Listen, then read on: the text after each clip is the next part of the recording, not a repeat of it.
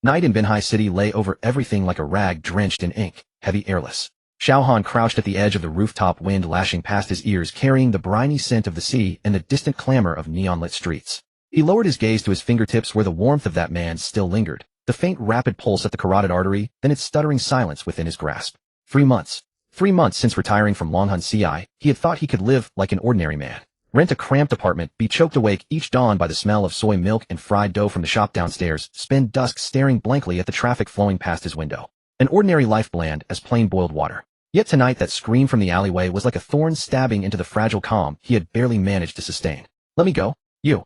A woman's voice laced with terror and pain. Xiao Han stood at the mouth of the alley, swallowed. 3 men had a female police officer surrounded, their spring-loaded knives glinting with cold light beneath the dim street lamps. The policewoman's uniform had been torn open along one seam, her face smeared with blood, yet she still clutched her baton in a death grip, eyes stubborn like a wounded wolf. "You filthy bitch," still pretending to be pure. One of the thugs spat the blade, inching toward her throat. 3 seconds. The first thug never even saw his figure clearly before a lance of pain shot through the back of his neck, and his body went limp, collapsing bonelessly to the ground. The second thug reacted a little faster. His knife had only risen halfway when his wrist was seized in an iron clamp of a hand. Crack! The sound of breaking bone rang unnaturally clear in the alley. "Oh!" The scream hadn't even finished when Xiao Han's foot drove into his chest, sending him flying 3 meters before smashing into the wall and slumping into unconsciousness. The third thug panicked. The knife in his hand trembled, his eyes were filled with pure fear. "You, who are you? Mind your own business." Xiao Han did not answer. He took a step forward, the thug instinctively retreated, tripped, and fell hard to the ground. The knife slipped from his grasp. Xiao Han bent down, picked it up, weighed it in his hand, then flicked it back. The hilt struck the thug's temple with unerring precision. Unconsciousness. The alley fell quiet again, only the policewoman's ragged breathing remained. Xiao Han turned away and left his footsteps fading at the mouth of the alley. "Wait." The policewoman struggled to push herself up, blood running from her temple into her eyes, blurring her vision. She had only enough time to glimpse a blurred profile, and those eyes. No hesitation, no fear, no pity, and no... They were the eyes that only someone who had killed countless people could possess, utterly tranquil. Like a dry well, bottomless, where no emotion thrown in could stir the faintest ripple. Her name was Ling Yun, deputy captain of the Binhai City Criminal Police Unit. Tonight should have been a routine patrol, but she had been targeted by these 3 knife-wielding thugs. She had thought she was going to die or suffer something worse than death. "Who are you really?" she murmured, fingers groping for her fallen baton and brushing against her phone. The screen was still lit, displaying the blurred photo she had just captured. A profile stretched long by the street lamp's glow. By the time he returned to his rented room, it was already 2 in the morning. Xiao Han twisted open the faucet, cold water sluicing over his hands. He lifted his head and looked at himself in the mirror, black hair grown a bit too long veiling his brows, and eyes, a cheekbone sharper than they had been 3 months ago, sunken eye sockets tinged with the bruised shadows of chronic insomnia. On his wrist an old scar shone pale under the light. The training camp of Longhun CI had no name, only a number. He had been taken there at 5 years old and left at 25. 20 full years. In those 20 years he learned how to pick any lock with a single piece of wire, how to subdue a grown man within 3 seconds, how to kill using the most inconspicuous of objects. He also learned how, after killing, to wash his hands, eat, and sleep as if nothing had happened. But Xiao Tian was dead. Xiao Han closed his eyes, and the scene surged back. Gunfire, blood, Xiao Tian collapsing into his arms, a smile still at the corner of his lips. "Hanji, for me. Take care of Xiao Yu." He opened his eyes again, and the face in the mirror was utterly expressionless. The retirement payout was only 300,000. In Binhai City that amount would not even buy a restroom. He could not go back to Longhun CI. When Xiao Tian died, Chief Instructor Yi Qinglong had watched him with complicated eyes. "The 5 of you are the finest team I have ever trained. But at the end of this road you either die or become machines with no one left inside. Xiao Han, you still have a chance to leave." He looked down at his own hands. These hands knew only how to kill. On the table, a virtual web advertisement kept flashing blue light reflecting through the dark room like a ghost sigh. "Hong Wang, your second life." Xiao Han stared at that line of text for a long time. His brothers from Longhun CI, Lin Tianlong, Zhang Mo, Zhang Xian Liu, all played this game. Lin Tianlong had once said, "Hanji, you should try it. The world in there feels more real than reality." More real than reality. Xiao Han let out a quiet, derisive laugh. He had lived 25 years and had never felt that reality held any realness. Since he was 5, his life had been prearranged. Training missions, killing, then more training. He did not know what real meant. But with his savings running dry, he needed a way to survive. He picked up the helmet, the chill of the material seeped into his fingertips. It was an old model VR helmet, long obsolete on the market, but the equipment unit of Longhun CI had modified it. Its performance surpassed any civilian version.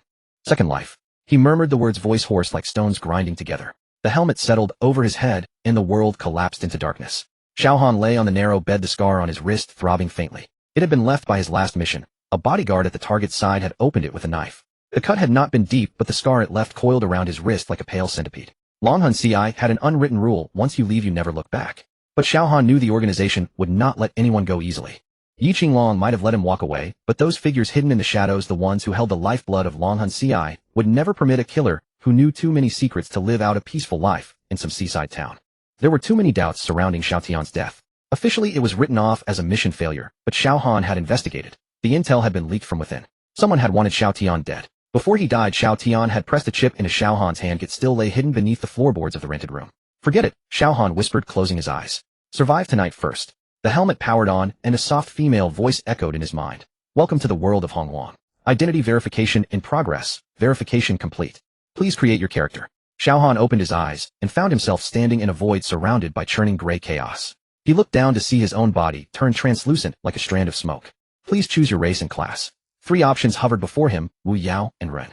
The Wu race possessed formidable physiques excelling at close combat. The Yao race was gifted with innate talents and could shift their forms. The Ren race had extraordinary comprehension suited for cultivating all manner of Dao arts.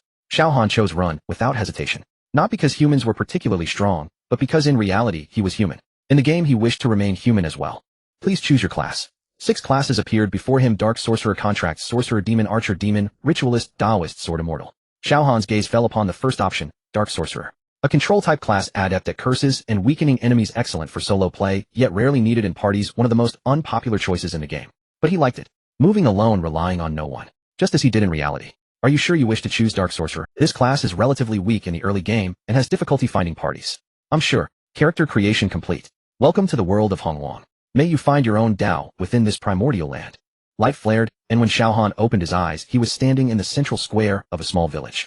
Around him were thatched huts and muddy dirt paths. In the distance stretched chains of green mountains and vast ancient forests. In the sky a crimson sun was rising, staining the clouds the color of blood. Xiao Han lowered his head to look at the coarse linen on his body and the battered wooden staff in his hand. This was his second life. A dark sorcerer in a world where everything began from zero. He tightened his grip on the staff, the corners of his mouth lifting slightly. A bitter smile, 3 parts self-mockery, 7 parts resolve. Hongwang. He murmured the name. I hope you can give me an answer. From afar came the shouts of players in battle and the snarls of monsters. Xiao Han set his feet in motion and walked out of the village. His back drawn long by the morning light stretched like a solitary shadow cast upon this unfamiliar land. Meanwhile, 1,000 kilometers away in the Binhai City Public Security Bureau, Ling Yun was staring at the blurry photo on her computer screen, her gaze sharp as an eagle's. Help me look into someone, she said to the colleague beside her. This profile, I want to know who he is. Her colleague leaned and frowned. The photo is too blurred, you can't even see his face. He took down 3 knife-wielding thugs in 3 seconds. Ling Yun's voice was icy. Someone like that is no ordinary man. Check. The colleague was cowed by her tone and nodded. Alright, I'll try. Ling Yun leaned back in her chair and closed her eyes. In her mind, those tranquil eyes refused to fade. She had seen them once before. When she had just joined the force during a covert operation where she was assigned to perimeter security, a small squad had passed by her. The man at the front had glanced at her. That same gaze like a cold blade piercing through her disguise in an instant. She had shivered. Xiao Han. She whispered the name. Who are you really? The world of Hongwang was more real than Xiao Han had imagined. Wind brushed his cheeks, carrying the smell of soil and grass. Beneath his feet, the rutted dirt road rose and fell, so that each step conveyed the unevenness of the ground. From the distant forest came wolf howls and birdsong, clear, as if sounding right beside his ears. He lowered his eyes to his attribute panel. Character Xiao Han. Race Ren. Class Dark Sorcerer. Level 1. Health 100. Mana 150. Strength 8. Agility 10. Constitution 8. Intelligence 15. Spirit 12. His base stats were slightly higher than those of ordinary players, especially intelligence and spirit, the core attributes of a dark sorcerer. Xiao Han guessed it was likely the result of Longhun Ci's training. His reaction speed and willpower in reality had been converted by the system into bonus attributes. Beginner quest: go beyond the village to slay 10 gray wolves. Reward 100 experience, 10 copper coins. Xiao Han accepted the quest and lifted his staff, heading toward the outskirts. The beginner village's square was crowded with players, some shouting to form parties, some setting up stalls to sell items, others chasing after NPCs for information. Xiao Han threaded through the crowd without speaking to anyone. He was used to moving alone. Outside the village stretched an open grassland where a few gray wolves roamed, noses to the ground in search of food. Several parties were already engaged: sword immortals charging with wooden swords, Taoists flinging talismans from the rear, contract sorcerers summoning little dogs to serve as meat shields. Xiao Han picked out a lone gray wolf and raised his staff. Corrosion. A streak of green light shot from the staff's tip, and the gray wolf howled, its fur beginning to rot away, its health bar bleeding down at 5 points per second. It locked onto Xiao Han, snarling as it charged. Xiao Han slipped sideways, the wolf lunging into empty air. He cast another corrosion spell while stepping backward.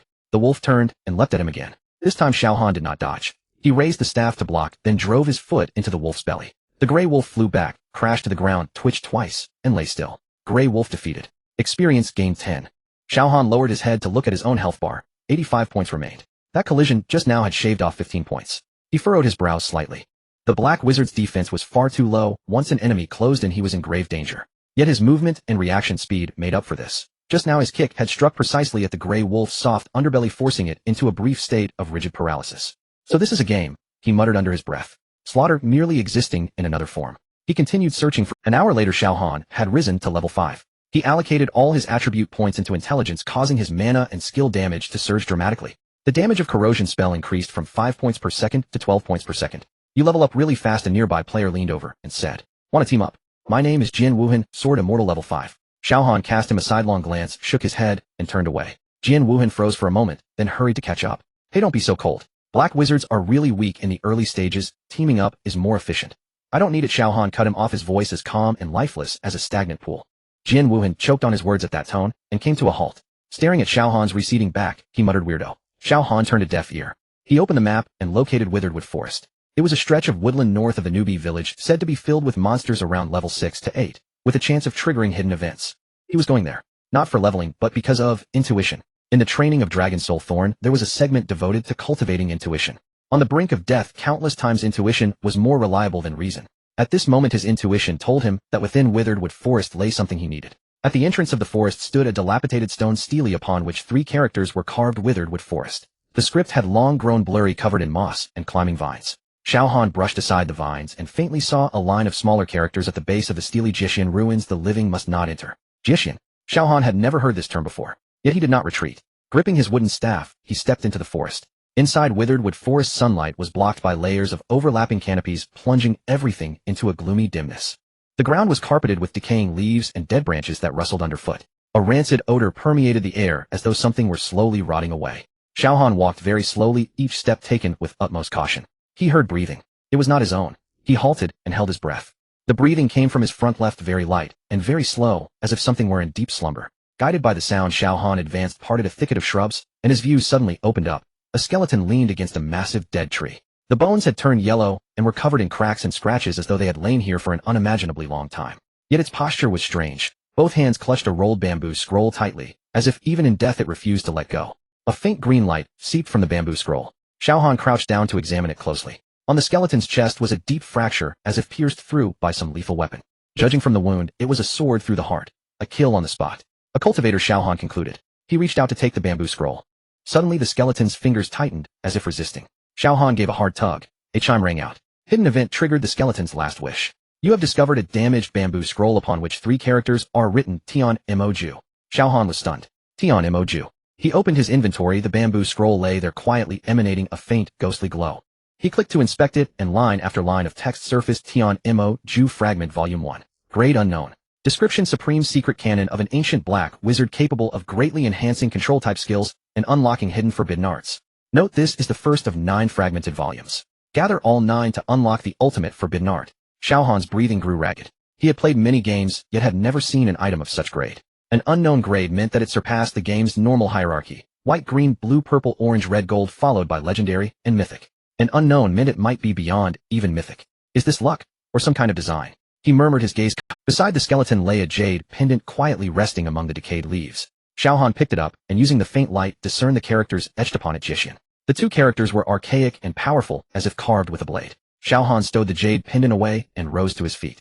He gazed at the skeleton for a moment in silence, then pressed his palms together and gave a slight bow. Whoever you were, thank you. He turned and left, moving faster than when he had come. In Witheredwood Forest the wind howled mournfully, as though trying to speak.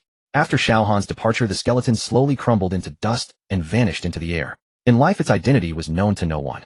As for why the Tian Mo-ju fragment appeared here, that was an even deeper mystery. But Xiao Han knew that this game was far from as simple as it seemed on the surface. He opened his attribute panel and discovered a new skill: Tian Mo-ju Volume 1 passive skill: All Black Wizard skill damage, increased by 20, mana consumption reduced by 10. Active skill: Tian Mo Bodyguard, can absorb 50 of incoming damage for 5 seconds, cooldown time 60 minutes. So this is the power of Tian Mo-ju. Xiao Han whispered. He continued deeper into Witheredwood Forest. His intuition told him that this was only the beginning. The forest grew ever darker, tree shadows swaying like monsters baring their fangs and claws. Xiao Han moved with even greater caution, his wooden staff poised to strike at any moment. Suddenly he caught a strange fragrance in the air. It was faint yet distinct, resembling both flowers and medicine. Following the scent, Xiao Han discovered a hidden opening behind a massive ancient tree. The entrance was very narrow, allowing only one person to pass at a time. Yet from within a faint light seeped out. He hesitated for a moment, then slipped inside. The cave was a world unto itself. It was far larger than Xiao Han had imagined. Stooping to squeeze through the cramped entrance, he straightened up to find a spacious stone chamber before him. Cracks in the ceiling let in thin rays of sunlight that struck the stone walls and reflected in strange patterns of light. In the corners of the stone chamber grew all manner of exotic flowers and herbs. Xiao Han was no botanist, but he recognized several among them. In the Dragon Soul Thorn training, wilderness survival was a compulsory course. He had learned how to identify poisonous plants, how to staunch bleeding, and how to use plants to purify water. Yet most of the plants here were beyond his knowledge. A purple vine clung to the stone wall, its heart-shaped leaves emitting a soft phosphorescent glow. A cluster of red wildflowers bloomed nearby, their petals like flickering flames. In the corner, a white mushroom stood, its cap speckled with black spots like stars scattered across the night sky. Are all these medicinal herbs? Xiao Han crouched down to examine them carefully. He reached out, attempting to harvest the purple. A chime sounded. You have discovered purple heart vine, quality excellent. Can be used to refine intermediate healing pills. Xiao Han's eyes lit up. Intermediate healing pills. In the newbie village, the best players could buy were only basic healing pills restoring 50 health points and selling for 10 copper coins. Intermediate healing pills were said to restore 200 health points and were utterly unavailable in the newbie village. He sped up his gathering. Purple heart vine, flame flower, star mushroom. Each was a high-quality medicinal herb far beyond what should exist in a beginner's area. A chime rang. Hidden event triggered. The Medicine Immortal's hidden trove. You have discovered Shinong 100 Herbs Classic, a treasured alchemy manual that can identify all medicinal herbs under heaven and increase pill refining success rate. A yellowed book appeared in Xiao Han's hands, its cover bearing 5 large characters, Shinong 100 Herbs Classic.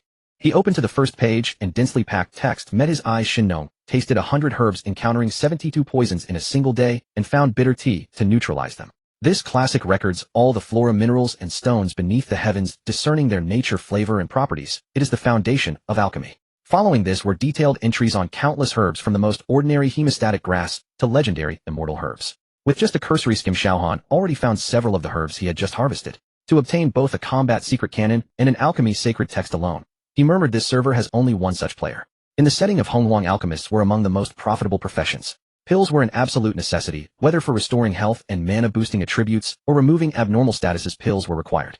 And alchemists were scarce. High-quality pills were perpetually in short supply. With the Shinong 100 Herbs Classic, he could identify all herbs, and his pill refinement success rate would increase dramatically. This meant he could refine pills himself instead of paying high prices to others. Xiao Han carefully put the book away and continued exploring the cave. At the depths of the cave, another passage led further into darkness. He hesitated and did not rush in. His intuition told him danger lurked there, and with his current strength, entering would be courting death. He turned to leave. At that moment, the cave began to shake violently. A thunderous crash resounded as a boulder fell from the ceiling, smashing into the spot where he had just been standing.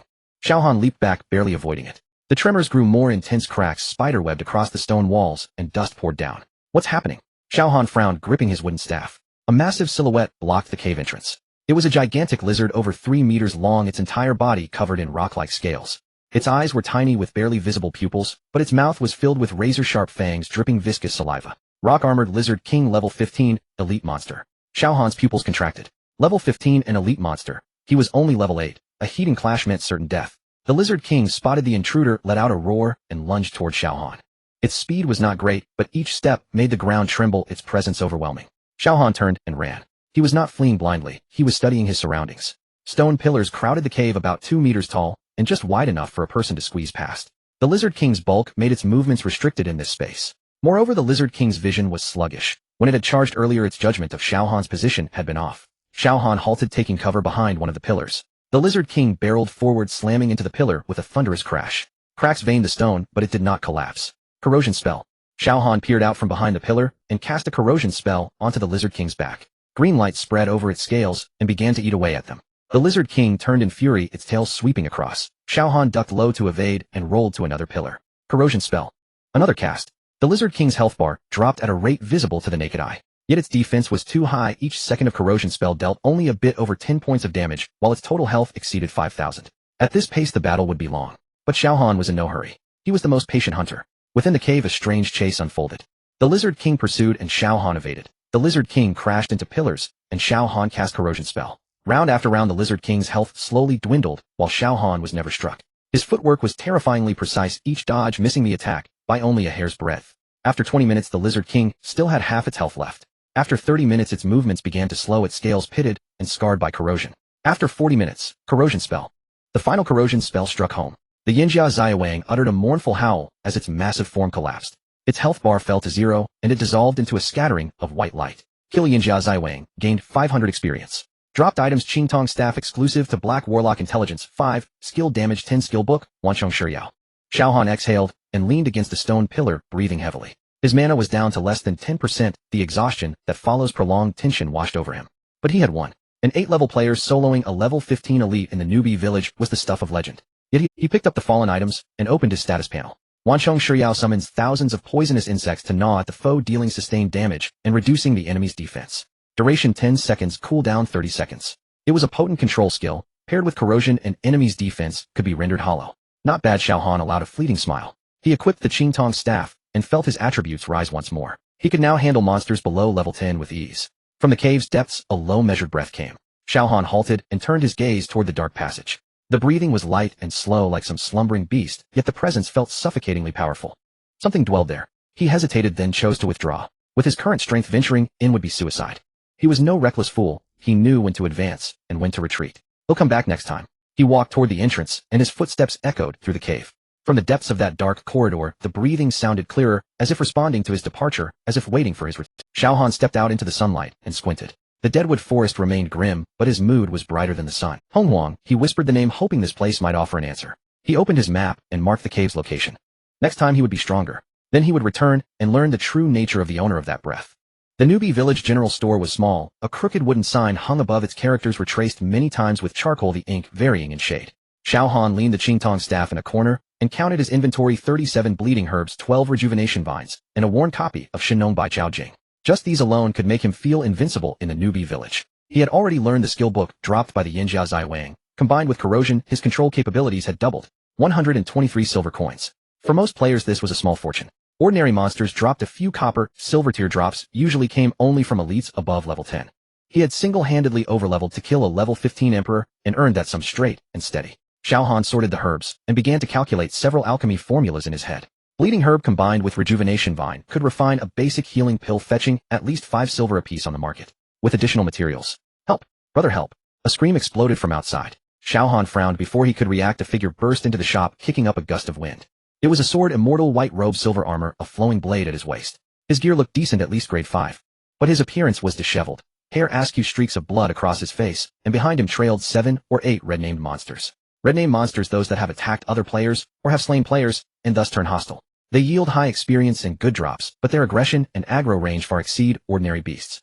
Brother, help! He shouted as he lunged toward Xiao Han. I drew their aggro, I can't hold them. Xiao Han stepped aside. It was none of his concern. He never liked meddling in the game, it was the same. Parties, alliances, guilds. Each was more, solitude was simpler. But the man gave him no chance to refuse. He circled behind and led the whole pack toward Xiao Han. 8 in all, 3 bloodclaw wolves, 4 rotwing crows, and 1 slightly larger, a red-name elite. Damn, the man cursed. Where did an elite come from? Xiao Han's gaze turned cold. The bloodclaw wolves leapt forward, the rotwing crows circled overhead, and the red-name elite bared fangs as it lunged for his throat. No escape. Xiao Han lifted his right hand and swung the Qingtong Staff. Corrosion. A green light flared. The foremost bloodclaw wolf froze, its hide mottled with dark purple corrosion. It howled as its health visibly drained. Wanchong Shiyao. Black shadows surged from the earth, and countless devouring worms crawled over the monsters' bodies. The bloodclaw wolf thrashed, but the swarm had burrowed into its flesh, biting and tearing. 8 seconds of control. Xiao Han's timing was precise to the millisecond. Corrosion's damage was just enough to trigger Wanchong Shiyao's extra effect, extending the control by 3 seconds. Holy! The sword immortal's eyes brightened. This combination. Before he finished speaking, Xiao Han was already in motion, staff swinging in a relentless cycle of corrosion into Wanchong Shiyao. 3 bloodclaw wolves were held rigid in place. A rotwing crow dove Xiao Han sidestepped, and with a backhand sent another corrosion spell flying. You attack, Xiao Han said coldly. The sword immortal snapped to attention, drew his blade, and struck. Liuguang, sword technique. Silver light sliced through the air, and the bloodclaw wolf's health emptied in an instant. He grew more confident as he fought. Sword light flashed, and the 4 rotwing crows fell in succession. The remaining red-name elite roared and radiated a blood-red aura, entered a berserk state. Careful! The sword immortal shouted, this one is about to unleash a big move. Xiao Han did not move. He watched the red-name elite with a calm, unreadable gaze. In berserk, the monster's attack doubled while its movement slowed by 20%. That was enough. Corrosion. The green light stilled its charge. Wanchong Shiyao. The insect swarm surged up. 8 seconds of control. Xiao Han stepped back, clearing space for the sword immortal. Thanks, brother. The sword immortal brought his blade down. Liuguang break. The sword light pierced the elite's skull, and the beast collapsed with a thunderous fall. The fight was over. Outside the shop lay a scattering of bodies. Xiao Han sheathed his staff and returned to his herbs. The man did not leave. He bounded over and slapped Xiao Han on the shoulder. Brother. He beamed, flashing white teeth. You're incredible. Your control was flawless. I saw it. A full 8 seconds that elite didn't move an inch. Xiao Han's shoulders stiffened. He disliked physical contact. It was a habit forged in Long Hunsi. A killer needed no friends, no intimacy, no weakness to be exploited. He shifted aside and quietly avoided the hand. The man paid no heed to the coolness and went on. Long Fei, leader of Tianlong Gang. Brother, what's your name? Which guild are you from? Tianlong Gang. Xiao Han had seen the name on the game forums. The 3 great guilds of the China region. Long Fei was a scion, said to be a wealthy heir, his father chairman of the Tianlong group. Xiao Han said. Xiao Han. I'm a free agent. Free agent. Long Fei blinked, then his eyes lit up. Perfect. Our Tianlong Gang lacks black warlocks, especially those with your playstyle. Not interested. Xiao Han cut him off. Long Fei was taken aback by the curt refusal, but quickly smiled and pulled a card from his pack. It's fine, take this. The Tianlong Guild's gates are always open to you. Xiao Han did not take it. Long Fei did not seem offended. He placed the card on the counter and turned to leave. You'll come looking for me sooner or later, he called back, then slipped out into the street. Xiao Han looked at the card and frowned. Sooner or later you'll look for me. The remark struck him as odd. He tucked the card into his pack and resumed sorting the herbs. Long Fei's careless grin, however, lingered in his mind. He had seen that same heartless laugh before. Xiao Tian used to smile just like that. Back in the days at Long Hunsi, Xiao Tian was the most carefree of the 5. Between missions he would chatter and laugh with. Xiao Han always kept his face stern, yet secretly did not dislike him. Later Xiao Tian died. Xiao Han touched the jade pendant at his chest, the characters Jiexian engraved upon it. He brought his thoughts back and continued the inventory. Herbs could be sold to the shop or used for alchemy. Refining pills yielded higher profit, but required time. His level was still low and his skill proficiency insufficient. Rashly attempting alchemy risked failure. He would sell part now and accumulate capital first. As he pondered, footsteps sounded at the door again. Not Long Fei this time. Xiao Han strained his ears and picked out at least 3 distinct strides. Their weights varied, likely 2 warriors and a mage. The footsteps stopped at the shop entrance. Long Fei just ran. A low voice. I saw him dash inside. Another voice laced with impatience. The brat ran faster than a rabbit. We couldn't catch him. What should we report to the boss? Just go back and report. It's not our fault. Long Fei's too slick. Their footsteps faded. Xiao Han peered through the crack and watched 3 red name IDs vanish down the street. Emotion Gang. He read the guild tag above their heads. Emotion Gang, one of the 3 great guilds. Its leader on rumor had it the boss was a business magnate with an iron hand and a cadre of top-tier players. Long Fei being pursued by Emotion Gang.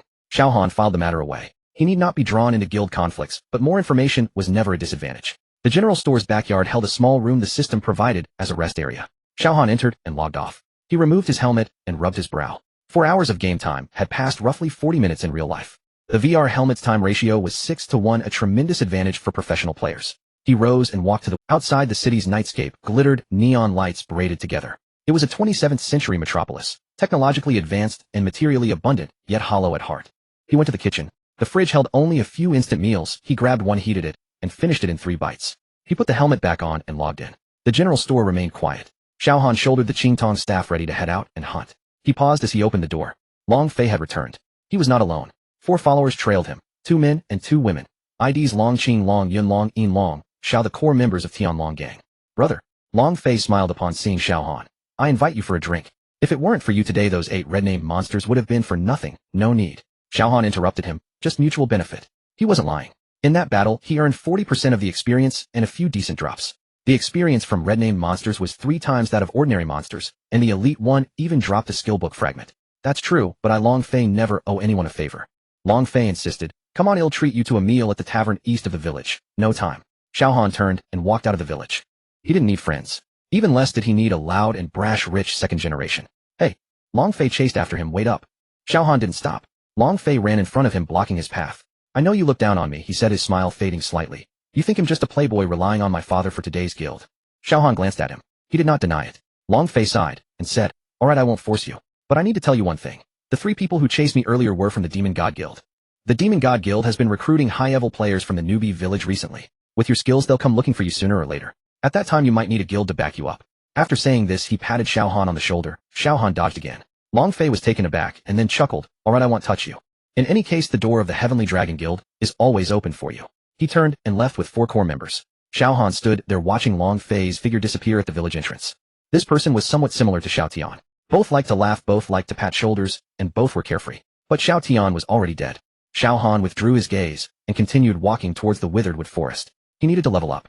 He was too weak now. The Black Wizard's control skills were powerful, but the damage output was insufficient, making solo grinding inefficient.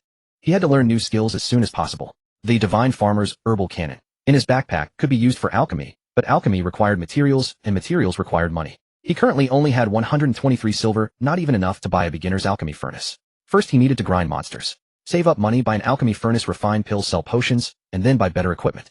This was his current plan. As for the guild, Xiao Han recalled Long Fei's words. You will come looking for me sooner or later. He wouldn't. But perhaps in this game he really needed some sources of information. Although Long Fei was loud and brash, the intelligence network of the Heavenly Dragon Guild should be top-notch in the entire server. Xiao Han kept this in mind, and continued deeper into the Witheredwood Forest. In the depths of the Witheredwood Forest, Xiao Han found a grinding spot with 3 level 12 withered bone wolves. He raised his bronze staff, channeling the corrosion spell. The battle began. Meanwhile, on a small hill outside the newbie, 3 red-named players stood side by side, gazing at the distant village. Guild leader Long Fei has run away. Should we chase? No need. The leader spoke, his voice low. I've already sent the newbie village data to Duzun. They said there are abnormal data in this village, possibly a trigger point for a hidden quest. Hidden quest? Yes. Duzun wants us to keep an eye on it to see if any players trigger any special events. He paused, his gaze landing towards the direction of the grocery store. The shop that Long Fei just ran into came out with full status. Definitely a player, helped him recover. Investigate who the owner. Yes. The 3 figures flashed and vanished from sight. Xiao Han was unaware of all this. He was focused on grinding monsters, and the 3 withered bone wolves were already under his control, their health bars slowly decreasing.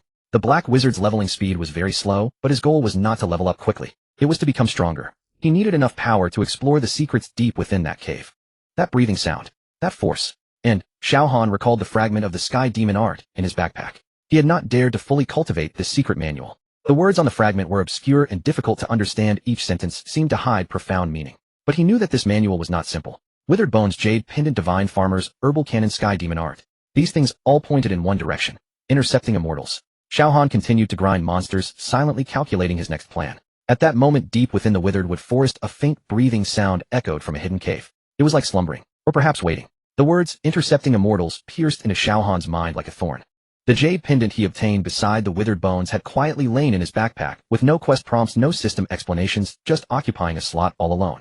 Xiao Han had tried various methods, blood, oath, spiritual energy infusion, and even tapped it twice with the bronze staff, but the jade pendant remained unmoved. The only clue was those 2 words, intercepting immortals. Xiao Han scoured the game forum. The information on the Hongwang forum was vast, but most of it was garbage posts such as top 10 tips for newbies, and how to level up quickly to level 10, after flipping through dozens of pages just to find a vague clue. A player with the ID Scattered Cultivator Old Joe had posted 3 months ago mentioning that there seems to be something under the cliff north of the newbie village. The post only had 3 sentences accompanied by a blurry screenshot with 0 replies below, a definite dead post. Xiao Han stared at that screenshot for 5 minutes. On the cliff wall there were faint patterns mostly covered by vines, but the exposed parts matched exactly with the patterns on the back of the jade pendant. He immediately logged off, slept for 4 hours, and logged back in at 4 in the morning. North of the newbie village, the cliff. The sky was not yet bright, and there was only sparse light on the cliff. Xiao Han stood at the cliff's edge looking down into the dark abyss. The forum mentioned that this area was an unopened map with unknown monster levels, and advised players not to venture there. An unopened map. Xiao Han slightly curved, his lips turned, and found a concealed spot to begin his descent. The training for the Dragon Soul Stab included free climbing. A 30-meter vertical cliff carrying a 20-kilogram weight with a time limit of 3 minutes. Back then he thought this training was extreme, but now it proved useful. The cliff's wall was easier to grip than the training grounds, with many protruding rocks and tree roots to leverage. He reached the bottom in less than 10 minutes. It was very dark at the bottom of the cliff, and the damp air mixed with the scent of decaying leaves. Xiao Han activated night vision mode, a basic function of his helmet that enhanced visibility in dim environments but had limited range. He explored along the cliff wall for about 200 meters and finally stopped at a rock surface completely covered by vines. He brushed aside the vines.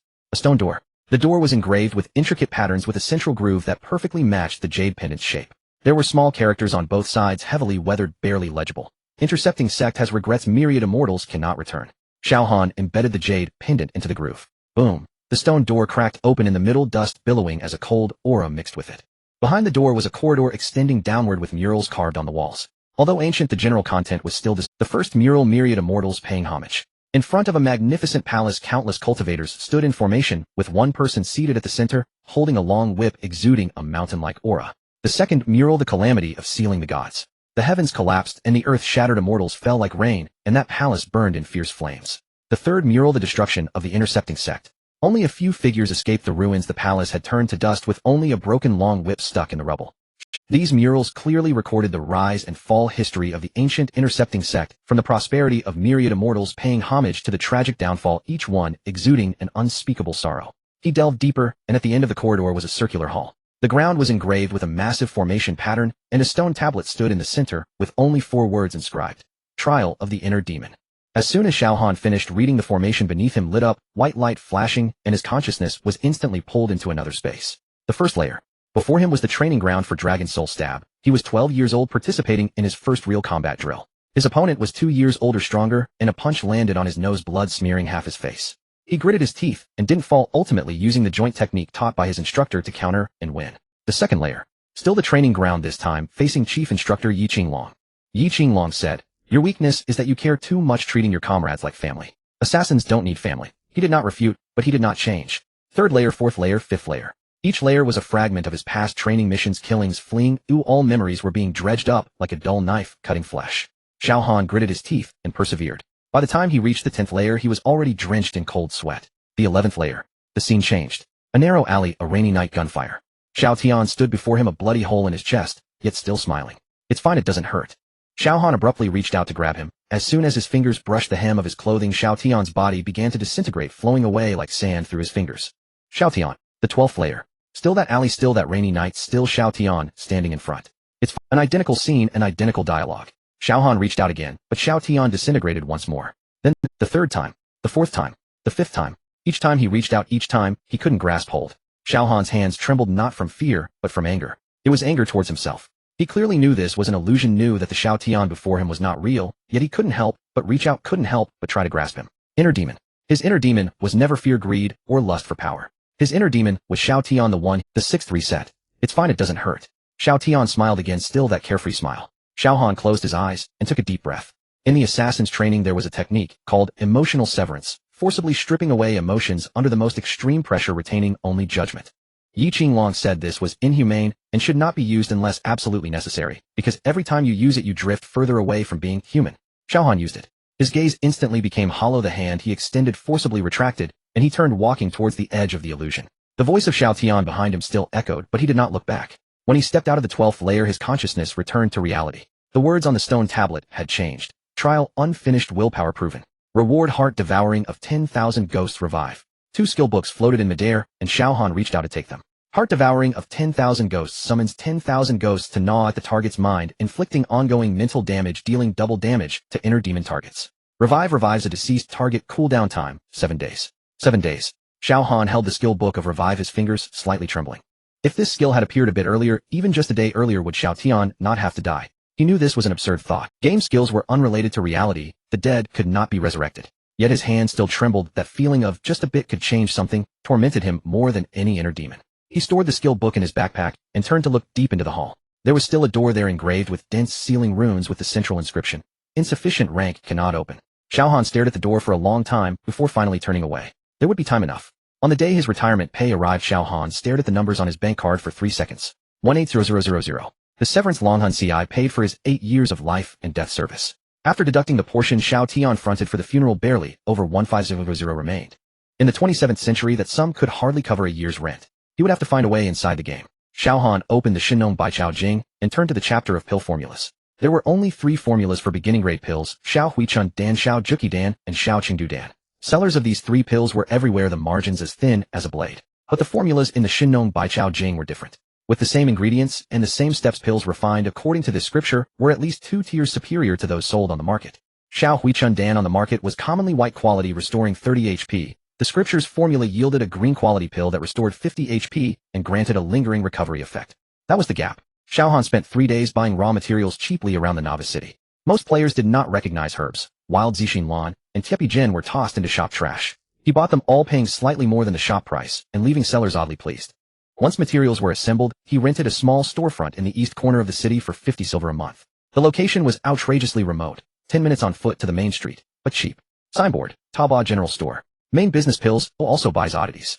On the first day of opening, there was not. Xiao Han sat behind the counter reading the Shinong Baichao Jing, glancing at the empty doorway from time to time before lowering his head again. He was not anxious. Quality would speak for itself and customers would come in time. The second morning brought nothing. In the afternoon, a figure finally stood at the door. His ID read Lin Feng, profession, Taoist, 1 level below Xiao Han. His equipment was shabby, the plain robe patched in several places. He did not even have a proper staff. He peered into the shop like a stray cat dampened by rain. "Come in," Xiao Han said. Lin Feng hesitated, then entered, his gaze falling on the bottles of pills on the counter. His eyes, "Is this Xiao Huichun Dan?" Green quality. He picked one up and examined it closely. Impossible. Beginner pills can't be green quality. What catalyst did you use? He asked. The formula, Xiao Han replied curtly. Lin Feng stared at the pill for a long time, then gave a bitter laugh and returned it to the counter. I used to refine pills myself, he rasped. Back in Tianshanbang, I was responsible for supplying pills to the guild. He continued calmly. Later, when tasked with refining higher-grade formulas, the furnace exploded, all the materials were ruined, I fell into debt, and the guild tossed me out when I was no longer useful. He spoke evenly, but his fingers gripped the hem of his robe without release. Xiao Han observed him. Bloodshot rims around his eyes suggested many sleepless nights. Burn scars from handling pill furnaces marked his hands, and his knuckles were thick, signs of long years at the hot hearth. His plain gear indicated poverty, yet his first question about the pills was not price, but catalyst. That was the instinct of a try it, Xiao Han said, producing a set of refining tools and a bundle of raw materials from under the counter and sliding over a page of formula. Lin Feng froze. What? I said try. Refine a batch of Xiao Hui Chundan according to this formula. Lin Feng looked down at the page, his brow knit tighter and tighter. The material proportions in this formula differed from common market recipes. Several herbs had their quantities subtly adjusted. It appeared casual, but was in fact ingenious. Where did you get this formula? He asked. None of your business, just refine it, Xiao Han answered. Lin Feng hesitated for a few seconds, drew a deep breath, and began. His technique was steady. Fire control, ingredient timing, pill coalescing. Each step precise and exact. Xiao Han watched and realized the man's fundamentals were solid. The earlier furnace explosion had likely been a formula problem, not incompetence. The pills completed. 3 Xiao Hui Chundan green quality, a 100% success rate. Lin Feng could hardly believe it. He turned the pills over and over, muttering. How? With the same operations, why could I never reach this quality before? It's the formula, Xiao Han said. Xiao Han pocketed the pills. From now on, you refine by my recipe. I supply materials, you supply skill. We split profits 50-50. Lin Feng looked up sharply at Xiao Han's calm gaze, his Adam's apple bobbing. Why do you trust me? I just blew a furnace. I'm in debt. Even the guild turned me away. I can see your skill, Xiao Han cut in. The furnace explosion was a formula problem, not yours. Don't thank me. Just do the work well. Lin Feng opened his mouth, then said nothing, finally nodding heavily. From that day, Taobao General Store gained a second member. The news spread faster than Xiao Han expected. Green quality beginning pills appearing in the exchange drew immediate attention. Some doubted the authenticity, but trying them proved the effects genuine.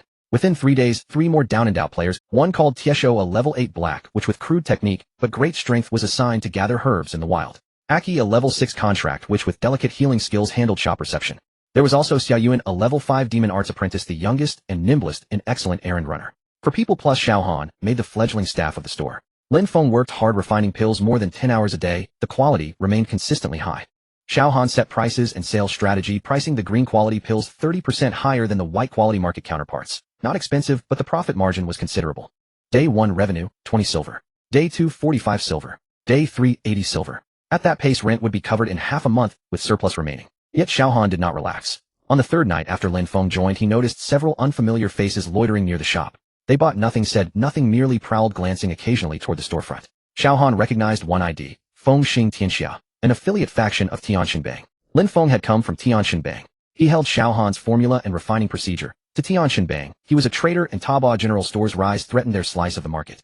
Xiao Han kept silent and quietly set several corrosion spell trigger points around the shop and hid a dagger beneath the counter. A melee weapon usable even by a black, which though its damage was laughably small. Being watched meant his work had value. That was good, but he would remain cautious. Lin Feng did not know this. He bent over his furnace, the firelight reflecting on his focused, tranquil face. It was the first time Xiao Han had seen that expression on him since being cast out of Tianshanbang. Xiao Han glanced once, then returned to the back room. Outside, the unfamiliar silhouettes remained. Business gradually fell into a rhythm. Lin Feng was honest and skilled at refining. His blunt manner meant he had no place in a guild like Tianshanbang. But at Xiao Han's shop he thrived. Xiao Han spoke little and meddled less. He would place formulas and materials before Lin Feng and go about other matters. Boss, the batch of healing pills, the quality. Lin Feng ran over, clutching several bottles. Xiao Han glanced and nodded. Leave them there. Lin Feng hesitated, set the bottles down, and retreated behind the counter with something unspoken pressing at him. He found his boss odd. Open a shop, yet appear indifferent, spending days staring at the forum, as if searching for something. Xiao Han was indeed searching. The Jiesian jade pendant fragments of the Tianma manual, the Shinong by Chao Jing. The connections among these items were a knot. He needed a thread. The mysterious breath in the cave deep within the withered with the sealed door at the Jiesian ruins, the ancient hint in the pendant's engraved characters. All urged him onward. Resources in the novice village were insufficient. A forum notification popped up. A pin message had appeared. Major discovery. The Xianyuan tomb dungeon has opened. Located in the central wasteland of the first continent, entry limited to level 30 and above. The first team to clear it server-wide will receive a hidden reward. Xiao Han's gaze halted on the words, level 30. He glanced at his character panel. Level 28, 2 levels short. The central wasteland was not far from the novice village, only half a day's ride on horseback. If he could reach level 30 before the first wave of players arrived. Lin Feng. Here. Lin Feng straightened at once. Keep an eye on the shop. Message me if anything you can't handle. Are you going out? Xiao Han gave no explanation and simply logged out. 2 days later he stood at the edge of the central wasteland staring at the half-buried steel rising from the yellow sand. 4 archaic seal characters, Xianyuan Tomb, were carved on the steel. Several players had gathered forming small parties while waiting for their companions. Xiao Han scanned the crowd. Most were full 6-man teams with balanced compositions, warrior healer damage dealers. He checked his level, 30, just meeting the threshold. Brother, want to join our party? A warrior-type player asked. We're a 6-man group, but need a controller. You look like a black witch. Xiao Han shook his head. Alone, the warrior frowned. This dungeon is said to be hard. 6 players might not even clear it, and you by yourself. He did not finish as Xiao Han was already walking toward the steel. A shout from the warrior dissolved in the wind and sand. The tomb entrance was a stairway descending into the earth. The torches along the sides were long extinguished, only the embedded luminous pearls along the walls casting a faint cold light. Xiao Han lit a torch and descended the steps. The air grew colder, carrying a stench of decay. At the stairs' end stood a bronze door etched with intricate patterns that resembled some ancient formation. He reached out and pushed. The heavy bronze door creaked open slowly, revealing a deep, shadowed corridor beyond. Every 10 meters along the corridor stood a stone statue, each grasping a spear, whose tip gleamed coldly in the torch. Xiao Han walked slowly, his eyes fixed on the statue's feet. There were faint scratches there as if something had been dragged past. A mechanism. He pressed on and halted before the third statue. Its eyes shifted. With a creak, a spear swung down from its head. Xiao Han sidestepped as the tip struck the ground and gouged a shallow pit. At the same time, the statues on both sides turned their heads, and their hollow sockets glowed red. Xiao Han's pupils contracted. 16 statues, every one animated. He did not retreat. Instead, he stepped forward, staff in hand, and cast a corrosion spell at the nearest statue. The statue hesitated, but being stone, it suffered little. The corrosion had little real effect. Damn, Xiao Han muttered. His crowd control skill was still on cooldown. He could only rely on movement to dodge scrambling to fend off the statue's onslaught. Their strikes were not fast, but they carried wind-cutting force. A single misstep would reduce him to pulp. At that moment, a streak of purple light shot from behind. Boom! The purple light landed amid the statue cluster and burst into a cloud of violet mist. The statue slowed as if mired in muck. Xiao Han turned. A girl in plain cloth stood at the corridor entrance, her staff still held in a casting posture. Her gear was ordinary, even threadbare, the sort of white-quality equipment sold in the novice village. Yet her eyes shone with a stubborn brightness. The girl's ID is Xiao Dai. Aren't you running? Xiao Dai's voice was a bit out of breath. Is your control skill not on cool? Perfect timing, am not on cooldown either. Xiao Dai said as she charged forward. Her movements were agile, weaving through the gaps between the statues, each step landing on safe spots. Meanwhile, her staff waved continuously, casting curses upon the statues, weakening their defenses and speed. Xiao Han reacted and immediately followed suit. The black wizard controlled the battlefield while the sorceress dealt damage. Their cooperation began without warning. Xiao Han used corrosion to limit the statue's movements while Xiao Dai unleashed her attacks from the back. 3 minutes later, the last statue crashed to the ground, shattering into pieces. Xiao Dai leaned on her knees, panting, and looked up at him. You're a person too. Xiao Han paused. Yeah. Then should we team up? Xiao Dai straightened up. It's too difficult to explore this ancient tomb alone. I saw you enter from outside and followed in only to find all the traps and mechanisms. 2 people are better than 1. Xiao Han fell silent for a moment.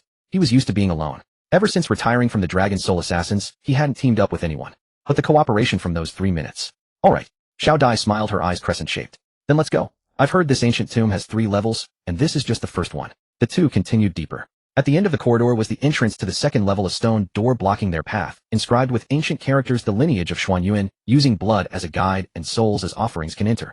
Xiao Dai furrowed her brows. What does this mean? Xiao Han stared at the inscription, and suddenly felt the jade pendant in his arms heat up. He looked down, and took out the jade pendant engraved with the words, Jiesian.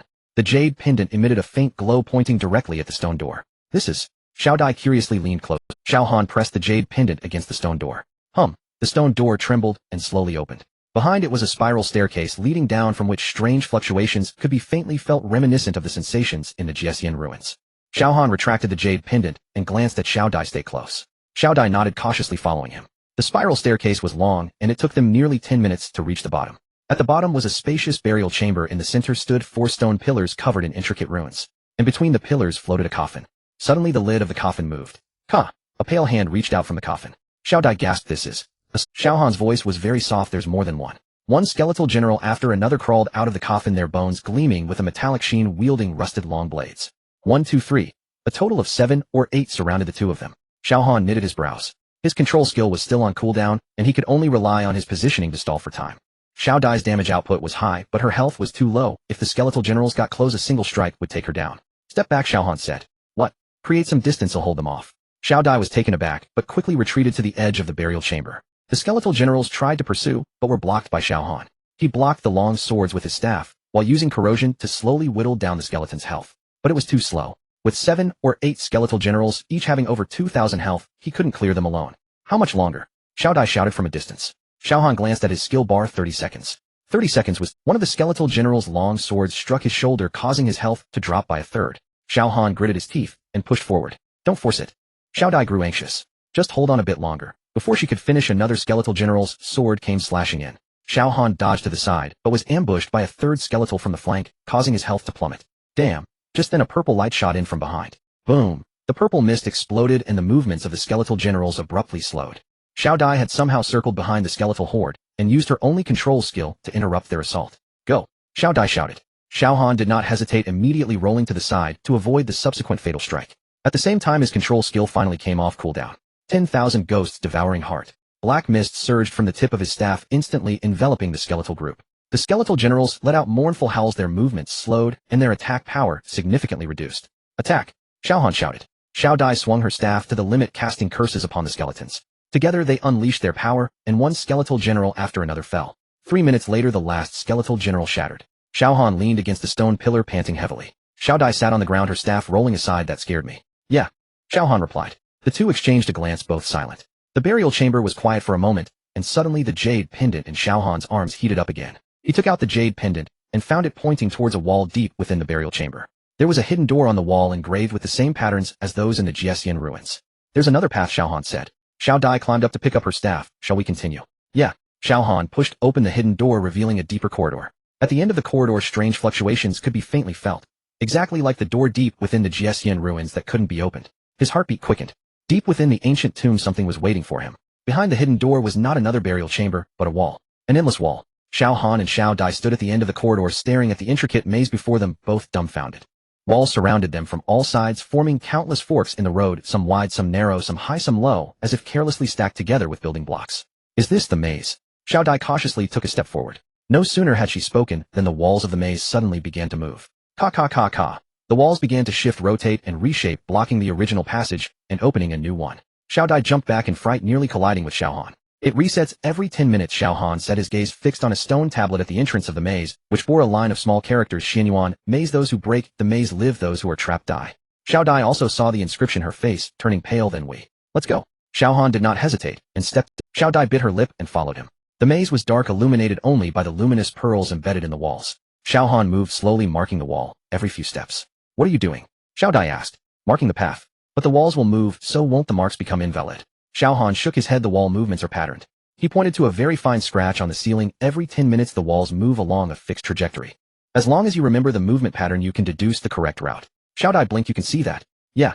Xiao Dai did not ask further, merely following him silently. Monsters occasionally emerged in the maze, mostly low-level skeleton soldiers and zombies, which Xiao Han could handle alone. Occasionally encountering elite monsters, Xiao Dai would cooperate to deal damage, and their synergy improved with each passing moment. After about half an hour, Xiao Dai noticed something strange. Xiao Han had never taken a wrong turn. At every fork, he would stop to examine the wall's patterns, then decisively choose the correct direction.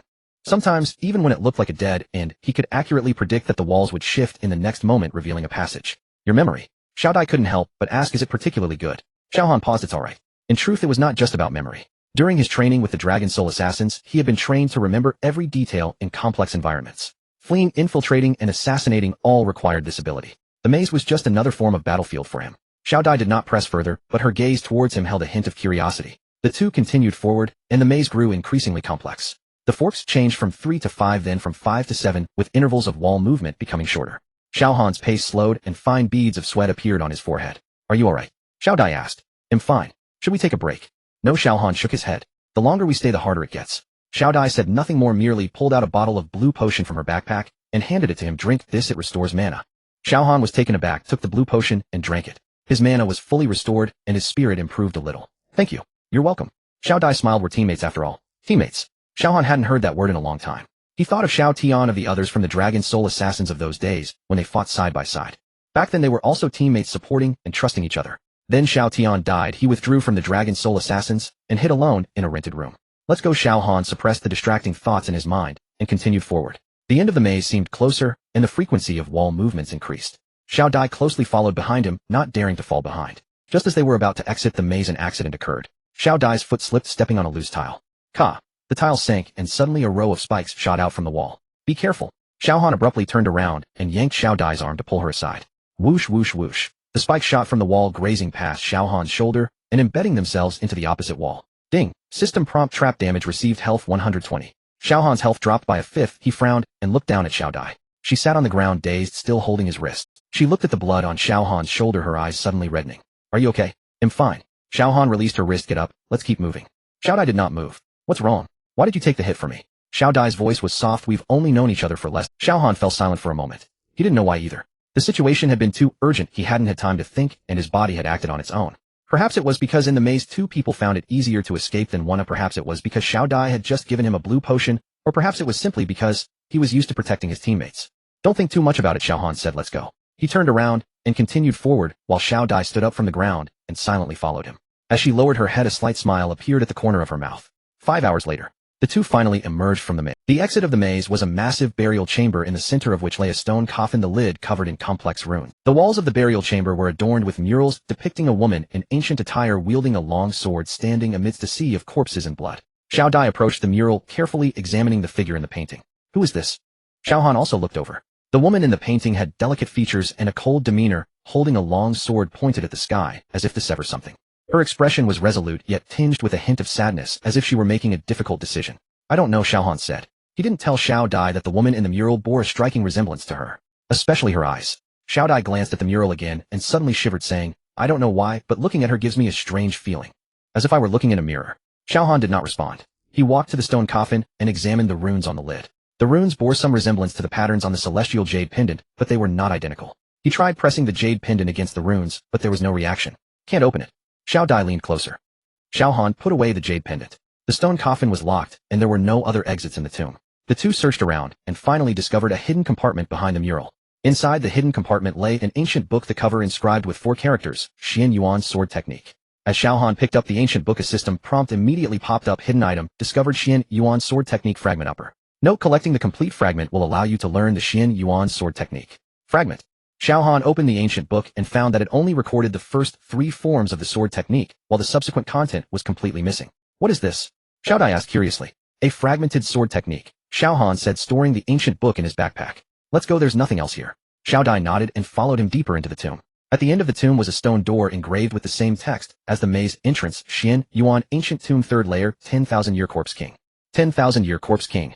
Xiao Dai's face changed. Sounds formidable. Xiao Han pushed the door open, and a wave of putrid air wafted out from behind. In the darkness, a pair of green eyes glowed.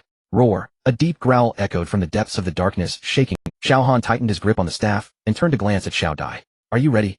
Xiao Dai took a deep breath and gripped her staff tightly. I'm ready. The two entered the tomb as the stone door slowly closed behind them. It was dark inside the tomb. The only source of light was the scattered night pearls on the walls, emitting a pale green glow. The air was thick with a putrid stench, as if corpses had been soaking in a swamp for centuries. Xiao Han and Xiao Dai stood at the entrance of the tomb, staring at the pair of green eyes in the darkness. The eyes were moving. Thud. Heavy footsteps emerged from the darkness, each step causing the ground to tremble slightly. As the footsteps grew closer, the true form of the creature finally revealed itself in the light. It was a corpse. To be precise, it was a standing corpse. Its skin was a bluish gray with atrophied muscles and protruding bones resembling a piece of sun-dried meat. But its eyes were green, shimmering with a ghostly light, and it had 2 fangs protruding from its mouth. 10,000-year corpse king. Xiao Han whispered its name. At the same time, a system prompt appeared. 10,000-year corpse king, level 35 sovereign class king. Warning: this king's attacks carry a corrosion effect. Melee combat is fatal. Recommendation: ranged attacks advised. Note: this king has extremely high HP. Teaming up to challenge is recommended. Xiao Dai gasped. A level 35 sovereign class king. We're only level 30, how can we fight it? Xiao Han did not answer, but was observing the environment of the tomb. The tomb was circular with a diameter of about 50 meters. In the center stood 4 stone pillars covered in runes which were connected by grooves resembling a formation. Do you see them? Xiao Han pointed to the stone pillars. Xiao Dai followed his finger and looked over those pillars. The pillars have grooves. Xiao Han said, my jade pendant should fit in there. Then what? Then let's see if we can activate the formation. As he spoke, Xiao Han had already sprinted toward the nearest stone pillar. Are you crazy? Xiao Dai exclaimed, the king is right there. Just as she finished speaking, the 10,000-year corpse king moved. Roar. The corpse king opened its mouth and let out a roar, the sound mixed with a strange frequency that made the two feel dizzy. Immediately after, the corpse king charged at Xiao Han, moving faster than a corpse should. Xiao Han sidestepped the corpse king's claw strike and swiftly embedded the jade pendant into the groove of the stone pillar. Buzz. The pillar lit up and the runes began to flow. But only one pillar lit up. The formation had not activated. 3 more were needed. Xiao Dai. Xiao Han shouted, draw its attention. What? Xiao Dai was stunned. I need time to activate the other pillars. You draw the king away.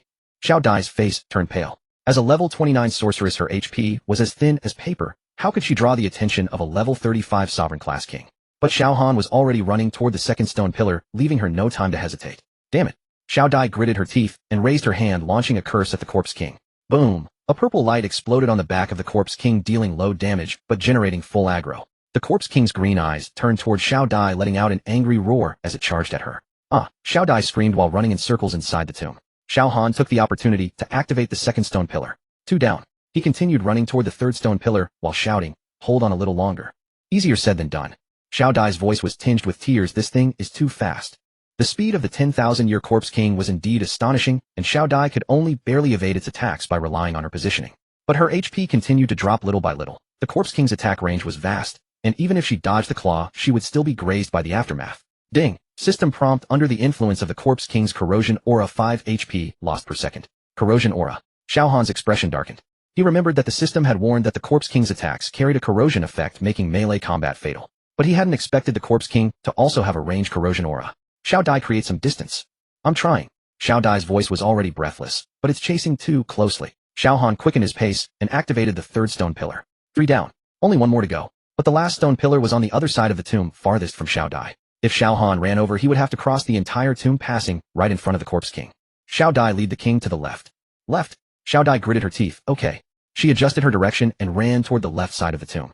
The corpse king pursued relentlessly. Its back turned to Xiao Han. Now's the chance. Xiao Han dashed forward, sprinting toward the fourth stone pillar. He pushed his speed to the limit, each step perfectly placed. But the 10,000-year corpse king's senses were sharper than he had imagined. Roar.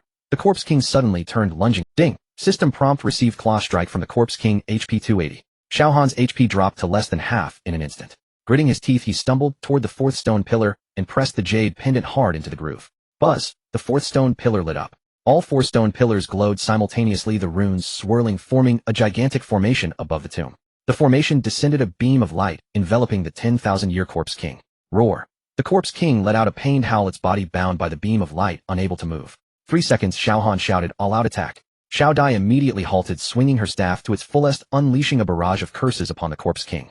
Xiao Han activated all his skills. Myriad Ghost, Heart Eater, Corrosion Technique, Myriad Insects, Devour, unleashing all his damage skills in a torrent. Boom, boom, boom. The corpse king's health rapidly diminished. 90, 80, 70. 3 seconds later, the formation shattered. Roar. The corpse king broke free from its bindings, letting out a furious roar. Its body began to swell, muscles bulging, fangs elongating. It had entered a frenzied state. Be careful, Xiao Han shouted. The corpse king lunged at Xiao Dai, moving like a flash of green lightning. Xiao Dai had no time to evade. She watched as the corpse king's claws were about to strike down. Ding. A figure stepped, puffed. The corpse king's claws pierced through Xiao Han's shoulder, sending him flying.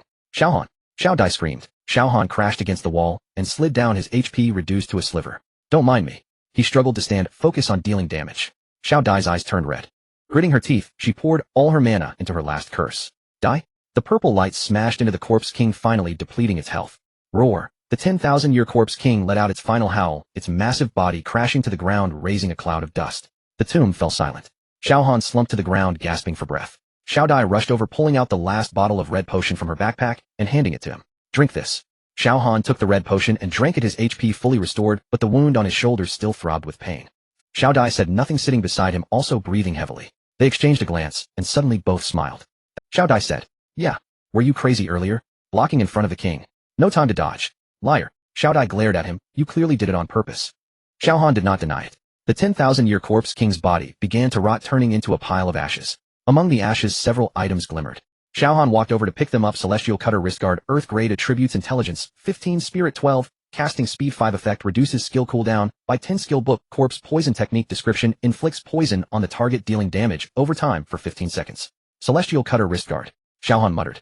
The jade pendant in his arms heated up again, resonating faintly with the wristguard. Good stuff. Xiao Dai leaned in to take a look. Not bad. Xiao Han put on the wristguard and said, you pick one.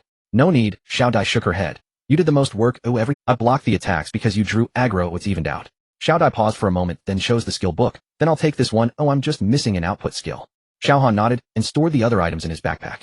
Let's go. This layer should be over now. The two walked deeper into the tomb, where a light door led to the exit of the ancient tomb. Just as they were about to step into the light door, Xiao Han suddenly heard a voice from behind. It was soft and vague, as if coming from far away. Celestial Cutter. Lord. He turned back to see that where the 10,000-year corpse king had fallen, only ashes remained. What's wrong? Xiao Dai asked. Nothing, Xiao Han said, retracting his gaze and stepping into the light door. The light door swallowed their figures, and the ancient tomb returned to silence. In the mural on the wall, the woman holding the long sword was quietly gazing ahead, her eyes shimmering as if with tears. Behind her, the shadow had transformed into the silhouettes of two people without anyone noticing. Congratulations on clearing the Xian Yuan ancient tomb, earning 500 experience points. Xiao Han looked at the system prompt, lost in thought. What's wrong? Xiao Dai asked. Nothing, he selected yes. A golden light entered his body, and a set of swordsmanship cultivation techniques appeared in his mind. At the same time, the Jiesian jade pendant in his arms felt hot again. He took out the jade pendant and found that the two characters, Jiesian, on it seemed to shine even brighter than before. Deep within the ancient tomb, that strange fluctuation continued. It felt like it was calling him. It felt like it was waiting for him. The jade pendant and the wrist guard glowed simultaneously, and Xiao Han looked down at his wrist, the light crawling up his veins, as if alive. A system prompt popped up, detected resonance between Jiesian jade pendant and Jiesian wrist guard. Hidden quest chain, Jiesian inheritance, has been triggered. Would you like to go to the Jiesian ruins to receive the inheritance? Xiao Han hesitated briefly, then confirmed. Xiao Dai's messages hadn't returned. He glanced at them and closed the communication panel. This matter couldn't involve anyone else. He had been longing for the sealed door deep within the ruins since his first visit. He couldn't enter when his level was insufficient. Now, he teleported back to the cliff's edge, and the familiar stone door sensed the presence of the jade pendant and opened on its own. The murals in the corridor were still there, depicting the grandeur of myriad immortals coming to pay their respects on one side and the tragic downfall on the other. Xiao Han did not linger and walked straight inside. The deeper he walked, the denser the air became. It was not a sense of oppression, but an ancient, heavy feeling, as if soaked in time. Each step felt like treading on millennia of dust. The first sealed door opened effortlessly. Xiao Han didn't even need to exert force. He pressed the jade pendant against the door, and it cracked open as if it had been waiting for him for a long time. Behind the door was a deeper corridor, its walls embedded with dim spirit stones barely illuminating the path ahead. At the end of the corridor stood a gigantic stone door engraved with the character Jia, its strokes strong and powerful, as if carved by a knife. Xiao Han pushed the door open. The underground palace was much larger than he had imagined. The dome was at least several dozen feet high, with spirit stones scattered like a galaxy, and in the center there was a stone platform with a person, a remnant soul, sitting cross-legged. The soul was nearly transparent, with only a vague outline remaining, clad in a Taoist robe, hair tied up high, and its face was no longer discernible. Only a pair of eyes still held a faint light, like two embers struggling not to go out. It has been 10,000 years. The remnant soul spoke, its voice sounding as if it came from a distant place, hoarse and weak, yet carrying an indescribable weariness. Finally, I have waited for someone capable of opening that door. Xiao Han stood beneath the stone platform, silent. He stared at the remnant soul for a few seconds, confirming that the other had no hostility before speaking. Are you a disciple of the Jia sect? The last one. The remnant soul's lips seemed to move slightly, whether it was a bitter smile or a sigh was unclear. Under Master Tongtian, the last disciple Yunji. In the battle of sealing the gods, the Jia sect was destroyed, the master was captured, and the disciples either died betrayed or scattered. Only I remained to guard this last inheritance, waiting for a fated person. Waiting for 10,000 years. Waiting for 10,000 years. Yunji repeated, his tone as flat, as if remarking on the nice weather today. Time holds no meaning for the dead. Xiao Han fell silent. Yunji's gaze fell upon him, and the pair of dimming eyes suddenly brightened a little, as if a candle flame had been stirred by the wind. You possess the Jiesian jade pendant, the Jiesian wrist guard, and have cultivated the Tian Mo Ju. Interesting. These things combined make you an anomaly. You recognize the Tian Mo Ju? I do. Yunji did not elaborate, but shifted the topic. Inheritance is not given freely. I must test your care. How will you test it? Yunji did not answer. A light shone upon the stone platform enveloping Xiao Han. It was not an attack, but a form of scrutiny, as if someone was disassembling his bones one by one to inspect them. Why do you seek power? The voice pressed in from all directions, not from Yunji, but from the palace itself, like the heavenly. Xiao Han opened his mouth. For the sake of becoming stronger. Nonsense, who doesn't want to become stronger? To establish himself in the wilderness. Too shallow. To avoid being bullied. Too petty. He thought of Xiao Tian. It had rained heavily that day, and Xiao Tian had fallen to the ground, blood gushing from his chest, his eyes still wide open, lips moving, but producing no sound. Xiao Han squatted beside him, pressing on the wound, but it wouldn't stop the bleeding, it simply wouldn't. He could do nothing. The dragon soul stabbing trained him to kill, to disguise, to remain calm in any environment, but it never trained him on how to save a dying person. I don't want to be powerless to protect anyone anymore. Xiao Han finished, speaking, his voice lighter than he had anticipated. It was not a grand declaration, just a killer's most basic obsession. When Xiao Tian died, he could do nothing. That sense of powerlessness hurt more than any wound. The light in the palace trembled.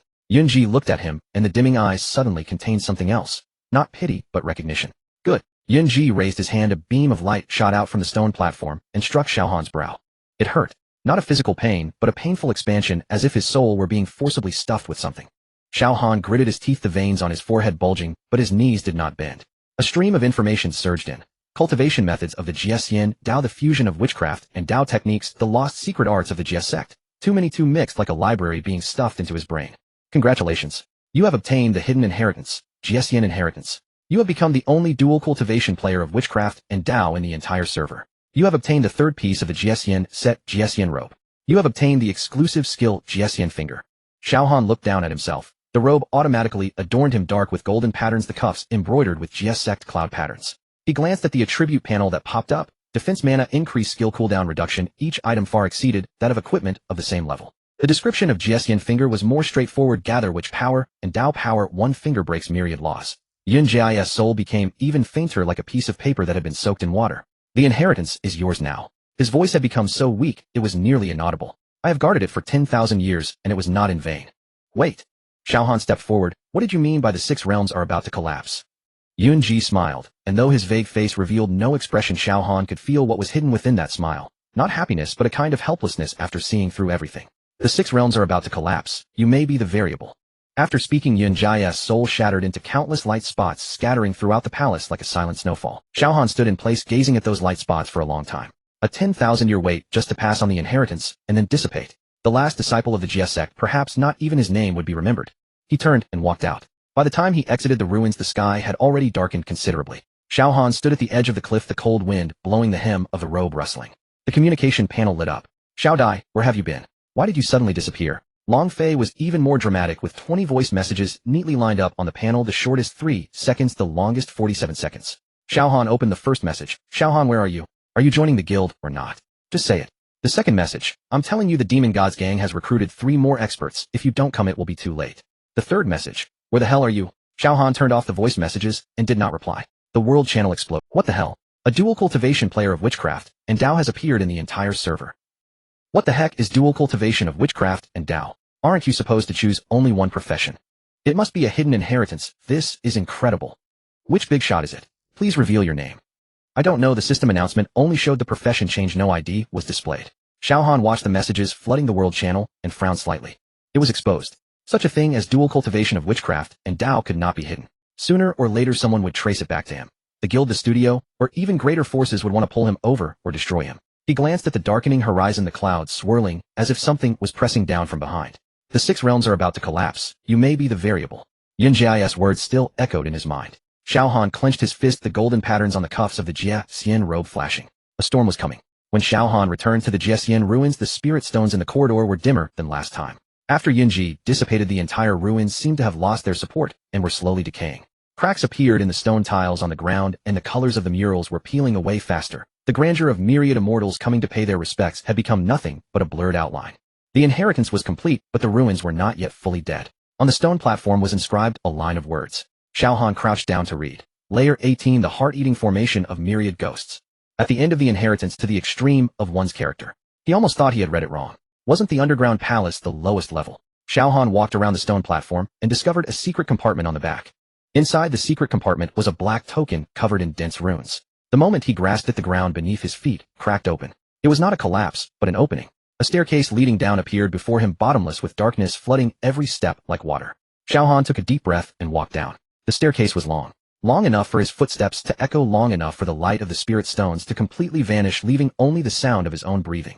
When he reached the bottom, he saw the 18th layer. A huge stone chamber, the dome extremely high, without spirit stones. The light source came from the center of the chamber, a black coffin. The corners of the coffin burned with ghostly green flames, casting a dim glow that made the entire stone chamber resemble a graveyard.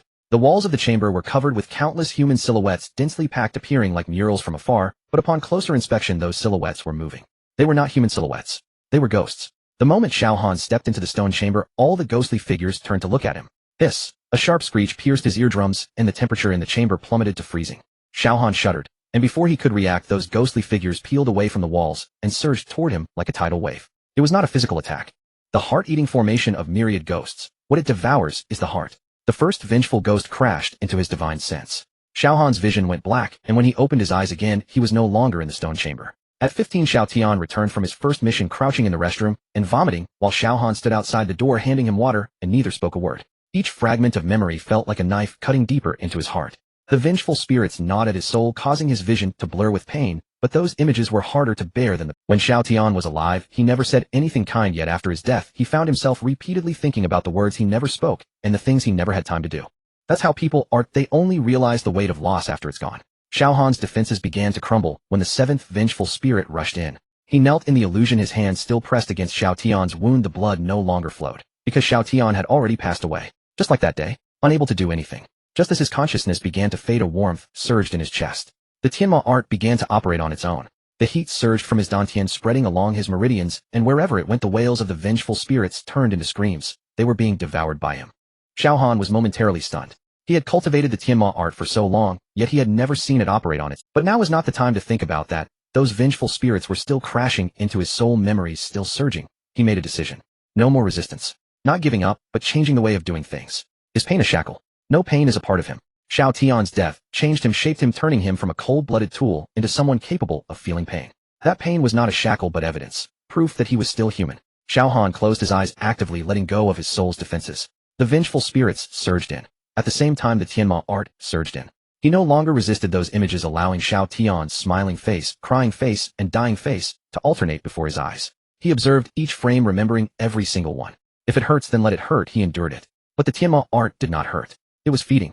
Each painful memory was refined by the Tianma art, transformed into power that poured into his soul. The wails of the vengeful spirits turned into mournful cries. They were afraid. This human was not only enduring pain, but was also using that pain to nourish himself. So that's how it is. Xiao Han opened his eyes. All the ghostly flames in the stone chamber had extinguished. The soul-devouring array of 10,000 ghosts, broken. The black coffin in the center of the stone chamber exploded, and 2 lights flew into his interface. Congratulations. You have acquired the rare skill, soul-devouring of 10,000 ghosts. Congratulations. You have acquired the rare skill, resurrection. Soul-devouring of 10,000 ghosts. Refined 10,000 ghosts using the Tianma art to unleash a strike that inflicts soul damage on the target. Cooldown 24 hours. Resurrection can resurrect a dead player, retaining 50 experience points upon revival. Cooldown 7 days. Xiao Han stared at the resurrection icon for a long time. 7 days cooldown. 7 days. If he had this skill back then, he didn't dare to think further. Thinking further was pointless. A Xiao Tian was not an NPC in a game. Death was death, and no resurrection could save him. Yet his hands were still trembling. It was not fear. That image was too real, so real that he couldn't tell whether he was in the game or in a memory. The stone chamber began to collapse. A Xiao Han stood up and walked out his steps much quicker than when he arrived. As he rushed out of the cliff's entrance, Xiao Han nearly collided with someone. Long Fei. What the hell? Long Fei jumped back a step. You brat. I've been waiting here for almost 2 hours. You didn't reply to messages, didn't listen to voice chats. Where the hell were you? He saw Xiao Han's face, and his words halted. Are you alright? Why do you look so pale? Xiao Han did not answer. He walked past him, taking 2 steps before stopping. Long Fei. Moi. Have you ever had that moment when you know it's too late, yet still want to turn back? Long Fei was taken aback for a moment, scratching his head with a chuckle. Why are you suddenly speaking so poetically? Come on, I'll treat you to drinks. A new tavern just opened in Tai City, brewed with osmanthus. It's a delicacy. He threw an arm around Xiao Han's shoulder, his strength making Xiao Han stumble slightly. Xiao Han did not push him away. Long Fei had something similar to Xiao Tian. Not in looks, but in that spirit of smiling no matter how dire the situation became. He glanced at the darkening sky, reopening the resurrection icon to examine it again. 7 days cooldown. If only he had arrived earlier, if only he had been by Xiao Tian's side. There were no ifs. Xiao Han closed the panel and followed Long Fei toward Tai City. Behind him, the entrance to the sect of the Celestial Immortals crashed down, raising a cloud of dust. An era had come to a complete end.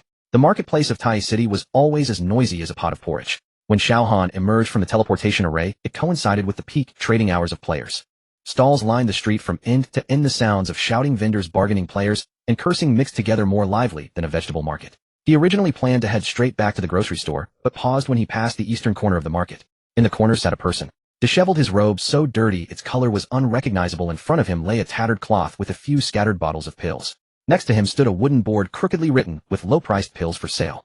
No one was paying attention. Passers-by glanced at him and moved on, some even sneering. The quality of those pills was so low that even the monsters in the novice village wouldn't consider them. Xiao Han was about to leave as well when his peripheral vision caught a glimpse of the man's hands. They were rough, calloused on the fingertips, yet the way he held the pill bottles was steady. Not the steadiness of an ordinary player, but the muscle memory developed from years of alchemy. He stopped. Did you refine these pills yourself? The man looked up, his eyes red, as if he hadn't slept for several days. Upon seeing Xiao Han's celestial robe, his expression flickered, not in astonishment, but in vigilance. Yes. His voice was hoarse, tinged with exhaustion. Xiao Han squatted down, picked up a bottle of pills, uncorked it, and sniffed. The scent was mixed, the cooking uneven, but the way the medicinal power was condensed was very orderly. His foundational skills were solid, just lacking good recipes and quality materials. What's your name? Lin Feng. Xiao Han noticed that when he mentioned his name, Lin Feng's lips moved slightly, as if he wanted to say something, but held back. Lin Feng, the one within the top 100 alchemists. Lin Feng's expression changed, shifting from vigilance to wariness, then to an indescribable emotion. Bitterness. Self-deprecation. That was in the past. He lowered his head. Now I'm just someone selling inferior pills. Xiao Han did not respond. Instead, he took out a bottle of pills from his backpack and placed it on the tattered cloth. A mid-grade recovery pill. He had refined it himself using the formula from the Divine Farmer's Herbal Classic, its quality superior to any available on the market. Lin Feng glanced at it, but did not take it seriously. Xiao Han tapped the bottle, open it, and smell it. Lin Feng hesitated for a second, uncorked it. His hand froze. He leaned closer to the bottle, inhaled deeply, then suddenly looked up at Xiao Han, his eyes filled with disbelief. This medicinal power. The method of condensation is wrong. No, it's not wrong. It's more efficient. Wait a moment, let me smell it again. He brought the bottle to his nose, sniffing it repeatedly. His hands began to tremble.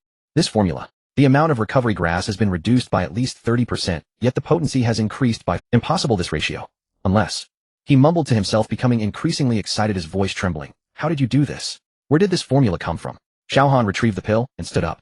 Do you want to learn? Lin Feng was taken aback. I opened a grocery store, and Xiao Han's tone was flat, as if discussing the weather. You have the foundational skills, of what you lack are recipes and materials. Work with me, and you'll have all that. Lin Feng's mouth opened and closed, but he did not speak. It wasn't that he didn't want to agree. He wanted to desperately. After being kicked out of the Celestial God Gang, he had been wandering in Tai City for half a month, and no one dared to take him in.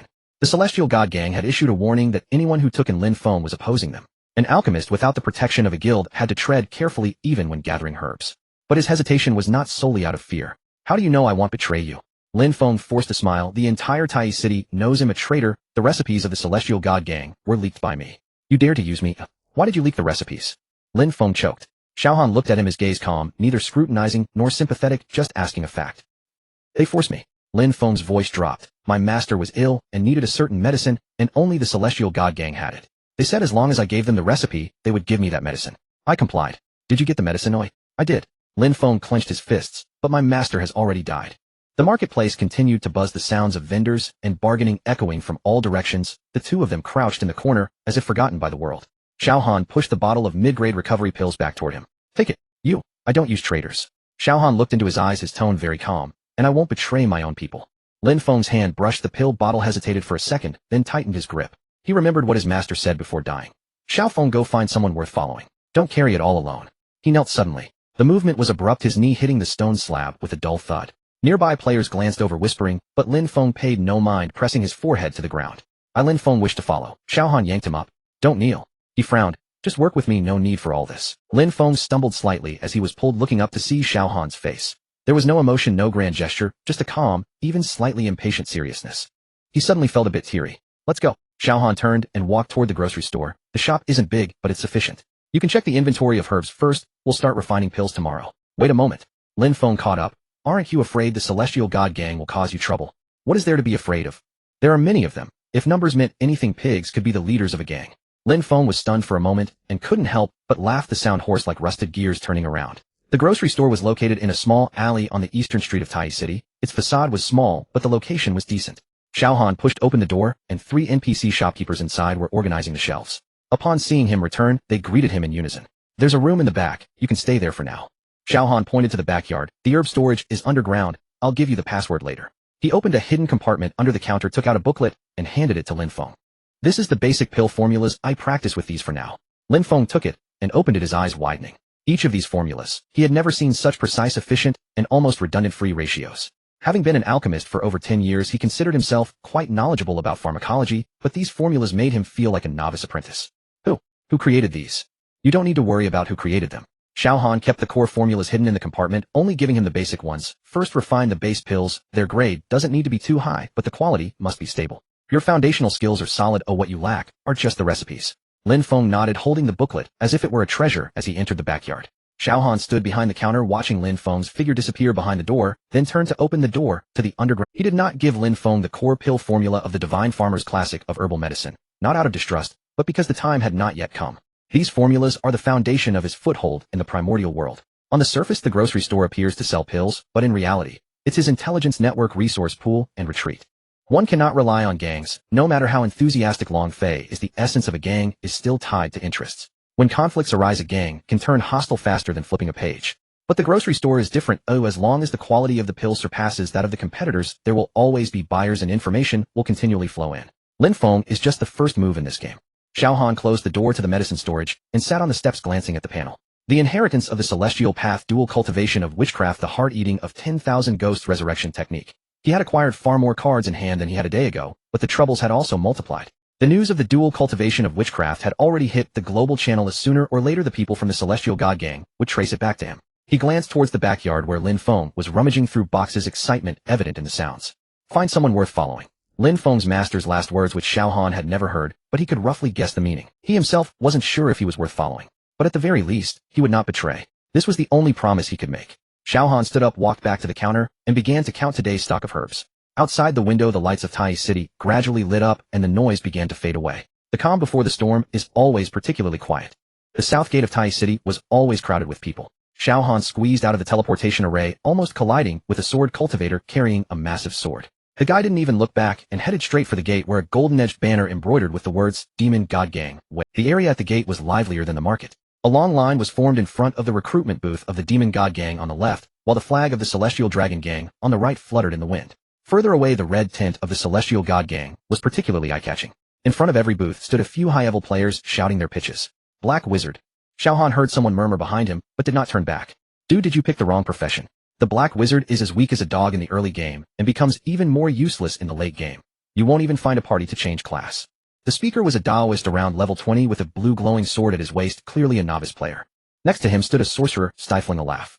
Xiao Han did not stop his steps and walked straight past them. The Daoist chased after him for a couple of steps. Hey, I'm telling you. Mind your own business. Xiao Han's voice was quiet, but the Daoist didn't dare to follow up. He couldn't explain why, but he felt like the Black Wizard had eyes in the back of his head, sending a chill down his spine. Xiao Han did not linger on the main street, but turned into an alley on the east side. The further he walked, the more desolate it became. Most of the shops on either side of the alley were closed with yellow paper signs. Xiao Han did not linger on the main street, but turned into an alley on the east side. The further he walked, the more desolate it became. Most of the shops on either side of the alley were closed with yellow paper signs reading "Shop for Rent" stuck to their doors. This area was considered a dead zone in Tai City, far from the main street with little foot traffic, and the rent was so cheap that no one wanted it. This was exactly what Xiao Han wanted. He stopped in front of a shop. The storefront was not small, with 2 floors and a yard at the back. The door was worn, the sign was crooked, and the characters, Wang's Grocery, left by the previous tenant, had not been cleaned off.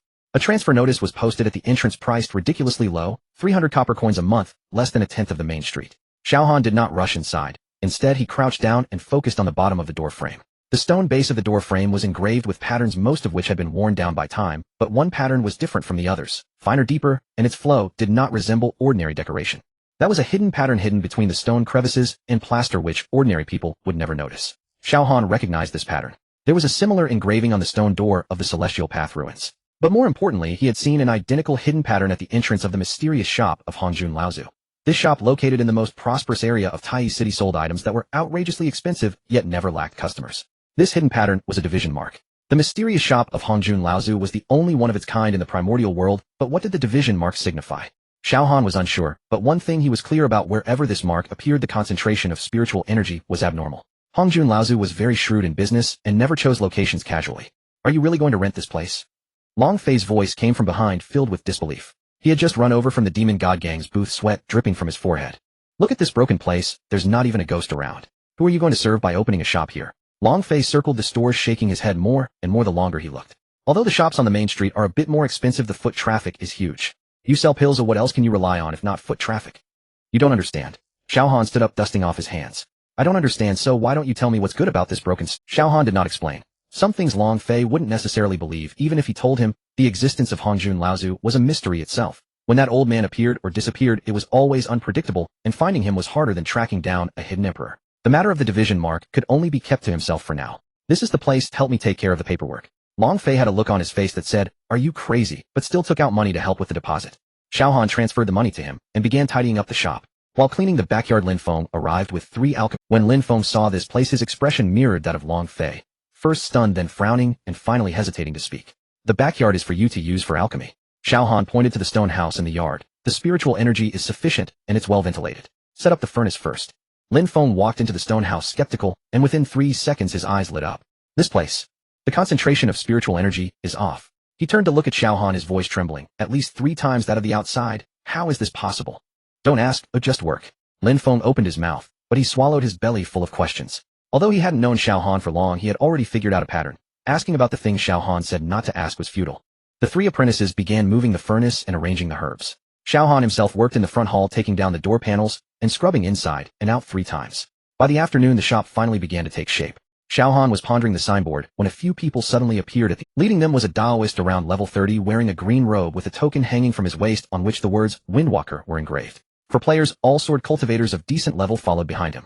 New here, the Taoist in green scrutinized Xiao Han with a sideways glance. This territory is managed by Windwalker. To open a shop you must pay a protection fee. 500 copper a month, non-negotiable.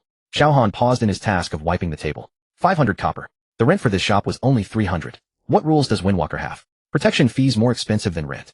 The green-robed Taoist sneered, rules are rules. If you think it's expensive you can choose not to rent. Try operating a business in this eastern part of Tai City without Windwalker's backing. The 4 sword cultivators behind him simultaneously placed their hands on their sword hilts. Xiao Han set down the cloth and slowly turned around. Not paying. The expression on the green-robed Taoist's face darkened. You don't want to drink the wine offered. Before he could finish, Xiao Han's hand had already raised. Hard eating of 10,000 ghosts.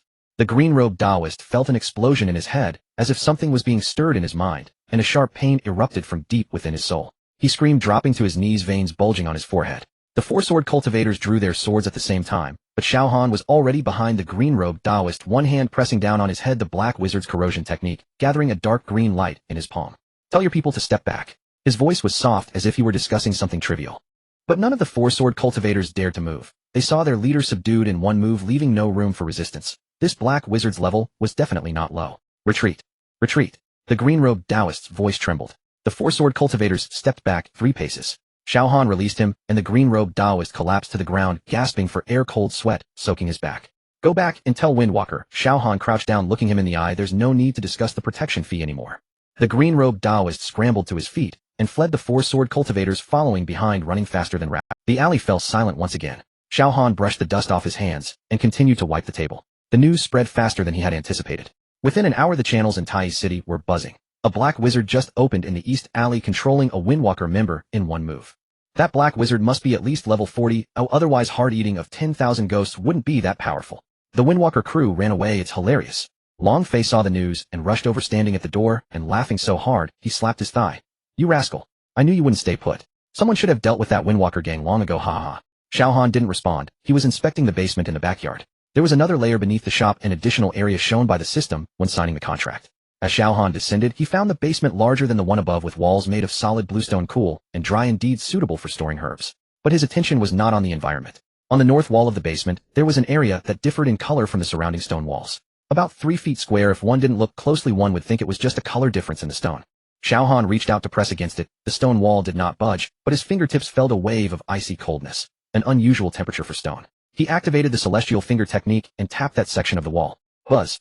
A low humming sound came from deep within the stone wall, as if something had been activated, but soon fell silent again. The edges of the area with the color difference faintly revealed the outlines of several runes, only to quickly vanish. Xiao Han withdrew his hand. He was very familiar with this aura. Deep within the celestial path ruins behind the door, he could not open due to insufficient rank. There was the same smell.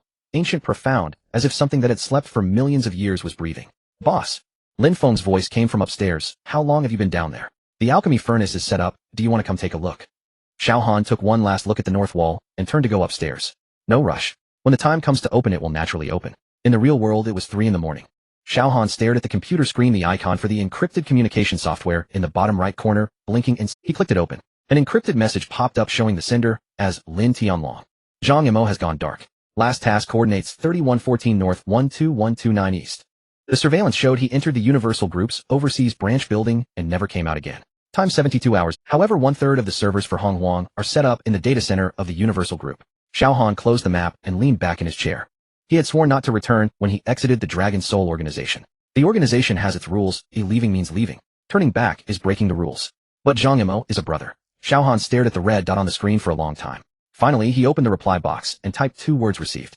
Then he powered off. The next day during Honghuang game time, as soon as Xiao Han logged in, a message from Long Fei popped up. Brother Han, come quickly. A new dungeon has opened.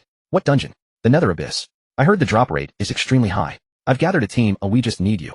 Xiao Han intended to refuse, but his finger paused on the keyboard. Forget it. It's good to distract himself. He teleported to the east gate of Tai City, where Long Fei was already waiting. There were also 2 other people standing nearby, one a female player in a Taoist robe, and the other a burly man carrying a giant axe. Come on, let me introduce you, Long Fei said, warmly patting Xiao Han's shoulder. This is Brother Han, a black warlock, and his skills are top-notch. This is Yun, a Taoist, our healer. And this is Tai Zhu, a demon clan berserker, our meat shield. Yun nodded and Tai Zhu smiled honestly. Let's go. Long Fei could hardly contain his excitement. The foreman team entered the Nether Abyss dungeon. The dungeon was a narrow canyon, with pale white skull lanterns hanging from the rocky walls dimly lit, with a faint stench of decay in the air. Be careful, the monsters respawn quickly in this dungeon, Long Fei said while rushing ahead. Brother Han, you control the crowd. Yun, keep an eye on healing. Tai Zhu, tank the damage, he'll deal the damage. The first wave of monsters consisted of over 10 nether bats, a dark mass closing in. Xiao Han raised his hand, unleashing the heart devouring of 10,000 ghosts. A purple-black glow surged from the ground, disrupting the bats' flight patterns, as if something had caught their wings. Long Fei's sword light had already arrived. 3 seconds later, all the bats were annihilated. Beautiful. Long Fei turned back to give Xiao Han a thumbs up. Brother Han's control is solid. Xiao Han remained silent, simply nodding. The team continued to push forward. But soon Long Fei noticed something was off. Xiao Han's rhythm had slowed down today.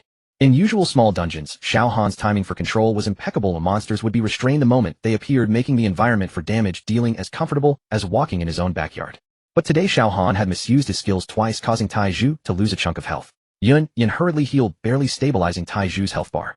Are you okay? Long Fei leaned in, lowering his voice. I'm fine, Xiao Han replied. Long Fei glanced at him and didn't, but after that Long Fei's positioning changed. He used to charge ahead for damage, but now he was intentionally or unintentionally moving closer to Xiao Han. When monsters respawned, he would first help Xiao Han block the damage that came from the sides. Once an elite monster ambushed from behind, and Long Fei instinctively turned and slashed the monster away. Ouch, that monster's ambush was really sneaky, Long Fei remarked casually. Xiao Han gazed at Long Fei's back, suddenly reminded of Xiao Tian. During that mission, Xiao Tian was just like this. When the team encountered an ambush, Xiao Tian always stood in front of Xiao Han. He would say, "You're too fragile, stay back," yet every time danger approached, he would be the first to charge forward. Later, Xiao Tian died. Xiao Han didn't even find his body. Brother Han. Long Fei's voice pulled Xiao Han back to reality. Huh, what are you daydreaming about? The Emperor is about to come out, stay sharp. Xiao Han composed himself and looked ahead. At the end of the canyon, a gigantic bronze door stood tall, with a grotesque face carved into it. A ghostly green light seeped through the crack of the door, and a heavy breathing sound could faintly be heard. This Emperor is called the Nether Ghost General, a level 35 elite. Long Fei quickly said his skill is Area Fear, watch your positioning. Tai Zhu crashed open the bronze door. The Emperor was a 3-meter turtle giant covered in chains with no eyeballs in his eye sockets, only 2 balls of green ghost fire. Mortal, daring to intrude upon the Nether.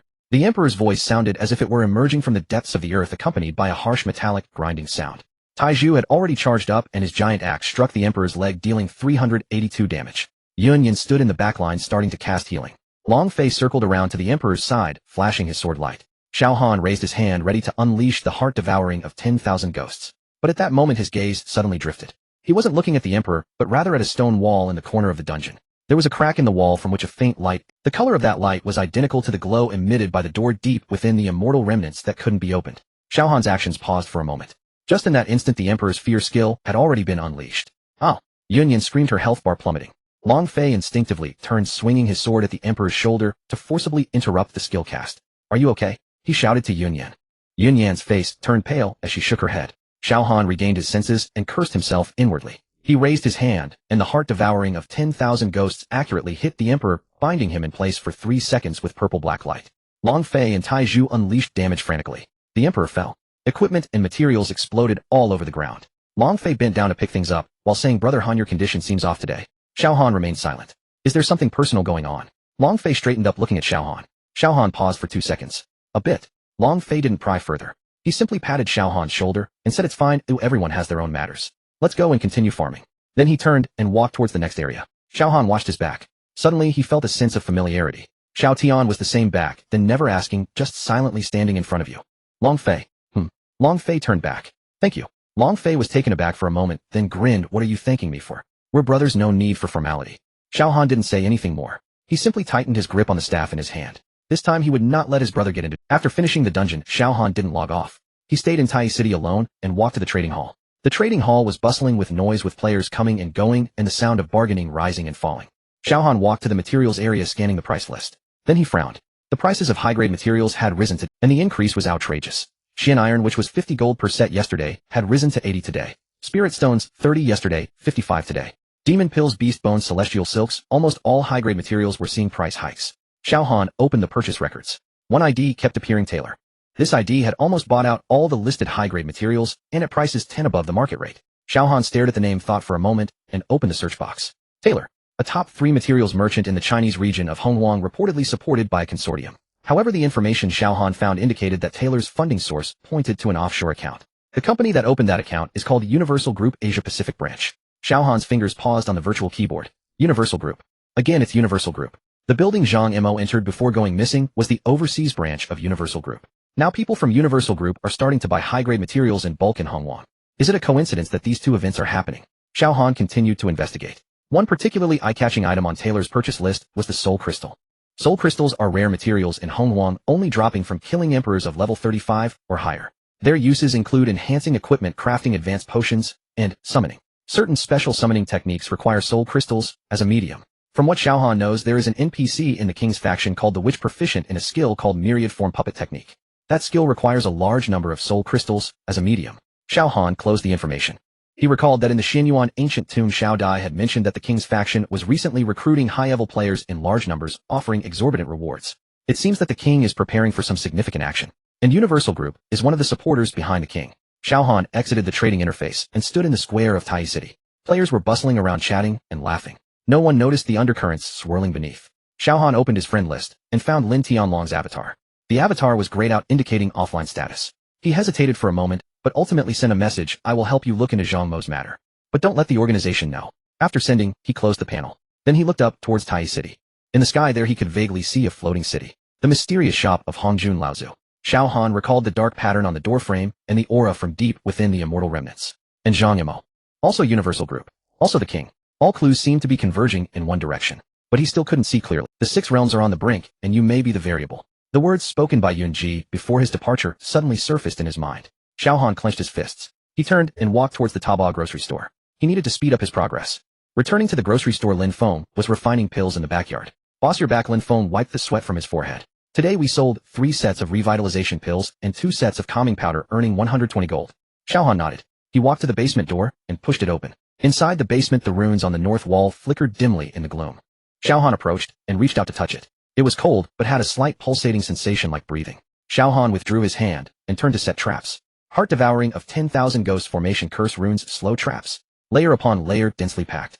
The Heavenly God gang would not give up easily, and the forces of Universal Group were also closing in. He had to be prepared. Once he finished setting up, Xiao Han returned to the surface. Lin Feng was still refining pills, the furnace light reflecting on his face, sweat dripping from his chin. Lin Feng. Boss. Be careful. Recently Xiao Han said there may be trouble. Lin Feng was taken aback for a moment, then nodded. Got it, boss. Xiao Han didn't say more. He walked to the window and looked towards Tai City. As dusk fell, the lights in the city began to flicker, and in the further distance, in those dark places, he couldn't see, a storm was brewing. Xiao Han took a deep breath. No matter what this time, he would not let his brother get into trouble again. The morning mist of Tai City had yet to dissipate, and the old shop deep in the alley had already lit its lights. Xiao Han stood behind the counter, neatly arranging jars of elixirs on the wooden shelf. Little recovery pills, medium recovery pills, blue recovery pills, and bone renewal pills were categorized and clearly labeled. Next to them were several pieces of equipment collected from the wild, mostly of bronze quality, but their attributes were significantly higher than those of similar items on the market. These were what he had spent 3 nights digging through the auction house for, specifically to impress. Lin Feng peeked his head out from the backyard, his eyes darkened from a night without sleep. Boss, I refined 60 bottles of little recovery pills, 20 bottles of medium recovery pills, and 15 bottles of blue recovery pills. He yawned, saying, the skills of the 3 apprentices are still lacking. They wasted some materials, but I let them continue practicing. That's enough to start the business. Xiao Han continued organizing the rare materials on the shelf without looking up. You should go rest for a bit and come back in the afternoon. Lin Feng was taken aback, his lips moved as if to say something, but he ultimately nodded and turned back to the backyard. Xiao Han watched his retreating figure, his eyes slightly darkened. This man was inherently honest, yet forced by the pressure of the gods to sell his elixir formulas. Perhaps he could never move past that hurdle in his heart. Taking him in was driven by 2 reasons. Firstly, his alchemy skills were valuable. Secondly, an enemy's enemy may not be a friend, but at least could serve as a pawn. The shop was not large, one could walk back and forth in 10 steps. However, Xiao Han chose this place not for retail purposes. The dark patterns on the doorframe flickered in the morning light, resembling the mysterious shop of the ancient master Hongjun. Lin Feng mentioned that the spiritual energy concentration in the backyard was 3 times that of the outside world, which was only half true. Xiao Han had used the heavenly demon technique to investigate, and the true node of spiritual energy convergence was on the northern wall of the basement covered in runes. That was what he truly cared about. Hangul, is the door open? A boisterous voice came from outside, and Long Fei's smiling face appeared before he even entered. A tall, thin young man followed behind him, a hint of a cynical smile on his lips. Long Qing. Xiao Han raised an eyebrow. Hangul recognizes me.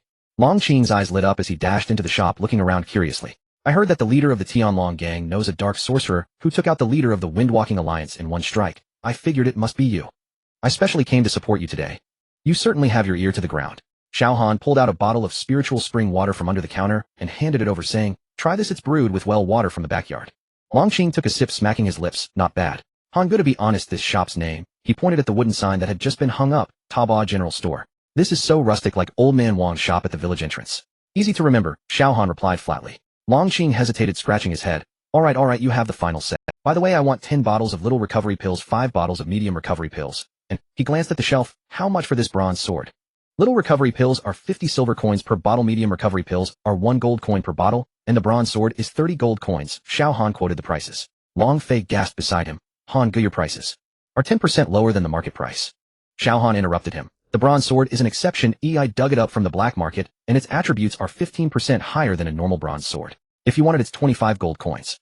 Longqing's eyes darted around, suddenly laughing. Han Ge is a businessman. Alright, I'll take them all. He pulled out a coin pouch, and the gold coins clinked on the counter. By the way, Longqing took the elixirs and sword, leaning closer to Xiao Han and lowering his voice. The Windwalking Alliance held a meeting last night. Their leader is considering whether to cause more trouble, but I heard that the Du Zun sent a message asking them to stay quiet. Xiao Han's eyebrows twitched slightly. Du Zun, the leader of the Demon God Gang. He had never dealt with Du Zun. Oh, why would they help? Thanks, Xiao Han nodded. Longqing chuckled, patting Long Fei on the shoulder. I'll take care of this shop, and from now on I'll get my elixirs from here. Gotta go, I have tasks to handle.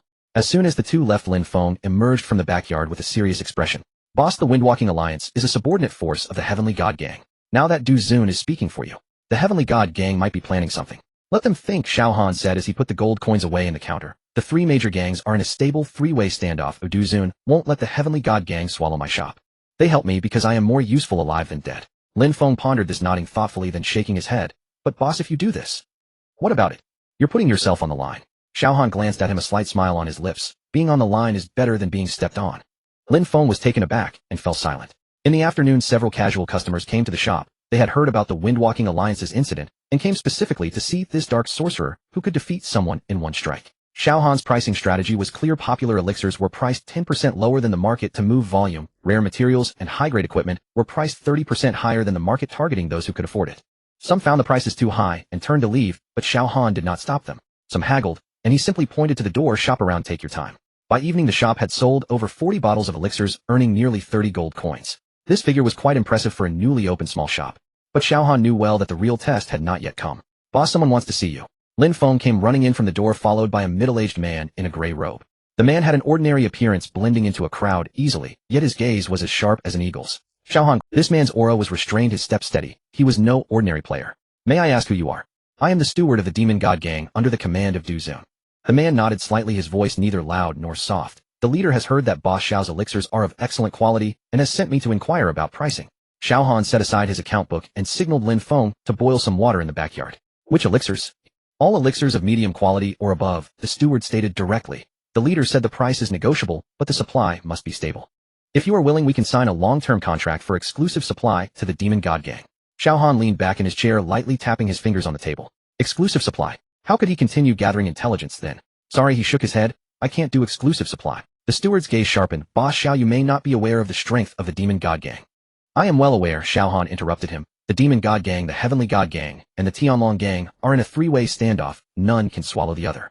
Du Zun wants my elixirs for 3 reasons. First, the quality is indeed better than what's on the market. Second, to cut off the high-grade elixir sources for the other 2 gangs. Third, to bind me to the Demon God Gang's war wagon. He stood up, looking directly at the steward. But I am neither a gang member nor a subordinate. I can offer you a discount, 10% off unlimited supply. But there is one condition: the source of supply must remain confidential. You can go back and ask Du Zun whether he accepts this condition. The steward fell silent for a moment, then suddenly smiled. Boss Xiao is a smart man. I'm just a businessman. The steward nodded, turning to leave. Lin Feng peeked out from the backyard, looking worried. Boss, do you think this is too arrogant? Xiao Han sat back down, continuing to flip through the account book. In business, it's about mutual consent. No matter how powerful Du Zun is, can he force me? The 3 major gangs keep each other in check, or as long as I don't take sides, I can survive a bit longer. Just as he finished speaking, footsteps were heard outside the door. Xiao Han looked up and saw a man in a purple robe walking in. The man appeared to be in his 40s, with an elegant demeanor, deep-set eyes, and a hint of a faint smile at the corner of his mouth. Du Zun. Xiao Han set down the account book and stood up. The leader of Du Zun personally visiting makes my humble abode shine brighter. Du Zun smiled, his gaze sweeping across the shop before finally settling on Xiao Han. You are even better at business than I expected. Xiao Han did not respond. Duzun approached the shelf, picked up a bottle of little recovery pills, opened it to sniff, and nodded. The quality is indeed more than 20% better than market offerings. My steward said you are unwilling to supply exclusively. I'd like to ask, what do you seek? To survive, Xiao Han replied. Duzun was momentarily taken aback, then laughed. Is that all? That's all. Xiao Han looked at him. I do not want to be bound by anyone. Among the three major gangs, Long Fei from the Tianlong gang is my friend, the Heavenly God gang wants my life, and the Demon God gang. He paused. You just want to use me. Use, eh? Duzun raised an eyebrow. That sounds rather harsh. It's a rough but accurate assessment, Xiao Han said indifferently. You helped me fend off the Windwalking Alliance to make me owe you a favor. You sent someone to inquire about pricing to test my limits. Now that you've come personally, it's merely to confirm one thing, whether I'm worth your investment. Duzun looked at him, his expression gradually turning profound. After a moment he smiled. Interesting. He turned to walk out, pausing at the door to say without looking back, elixirs will be at your quoted price, 10% off, unlimited supply. The source of supply will remain confidential, but there is one point. He turned his head, his gaze sharp as a blade. Don't let me down. Xiao Han met his gaze calmly, replying, deal. After Duzun left, Lin Feng rushed out from the backyard looking anxious. Boss, what you just? I was just gambling. Xiao Han sat back in his chair, letting out a long breath. I'm betting that Duzun is not a short-sighted person. What if you lose the gamble? If I lose the gamble, Xiao Han looked up at the ceiling and said calmly, this shop will close today. Lin Feng opened his mouth, but couldn't find the words. Xiao Han fell silent. He understood that Duzun was not here to buy elixirs, but to test him. A dark sorcerer who could defeat the leader of the Windwalking Alliance in one strike, and even opened an elixir shop. Oh, anyone would be curious. Duzun wanted to know what kind of person Xiao Han truly was. And tonight's test was just the beginning. The real storm was yet to come. 30 miles outside Tai City, at Luoxia Slope, Xiao Han crouched beside a dead ancient tree, gently brushing away the weeds. A star grass, emitting a faint blue light, came into view. Its quality was not low. He looked around to confirm that no other players were nearby, before carefully uprooting the star grass. Having ingrained the identification function of the Shenong's herbal classic into his instincts, this star grass was the main material for refining medium-grade recovery pills, which could sell for 30 silver coins. The general store had been open for 3 days, and Lin Feng had already mastered the basic elixir recipes. He was in need of materials to practice. Xiao Han stowed the star grass in his backpack and headed towards the top of the slope. Luoxia Slope was one of the few mid-level leveling spots on the outskirts of Tai City, with monsters ranging from level 20 to 25. It was a bit challenging for ordinary players, but for him, it was just right. He could gather herbs and hunt monsters. The wind at the top of the slope carried a faint scent of grass and trees. Xiao Han glanced at the map markers and saw that 3 bloodflower plants had yet to be harvested. This kind of flower grows in the crevices of rocks and was essential for refining bleeding recovery elixirs. He walked towards the eastern cliff. As he rounded a large boulder, Xiao Han paused. In front of him, at the entrance of a valley, a dozen gray-backed wolves were encircled, with a figure dimly visible in the center. An elite monster group. Xiao Han squinted. The gray-backed wolves were regular monsters at level 22, but with this many gathered. The leading wolf was twice the size of the others, with iron gray for a level 25 elite monster, known as the Ironback Wolf King. The one surrounded was a sorcerer. From the effect of their equipment, their quality was pathetically low. The sorcerer class excels in curses and damage over time, but with such frail defenses, being surrounded by a dozen wolves would mean certain defeat, no matter how skilled they were. He observed from behind the boulder. The sorcerer leaned against the rock wall, skillfully maneuvering using the terrain to block the attack angles of the wolf pack. The rhythm of her staff wielding was steady, each curse accurately landing on the wolves that were about to pounce. She was an experienced hand. Xiao Han noticed the durability of her equipment. The robe was worn beyond recognition, and the crystal at the top of her staff was dull, likely having been repaired no less than 10 times. He was all too familiar with this sort of situation. The howl of the Wolf King suddenly erupted, and over a dozen gray-backed wolves simultaneously charged towards the sorcerer. She did not dodge. Xiao Han frowned slightly. In the next moment, a dark purple light spread from beneath her feet, an area curse spell. The movements of the gray-backed wolves froze simultaneously, with a flurry of damage numbers appearing above their heads. The sorcerer's signature skill. But this range was at least 1/3 larger than a typical area curse. Xiao Han's gaze sharpened. She took the opportunity to retreat her staff, swinging continuously, a single target curse accurately striking the Wolf King in the eye. The Wolf King let out a wretched howl, its vision obscured by the dark curse, leaving all its attacks empty. Hey! Xiao Han stepped out from behind the boulder. The sorcerer glanced back, but did not speak. She quickly cast a shield on herself and continued her assault. She was aloof. Xiao Han didn't mind directly activating the hard eating of 10,000 ghosts. Black, ghostly energy surged from the ground, wrapping around several gray-backed wolves at the periphery. The wolf pack howled in anguish, their health bars visibly plummeting. 2 people, one controlling the field, one dealing damage. Their cooperation was surprisingly harmonious. Xiao Han controlled the ghostly energy to block the wolves' escape route, forcing them to gather together. The sorcerer stood in a safe position, continuously casting area curses. 3 minutes. Half the wolf pack was down. 5 minutes. Only the Wolf King was left, struggling for survival. Xiao Han stepped forward, his finger pointed at the Wolf King's forehead. Puffed. The Wolf King's health bar instantly emptied, its massive body crashing to the ground, stirring up a cloud of dust. The battle was over. Xiao Han bent down to pick up the items dropped by the Wolf King, 2 pieces of green gear, a vial of wolf blood, and a dozen silver coins. I'll give you half. He placed 1 piece of green gear and 5 silver coins on the ground, nodding towards the sorcerer. The sorcerer did not immediately pick them up. She stood still, sizing up Xiao Han for a few seconds before speaking. What is your class? That ghostly skill is not something an ordinary dark wizard can learn. Hidden class. Xiao Han did not concede. The range of your area curse is unusual. Equipment bonus. The sorcerer pointed to her necklace, Moonshadow Necklace, 15 skill range. Xiao Han glanced at it. It was a very ordinary silver necklace shaped like a crescent moon. But he noticed a faint glow on the surface of the necklace, as if some hidden attribute was being activated. What's your name? Xiao Dai. The sorcerer replied, briefly bending down to pick up the dropped gear and silver coins. He stated his ID, then pointed towards the depths of the valley. I need to go further in. Do you want to join me? Xiao Dai paused for a moment. Do you need herbs? Hey. Yeah. There are blood-tinged flowers over there, I need those too. Xiao Dai said. Let's team up. It'll be easier to System prompt player Xiao Dai invites you to join the team. Xiao Han clicked agree. The two headed deeper into the valley. Along the way, Xiao Han noticed that Xiao Dai spoke very little, generally only saying necessary words. But her operational awareness was extremely strong. She could predict movements in advance whenever they encountered monsters, even calculating skill cooldowns down to the second. This style resembled. Xiao Han's mind flashed back to the training scenes of Dragon Soul Stab. Those tedious, repetitive, nearly instinctual muscle memories. Are you a professional player? Xiao Han asked tentatively. Xiao Dai was collecting a blood-tinged flower. Her motion paused for a moment. Kind of. She stored the blood-tinged flower in her backpack. I sell equipment for money. Xiao Han did not press further. A professional player selling equipment for cash could only indicate a few situations. Either they were a gold farming account from a studio or a cash-strapped lone player. But Xiao Dai's equipment durability. Haven't you ever changed your gear? Xiao Han asked. This set of equipment is too low level. A bit of repair, and it can still be used. Xiao Dai replied flatly. New gear costs money. Xiao Han glanced at her. The tone of her speech sounded like she was stating something that had nothing to do with her. Poor equipment means low efficiency in monster hunting, which slows down earning money. Xiao Han said, don't you understand this logic? I do. Xiao Dai continued walking forward, but my dad is hospitalized, and I have to prioritize that first. Xiao Han paused. He recalled when he had just retired. The retirement payment was not small, but Xiao Tian's funeral, his mother's medical expenses, and those debts that had to be repaid. Money was never enough.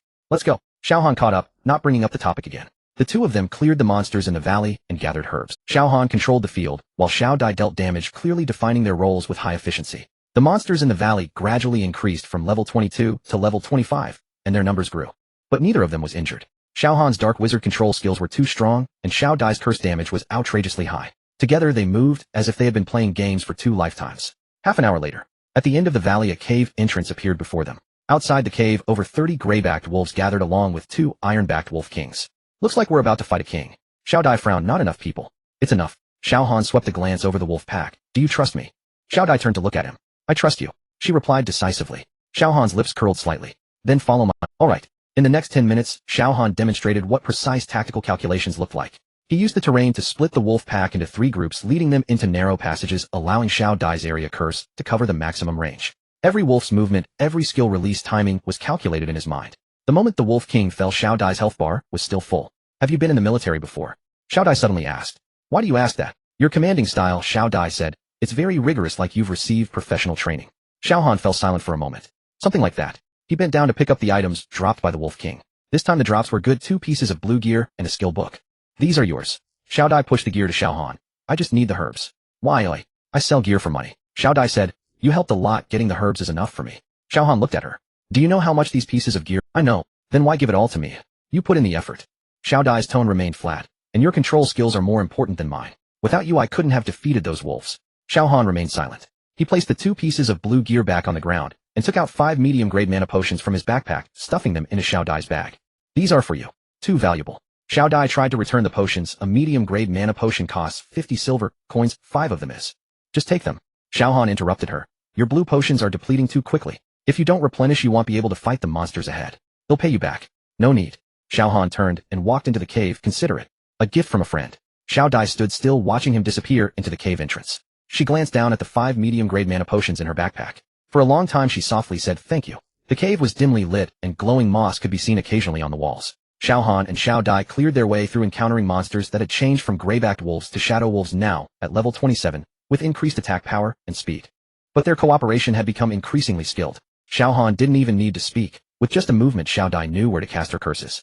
This kind of tacit understanding reminded Xiao Han of his teammates from Dragon Soul Stab, those days when they could understand each other without words. He shook his head, trying to shake off those memories. There's a king ahead. Xiao Dai's voice interrupted his thoughts. Xiao Han looked ahead. Deep in the cave, a gigantic shadow wolf king lay on a stone platform, its blood-red eyes fixed on them. Level 28, a king-level monarch. Shall we fight? Xiao Dai asked. Let's fight. Xiao Han replied. The battle began. The shadow wolf king was incredibly fast, a fleeting shadow passed, and its claws were already aimed at Xiao Han's chest. Xiao Han dodged to the side and ghostly energy surged from the ground, wrapping around the wolf king's limbs. 3 seconds, he shouted. Xiao Dai's staff was already in motion, casting area curse dark, curse corrosion spell. A series of skills crashed down onto the wolf king. The wolf king's health rapidly declined, but its attacks became increasingly ferocious. Watch out, Xiao Han pushed Xiao Dai aside, but he was struck by the wolf king's claws on his shoulder. His health bar instantly dropped by a third. Are you alright? Xiao Dai exclaimed. Just a minor injury. Xiao Han gritted his teeth, activating heart eating of 10,000 ghosts with all his might. Black, ghostly energy surged toward the wolf king.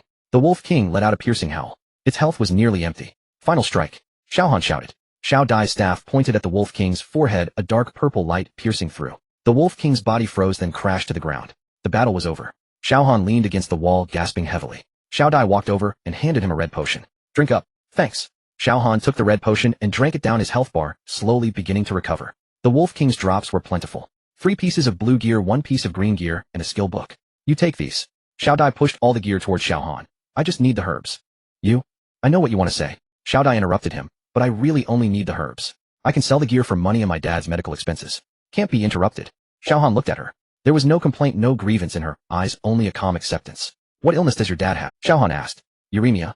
Xiao Dai said. He needs to undergo dialysis 3 times a week, costing 400 each time, plus medication and hospitalization fees. At least 8,000 a month. Xiao Han remained silent. 8,000 was not much for many people. But for a professional player who made a living playing games, it meant earning over 200,000 gold coins a month while ensuring their equipment didn't break and their level didn't drop. How much do you earn in a month? Xiao Han asked. About 12,000. Xiao Dai said. After deducting living and repair costs, the rest is about enough. Xiao Han fell silent. He took out the 5 medium-grade mana potions from his backpack and added 3 medium-grade health potions. You take these. Too much. Xiao Dai shook her head. I can't. Consider it a loan, Xiao Han said. Pay me back when you can. Xiao Dai gazed at him. Why? Because you remind me of... Xiao Han cut her off and turned toward the cave's exit. Let's go. More monsters await ahead. Xiao Dai remained rooted in place. She glanced down at the pills inside her backpack, then at Xiao Han's retreating figure. She offered no further refusal. Beyond the cave, dusk had deepened into twilight. Xiao Han and Xiao Dai stood at the valley's entrance, preparing to part ways. I'm leaving, Xiao Dai said. Xiao Han nodded. She turned and walked toward Tai City, then paused after several steps. That black sorcerer. My name is Lin Diedu. In-game I'm called Xiao Dai. I know. Xiao Han said. I'm Xiao Han. I know. Xiao Dai smiled faintly, then sprinted into the distance. Xiao Han watched her silhouette vanish into the gathering dusk. System alert, player Xiao Dai has spoken in World Channel. That black sorcerer. I owe you one. Xiao Han read the message and the corner of his mouth twitched ever so slightly. Xiao Tian had once said only those who honor their debts are truly worthy of trust. He lowered his gaze to his chest, where a jade pendant hung inscribed with the characters Jiesian. Its surface gleamed faintly brighter than before. And far away along the path Xiao Dai had taken, the moonshadow necklace nestled beneath her collar pulsed softly, resonating ever so subtly with the aura of Xiao Han's celestial demon art. Neither noticed. Gone. Xiao Han stared at the empty slot on the counter, his brows knotted tight. Lin Feng grimaced and nodded. Pupple leaf grass, frostling fruit, azure spirit vine. All 3 core ingredients are completely out of stock. I sent word to the auction house. Pupple leaf grass was 5 silver per sprig 3 days ago, now it's 25 gold, and still unobtainable. 5 silver to 25 gold. Xiao Han tapped his fingers against the counter. A 5-fold increase. Not even close, Lin Feng replied, pulling a crumpled price list from his sleeve. Frostling fruit is even more absurd, from 8 silver to 30 gold. Nearly a 40-fold surge. I visited 6 material shops. Every proprietor claimed they were sold out. When I asked about sources, each stammered like they'd seen a ghost. Xiao Han took the price list and scanned it, his eyes locking onto the final line: soul crystals, by price 50 gold. Soul crystals were rarely traded. Most players hoarded them upon acquisition. 50 gold. Their fair market value barely exceeded 3 or 5 gold. Who was buying at 10 times the standard rate? Taylor. Xiao Han slapped the price list onto the counter. Lin Feng stiffened. That merchant from the Universal Group. Something fell off last time. Xiao Han leaned back in his chair. Mass acquisitions of high-tier materials, especially soul crystals. This isn't something an ordinary guild could orchestrate. In just 3 days, key alchemical ingredients have been inflated to astronomical prices. Either this is madness, or deliberate monopolization. Monopolization. Lin Feng sucked in a sharp breath. Controlling alchemical resources, then what about us? Mid-tier pills halt all sales. Lin Feng opened his mouth, but uttered nothing. He turned to relay the order to the apprentices in the rear courtyard. Wait. Xiao Han stopped him. Acquire as much raw material as possible, but pay no more than 60% above market rate. Don't draw attention to us. Understood. Lin Feng nodded and departed. The shop fell silent. Xiao Han stared at the line. Soul crystals 50 gold, and unconsciously rubbed his thumb over the GSN pendant resting against his chest. This method felt eerily familiar, like the resource blockade employed by Longhun CI before executing an operation: first sever external supply, then close the net. He shook his head, chiding himself for paranoia. Yet the jade pendant warmed faintly against his skin. Since inheriting the GSN legacy, it seemed to hum with premonition whenever danger loomed. Just then hurried footsteps echoed outside. Xiao Han, are you in? Long Fei's voice. Xiao Han rose and opened the door. Long Fei nearly tumbled inside, his face uncharacteristically grave. Something's happened. Come in and speak. Long Fei shut the door behind him and lowered his voice. Long Yun led a team harvesting materials in Sunset Valley and was ambushed. Ambushed? By wild beasts? By people? Long Fei clenched his jaw. 5 individuals, entirely clad in black, bearing no guild insignia, striking with terrifying speed. Long Yun is a Taoist priest, not slow to react, but their first skill interrupted his incantation mid-cast. You understand what that implies. Xiao Han's pupils contracted slightly. Interrupting an incantation mid-cast demanded either profound mastery of game mechanics, or reflexes far surpassing those of ordinary players. What did Long Yun say? He said their coordination was uncanny, not like a pickup group, but like. Long Fei hesitated. Like soldiers. How many fell? Long Yun died. 2 other priests perished as well. A sorcerer escaped grievously wounded, and reported they made no pursuit. They struck, killed, and withdrew, clean and precise. No pursuit. Just killed and left. A chill ran through Xiao Han's spine. Ordinary guild skirmishes involved corpse guarding or looting gear, never such surgical disengagement. Such tactics served only 2 purposes: intimidation or reconnaissance. What did Long Yun drop? A set of heavenly tier staves, several batches of pills, nothing particularly valuable. Long Fei rubbed his palms together. I don't think it's Fengxing Tianxia, they lack this caliber.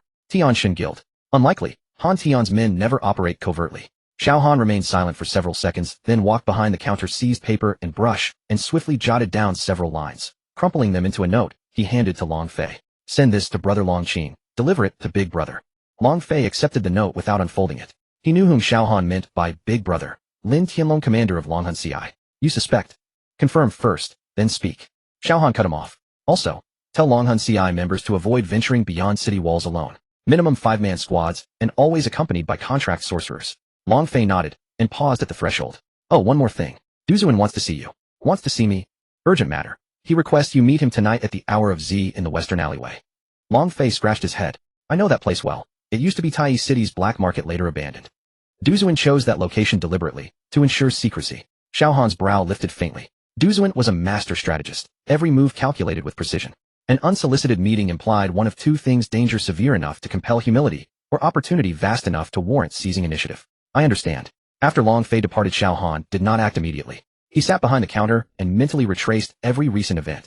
Abnormal material pricing, coordinated procurement, ghost organization, the king, ambush, military discipline, Longhun CI methodology. All threads converged. He retrieved his communicator and sent Lin Tianlong a message. A player exhibiting Longhun style tactics has appeared in Tai City. Confirmed, non-affiliated. Please verify. The message sent, and 10 full minutes passed before the reply arrived. 2 characters, not ours. Xiao Han stared at those words for a long while. Not Longhun CI, and yet wielding their signature tactics. Who else in this world employed such strategy? Only one answer existed: the ghost organization. The king's faction.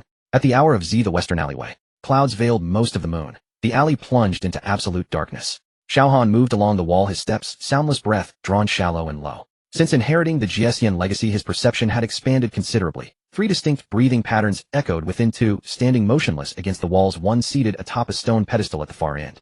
Duzuan. You've arrived. Duzuan's voice emerged from the shadows, calm, unhurried. Half a quarter hour earlier than I anticipated. Enough preamble. Xiao Han stood directly opposite him. What do you want? Duzuan did not answer immediately. He drew a scroll from his robes and unfurled it upon the ground between them. Moonlight seeped through a rift in the clouds, casting just enough light to discern the markings on the map.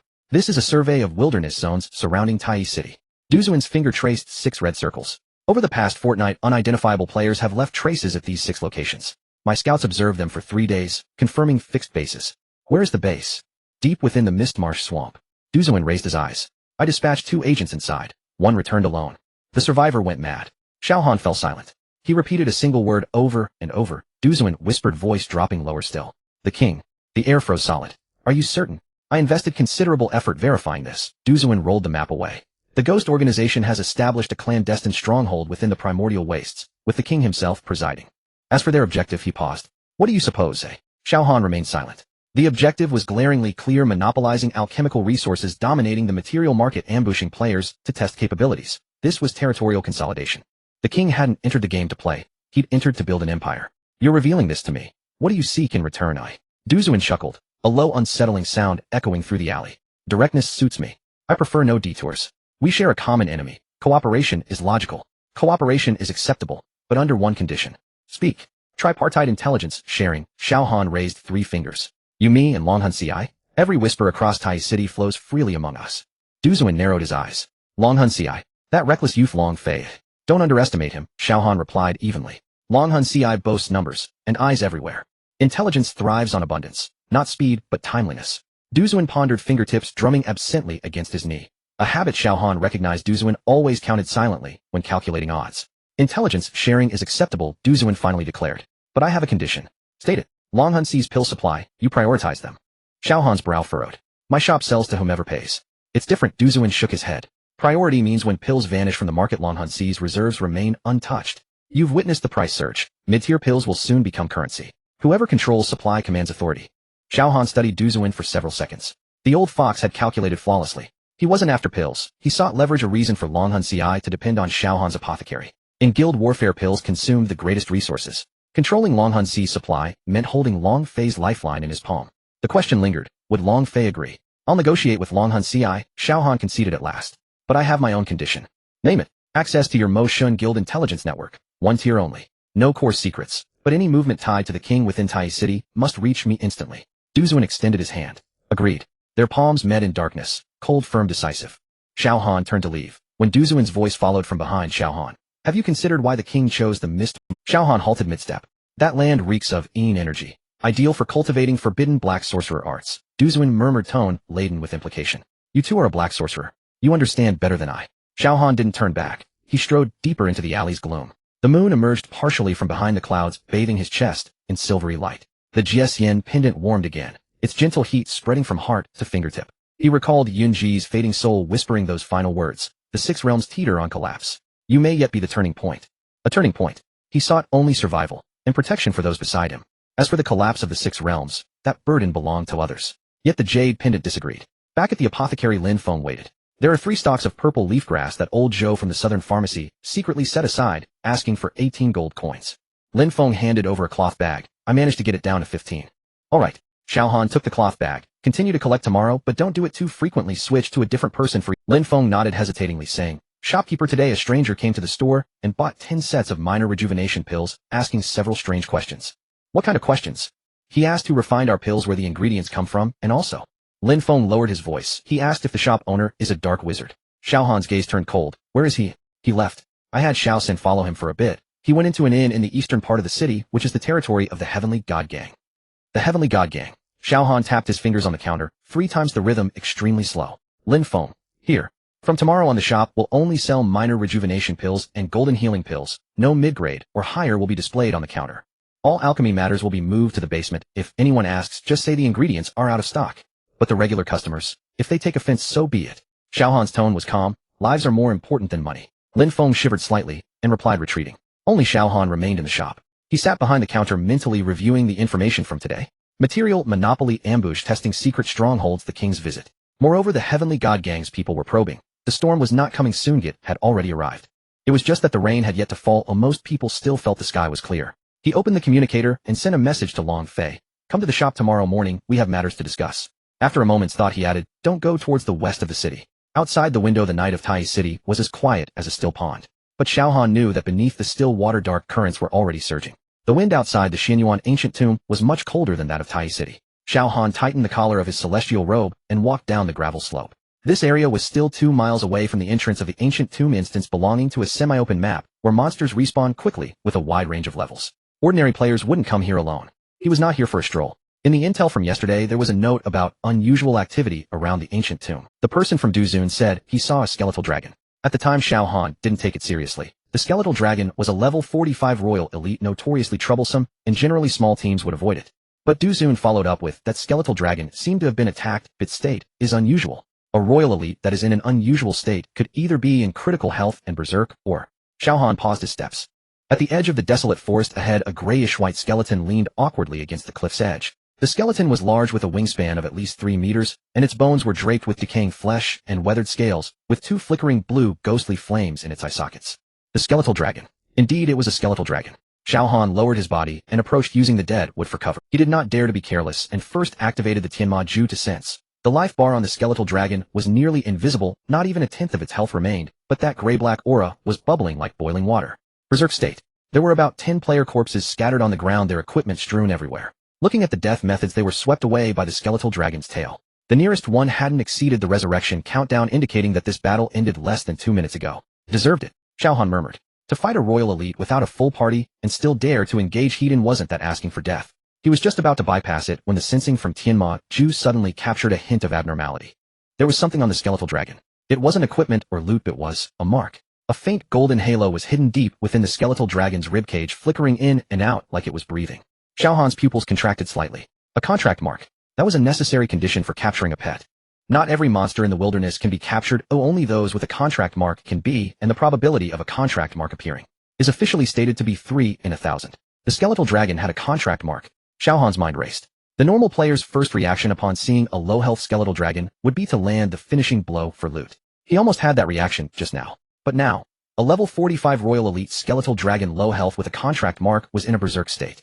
Landing a finishing blow is easy, capturing is difficult. Monsters in a berserk state have doubled resistances, and the success rate of capture techniques is extremely low. If it fails, the skeletal dragon will counterattack, and with his current defense, he wouldn't withstand 2 hits. Should he leave or stay? Xiao Han stared at the golden halo in the skeletal dragon's ribcage, his tongue pressed against the roof of his mouth.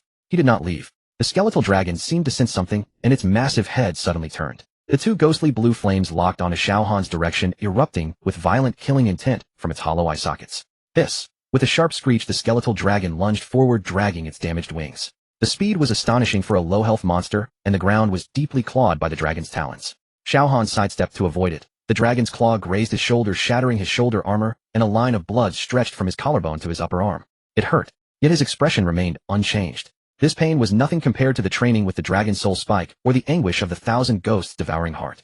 The skeletal dragon missed its attack and turned to pounce again. Xiao Han did not retreat. Instead, he stepped forward. He raised his left hand, a swirling black mist emanating from his palm. The death aura of the Tianma Ju. This thing was usually used to kill enemies, but Xiao Han learned another method on the 18th level of the Celestial Capture Ruins, to soothe. Vengeful spirits are driven by resentment. Death aura can intensify or suppress resentment, depending on how it is guided. He had never tried it on a skeletal dragon.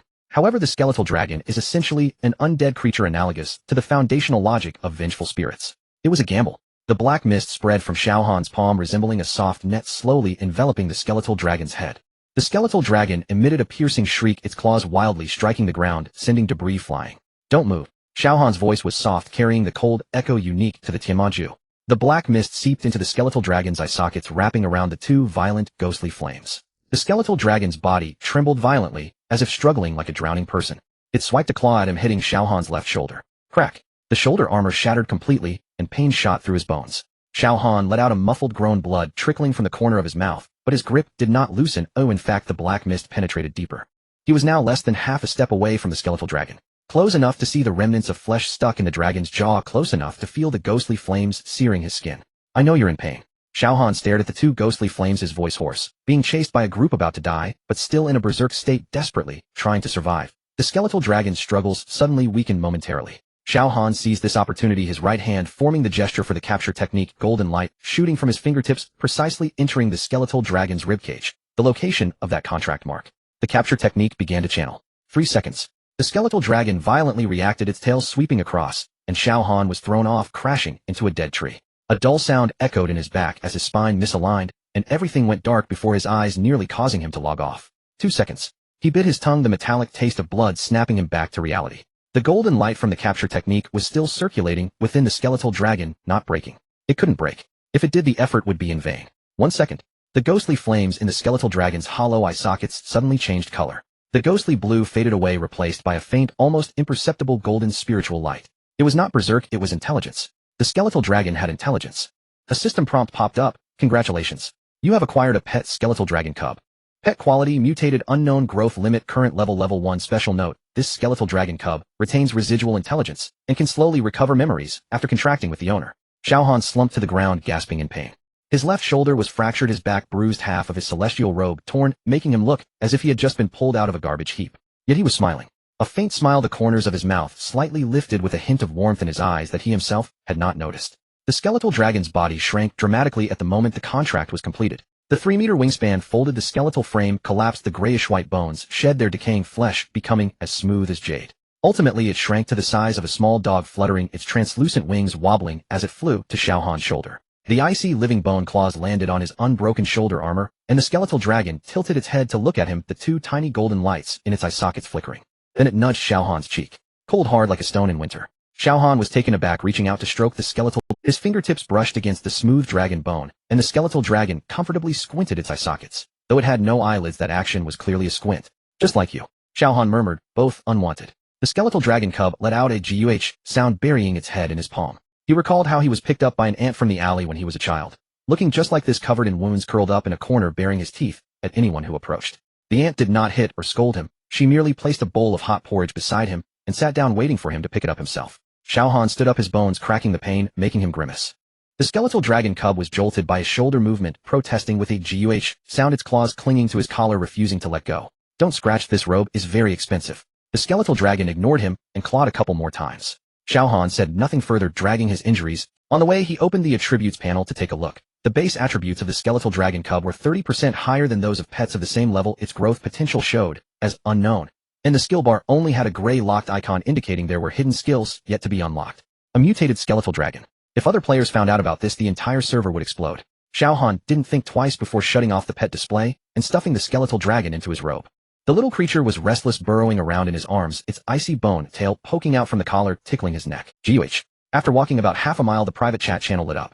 Xiaodia, are you free tomorrow? Xiao Han typed one. Xiaodia, I found a clue for a hidden quest related to the Xianyuan ancient tomb. Shall we meet at the entrance of the tomb tomorrow? He'll send you the coordinates. Xiao Han glanced at the coordinates. They were in the direction he had just come from. He looked down at the squirming skeletal dragon cub in his arms, and then at his shattered shoulder armor. Xiao Han, all right. Xiao Dai sent a smiling emoji and added, you're not going to the outskirts of the tomb alone again, are you?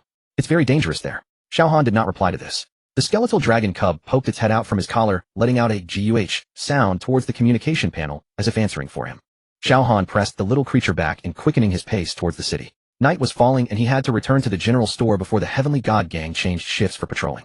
The injury on his back still throbbed, and he needed to ask Lin Feng for a bottle of medicine for his fractured left shoulder. But Xiao Han walked steadily, even a bit faster than when he came. There was a small weight on his shoulder. Cold alive. The corners of his mouth lifted slightly again, but he quickly suppressed it. The skeletal dragon cub yawned, its tail wrapping around his collar, curling up, and fell asleep.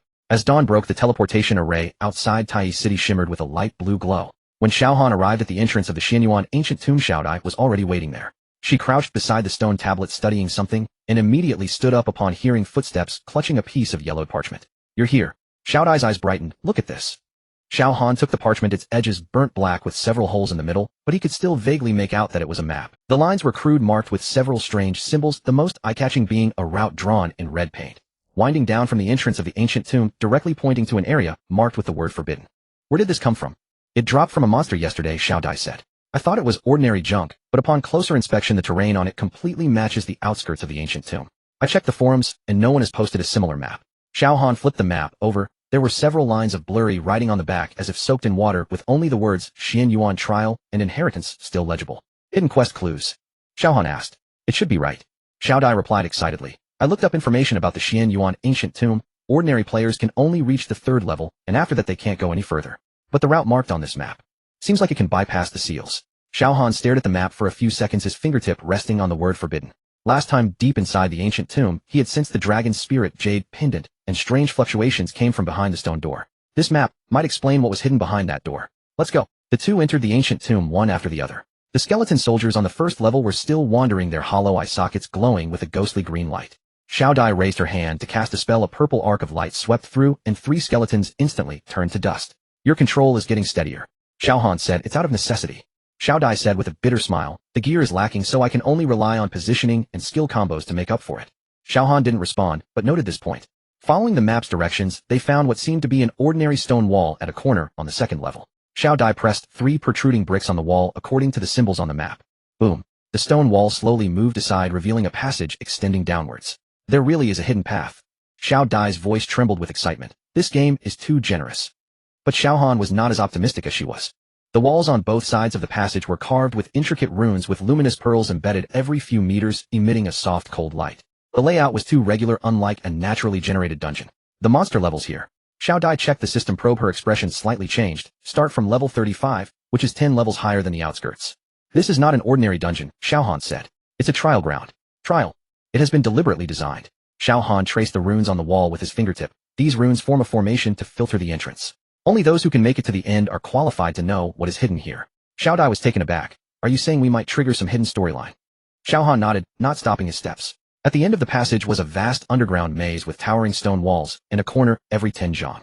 A thin mist enveloped the maze with visibility less than 20 meters. This mist, Xiao Dai frowned, it reduces visibility. It's more than that. Xiao Han squinted. It also interferes with the sense of direction. He closed his eyes, took a deep breath, and began to memorize. During the training for the Dragon Spirit Stab, there was a session specifically for navigation in complex environments. The instructor would throw them into a designed maze, giving them a time limit to find the exit. Those who failed would go hungry. During that time, Xiao Han learned to measure distance with his steps, remember corners with his body, and mark directions with his breathing. Left 3, right 7, go straight 15, left 2. He murmured, mapping the route in his mind with each step. Xiao Dai followed behind him, responsible for clearing any monsters that respawned along the way. The density of monsters here far exceeded that of ordinary areas, with almost every corner presenting a wave of them. Stone gargoyles, skeletal, mages, corpse warriors. Levels ranged from 35 to 38. They were manageable alone, but troublesome in groups. Swarm of biting insects. Xiao Dai chanted the spell, and a swarm of black insect shadows emerged from the ground, gnawing at the ankles of the stone gargoyle. The stone gargoyle slowed down, and Xiao Han seized the chance to advance, using corrosion technique in conjunction with normal attacks to finish it off. The two became increasingly proficient in their cooperation, almost requiring no verbal communication. Xiao Dai focused on control and weakening, while Xiao Han handled damage output, and aggro. A glance was enough to understand each other's intentions. Have you ever formed a party before? Xiao Dai asked while fighting. Yes, Xiao Han replied, a long time ago. Xiao Dai wanted to ask more, but seeing his expression, she swallowed her words. The maze seemed endless, with one corner turning into another. The fog thickened, even dimming the glow of Xiao Dai's spell. How long have we been walking? Xiao Dai glanced at the time. Almost an hour, right? 43 minutes, Xiao Han said. We should— How do you know? Xiao Han pointed ahead. The fog is clearing. Xiao Dai looked up and indeed found the mist abruptly stopped 10 meters ahead, as if blocked by some invisible force. The two quickened their pace, passing through the last corner. Suddenly the view opened up. Before them was a massive circular stone chamber, the ceiling towering several meters, engraved with star patterns. In the center of the chamber stood a statue clad in ancient armor, hand resting on a long sword, its features indistinct. In front of the statue stood an NPC. No, not an NPC. Xiao Han squinted. It was a man dressed in ancient robes, surrounded by a semi-transparent glow, clearly some kind of projection or lingering soul. Xian Yuan Clan, the guardian spirit. The man spoke, his voice ethereal. You have intruded upon a forbidden place. For what purpose do you come? Xiao Dai stepped forward. We mean no offense, we just— No need to explain. The man interrupted her. To reach here proves you have the qualifications. But the path ahead cannot be traversed by mere courage. He waved his hand, and the stone wall on one side of the chamber slowly cracked open, revealing a pitch-black passage. A trial of the heart, the man said. Only by facing your deepest fears and obsessions can you pass. A trial. Xiao Dai was taken aback. What does that mean? It means— Xiao Han already understood. We have to go in and face our inner demons. Both of us. No, the man shook his head. Only one person is needed. The other can wait outside. Xiao Dai looked at Xiao Han. I'll go you. He'll go in. Xiao Han's voice left no room for negotiation. Xiao Dai opened her mouth as if to say something, but seeing his cold gaze, she ultimately held her tongue.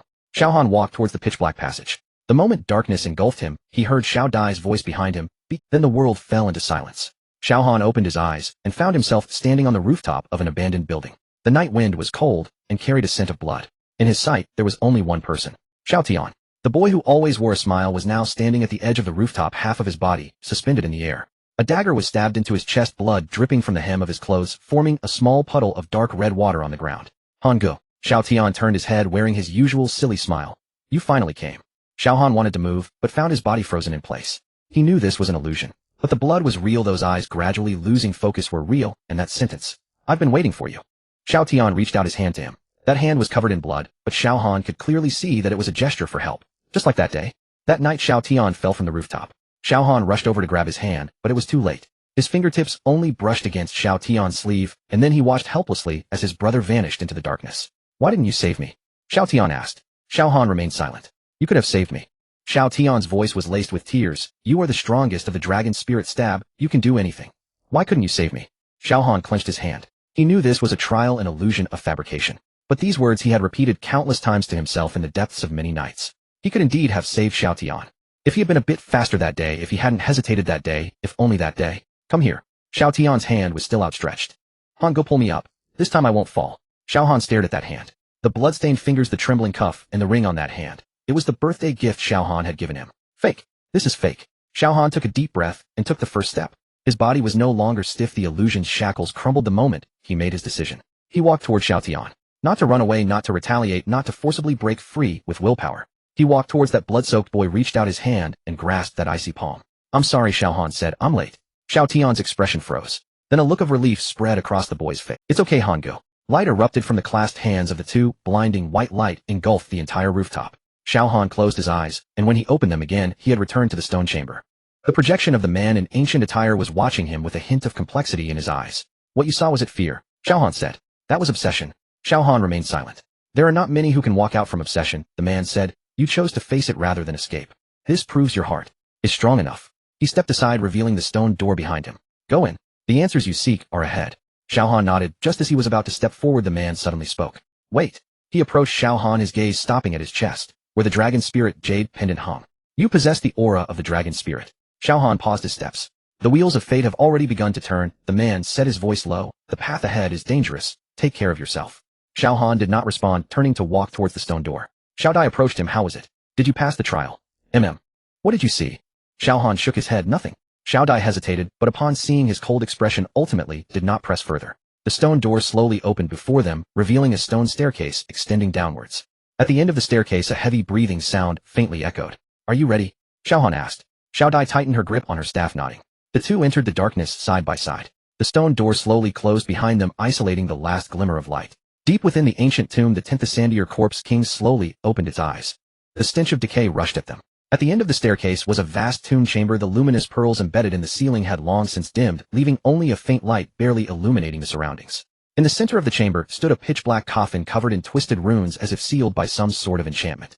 Xiao Han and Xiao Dai stood at the entrance of the tomb chamber, holding their breath. This is...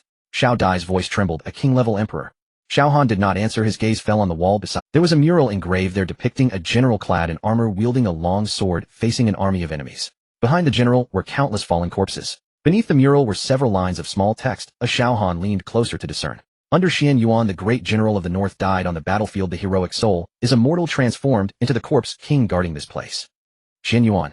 Xiao Dai was taken aback. The Xian Yuan clan. Isn't that from myth and legend? Before she could finish her sentence, the coffin began to shake violently. Boom. The coffin lid was flung away with immense force, crashing against the wall and shattering into pieces. A tall figure slowly rose from within the coffin. It stood at least 3 meters tall, its body covered in decaying armor beneath, which lay withered blackened skin. There were no eyeballs in its eye sockets, only 2 flickering ghostly green flames. 10,000-year corpse king. Level. Rank, king-level emperor. Xiao Han's pupils constricted. Run. He grabbed Xiao Dai and turned to dash towards the stone steps. But the speed of the corpse king was faster than they had imagined. The stench of decaying claws swept from behind, and Xiao Han could only push Xiao Dai aside, while he was struck by the claw wind on his shoulder.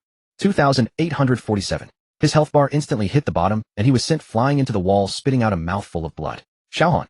Xiao Dai gasped, hurriedly chanting a healing spell. A soft light enveloped Xiao Han, restoring some of his health, but don't worry about me. Xiao Han leaped up. Get out first. The two rushed towards the stone steps, but the corpse king was already blocking the exit. It raised a foot and stomped down heavily. Boom. The entire tomb chamber shook. The stone steps collapsed instantly, and debris fell, sealing the only exit. Damn it. Xiao Han gritted his teeth. The escape route was cut off. The corpse king slowly turned, its ghostly green flames fixating on the two, as if observing 2 corpses that were about to join its collection. Mortal. It rasped, its voice harsh and grating like 2 rusty iron plates rubbing together. Intruders. Die. It raised its arm, its bony fingers curling into claws, reaching for the two. Xiao Han pushed Xiao Dai away. Scatter. The two rolled away in different directions, the corpse king's claws scraping the ground and leaving 3 deep gouges. This thing is too strong. Xiao Dai's voice was filled with despair. We can't possibly win. Xiao Han said nothing, his mind racing. King-level emperor, unknown level, its attack power enough to kill them in 1 hit. Fighting Hedon would be suicide. But he noticed a detail. After the corpse king's previous claw strike, its body had been stiff for about 3 seconds before it resumed movement. Its movements. Xiao Han stared at the corpse king. Follow a pattern. What? It becomes stiff for a few seconds after every attack. Xiao Han dashed out after saying this. Are you crazy? Xiao Dai exclaimed. But Xiao Han was already approaching the corpse king. He deliberately brushed past the corpse king, luring it to attack. The corpse king fell for the trap, raising its claws to sweep. Xiao Han rolled to avoid it, and immediately turned back, casting the corrosion technique on the corpse king's leg. 127. A negligible amount of damage, but the slowing effect of the corrosion technique took effect. The corpse king's movements became slower. Did you see that? Xiao Han shouted. When it's stiff, that's the chance to attack. Xiao Dai gritted her teeth and raised her staff, 10,000 insects devour. Black insect shadows surged from the ground, gnawing at the Corpse King's legs. The Corpse King let out an angry roar, but its movements were clearly sluggish. Xiao Han took the opportunity to circle behind the Corpse King, channeling the Tianma art. A cold death aura surged from his palm, directly imprinting onto the Corpse King's back. The Tianma art had a natural advantage against undead creatures, and the ghostly flames on the Corpse King dimmed noticeably. Roar! The Corpse King let out a pained howl, struggling wildly. It swiped a claw backward, and Xiao Han barely dodged, but was still struck by the claw wind.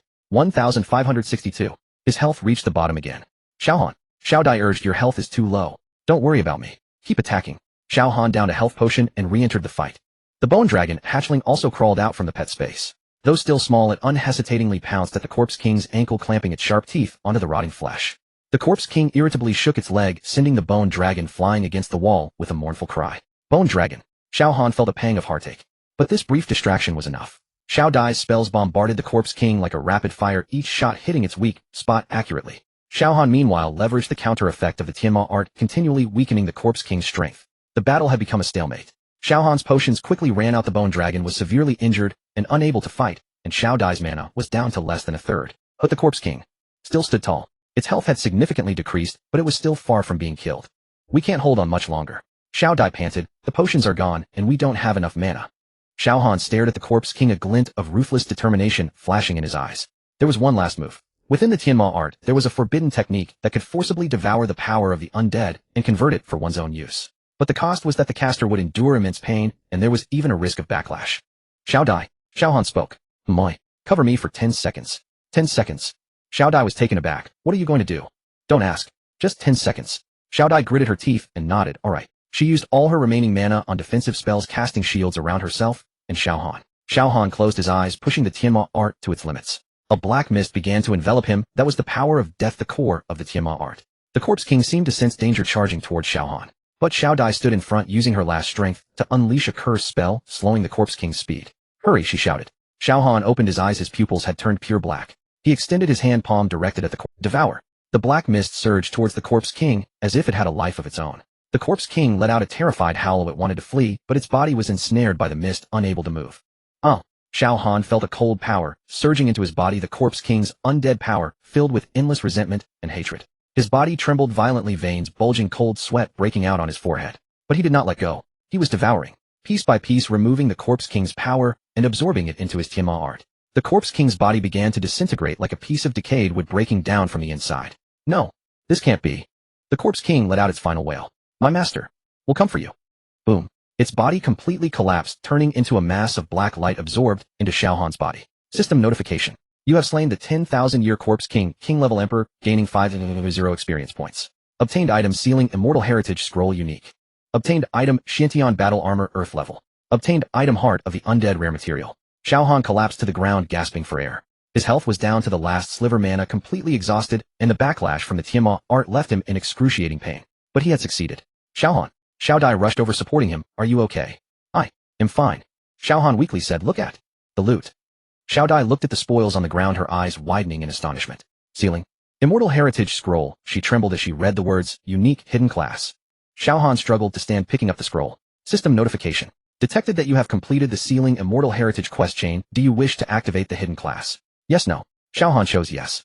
A radiant light enveloped him, and his body began to change. Congratulations, you have activated the hidden class, Sealing Immortal Successor. Class feature dual cultivation of witchcraft and swordsmanship.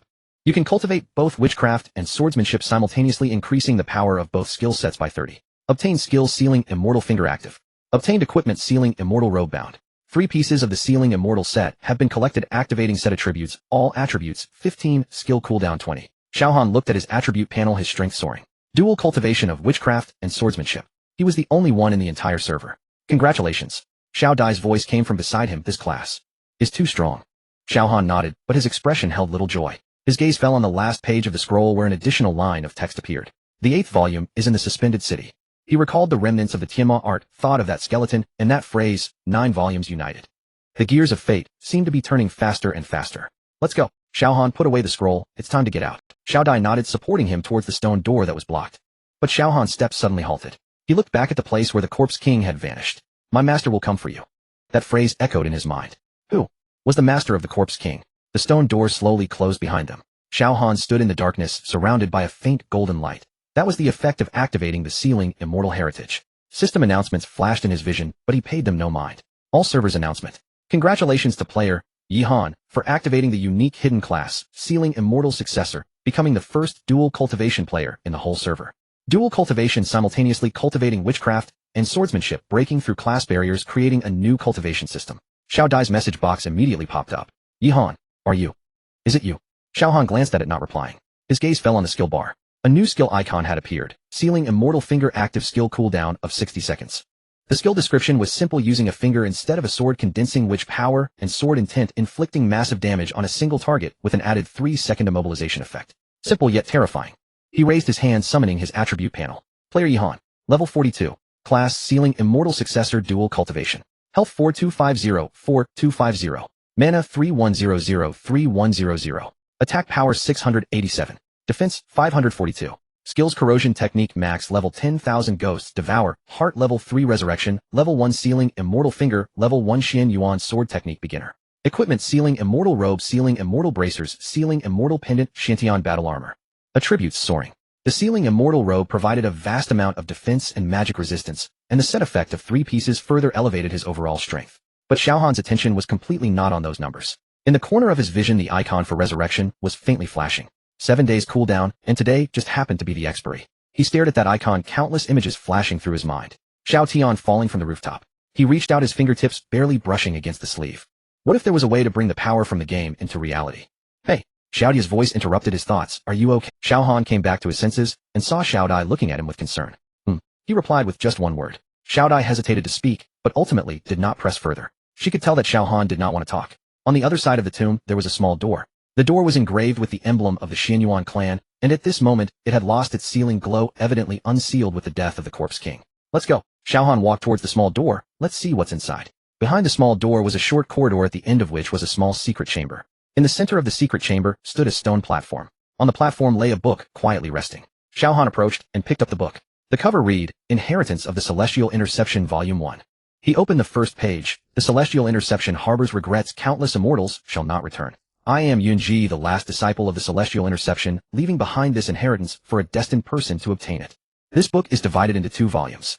The first volume contains the methods of dual cultivation of witchcraft, while the second volume contains the secrets of the Celestial Interception and clues to the 9th volume of the Demon Sutra. If one obtains this book, one must inherit the will of the Celestial Interception, and at the time when the 6 realms are on the verge of collapse, be the variable, be the hope. Xiao Han's fingers paused on that line. Clues to the 9th volume of the Demon Sutra. He recalled the fragment of the Demon Sutra in his hand, which had only collected the first volume so far. And on the last page of the fragment, there had once appeared a line of blood. The 8th volume is in the floating city. Now there was also a clue to the 9th volume. What would happen when the 9 volumes were combined? He did not know, but he had a strong premonition. The secret of the Demon Sutra was far beyond what he had seen so far. What is this? Xiao Dai leaned over curiously, looking at the book in his hand. A quest item. Xiao Han tucked the book away without elaborating. Xiao Dai did not press further, but a hint of doubt flickered in her eyes. She vaguely felt that Xiao Han had many secrets, but she chose not to investigate. Everyone has their own secrets, and she had hers. The two left the secret chamber and walked out of the ancient tomb along another passage. At the end of the passage was a concealed cave entrance located on the hillside outside the Xianyuan ancient tomb. Xiao Han glanced at the coordinates, approximately a 2-hour walk from Tai City. Let's head back to the city first, he said. Lin Feng and the others are waiting for me. Xiao Dai nodded that. Congratulations on your dual cultivation of witchcraft. Thank you. Next time. Xiao Dai hesitated. Can we team up again, next time? Xiao Han looked at her, nodded, sure. Xiao Dai smiled. Her smile was faint, but sincere. Then see you later. She used a return scroll, her figure vanishing in a glow. Xiao Han stood in place, silent for a moment, then also took out the light flashed. Tai City, the general goods store. As soon as Xiao Han walked in, Lin Feng came up to him. Boss, did you see the system announcement? Lin Feng spoke excitedly. Dual cultivation of witchcraft. The only one in the whole server. Our store is going to be popular. Xiao Han's expression remained unchanged. Stay low-key. Huh. Lin Feng was taken aback, but this matter should not be publicly announced. Xiao Han's voice was calm, but Lin Feng detected a hint of coldness in it. Okay, boss. He nodded hurriedly. The other 3 apprentices also gathered around, chattering questions. Xiao Han waved his hand, put down the things and go back to work. The 4 exchanged glances, not daring to ask further, and dispersed. Xiao Han walked into the backyard, sat on a stone bench, and took out the scroll of the Celestial Interception Inheritance. He carefully flipped through it, and found that line on the last page. The 8th volume is in the floating city. The floating city. He had heard of this place.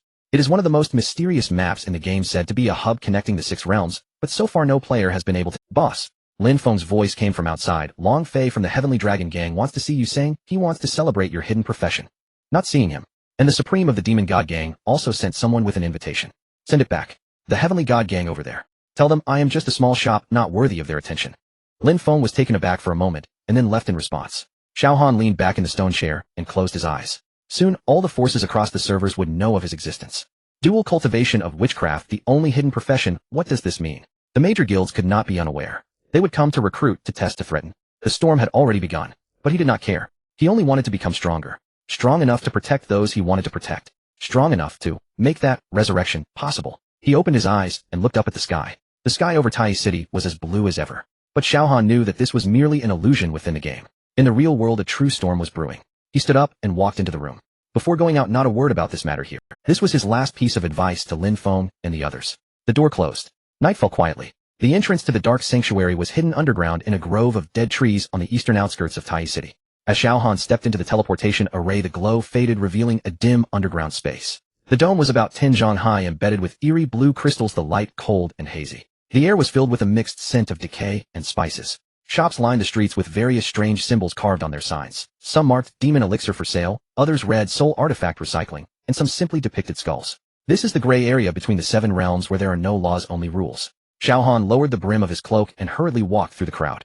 His backpack was stuffed with materials stripped from the 10th of Sandy-year-old Corpse King, and these imperial level drops were too conspicuous in the main city's auction house. Only the black market dared to accept them openly. So take a look at this bone erosion blade. It's a high-grade earth weapon. I'm letting it go cheap. Get lost. Xiao Han didn't even glance up and walked straight past the demon vendor selling daggers. The conmen in the dark sanctuary were 10 times more than the main city, and anyone who approached him should be treated with caution. He headed directly to a materials shop deep in the sanctuary. The shopkeeper was an old man wrapped in a black robe with only a pair of murky eyes visible. Buying materials.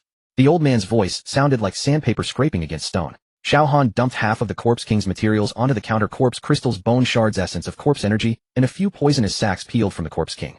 The old man's eyes lit up. Materials from the Corpse King. You are from the Xianyuan ancient tomb. How much gold? Xiao Han interrupted him. The old man chuckled, his bony fingers fiddling with the materials on the counter. These are worth 3,000 gold. I'll offer you 2,008. You know the rules of the black market. 2,005. Xiao Han said. I want the rest in exchange for information.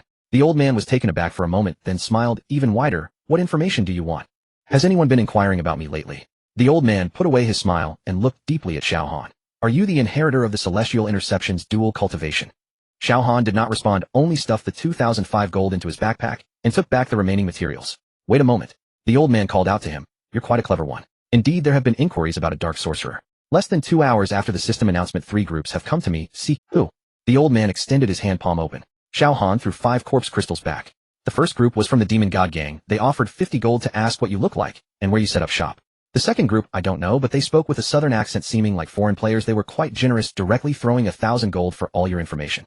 The old man lowered his voice. The third group is the most dangerous, the Ghost Organization. Xiao Han's pupils contracted slightly. The Ghost Organization, the most elite assassination group under the king, specializes in assassination and infiltration. He had dealt with the Ghost Organization when he was in the Dragon Soul Assassins. Their style was very similar. Silent, efficient, leaving no survivors. What did they ask? They asked if you have a store in Tai City, what the Celestial Interception inheritance is about, and also. The old man paused. They asked if you have any fixed patterns of activity in the game. Xiao Han's expression darkened. They were probing him, gathering intelligence before taking action. Thanks. He turned and left the materials shop, his steps quicker than before. The streets of the Dark Sanctuary were as complex as a maze, and Xiao Han chose the less crowded alleys. He needed to leave here quickly to return to Tai City to set up defenses for the general goods store, and also think of a countermeasure. Sir, please wait. A thin, weak voice came from the side. Xiao Han turned his head and saw a small figure emerge. It was a girl dressed in tattered cloth with messy silver short hair, and her face was dirty, making her features hard to discern. Her ears were pointed. She was from the Lacey tribe, a rare race known for agility and perception. You are the inheritor of the Celestial Interception, right? The girl lowered her voice, glancing around warily. I have important information to sell to you. Xiao Han stared at her. Who are you? A witch. The girl said quickly. I'm an information dealer specializing in gathering news in the sanctuary. I saw your transaction at the materials shop. The old man didn't tell you the most important thing. What is it? The people from the Ghost Organization are not just inquiring about you. They have already sent someone to keep an eye on your store. The witch said urgently, and the Demon God Gang, the Supreme, personally ordered to monitor your movements. The news of your inheritance has leaked too fast. Now the entire sanctuary knows you are a dual cultivation player of witchcraft. Xiao Han's eyes turned cold. Less than 2 hours had passed since the system announcement, and the news spread faster than he had anticipated. That word, only, was like a piece of meat thrown into a shark tank. all forces caught the scent of blood. How do you know this? Xiao Han asked. The witch raised her right hand, pressing her fingertips against her temple. The Lacey tribe's perception talent allows me to hear whispers within 100 meters. I was just near the people from the ghost organization. They spoke very quietly, but it couldn't escape my ears. Xiao Han noticed a dark red mark around her wrist, like some kind of rune imprint. What's with your wrist? The witch abruptly retracted her hand, hiding it in her sleeve. Nothing. This is all the information I have, sir. I just want 50 gold. Xiao Han did not press further, and counted out 50 gold from his backpack to hand to her. The witch took the gold, quickly stuffing it into her clothes, and turned to run. Wait! Xiao Han called out to her. The girl froze her body, trembling slightly. Your wrist. Xiao Han said, that's a slave mark, right? The witch's shoulders trembled slightly, but she did not turn back. The slave mark in the ancient times was a special control technique. Those marked must obey their master's orders or suffer excruciating pain. This technique was strictly prohibited in the game, but someone always used it secretly in the black market. Who branded you? None of your business. The witch's voice trembled with suppression. Sir, I have given you the information, and you have received the gold. We are even now. She quickly disappeared at the end of the alley. Xiao Han stood in place, staring at the direction. She vanished for 2 seconds before turning and continuing on his way. He is not a sage and cannot manage all trivial matters. The most important thing now is to return to Tai City and deal with the forces that have set their sights on him. The exit of the shelter is a stone staircase leading upward, at the end of which lies a teleportation array. As Xiao Han stepped onto the stone staircase, his footsteps halted. 3 masked figures stood at the top of the stairs, blocking the only path. They were all clad in black leather armor with long swords hanging at their waists and no names above their heads. PK status. In the dark shelter, killing does not result in a red name. This is a lawless territory. Xiao Han. The middle masked figure spoke, his voice processed to disguise his age and tone. Xiao Han did not answer, merely adjusting the position of his backpack silently to make it easier to draw his staff. We do not wish to kill you, we only ask that you come with us for a while. The masked figure said, someone wishes to see you. Who? You will know if you go. Xiao Han smiled, but his smile did not reach his eyes. What if I refuse to go? The 3 masked figures drew their swords simultaneously. Then we can only offend you. Before the middle one finished speaking, his figure had already vanished from the spot. A swordsman's dash skill instantly closing the distance. But Xiao Han was even faster. He waved his left hand, and a black mist erupted before him. 10,000 ghosts devouring heart. An area control skill of the dark sorcerer capable of instantly locking onto all targets within a 10-meter radius. 3 screams rang out simultaneously. The masked figures froze in place, their bodies convulsing violently as a series of damage numbers appeared above their heads. The effect of 10,000 ghosts devouring heart is to deal damage every second and reduce movement speed, lasting for 3 seconds. 3 seconds is enough to accomplish many things. Xiao Han's staff struck the ground, and a corrosion spell landed on the leftmost masked figure, followed by the second and third. Why you? Who are you? The middle masked figure struggled to speak, his voice filled with terror. Xiao Han did not answer, the black light at the tip of his staff growing ever brighter. Don't kill me. Before he could finish, the second wave of 10,000 ghosts devouring heart interrupted his casting. The health bars of the 3 dropped to 0 simultaneously, their bodies collapsing to the ground, dropping several pieces of equipment and some gold. Xiao Han stepped forward to collect the loot, and then lifted his foot to step over the corpses, resuming his ascent of the staircase. Go back and tell your master, he said without looking back, do not block my path. At the top of the staircase, the sunlight was blinding. Returning to Tai City was already at dusk. Xiao Han replayed the information given by the witch in his mind. The demon god gang was monitoring him, the ghost organization had targeted the grocery store, and the king had established a base in the misty swamp.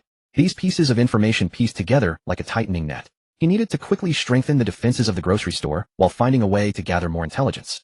Xiao Han. A familiar voice called from behind. Xiao Han turned to see Xiao Dai standing at the inn's entrance, the sunset casting a long shadow behind her. Why are you still here?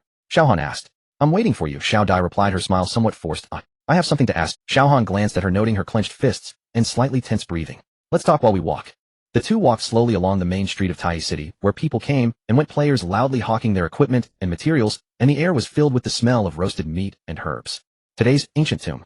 Xiao Dai started, her voice very soft. Do you remember the mural in that chamber? Xiao Han paused for a moment. Of course he remembered. The woman holding a sword in the mural bore a striking resemblance to Xiao Dai. At the time he pretended not to notice, but that detail had lodged itself in his mind like a thorn. I remember, he said. What about it? Xiao Dai stopped walking and turned to face Xiao Han. Her eyes glimmered with a faint golden hue in the sunset, resembling 2 pieces of amber. Do you think that woman looks like me, eh? Xiao Han fell silent. He could continue to play dumb, saying he didn't notice, or that it was just a coincidence, but Xiao Dai was no fool. The fact that she could ask this question indicated that she had already sensed something. Yes, Xiao Han finally said, 7 parts. Xiao Dai's eyes reddened slightly, and she lowered her head, her voice trembling. I knew it. I knew it wasn't an illusion. Since entering the ancient tomb, I felt so familiar with that place, as if I had been there before. Those mechanisms, those murals, and the final corpse king. I clearly saw them for the first time, yet it felt like I had experienced them before. Do you suspect that you have a connection to the Xianyuan clan? Xiao Dai shook her head. I don't know. My parents are ordinary people, and I haven't had anything special growing up. But, she took off a jade pendant from her neck. This was left to me by my grandmother, and she said it is our family heirloom. Xiao Han took the jade pendant and found a blurry pattern etched on it resembling some kind of ancient totem. The patterns of the totem were somewhat similar to the runes he had seen at the Celestial Severance ruins. Can I take a look? Xiao Dai nodded. Xiao Han put the jade pendant into his backpack, secretly deciding to find a time to investigate its origins. I'll take you back to the inn first, he said. I will help you investigate this matter. Xiao Dai looked up, her eyes shining with gratitude. Thank you, Xiao Han. No need to thank me, Xiao Han said, turning to head towards the inn. Get some rest early. After sending Xiao Dai off, Xiao Han did not return to the grocery store, but turned into a secluded alley. He was going to one place, the mysterious shop of Hongjun Laozu. This shop only appeared at midnight, and its entrance was not fixed, but Xiao Han discovered a pattern. As long as he had the jade pendant of the Celestial Severance in his backpack, he could sense the general direction of the shop. Indeed, the sensation led him to an abandoned courtyard in the northwest corner of Tai City. In the center of the courtyard was a dry well covered with a stone slab.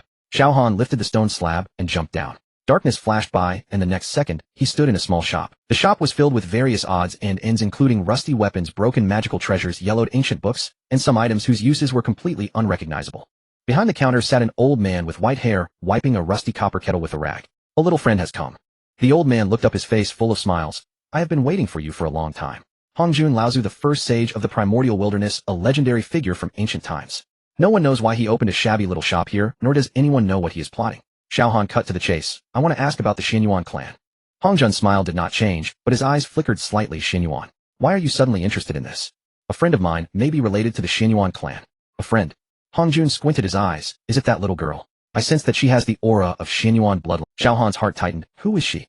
Hongjun set down the copper kettle and said leisurely, the Xinyuan clan experienced a great upheaval 1,000 years ago, with members either dead or scattered, leaving only a few bloodlines lost in the world. That little girl is probably a descendant of the Xinyuan bloodline. Why did the Xinyuan clan perish? Well, Hongjun extended his hand, palm open. 100,000 gold coins. Xiao Han stared at him. Are you sure? My information has never been free, Hongjun said with a smile. Of course you could choose not to ask and investigate slowly on your own. However, he paused. If you wish to know the true identity of that little girl, it's better to listen to what I have to say. Xiao Han gritted his teeth and counted out 100,000 gold coins from his backpack, slamming them onto the counter. Hongjun nodded in satisfaction, pocketed the coins, and then lowered his voice. The destruction of the Xinyuan clan is related to a traitor. That traitor is named Xinyuan Yueying, the name of the woman in the mural. Xiao Han's pupils contracted slightly. Xinyuan Yueying was a genius of the Xinyuan clan, originally the heir to the clan leader. But she suddenly betrayed the clan 1,000 years ago, allying with the enemy of the Celestial Severance, leading to the near annihilation of the Xinyuan clan in a great battle. Only a few escaped, going into hiding and living incognito. That little girl, Hongjun continued, the jade pendant around her neck is Xinyuan Yueying's personal item. Xiao Han's mind went blank. If Xiao Dai's jade pendant belonged to Xinyuan Yueying, then she is. Is she a descendant of Xinyuan Yueying?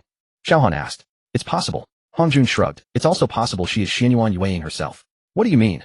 Hongjun smiled without answering and extended his hand again. Xiao Han took a deep breath, suppressing the surging emotions. How much more? This information. Hongjun stroked his chin. I don't know if it's valuable. After all, it's just speculation.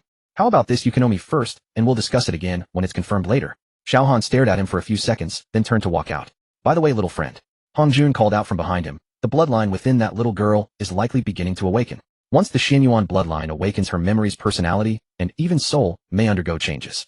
You need to be careful. Xiao Han paused, but did not turn back, disappearing directly into the teleportation array. The Tai City was quiet at night, with only patrolling guards passing by occasionally.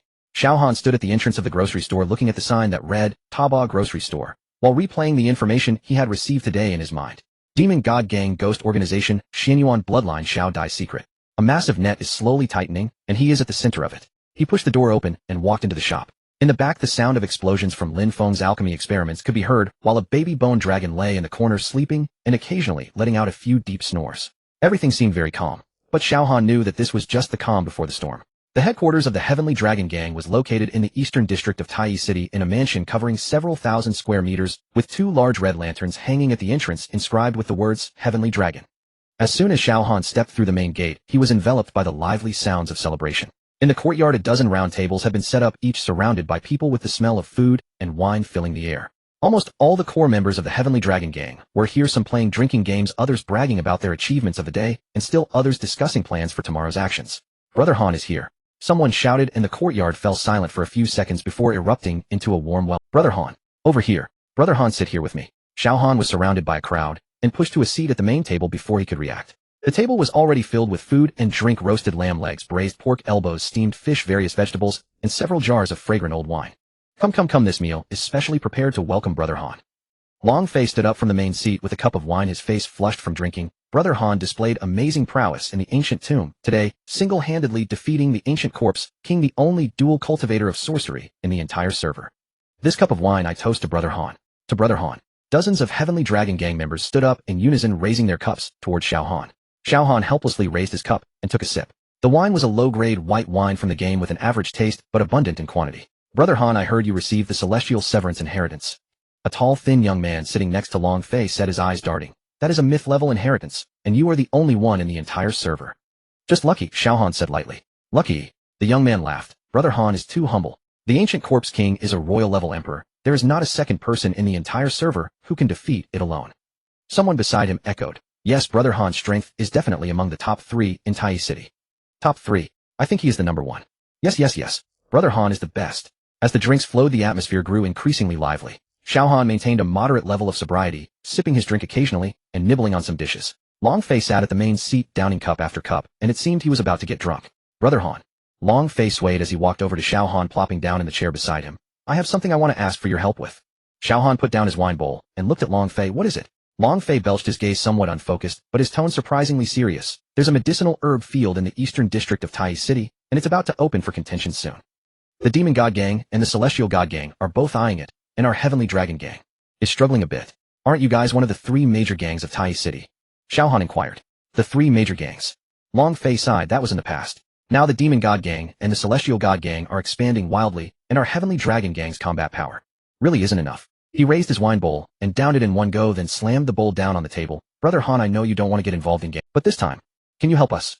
Xiao Han did not respond immediately. Gang conflicts are the most troublesome things, but once you're involved, it's hard to extricate yourself. He came to Honglong to make money and grow stronger, not to become a thug for a gang. What is a medicinal herb field, he asked. Long Fei's eyes brightened, and he hurriedly explained, the medicinal herb field is a newly opened resource point where various herbs can be planted. Once the herbs mature, they can be used for alchemy or sold to NPCs for gold coins. The medicinal herb field in the eastern district of Tai City is the largest in the entire server, with a yield 3 times that of ordinary herb fields.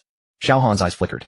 Herbs. The Shenang's classic of herbal medicine. He obtained in the ancient tomb, recorded numerous high-level alchemy formulas, but most of the herbs needed for those formulas are quite rare and unavailable on the market. The supply from the miscellaneous shop on Taba can no longer keep up, and Lin Feng complains daily about the shortage of materials. If there could be a stable source of herbs. Who manages the medicinal herb field? Xiao Han asked.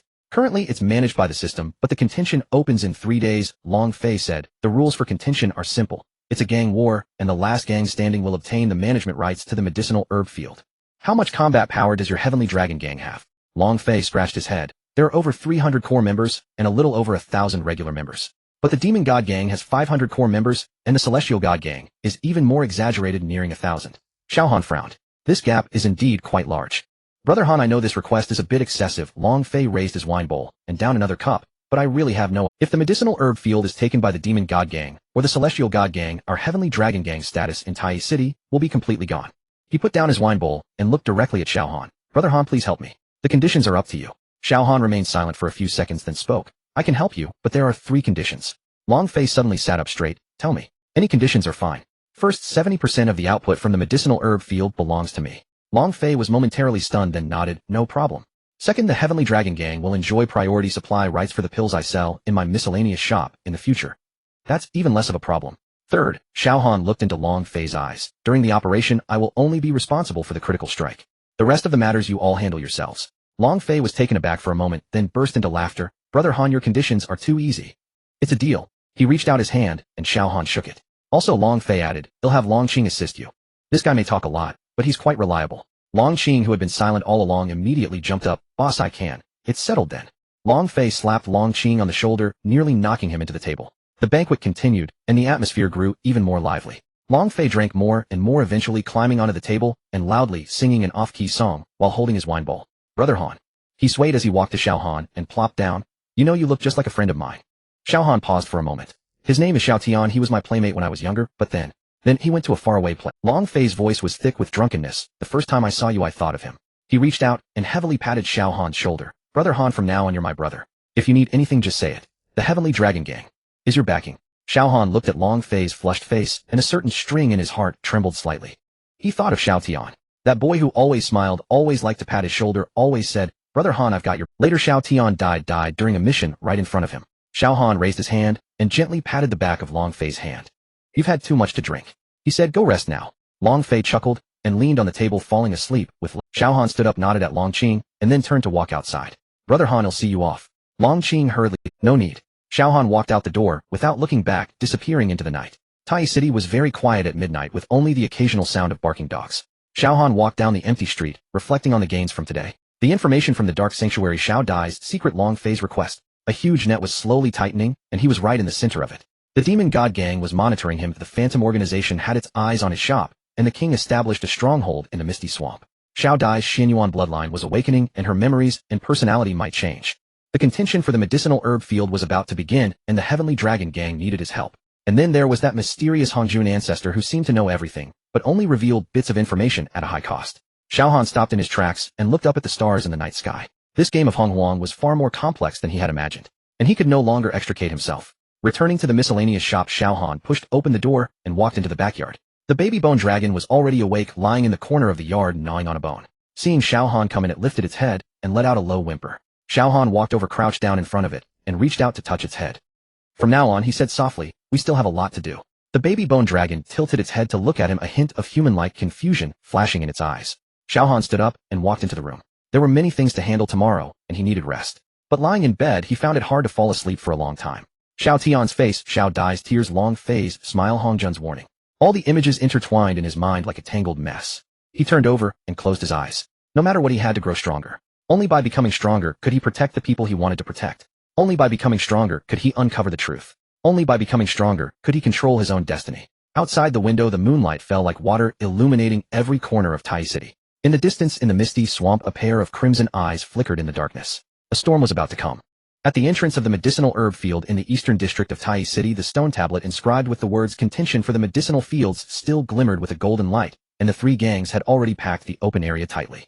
Long Qing crouched in the back row of the bushes, chewing on a stem of grass he had pulled from somewhere, tilting his head to glance at the situation across the way, smacking his lips. "Brother Fei, there are at least 200 people from the Demon God Gang across the way, and the Celestial God Gang has about 150. We only have about 80 people in total. How are we supposed to fight this?" "Use our heads." Long Fei gripped the hilt of his sword and remained silent, casting a glance toward the misty area to the east. He couldn't see anything in the mist, but he knew Xiao Han was there. "Just hold on." Long Fei said 4 simple words. At the moment the system countdown hit 0, the barrier in the center of the medicinal herb field shattered, and rich spiritual energy surged into the sky. Everyone moved at once. The furious warrior charged to the front, clad in dark red heavy armor, wielding a broad-bladed battle axe resembling a human meat grinder. Behind him, over 200 elite members of the Demon God Gang formed a triangular formation, charging straight into the core area of the medicinal field, sending anyone who obstructed them flying. "Let me through." A Taoist named Long Xiao from the front line of the Heavenly Dragon Gang gritted his teeth and moved up, but his shield shattered as soon as it was raised by the furious warrior's axe, sending him flying backward and toppling 3 people behind him. Long Qing's face turned pale. Damn, did he activate his ultimate skill? He didn't activate his ultimate, that's just his normal attack. Long Fei's voice tightened. "His gear is overwhelming, we can't withstand it, Heathen." On the side of the Celestial God Gang, Tian Sha led his men in a flanking maneuver, their movements precise, as if they had rehearsed them beforehand. They didn't engage the Demon God Gang, Heathen, but circled around the left wing of the Heavenly Dragon Gang to cut their formation with a clear intention to completely drive the Heavenly Dragon Gang away from the edge of the medicinal herb field.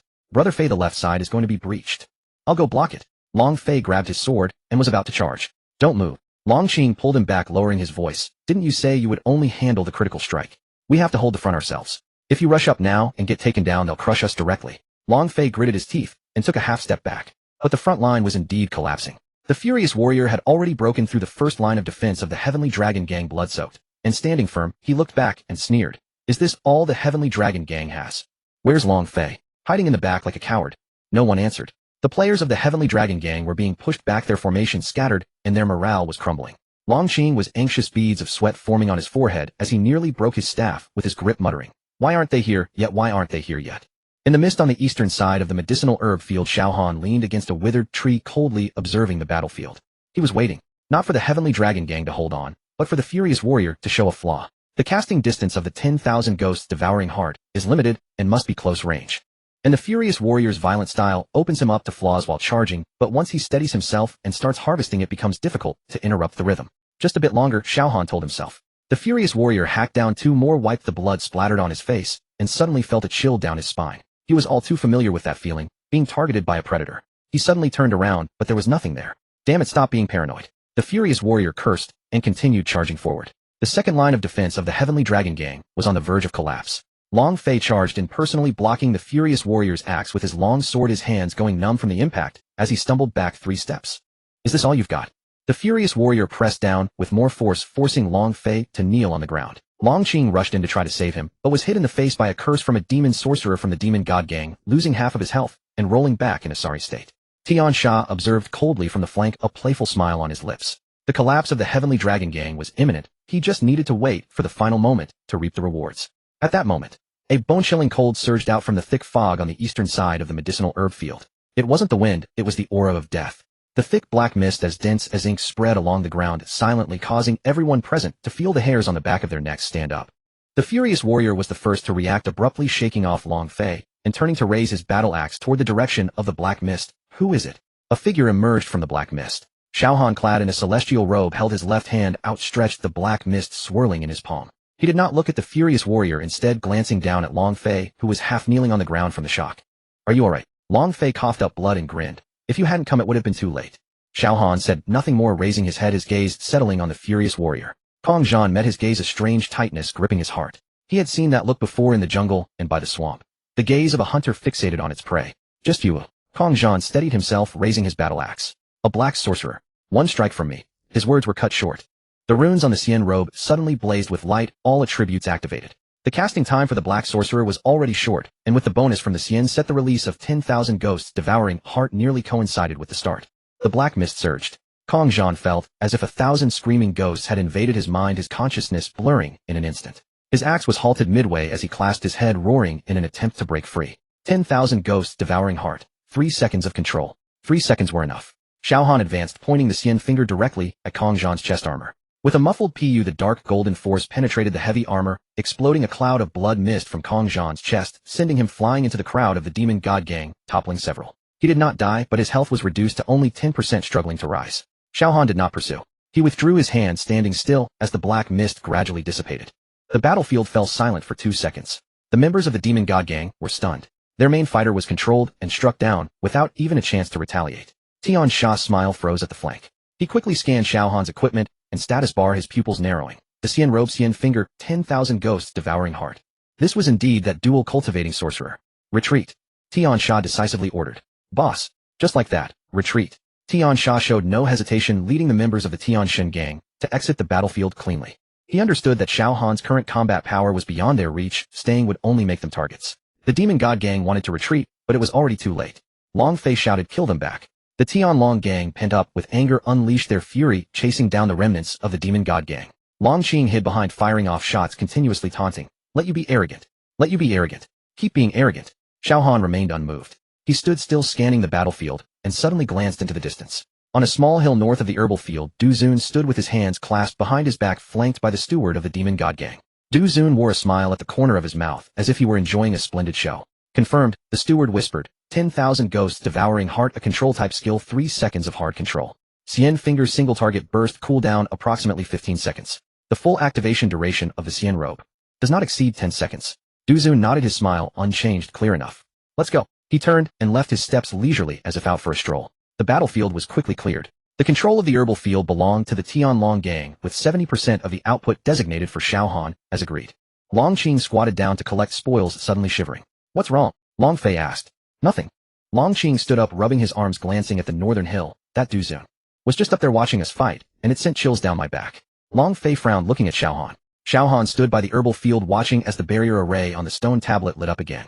He heard Long Qing's words, but did not respond. He understood better than anyone that too much had been revealed today. The control duration of 10,000 ghosts devouring heart, the burst rhythm of Xian finger, the activation duration of Xian robe. All of these in Du Zun's eyes were no different from laying his cards bare. Du Zun was not Long Fei, that man always considered 3 steps ahead in a game of chess. In today's battle, Xiao Han was both a pawn and the player, but the chessboard was laid by Du Zun. Let's go. Xiao Han withdrew his gaze, turning to walk back. Long Qing caught up, wanting to say something, but was stopped by Long Fei. Don't ask. Longfei shook his head. He knows what he's doing. The spiritual energy of the herbal field rose in the night, and the barrier on the stone tablet operated steadily. Xiao Han walked far away, then suddenly stopped, looking down at his hand. The black mist of 10,000 ghosts' devouring heart had not yet fully dissipated, and his fingertips felt slightly cold. He clenched his fist. In the shadows, a pair of eyes were fixated on his back, silently recording every detail. The morning after obtaining the herbal field in the eastern district of Tai City, Xiao Han pushed open the door of the grocery store, and a gray envelope slipped through the crack of the door. There was no postmark, no sender, only a dark red totem at the seal, resembling a mark made from some beast's bones with sharp lines that exuded an indescribable aura of strangeness. He bent down to pick it up, and just as his fingers touched the envelope, the cyan jade pendant felt slightly warm. There was danger. Xiao Han frowned slightly and opened the envelope. Inside was only a thin piece of paper on which a line was scrawled in charcoal at the end of Lu Alley, west of the city, in the abandoned dyeing workshop at noon. No one should be absent. The signature featured the same totem as the seal. Xiao Han stared at the totem for 2 seconds, suddenly recalling the information dealer he had seen in the dark sanctuary. A girl from the Leishi tribe, with a slave mark on her wrist and resentment hidden in her eyes. The witch. What was her surname? Where was she from? Who controlled her? Xiao Han knew nothing. But that slave mark he remembered very clearly. noon. Xiao Han crumpled the paper and threw it into the furnace. I'll see what you have to say. Such a sudden invitation for a meeting was likely a trap. But that glimmer in the witch's eyes, that touch of unwillingness, that hint of struggle, he had seen too much of. In the years of the dragon soul stabbing, he had witnessed countless individuals who were controlled and exploited their gazes all the same. Beneath the hollow facade there lurked a blade yearning to break free. If the witch truly belonged to the king, she could have simply leaked Xiao Han's whereabouts without going through all this trouble. Of course, it was also possible that this was a trap within a trap. Xiao Han smiled faintly, turning back to the house to fetch some items to hide in his sleeve. It would not hurt to be prepared. This alley was in a remote corner of Tai City with abandoned workshops on both sides, walls weathered and weeds sprouting. Sunlight leaked through the dilapidated roof, casting fragmented shadows on the ground. Xiao Han entered the alley, his footsteps light, barely making a sound. The door of the abandoned dyeing workshop was ajar, and it was utterly silent inside. He did not push the door directly, but instead circled to the side of the workshop, peering through a broken window. In the center of the empty hall stood a small, thin figure. The witch wore that ill-fitting gray robe, the hood obscuring most of her face, revealing a chin that appeared somewhat sickly. She hugged her arms as if waiting, yet also trembling. There were no ambushes. Xiao Han returned to the front door and pushed it open. You're here. The witch did not turn around. Her voice was hoarse, as if it had been rubbed against sandpaper. Speak. What do you want with me? Xiao Han stood 5 steps away from her, maintaining a distance, ready for action. Only then did the witch turn around, her eyes under the hood shrouded in obscurity. She stared at Xiao Han for several seconds before suddenly speaking. Do you know why the king has come to the China district? Xiao Han remained silent. The witch continued on her own, because of the Xian inheritor. When those 4 words hit the air, it felt as though time had frozen for a moment. Xiao Han's expression remained unchanged. Oh, stop pretending. The witch let out a bitter smile. When the full server announcement about the dual cultivating player appeared, I guessed it was you. Your aura is very similar to that of the inheritance. Xiao Han narrowed his eyes. Have you seen the Xian inheritor? No, the witch shook her head, but I have seen how the king searches for the Xian inheritor. He spent 3 years utilizing all the intelligence networks of the ghost organization, scouring every corner of the vast wilderness. He searched like a madman, mad enough. She paused, mad enough to be frightening. Why look for me? Xiao Han's voice remained calm. Since you know I am the Xian inheritor, and the king is looking for me, you should directly inform him to gain a reward. The witch's wrist suddenly emanated a dark red light. That was the slave mark. She raised her wrist, allowing Xiao Han to see the grotesque mark, like a centipede burrowing into her flesh, slowly writhing. Do you think I want to help him, Mush? The witch's voice suddenly dropped, carrying a long repressed emotion. I am how I am because once trapped, one's consciousness is imprisoned within the body, watching oneself turn into a puppet. Can you imagine that? Every move you make is not truly yours. Every word you speak is dictated by someone else. You want to resist, but your body simply does not listen. The witch's voice began to tremble. Do you know what is the most terrifying part? The most terrifying thing is that you may be wide awake, yet you can only watch yourself hurt those you wish to protect. The king's myriad puppet technique is not simple control. The witch lifted her head, her eyes slightly reddened. He will strip your consciousness away, locking it in an endless nightmare from which you can never awaken. Your body will become his most perfect weapon. Xiao Han fell silent for a moment. The dyeing workshop was quiet enough to hear the wind passing through the broken window. So you came to warn me. Xiao Han spoke, his voice still devoid of emotion. Yes, the witch nodded. The king has already arrived in the China district. He will not directly kill you, for the dead hold no value. What he wants is a living Xian inheritor, one controlled by him. When will he take action? I don't know, the witch shook her head, but I understand his methods. He will first test your limits, gauge your abilities, and find your weaknesses. When you are at your most unguarded. She did not finish. Xiao Han nodded, not pressing further. There's one more thing. The witch suddenly said, your shop has been monitored. Both the Demon God Gang and the Ghost Organization are keeping an eye on it. I know. You know. The witch was taken aback. Xiao Han smiled. I've known since the first day they started watching. The witch fell silent. She suddenly realized that this young man was far more difficult to deal with than she had imagined. It would not be easy for the king to control someone like him. Why are you telling me all this? Xiao Han suddenly asked. The witch was stunned. Yes, why? She could have remained silent waiting for the king to take action, watching this potential kindred spirit be dragged into the same hell. Yet she came risking discovery to deliver information to a stranger. Why? The witch lowered her head, staring at the unremovable slave mark on her wrist. Because I don't want to see anyone else. Become something like me, she said softly. Xiao Han looked at her and suddenly asked a question the witch had never considered. Do you want to be free? The witch froze. Since the day she was controlled, everyone had looked at her with two perspectives, either as the king's lackey or as a pitiful victim. No one had ever asked her what she wanted. Did she want to be free? That question felt too extravagant. So extravagant that she did not dare to entertain it. The witch opened her mouth only to find herself unable to speak. Her eyes had unknowingly turned red. Xiao Han did not ask again and turned to walk towards the door. Wait. The witch instinctively called out. Xiao Han halted, not looking back. Next time we meet, I'll help you break that thing. The witch stared blankly at his retreating figure disappearing at the door of the dying workshop, sunlight streaming through the broken window and falling upon her. She suddenly felt that the pain of the slave mark on her wrist seemed to have lessened. The emperor. After leaving the dye shop, Xiao Han did not return directly to the grocery store, but made several detours to confirm that no one was following him before entering through the back door. Lin Feng was organizing herbs in the backyard. When he saw Xiao Han return, he approached him and said, Boss, I have taken care of everything you instructed. I have sent someone to watch the spirit herb field, and they will report any situation immediately. Xiao Han nodded. Is there anything unusual near the shop? A few people have been lingering nearby. They should be. Lin Feng lowered his voice. Should I? No need. Xiao Han waved his hand. Let them keep watching. He walked into the inner room, sat down at the table, and began sorting through the information revealed by the witch. The king has come to the China region. The target is to capture the inheritor of the immortal legacy, namely him. The method is the Wanxiang puppet technique, of forbidden art that can imprison a person's consciousness and turn their body into a puppet. The shop is already under surveillance with the Demon God Gang and the Phantom Organization keeping watch. Xiao Han closed his eyes, his mind racing. The king would not act immediately. He would first probe, gather information, and identify weaknesses. This means Xiao Han still has time. But time is running short. He needs a plan. One that can deal with the king, protect the spirit herb field, and continue the investigation into the heavenly demon scripture. Before that, he must first clarify one thing. How much of what the witch said is true? Xiao Han opened his eyes, his gaze falling on the power map he had drawn on the table. Demon God Gang, Celestial God Gang, Heavenly Dragon Gang, Phantom Organization, Universal Group Taylor. And the king hiding in the shadows. This net is becoming increasingly dense. In reality, at the office of the Criminal Investigation Team in City B. At 3 in the morning, only the lamp at Ling Jun's workstation remained lit. She stared at the computer screen, her gaze fixed on a blurry silhouette photo. A month ago on that rainy night, 3 internationally wanted criminals were killed in a small alley in City B. The method was clean and swift, a single knife to the throat with no extraneous traces left behind. By the time the police arrived, the 3 assailants were already dead, while she, Ling Jun, was being cornered by those 3 wanted criminals about to be kidnapped. If that man hadn't appeared, what would have happened to her now? Ling Jun dared not think. She only remembers a shadow darting past the alley entrance, followed by 3 flashes of knife light. So fast that she couldn't even see the movements clearly. By the time she realized, the 3 wanted criminals were already lying in a pool of blood, and that man stood in the rain glancing back at her. His eyes were very calm. Calm as a stagnant pool of water, as if he hadn't just killed 3 people, but rather squashed 3. Then he left, disappearing into the rainy night, without leaving a name. The photo Ling Jun took was of his silhouette as he departed. It was blurry but barely discernible in outline. Tall and thin, he walked with a straight back like a sword drawn from its sheath. Who are you? Ling Jun murmured. For the past month, she had been investigating the identity of this person. 3 murders, all the victims were international wanted criminals classified as top secret. Ling Jun tried to retrieve case files, but was blocked. She attempted to search for surveillance footage, only to be told that the recordings were damaged. She tried to contact a friend in the National Security Bureau, but the reply was just 4 words, don't investigate anymore.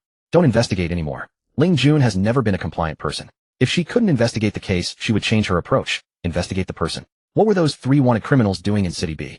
Why were they targeting her? She was a police officer, not some big shot worth kidnapping by 3 international wanted criminals. Unless what they wanted was never her in the first place. Ling Jun recalled that during that time she was investigating a transnational smuggling case with clues pointing to a company called Universal Group. Halfway through her investigation, she was targeted. And that rainy night was just the day before she planned to submit her investigation report to her superiors. A coincidence?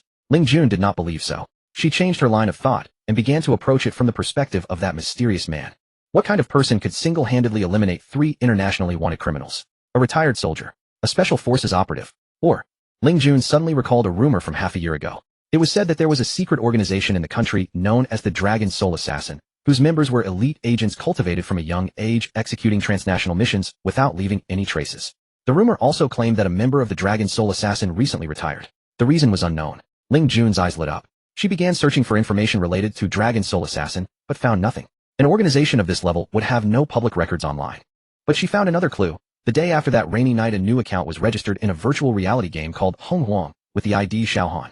This name is very common, and the registration time is also quite ordinary, but Ling Jun's intuition told her that something was off. She retrieved the game records for that account. Xiao Han, a dark wizard profession, entered the novice area immediately after registration, with gameplay skills far exceeding those of ordinary players. He could precisely control skill cooldowns during his first entry into the game, maneuvering with great proficiency and lightning-fast reflexes. This did not seem like a novice player, rather it resembled someone who had undergone special training. Ling Jun's heart raced. She opened the official website of Hong Huang, staring at the huge login button, hesitating for a moment before clicking on the registration page. Profession choice: contract wizard. ID Wu Ling. If that man is really in the game, Ling Jun murmured, I will definitely find him. What she did not know was that in another corner of City B, someone else was also searching for Xiao Han. Han Tian, the leader of the Celestial God Gang, the helmsman of the third largest gang in the Hong Huang China region. At the same time, he is also Ling Jun's father. In the Emperor's study, a projection screen displayed a detailed game data report. Inheritor of the immortal legacy, dual cultivation of witchcraft, strength unknown, background unknown. Han Tian tapped the table. This Xiao Han is quite interesting. Leader, should we recruit him? Asked a trusted aide beside him. Let's observe first. Han Tian narrowed his eyes. During the battle for the spirit herb field, he revealed too many cards. Heart devouring of 10,000 ghosts, immortal severing finger, and that invisibility skill. These abilities alone are enough to make any player a master. But he has them all. What forces do you think he is behind him? I don't know. Han Tian shook his head. But I know that such a person can either become a friend or an enemy. Before he makes a choice, we should not act rashly. Then, what about the young lady? Han Tian paused. Is she still investigating that rainy night incident? Yes. Let her be. Han Tian sighed. That man saved her life. It's only natural for her to want to find him. It's just, he didn't finish his sentence. Just that the identity of that man is likely not simple. A retired member of the Dragon Soul Assassin. Or an operative of some other organization. Han Tian did not want his daughter to get involved in these matters. But he also knew Ling Jun's temperament. Once she set her mind on something, it would be impossible to pull her back. By the way, Han Tian suddenly remembered something. Did the young lady register a game account? Yes, she just registered today. ID called Wu Ling, contract wizard profession. Wu Ling. Han Tian murmured. Is she trying to fish for a needle in the ocean in the game? Should we send someone to protect her? No need. Han Tian waved his hand. Let her play. It's safer in the game than in reality. What he did not know was that the person Ling Jun was looking for was currently facing a situation in a corner of Hong Huang that was more dangerous than she could imagine. In the Emperor's realm, Ling Jun donned a gaming headset, her consciousness sinking into the virtual world. When she opened her eyes, she was already standing in the square of the novice village. Wu Ling, contract wizard level 1. She began to familiarize herself with the game controls step by step, following the guidance of the novice tasks. The contract wizard is a support-oriented profession that can sign contracts with pets, borrowing their abilities in battle. While completing tasks, Ling Jun observed the surrounding players. The player base in Hong Huang is vast, making it akin to searching for a needle in a haystack to find a specific person. But she had one advantage. She had checked Xiao Han's registration time, and also looked at his login records. The login times for this account were very regular, from 2 in the morning to 8 in the morning without fail. From 2 in the morning to 8 in the morning, during the time when most people are asleep. Why did Xiao Han choose this time? Ling Jun speculated that he might be a night owl, or perhaps he had things to do during the day. For example, work. What kind of job would a retired operative have? Ling Jun shook her head, casting aside these distracting thoughts. The most important thing now is to level up and then find that man in the vast sea of people. What she did not know was that the person she was looking for was currently in the spirit herb field of Tai City, facing a choice that could change his fate. Even more unbeknownst to her was that her father was observing the same person from another angle. The gears of fate had already begun to turn quietly. In the eastern area of Tai City, at the spirit herb field, when Xiao Han arrived with Lin Feng, the Heavenly Dragon Gang had already dispatched people to guard the entrance. Mr. Xiao. Long Qing approached with a broad smile. The leader sent me to guide you. Xiao Han nodded and followed Long Qing into the spirit herb field. This spirit herb field covers approximately 100 acres, divided into several blocks, each planted with different grades. The block allocated to the Heavenly Dragon Gang is located in the southeast corner of the spirit herb field, covering about 15 acres, with a moderate concentration of spiritual energy suitable for planting medium to low-grade herbs. This is the place. Long Qing pointed to the block in front of him. The leader said that according to the agreement, 70% of the yield belongs to you, and we are only responsible for daily maintenance. Xiao Han walked into the block, squatted down, and grabbed a handful of soil to examine. The soil was somewhat hard, lacking adequate penetration of spiritual energy. The soil quality here is inadequate. Xiao Han stood up. It needs improvement. Improvement? Long Qing was taken aback. How do we improve it? Xiao Han did not explain, but instead took out the Shenan's Classic of Herbs from his pocket and flipped to a certain page. It recorded a method to improve the soil, which requires several specific spirit herbs. Combined with the corrosion technique of dark wizards, it can soften the soil and enhance the spiritual energy penetration. Lin Feng. Xiao Han handed the book to Lin Feng. You follow this method to improve the soil quality first. I need some materials, and we'll be back soon. Okay, boss. Lin Feng took the book and began studying it earnestly. Xiao Han left the spirit herb field and headed to the material shop in Tai City. An hour later he returned with a batch of spirit herbs and ores, beginning to guide Lin Feng in improving the soil. The corrosion technique is a fundamental skill of dark wizards, but requires extremely precise control when applied to improve the soil. Xiao Han personally demonstrated keeping the power of the corrosion technique within the smallest range, only eroding the impurities in the soil without damaging the soil quality itself. Do you understand? Xiao Han asked. I think I understand roughly. Lin Feng nodded uncertainly. It's okay if you don't understand. Oh, just practice a few more times and you'll get it. Xiao Han patted his shoulder. I'll go check the central area of the field. The central area of the spirit herb field is where the concentration of spiritual energy is the highest. By common sense, the highest grade spirit herbs should be planted here. But when Xiao Han entered the central area, he found it completely empty with nothing at all. Something is off. Xiao Han frowned. He keenly sensed that there was something in the land beneath his feet calling out to him. The immortal severing jade pendant began to heat up. Xiao Han crouched down and placed his palm on the ground. A faint fluctuation emanated from the ground, as if some ancient formation was slowly operating. There is something here. Xiao Han stood up, looked around to confirm that no one else was paying attention, and then began to dig down with the shovel. 1 foot, 2 feet, 3 feet. Suddenly the shovel struck something hard. Xiao Han quickened his pace, and soon a circular stone slab appeared before him. The slab was inscribed with complex patterns resembling some ancient formation. Xiao Han ran his hand over the patterns, and the Jiesian jade pendant began to heat up again, a surge of information flooding into his mind. This is the sealing formation of the Xianyuan clan. Xiao Han was startled and continued to dig down. The slab was lifted, revealing a dark hole beneath. Xiao Han leaped down. Inside the hole was a small altar with a stone tablet standing in the center. The tablet was covered with dense ancient script, and with the knowledge from the Jiesian inheritance, Xiao Han managed to decipher part of it. This place is the medicinal garden of the Xianyuan clan. Beneath the tablet is sealed an ancient miraculous herb, the 9-turn reviving grass. This grass is the main ingredient for the reviving pill capable of bringing the dead back to life. Reviving pill. Xiao Han's heart raced. The resurrection technique could only be used on corpses that had been dead for no more than 10 minutes, and it had a cooldown of 7 days. But the reviving pill was different. According to the tablet, the reviving pill had no time limit. As long as the body was still present, it could be revived. In fact, even if someone had died for many years, as long as their soul had not dissipated, the reviving pill could potentially bring them back to the human world. Xiao Han's mind flashed back to that rainy night, the figure lying in a pool of blood, those eyes gradually losing focus. If there was the reviving pill. He clenched his fists tightly. Calm down. Xiao Han took a deep breath, forcing himself to regain his composure. The tablet had another line. Taking the herb will surely alarm the guardian. Be cautious, be cautious. Guardian. Xiao Han looked around. The area around the altar was empty, with no sign of any monsters. But his intuition told him that this guardian was definitely not something simple. Perhaps it was some kind of sealed beast soul, or a guardian conjured by a formation, or something even more terrifying.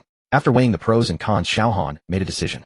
Do not act for now. His current strength was insufficient to deal with the unknown guardian. Recklessly taking the herb could lead to unpredictable consequences. But this secret must be remembered. Lin Feng. Xiao Han stood up, crawled out of the hole, covered the stone slab back up, and then called Lin Feng. Boss, what's wrong? Lin Feng ran over. Make a note of this altar's formation. Xiao Han pointed at the patterns on the slab. It might be useful in the future. Got it. Although Lin Feng did not understand Xiao Han's intentions, he still recorded it seriously. Xiao Han stood by, watching Lin Feng's busy figure, and his expression gradually became complicated. Reviving pill. 9-turn reviving grass. These two names stirred up a storm in his heart. If he could obtain the reviving pill, he could bring Xiao Tian back to life. But at what cost? What is the guardian? Also, why did the medicinal garden of the Xianyuan clan appear in the spiritual herb fields of Tai City? What relationship does this have with the Jiesian inheritance? Too many questions, too many mysteries. Xiao Han took a deep breath and turned to leave. Boss, where are you going? Lin Feng asked. Back. Xiao Han did not look back. Do not speak of what happened here to anyone. Understood. Lin Feng replied. He watched Xiao Han's figure disappear at the end of the spiritual herb field, a strange feeling suddenly rising in his heart. That figure looked very lonely, like a drowning person who sees the shore but cannot swim over. The emperor. Xiao Han returned to the grocery store. It was already evening. He sat at the table, a blank piece of paper spread out before him. He began to draw the formation diagram of the spiritual herb field altar while sorting through the recent events. The witches warning the king's arrival, the secret of the spiritual herb field, the clues to the reviving pill. All clues pointed in one direction. He was at the center of a huge vortex, and the core of the vortex seemed to be related to the Jiesian inheritance on him. Why was the king looking for the Jiesian inheritor? Why were the 9 volumes of the Tian Ma Ju scattered in various corners of the wilderness? What is the truth behind the destruction of the Xianyuan clan? Xiao Han closed his eyes, the faces of Xiao Dai long face smile, Lin Feng's honesty, and the witch's unwilling eyes flashing in his mind. He did not want to be embroiled in these disputes. He just wanted to bring Xiao Tian back to life, and then live a peaceful life. But fate seemed unwilling to let him go. Forget it. Xiao Han opened his eyes, self-deprecatingly laughing. Why think so much? Just take it one step at a time. He put away the formation diagram and began checking today's harvest. The soil in the spiritual herb field had been improved, and the first batch of spiritual herbs could be planted in 3 days. The secret of the altar would be sealed for now, waiting until his strength was sufficient to explore it. The witch's intelligence needed verification and the king's movements needed monitoring. As for Xiao Dai, Xiao Han suddenly remembered that Xiao Dai had not contacted him all day. He opened his friend list and found Xiao Dai's avatar grayed out, offline. Strange. Xiao Han frowned. Xiao Dai would log in every day and had never been offline. Could something have happened? Just as Xiao Han was about to message her to inquire, suddenly the system notification sound rang out. You have new mail, please check. Xiao Han opened the email and found it was an anonymous letter. The letter contained only one sentence. Your friend is in my hands. If you want her to be unharmed, meet me at the 10-mile pavilion outside the city tonight at midnight. In the western district of Tai City, there was an inconspicuous courtyard. It looked dilapidated on the outside, but inside it was a different world. A spirit stone array completely isolated the aura here from the outside world. Even the system's detection could not penetrate. The king sat in a grand chair holding a stack of parchment in his hand. The paper was yellowed, the edges neat, and every page was densely written. Xiao Han the Black Wizard, the Jixian inheritor.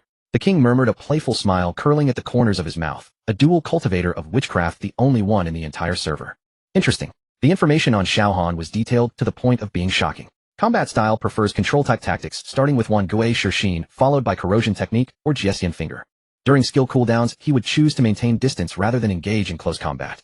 Equipment status: 3 pieces of Jixian set bracers, magic crown robe, quality unknown, but with extremely strong attributes. The staff in hand was of bronze level, suggesting he planned to replace it. Weakness analysis: the best attack window is during skill cooldowns. Wan Gui Shirshin has a cooldown of about 15 seconds while Jixian finger consumes a lot, and continuous use can lead to depletion of spiritual energy. Interpersonal relationships: close ties with Xiao Dai, suspected Xianyuan bloodline, good relations with Long Fei, the leader of the Tianlong gang, and has interests with the demonic god gang.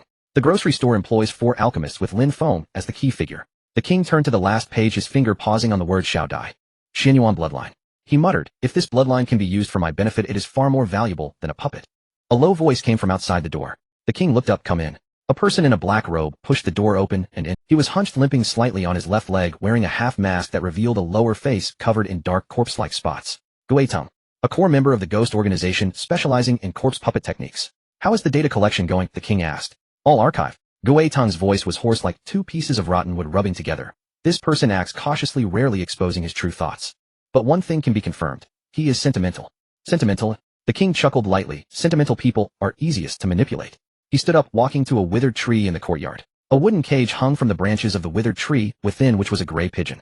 The pigeon flapped its wings, eyes filled with terror. Do you know why this pigeon cannot fly out? The king turned to look at Gui Teng. Gui Teng shook his head. Because it thinks it is trapped.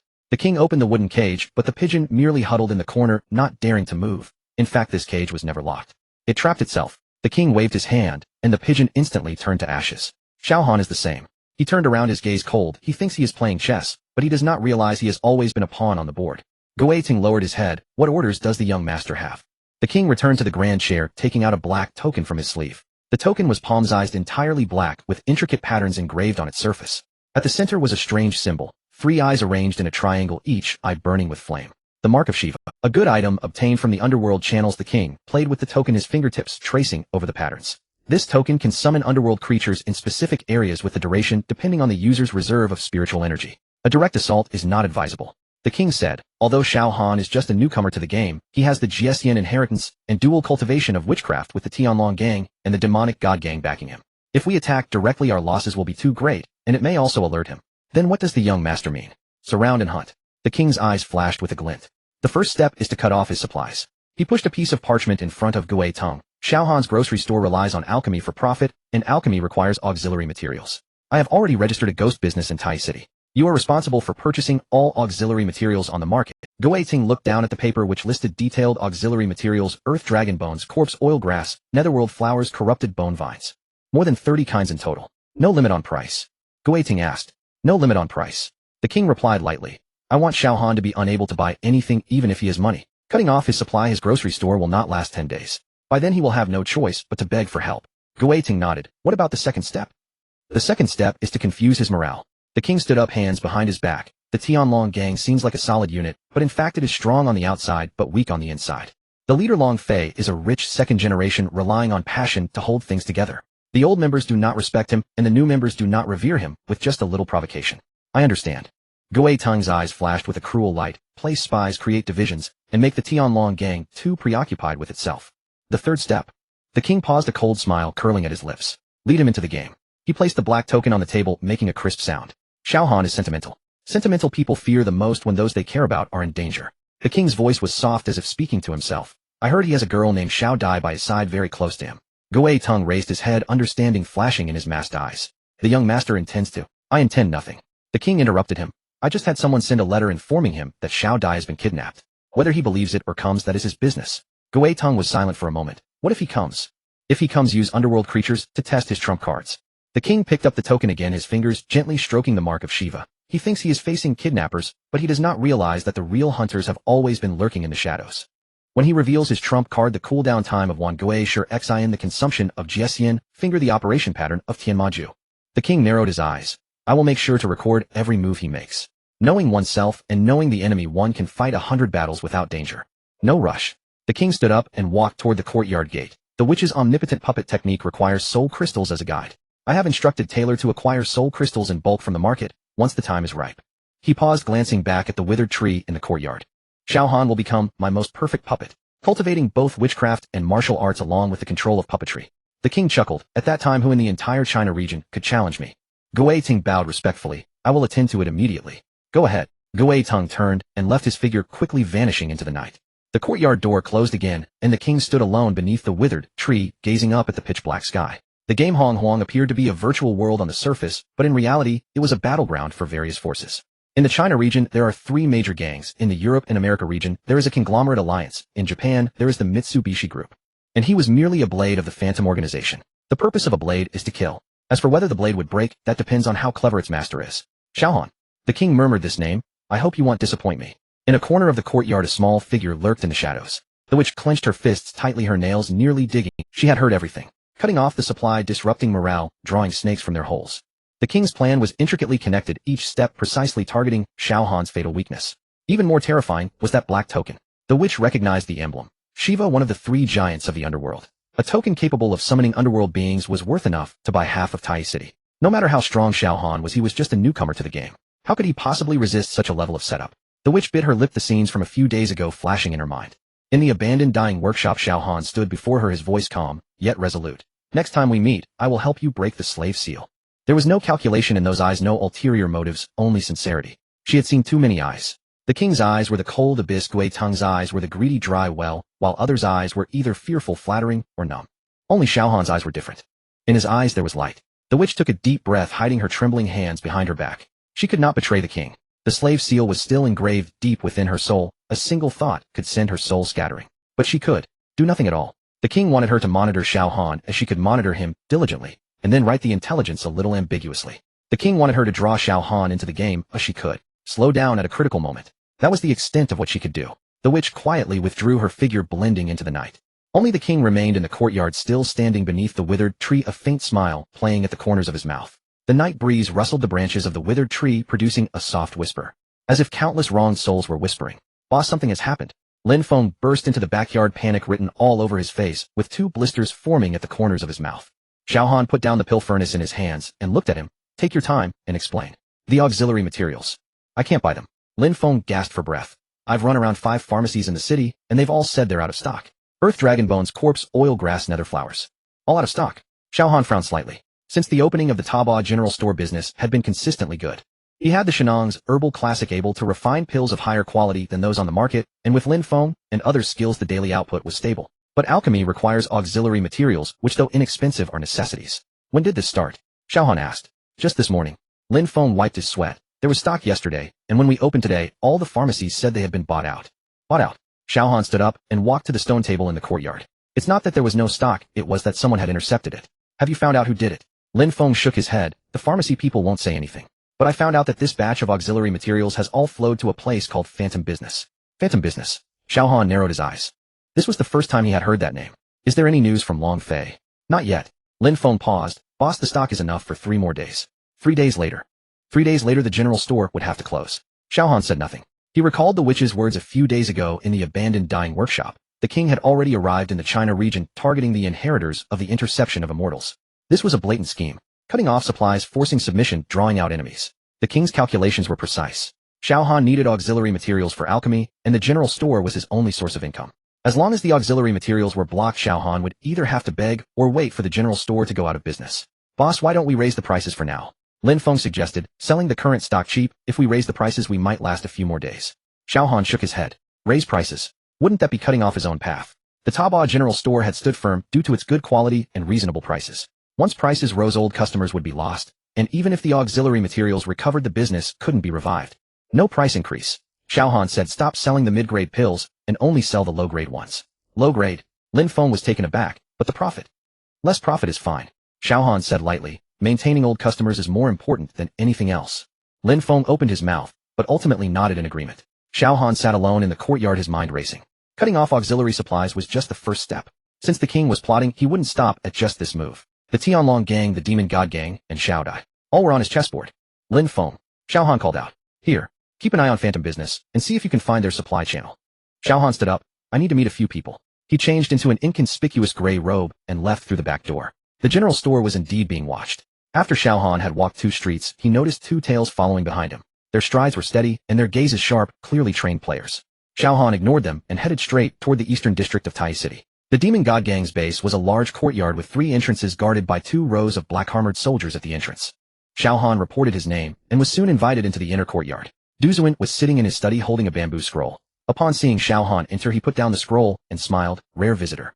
I have something to ask the gang leader for help with. Xiao Han got straight to the point. My auxiliary materials have been cut off, and I want to get some goods from your gang. The gang leader raised an eyebrow. Phantom Business. Do you know about them?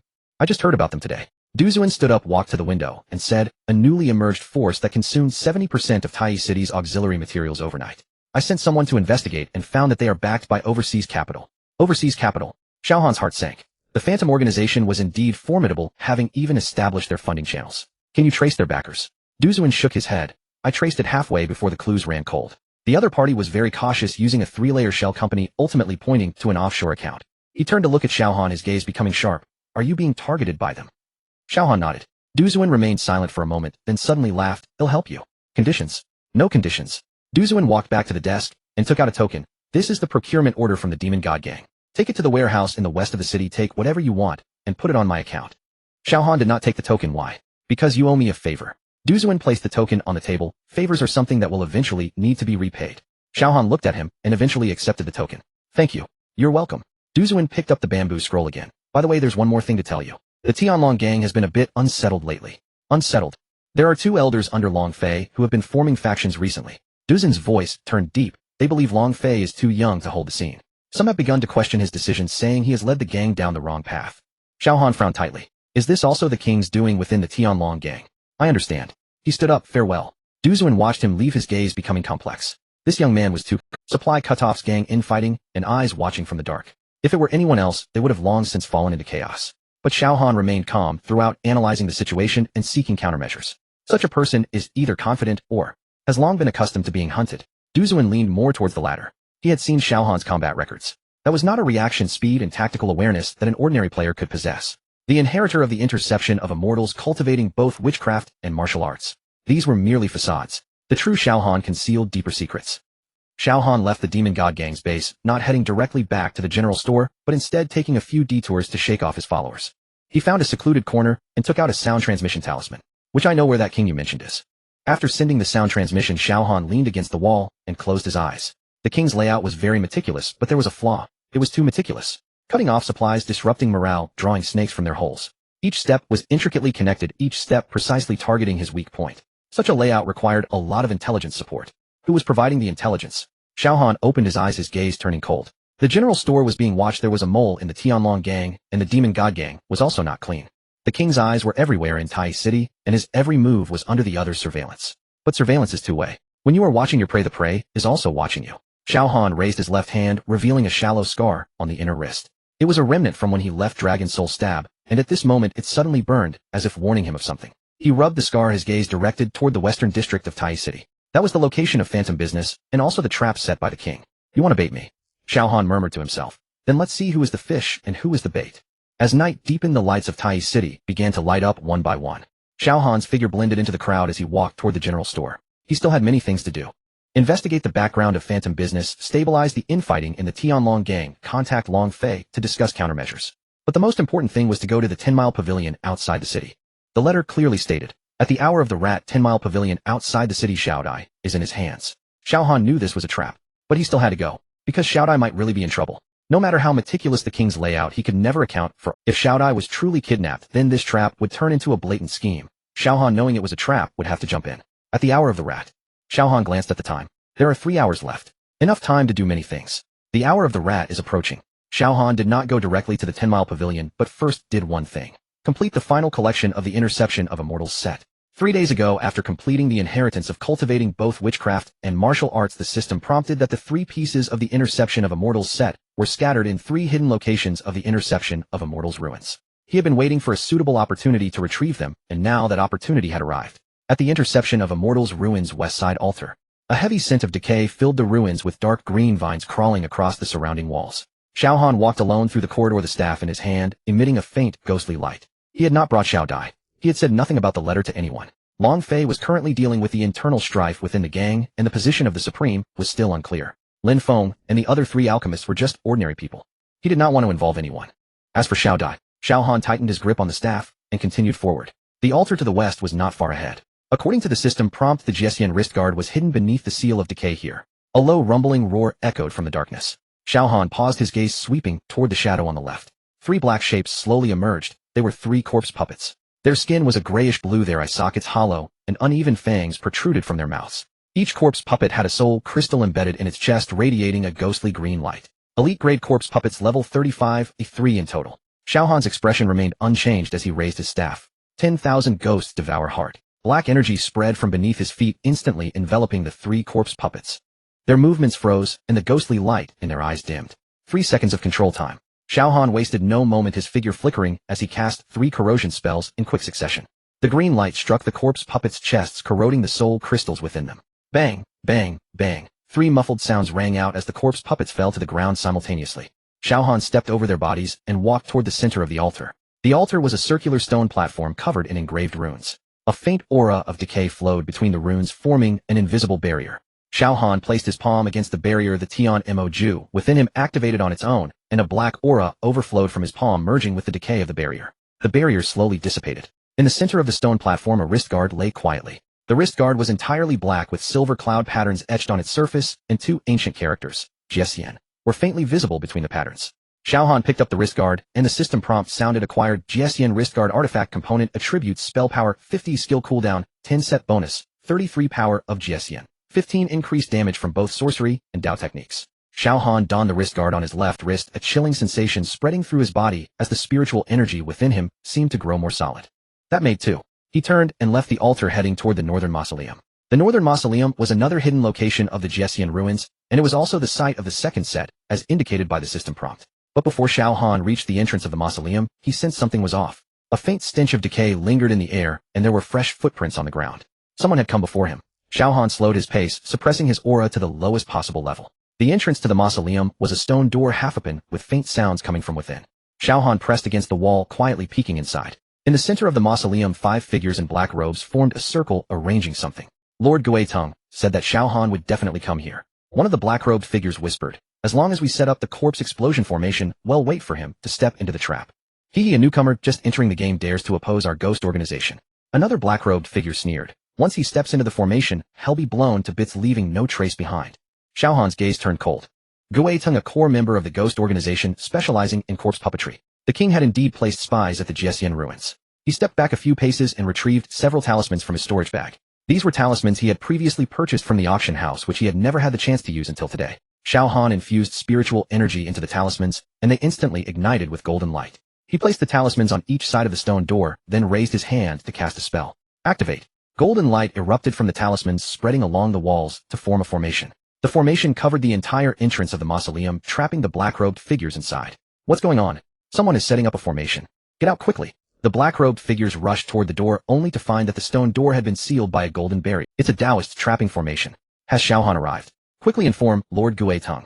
Xiao Han did not get. He raised his staff, and black Tian Mo energy surged from the tip, transforming into a giant ghostly hand reaching for the black-robed figures in the formation. "Ah!" The screams echoed as the black-robed figures were torn apart by the ghostly hand, turning to fragments. Xiao Han stepped over their bodies, moving deeper into the mausoleum. The second piece of the set was hidden on a stone platform at the end of the mausoleum. Xiao Han picked it up, and the system prompt sounded: acquired Jiesian hat artifact component attributes spell power 45. Maximum mental power 20. Xiao Han donned the hat on his head, the black crown blending with his robe radiating a faint, ghostly light. That made 3. The final piece was on the altar deep within the ruins. Xiao Han quickened his pace heading towards the altar. His movements were light, barely making a sound. But as he rounded a corner, a chilling voice came from behind him. Xiao Han, you really have come. Xiao Han paused, slowly turning around. A black-robed figure stood not far away, wearing a half-mask that revealed the lower half of his face covered in dark blue corpse spots. Gui Tung. You are quick on your feet, Gui Tung sneered. Pushing back my squad with 3 moves, not bad. But do you think that's enough to obtain the complete Jiesian set? Xiao Han remained silent, simply watching him intently. You have taken the inheritance, the whole server knows about it. Gui Tung's voice sharpened. Dual cultivation of sorcery, and Dao inheritor of Jiesian. How many people are watching you? How many want to kill you, do you know? Xiao Han still said nothing. His gaze swept past Gui Tung to the shadows behind him. There seemed to be others there. You are too late, Xiao Han suddenly spoke. The trap has already become ineffective. Gui Tung was taken aback. I said, Xiao Han raised his staff pointing at Gui Tung. The trap you set was broken from the very beginning. Before his words had finished, a beam of black light shot from the tip of his staff aimed directly at Gui Tung's face. Gui Tung reacted swiftly, dodging the attack. But Xiao Han's second attack followed closely. A wave of black energy from 10,000 ghosts devour heart surged from the ground, spreading toward Gui Tung. A mere trick. Gui Tung shouted loudly, producing a black flag in his hand, waving it at the black energy, which instantly dissipated. Xiao Han did not linger. He turned and ran towards the altar. Gui Tung chased closely behind, but seemed to have some reservations, not pursuing at full speed. Xiao Han quickly understood his intention. Gui Tung wanted to corner him towards the altar, letting the guardians nearby deal with him. Playing into his hands, Xiao Han quickened his pace and dashed into the grand hall where the altar was located. In the center of the hall stood a stone platform. On the stone platform lay a black robe radiating a faint, ghostly light, the last piece of the Jiesian set, Jiesian robe. Xiao Han rushed toward the stone platform, reaching out for the robe. Just as his fingers touched the robe, a powerful aura surged from beneath the stone platform. Roar! A deep roar echoed from below, shaking the entire hall. Xiao Han ignored it, grabbing the robe and turning to dash towards the exit on the other side of the hall. Acquired Jiesian robe artifact component attributes: spell power 40, physical defense 30, magical defense 40. The Jiesian set has been completed, activating hidden attribute power of Jiesian. 15 increased damage from both sorcery and Dao techniques. Black and gold light flowed around Xiao Han as all 3 pieces activated simultaneously, forming a protective barrier. Behind him, Gui Tung burst into the grand hall. Seeing that Xiao Han had obtained the robe, his expression changed. Damn it. He wanted to chase, but the stone platform in the center of the hall suddenly shattered, and a massive black shadow surged from the ground. It was a gigantic corpse puppet towering 3 meters high, covered in dark green scales with ghostly green flames burning in its eyes. The Guardian. Xiao Han did not look back. His figure vanished at the exit. Behind him, the furious roar of Gui Tung mingled with the roars of the Guardian. Deep within the ruins, the deep breaths from the sealed crack seemed closer than before. Xiao Han tightened his grip on the staff and rushed toward the exit. As the hour approached, he had a date to keep. At the pavilion 10 miles outside the city, whether it be traps or open schemes, he had to go. The news from the World Channel exploded in everyone's minds like thunder. System announcement: the inheritor of sorcery and Dao has appeared in the wilderness. With no ID and no coordinates, just this bare statement. But the entire Chinese server exploded. Forum posts reached 1 million views in 10 minutes, 10 million in half an hour. The titles were more exaggerated than the last. Is dual cultivation of sorcery and Dao real? A black sorcerer plus a Daoist, how the hell do you fight that? Seeking the ID of the dual cultivation player, bounty of 5,000 gold. Xiao Han stood at the exit of the Jiesian ruins, watching the World Channel flood with messages, his lips curving into no smile. It had come as expected. Just as he stepped out of the stone door of the ruins, he sensed something was off. There were people hiding in the woods, not just 1 or 2, at least 30. They're coming out, they're coming out. That's him. The one with the glowing Jiesian jade pendant. Bro, should we team up? I'm a level 36 Daoist. I'll give you 2,000 gold for your inheritance quest clues. A group of people surged out from the bushes and behind the rocks like flies sensing blood. Some sent group invites, some directly filled the trade box with gold, and a few clever ones remained silent, keeping their distance, clearly watching. Xiao Han didn't even blink. Xiao Dai stood beside him, her fingers resting on the staff, whispering. The 3 on the left belong to the Demon God Gang. The 2 on the right, I haven't seen before, and their attire doesn't look like players from the Chinese server.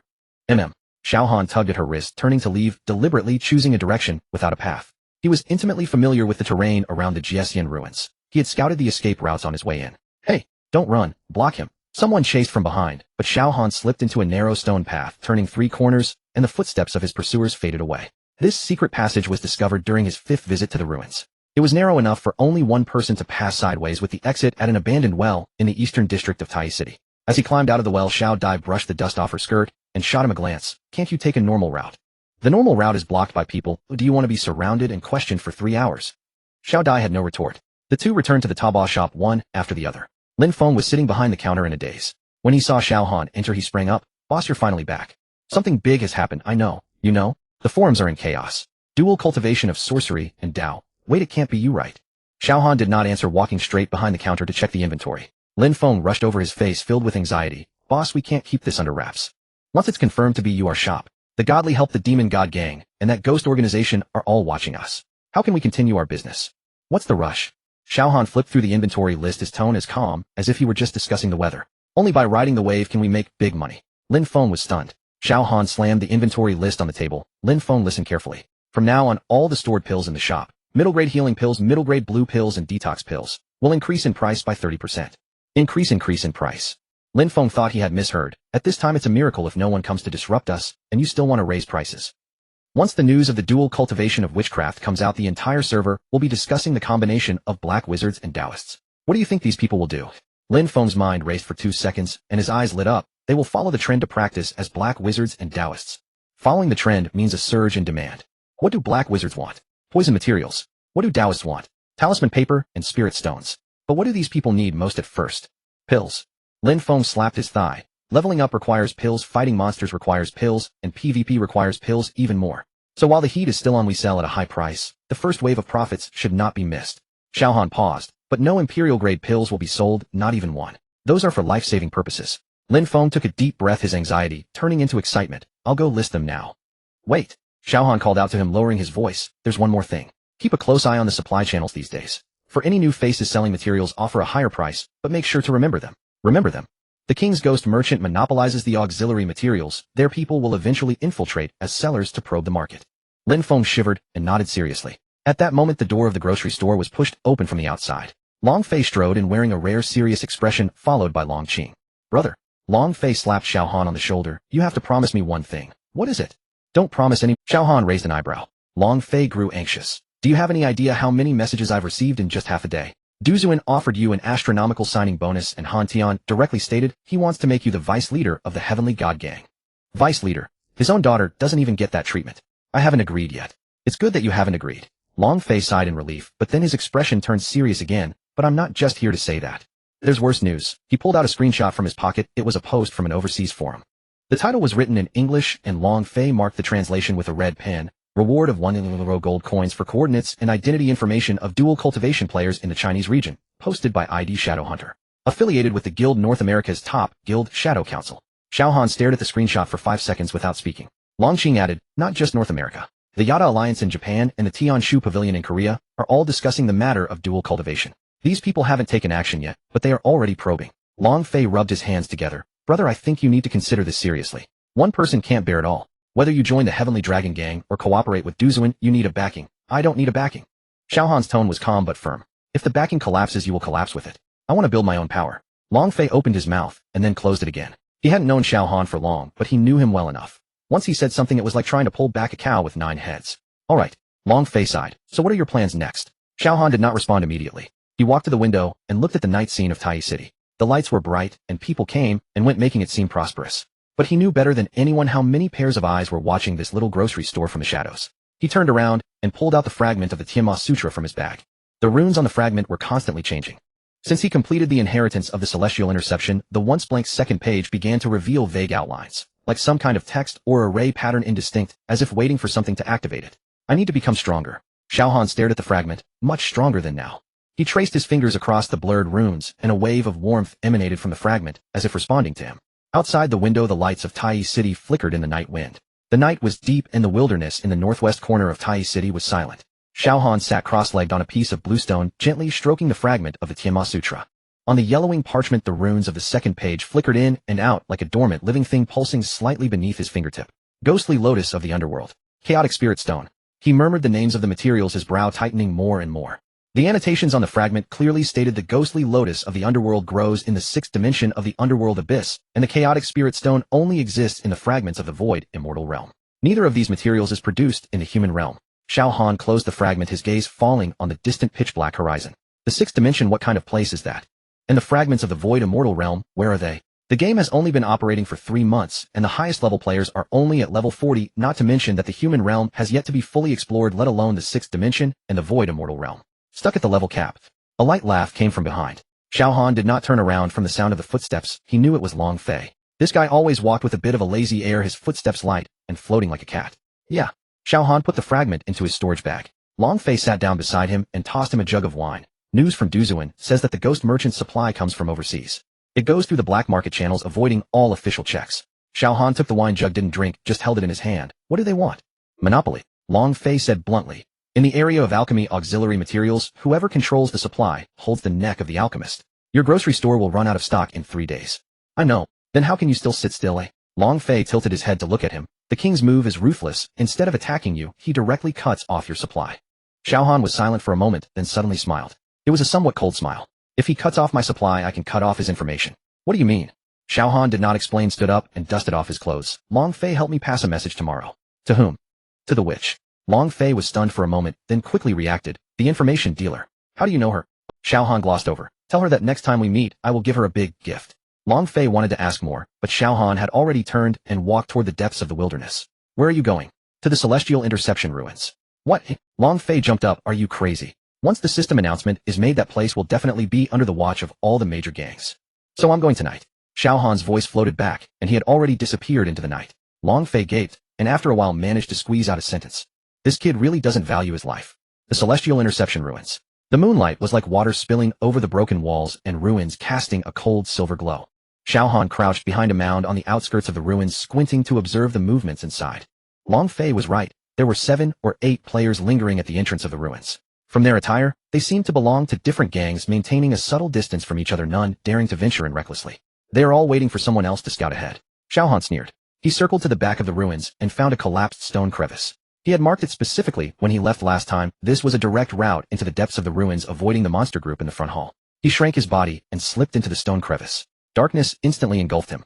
The interior of the ruins was filled with a decaying smell. The air was damp and cold with a faint hint of blood. Xiao Han lit a torch, and the dim glow flickered against the stone walls, casting eerie shadows. The way was silent. Indeed, the monsters had respawned.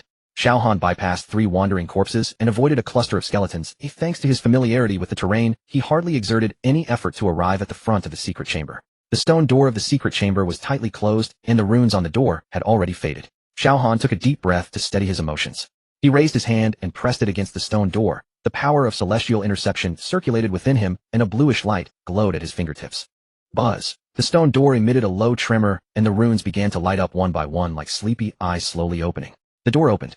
The secret chamber was still as he remembered, spacious, desolate, and filled with a sense of death. On the central stone platform, a skeleton sat upright, its posture serene, as if merely in meditation rather than having been dead for 1,000 years. Xiao Han stepped forward slowly and stood before the stone platform. Predecessor. He spoke softly, his voice echoing in the secret chamber. The skeleton did not respond. Xiao Han called out again, still met with silence. He frowned, lowered his head in thought for a moment, and suddenly remembered something, pulling out the 3 items of the Celestial Interception set from his storage bag: law crown, wrist guards, and robe. The 3 pieces of equipment emitted a faint glow in the darkness, resonating with each other, forming some kind of mysterious resonance. Xiao Han placed them sequentially on the stone platform, surrounding the skeleton in a peculiar array. Buzz. This time the tremor came from the skeleton itself. A bluish light surged from the chest of the skeleton, gradually condensing into shape, transforming into a semi-transparent elder figure. The elder had white hair and beard, a gaunt face, and deep-set eyes. He opened his eyes and looked at Xiao Han, surprise flickering within his gaze. You are. His voice was ancient and hoarse, as if he hadn't spoken for 1,000 years. I am Xiao Han, a junior who has passed the trial and obtained the Celestial Interception inheritance. Xiao Han bowed respectfully, neither servile nor overbearing. The elder stared at him for a long time, then suddenly smiled. It's been 10,000 years. You are the only one to pass the trial in 10,000 years. Predecessor, I wish to inquire about something.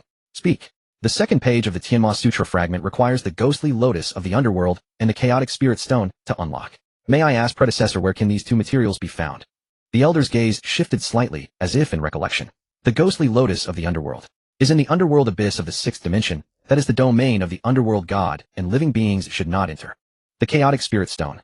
After the void immortal realm was shattered, fragments scattered everywhere. Perhaps there are remnants in the human realm, but they are extremely rare. Remnants in the human realm. Xiao Han seized the key point. Predecessor, do you know the specific location? The elder shook his head. I am not clear on that. However, he shifted his focus to Xiao Han, his gaze turning complex. Why do you want to cultivate the Tianma Sutra? Xiao Han was silent for a moment, then said, to save someone. Who do you wish to save? Someone who has already died. The elder's gaze trembled as he stared at Xiao Han for a long time, then suddenly sighed. Obsession. He mumbled, another. Back then he was the same. Xiao Han keenly caught this word. Who was the elder referring to? The elder did not answer. His figure suddenly began to tremble violently, and the originally solid phantom started to become ethereal. The 6 realms. The 6 realms are about to collapse. His voice grew urgent as if something was urging him, yet something else was trying to stop him. You are the variable. You must be careful. An ancient jade slip lay quietly on the stone platform. Xiao Han reached out to pick it up. The jade slip felt slightly warm in his hand, its texture smooth, like fine fat. He infused it with spiritual energy, and a surge of information instantly flooded into his mind. It was a map of the underground of Tai City. Xiao Han quickly skimmed through it, his gaze fixing on a marked location in the center of the map, Dark Market entrance. The underground of Tai City, Dark Market. He put away the jade slip, falling into deep thought. The withered bones left this map clearly on purpose. In the Dark Market, he might find a way to enter a higher level plane. After all, since such places exist, there must be people trading rare materials, intelligence, and even teleportation pathways. The 6 realms are on the brink. Xiao Han murmured the old man's words, an uneasy feeling rising in his heart.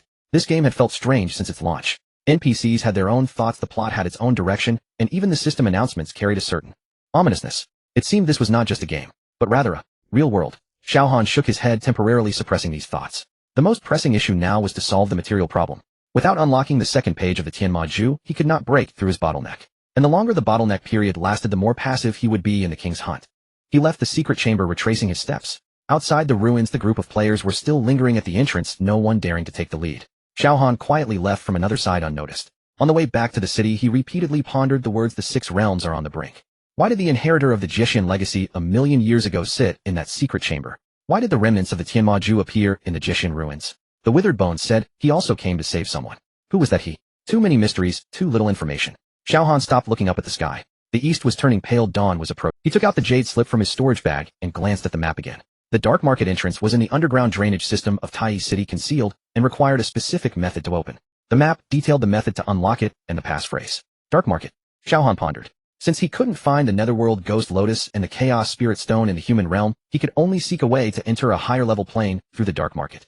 And before that, he needed more intelligence. The witch. That name surfaced in his mind. The girl from the Leishi tribe with a slave mark etched on her wrist, her eyes hiding dissatisfaction. She clearly knew a lot, but was bound by some power. Xiao Han had promised to help her break the slave mark, and she might be able to tell him more about the Dark Market. Of course, the premise was that she really knew. Xiao Han put away the jade slip and quickened his pace. After dawn, there was still much to do. The king's hunt had already begun, and he had little time. He had to find the key to break the game before the other party closed in. And that key might be within the Dark Market. Tai City, a miscellaneous goods shop. As dawn broke, Lin Feng was busy with 3 apprentices.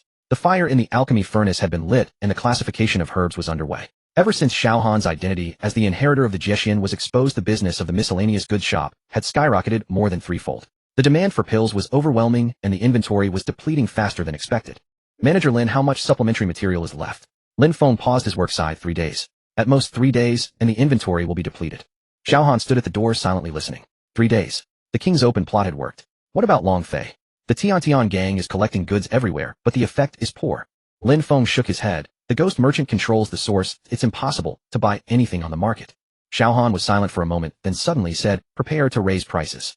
Raise prices. Lin Feng was taken aback. Raising prices at this time wanted. It want. Xiao Han interrupted him. The scarcer it is, the more valuable it becomes. Raising prices now can stabilize market expectations instead. Lin Feng nodded, somewhat understanding, and turned to arrange it. Xiao Han stood alone behind the counter, his gaze falling on the jade slip in his storage bag.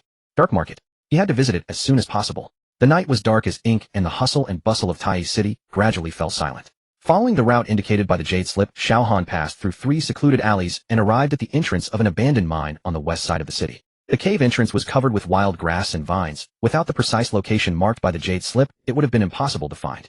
He glanced around to confirm no one was following before slipping into the cave. Inside the cave, it was damp and cold, and the air was filled with a rotten smell. Xiao Han followed the winding mine path for about 100 feet, and a massive stone wall appeared ahead, covered with strange runes that resembled the formation patterns in the Jishin ruins. He took out the Jishin jade pendant and pressed it against the stone wall. The runes suddenly glowed with a ghostly blue light, and the wall silently slid open to the sides. A complex scent mingled with the fragrance of herbs, blood, and decayed flesh rushed towards him. Xiao Han stepped in, and his vision suddenly opened up.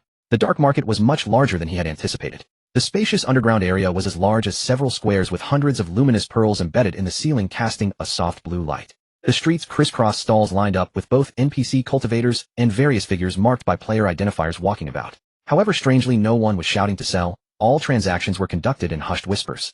Imperial grade armor, 800 gold coins fair to all. Remnants of forbidden techniques personally taught by the demon Lord Qi, you starting at 300 gold coins.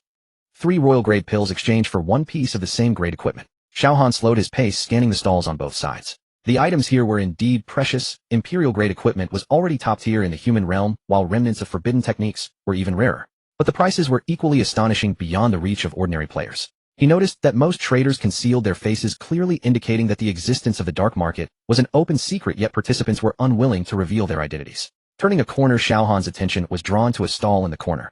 The stall owner was a masked old man hunched over with deep-set eyes. Sitting cross-legged in front of him was a black cloth upon which lay only one item, a black token. The token was about the size of a palm, entirely pitch black with a vividly carved dragon pattern on its surface. The dragon's head held high, its body coiled, and its scales clearly visible, exuding a faint air of desolation and antiquity. Xiao Han's heart tightened. This aura resonated subtly with the power within the Jishin jade pendant. He stepped forward and crouched down to examine it closely. The dragon pattern on the token was not carved, but seemed to be naturally formed textures with 2 points of crimson at the dragon's eyes, as if they would open at any moment. How much for this item? Xiao Han asked, his voice kept low. The old man slowly raised his head, his murky eyes sweeping over Xiao Han, his voice hoarse. 500 gold coins plus 3 royal-grade pills.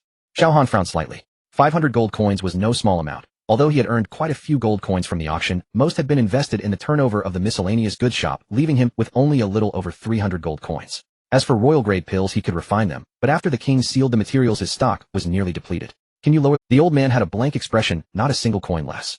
Xiao Han pondered for a moment. The aura of this token was undoubtedly extraordinary, and had some connection to the Jishin legacy, likely an important clue. But 500 gold coins and 3 royal-grade pills. He was weighing his options when a cold voice came from behind him. I'll take it.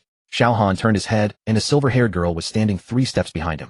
The girl had a stern face with a hint of arrogance in her eyes. Her silvery long hair shone faintly under the soft light of the luminous pearls, and she bore no player identifiers on her head. She was an NPC.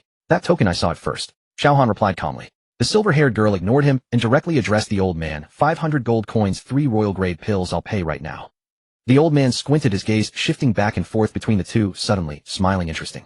Both of you want it. What should auction? The girl said. Whatever he bids, I'll double it. Xiao Han stood up and met the girl's gaze. Her eyes were icy, radiating an undeniable arrogance, as if in her eyes Xiao Han was merely a stone in the way. I don't lack money, Xiao Han said. Then step aside. The girl said impatiently. My time is very valuable. My time is also very valuable. Xiao Han remained unmoved. I want that token. A flash of impatience crossed the girl's eyes, and her right hand slightly raised. 3 puppets silently slid out from the shadows behind her, surrounding Xiao Han in a triangular formation. The puppets were entirely pitch black with flexible joints, their surfaces engraved with strange runes, and the hollow eye sockets glowed with ghostly green light. What I want no one can snatch away. The girl's voice was as cold as ice. The old stallkeeper leaned back with interest, seemingly planning to watch the fight. Xiao Han's gaze sharpened. Puppet technique. Leishi tribe. Let's do it. Before the girl's words fell, the 3 puppets had already lunged forward, moving swiftly, leaving afterimages as they attacked from 3 directions simultaneously. Xiao Han's figure flashed narrowly, avoiding a frontal strike, and the 10,000 ghosts' devouring heart was activated in an instant. Black mist surged from the ground, enveloping the left puppet. The puppet's movements paused for just a moment, but it quickly regained its action. Puppets lacked intelligence, and the spiritual attack effect of the 10,000 ghosts' devouring heart was limited. As expected, Xiao Han understood in his heart. He quickly adjusted his strategy, channeling the Jishin finger, a sharp finger force piercing directly into the puppet's chest. With a loud crash, the puppet flew backward, crashing into the stone wall, leaving a fist-sized hole in its chest, but it quickly shook itself and stood up unsteadily. Its defensive power was astonishing, and it could self-repair. The girl snorted coldly, forming hand seals, and the remaining 2 puppets accelerated simultaneously their attacks, becoming increasingly fierce. One puppet's palms turned into blades directly targeting Xiao Han's throat. The other flanked him from the side, its fingers transforming into sharp claws aimed at his back. Xiao Han swiftly turned, activating the Jishin robe, a layer of pale golden light shielding him. The puppet's claws scraped against the shield, producing a piercing sound of friction, the surface of the shield rippling, but remaining intact. 10 seconds. Xiao Han calculated silently in his heart. The defense of the Jishin robe could only last for 10 seconds. He needed to end this quickly. With a wave of his right hand, a corrosion technique was unleashed, landing on the joints of the left puppet.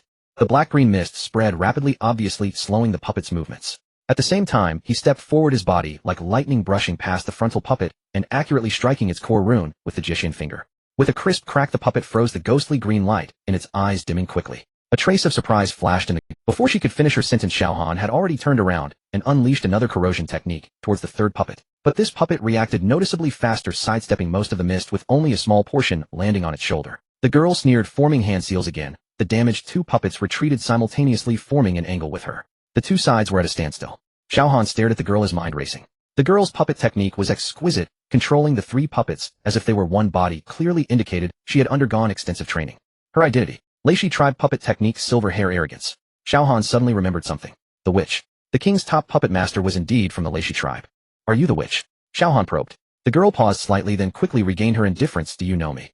I've heard of you. Xiao Han replied, one of the king's people. A complex emotion flashed in the witch's eyes, but quickly disappeared, returning to her cold demeanor. Since you know, why dare to compete with me? Before she could finish speaking, the elderly vendor suddenly stood up and waved his hand, causing the black token to vanish without a trace. No more sales.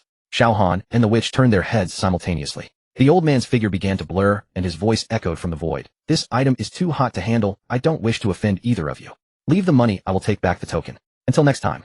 With that, the old man completely disappeared, leaving behind an empty black cloth. The witch's expression turned ugly, her gaze piercing as she stared at Xiao Han. You ruined my plans. He left on his own, Xiao Han replied. The witch snorted coldly and turned to leave. However, as she passed by Xiao Han, she paused for a moment and lowered her voice. Next time, don't get in my way. Also, the king is looking for you, so be careful. Xiao Han's heart tightened, but the witch had already vanished into the crowd of the black market. He stood there, his mind racing. The witch's appearance was no coincidence. Her determination to acquire the token indicated its significant value to the king. Moreover, the aura of the dragon pattern on the token resonated with the Jiesian jade pendant. Did this imply that the king's target was not merely the Jiesian inheritor, but also other treasures related to the Jiesian legacy? The old man's identity was also suspicious. He could see at a glance that both he and the witch were not to be trifled with, choosing to abandon the transaction rather than engage, indicating that the depths behind this token were far more complex than expected. Xiao Han took a deep breath, suppressing the doubts in his heart. Part of tonight's objective had already been achieved, or at the very least he had confirmed the existence of the black market and discovered an important clue.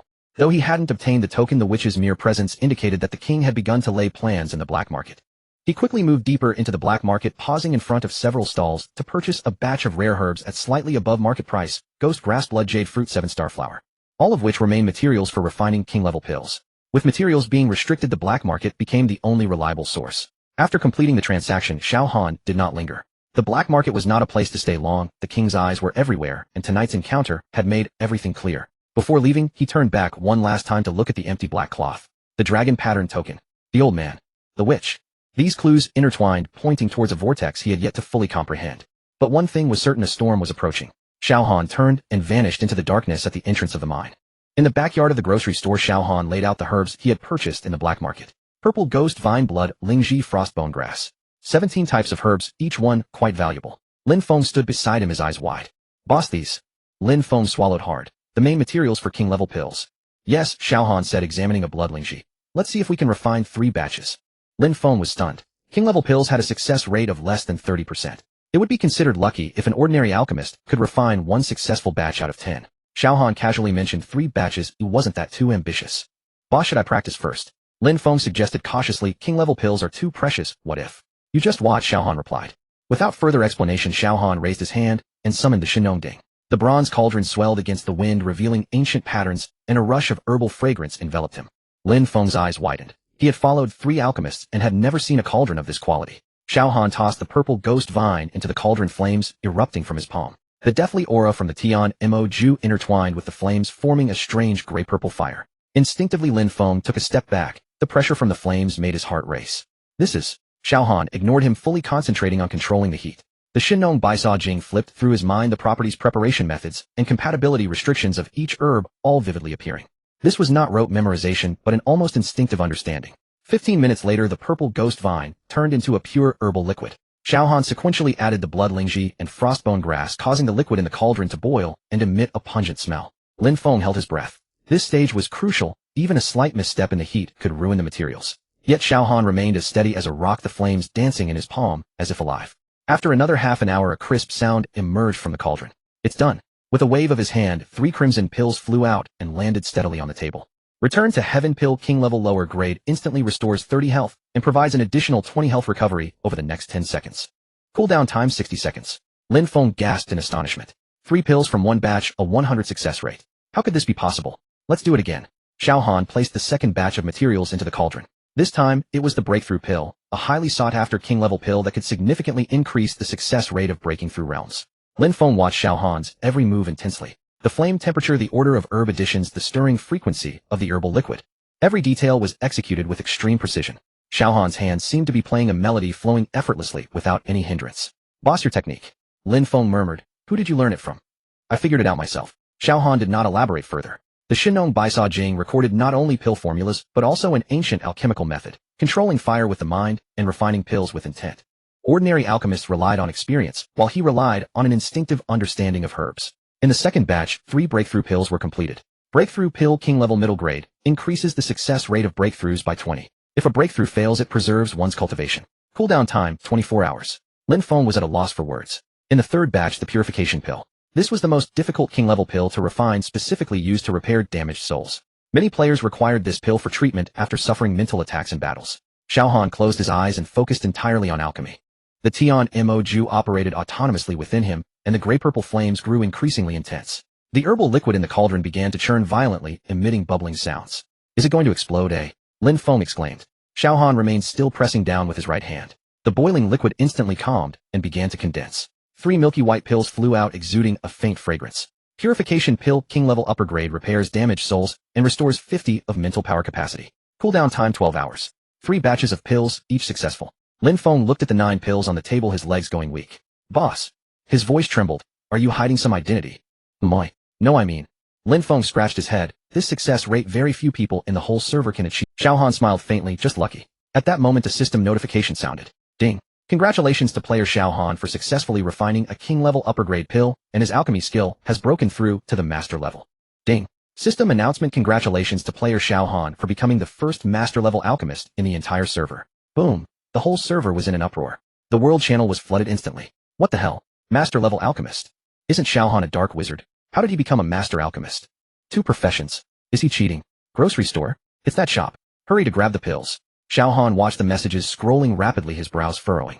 This was going to be more troublesome. Once the news of the master level alchemist spread, the number of people watching him would only increase. Boss! Lin Feng exclaimed, his face flushed with excitement. A master level alchemist.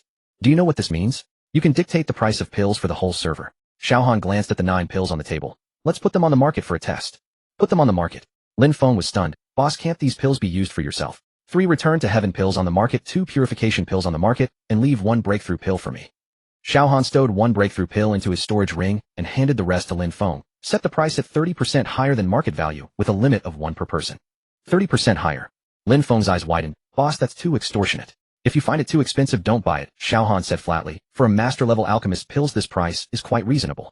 Lin Feng thought about it and agreed. King-level pills were in short supply in the market, and those refined by a master were even rarer. 30% higher. They would probably be snatched up immediately. Sure enough, less than 3 minutes after the pills were listed, a long line formed at the entrance of the grocery store. I want to buy return to heaven pills. Are there any purification pills left? They'll pay double. Where's the boss? I want to place a bulk order. Lin Feng was busy moving around with 3 apprentices without a moment's rest. Xiao Han, however, had already returned to the backyard and retrieved the breakthrough pill. King-level intermediate. He had been stuck at this realm for quite some time. While the Xian legacy was powerful, lacking sufficient cultivation meant many abilities could not be utilized. Take it. The breakthrough pill dissolved instantly upon entering his mouth, sending a warm current rushing toward his dantian. Xiao Han sat cross-legged, guiding the flow of energy to impact his meridians. Boom! A muffled sound echoed within him, and the barriers of his cultivation began to loosen. The Tian Mo Ju operated frantically, and the gray-black aura surged through his meridians. Xiao Han gritted his teeth, enduring the intense, tearing sensation in his meridians. Breakthrough. Ding. Congratulations to player Xiao Han for breaking through to King-level intermediate. Ding. Xian set attributes enhanced. Xiao Han opened his eyes and clenched his fists. His power surged explosively. The enhancements from the Xian set also increased, boosting his base attributes by nearly 20%. Not bad. He stood up, feeling the surging power within him. At King-level intermediate, he was already among the top tier of players. Boss. Boss. Lin Feng's voice came from the front yard, clearly filled with excitement. Xiao Han walked out to see Lin Feng running over, drenched in sweat. Something big has happened. Take your time to explain. The Tianlong gang and the Demon God gang are planning to jointly eliminate the Fallen Soul Abyss. Lin Feng panted heavily. They issued a server-wide announcement recruiting high-end players to join the fight. The Fallen Soul Abyss. Xiao Han frowned slightly. He had heard of this dungeon, a king-level starting raid filled with intense negative energy and extremely troublesome monsters. What does it have to do with me? Boss, you don't understand. Lin Feng urged. The materials dropped in the Fallen Soul Abyss are among the main materials for refining king-level pills. Moreover, it is said that there are rifts to the underworld deep inside that can yield the Underworld Lotus. Underworld Lotus. Xiao Han's eyes narrowed. This was a crucial material for refining the revived soul pill, extremely rare. He had been seeking this herb and unexpectedly found it in the Fallen Soul Abyss. Tomorrow at noon. Got it. Just as Xiao Han was about to return to the backyard, Lin Feng called out to him again. Boss, there's one more piece of news. Speak. Something happened within the Tianlong gang. Lin Feng lowered his voice. I heard someone spread rumors that the gang leader Long Fei embezzled the gang's funds. Now the gang is divided into 2 factions, arguing incessantly. Xiao Han narrowed his eyes. Another scheme of the king. Disrupting the supply, inciting internal strife, kidnapping Xiao Dai. One step at a time, everything is interlinked. This opponent is too formidable. Keep an eye on it. Yes. Lin Feng turned and ran back to the front yard. Xiao Han stood still, lost in thought. Fallen soul, abyss, underworld rifts, underworld lotus. These elements intertwined, subtly pointing towards a larger secret. Just then the system notification sounded. Ding. Player Long Fei requests to add you as a friend. Xiao Han clicked to view and Long Fei's message popped up. Brother, congratulations on becoming a master alchemist. What's up? Hehe, it seems I can't hide it from you. Long Fei sent a smiley face. I want to ask for your help with the Fallen Soul Abyss dungeon. Help with what? Pill support, and also combat power. Xiao Han fell silent. He originally did not wish to get involved in the affairs of the guild, but the Underworld Lotus was far too important to him. The Resurrection Pill was a crucial material for the Resurrection Spell, and the Resurrection Spell was his hope to bring Xiao Tian back to life. The Abyss will be mine to choose first. Deal. Long Fei replied instantly. Brother, rest assured, aside from the Underworld Lotus, I will give you whatever you want. See you tomorrow. Xiao Han turned off the message and gazed towards the back of the grocery store. Underworld Lotus Resurrection Pill, Xiao Tian. He clenched his fists. No matter what lies in the Soul Abyss, he must venture forth. At the entrance of the Soul Abyss, the chilling wind howled. A massive rift stretched across the ground, resembling a giant mouth ready to swallow everything. At the edge of the rift, players from the Dragon Clan and Demon God Clan had already gathered. Xiao Han, brother. Long Fei waved from a distance and strode over. He was followed by over a dozen elite members of the Dragon Clan, all well equipped. You're here. Xiao Han nodded, his gaze sweeping across the surroundings. On the Demon God Clan side, Du Zun was speaking in low tones with a few managers. He seemed to sense Xiao Han's gaze and turned to look. Their eyes met, and Du Zun nodded, slightly acknowledging him. Brother, let me introduce you. Long Fei pointed at a tall Taoist beside him. This is Long Yun, our deputy leader. Long Yun cupped his fists. I have long admired your name. Pleasure to meet you. Xiao Han replied politely, but did not. Long Fei was not bothered and continued to introduce. This time the Dragon Clan is sending 80 people, and the Demon God Clan is sending 120, totaling 200 people. So many. The Soul Abyss is no ordinary dungeon. Long Fei said seriously. The monsters start at king level, and it gets more difficult the deeper you go. Moreover, it is said that there are emperor-level kings at the lowest level, so we cannot be careless. The emperor-level king. Xiao Han recalled the battle with the 10th Ascendier Corpse King. That battle nearly cost him his life. Had it not been for triggering the immortal inheritance, he would never have won. Are you ready? Du Zun walked over, his voice steady. We can enter at any time. Then let's begin. Du Zun waved his hand, and the players of the Demon God Clan entered the rift first, with the Dragon Clan following closely behind, as Xiao Han mixed into the middle of the group. The moment they passed through the rift, a bone-chilling cold rushed towards them. Xiao Han shivered. The Yin energy here was too dense, almost solidifying into substance. Everyone pay attention. Du Zun's voice echoed in the team channel. The Soul Abyss is divided into 3 layers. The first layer is the outer area, with monster levels ranging from early to mid-king level. Everyone maintain formation and don't rush in. Understood. The team began to advance. Xiao Han followed behind, scanning the surroundings. Inside the Soul Abyss was a vast underground space with glowing moss covering the rocky walls, barely illuminating the path. The ground was littered with bones, some weathered, others still fresh. Corpse puppets.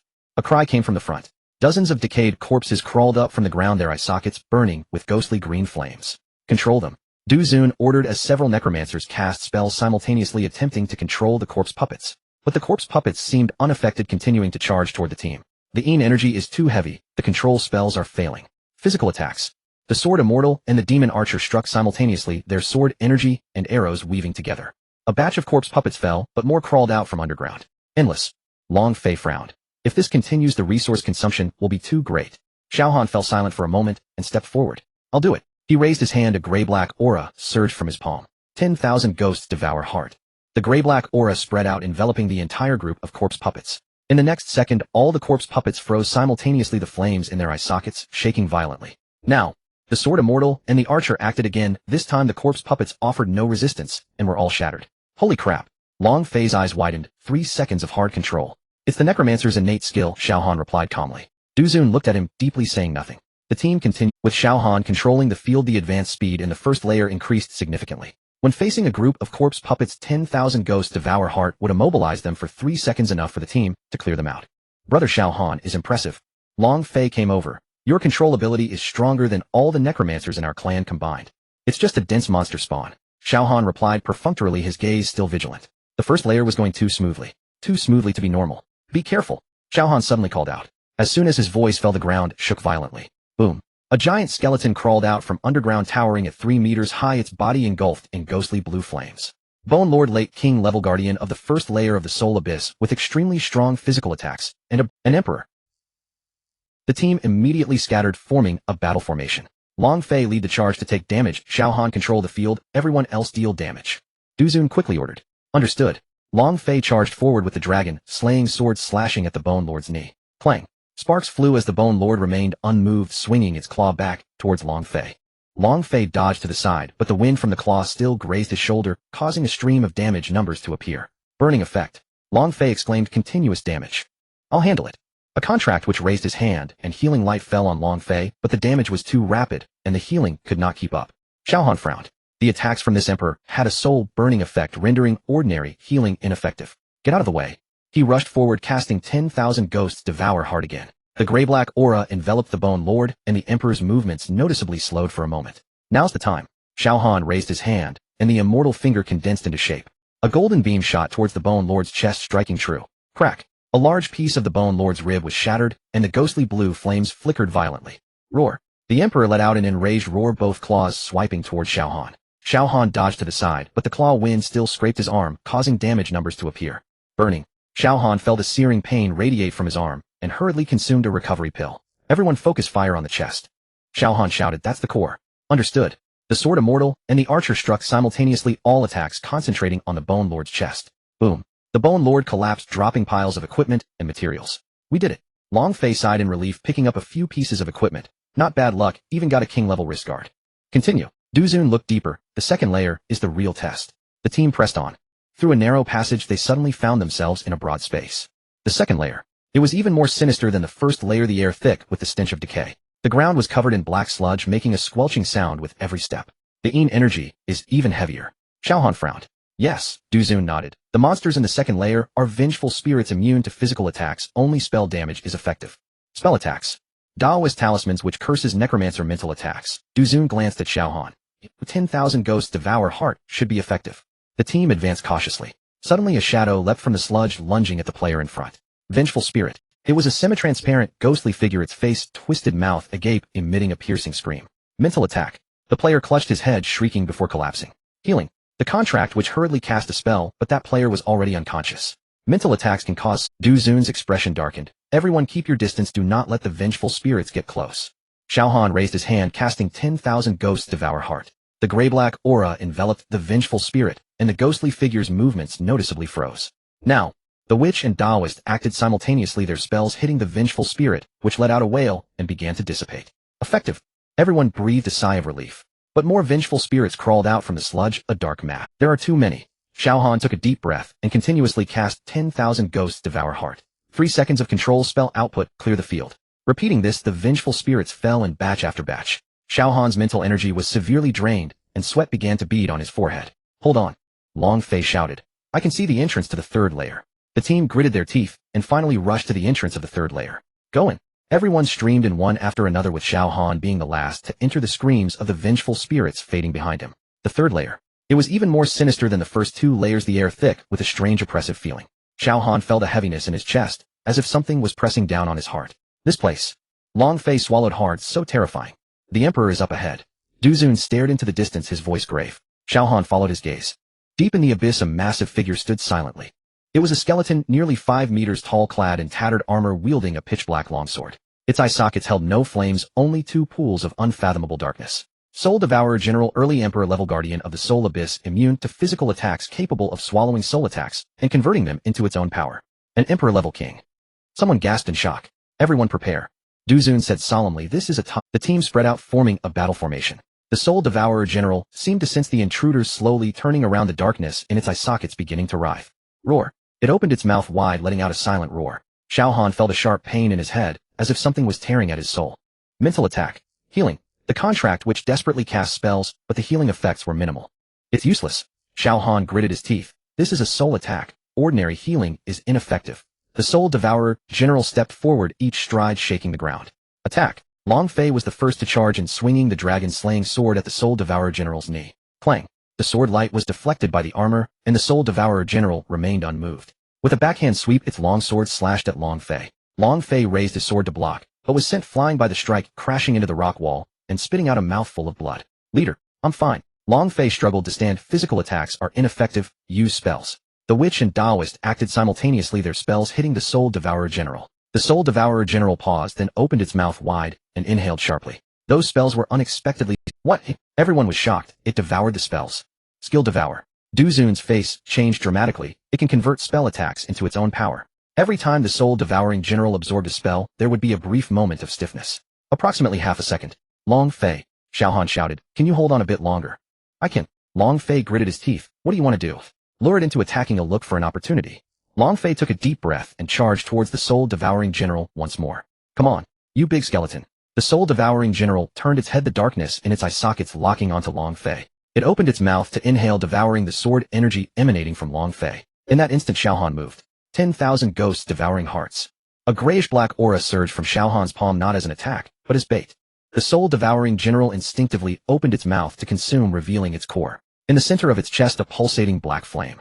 Xiao Han gathered all his strength and thrust the celestial cutting finger fiercely. The golden light accurately struck the black flame. Roar! The soul-devouring general let out a tragic roar, and its entire body began to shatter. One more stab. Long Fei gritted his teeth and charged the dragon. The slashing sword plunged deep into the soul-devouring general's chest. Boom! The royal-grade emperor fell to the ground, exploding a pile of glittering gold equipment and materials. We made it! We made it! Everyone cheered, but Xiao Han leaned against the rock wall, gasping for breath. In this battle, his spiritual energy was nearly exhausted.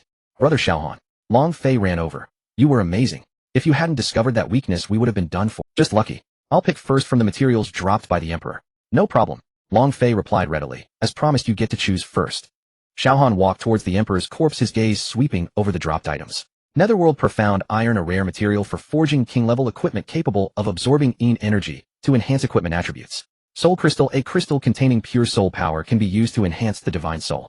Xiao Han stored both items into his storage ring. Just these two. Are you sure? Duzun walked over. Other equipment is also quite valuable. I only want— Xiao Han's gaze, however, was directed deeper into the abyss. There a ghostly blue light was flickering. What is that? Everyone followed his gaze and froze. A ghostly blue crack hovered in the air, exuding a bone-chilling cold. The Netherworld crack. Duzun murmured. It's said to be a passage to the Netherworld. Xiao Han stepped forward. The celestial cutting jade pendant suddenly began to heat up. He felt a familiar aura coming from the other side of the crack. It was the aura of the Netherworld Lotus. Xiao Han stood before the crack, sensing the aura emanating from the other side. The celestial cutting jade pendant grew increasingly hot, almost burning his skin. Boss. Long Fei leaned over. What's wrong with you? Nothing. Xiao Han withdrew his gaze. Can we enter this crack? We can't go in. Duzun walked over, shaking his head. This is a micro crack, too small for a person to pass through. Micro crack. Yes. Duzun explained. There are countless cracks between the Netherworld and the human realm, but most are micro cracks, only capable of transmitting aura, unable to allow passage. Only large cracks can allow people to traverse. Xiao Han pondered. He glanced at the crack again, and the celestial cutting set began to emit a faint glow. This is— The celestial cutting set resonated with the crack. Xiao Han closed his eyes, fully activating the celestial cutting power. A blurred image floated in his mind. On the other side of the crack, there was a dim space. In the center of the space, a pitch-black lotus quietly bloomed. The Netherworld Lotus. Xiao Han opened his eyes, his heartbeat quickening. The Netherworld Lotus was on the other side of the crack, but he couldn't get through. Is anyone there? Long Fei's voice interrupted his thoughts. What? It seemed like the crack moved just now. Long Fei pointed at the crack. I saw something inside. As soon as he finished speaking, the crack began to tremble violently. Boom! Step back. Duzun shouted. Everyone hurriedly retreated, fearfully staring at the crack. The crack began to widen, the ghostly blue light growing stronger. A skeletal hand stretched out from the crack. What the hell is that? A monster. Prepare for battle. Everyone raised their weapons, anxiously staring at the skeletal hand. But Xiao Han was frozen. That hand. It didn't seem to be attacking, but rather asking for help. He looked closely and found a row of runes carved in the palm. Those were the same runes as in the heavenly demon technique. Wait. Xiao Han shouted, don't attack. What? Long Fei was stunned. Brother Xiao Han, that's a monster. Not a monster. Xiao Han stared at the hand. It's a distress signal. Everyone exchanged glances. A violent tremor came from the crack, and the skeletal hand began to tremble, as if using all its strength. Celestial cutting inheritor. An ancient voice emerged from the crack, so weak, it was almost inaudible. Save me. I am the guardian of the second volume of the heavenly demon technique. Xiao Han's pupils constricted. The second volume of the heavenly demon technique. He had only ever had the first volume's fragment with no clue about the whereabouts of the second volume. He never expected the guardian to be trapped in the Netherworld crack. Who are you? Xiao Han asked. I am. The ancient voice stuttered, Yunjis. Junior brother. Yunya. Yunji. The inheritor of the celestial cutting legacy. Xiao Han's heart trembled greatly. How did you end up here? Back then, the celestial sect was destroyed. I was trapped in the Netherworld. Yunmai's voice grew weaker. The crack is about to close. Save me. Xiao Han looked at the crack. The crack was gradually shrinking, and the skeletal hand was trembling as if it would be severed at any moment. Brother Xiao Han. Long Fei urged, the crack is going to collapse. We need to leave quickly. You all go first. What? Long Fei's eyes widened. Are you crazy? That crack is dangerous. I must save him. Xiao Han's voice was calm, but carried an undeniable determination. The second volume of the Heavenly Demon Technique was too important to him. Moreover, that was Yun Ji's junior brother. But go. Duzun interrupted Long Fei, speaking solemnly. Trust. Long Fei gritted his teeth, but ultimately led the Tianlong gang members back. Duzun glanced at Xiao Han, wanting to say something, but in the end turned away. Xiao Han stood alone before the crack. The crack had shrunk to half a person's width, and the skeletal hand was still desperately. Hold on tight. Xiao Han raised his hand, injecting celestial cutting power into the crack. A golden light enveloped the edges of the crack, preventing it from continuing to shrink. Ugh! Xiao Han felt a sharp pain radiate from his arm. The consumption of the celestial cutting power was much greater than he had anticipated. Hold on. He gritted his teeth and continued to infuse his power. The crack stopped shrinking, but it did not expand either. Give me your hand. Xiao Han reached out and grasped the skeletal hand. A terrifying energy surged into his body through the skeletal hand. Ugh! Xiao Han let out a muffled groan, his face instantly turning pale. The energy was too concentrated, almost freezing his meridians. Hold on. Yun Mai's voice echoed in his mind. Don't let go. Xiao Han gritted his teeth, firmly gripping the skeletal hand and pulling with all his might. Ah! He roared, unleashing all his power. The celestial cutting power surged wildly through his meridians, countering the energy. Little by little, the owner of the skeletal hand was slowly pulled out from the crack. It was an elderly man, completely withered skin stretched tight over bones, exuding a strong aura of death. Quick! Xiao Han exerted all his strength, pulling the old man completely out of the crack. Boom! The crack closed instantly, and the ghostly blue light vanished. Xiao Han fell to his knees, gasping for breath. He succeeded. The old man lay beside him, trembling violently. You? Xiao Han barely lifted his head. Are you all right? Cough, cough. The old man coughed a few times and opened his eyes. They were murky eyes, yet they held a glimmer of warmth. Thank you. Celestial Cutting Inheritor. The second volume of the Heavenly Demon Technique. Xiao Han asked, where is it? The old man smiled slightly. Within my body. He raised his skeletal hand and tapped Xiao Han's brow. A surge of information flooded into Xiao Han's mind. Ding. Congratulations, player. Xiao Han has obtained the Heavenly Demon Technique, second volume. Xiao Han's vision went black, nearly fainting. The second volume, is just a fragment. The old man said weakly. The complete Heavenly Demon Technique has 9 volumes. 9 volumes. Yes. The old man closed his eyes for a moment. When the celestial sect was destroyed, Yunji and I each took 1 volume to escape. He was trapped in the celestial cutting ruins. I was trapped in the netherworld. What about the other volumes? I don't know. The old man shook his head, scattered throughout the 6 realms. You must why? Because. The old man looked at him. The Heavenly Demon Technique is the only power that can counter Jin. Xiao Han's heart trembled greatly. He had heard the prophecy of the 6 realms are on the verge of collapse from the skeletal remnants in the celestial cutting ruins. What is Jin? The god of destruction. The old man's voice grew weaker. Back then, the saints joined forces to seal him. But he is awakening. The 6 realms will collapse. The old man's body began to transform into light particles, scattering into the air. I have waited too long. Finally waiting for the celestial cutting inheritor. Remember, the netherworld lotus is the main ingredient for refining the resurrection pill. The 3rd volume is in the floating city. Go. Save the 6 realms. The old man completely dissipated, leaving behind a trail of tears. Xiao Han knelt on the ground, unable to move for a long time. The resurrection pill, the netherworld lotus, the floating city. These pieces of information intertwined in his mind, gradually forming a clear clue. Boss. Long Fei's voice came from afar, filled with urgency. Are you alright? Xiao Han stood up, taking a deep, I'm fine. He looked towards the place where the crack once existed, his gaze becoming resolute. The netherworld lotus was on the other side of the crack. Although the crack had closed, he knew this was just the beginning. Let's go. Xiao Han turned and walked towards Long Fei and the other Xiao Han, that old man. He's gone. Xiao Han said casually, the dungeon is over. Long Fei opened his mouth to ask something, but ultimately didn't. Back to the city. Duzun ordered, and everyone began to retreat. Xiao Han followed behind the team, replaying the old man's words in his mind. The second volume of the Heavenly Demon Technique. The floating city. The 6 realms on the verge of collapse. The god of destruction Jin. These clues intertwined, pointing towards a shocking secret. And the netherworld lotus was on the other side of the crack. He must find a way to traverse that crack. Xiao Han. The voice of Duzuan interrupted his thoughts. Moi. Duzuan walked beside him, lowering his voice. What did that old man give you? Xiao Han glanced at him calmly, stating, some information. About what? You'll find out later. Duzuan was silent for a moment, then finally nodded. I believe you. But remember, if you need help, you can find me. Thank you. The two walked side by side toward the exit. Behind them, the dark aura gradually dissipated. The adventure in Luohan Abyss had come to an end, but Xiao Han knew this was just the beginning. A greater storm was about to arrive. At the edge of the rift, a ghostly blue aura from the underworld surged forth like a tide. On the withered bony hand, the runes of the Tianma Ju flickered slightly, the remaining power struggling in the darkness. Without hesitation, Xiao Han activated the power of Jian to its limit, reaching into the rift. Are you crazy? Long Fei shouted from behind. That's the rift to the underworld. Xiao Han ignored him. The moment his hand grasped the withered bony hand, a bone-chilling cold spread from his arm to his entire body. The pulling force from the underworld was astonishing, as if countless hands were dragging him deeper into the rift. The Jiesian jade pendant suddenly became scorching hot. Golden light erupted from his palm, resonating with the runes on the withered bone. The rift emitted a piercing, tearing sound, and Xiao Han felt as if his entire arm was about to be ripped off. "Come out!" He roared, his feet digging deep grooves into the ground as all his strength exploded forth. Finally, he pulled the owner of the withered bony hand out of the rift. It was a broken and dilapidated shell. The skin was as dry as paper, and the gray-white bones were clearly visible through the tattered black robe. The old man's face was withered, his eye sockets deeply sunken, yet his eyes glimmered with an eerie red light. His lower body had nearly completely eroded, with only a few broken strands of spiritual power barely maintaining his existence. Jiesian, inheritor. The old man's voice was as hoarse as sandpaper, each word seeming to exhaust all his strength. His dry fingers gripped Xiao Han's arm tightly, his nails almost embedding into the flesh. "Who are you?" Xiao Han frowned, the power of Jiesian circulating within him, ready for any sudden changes. "Ming Luo." The old man struggled to utter two words. "Tianmaju. Volume 2. Guardian." Tianmaju. Xiao Han's pupils suddenly constricted. Yunmia had mentioned before his death that the Tianmaju was divided into 9 volumes, each possessing the power to destroy the heavens and the earth. The first volume was the supreme secret manual he obtained from the withered bone in the Witheredwood Forest. 10,000 years ago. Sealed here. Ming Luo's voice was intermittent, sensing. The inheritor of Jiesian has appeared, exhausting the last trace of my soul.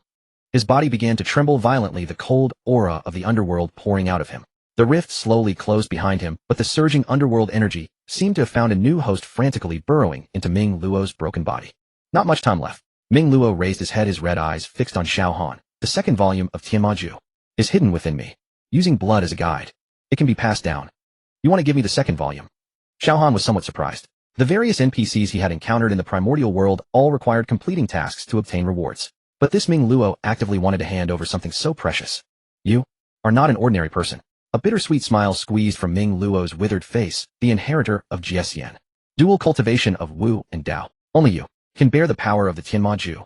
He suddenly started coughing violently, black blood oozing from the corner of his mouth. "There's no time." Ming Luo's voice grew weaker. "Remember, the Tianmaju is not an ordinary technique. It is the only power that can counter Jin." Jin. Xiao Han's heart trembled. Yunmia had also mentioned this name before his death. Jin, the god of destruction sealed within the floating city. "What is Jin?" Xiao Han pressed. "Destruction." Ming Luo's gaze began to fade. "In the beginning of chaos, Source and Jin are interdependent. Jin wants to destroy everything." His voice suddenly became urgent, and his body began to turn to ashes from the feet up. "Stop talking, just pass it on." Xiao Han tightened his grip on Ming Luo's hand. "What do you need?" "Blood." Ming Luo struggled to lift another hand, pointing to Xiao Han's brow. "A drop is enough." Xiao Han did not flinch. A drop of bright red blood seeped from his brow, slowly floating toward Ming Luo. Ming Luo opened his mouth to swallow it, and his withered body instantly erupted with a dark red glow. "Tianmaju. Volume 2. Ming Luo's voice echoed in Xiao Han's mind, no longer a hoarse tone, but a rumbling imbued with an ancient majesty. Countless images surged into Xiao Han's consciousness. He saw a vast battlefield where countless Tianma fought fierce. A blurry figure stood at the center of the battlefield, single-handedly opposing thousands of gods and demons, the power of the Tianmaju traversing the heavens and the earth, each strike carrying the might to annihilate everything. The scene shifted, and he saw Ming Luo in his youth. At that time, Ming Luo was full of vigor, wielding a pitch-black long knife, fighting alongside Yunmia. "The 6 realms are on the brink." Ming Luo's voice resonated in the scene, fragments of Jin scattered everywhere. "Shiva is collecting them." The scene changed again. A man in a white robe stood with his back to the camera, his figure traversing between the 6 realms, each appearance accompanied by the loss of countless lives. "Shiva?" Xiao Han muttered to himself. The scene finally froze on the core technique of the second volume, Tianma Avatar. Boom. Xiao Han felt as if his mind had exploded, countless pieces of information flooding in. His body began to tremble violently, the power of Jiesian and the Tianmaju clashing within him, 2 completely different forces vying for dominance. Ugh. He couldn't help but let out a low roar, gripping the ground tightly, his nails cracking and blood flowing. "Boss!"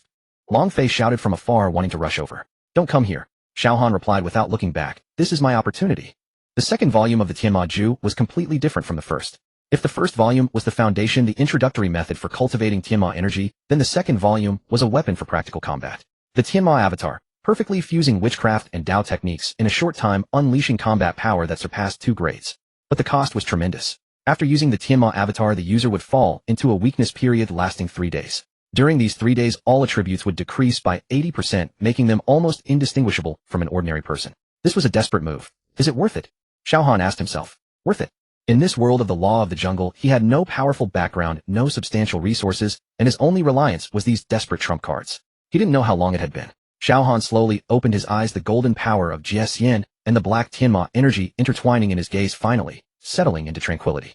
Thank you, senior. He cupped his hands to Ming Luo. But Ming Luo could no longer respond. Ming Luo's body was visibly turning to ash. Starting from his feet to his legs to his torso, the once powerful force that had guarded the second volume of the Tianma Ju finally reached its end. Be careful, Shiva. Ming Luo's last words were like a whisper in the wind. He aims to collect the fragments of Jin. Resurrect. Jin. The 6 realms are on the brink. You are the only variable. Ming Luo completely turned to ashes, leaving only an ancient space ring quietly lying on the ground. Xiao Han bent down to pick up the ring, probing his divine sense inside. The space within the ring was small, only about 10 cubic meters. But what was inside made Xiao Han's pupils constrict. An accurate map marking the specific location of the underworld lotus. A fist-sized fragment of a chaotic spirit stone exuding the aura of primordial chaos. There was also a yellowed letter which contained only a few words. Inheritor of Jian. If you can see this letter, it means the second volume of the Tianma Ju has found its destined person. The 6 realms being on the brink is no empty talk. The seal of Jin is loosening. Shiva has collected 3 fragments and only needs 4 more to resurrect Jin. The floating city is the last defense and also the final battlefield. The 9 volumes of Tianma Ju must be unified to have a fighting chance. Yunji, the last disciple of the Jian sect, who dissipated on the 18th layer of the Jian ruins. Xiao Han tightened his grip on the letter, his expression complex. From the moment he acquired the Jian inheritance, he knew he had been drawn into a game far beyond the game itself. But he never expected the scale of this game to be much larger than he had imagined. Jin, Shiva, the 9 volumes of Tianma Ju. The 6 realms are on the brink. These words surged in his mind, ultimately transforming into a single phrase. The survival of the 6 realms has nothing to do with me. Xiao Han's voice was calm, yet somewhat indifferent. I just want to survive in this world and protect those I care about. As for other matters. He paused, a complex emotion flashing in his eyes. He'll talk about it when I have the ability. Long Fei finally walked over, glancing at the remaining ashes on the ground with a complicated expression. What just happened? An old acquaintance. Xiao Han did not explain further. There is a lead on the underworld lotus. He displayed the map from the ring to everyone. The coalition members gathered around, having seen everything that just happened clearly. The appearance of Ming Luo, the inheritance of the second volume of the Tianma Ju, and Ming Luo turning to ashes. Everything was too shocking. The second volume of the Tianma Ju. Duzin's steward's eyes flickered. It is said to be a supreme secret manual on par with the Jian inheritance. The old man mentioned Jin and Shiva before his death. Long Fei frowned. What does the 6 realms are on the brink mean? Xiao Han shook his head. I don't know. But one thing is certain. He put away the fragment of the chaotic spirit stone, his gaze sweeping over everyone. This game is far more complicated than we imagined. The news of the battle in Luohan Abyss and the second volume of the Tianma Ju exploded the entire primordial forum within just a few hours. Shocking. The inheritor of Jian has obtained the supreme inheritance, and the second volume of the Tianma Ju has come to light. The Luohan Abyss dungeon has been cleared for the first time, and the underworld lotus has been claimed by the inheritor of Jian. The mysterious old man's dying prophecy, the 6 realms are on the brink, and Shiva is collecting the fragments of Jin with the intention of destroying the world. Posts flooded the forum with countless players discussing. Some marveled at Xiao Han's luck, some analyzed the practical value of the second volume of the Tianma Ju, while others began to discuss who exactly Jin and Shiva were. But more people were asking the same question.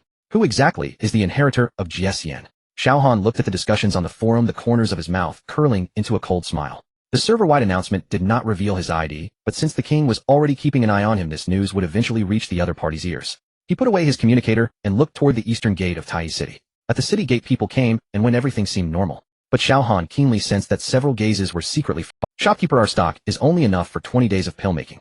Lin Feng lowered his voice, and I heard people in the East Quarter are recruiting alchemists, offering a base salary of 1,000 gold coins a month on the condition they won't take our jobs. Xiao Han picked up the thread. Lin Feng nodded, his face clouded with worry. If this continues, our general store will become... Xiao Han fell silent for a moment. The king's scheme was meticulous: cut off supplies, sever connections, isolate the shop, and force him into a corner until he had no choice but to beg for mercy. Yet the king had underestimated Xiao Han's trump card. Will these suffice? Xiao Han produced from his storage ring the medicinal materials Ming Luo had left him, emptying them out. Lin Feng's eyes widened instantly. This is Yuminkeo, Gilinghua, and these are rare herbs you simply cannot buy on the market. He trembled with excitement. Shopkeeper, where did you get them? Luohan Abyss, Xiao Han said calmly. Use them sparingly, these will be enough for 2 months of refining. Lin Feng drew a breath. 2 months. Shopkeeper, are you saying the king's blockade is effectively meaningless? Xiao Han returned the herbs to his storage ring and entrusted them to Lin Feng. Keep refining pills. Don't let anyone know our supplies are ample. Lin Feng nodded vigorously, the anxiety in his eyes finally eased. By the way, Xiao Han paused as he was about to leave. Any news from Long Fei? Leader Long. Lin Feng thought a moment. This afternoon he sent word, said it was urgent, and asked you to contact him as soon as you return to the city. Xiao Han nodded, and left the shop, finding a quieter corner to open his communicator. Long Fei. Old Xiao. Long Fei's voice came through the device, edged with urgency. Where are you? East quarter of the city. What's wrong? The king has gathered the Yuling organization's elite in the eastern district, at least 50 of them, all above the Huang tier. Long Fei lowered his voice further. My people have scouted it out. Their target is you. Xiao Han's gaze turned cold. When will they strike? Uncertain, but no more than 3 days, Long Fei replied gravely. Old Xiao, why don't you lie low for a while? I know a few hidden safe houses the king's men can't find. Hide. Xiao Han interrupted. You can hide for a time, but not forever. So you mean, I want flee? Xiao Han's voice was terrifying in its calm. If they come, let them come. Silence answered him on the other end for a few seconds. Old Xiao, I know you're strong, but the king is no ordinary opponent. You understand the strength of the Yuling organization. Xiao Han stared into the distant sky. But I have my reasons for not retreating. He could not withdraw, for he knew that one step back would become an endless retreat. The king would not relent at a show of weakness. He would only press harder. Watch the king's movements for me. With that, Xiao Han, news from Duzuan arrived soon after. Has the king already moved? Duzuan's tone was amused. I advise you to. The Yuling organization's core strength is beyond what the Tianlong gang can hold off. So you don't recommend I fight Hedon? I'm not saying I don't recommend it. Duzuan's voice turned serious. The king dares to openly besiege you because he has prepared thoroughly. If you meet him blade for blade now, you will only suffer. I know. Xiao Han nodded. Don't worry, I know my limits. Very well. Duzuan had no further words. Call if you need assistance. Thanks. Xiao Han put away his communicator and 10 miles outside the city in a concealed valley. Xiao Han sat cross-legged and began to attempt the core skill of the second volume of the Tianma Ju, the Tianma avatar. The principle behind the Tianma avatar was not complex. Briefly fuse sorcerer's force with Taoist force using the Tianma Qi as a bridge, so the two opposing powers undergo a qualitative change and erupt with strength beyond their grade. But the difficulty of cultivation far exceeded imagination. The first attempt brought a violent tearing sensation when the two forces touched within him. He spat blood, his face paling. Sorcery and Taoist force inherently countered one another, and forcing them together was like detonating a bomb inside the body. Again, Xiao Han wiped the blood from his mouth and continued. The second time, the third, the fourth. Each failure yet with every injury, he felt the two powers coax into a slightly smoother union. On the 10th try, Xiao Han finally found the balance point. Tianma avatar. Golden Jishin power and black Tianma Qi writhed together within him, coalescing at last into a dark golden stream of energy. A terrible pressure roared from him, sweeping across 100 meters. The grass and trees in the valley withered visibly as if all life had been drained away. The air grew thin, the breathing became difficult. Xiao Han opened his eyes, and a strand of dark golden light flicked. Peak Huantier. Although his grade was only mid-Wangtier, the force he unleashed reached the level of a peak Huantier. This was the Tianma avatar. A leap of 2 grades could let him contend with the Thier masters for a short while. But in the next instant, he spat blood again, and collapsed utterly spent, unable even to move a finger. A 3-day weakness period. This was no joke. Lying on the ground beneath the stars, Xiao Han managed a bitter half-smile. What a desperate gambit! Footsteps sounded behind him. He turned with effort to see a familiar figure standing not far off. Xiao Dai. Xiao Dai hurried over, eyes rimmed red, crouching to help him up in silence. How could you always do that? Her voice trembled. You train, as if you have no care for your life. You fight, as if you have no care, and you don't even tell anyone when you're hurt. Xiao Han was momentarily stunned. Words caught in his throat and died. Xiao Dai took a pill from her pouch and fed it to him. This is my saved Huiyuan, Dan. It will help you recover. Xiao Han swallowed. The pill melted instantly, and a warm energy flowed through his limbs. How did you know I was? Xiao Dai did not answer at once. Instead, she produced a jade pendant from her bosom. It resembled Xiao Han's Jishin pendant, only in a different hue. Her pendant was pale cyan, carved with a faint character Xinyuan. I sensed it, Xiao Dai said softly. Your pendant and mine seem to have some connection. Xiao Han looked at the two pendants, a complex emotion swelling in his chest. Hongjun Patriarch had once said Xiao Dai's pendant belonged to Xinyuan Yueying. Xinyuan Yueying, a traitor of the Xinyuan clan, and the one blamed for the clan's downfall. Who then was Xiao Dai? Xiao Han could only manage those 2 words. Xiao Dai raised her head, eyes still wet, but resolute. Xiao Han, I don't know what you've been dragged into, nor how powerful your enemies are. But, she gripped his hand, voice trembling, yet earnest. You are not alone. Something hard within Xiao Han seemed to be touched. He said nothing, only tightened his hold on her hand. The night breeze passed, and the stars shone. The calm before the storm felt especially precious. At 3 in the morning, the east quarter of Tai City lay quiet with only a few lights flickering in the dark. Xiao Han sat cross-legged in the secret chamber behind the shop, running the Tianma Ju to restore his strength. 3 days of secret practice had deepened his grasp of the Tianma avatar. The weakness period shortened from 3 days to yet tonight he had a bad premonition, a sixth sense honed by years as a long-hunt assassin. That instinct had saved his life more than once on the edge of death. They're coming. Xiao Han opened his eyes, his gaze sharp. Outside the shop, several black silhouettes silently appeared at both. They wore uniform black battle robes embroidered with a white ghost emblem on the chest. The Yuling organization. 50 elite warriors above the Huang tier surrounded the shop from all directions. At their head stood a tall man wielding a jet-black longsword etched with strange runes that glowed a ghostly blue. He was the killer, the Yulin organization's top assassin, a sword immortal rumored never to have failed. Target confirmed, the killer said, coldly devoid of feeling. The Jishian heir Xiao Han. Capture him alive. Capture alive. One black-robed member asked in a low voice. Why not simply kill him? The king's orders, the killer replied without explanation. Move. The black-robed men flowed forward like phantoms toward the shop. Enemy attack. Long Fei's voice blared in the communicator, the Tianlong gang's alarm. The shop's main gate exploded inward, and Tianlong gang disciples poured out to clash with the Yulin organization. Hold up! Long Fei roared, swinging his long sword to block 3 black-robed assailants at the front. The battle erupted instantly. The Tianlong gang fought to the death, but the Yulin organization's strength exceeded expectation. In minutes, the Tianlong gang had lost over a dozen men. Damn, who are these people? Long Qing cursed as he unleashed dark sorcerer spells. So many Huangtier masters among them. Don't stall, buy time. Long Fei gritted his teeth. The boss is on the way. In the alley fight, Long Qing used the 10,000 Devils Devour Heart to control 4 black-robed fighters, buying precious breathing room for the gang. But the Yulin organization's reinforcements came in waves, another dozen rushing forward. Useless, the killer sneered. Go it. A gaunt man in gray robes stepped from the shadows, his face hollow and skeletal. Corpse burst formation. Gui Tong's withered fingers wove seals, and the corpses of several Tianlong gang disciples suddenly swelled violently. Retreat. Fall back. Long Fei shouted. Boom, boom, boom. Explosions reverberated through the alley, blood and flesh flying, and the Tianlong gang's line collapsed in an instant. Screams rose and fell as over a dozen disciples perished in the blasts. Most of the survivors were grievously wounded. Gui Ting laughed harshly. With such pitiful strength, you still dare resist us? Long Fei crawled from the ruin, drenched in blood and furious. Despicable. He spat. Despicable. The killer sneered. War has no morality. Only the victor survives. Lin Feng and 3 others hid in the backyard. Xiao Han had expressly told them not to come out. They're here. He had sensed the fight outside, and the Lin Feng and 3 others hid in the backyard. Xiao Han had expressly told them not to come out. They're here. He had sensed the fight outside, and the enemies closing in. The main door was kicked open. The killer entered with 6 sword immortals, and closed in around Xiao Han, encircling him. Xiao Han. The killer's voice was devoid of warmth. You have only 2 choices: surrender, or what? Xiao Han interrupted him, a cold smile curling at the corners of his mouth. A glint of cold light flashed in the killer's eyes. Death. Before the words fell, 6 sword immortals struck simultaneously. 6 long swords stabbed towards Xiao Han from 6 different directions, their sword chi intertwining and sealing off all his escape routes. Xiao Han's gaze sharpened, and the myriad ghosts devouring heart erupted in an instant. The 4 sword immortals froze in place, overtaken by fear. Their attacks interrupted. But the other 2 long swords had already pierced in front of Xiao Han. Celestial interception power. Golden light formed a shield around Xiao Han, and the 2 long swords struck the shield, producing a sharp metallic clang. Xiao Han pointed with his right hand and unleashed the celestial interception finger. Puff. 1 sword immortal's chest was pierced through, and he flew backward. Not good. The remaining sword immortals retreated in fright. What are you panicking for? The killer snorted coldly, swinging his long sword, sending a fierce sword chi slicing towards Xiao Han.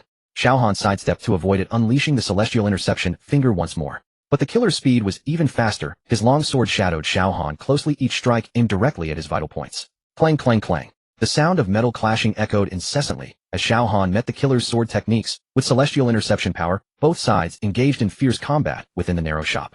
Not bad. A hint of appreciation flashed in the killer's eyes. You're the first to last this long under my sword. Xiao Han did not respond, focusing solely on the fight. The killer's swordsmanship was too fierce, each move carrying a lethal threat. Xiao Han's left arm had already been cut open, blood dripping down his fingers. But you are all alone. The killer sneered, and I. Suddenly he accelerated the pace of his attacks, sword chi pouring down like a torrential rain. Xiao Han gritted his teeth to hold on, but the consumption of celestial interception power was growing larger. Damn it, I can't hold on much longer. He cursed inwardly, catching a glimpse of the other 5 sword immortals closing in. I can't delay any longer. Xiao Han took a deep breath and made a decision. Heavenly Demon Incarnation. Boom. A dark golden light erupted from Xiao Han, instantly filling the entire shop. The killer's pupils constricted. What is this? Before his words finished, Xiao Han struck out with a palm. Boom. The killer, along with his sword, was sent flying, crashing through the shop's wall and landing directly on the street outside. Cough, cough, cough. The killer struggled to rise, blood oozing from his mouth, his eyes filled with shock. Peak royal level combat power.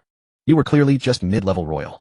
Xiao Han did not answer, but hurriedly dashed out of the shop. The time limit for the Heavenly Demon Incarnation was almost up. He had to resolve the battle before the time limit ended. But just then, it's over.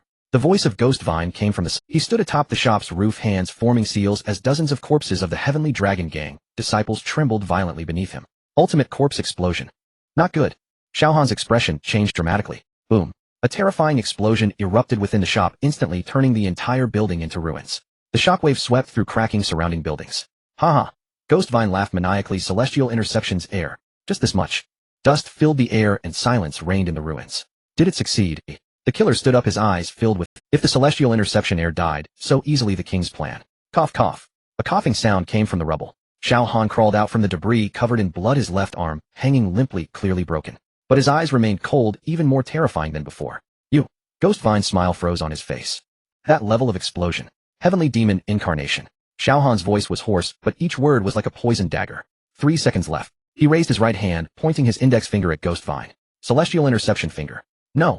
A golden beam pierced through Ghostvine's chest, nailing him to the roof.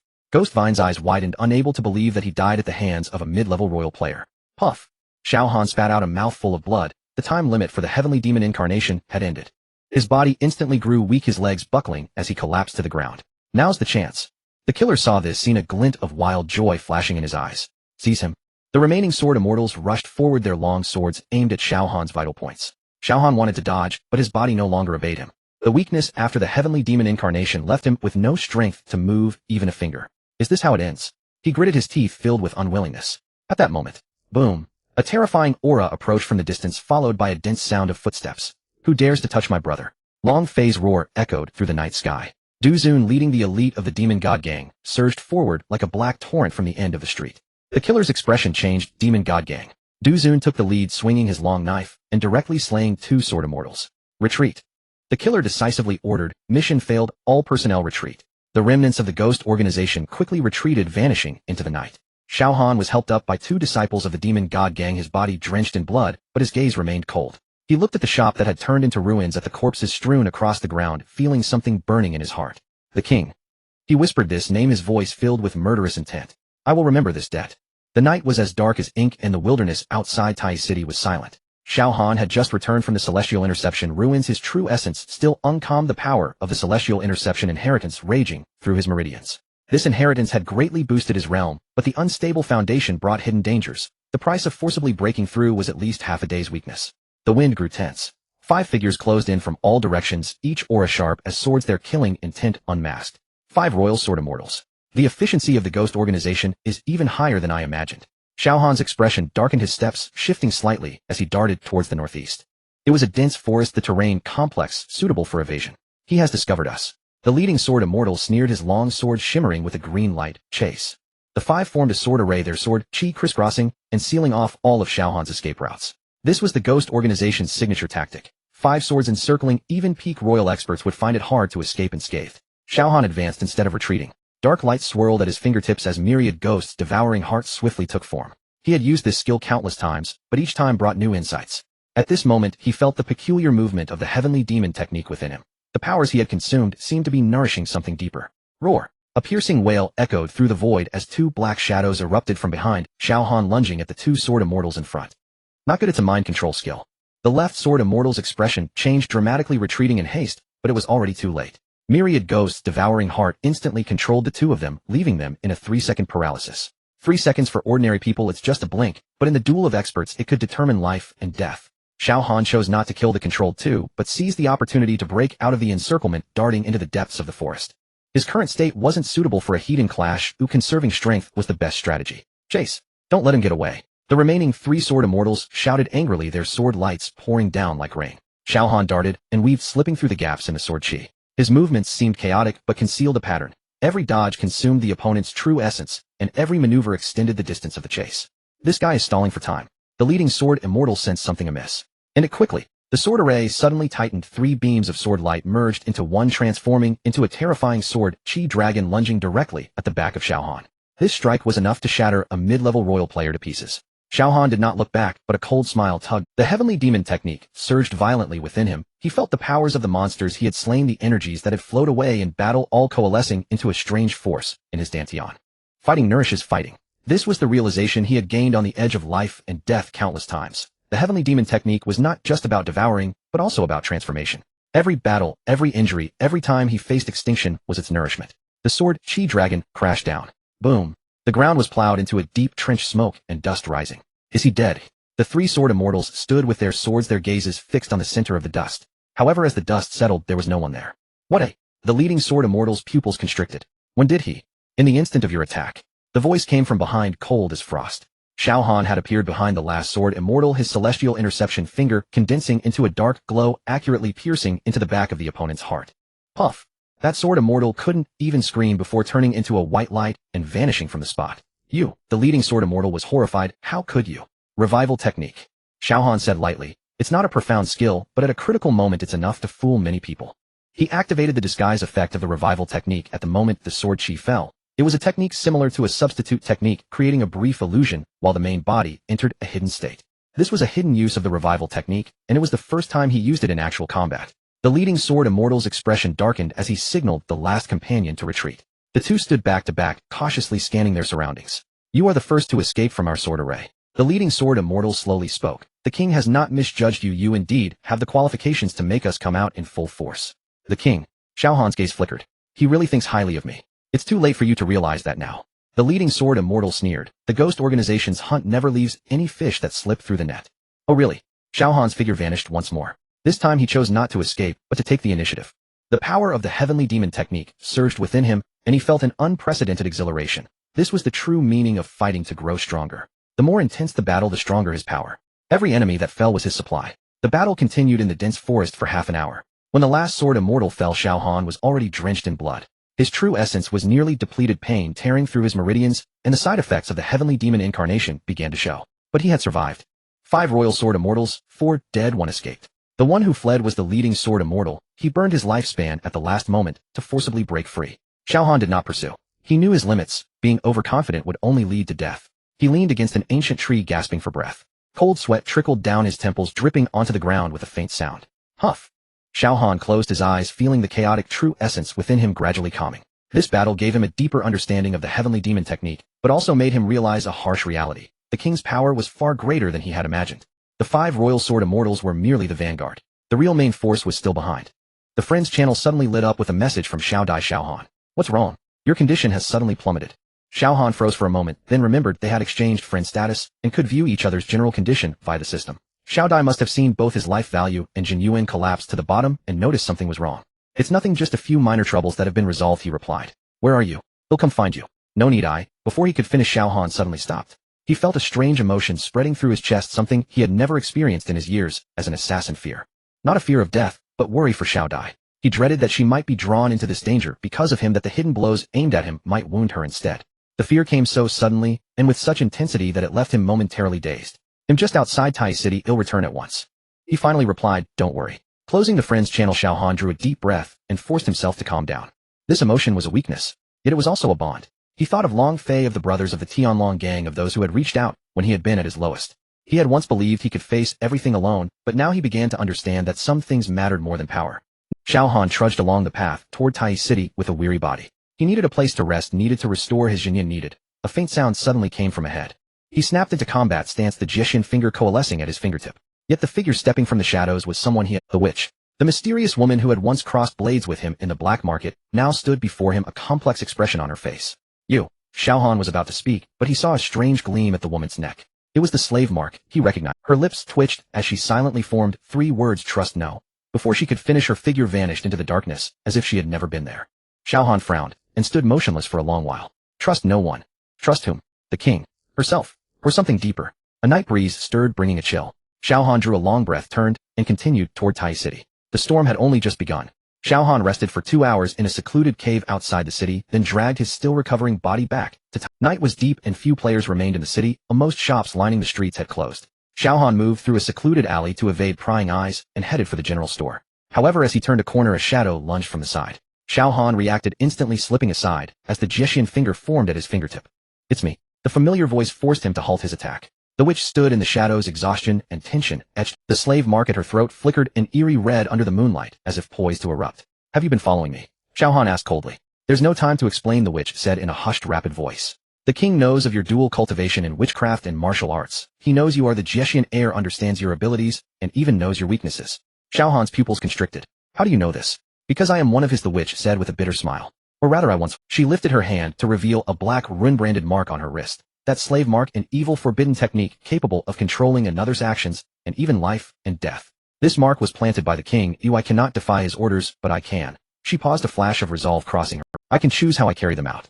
Xiao Han was silent for a moment, his gaze lingering on the slave mark at her throat. Why tell me? The witch did not answer immediately as she looked up at the night sky and said in a low voice, "You are not the only one enslaved." "What do you mean? Everyone carries their own shackles."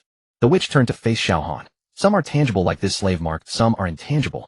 Obsessions, vendettas, or—" She did not finish, but Xiao Han understood. "What is the king planning?" he asked directly. The witch inhaled deeply, her tone heavier. "He has assembled 3 elite squads, 108 in all Huang rank imperial level experts. They have a single objective, to besiege your general store." 108. Xiao Han frowned.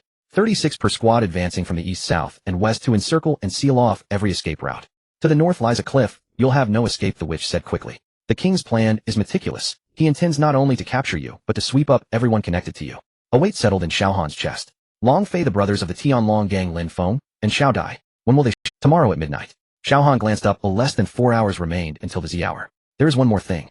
The witch's voice grew even lower. "The king is very interested in that girl." "Which girl?" "The one with you, Xiao Dai." The witch's eyes clouded. "The king says her bloodline is special, more valuable than turning you into a puppet." A chill ran down Xiao Han's spine.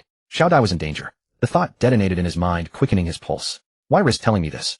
Xiao Han asked again. "Given your situation, this is suicide." The witch looked down at her wrist. The slave mark pulsed with an uncanny light, as if devouring something.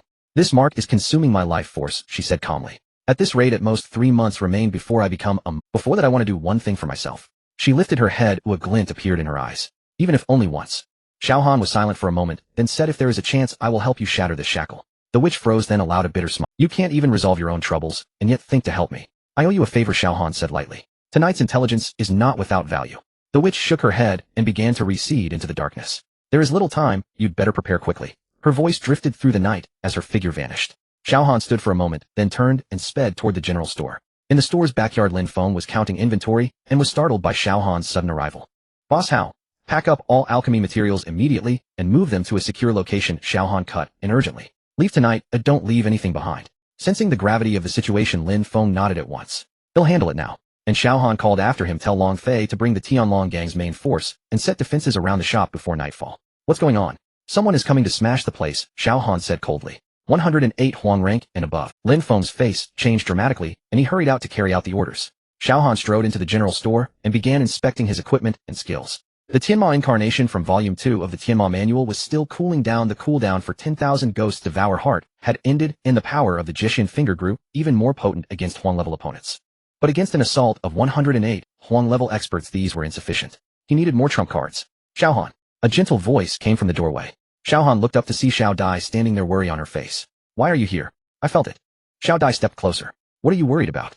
Xiao Han was silent for a moment before he said, "They will come to besiege this place at midnight tomorrow. 108, all Huang level." Xiao Dai's expression flickered, but she quickly regained composure. "They'll help you." Xiao Han shook his head. "It's too dangerous." "I know the danger." Xiao Dai met his eyes. "But I will not let you face it alone." "Xiao Dai, do you remember the Xianyuan tomb?" Xiao Dai interrupted. "You took that spike from me back then. Now it's my turn." A resolute light burned in her eyes. That stubborn expression stirred something in Xiao Han. He remembered the things Shed said. Working non-stop to earn money for her father's medicine, staying alone in dangerous maps for days on end to increase her strength. This seemingly fragile girl was in truth tougher than anyone. Xiao Han was silent a long while before he finally nodded. "But you must follow my orders." "Fine." Xiao Dai's mouth curved slightly. Night deepened, time ticked away.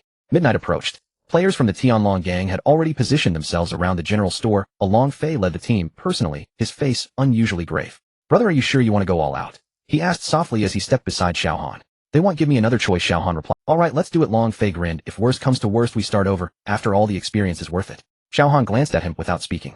He knew he was the target of the assault, yet Long Fei and the brothers of the Tianlong gang had chosen, without hesitation, he would remember this loyalty. Midnight. In the distance came the measured sound of footsteps as 108 figures advanced slowly from 3 directions, forming a vast encirclement. At their head was a man in a purple robe, his face sullen and his eyes haughty. "The king commands me to tell you," his voice echoed through the night. "Surrender or die."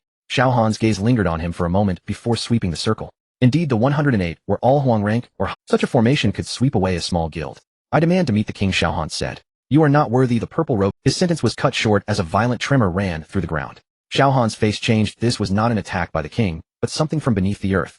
The cellar beneath the general store. The sealed hidden door throbbed violently as an ancient aura seeped through its. The aura was identical to that which lay deep within the Jishin ruins. The seal was loosening.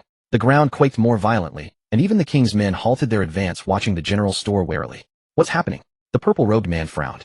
Xiao Han did not answer. Instead, he made an unexpected decision. He seized Xiao Dai's hand and dashed into the general store, heading straight for the cellar. "Xiao Han, what are you trying to do?" Long Fei shouted from behind. Hold them off. Xiao Han's voice echoed from below. As long as you can. Long Fei was taken aback then grinned broadly. All right brothers, hold the line.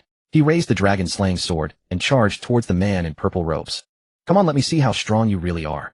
In the basement, Xiao Han and Xiao Dai rushed to the north wall, where there was an inconspicuous crack, the location of the rune mechanism he had discovered earlier. What is this? Xiao Dai stared at the crack, her eyes filled with confusion. An exit, Xiao Han replied succinctly, then activated the heavenly demon art, injecting a sense of death into the crack. Boom. The wall began to tremble and the crack gradually widened, revealing a passageway leading underground. The walls of the passage were etched with ancient runes which emitted a faint glow in the darkness resembling those found in the celestial ceiling ruins. These runes. Xiao Dai's eyes widened. I've seen similar ones in the Xinyuan tomb.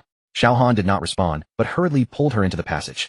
The passage extended downward, growing deeper with each step. The runes on both sides became more densely packed, and their glow intensified. After about a quarter of an hour, a stone door appeared ahead. The stone door was engraved with a massive character, Jia, identical to the pattern on Xiao Han's celestial ceiling jade pendant. Celestial ceiling. Xiao Han murmured, this is indeed related to the celestial ceiling legacy. He pressed the celestial ceiling jade pendant against the stone door, which instantly radiated a dazzling light, causing the door to slowly open. Behind it lay a vast underground altar. The altar was circular, approximately 10 zhang in diameter, surrounded by 12 stone pillars, each adorned with different patterns, some depicting humans, some beasts, and others incomprehensible monsters. In the center of the altar floated a jade plate. The plate was palm-sized, inscribed with an ancient character, Jia, emitting a faint blue glow. This is, Xiao Han's pupils constricted, the key to the seal of the celestial ceiling wrist guard. He felt the other three pieces of the celestial ceiling set, the jade pendant, robe, and crown, resonating with the jade plate, as if calling him to take it. Be careful. Xiao Dai suddenly grabbed him. The altar has a guardian. Just as her words fell, the 12 stone pillars surrounding the altar lit up simultaneously, their light converging in the center and gradually forming a colossal stone statue. The stone statue stood about 3 zhang tall, entirely made of black rock, its eyes gleaming with a crimson light. Imperial level. Xiao Han felt the terrifying pressure emanating from the statue, his heart sinking. This was a sealed imperial stone puppet. Intruder Dai. The stone puppet emitted a deep voice, its massive stone fist hurtling towards Xiao Han. Xiao Han pulled Xiao Dai to dodge rapidly, the stone fist crashing into the ground and creating a massive pit. He'll control its movements. Xiao Dai shouted, her staff waving, unleashing waves of demonic arts towards the stone puppet. Although her demonic arts could not inflict substantial damage, they could slow its movements, creating opportunities for Xiao Han to attack. Xiao Han moved like lightning, weaving through the gaps in the stone puppet's attacks, the celestial ceiling finger piercing repeatedly at its joints. However, the puppet's defenses were too strong and his attacks could only leave shallow marks on its rocky surface. This won't work. Xiao Dai bit her lip. Its recovery speed is too fast. Xiao Han did not respond, but an imperial stone puppet with incredible defense and terrifying power, but its movement patterns were singular and its attack methods limited. More importantly, it was a puppet, thus must have a core control. Xiao Han's gaze swept over the entire stone puppet, finally fixing on its chest area. There was a subtle crack there, and a faint red light flickered within. Xiao Dai, focus your attacks on its chest. Xiao Han shouted. Xiao Dai immediately understood his intention, her staff glowing brightly as she unleashed waves of demonic arts towards the stone puppet's chest. The stone puppet sensed the threat, crossing its arms to guard its chest, but Xiao Dai's attacks were too dense, and its defenses soon revealed a flaw. At that moment, Xiao Han moved. He concentrated all his true essence at his fingertips, the celestial ceiling finger transforming into a dark streak, accurately piercing towards the crack in the stone puppet's chest. Break. Crack. A crisp sound echoed from the stone puppet's chest as the crack rapidly widened and the red light began to flicker erratically. Roar. The stone puppet let out an enraged howl, its massive stone arms sweeping towards Xiao Han. Without time to evade, Xiao Han could only take the hit, he'd being blasted away and crashing heavily against the stone wall. A mouthful of blood spurted out, and Xiao Han's face turned pale instantly. Xiao Han. Xiao Dai exclaimed. I'm fine. Xiao Han struggled to stand. Keep attacking. Its core is already unstable. Xiao Dai gritted her teeth, waving her staff again. Just as the stone puppet prepared to launch its next attack, its body suddenly stiffened. The red light in its chest began to flicker then. Boom. A tremendous explosion sounded as the stone puppet's body shattered, turning into countless fragments scattered all over the ground. A jade plate, glowing with blue light, floated up from the rubble, slowly landing in Xiao Han's hand. System prompt: congratulations, you have obtained the key to the celestial ceiling wrist guard. All 4 pieces of the celestial ceiling set have been gathered. Would you like to activate the set attributes? Xiao Han did not hesitate, and immediately chose to activate. A warm power surged from the jade plate, spreading throughout his body. His attributes began to rise rapidly, his true essence becoming purer and his senses sharpening. Celestial ceiling set, 4 pieces complete, activate. At that moment, the remnants of the heavenly demon art suddenly emitted a blood-red glow, several lines of blood characters appearing before Xiao Han's eyes. The 8th volume is in the floating city. The 6 realms are about to collapse, only this can save them. Holding the 9 volumes of the heavenly demon can reverse fate. Xiao Han stared at those blood characters, a storm surging in his heart. The floating city, the place said to seal the god of destruction, Jin. Boom. The ground trembled violently again, interrupting Xiao Han's thoughts. It was Xiao Dai's voice filled with urgency. Xiao Han. The upper level can't hold on any longer. Long Fei has been killed. Xiao Han suddenly looked up, his expression changing dramatically. He could hear the sounds of battle and Long Fei's furious roar from above. Let's go. He pulled Xiao Dai up and dashed towards the exit of the passage. There was no time left. But just as he burst out of the passage, a cold voice came from above. I found him. Xiao Han looked up and saw a man in a purple robe standing at the entrance of the basement, a sinister smile on his face. The king is right, you indeed have a secret. The purple-robed man's gaze fell on the jade token in Xiao Han's hand, a glimmer of greed flashing in his eyes. Hand it over, and I can make your death a little easier. Xiao Han let out a cold laugh, and the immortal severing finger began to coalesce again. Want it? Come and take it yourself. The battle erupted once more. The purple-robed man's sword pointed sharply, and killing intent surged like a tide. Xiao Han tightened his grip on the immortal severing wrist guard, the four-piece set warming simultaneously, a strange power circulating within him. The attribute panel popped up with a prompt. The immortal severing set is complete, activating hidden attribute immortal severing domain. The enemy's all attributes are suppressed by 15 within range. You are the one who practices both witchcraft and martial arts. The purple-robed man scrutinized him, a flash of greed in his eyes. Hand over the immortal severing jade pendant, and I will leave your corpse intact.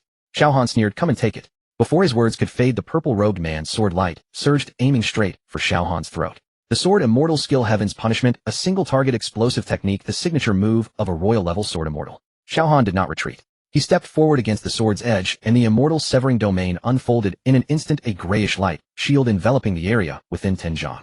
The purple-robed man's sword suddenly faltered, his originally fierce killing move slowing by half a beat. Just that half a beat was enough. 10,000 ghosts devouring hearts. A grayish-purple death aura surged from Xiao Han's palm, transforming into countless fierce ghost faces that lunged toward the purple-robed man.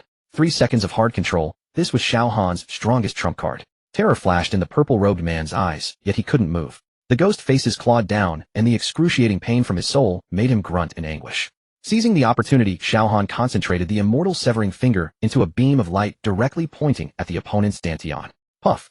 The purple-robed man spat out a mouthful of blood and stumbled back. His eyes were filled with disbelief. How is it possible? You're only mid-level king. I said come and take it. Xiao Han stepped forward again, the grayish-purple flames of the heavenly demon art burning in his palm. The purple-robed man's face changed dramatically. He hurriedly retreated, while simultaneously crushing a communication jade talisman. Withdraw. Urgent footsteps sounded from behind. Long Fei charged out with the remnants of the heavenly dragon gang from the flank, instantly reversing the situation that had them pressed. Xiao Han's appearance gave the demoralized brothers a glimmer of hope. Long Fei roared, and the sword light soared like a dragon, directly scattering the formation of the Phantom Organization. Kill. The countercharge of the heavenly dragon gang was like a raging torrent. The Phantom Organization, already suppressed by Xiao Han's immortal severing domain and intimidated by the 10,000 ghosts devouring hearts, had already collapsed in morale. Seeing the situation turn unfavorable, the purple-robed man hurriedly retreated with his remaining troops. Xiao Han did not pursue. He knew where his limit lay. The backlash of the heavenly demon art was still surging within him, and forcing it down required a large amount of spiritual energy. Chasing would only give them an opportunity. Xiao Han. Xiao Dai burst out from the passage and rushed to Xiao Han's side. She looked him up and down, her eyes filled with worry. Are you okay? Xiao Han shook his head, but his gaze fell on a distant hill. There stood a figure. It was too far away to see clearly, but Xiao Han keenly sensed that the gaze was following him. It wasn't hostility, but rather a complicated scrutiny. There's someone, Xiao Han said softly. Long Fei followed his gaze, frowning. Are they friend or foe? Uncertain. Xiao Han retracted his gaze. First, let's tend to the wounded. The battle was over, and the general store had become a ruin. The Heavenly Dragon Gang had suffered heavy casualties, over 20 dead and more than 40 injured. Long Fei's face was ashen as he arranged for personnel to clean the battlefield. Xiao Han sat on a broken wall, regulating his breath. The heavenly demon art slowly circulated in his body, healing the internal injuries sustained during the battle. The sword of the purple-robed man. He closed his eyes, recalling the confrontation just now. That sword technique, that aura. Too familiar. The training traces of the dragon soul sting. Xiao Han's eyes suddenly opened wide. That purple-robed man had undergone professional training. He was not an ordinary player, but Xiao Han. Long Fei walked over and handed him a bottle of potion. Thanks to you this time, otherwise the Heavenly Dragon Gang would have been finished. Who are they? They call themselves the Phantom Organization. Long Fei gritted his teeth. They had been hiding in the shadows, but suddenly attacked, this time clearly targeting you. Xiao Han fell silent. The Phantom Organization, the king, the traces of training from the dragon's soul sting. These clues linked together in his mind. A vague outline was taking shape. Who is their leader? Xiao Han asked. He hasn't shown himself. Long Fei shook his head. But according to intelligence, there's someone called the king behind the Phantom Organization, very mysterious. No one has seen his true face. The king. Xiao Han noted this name. On the distant hill, that figure had already disappeared. But Xiao Han knew that the person had seen enough. On the other side of the hill, Ling Jun slowly removed her gaming helmet. Her hands trembled slightly. On the screen, the battle scenes were captured in dozens of screenshots, each clearly recording the details of the Dark Sorcerer's combat. 3 seconds of hard control with the 10,000 ghosts devouring heart. The suppression range of the realm of capture immortals. The gray-purple flames of the heavenly demon art. And those eyes. Cold sharp, yet revealing a deep-seated weariness. Ling Jun closed her eyes, her mind drifting back to that rainy night a month ago. In the alley, 3 drug dealers lay in pools of blood. She was pressed to the ground, a gun pointed at her temple. Death was imminent. Then came the gunfire.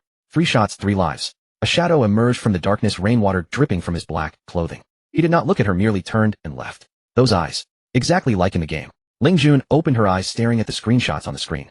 Xiao Han. This was his game ID. Yet in reality, she could find no information about him. It was as if he had appeared out of thin air with no past, no identity. But Ling Jun knew he was that person. He saved her, killed 3 drug dealers. What should she do? As a police officer, she had a duty to report.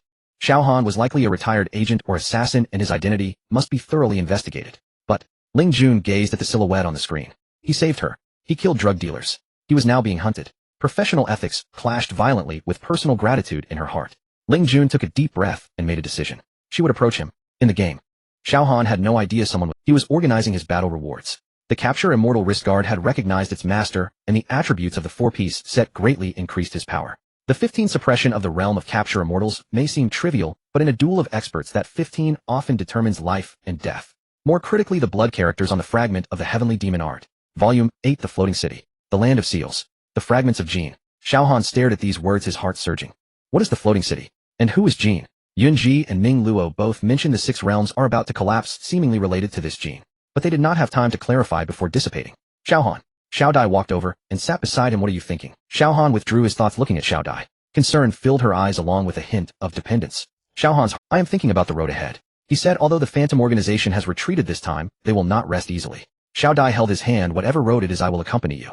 Xiao Han was silent for a moment, gently returning her grip. He knew he shouldn't let this girl get involved in danger. But when she said that, he couldn't find the words to refuse.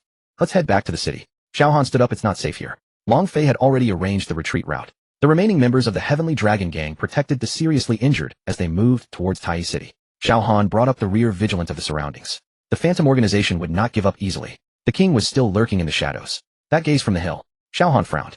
In the game, everything was becoming complicated, and he had to become stronger to face the impending storm.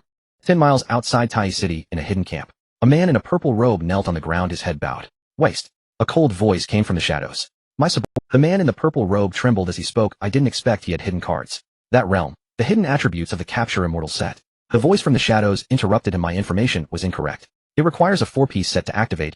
I only knew 3 pieces. The man in the purple robe dared not speak. You can leave. The voice in the shadows said, this is just the beginning.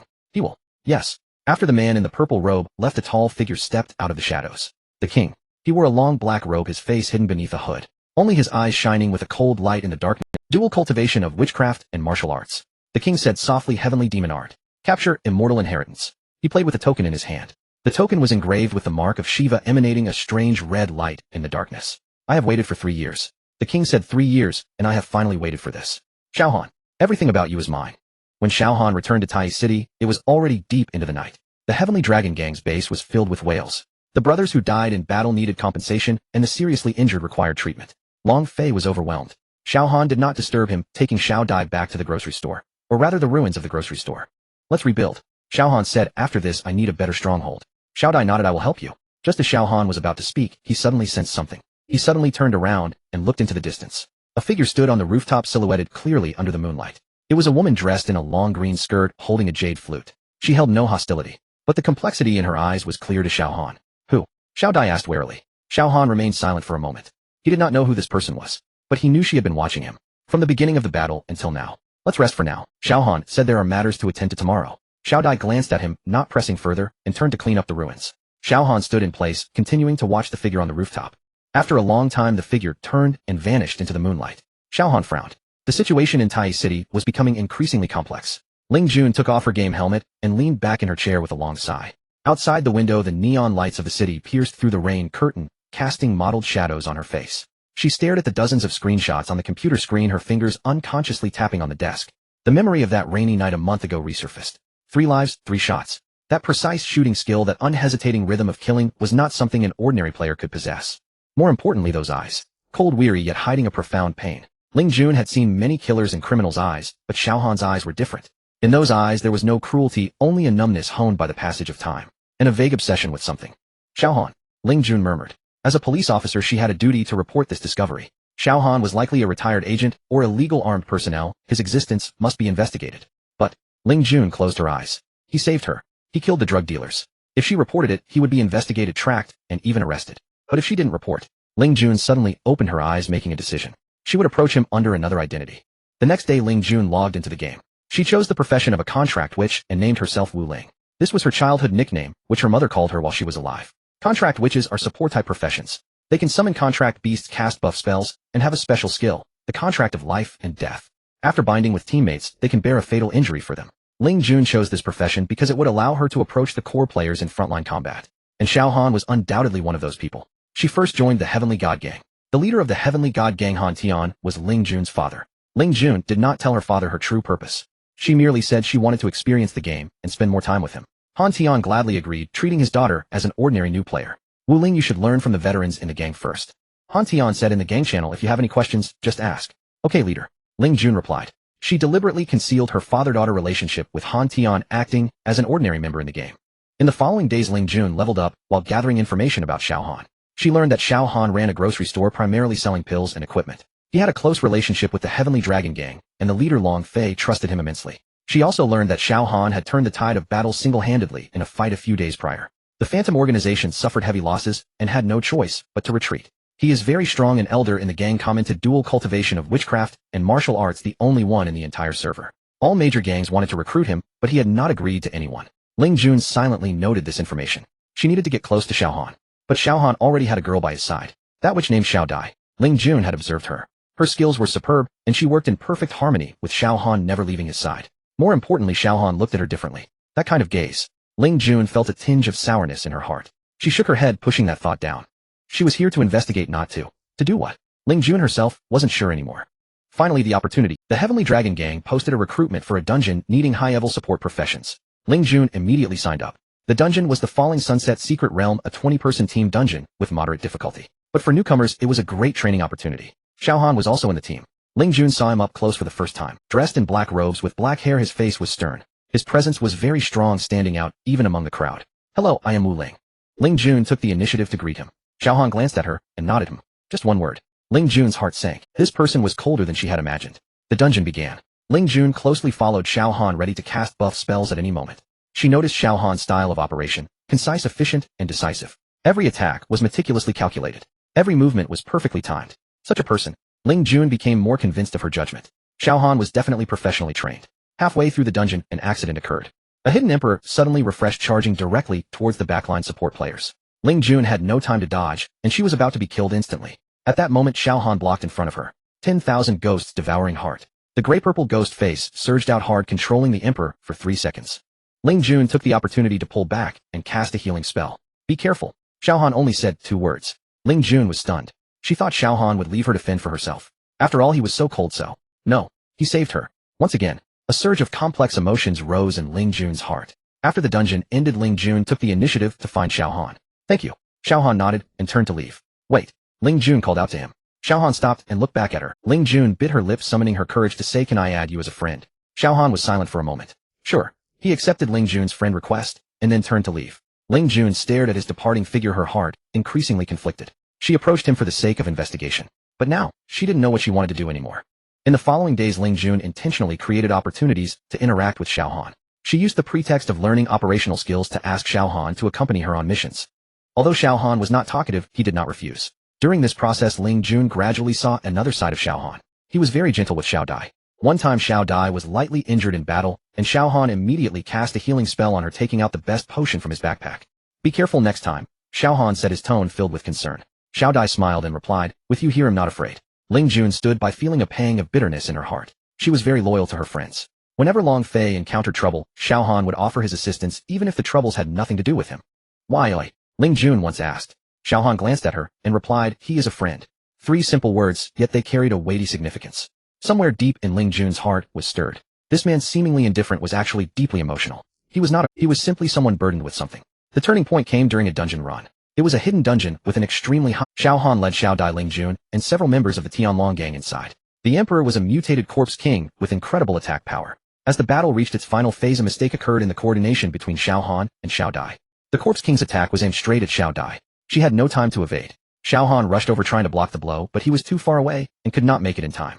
At that moment, Ling Jun acted. Life and death contract. Her body uncontrollably rushed towards Xiao Dai, pushing her out of the way. The corpse king's attack landed on Ling Jun.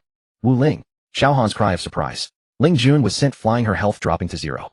But in that instant, the passive effect of the life and death contract was triggered. The contract sorcerer could take 1 fatal damage for a bound teammate, establishing a soul link. Ling Jun's health restored to 1 point, while Xiao Han's health increased by 30. A faint light appeared between the two.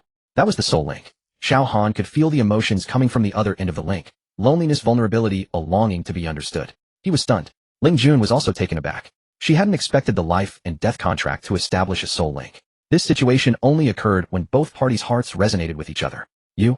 Xiao Han looked at Ling Jun, a complex emotion flashing in his eyes. Ling Jun lowered her head, unable to meet his gaze. I'm sorry, she said, But she could not continue. Xiao Han remained silent for a long time. Thank you. He only said these 2 words before turning to continue fighting. Yet Ling Jun felt that within the soul link, Xiao Han's emotions underwent a subtle change. He was no longer so indifferent. After the dungeon ended, Xiao Han sought out Ling Jun. Why, he asked. Ling Jun knew what he was asking. Because you saved me, she replied. Xiao Han frowned. When did I save you? Ling Jun realized she had misspoken. I meant. She quickly corrected herself. You've saved many people. I think. Xiao Han stared at her for a long time. You are lying, he said. Ling Jun's heart raced. But she did not back down. Even if I am lying, she stared directly into Xiao Han's eyes. I saved you because I wanted to save you. That doesn't need a reason. Xiao Han fell silent. Within the soul link, Ling Jun could sense the fluctuations within his heart. Beneath that indifferent exterior lay a multitude of hidden emotions. Pain, loneliness, obsession, and a faint yearning for warmth. I won't ask you why, Xiao Han finally said, but be careful now. He turned to leave. Ling Jun watched his retreating figure, a warm current rising in her heart. The soul link remained. Their connection had been established. Ling Jun removed her helmet and leaned back in her chair. Outside the window, the rain had stopped. The city's lights flickered in the night. She stared at the file folder on the table. It was the report her superior required her to submit. Within 48 hours, confirm Xiao Han's identity. Ling Jun picked up the file folder and then set it down. Her finger hovered over the send button, unable to press it down. If reported, Xiao Han would be investigated. He had saved her. He was not a bad person, but he was a killer, or had been one. Ling Jun closed her eyes. What should she do? Just then her phone rang. Ling Jun answered the call. Wu Ling, has the report been submitted? It was her superior's voice. Not yet, Ling Jun replied. I need more time. 24 hours have already passed, her superior said sternly. This is an important case and cannot be delayed. Ling Jun took a deep breath. I will submit it by the deadline.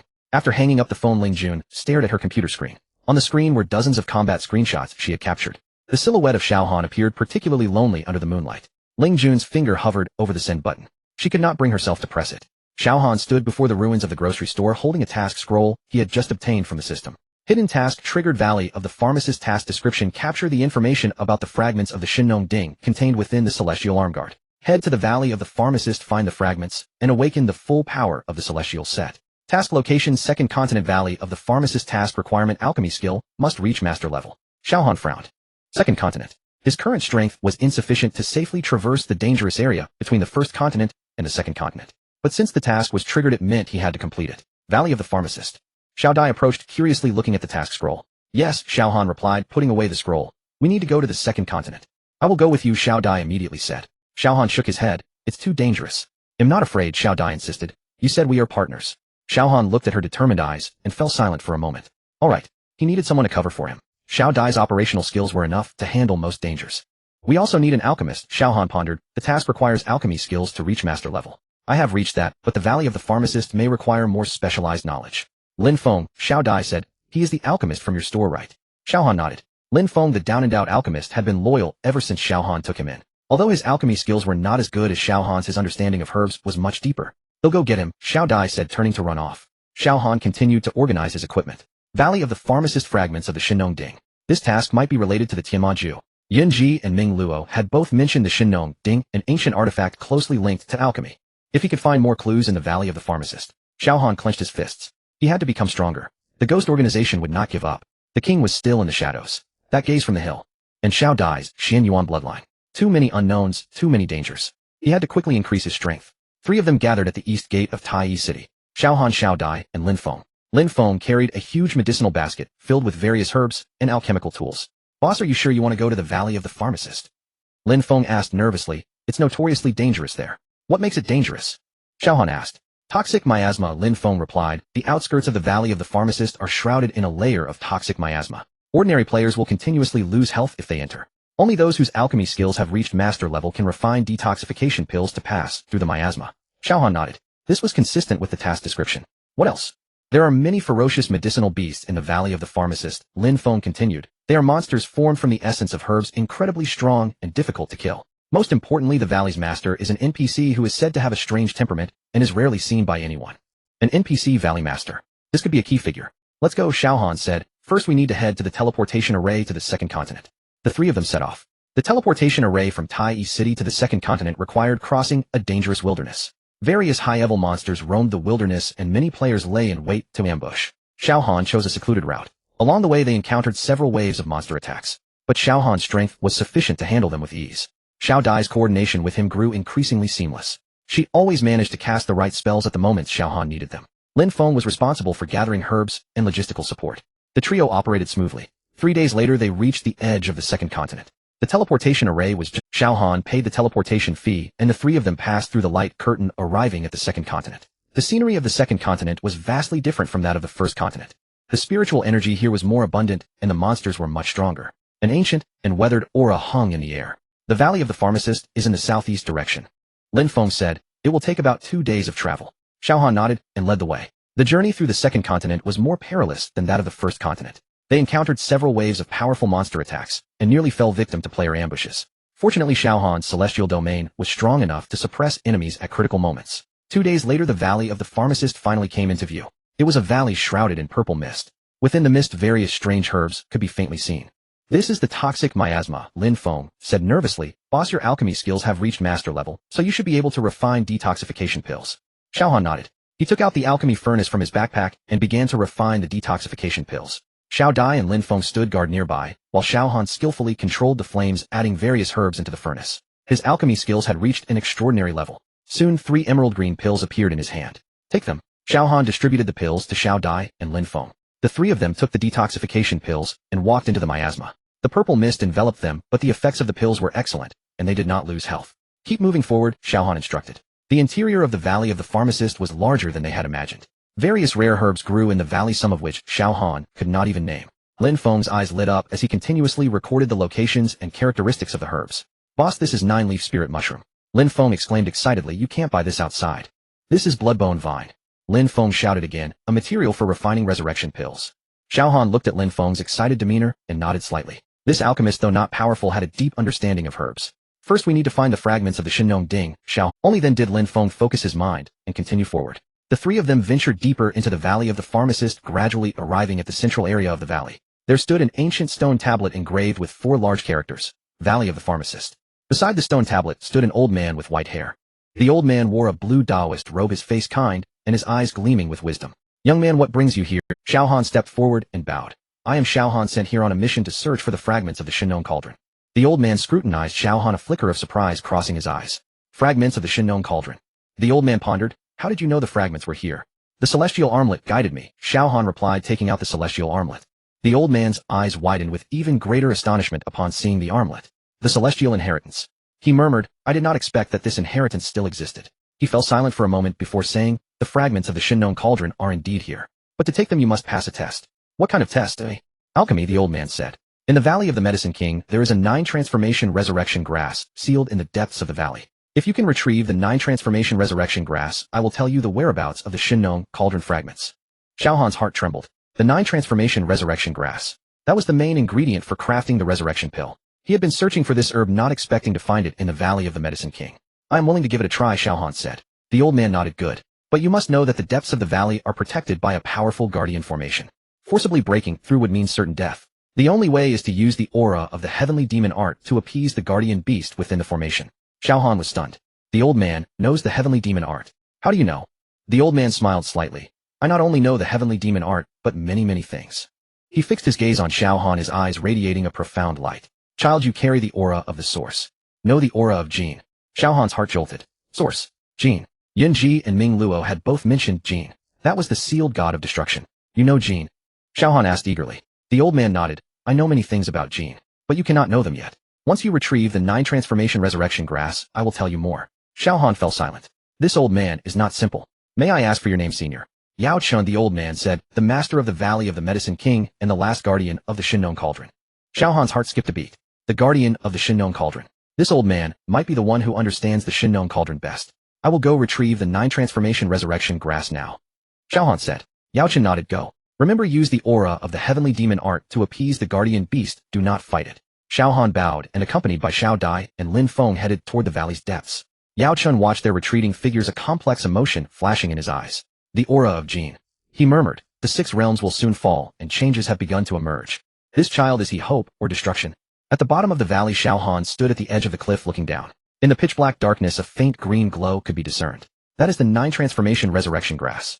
Boss, there are strong fluctuations of the formation in the abyss, Lin Feng said nervously. Xiao Han nodded. He could sense that a powerful force was guarding something in the abyss. I will go down here, Xiao Han said. You all wait above. I will accompany you, Xiao Dai immediately said. Xiao Han shook his head. Too dangerous. You all wait above to assist me. Xiao Dai bit her lip, worry filling her eyes. But she knew that if she went down, she would only become a burden to Xiao Han. Be careful, she said, saying only those 2 words. Xiao Han leapt into the abyss. Darkness instantly enveloped him. He activated the heavenly demon art, a gray-purple aura of death swirling around him. A low rumbling growl echoed from the abyss. A massive figure emerged from the darkness. It was a serpent-like monster, dozens of feet long, its body covered in its eyes locked onto Xiao Han, exuding a fierce light. The guardian beast. Xiao Han did not attack. He slowly released the aura of the heavenly demon art, the gray-purple mist floating towards the guardian beast. The guardian beast's movements gradually slowed. It sniffed the aura, and the ferocity in its eyes gradually faded. That was the aura of the same source. The heavenly demon art seemed to have a certain connection with this guardian beast. Xiao Han slowly approached the green herb, the 9 transformation resurrection grass. He finally found it. Xiao Han carefully stored the 9 transformation resurrection grass in his backpack. Just then the formation around the abyss suddenly lit up. Lines of runes floated from the rock walls, forming a massive light shield that trapped Xiao Han within. Those who take the 9 transformation resurrection grass without permission shall die. A cold voice echoed from the formation. Xiao Han's heart sank. The guardian formation had been activated. Above the abyss, Xiao Dai and Lin Feng anxiously watched below. What happened? Lin Feng said in horror. The formation has been activated. Xiao Dai gripped her staff tightly, her eyes filled with worry. Xiao Han. In the abyss, light surged. Yao Chen stood in the center of the Valley of the Medicine King, gazing towards the abyss with a hint of concern in his eyes. Child, you must find a way to get out yourself. He murmured. This is your trial, and also your opportunity. He paused for a moment before continuing. If you can emerge, I will tell you everything about Jin, and about the mission that lies upon you. Yao Chen's aged face flickered under the dim firelight, his gaze fixed on Xiao Han, a complex expression crossing his features. The 9 transformation resurrection grass, Yao Chen slowly began, his voice hoarse as if dry wood was rubbing together, is a divine object left behind by the ancient Shinnon clan in the mortal realm. After refining this herb, one can create the resurrection pill, not the kind with time limits found in games, but a true fate-altering elixir. Xiao Han's pupils constricted suddenly. A true resurrection pill. He suppressed the surging emotions, his tone calm. Where can I find the recipe? Yao Chun turned around, pointing at the broken bronze cauldron in the center of the altar. The inner wall of the Shinnon cauldron is inscribed with the complete formula. I have guarded this cauldron for 300 years, yet have never gathered the materials. The 9 transformation resurrection grass only grows in the extreme cold of the abyss, and it takes 1,000 years nourished by chaotic energy to take form. He paused, his gaze falling on Xiao Han. You carry the aura of chaos. Is it from the heavenly demon art? Xiao Han did not answer, only asked, where is the resurrection grass? Yao Chun looked deeply at him and raised his hand to point at the deep crack at the bottom of the valley. Beneath the abyss lies a restriction I set up. But there resides an imperial-grade venomous serpent guarding the resurrection grass for over 1,000 years. If you wish to go, you must bear the consequences of life and death. I must go. Xiao Han's response came without a hint of hesitation. He turned and walked towards the crack, Xiao Dai closely following. Yao Chun watched their retreating figures, a hint of strangeness flashing in his murky eyes. His lips moved, but he ultimately said nothing. The entrance to the crack was chilling, the rock walls covered in frost. Xiao Han activated the heavenly demon art, the gray-purple aura swirling around his body, resisting the encroaching cold. Xiao Dai's moonshadow necklace emitted a faint blue glow, providing her protection. Xiao Dai suddenly spoke, her voice tense. This place. I feel something strange. Strange? I can't explain it. Xiao Dai pressed her hand against her chest, her brow furrowing. It's like something is calling to me, yet also warning me. Xiao Han stopped and looked at her. You stay here, I will go down alone. No way. Xiao Dai shook her head, her gaze resolute. We agreed to fight side by side. Xiao Han fell silent for a moment and continued down. The crack grew deeper and narrower, the light dimming further. After walking for about half a stick of incense, a vast underground cave appeared before him. In the center of the cave was a cold pool, the water dark as ink, exuding a chilling aura. At the heart of the pool, on a massive stone, floated a spiritual herb, gleaming and jade-like, with 9 faint golden lines flowing on its leaves, as if breathing. The 9 transformation resurrection grass. Xiao Han held his breath, just about to step forward when the cold pool suddenly boiled. Boom. A gigantic wave surged upwards as a 10-foot-long black giant serpent broke through the water, its scales glowing coldly in the darkness, its vertical pupils like two blood-red lanterns locking onto the intruder. The aura of the imperial-grade venomous serpent pressed down like a tidal wave, and Xiao Han felt a tightness in his chest, his blood surging. "Step back," he shouted, retreating, while fully activating the heavenly demon art. The gray-purple chaotic energy surged from his body, coalescing into a barrier in front of him. The venomous serpent opened its massive jaws, spewing forth a torrent of dark green, poisonous mist. Xiao Han dodged to the side. The poison mist touched the rock wall, hissing as it corroded the hard rock, instantly turning to pus. He felt a jolt in his heart. This poison was more potent than he had imagined. Corrosion technique. He raised his hand to cast the skill, the gray-purple light striking the serpent's abdomen. However, the serpent's scales were as hard as iron, and the corrosion technique only left a shallow white mark, unable to breach its defense. The gap between imperial grade and king grade was too vast. The serpent's tail swept across, Xiao Han hurriedly blocked, being knocked back against the rock wall, spitting out a mouthful of blood. Xiao Dai screamed, waving her staff. A few shadow arrows shot towards the serpent, but only sparked a few sparks against its scales. The serpent didn't even glance at her, its vertical pupils fixed on Xiao Han, revealing a mocking expression. It lunged again. Xiao Han gritted his teeth, forcing himself to breathe, the heavenly demon art running rampant. The chaotic energy within him was ignited to its peak, the gray-purple light growing brighter, forming a strange halo around him. At that moment, an unexpected change occurred. The venomous serpent suddenly halted in midair, a hint of fear flashed in its previously fierce eyes. It stared intently at the gray-purple aura surrounding Xiao Han, instinctively retreating, emitting a low whimper. That was fear coming from the depths of its bloodline. Chaotic energy. The primal force that opened up the heavens and earth, an existence that transcends all. Though this serpent had cultivated for 1,000 years, it was still a mere creature. How could it dare to contend with chaos? Xiao Han keenly noticed the serpent's change. Without hesitation, he sprang into action, taking this opportunity to dash toward the massive stone at the heart of the pool. The serpent let out an angry roar, but was deterred by the chaotic energy, unwilling to approach, only able to roar from a distance. Xiao Han grabbed the 9 transformation resurrection grass, and the system prompt sounded, acquired 9 transformation resurrection grass. One, he quickly stored the spiritual herb in his backpack, and turned to Xiao Dai. "Let's go." The two retreated along the same path. Although the serpent pursued them, it never dared to enter the area enveloped by the chaotic energy. It was only at the entrance of the crack that its roaring gradually faded. Back on the surface, Xiao Han let out a long breath. However, Xiao Dai suddenly stopped, her face as pale as paper. Xiao Dai pointed towards the depths of the cave, her voice trembling. "There are murals." Xiao Han followed her gaze and saw an ancient mural carved into the rock wall beside the crack. The lines of the mural were bold yet exceptionally clear. Upon a wasteland, the 6 realms collapsed, the heavens shattered. A figure stood atop the ruins, holding a gray-purple scripture, its face obscured. Beside him stood a pitch-black entity radiating an oppressive aura of destruction. The entity's eyes were hollow void. Xiao Han's heart suddenly contracted. The heavenly demon art. Jin. The content of the mural could not be clearer. Those who practice the heavenly demon art will stand beside the god of destruction, witnessing the overturning of the 6 realms. This is... Xiao Dai's voice was hoarse as she pressed her hand against her chest's moonshadow necklace, which was now vibrating violently, as if trying to break free from her body. Xiao Han looked at her, his brow furrowed. "Your necklace?" "It's nothing." Xiao Dai forced a smile. "Just feeling a bit unwell. Let's leave here first."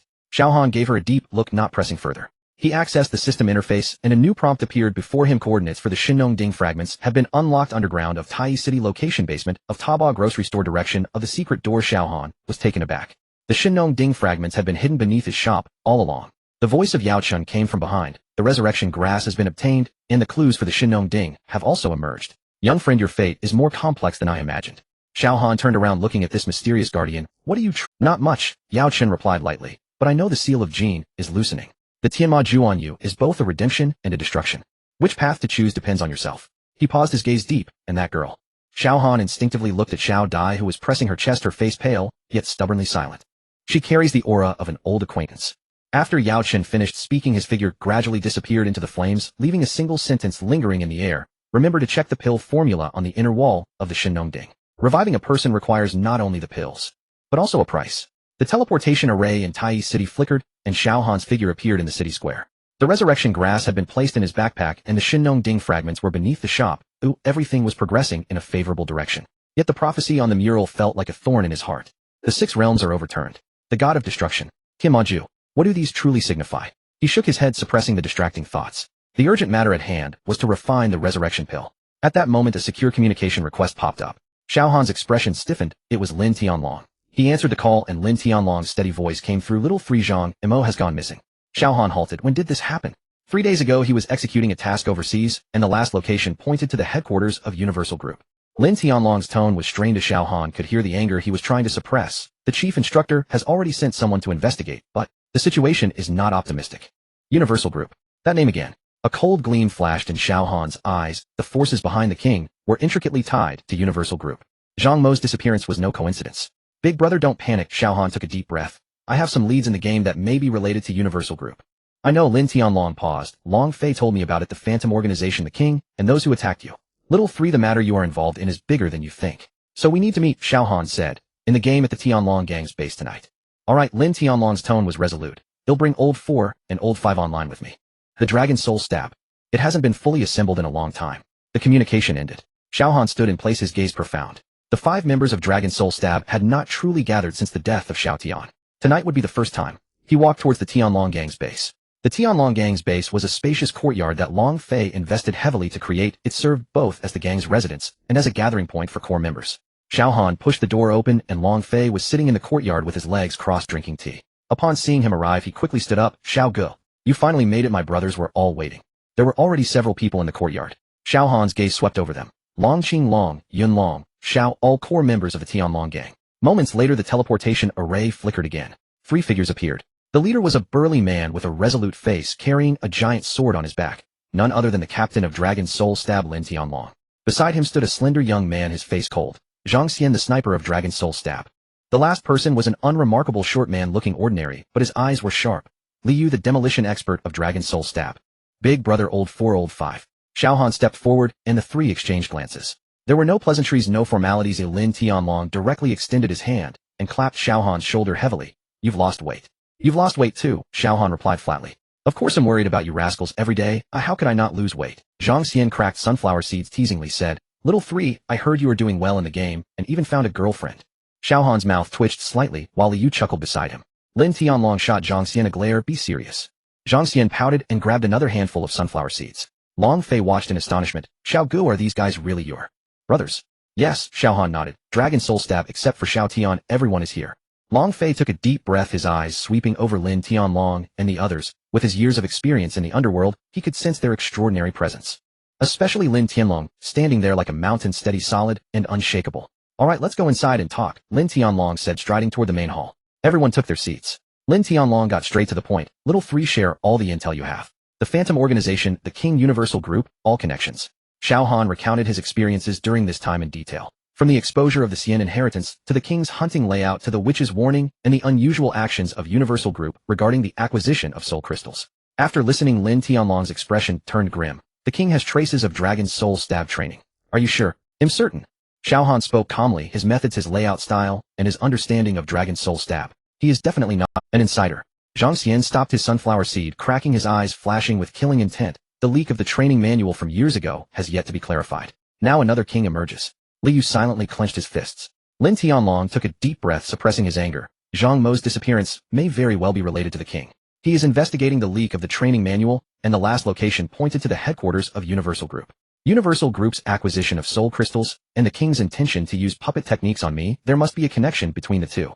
Xiao Han analyzed soul crystals are the core material for the Wanxiang puppet technique. The king needs a large amount of soul crystals to implement his plan. And Universal Group is likely serving the interests of the Americans. Americans, Lin Tianlong scoffed. The chief instructor has long suspected that there are insiders colluding with foreign forces, but I didn't expect it to involve something so large. He stood up, his gaze sweeping over everyone. This matter we Dragon Soul Stab must get to the bottom of. Little 3, continue to dig deeper in the game. I will assist in the investigation in reality. As for Zhang Mo, the chief instructor has already sent someone to rescue him. Big brother, Xiao Han suddenly spoke. I want to revive Xiao Tian. The room fell silent. Lin Tianlong was stunned. Zhang Xian stopped cracking seeds, and Li Yu looked up at him. What did you say? Lin Tianlong's voice trembled slightly. 9-turn resurrection grass, Shinnong Ding resurrection pill, Xiao Han enunciated clearly. I have found the method for resurrection. Resurrection? Zhang Xian murmured. Xiao Tian can be revived. The resurrection technique in the game can only revive game characters, Xiao Han said. But the resurrection pill is different. It is truly a reversal of fate. Yao Chun said that as long as the materials are gathered, it can be refined. Who is Yao Chun? Lin Tianlong asked. Xiao Han briefly recounted his experiences in Yaowang Valley. The Shinnong Ding fragments are beneath my shop, and I have already found the 9-turn resurrection grass. I just need to refine it, Xiao Han said. If the resurrection pill succeeds, Xiao Tian. He did not finish, but everyone understood his meaning. Lin Tianlong remained silent for a long time, then suddenly sighed heavily. Little 3, do you know what the chief instructor asked me to relay to you? Xiao Han looked at him. He said, Hong Wong is not a game, don't get too deeply involved. Lin Tianlong's tone was grave. The game can revive people, and that itself is impossible. If Hong Wong can truly achieve this, then the technology behind it far exceeds human understanding. I understand, Xiao Han said calmly, so I must investigate clearly. He raised his head, meeting Lin Tianlong's gaze. Big brother, if Hong Wong can truly change reality, then it is not just a game. I want to know what its essence is. Lin Tianlong looked at him for a long time, then slowly nodded. All right. But remember, you are not. He extended his hand, fingers spread wide. Dragon Soul Stab, forever together. Xiao Han reached out, slapping his palm against Lin Tianlong's. Zhang Xian and Li Yu also extended their hands, for hands stacked together. Dragon Soul Stab, never walk alone. As night deepened, the four of them raised their glasses at the Tianlong gang's base. Zhang Xian cracked sunflower seeds, chattering about trivial matters. Li Yu occasionally interjected a sentence or two, and Lin Tianlong rarely relaxed, drinking quite a bit. Xiao Han sat aside, watching these brothers, feeling a warmth gradually spreading in a corner of his heart. By the way, little three, Zhang Xian suddenly leaned over, a curious expression on his face. I heard you have a girlfriend in the game. What does she look like? What's her personality? When will you introduce her to the brothers? Get lost, Xiao Han replied irritably. Don't be so stingy, Zhang Xian scoffed. All of us are still single. You were the first to find a girlfriend. It's not fair. Li Yu chimed in quietly. You can't find a girlfriend because you're too ugly. Nonsense. Zhang Xian jumped up. Only women would think I'm ugly. Those with taste say I have character. Lin Tianlong laughed heartily, revealing a rare, relaxed expression. Xiao Han watched them, the corners of his mouth involuntarily lifting. Xiao Tian, if you were still here, how wonderful it would be. As the night grew late, everyone dispersed. Lin Tianlong and Xiao Han were alone, and his tone suddenly became serious. Little three, I will personally investigate the king's matter. But you need to be careful. He knows you too well. Oh, every step seems to be targeting you. I understand, Xiao Han nodded. And that which Lin Tianlong furrowed his brow. Can we trust her? Not sure, Xiao Han said. But she has a slave mark on her neck with only 3 months left to live. She chose to help me, which should mean she wants to do something she desires before she dies. Slave mark. Lin Tianlong's gaze darkened. Wanxiang puppet technique. It should be. Then the king's mastery of puppet techniques is deeper than we imagined. Lin Tianlong took a deep breath. Little three, you must become stronger quickly. The storm is just beginning. Xiao Han nodded. He looked up at the night sky, and in the distance the lights of Tai City gradually went out, but beneath his shop something was waiting. Shenong Ding. Resurrection pill. Xiao Tian. I will bring you back. The dark room had no windows, with sound-dampening runes embedded in the walls, isolating even the system's transmissions. The secret base of the Phantom organization was hidden 3 floors underground in the eastern district of Tai City. It looked like an abandoned refining workshop from the outside, with furnace dross piled, half a person high, and a rusty odor wafting.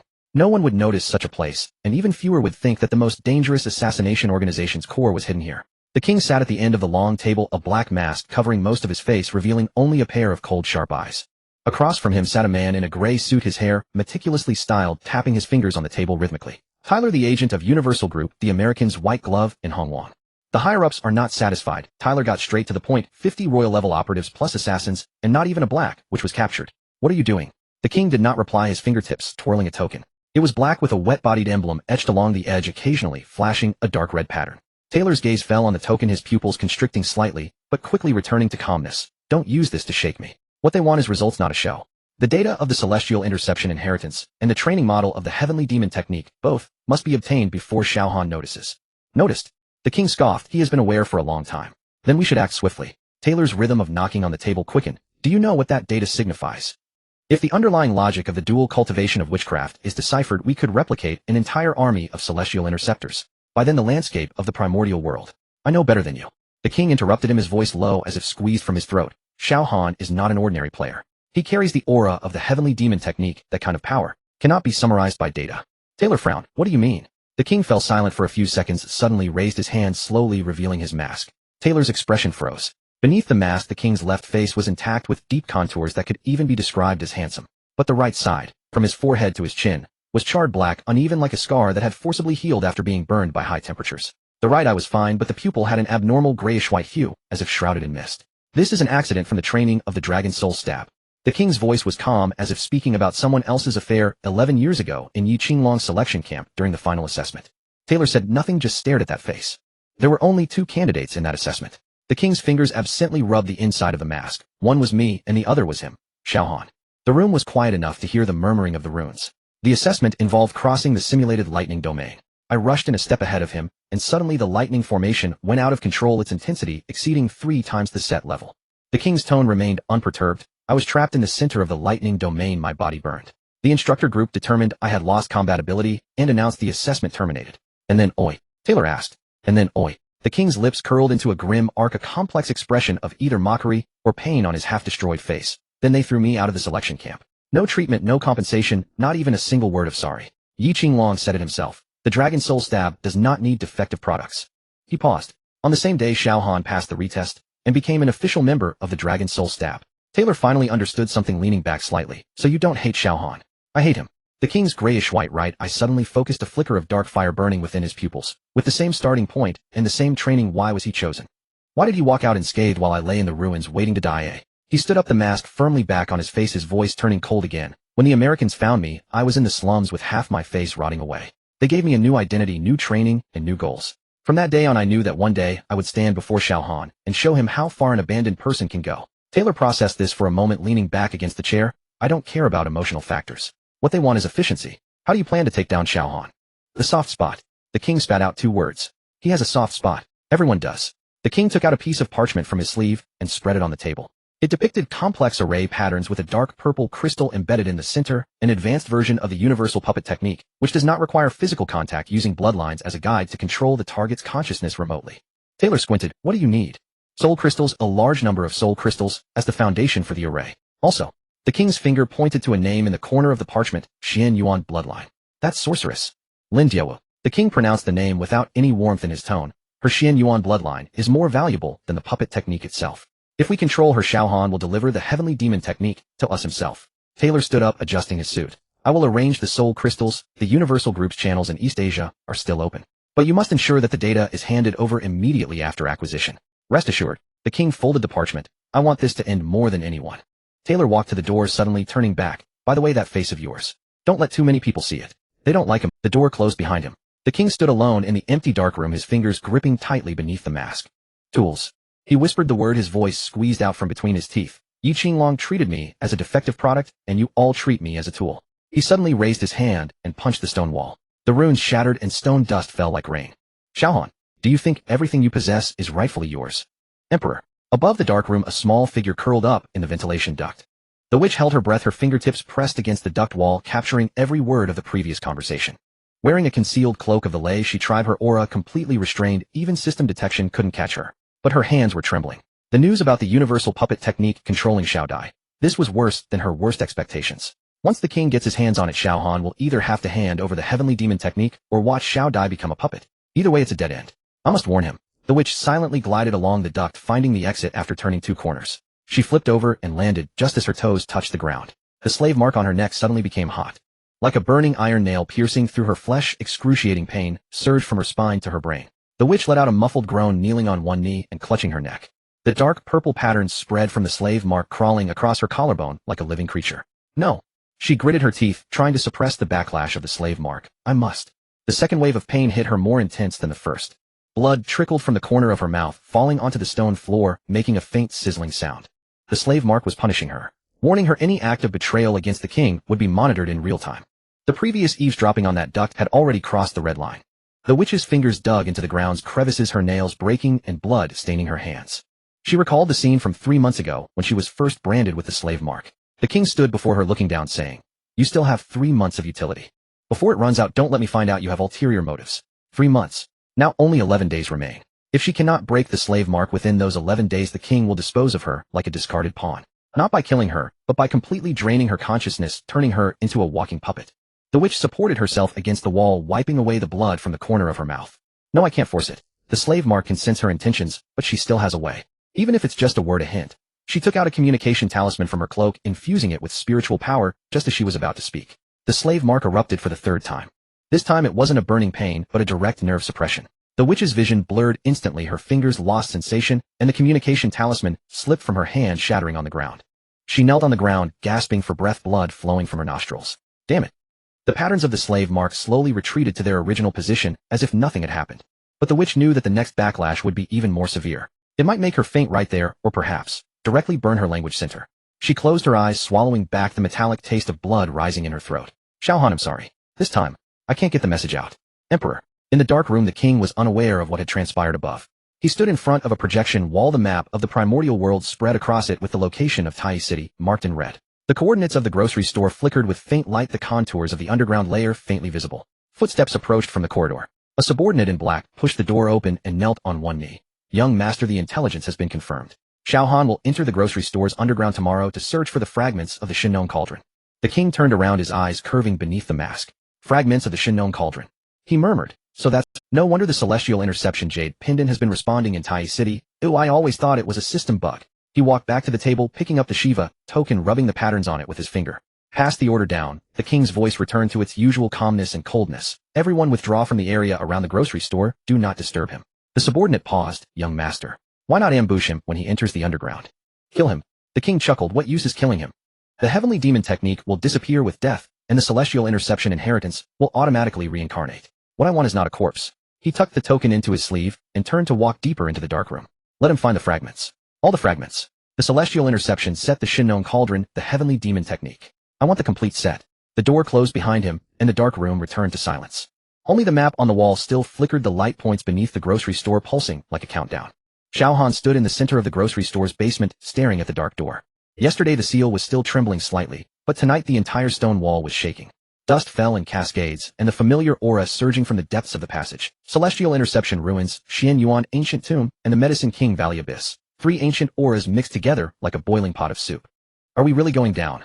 Long Fei held the dragon-slaying sword, his mouth quicker than his brain. I always feel like it's not a good place down there. What are you afraid of?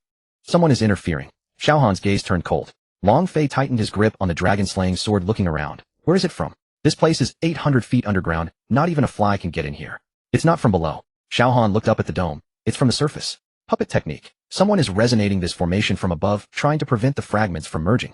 The king. This name pierced into Xiao Han's mind like a thorn. Yesterday the witch risked her life to send a message. The king already knows he is looking for the fragments of the divine farmer's cauldron today. Xiao Han remembered clearly the saying, long lines catch big fish.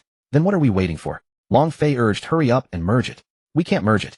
Xiao Han gritted his teeth. The formation is being interfered with. You forcibly activating it will cause it to explode, shattering the fragments. Xiao Dai's hand had already rested on Xiao Han's arm, her fingertips cold. What should we do? Xiao Han did not answer. He walked to the edge of the formation, sat cross-legged, and formed seals with his hands. The heavenly demon technique. A gray-purple aura seeped out from his body like mist, like smoke, like living snakes. The moment the aura touched the formation, the reverse-flowing formation patterns paused briefly, and then continued to reverse. The interference was too strong. Xiao Han increased his output. The second volume of the heavenly demon technique's embodiment had not yet been fully refined, forcibly urging. It was like using his own meridians as fuel. A burning pain spread from his dantian to his limbs, and he let out a muffled groan, blood trickling from the corner of his mouth. Xiao Han. Xiao Dai rushed over. Don't touch me. His voice was hoarse. I'm fine. Look, the formation is moving. You need to watch closely. Xiao Dai focused her gaze. Indeed, the formation patterns were changing. The speed of the reverse flow slowed a bit, just a little, like a stone thrown into a rushing river. The fragments were also moving. That palm-sized bronze shard began to slowly rotate, with light points peeling off from the edges, gathering in a certain direction. It's working. Lin Feng's voice changed with excitement. Before his words fell, a black light erupted from the center. It was not the formation self-destructing, but an external force. The resonance of the puppet technique suddenly intensified tenfold. The black light acted like an invisible hand, forcefully scattering the gathering light points. The fragments trembled violently, the patterns at the broken edges twisting and deforming, emitting a metallic wail. Damn! Long Fei cursed. That bastard up there has gone mad. Xiao Han's body was shaking. The output of the heavenly demon technique had reached its limit. His meridians felt as if they had been pierced by red-hot iron wires, every inch screaming in agony. He bit down on his back, molar blood seeping from the gaps between his teeth, stubbornly holding on. The fragments were still gathering, then scattered again. Gathering, scattering. It was like a tug-of-war, both sides desperately trying. Whoever relaxed first would lose. Xiao Dai's moonshadow necklace suddenly began to vibrate. It wasn't a gentle tremor, it was a violent, resonant shaking, like a trapped beast inside the necklace desperately colliding. Xiao Dai's face turned pale, her hands pressed against her chest, letting out a muffled groan. Xiao Dai. Xiao Han was distracted. Just that moment of distraction caused the output of the heavenly demon technique to falter. The formation lost control. The speed of the 9 palaces reversal skyrocketed beyond the range of the naked eye. The formation patterns twisted into bizarre angles, and the fragments were torn apart, the black light and blue light swirling together. Kid. The voice came from the void, old, lazy, with a hint of impatience, like an old man awakened from a nap. Hongjun. Stabilize it with the celestial interception field. What are you dawdling for? Xiao Han's pupils contracted sharply. The celestial interception field. An activated hidden ability of the celestial interception set. He had not yet had time to study it in detail, and wasn't even sure if he could use it. No time to worry about it. He suddenly stood up, arms spread wide. The celestial interception set lit up simultaneously. The wrist guard's law crown, law robe, and jade pendant, 4 beams of light intertwined into a net spreading from around him, enveloping the entire formation. The moment the field descended, the reverse flowing patterns felt as if pressed down by a great hand. It was neither reversing nor turning forward. It was at a standstill. An absolute stillness. The 9 palaces and 8 trigrams froze at a certain moment. Even the interfering black light was frozen in midair like a bug trapped in amber. Now, Hong Jun's voice rang out again, before disappearing, probably back to sleep. Xiao Han no longer hesitated. He fully urged the heavenly demon technique. The gray-purple aura flowed into the formation this time. Without interference, the formation patterns rotated clockwise, and the peeling light points on the fragments began to gather again. Ding! A clear sound echoed like an ancient bell being struck. The fragments merged. The complete divine farmer's cauldron floated above the formation. 3 legs, 2 ears, completely bronze in color with ancient patterns flowing on the surface, each line exuding a warm medicinal fragrance. The mouth of the cauldron slightly opened. The blue light retracted like a sleeping eye that had just awakened after 10,000 years. Xiao Han reached out his fingertips, touching the cauldron's body. Cold. Then it became scorching hot. A torrent of information flooded into his mind, and the patterns on the inner wall of the cauldron unfolded in his consciousness. Those were not decorations, they were alchemical formulas. Countless alchemical formulas. From the most basic healing pills to the king-level breakthrough pills, from the emperor-level soul consolidation pills too. A line of golden characters floated at the end, and Xiao Han's breath stopped. Revival pill. The formula was complex, with the 9-turned soul-returning grass as the main ingredient, supplemented by 7 heavenly materials, such as the underworld ghost lotus and chaos spirit stone fragments, to be refined using the divine farmer's cauldron and the heavenly demon technique's fire for 14 days to succeed. Xiao Han's hands began to tremble. He was only 1 step away from reviving Xiao Tian. Just this 1 step. Xiao Han. Xiao Dai walked over, her voice cautious. Are you smiling? She rarely saw him smile. Xiao Han himself did not notice. The corners of his mouth unconsciously curved, and there was light in his eyes, a light that only someone who had suppressed hope for too long could possess. I found it, he said, his voice a bit hoarse. I found the way to revive Xiao Tian. Long Fei and Lin Feng exchanged glances, both with red eyes. The name Xiao Tian was like a thorn in the hearts of a few people, the kind that couldn't be removed. Lin Feng leaned in to look at the formula. The more he looked, the tighter his brows furrowed. The medicinal materials are all here. And 14 days isn't a problem. But Xiao Han sensed his hesitation. Look at the bottom of the cauldron. Xiao Han lowered his head. At the bottom of the divine farmer's cauldron, at the end of the formula, a line of small characters was engraved. The writing was very faint. If one did not deliberately look for it, they would not notice it. Like the engraver hesitated for a long time before finally putting the pen to the cauldron. Exchanging life for life, only then can the soul be returned. 6 characters. Xiao Han's smile froze. Exchanging life for life. Whose life is exchanged for whose? His life for Xiao Tian's life. Or some other price. The formula did not write this, and the bottom of the cauldron did not write it. These cold 6 words hung over him like a blade. The palace was so quiet that one could hear the moss growing on the stone pillars. Xiao Dai did not speak. She just reached out, silently gripping Xiao Han's clothes. Her fingertips were still trembling. The vibration of the moon shadow necklace had already stopped, but her face remained pale. She gripped tightly, as if afraid that if she loosened her grip, he would disappear. Above Tai City, the system announcements flashed 3 times in succession. Ding! All server announcement player Xiao Han successfully fused the fragments of the divine farmer's cauldron, gaining ownership of the ancient artifact, the divine farmer's cauldron. Ding! All server announcement player Xiao Han's identity updated. Dual cultivator of witchcraft, sole inheritor of the celestial interception legacy. Ding! All server announcement player Xiao Han triggered the hidden event Eye of the Storm, details to be explored by oneself. The voice echoed in the city. Players were stunned for a moment, then erupted in chaos. The refresh rate of the world channel skyrocketed, countless messages flashing by. What the hell? Dual cultivator of witchcraft. Is it for real? Celestial interception legacy. Is that the one that is said to be able to kill emperors of a higher level? The divine farmer's cauldron. An ancient artifact. Alchemists are going crazy. This must be a hidden profession, right? The officials are too biased. The ruins of the grocery store in Tai City, the charred remnants of walls stood out starkly in the sunlight. The fire burned all night. The once bustling shop was now just a pile of ruins. The air still carried the bitter scent of burnt medicinal materials. Xiao Han stood in the center of the ruins, fingers pinching a piece of unburned spirit grass. The edges of the spirit grass were charred, but the core still retained a faint green luster. This was the last batch of medicinal materials that Lin Feng had fought to protect. He recalled how Lin Feng had rushed into the fire, that honest alchemist who wouldn't dare to step on an ant in his daily life, but without hesitation dashed into the burning shop when he needed it most. Boss, these are the companion herbs for the 9-turned soul-returning grass. I protected them. Lin Feng lay on a temporary stretcher, his burned arm wrapped in bandages, still mumbling about those herbs. Xiao Han held the spirit grass, his knuckles turning slightly white. Xiao Dai stood 3 steps behind him, wanting to say something, but unsure what to say. She had never seen Xiao Han with such a gaze. Not anger, not sadness, but a dead calm. That emptiness made her heart uneasy. Xiao Han. She reached out, wanting to touch his shoulder, but stopped in midair. Xiao Han did not turn back, only putting the spirit grass into his storage ring, his voice chillingly calm. How is Lin Feng's injury? Burns covering 30%, but it's only superficial. He will recover in a month. Xiao Dai said softly. Long Fei has hired the best healer. Xiao Han replied, turning to walk out of the room. Xiao Dai paused for a moment, hurriedly catching up. Where are you going? I have some things to deal with. I will accompany you. No. Xiao Han stopped, finally turning to look at her. Something in his gaze shifted slightly, but quickly returned to calm. Help me take care of Lin Feng and the others. Xiao Dai bit her lip. What exactly are you hiding? Xiao Han did not answer, just looked at her.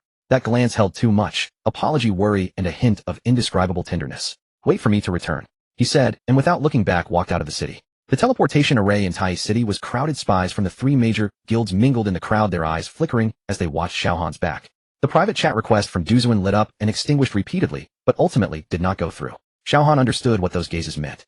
The exposure of his identity as a dual cultivator of witchcraft meant he had already stood at the eye of the storm. The three major guilds, the Phantom Organization, and those hidden forces in the shadows. No one would let go of a player with the Celestial Interception legacy. This was no longer a game. From the moment he obtained the Heavenly Demon technique, he was destined to be unable to stay out of it. When Long Fei arrived with the elite of the Heavenly Dragon Gang, Xiao Han had already reached the city gate. Long Fei immediately asked, "Do you want me to call in people? The 2,000 brothers of the Heavenly Dragon Gang are at your command." Xiao Han shook his head. He stuffed a storage ring into Long Fei's hand. Inside the ring were all the medicinal stocks from the past 3 months. Healing pills, blue restoring pills, detoxification pills, healing pills. Enough quantity to support a medium-sized guild for half a year. Help me pass this to Duzuan, consider it returning a favor. Long Fei was stunned. What do you mean? I will be leaving for Xiao Han said calmly. The shop's matters will be left to you and Lin Feng. You can keep the pills for yourselves or sell them for guild funds, whatever you want. Where are you going? Long Fei grabbed his arm. Xiao Han, you need to tell me clearly. What happened? Xiao Han looked at him, his gaze complex. There are some things I must handle alone. Brothers bear difficulties together. What can you handle alone? This time is different. Xiao Han gently pulled free from Long Fei's grip. It's too complicated. I don't want to involve you all. Long Fei wanted to say something else when he saw a huge skeleton appearing behind Xiao Han. A bone dragon emerging from the shadows, the ghostly blue flames flickering in its hollow eye sockets. Long Fei was stunned. He knew Xiao Han had pets, but had never seen this bone dragon. The pressure emanating from the soul fire even made him, a royal-level sword immortal, feel a sense of unease. What is this? Imperial-level dark dragon. Xiao Han calmly mounted the dragon, saying, "Take good care of them for me." The dragon nodded blankly, watching the bone dragon flap its wings and disappear into the sky. The teleportation array lit up, and Xiao Han's figure vanished from Tai City. Meanwhile, at the Phantom Organization's base, the king sat in a large leather chair, and before him on the holographic screen a red was moving towards the direction of the fallen soul abyss. A smirk appeared on his lips, his eyes filled with amusement. Finally he has moved. Behind him a man in black whispered, "Should we follow him?" "No need." The king waved his hand. He is a clever man and knows his situation. Chasing him now would only alarm. Then we set the stage. The king stood up and walked to the floor-to-ceiling window overlooking the virtual city's night scene. With the identity of a dual cultivator of witchcraft exposed, the three major guilds cannot remain indifferent. Duzuan, Han Tian, Long Xiaoya. None of these people are easy to deal with. Let them bite each other for a while, we will reap the benefits. The man in black nodded. Then what about the fallen soul abyss? Send someone to keep watch. The king's voice suddenly turned cold. Since he intends to go to the fallen soul abyss, it means there must be something he needs there. Whether it is a fragment of the heavenly demon art or some other treasure, I want it. Understood. As the man in black was about to leave, the king called out to him again. By the way, what about that woman? Lin Diawu. The man in black paused. She is still in Tai City currently with people from the Heavenly Dragon Guild. Keep a close watch on her. A glint of cold light flashed in the king's eyes. She is Xiao Han's soft spot. She will be useful sooner or later. Understood. The man in black withdrew, and the king resumed watching the moving red dot on the screen, a smile gradually spreading across his face. Run, Xiao Han. The farther you run, the tighter my net will become. When you step into the trap, I will be waiting for you. He raised his hand to open another interface which displayed a detailed data report. Target Xiao Han. Identity: inheritor of the Celestial Severing Dual Cultivator of Witchcraft. Special ability: Heavenly Demon Art Fragment, Celestial Severing Domain. Current threat level A. Remarks: suspected connection to Jean, or recommended to capture alive for close observation. Jean? The king muttered the word, his gaze deepening. That guy Tyler has been inquiring about this. It seems Xiao Han harbors greater secrets than I imagined. He closed the interface, sat back down, and began to contemplate the next steps. What Xiao Han did not know was that just as he left Tai City, Ling Jun emerged from the shadows. In her hand was a special token she had found among the ruins. Engraved with the words, Celestial Severing, the back bore a complex array of runes resonating with the aura of the Celestial Severing Jade pendant she had seen on Xiao Han. Celestial Severing. Dual Cultivation of Witchcraft. Ling Jun murmured, "Who exactly are you?" She perused the documents in her hand. In the real world, Xiao Han's identity background was almost blank, with only a vague household registration record and no birth certificate. She found no information about Xiao Han in the criminal investigation system, as if this person had appeared out of thin air. Yet the more she interacted with him in the game, the more she could sense his unique aura. Calm, decisive, swift, along with an ingrained wariness and detachment. This aura she had seen in retired special forces and underground assassins. What are you hiding? Ling Jun murmured. A scene flashed in her mind from days ago in the dungeon. She had taken on a fatal blow for Xiao Han with the contract of life and death, accidentally triggering a soul link. She could feel his emotions, pain, loneliness, struggle, and a hint of buried tenderness. That tenderness made her heart. Her superiors required her to confirm Xiao Han's identity and submit a report within 48 hours, but now the deadline had passed, and she still had not pressed the send button. Wuling, are you still investigating that person? The voice of Han Tian came through the communicator, and Ling Jun immediately concealed the token, regaining her composure. Dad, why are you online? I heard something major happened in Tai City. The identity of the celestial severing inheritor has been exposed, so I came to check the situation. Han Tian paused. How's it going on your end? Do you have any leads? Still investigating. Ling Jun did not tell the truth. Dad, how much do you know about the celestial severing inheritor? Celestial severing inheritor. Han Tian's voice became serious. That's the legendary inheritance said to come from a mysterious being of ancient times. Those who possess this inheritance can cultivate both witchcraft and Dao techniques with combat power far exceeding that of players of the same level. Are you suspecting that Xiao Han is the celestial severing inheritor? He has already confirmed it. Ling Jun looked towards the ruins. The system announcement just went out.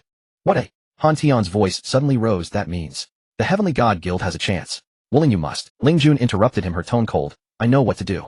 As long as you know.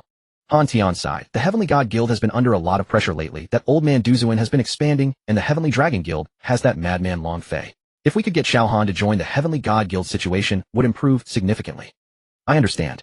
Ling Jun cut off the communication, gazing at the token inscribed with the words, Celestial Severing, her expression complex. Join the Heavenly God Guild. Xiao Han was not the type to be shackled by a guild. She could see that he had his own goals and his own persistence. Those things were more important than any guild or benefit. Resurrection. She murmured the word, recalling the conversation she had heard in the dungeon before. Who do you want to resurrect? On the back of the bone dragon, Xiao Han closed his eyes to rest, yet his mind was racing. The Shinnon cauldron combined, and the formula for the resurrection pill was already inscribed within. But the 6 words at the bottom, life for life, only then can the soul return, continued to haunt him. Life for life. Whose life? To resurrect Xiao Tian, another person's life is needed as a trade. Xiao Han clenched his fists, his nails digging into his palms. He spent 3 years searching for a way to resurrect Xiao Tian, finally finding hope, only to discover that this hope is backed by another despair. Life for life. He murmured, is there really no other way? In his mind, Hong Jun's voice echoed. Kid, have you Senior. Xiao Han opened his eyes. Is there any other explanation for the cost of the resurrection pill? Hong Jun was silent for a moment, his tone becoming serious. Life for life can be understood in 3 ways. First, it requires another person's life as a sacrifice. Second, the cost of resurrection is the lifespan of the caster. Third. What is the third? The third is that you need to trade a part of yourself. Hong Jun said slowly, such as cultivation, memory, emotion. Xiao Han fell silent. Cultivation, memory, emotion, soul. He was not afraid of losing his cultivation or lifespan. But memory and emotion, that was his last connection to this world. If he lost his memory, lost his feelings for Xiao Dai and his brothers, what significance would there be in resurrecting Xiao Tian? Hong Jun's voice echoed again. The fallen soul abyss has what you need, but it also harbors great danger. Are you sure you want to go? I must go. Xiao Han's gaze was resolute. No matter the cost, I have to try. If you've got guts. Hong Jun chuckled. I went there once many years ago, almost lost my life. Be careful. Thank you for the warning, senior. Xiao Han ended the conversation with Hong Jun and looked into the distance. Towards the fallen soul abyss, a storm cloud was gathering, faint lightning flickering. The bone dragon seemed to sense its master's emotions, letting out a low roar and increasing its flight speed. Meanwhile, far away in Tai City, Xiao Dai stood on the city wall, gazing in the direction Xiao Han had left the moonlight necklace in her hand, faintly glowing with a soft blue light. She tightened her grip on the necklace softly, saying, You must come back. Fallen soul abyss. 300 miles northwest of Tai City, a forbidden land shrouded in gray mist year-round. Xiao Han flew low on the bone dragon, the heavenly demon art circulating within him, a warm current flowing through his meridians, dispelling the surrounding cold air. He looked down at the fragment in his hand. The blood-red characters were clearer than before, as if something was calling him. The content of the second page had fully emerged. Heavenly Demon Art Volume 2, Heavenly Demon Incarnation. Cultivation conditions: devour the blood of beings above the royal level, endure 3 days of soul refining torment. Effect: temporarily surpass 2 ranks, combat power elevated to the pinnacle of the royal level, lasting for a stick of incense. Side effects: fall into a 3-day weakness period, all attributes decreased by 80. Xiao Han stared at that line of small print, frowning slightly. 3-day weakness period. In yesterday's battle, he had repelled the assassins using the Heavenly Demon Incarnation, but also almost got captured during the weakness period. If it weren't for Duzuan arriving in time, he would already be the king's puppet. And now he had to face at least 50 royal-level masters. A woo. The bone dragon suddenly let out a warning roar. Xiao Han abruptly turned. 3 shadowy figures shot out from the mist, brushing past his clothes and embedding themselves into the dragon's skeletal frame. It was 3 pitch-black short swords engraved with the insignia of the Phantom Organization. They actually set an ambush here. Xiao Han sneered, countering with the mind whip, locking onto 3 positions with his spiritual force. No wait. The moment the whip missed, Xiao Han realized something was wrong. The opponents had clearly studied his skill cooldown dodging. At the instant he raised his hand, creating a 30-meter distance. The 3 black-robed figures surrounded him in a triangular formation, each equipped with royal-level gear, their weapons glowing with a ghostly green light. Xiao Han. The man in the middle spoke, his voice hoarse. Mr. King asked me to deliver a message to you. Oh. Xiao Han remained composed, mentally reciting the attributes of the celestial severing set. What message? Deep within the fallen soul abyss lies what you seek. The man grinned, revealing a mouthful of yellow teeth. And there is someone you want as well. Xiao Han's pupils dilated. Your elder brother Lin Tianlong is currently in Mr. King's hands. As the words fell, the man continued. Mr. King said if you want your elder brother's life, you must enter the fallen soul abyss alone. If you bring help, he will be torn to shreds. Xiao Han clenched his fists, his joints cracking. Lin Tianlong, the one who had cared for him like a real brother during his darkest times. The Dragon Soul team of 5: Xiao Han, Lin Tianlong, Zhang Mo, Zhang Xian Li Yu, and the now deceased Xiao Tian. They trained together, executed missions together, and struggled on the edge of life and death. Are you sure? Xiao Han's voice was icy. You really captured him. Why would I lie to you? The man spread his hands. But if you don't believe it. He raised his wrist and pressed a button on. Hello Xiao Han, I heard you've gotten into trouble. A familiar voice came from the communicator, and Xiao Han's body jolted. It was Lin Tianlong. Elder brother. It's fine, I'm here. Lin Tianlong's voice remained steady. Don't worry, I'm doing okay. I've just been invited for a cup of tea. Tianlong. Xiao Han wanted to say something, but was interrupted by the man's raised hand. Enough. The man grinned. You believe me now? Then we will wait for you at the fallen soul abyss. Wait. Xiao Han stepped forward. Why should I believe that you will let him go? You have no choice but to believe. The man shrugged. Or you can try to see if we will go back on our word. After speaking, he retreated rapidly, preparing to escape into the gray mist. Trying to leave. Xiao Han's gaze tightened. The Jishin domain unfurled in an instant, and within a 10-meter radius time, seemed to congeal. The man froze midair, terror flashing across his eyes. How is this possible? Your domain was still cooling. Before the sentence finished, a talisman had already adhered to his brow. Wan Goei Sure Xin. 3 seconds of rigid control, ample time for Xiao Han to accomplish many things. Corrosion technique, Jishin finger coupled with the bone dragon's bony spikes. The man did not even have time to cry out before he was reduced to a scatter of white bones. But 2 others seized the opportunity to slip into the gray mist and vanished. Xiao Han withdrew his domain, blood roaring through his veins as a trace of crimson leaked from the corner of his mouth. Forcing the domain cost him. His meridians were injured anew. Coughing, he wiped the blood from his lip and looked down at the torn page of the Tianma Ju in his hand. At the very moment that man lied, a line of blood-red characters suddenly surfaced on the remnant scroll. Someone is lying. Xiao Han stared at the words, brow knitting tightly. Who is lying? The 2 assassins. Or, in his communicator, Lin Tianlong's voice still crackled. Xiao, don't act rashly. The king is dangerous. You must not. Beep. Beep. Beep.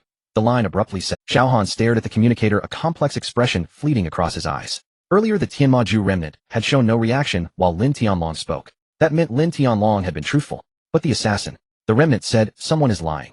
Who then is the liar? Xiao Han shook his head, suppressing those thoughts. In any case, he had to go to the Luohan abyss. Even if it was a trap. The bone dragon pressed onward, the gray mist thickened, and the air grew progressively colder. At last the entrance to the Luohan abyss loomed ahead. A colossal stone-carved demon face, its gaping maw forming the cavern entrance, gusts of frigid wind exhaling with the stench of rot and bleached bone. Luohan abyss. Xiao Han murmured. No one who enters emerges whole. He swung down from the dragon and patted its skeletal flank. Wait for me out here. The bone dragon emitted a low, uneasy hiss. Rest assured I will be fine. Xiao Han turned and walked toward the cat. Wait for me. A woman's voice called from behind. Xiao Han halted and looked back. A player in a moon-white gown dashed through the gray mist, her profession read, Contract Witch. Wu Ling. Xiao Han recognized the ID. What are you doing here? Ling Yun, panting, strode up and said bluntly, I've been tailing you. Tailing? To investigate a case. Ling Yun fixed her eyes on him. I suspect you are linked to the murder on a rainy night. Oh, Xiao Han fell silent and looked at her. That man killed 5 kidnappers and saved a female officer. Ling Yun's voice was steady. That officer was me. And so, I want to know who you really are. They regarded one another for a moment before Xiao Han suddenly smiled. Are you? The smile was unlike any Ling Yun had seen. Cold, hollow, like the gaze cast upon the dead. She instinctively stepped back, a chill skittering down her spine. Xiao Han had already turned and stepped into the Luohan abyss. Hey. Ling Yun ground her teeth and followed. Don't think you can shake me off. The cavern light was dim. The walls were veiled with strange luminescent moss that threw off a ghostly green glow. Ling Yun hurried up to Xiao Han and tried to speak. My name is Ling Yun in the real world. I know. Xiao Han cut her off. Daughter of Han Tian, heiress to the Tianshan gang, a police academy graduate now in the municipal homicide unit. Ling Yun froze. You've investigated me. Xiao Han said nothing and kept moving. Your father extended an olive branch through Duzuan, asking me to look after you. His voice echoed in the dark. You may follow me, but do not become dead weight. Ling Yun was silent a moment before falling into step. I will not be a burden. Better be so. The two walked in single file deeper into the abyss. The wind at the Luohan abyss entrance felt as if it blew from the netherworld rife with decay and death. Xiao Han halted. The nether dragon behind him gave a low throaty hiss, its golden slit eye fixed on the yawning dark ahead. An imperial level mount's senses surpassed any players. It had perceived the danger within. Are you really going in like this? A female voice called from behind. Xiao Han did not look back. His gaze remained locked on the faintly black mist hanging at the entrance. The Luohan abyss was one of the second continent's famed forbidden places, rumored to be the resting ground where a great witch fell during the ancient war between witches and liches. Souls slain by his blade had nowhere to be pacified and gathered here, forming this morass of vengeful spirits. You tracked me for 3 kilometers. Xiao Han said calmly with not a shred of surprise. For kilometers. Ling Yun stepped out from the shadows. The game ID, Wu Ling, hovered above her head, the profession field reading contract witch.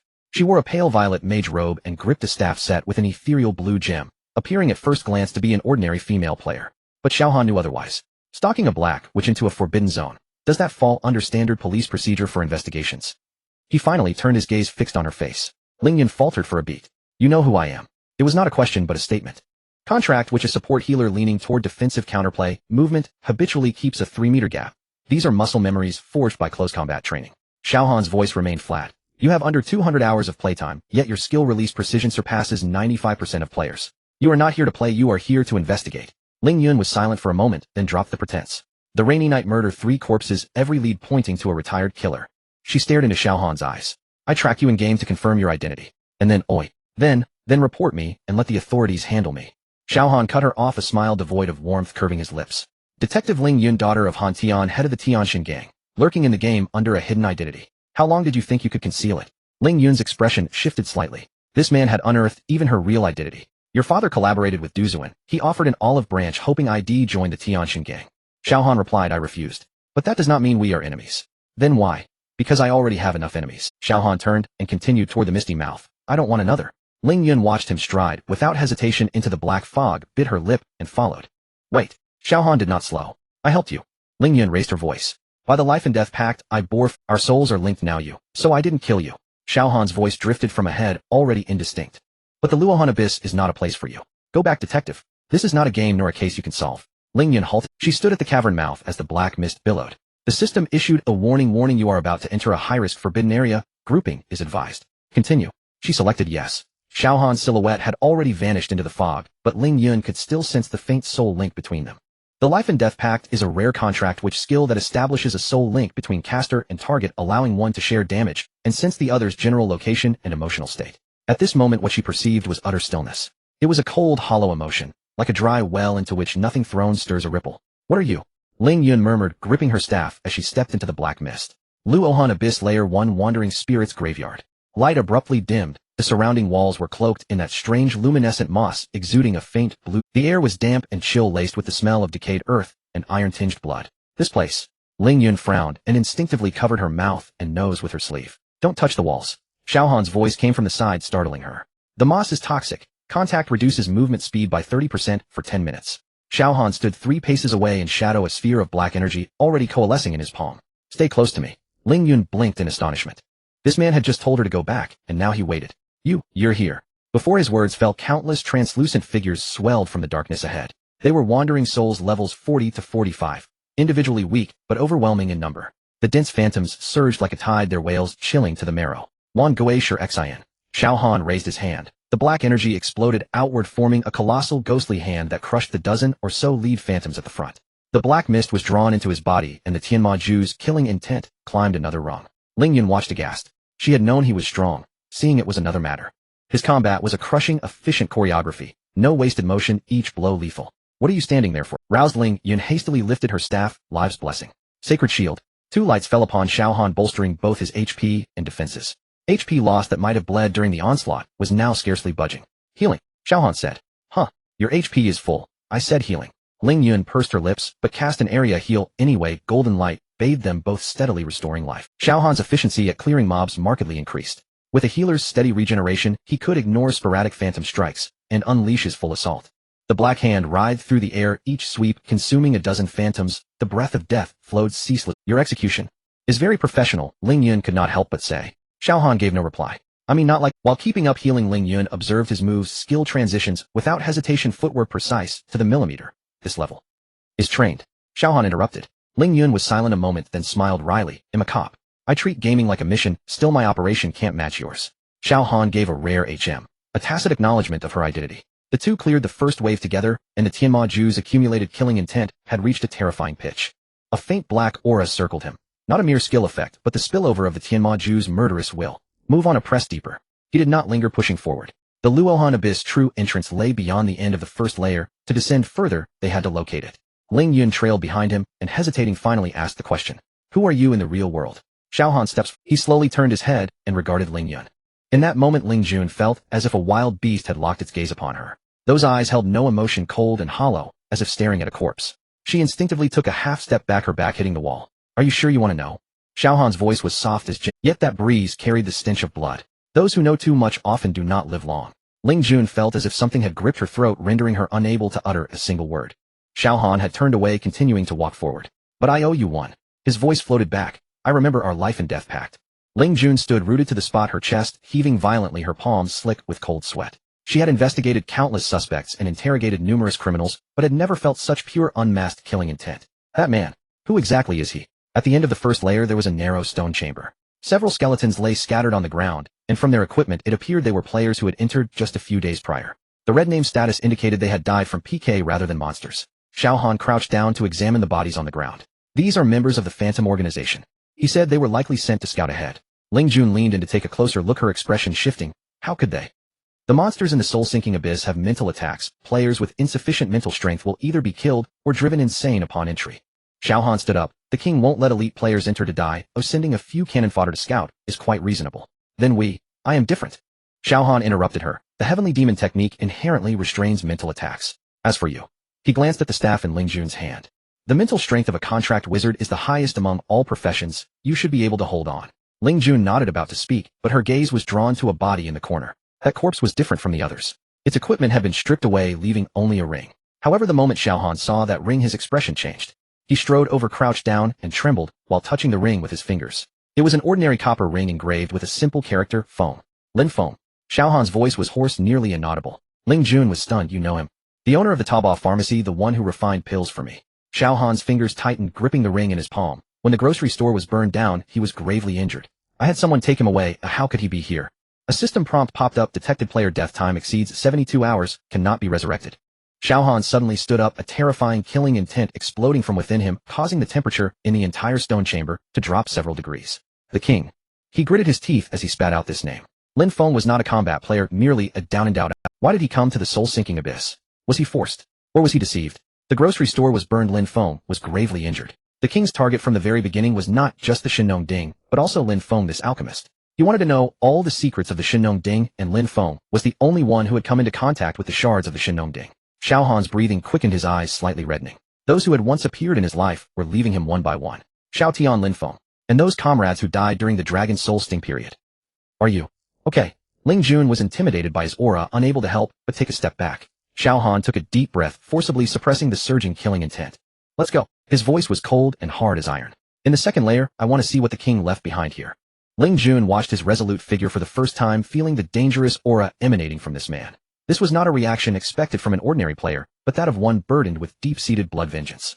A vengeful spirit. She tightened her grip on the staff and followed him. The entrance to the second layer of the soul-sinking abyss was a massive stone door covered in bizarre runes exuding a chilling aura. Xiao Han placed his hand on the stone door, the black energy of the heavenly demon technique seeping into the runes, and the door slowly opened. A denser aura of death rushed out. Ling Jun instinctively covered her mouth and nose, only to find she couldn't breathe at all. What is this? The second layer is the grievous spirit abyss. Xiao Han's voice came from ahead. The air here is mixed with resentment. It deducts health every second. How long can your healing spell hold up? Ling Jun looked at her mana bar and estimated 10 minutes. That's enough. Xiao Han stepped into the darkness with Ling Jun closely following. The stone door slowly closed behind them, cutting off the last bit of light. In the darkness, countless pairs of crimson. The entrance to the second layer of the soul-sinking abyss was a pitch-black crack, like a wound torn in the earth. Cold wind surged from deep within the crack, carrying a scent of decay. Xiao Han did not hesitate and leapt in. Behind him, Ling Jun's voice came filled with determination. Wait for me. The darkness engulfed the two. When he opened his eyes again, Xiao Han found himself standing in a sea of gray mist. This was not ordinary mist. It had weight wrapping around him, like silk seeping into his pores. Warning: entering the death mist, area mental strength continuously decreases. The system prompt had just appeared when Xiao Han felt a chill crawl up his spine. It was not the cold of temperature, but something deeper, like something was gnawing at his consciousness. The heavenly demon technique operated automatically, black energy flowing through his meridians, blocking that chill outside. But Ling Jun was not so fortunate. Mom. Ling Jun's voice suddenly trembled. What are you doing here? Xiao Han turned around sharply. Ling Jun was staring at a direction within the mist, her eyes dazed, as if she had seen something. Her feet moved uncontrollably forward, her hand reaching out as if trying to grasp something. In the mist, a vague figure flickered in and out. It was a woman dressed in a light blue dress, her face obscured, but her posture was gentle, beckoning to Ling Jun. Mom, I miss you so much. Ling Jun's voice was choked with tears. Why did you leave? Why didn't you take me with you? Her mental strength was plummeting, already below the warning line. Ling Jun. Xiao Han's voice was cold like a knife, cutting through the mist. That is not your mother. Ling Jun did not respond, continuing to walk forward. Tears slipped from the corners of her eyes, her face wearing an almost infatuated smile. Xiao Han stepped forward, grabbing. Ling Jun struggled violently, her strength astonishing. Let go of me. I want to find my mom. Look clearly. Xiao Han pulled out a talisman from his backpack with his other hand and pressed it directly onto her forehead. Purifying talisman, calm down. The talisman emitted a faint yellow light, and Ling Jun's body jolted violently. The dazed look in her eyes gradually faded, replaced by confusion and then terror. The figure of the mother in the mist let out a sharp shriek, twisting and distorting, eventually dissipating into a cloud of gray smoke. What? What was that? Ling Jun's voice trembled. The evil spirits in the mist lure prey with illusions. Xiao Han released her wrist, his voice still cold. It can read your deepest obsessions and use them against you. Ling Jun said nothing. She looked at Xiao Han, suddenly realizing something. Since entering the soul-sinking abyss, Xiao Han had remained remarkably calm. No hesitation, no fear, and even the mist that could erode one's spirit had no effect on him. You? Ling Jun paused. Why are you not affected? Because my obsessions are far more terrifying. Xiao Han turned and continued walking forward. Keep close and do not be misled again. Ling Jun watched his back, suddenly noticing a detail. When he had grabbed her wrist earlier, his hand had been very cold. Not the cold of ice, but another kind of cold. Like someone who had grown accustomed to death with a body temperature lower than that of ordinary people. What exactly had this man experienced? The mist thickened. Visibility dropped to less than 3 meters. Every step felt like groping through the fog. Xiao Han suddenly stopped. Ahead, several figures were faintly visible in the mist. They stood quietly, unmoving. They were people, but not living ones. They were the corpses of players. Ling Jun gasped in horror. She had seen corpses before. As a police officer, she had seen many. But the scene before her still made her stomach churn. At least 7 or 8 corpses lay in various poses within the mist. Some still gripped weapons, some lay face down, and others leaned against the rock wall, as if exhausted and resting. Their equipment was scattered all over the ground, but there were no signs of it being looted. Are these other players? Ling Jun asked. Yes. Xiao Han crouched down to examine one of the corpses. This was a player of the sword immortal profession with a hole in their chest pierced through by a sword. But strangely, there were black patterns around the wound, resembling some kind of corrosion. Not killed by the mist. Xiao Han said this was done by someone else. He continued to search the bodies, discovering a tattered diary in one of the corpse's hands. The diary's cover was stained with blood, but the writing was still legible. Xiao Han flipped to the last few pages. The handwriting was hasty, and some parts were even illegible, clearly written in a rush before death. The king set a trap. He already knew we would come. Not to scout, but to be bait. The alchemists have all been captured. I am the only one left. But I can't hold on for long. If anyone sees this diary, flee quickly. Do not enter the 3rd layer. There is. The last few words were obscured by blood, making them unreadable. Xiao Han closed the diary and stood up. His gaze was colder than the mist. Do you know the king? Ling Jun asked. Xiao Han's voice was low. A damned person. He did not explain further, putting the diary into his backpack and continuing to. Ling Jun watched him, suddenly recalling previous intelligence. The king was the young master of the Phantom Organization, a representative of the American faction, and had been hunting Xiao Han. When Xiao Han mentioned this name, there was no fear in his tone, only pure killing intent. The mist began to thin, revealing a massive stone door ahead. The stone door was covered in ancient runes, and a faint blue light emanated from the cracks. It was the boundary between the 2nd and 3rd layers. But standing in front of the stone door was something. It was a gigantic skeleton. From a distance it looked like a human skeleton, but upon closer inspection something was amiss. Below its spine were not legs, but a snake's tail. The skeleton snake was over 10 meters long, with 2 ghostly blue flames embedded in its skull, serving as its eyes. Guardian King Bone Snake level Peak King level traits 50 physical immunity, mental attack immunity, death, entanglement, entangles target causing continuous damage, and adds a paralysis effect. Poisonous mist releases a mist that continuously deducts health. Xiao Han glanced at its attributes and said to Ling Jun, step back. I can help. You can't help. Xiao Han interrupted her. This is a Peak King level creature. If you step forward now you'll only be a burden. Ling Jun bit her lip, but ultimately retreated to a safe distance. She knew Xiao Han was speaking the truth. Her level and equipment were indeed of no use in a battle of this level. But this made her feel very frustrated. As a police officer, she was used to being in control of situations, used to protecting others rather than being protected. Xiao Han summoned the bone dragon. The bone dragon let out a roar and charged towards the skeletal serpent. The 2 massive creatures collided, producing a deafening boom. Soul whip. An invisible whip lashed at the soul of the skeletal serpent, causing the emperor to emit a sharp scream and momentarily stiffen. Seizing the opportunity, Xiao Han launched an attack, unleashing a series of corrosion and curse spells as black light wrapped around the bones of the skeletal serpent. However, the emperor's recovery speed was astonishingly fast. Just as the corrosive black light caused damage, it was healed by a green toxic mist. The skeletal serpent retaliated. Its tail lashed like a whip, striking the bone dragon. The bone dragon was flung several meters away, crashing into the rock wall, its bones cracking with a sound like a snapping twig. The bone dragon's life points instantly dropped by 30. Xiao Han frowned. The recovery ability of this emperor was too strong. Ordinary attacks simply couldn't inflict effective damage. He softly murmured the skill's name, Heavenly Demon Transformation. Black mist surged from within him, and his form began. His original height of 1.8 meters rapidly expanded to over 3 meters, his skin covered in a layer of black scales, and his eyes turned completely black, devoid of any whites. His aura surged, jumping from mid-king level directly to peak emperor level. Xiao Han threw a punch, the force carrying black mist directly smashing into the skull of the skeletal serpent. With a loud crack, a massive fissure opened in the serpent's skull. The skeletal serpent let out a painful scream, its tail thrashing violently in an attempt to ensnare Xiao Han. But Xiao Han was faster. He flashed to the side of the emperor and delivered another punch to the serpent's vital spot. This time the entire skeletal structure began to collapse. The skeletal serpent struggled a few times before finally collapsing to the ground, turning into a pile of scattered bone. A system prompt rang in his mind, but Xiao Han ignored it. His body was rapidly returning to its original state, the black mist dissipating as he shrank. When everything ended, he knelt on one knee, panting heavily. The side effects of the Heavenly Demon Transformation, immense energy consumption, would leave him in a period of temporary weakness. Ling Jun rushed over, wanting to help him. "Are you okay?" "Don't touch me," Xiao Han replied, hoarsely lifting his head to push her hand. Ling Jun was taken aback. In Xiao Han's eyes a hint of fatigue flashed, but more so was a kind of sadness. "I have too much blood on me," he said in a low voice. "I don't want to dirty you." Ling Jun looked at him, suddenly unsure of what to say. This man had been aloof since, but at that moment, she saw something else in his aloofness. It was as if he was pushing everyone away, bearing something alone. Xiao Han stood up, said nothing more, and turned to walk towards the stone door. The door slowly opened, revealing the entrance to the third layer. But neither of them knew that in the depths of the darkness, a pair of eyes. The king sat in a secret chamber, facing a massive crystal ball. Inside the crystal ball, the figures of Xiao Han and Ling Jun were displayed. "They've entered the third layer." The king's voice was tinged with amusement. "Everything is proceeding according to plan." Behind him stood a figure imprisoned by chains. The figure raised its head, revealing a bloodied and mangled face. It was Lin Tianlong. "Xiao Han, run away." Lin Tianlong's voice was hoarse. "This is a trap." The king turned around, looking down at Lin Tianlong. "He can't hear you. And even if he could hear you, he would still come." The king's amusement deepened, because that's Xiao Han. He never abandons his brothers. And that is also his greatest weakness. The stone door slowly closed behind him, isolating the mist beyond the second layer. Xiao Han thought he would see another cave, but the scene before him left him stunned. It was a forest, but not an ordinary forest. The trees here were black as if burned by fire, yet they seemed to have always. The trunks were twisted and branches stretched towards the sky, like ghostly claws devoid of leaves, only bare branches. The ground was covered with a layer of gray moss, which made a faint rustling sound when stepped on. The air was thick with a decaying smell, making Ling Jun unable to help but cover her mouth and nose with her hand. "What is this place?" "An extension of the underworld." Xiao Han's voice was low. "The third layer of the soul-falling abyss, said to be the boundary between the underworld and the human realm." He said no more, beginning to carefully observe the surrounding environment.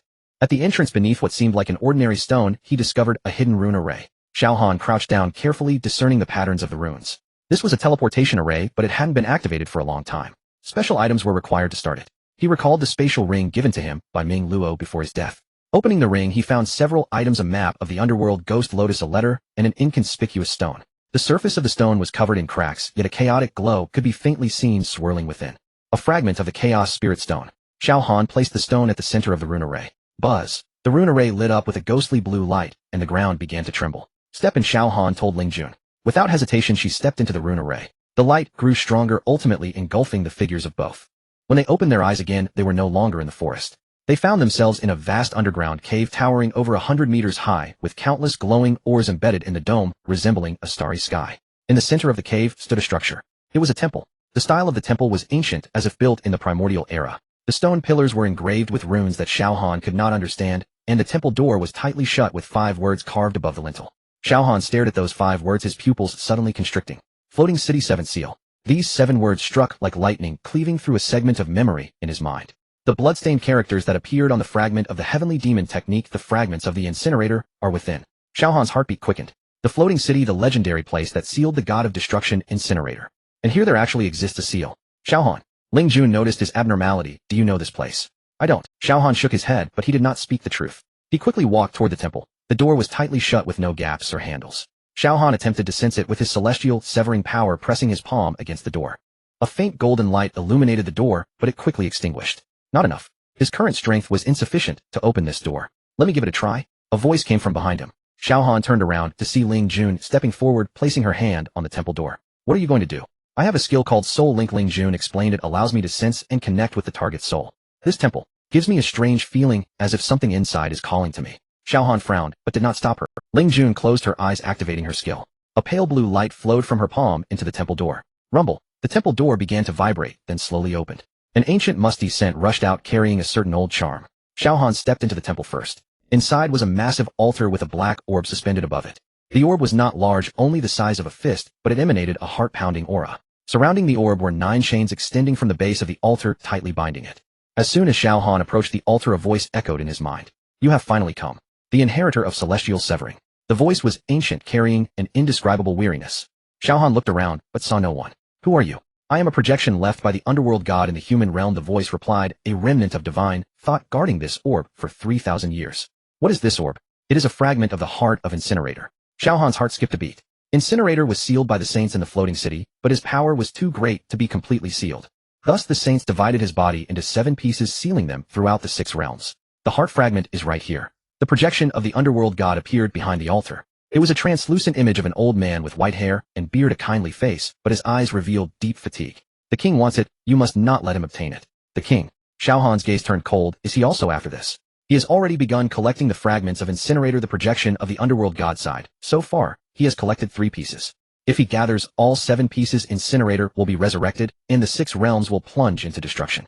Xiao Han fell silent. He recalled Ming Luo's last words. Shiva is collecting the fragments of Incinerator, intending to resurrect him. Now it seemed the king was merely Shiva's pawn. Why are you telling me this? Xiao Han asked. Why choose me? Because you are the variable. The underworld god's reply startled Xiao Han. The heavenly demon technique chose you. The celestial severing inheritance chose you. You are a person not on the trajectory of fate, the only one who can change the outcome. In exchange, I can tell you a piece of news. What news? Your friends, that alchemist named Lin Feng, and the others, they are not dead.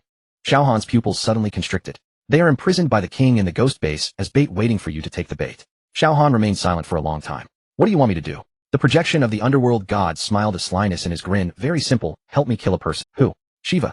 Xiao Han had heard this name from Ming Luo before his demise. Shiva is a follower of Incinerator, the underworld god explained. 3,000 years ago, he orchestrated the resurrection ritual of Incinerator and almost succeeded. The saints stopped him, but could not kill him. He lurks in the shadows waiting for an opportunity. The king is merely his pawn. Xiao Han nodded. I promise you. Good. The projection of the underworld god began to dissipate. I will teach you the method to unseal the heart fragment. You need to suppress it with the power of the heavenly demon technique, making it a part of you. But remember, the fragment of Incinerator is a double-edged sword. It can grant you power, but will also erode your mind. If you cannot control it, you will become Incinerator's puppet. Xiao Han extended his hand, and the black orb slowly floated down, landing in his palm.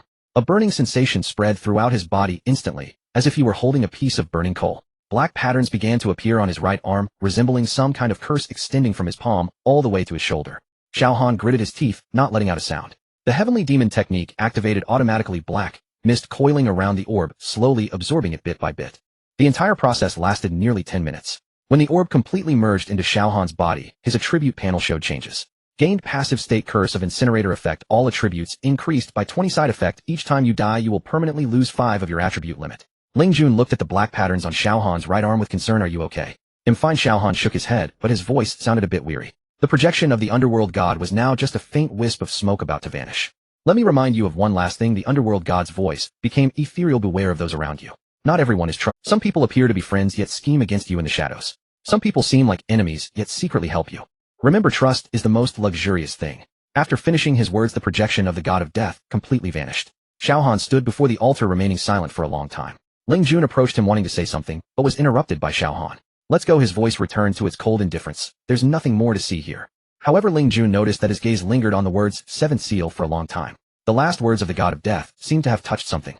Xiao Han turned around and walked toward the exit of the hall. Ling Jun followed behind him, watching the faint black patterns that flickered on his right arm, filled with questions in her heart. This man bore too many secrets, and she seemed to have already become entangled in these secrets. The starry sky outside the temple remained tranquil, but a great storm had already risen in Xiao Han's heart. After the fragments of Jin's heart merged into his body, he could feel a strange power circulating within his meridians. It was not the dark aura of the Tianma Ju, but something deeper and older, like the primordial source at the beginning of chaos. This power lay dormant deep within his dantian, waiting to be awakened at any moment. Xiao Han lowered his gaze to his right hand. The black patterns had faded, but the burning sensation still lingered on the surface of his skin. What exactly did you absorb just now, eh? Ling Jun finally couldn't help but ask. A bead, Xiao Han replied vaguely. Let's go, this matter is over. But those words of the god of death, that's not something you should know. Xiao Han interrupted her, his voice cold. You followed me here, which is already beyond your duty. Ling Jun was taken aback for a moment, then frowned. What do you mean? You are a police officer, not a gamer. Xiao Han turned to face her, his gaze calm. You've been investigating for so long, wanting to know if I am the one who saved you that rainy night. The answer is yes. Now that you know, you can close the case. Ling Jun's expression stiffened. She had indeed been investigating Xiao Han's identity from the game to reality. The bond of life and death allowed her to sense his emotions, but this man remained like a fog, making it impossible for her to see his true face. Now he had voluntarily admitted it, yet he did so in a dismissive manner. You think I'm doing this for the case? Ling Jun's voice grew sharp. I'm worried about you. Worried about me? Xiao Han chuckled coldly. You don't even understand why you got involved. Do you think I don't understand the last words of the god of death? Ling Jun stared at him. He was hinting that the people around you are untrustworthy, including me. Xiao Han remained silent. He was indeed thinking about the words of the god of death. The term people around encompasses too much. Brothers, friends, allies, even this female police officer who had signed a life and death contract with him. But he had no evidence and could not suspect anyone lightly. I just want to tell you one thing. Ling Jun took a deep breath. No matter who you are, no matter what you've done to Xiao Han, I know is someone who will fight for his brothers, someone who will expose himself to save others. If you think I'm plotting against you, then just say it. Xiao Han looked at her, remaining silent for a long time. Then he turned and continued walking forward. Keep up, this is not a place for conversation. Ling Jun was momentarily stunned, then quickly followed. She noticed that Xiao Han's pace was faster than before, as if he were avoiding something. The light of the teleportation array lit up again, and the two returned to the black forest. But Xiao Han suddenly stopped. He crouched down to examine the traces on the ground. On the gray moss there were signs of someone's footsteps, slight, but not hidden from Xiao Han's keen eyes. Not just one person, at least 5 or 6. And the traces were very fresh. The king's people, Ling Jun asked. Uncertain. Xiao Han stood up, scanning the surroundings. But in a place like the Fallen Soul Abyss, there shouldn't be any uninvited visitors. He quickened his pace, heading towards the exit. At the end of the black forest was a long stone staircase winding upwards seemingly without end. The two advanced along the staircase, with Xiao Han constantly observing the movements around him. However, they did not encounter anyone until they exited the staircase. The mist of the second layer remained dense, but Xiao Han's perception had already been enhanced by the Tianmaju, allowing him to easily discern directions. However, just as they were about to reach the exit, Xiao Han suddenly stopped. In the mist ahead, a figure stood. The mist was too thick to see the face, only a silhouette could be discerned. You finally came out, the figure spoke, a hint of amusement in their voice. I've been waiting for a long time. This voice, Xiao Han's gaze instantly turned cold. The king. The mist slowly dispersed, revealing the true face of the king. He wore a half mask on his face with only one eye exposed, gleaming with intrigue. Xiao Han, my old friend, the king said with a smile. Or should I call you Dragon Soul Assassin Zero? Xiao Han's body tensed suddenly. Dragon Soul Assassin Zero was his former codename. There were no more than 5 people in the world who knew this codename. How did surprised to? The king seemed to see through his thoughts. I know everything about you. You're past your brothers, the one you want to resurrect. Xiao Tian, right? What else do you know? Xiao Han's voice was icy. I know a lot. The king spread his hands. For example, you just obtained the fragments of Jin's heart. For instance, your friends are currently imprisoned by me, waiting for you to rescue them. And your lovely girlfriend Xiao Dai has the bloodline of Xian Yuan and is the key to open a certain door. A murderous intent flashed in Xiao Han's eyes. What have you done to her? I haven't done anything yet, the king's smile deepened. But if you don't cooperate, I can't guarantee that will remain the case. I want the Tianmaju from you, as well as that heart fragment. In exchange, I can release your friends. Xiao Han fell silent. This was a deal, a very unfair deal. But he knew the king was not joking. Lin Feng and others were indeed in the king's hands, and Xiao Dai. If the king truly knew her bloodline secret, then she was also in great danger. Why should I trust you? Xiao Han asked. You have no choice, the king shrugged. You can refuse, but the price of your refusal is watching the people you cherish die one by one before your eyes. You are a smart man, Xiao Han. You know how to choose. Xiao Han did not respond immediately. His mind rapidly calculated various possibilities. He could not hand over the Tianmaju, as it was his only power to counter Jin. The heart fragment was even more critical. If the king gathered all 7 pieces, Jin would resurrect. But the friends. I will give you 3 days to think about it, the king said. In 3 days I will contact you again. Remember, I know every move you make. After finishing his words, the king's figure began to blur like a phantom in the mist. By the way, let me remind you of something. The king's voice echoed from all directions. Your police officer friend is really adorable. Her father is Han Tian, the leader of the Heavenly God Gang. Xiao Han's expression changed. Ling Jun is Han Tian's daughter. He turned to glance at Ling Jun, finding her expression also quite complex. Clearly she hadn't expected that her identity was known to the king. The king's laughter echoed in the mist, gradually fading away. Xiao Han remained silent, turning to walk toward the exit. Ling Jun followed behind him, and the two traveled in silence. It was not until they exited the Fallen Soul Abyss and returned to the surface that Xiao Han finally spoke. Han Tian's daughter. Ling Jun bit her lip. I originally planned to find a chance to tell you. But you were investigating me. Xiao Han's voice was calm. Your father is the leader of the Heavenly God Gang, yet you were secretly looking into me. That's quite interesting. It's not what you think. Ling Jun urgently explained, I investigated you because you suspect I am a murderer. Xiao Han interrupted her. On that rainy night, I killed 3 people, and you witnessed it. As a police officer, you have the duty to investigate me. But at the same time, I also saved you. So you are very conflicted. Ling Jun fell silent. Xiao Han had hit the nail on. She was indeed conflicted. As a police officer, she should arrest Xiao Han, but as a person, she could not ignore the fact that moreover, the bond of life and death allowed her to feel Xiao Han's pain. That pain was too profound, like a darkness suppressed deep within the heart, never seeing the light. I want to arrest you, Ling Jun finally said, at least not now. Wait until you finish what you want to do, then come and talk to me. Xiao Han glanced at her without speaking. He summoned the underworld dragon, mounted it, and said, let's go back to the city. Ling Jun also mounted her steed, following behind him. The setting sun cast long shadows of the two. In Xiao Han's mind, the king's words still echoed. 3 days. He had to make a choice between the Tianma Ju and his friends. But Xiao Han knew he would not give up either. 3 days were enough to accomplish many things. The first step was to return to Tai City and see who could still become an ally. The wind in the fallen soul abyss howled, as if heralding an approaching storm. Xiao Han's gaze became resolute. King, do you think you have won? This is just the beginning. The air in the 3rd layer of the fallen soul abyss was nearly stagnant, with the residual mist from the god of death still swirling slowly in the hall, carrying an ancient and heavy aura. Xiao Han stood up from before the altar, his heart position faintly heated. The fragment of Jean's heart had completely fused into his body like a dormant spark lying in wait deep within his chest. He could feel the power contained within, wild and cold like a beast that could awaken at any moment. Ding! A system prompt appeared in his retinal display. Emperor system prompt, you have obtained the fragments of Jean's heart. 17. Emperor. Main quest triggered. Stop destruction. Emperor quest description. Shiva is collecting the 7 fragments of Jean. Once gathered, the god of destruction will reappear in the world. Stop him. Emperor time limit unknown. Emperor reward unknown. Emperor Xiao Han stared at the 4 characters. Stop destruction, his brows furrowing slightly. 1/7, he only had 1 piece while the king had already collected 3. This meant that the other's progress far exceeded his own, and he remained clueless about Shiva's plans. What's wrong? Ling Jun's voice came from behind. Xiao Han withdrew his gaze and turned to look at her. This girl, not this woman, had been following him since entering the fallen soul abyss. She had experienced the illusions of the death fog, the attack of the skeletal serpent, and the warning of the god of death, without flinching. But the king's words still echoed in his ears. The daughter of Han Tian, the leader of the Heavenly God Gang. Xiao Han did not respond immediately, simply stating, we got the item, let's go. Ling Jun keenly sensed the subtle change in his tone, but she did not press further, and just silently followed. The two left the temple, retracing their steps to return to the entrance of the 3rd layer. The bone dragon lay quietly at the end of the corridor, its dark golden eyes gleaming with intelligence, as if waiting for its master's command. Xiao Han mounted the dragon's back and extended his hand towards Ling Jun. Ling Jun hesitated for a moment, grasping his hand for leverage as she leaped onto the dragon's back. The skeletal dragon flapped its wings and soared through the dark passage, flying towards the 2nd layer of the soulfall abyss. Xiao Han remained silent, his thoughts surging uncontrollably. The dark god said the king was Shiva's pawn. The king claimed he knew Xiao Han was the dragon's soul stabber. No. 0. The king said he had captured Lin Tianlong, Zhang Xian Liu, and even Xiao Dai. Each word struck like a nail, embedding itself in his heart. Xiao Han. Ling Jun's voice came from the front. What are you thinking? Thinking about how to kill people, Xiao Han replied coldly and directly. Ling Jun remained silent, only turning her head to glance at him. She wanted to say something, but ultimately nothing came out. The soul link was still active, though she could feel the surging anger and suppressed anxiety within his chest, like a volcano on the brink of eruption. The skeletal dragon passed through the death fog of the 2nd layer and entered the barren area of the 1st layer. According to Xiao Han's estimate, they would reach the entrance of the soulfall abyss in about 10 more minutes, then use the teleportation scroll to return to Tai City. But just as the skeletal dragon was about to burst out of the 1st layer, a cold light shot in from the side. Ding! Xiao Han instinctively dodged to the side. The cold light grazed his shoulder and struck the ribcage of the skeletal dragon, producing a deafening metallic clang. The skeletal dragon let out a painful roar. Its body shook violently, nearly throwing both of them off its back. Ambush!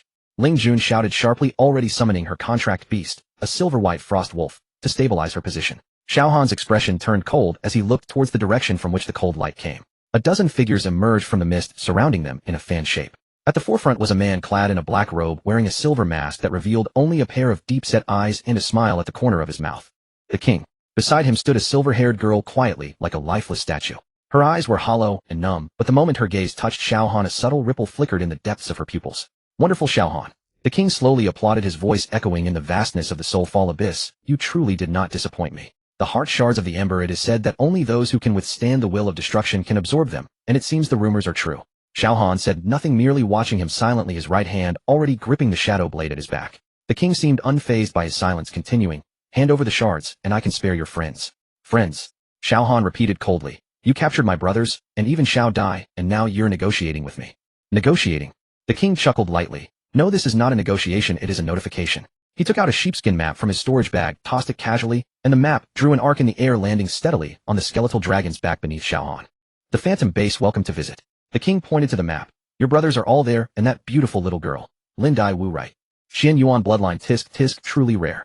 Xiao Han's pupils constricted slightly. The king noticed his reaction, his smile deepening. What?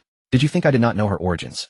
The moon shadow necklace, the inheritance of the Xian Yuan ancient tomb, and the dormant bloodline power within her.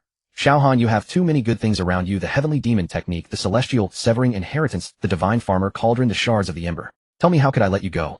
What do you want? Xiao Han's voice was low, as if suppressing something. The heavenly demon technique, the heart shards, and your celestial severing inheritance. The king raised 3 fingers, 3 items in exchange for 3 lives. Quite a bargain, isn't it? You said the same thing 3 days. Xiao Han replied coldly. In 3 days' time I've thought it over enough. Oh. The king showed interest, then do tell. Xiao Han slowly spat out 4 words, go to hell. The king's smile froze for a moment, then he laughed uproariously. Ha. Good. Bold enough. I knew you would say that. The dragon soul stabber, no. Zero has never been one to compromise. His laughter ceased, his gaze suddenly sharp. Then come, let me see how much strength you have left now. Before his voice faded, the elite players behind him launched their attacks, in unison, various skills intertwining to form a deadly net descending upon Xiao Han and Ling Jun. Go! Xiao Han grabbed Ling Jun's arm and leapt off the skeletal dragon, while activating the heavenly demon technique, a chaotic aura enveloping him to form a barrier that forcefully blocked the first wave of attacks. Boom! The explosive shockwave propelled them several dozen meters away. Xiao Han landed steadily, but Ling Jun stumbled slightly. You go first. Xiao Han didn't look back. They are waiting for me. They want chase after you. I am a police officer. Ling Jun replied sharply. I won't leave a witness behind. Xiao Han was taken aback and glanced back. Ling Jun's face wore a stubborn expression. Her frost wolf contract beast had already entered a combat stance, and she gripped her staff with determination in her eyes. Witness. Xiao Han repeated. The rainy night murder case, you are my only lead. Ling Jun met his gaze. I won't let you die here. The two locked eyes for a moment. Xiao Han withdrew his gaze, the corners of his mouth curling into a faint arc. All right then, together. He flipped his wrist, the shadow blade unsheathed, its blade shimmering with a faint chaotic aura. The skeletal dragon circled in the air, unleashing a dark infernal flame that forced back the 2 players at the forefront. Kill! The king's voice came from behind, cold as ice. The battle erupted. A dozen elite players attacked from all directions, sword energy spells and arrows intertwining to form a dense net of attacks. Xiao Han's figure weaved through the gaps in the attacks, the shadow blade reaping the enemy's health like a specter. Ling Jun's frost wolf contract beast charged into the enemy ranks, its icy breath slowing down nearby players, while she cast healing and buff spells from the rear, providing support for Xiao Han.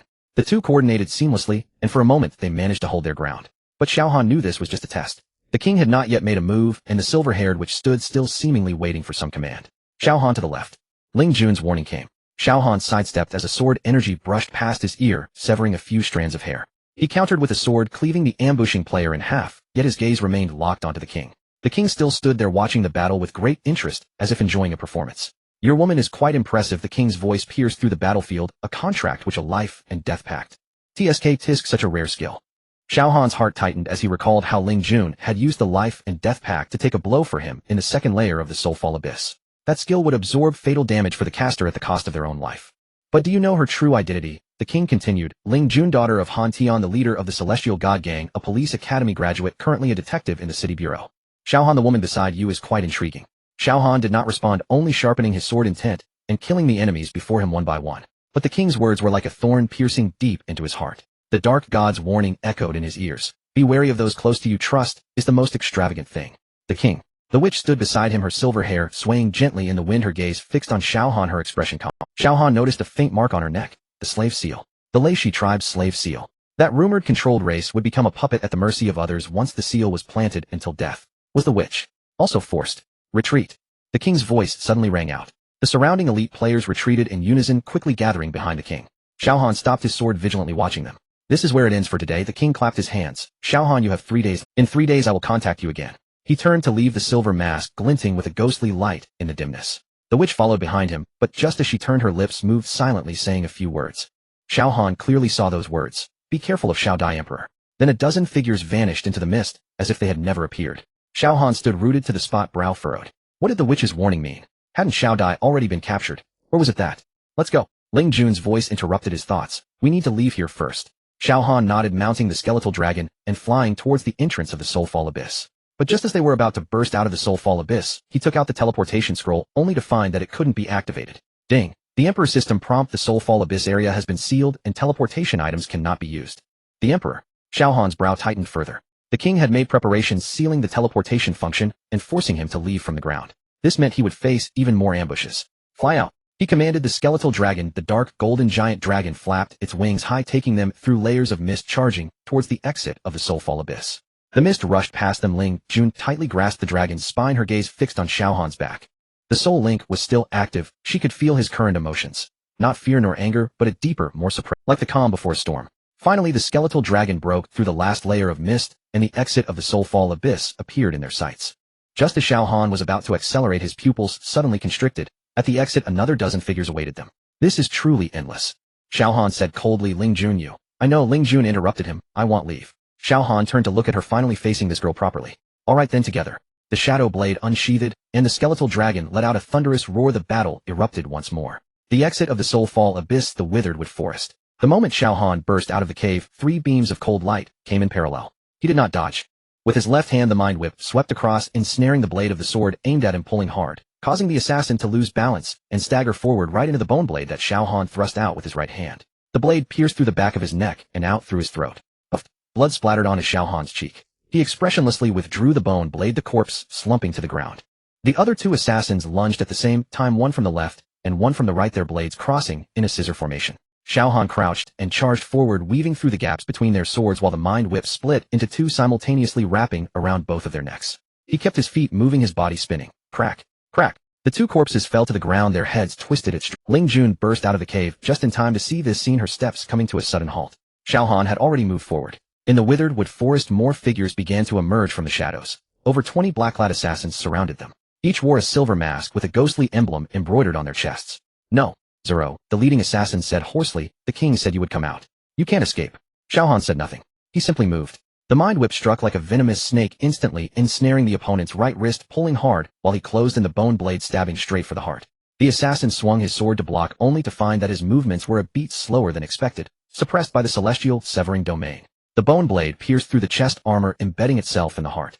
Xiao Han withdrew the blade, turned around, and whipped out in one fluid motion. The second assassin had just raised his weapon when his neck was ensnared, and his body soared into the air, crashing heavily to the ground, the sound of his spine breaking distinctly audible. Surround and kill, someone shouted. 8 or 9 assassins charged forward at once. Xiao Han weaved through the crowd, each movement precise to the millimeter. He never blocked, only dodged and attacked. The whip of the mind lashed out, entangled, pulled, and strangled, while the bone blade pierced, cut, and provoked. Every strike targeted vital points: throat, heart, spine, temples. No superfluous movements. Not a hint of hesitation. Ling Jun stood at the cave entrance, her hands emanating a healing glow, yet she could not find the opportunity to act. All she could see was the black figure moving through the crowd, each pause accompanied by a scream or a muffled groan. Blood mist filled the air. Severed limbs flew. Suddenly she recalled that investigative report. Xiao Han, male, 27 years old, orphanage records interrupted at the age of 7. Reappeared 11 years later, active as a mercenary in South America and the Middle East. Multiple intelligence files list code names such as Ghost and Dark Blade, all classified as top secret. At that time she thought this was false information, a deliberate smear by someone. After all, how could an ordinary player who started as an alchemist and made a living by opening a grocery store be the legendary mercenary killer?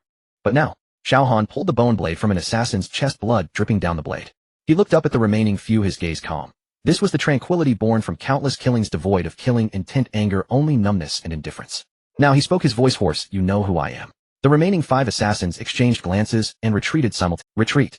They turned and fled. Xiao Han did not pursue. He simply stood in place, allowing the whip of the mind to slowly retract back into his body. The bone blade was stained with blood, yet he did not even glance at it. Ling Jun slowly walked over, stepping through the pool of blood, making a sticky sound. She looked at the corpses strewn across the ground, and then at Xiao Han. You? Now you know, Xiao Han interrupted her, his tone flat. Who I am.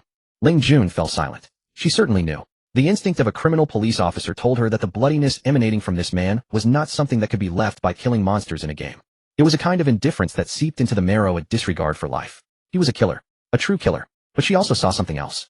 She noticed that during each of his attacks, he would instinctively glance towards the direction outside the deadwood forest. That was the road to Tai City. She saw that when he killed the assassins, he never harmed any part of their vital organs, never tortured, never executed. She saw his equipment severely damaged, clearly having gone through numerous fierce battles, yet he still chose to rush out to save others. What I see, Ling Jun began, her voice not loud, but very firm, is a person who risks everything to save a friend. Xiao Han was momentarily taken aback. He turned to look at this woman he had only known for a few days. Her eyes were clear, devoid of fear, devoid of disgust, only holding something he could not comprehend. Let's go, he finally said these 2 words. The 2 walked towards the edge of the deadwood forest. Xiao Han opened the communication interface and dialed Lin Tianlong's channel. Big brother, how's the situation? The other end of the communication fell silent for a few seconds before Lin Tianlong's deep voice came through. Xiao Han, I found out the king's background. Speak. He is the heir of the American Ghost Organization. This organization has had interactions with Dragon Soul assassins. Xiao Han did not slow his pace. What kind of interactions? Another silence, this one longer. The death of Xiao Tian. Lin Tianlong's voice was somewhat strained, is related to them. Xiao Han's footsteps paused. The wind around seemed to still. Ling Jun saw him clench his fist, his knuckles turning white. A faint killing intent seeped from him, chilling the surrounding air. She instinctively took a step back, her heart tightening. Was this his instinct? Could killing intent condense into a tangible form? Xiao Han. Lin Tianlong's voice came from the communicator. Are you still there? Xiao Han did not answer immediately. He closed his eyes and took a deep breath. The Tianma art automatically operated, black energy flowed through his meridians, and the killing intent was gradually suppressed. I understand now. He opened his eyes, his voice returning to calm. Big brother, wait for me to come back. Xiao Han, you. The communication was cut off. Xiao Han resumed his steps, moving faster than before. Ling Jun hurriedly followed, hesitated for a moment, and finally asked, are you okay? I'm fine. You just... I'm fine, Xiao Han interrupted her, his tone somewhat harsh. Let's go, we need to save people. He did not say anything more. Ling Jun looked at his profile and suddenly felt that this man was more complex than she had imagined. He was a killer, but he had brothers and people he wanted to protect. He bore the weight of bloodshed, yet he was also struggling against it. The communicator lit up again. This time it was Long Fei's message. Xiao Han, I heard you were surrounded in Luohan Abyss. I'm bringing people over. No need, Xiao Han replied. I've already dealt with it. Dealt with? They sent over more than 100 people from the king's side. I walked out. His fingers paused while typing. They can't walk out. After sending the message, he turned off the communication interface. At the end of the deadwood forest, the outline of Tai City was faintly visible. Xiao Han stopped in his tracks, looking ahead. Ling Jun. Moi. You don't have to follow me on the next road. He did not turn back. It's very dangerous. Ling Jun was taken aback for a moment, then smiled. Do you think I'm afraid? I have a contract of life and death. She said, if you die, I die too. Why should I leave? Xiao Han remained silent for a moment, ultimately saying nothing more. The two walked side by side towards Tai City. Behind them, the deadwood forest was littered with corpses. Blood seeped into the soil to be washed away by the rain, leaving no trace. But Xiao Han knew the deaths of these people were just the beginning. The king, the ghost organization, Xiao Tian's vendetta, and the brothers who were imprisoned. He clenched his fists and continued forward. When Long Fei and the others arrived, all they saw was ash and charred beams. Lin Feng lay in the makeshift tent, pale, his body wrapped in bandages. What happened? Long Fei asked a nearby helper. It was set on fire last night, the person whispered. Manager Lin said 3 people broke in directly to the basement. And then it caught fire. Where are the people up? I don't know. Manager Lin was knocked out, and when he woke up, it was like this. Long Fei frowned, about to say something, when suddenly someone ran over boss. Xiao Han's message. What did he say? He said, I walked out, they can't walk out. Long Fei was stunned for a moment, then smiled. This guy. Still so arrogant. He turned to the gang members and shouted, listen up, Xiao Han is fine, but his store was burned down. From today on, the Tianlong gang will fully cooperate with Xiao Han. Anyone who goes against him is going against me, Long Fei. Yes. The news quickly spread. The demon god gang Duzuan was reading a report when he received the news. He put down the report, a hint of a smile on his lips. Interesting. The king has probably hit a snag this time. And the celestial god gang Han Tian remained silent for a long time after hearing the news. Boss, asked the deputy next to him, should we send someone? No need, Han Tian waved his hand. That Xiao Han is not something we can interfere with. He recalled his daughter, the criminal police officer who insisted on entering the game and getting close to Xiao Han. Where is Wu Ling now? With Xiao Han. Han Tian sighed. This girl. Outside the city, Xiao Han and Ling Jun were moving towards the ghost organization stronghold. Xiao Han received a message from Zhang Xian, Old 3. I found out. The ghost stronghold is in an abandoned mine 30 miles northeast of Tai City. They probably have about 50 people stationed there. The king is not there. What about Big Brother and the others? They are all locked in the innermost part of the mine, heavily guarded. Xiao Dai is also there. Xiao Han's eyes narrowed. Xiao Dai. He quickened his pace. Ling Jun followed him, suddenly asking, how do you plan to rescue them? Kill our way in. 50 people, not enough to kill. Ling Jun looked at his profile, suddenly feeling a wave of heart palpitations. This man truly believed that 50 people were not enough to kill. He was not joking. She recalled the 23 assassins from before. He killed 23 people, his body drenched in blood, yet not a drop was his own. How many people have you saved before? She couldn't help but ask. Xiao Han paused for a moment. I don't remember. He continued, walking forward, his voice as calm as if he were commenting on the nice weather today. I only remember the ones I couldn't save. Ling Jun fell silent. She suddenly realized that her understanding of this man was still far from enough. At the entrance of the mine, 2 ghost members were guarding the door, chatting idly. I heard the king personally went to surround that. Yeah, brought over 100 people. So can we relax a bit? Before the words finished, both felt a tightening around their necks. The whip of the mind silently wrapped around them. The next second, 2 corpses slumped to the ground. Xiao Han stepped out of the shadows looking towards the deep entrance of the mine. Ling Jun followed behind looking at the two corpses with mixed feelings. Let's go, Xiao Han said, to save people. He walked into the mine, his figure quickly swallowed by the darkness. Ling Jun took a deep breath and followed him in. Deep within the mine in the cage, Lin Tianlong leaned against the stone wall, resting his eyes. In the adjacent cage, Xiao Dai huddled in the corner, her face pale. Don't be afraid, Lin Tianlong spoke, his voice low. Xiao Dai looked up, worry in her eyes, but the king set so many traps. He will. Lin Tianlong smiled. My brother never leaves his own behind. Just then a commotion suddenly erupted outside. Screams. The sounds of weapons clashing. Then footsteps getting close. Lin Tianlong opened his eyes, a smile on his lips. He's here. Outside the iron bars, a figure slowly approached. Covered in blood, his gaze indifferent, holding a bone blade in his hand. Xiao Han. He stood before the cage looking at the people inside, and said, Big brother, I am late. In the southeast direction of Tai City, deep in a dark forest, Xiao Han stood beneath a withered old locust tree, his gaze piercing through layers of branches and leaves, landing on a distant abandoned castle. Ling Jun frowned. How to adjust this? Let the king leave on his own. Xiao Han opened the communication panel and swiftly tapped on the virtual keyboard. A message was sent to the channel of the leader of the Tianlong gang. Xiao Han, Long Fei, east gate of Tai City, help me set a fire. The bigger the commotion, the better.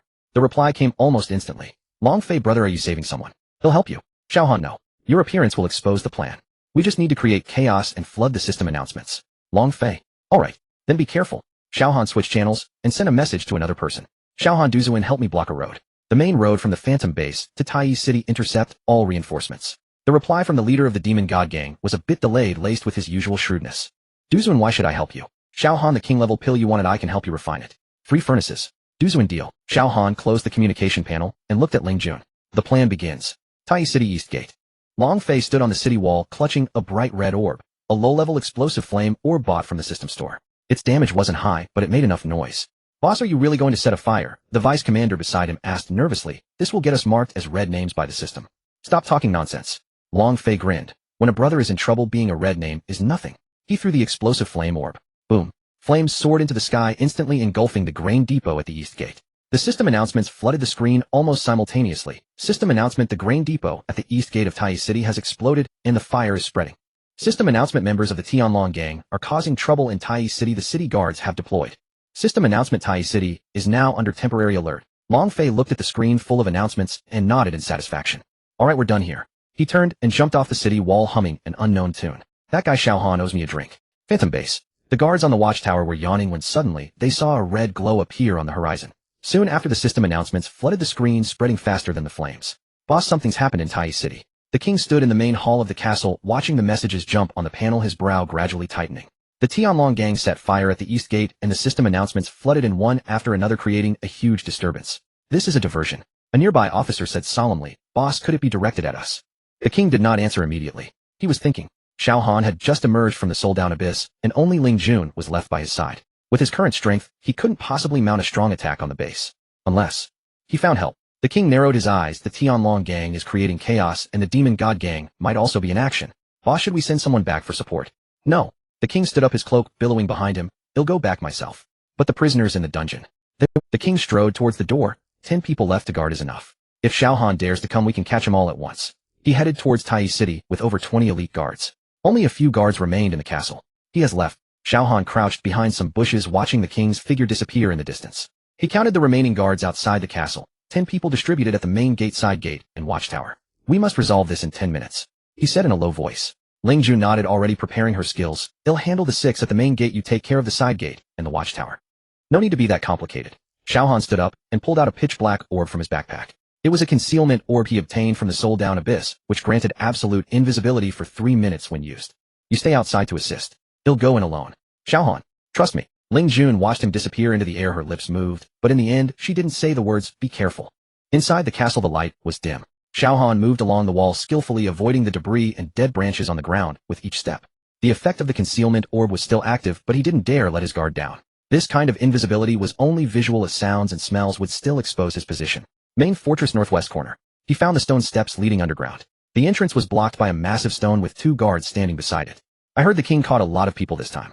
One of the guards yawned. That alchemist, what's his name? Lin Feng. Who cares? The other guard waved his hand impatiently. They'll be executed tomorrow anyway. The boss said to use their heads as a flag. Xiao Han's fingers tightened slightly. Tomorrow. That means tonight. He moved around behind the 2 guards and drew his dagger. 3 seconds later, 2 corpses fell silently to the ground. Xiao Han pushed aside the massive stone and descended the stone steps. The air underground was damp, filled with a rotten smell. Dim torches were embedded in the stone walls, casting an eerie light throughout the corridor. The first underground level was empty. The second underground level ended with a row of cells. Xiao Han quickened his pace, reaching the cell door at the very end. Through the iron bars, he saw Lin Feng. The alchemist who had followed him for 2 years now curled up in a corner, his clothes tattered and his face covered in bruises. Next to him lay 3 young apprentices, all injured, but still breathing, indicating they were alive. Lin Feng. Xiao Han lowered his voice. Lin Feng's body stiffened for a moment before he slowly raised his head. His eyes were swollen, leaving only a slit, but when he saw the familiar figure outside the cell, his eyes instantly turned red. Boss. His throat was so dry he could barely speak, his lips trembled as tears mixed with blood flowed down. I thought you wouldn't come. Xiao Han didn't reply. He pulled out a piece of iron wire from his backpack and quickly picked the lock of the cell door. With a creak, the iron door opened. Lin Feng struggled to stand, but his legs gave way and he fell to his knees. Boss, I didn't betray you. I know. Xiao Han helped him up. Let's go. Lin Feng gritted his teeth, tears streaming down. They forced me to hand over the pill formula. I gave them a fake. The real one, I swallowed it. I know. Boss, I'm sorry. The grocery store was burned down by them. I know. Xiao Han's voice was soft, but each word struck the ground like nails. I told you I would protect you all. Lin Feng could no longer speak, only nodding desperately. Xiao Han carried the 3 apprentices out of the cell one by one, while Lin Feng leaned against the wall, trying to keep up. The underground corridor remained quiet, but Xiao Han knew this silence wouldn't last long. Sure enough, someone has intruded. A furious shout came from above, followed by hurried footsteps. The guards had discovered them. Hurry! Xiao Han threw the unable torn apprentice over his shoulder and rushed towards the exit. Lin Feng gritted his teeth and followed. Despite his legs feeling weak, he dared not stop. The exit was in sight. Xiao Han kicked open the stone door, and the night wind rushed in immediately. Ling Jun stood outside the door, already prepared with the teleportation array. Go! The 4 of them stepped into the teleportation array in sequence, and as the light flickered, the sound of hurried footsteps and angry shouts came from behind. Chase! Don't let them escape. But it was already too late. As the light of the teleportation array faded, Xiao Han and the others had already arrived at a safe area outside Tai City. Boss, thank you. Lin Feng sat on the ground, still somewhat in disbelief. The 3 apprentices surrounded him, all crying. No need to thank me. Xiao Han looked towards Tai City, where flames were still burning. You all go rest at the Tianlong Gang. I have other business to attend to. Boss, where else are you going? Xiao Han did not answer. He saw a figure standing ahead. Silver hair, gray robe, the slave mark on her chest glowed faintly red under the moonlight. It was the witch. She did not attack. Instead, she walked towards Xiao Han, handing him a folded note. The king's plan. Her voice was soft, as if afraid of disturbing something. Waiting for you in the soul-down abyss. Xiao Han took the note and frowned at her. Why help me? The witch lowered her head, her silver hair covering her face. You said you would break the slave mark. Her voice trembled slightly. I believe in you. As soon as her words fell, her figure disappeared into the shadows. Only the note remained in Xiao Han's hand, proving that everything just now was not an illusion.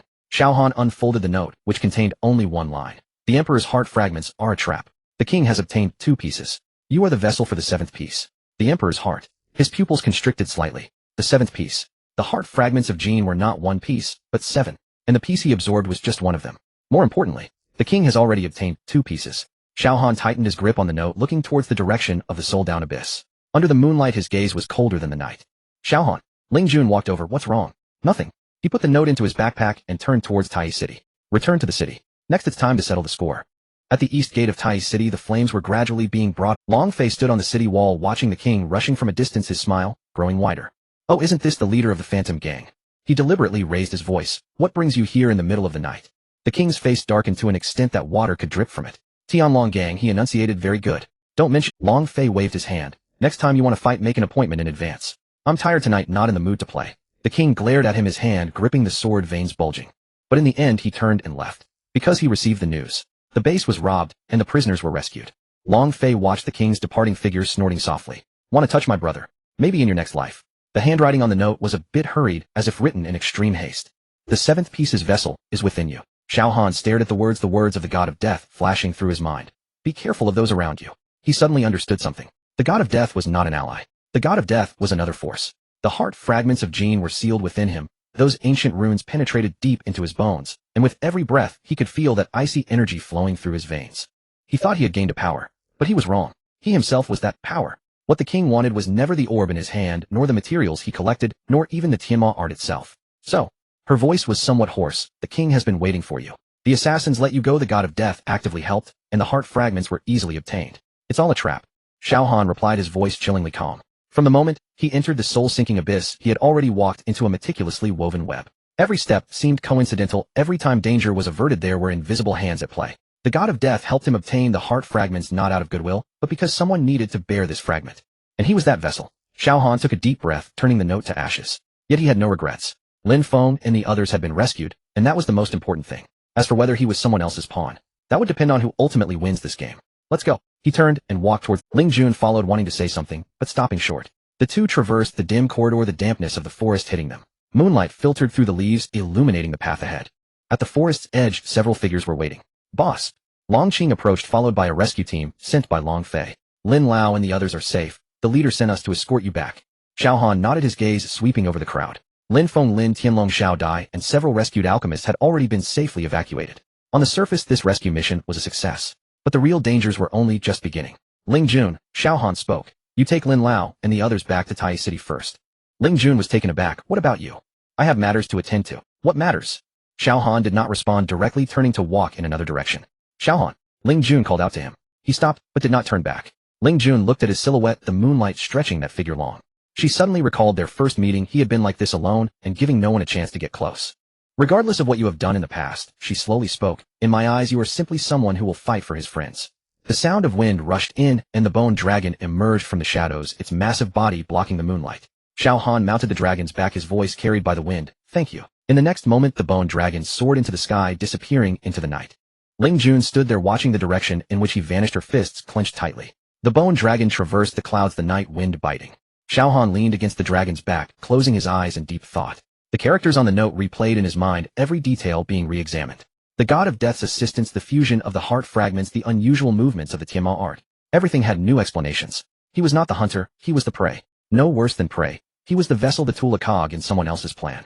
Bone dragon head to the mysterious shop. The bone dragon let out a low roar, adjusting its direction and flying towards the western side of Tai City. Hongjun Laozu. The owner of that mysterious shop, always smiling while collecting money, yet able to provide the most crucial information. He had long known of the Tianma art's existence, knew of the seal of Jin, and even more. Xiao Han had a feeling that Hong Jun was far more unfathomable than he appeared. This time he needed answers. Tai City, the ghost organization's stronghold. In a dim room, several light screens floated in midair, displaying different images. The king sat in the central chair, playing with a black token inscribed with Shiva's emblem. The seventh fragment has begun. A man in black knelt on the ground, reporting, the target is moving towards the mysterious shop. A smile crept onto the king's lips. Very good. He looked at the largest light screen, which displayed a map of Tai City, a red, moving rapidly, its trajectory aiming directly at the mysterious shop. The plan enters its second phase. The king stood up, walked to the light screen, and tapped the position of the red dot with his finger. The pieces on the god of death's side have already fallen, and next. A hint of madness flashed in his eyes, is waiting for him to deliver himself to my door. Young master, do we need to send someone to monitor? No need. The king waved his hand, the mysterious shop. There are rules I cannot conveniently enter. But it doesn't matter, he will come out sooner or later. He turned and looked at a photo hanging on the wall. The photo featured a young face with the right side smooth as ever, eyes resolute. That was Xiao Han 11 years ago. The king reached out his finger, tracing the face in the photo, stopping at the right side. 0. He murmured, we finally meet again. The man in black lowered his head, not daring to make a sound. The king withdrew his gaze, his face returning to its indifferent expression. Continue monitoring. As soon as he leaves the mysterious shop, notify me immediately. Yes. The man in black retreated, leaving the king alone in the room. He resumed his seat, watching the red dot move continuously on the light screen, his smile deepening. Take your time, 0. We have all the time in the world. In the mysterious shop. This was the most remote corner of Tai City, yet it was also the place Xiao Han frequented the most. The bone dragon landed in front of the shop door, its immense body attracting the attention of surrounding players. Xiao Han jumped down from the dragon's back and pushed open the shop door. The sound of bells rang and familiar scenes greeted his eyes. The shelves were piled high with various bizarre items ranging from low-level herbs to fragments of sacred artifacts. Behind the counter, an old man with white hair was dozing off, slowly opening his eyes as he heard the bell. Oh, a rare guest. Hongjun Laozu squinted, smiling as he looked at Xiao Han. Coming so late, is there big business? Xiao Han approached the counter, placing the remnants of the Tianma art on the table. I need answers. Hongjun glanced at the remnants, his smile unchanged, but a hint of profound meaning flickered in his eyes. What answers? The god of death, Jin, the heart fragments. Xiao Han enunciated each word, and me. Hongjun fell silent for a moment, slowly standing up. You finally asked that question. He walked to the shelves, retrieving a dusty wooden box from the bottom tier and placing it on the counter. You should take a look at this. Xiao Han opened the wooden box to find a piece of yellowed parchment depicting a drawing, 7 heart fragments surrounding a central point. And that central point was a human silhouette. At the chest of the silhouette, 2 words were written, vessel. Xiao Han's pupils constricted suddenly. Hongjun's voice sounded in his ears, old and deep. Jin's heart was divided into 7 fragments sealed in different locations across the 6 realms. The king has already collected 3, and you. He paused, looking into Xiao Han's eyes. You are the vessel for the 7th fragment. The Tianma art is not an ordinary technique. It is a fragment of Jin's power. Those who cultivate the Tianma art will gradually be eroded by Jin's power, ultimately becoming the vessel for Jin's resurrection. Xiao Han fell silent. So, I have been a tool from the very beginning. No, Hong Jun shook his head. You are the very... Xiao Han looked up. Hong Jun continued. Jin's power can choose many people as vessels, but the Tianma art chose you. This means you have the potential to resist the erosion and the opportunity to change all of this. The key lies in. He pointed to Xiao Han's heart, your choice. Xiao Han looked down at his chest. There the heart fragment lay dormant, but with every breath, he could sense its presence. Meanwhile, somewhere in Tai City, Xiao Dai lay in bed, cold sweat beading on her forehead. The moon shadow necklace on her chest glimmered faintly, as if sensing something. Xiao Han, she murmured in her sleep, clutching the blanket tightly. In her dream, she saw a vague figure standing amid. The person turned to look at her. That face was Xiao Han. But those eyes. They were golden pupils, cold and devoid. Xiao Dai. A voice came from afar as if from another world. Be careful. Of yourself. Xiao Dai jolted awake, sitting up, gasping for breath. Moonlight streamed through the window, the room empty. She looked down at the moonshadow necklace. Its glow had faded, but the unsettling feeling lingered. In the mysterious shop, Xiao Han placed the parchment back into the wooden box. The king collects the fragments to resurrect Jin. Yes. Hong Jun nodded, but he is just a pawn. The true mastermind is Shiva. Shiva? Xiao Han noted this name. How long until then, he asked. Hong Jun paused for a moment before slowly responding. If the king continues to collect the fragments as planned, in a year at most Jin will fully resurrect. What if I die in the process? Then the 7th fragment will automatically transfer to the next vessel. Hong Jun looked at him. So the king won't kill you easily. What he wants is a living vessel. Xiao Han took a deep breath. Thus he could neither die nor allow the king to succeed. This trap was more complicated than he had imagined. What should I do? Hong Jun chuckled, returning to his chair. Well, that depends on you. He pointed to the remnants of the Tianma art. The Tianma art has 9 volumes. You currently only have 3. To possess the power to confront Jin, you must gather all 9 volumes. As for how to find the remaining 6 volumes, Hong Jun shrugged. That's your responsibility. Xiao Han picked up the remnants, turning to walk towards the door. By the way, Hong Jun's voice came from behind. The warning the god of death gave you has another meaning. Xiao Han halted. Be careful of the people around you. Hong Jun's voice was laden with meaning, not just enemies, but also friends. Xiao Han did not turn back, pushing the door open as he stepped outside. The night wind blew through, carrying away the warmth of the shop. The bell rang again, and the shop fell silent once more. Hong Jun watched the closed shop door, murmuring, I hope this time you can make it to the end. Xiao Han mounted the bone dragon, flying towards Tai City. In the night sky, clouds obscured the moonlight, surrounding him in darkness. He touched his chest where the heart fragment was slowly beating, synchronizing with his heartbeat. Vessel, the 7th fragment. He recalled Ling Jun's words at the forest's edge, remembered Xiao Dai's worried gaze, and thought of Lin Tianlong and his brother's support. If all this is a trap, then what about them? The god of death's warning echoed in his ears. Be careful of the people around you. Xiao Han closed his eyes. No matter what, he had to uncover the truth. And the first step was to survive, grow stronger, and then break this trap. Tai City, the base of the Tianlong gang. Xiao Han jumped down from the bone dragon's back, coincidentally running into Long Fei, who was coming out through the main door. Boss. Long Fei approached, a hint of urgency on his face. Are you okay? Ling Jun said you went to handle urgent matters, I thought. I'm fine. Xiao Han interrupted him. Have Lin Lao and the others been arranged? Everything is set. Lin Feng is resting in the guest room, Xiao Dai. Long Fei pointed to the 2nd floor. She said she would wait for your return. Xiao Han nodded and walked towards the upstairs. By the way, Long Fei called out to him. There's a new contract wizard who wants to see you. Who? Her name is Wu Ling. Long Fei scratched his head. She said it's urgent. Xiao Han halted his steps. Wu Ling. The name used by Ling Jun in the game. He recalled the scene in the Fallen Soul Abyss where Ling Jun used the life and death pact to bear the fatal damage for him. That skill triggered a certain soul link, creating an inexplicable connection between the two. Have her come to my room. Long Fei was taken aback, but quickly nodded. All right, I'll go now. Xiao Han pushed open the door. The candlelight flickered in the room. He walked to the table, poured himself a glass of water, and just as he was about to drink, a sudden burning sensation erupted in his chest. It was not the coldness of the heart fragment, but another kind. Scorching, as if something was burning within. Ugh. Xiao Han clutched his chest, and the cup slipped from his hand, shattering on the floor. At the same time, in the neighboring room, Ling Jun also let out a muffled groan, collapsing onto the edge of her bed. Both felt a sharp pain in their chests, with their health points starting to decrease at a slow pace. This was not damage. This was synchronization. Xiao Han gritted his teeth, forcing himself to the door, pulling it open. Ling Jun was standing outside, her face pale, clutching her chest as well. The two exchanged glances. You? Before they could finish, both felt another sensation. Not fear, anxiety, anger, hope. These emotions flowed from the heart of the other, as clear as if they were their own. Xiao Han's pupils constricted. This was a soul link. No deeper than a soul link. This was resonance. Xiao Dai held a bowl of medicine standing at the end of the corridor. She saw Xiao Han and Ling Jun standing at the door, the atmosphere between them somewhat delicate. The moon shadow necklace at her chest radiated a slight warmth, as if sensing something. She walked over calmly, placing the bowl on the table. Xiao Han, it's time to take your medicine. Xiao Han turned to look at Xiao Dai. In that moment, Xiao Dai noticed the complex emotions in his eyes, guilt, struggle, and a hint of avoidance. He took the bowl and drank it in one gulp. Xiao Dai's gaze shifted to Ling Jun, who was also looking at her. The two women exchanged glances, and the air seemed to crackle with invisible sparks. This is... Xiao Dai asked with a smile, her tone gentle. Wu Ling, Ling Jun interjected, the new contract wizard from the Tianlong gang. Contract wizard. Xiao Dai blinked. That's interesting. I heard contract wizards have a skill that can establish a life-and-death link with their teammates. Ling Jun's expression shifted slightly, but she quickly regained her composure. Yes, she nodded, the life-and-death pact. What a coincidence. Xiao Dai maintained her smile, but a hint of scrutiny lingered in her eyes. When Xiao Han felt the pain in his chest earlier, did you also feel it? Both Xiao Han and Ling Jun were taken aback. Xiao Dai observed closely. Ling Jun began to explain when hurried footsteps suddenly echoed from outside the door. Long Fei burst in his face, showing signs of tension. Boss, something's wrong. What? The Phantom Organization. Breathless Long Fei continued. They're making large-scale acquisitions of teleportation scrolls in the Eastern District, likely targeting the Fallen Soul Abyss. Xiao Han's brow furrowed. Fallen Soul Abyss. He had just come from there, and the king's subordinates had already arrived. Moreover, Long Fei continued. Our spies reported that the king has new movements. What movements? Not clear. Long Fei shook his head, but it said. He lowered his voice. It's related to the Xiao Han's pupils constricted. Does the king already know he is the vessel? No.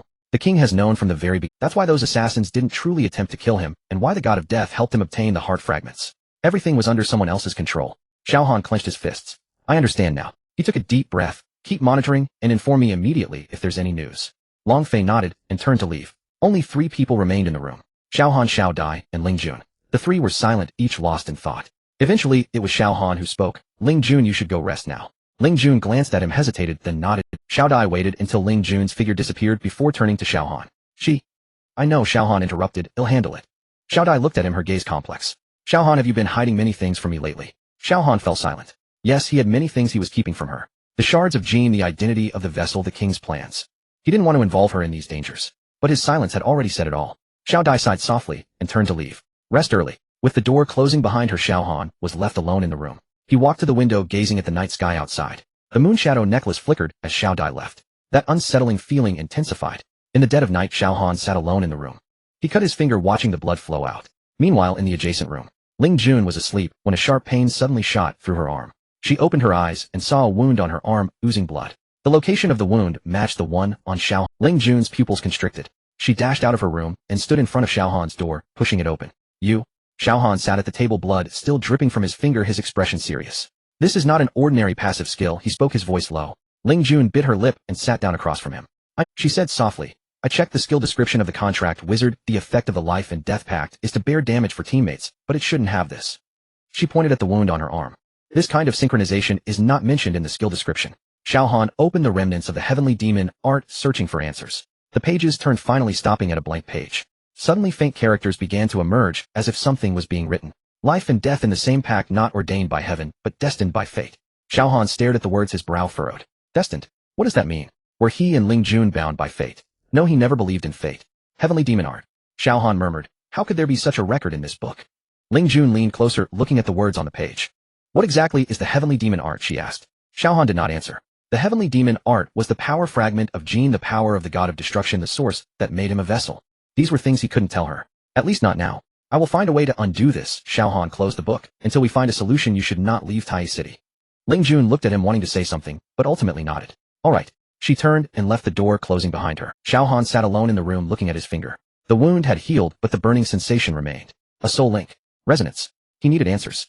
Outside the window, a pair of silver pupils quietly watched Xiao Han's window. The figure stood on the rooftop, the night wind blowing through her silver hair. The witch. The slave seal around her neck radiated a slight warmth, reminding her to act cautiously. But she still came. The 7th fragment has begun to awaken. She murmured to herself, a flicker of complex emotions passing through her eyes. The king's plan was advancing, while Xiao Han was stepping deeper into the trap.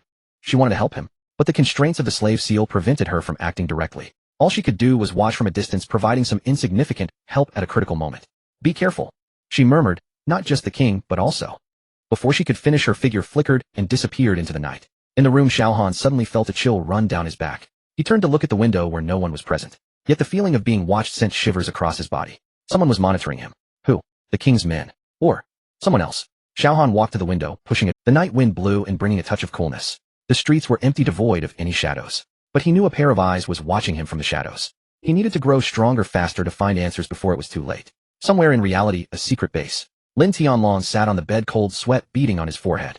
The words of the chief instructor echoed repeatedly in his mind. The wilderness is not a game. If you can truly resurrect someone, the technology involved far exceeds human understanding. Xiao Han has already walked too far down that path. You must keep an eye on him. Lin Tianlong clenched his fists. He recalled the despairing look in Xiao Han's eyes when Xiao Tian died. He remembered how Xiao Han spared no effort to gather materials and refine pills to resurrect Xiao Tian. If the wilderness truly is not a game, would the power Xiao Han gained in the game affect reality? What exactly are Xiao Dai and the others, these NPCs? These questions weighed heavily on Lin Tianlong's mind, keeping him awake throughout the night. He rolled out of bed, walked to the desk, and picked up the helmet. In the wilderness atop the peak of Zhongnan Mountain, the sea of clouds churned, the morning light breaking through. Xiao Han stood at the edge of the cliff, gazing at the distant skyline. Footsteps approached from behind. He knew, without turning, who it was. Big brother. Lin Tianlong walked to his side, also looking into the distance. The two remained silent for a moment. The chief instructor is looking for you, Xiao Han asked. Lin Tianlong was taken aback, then smiled wryly. You guessed it.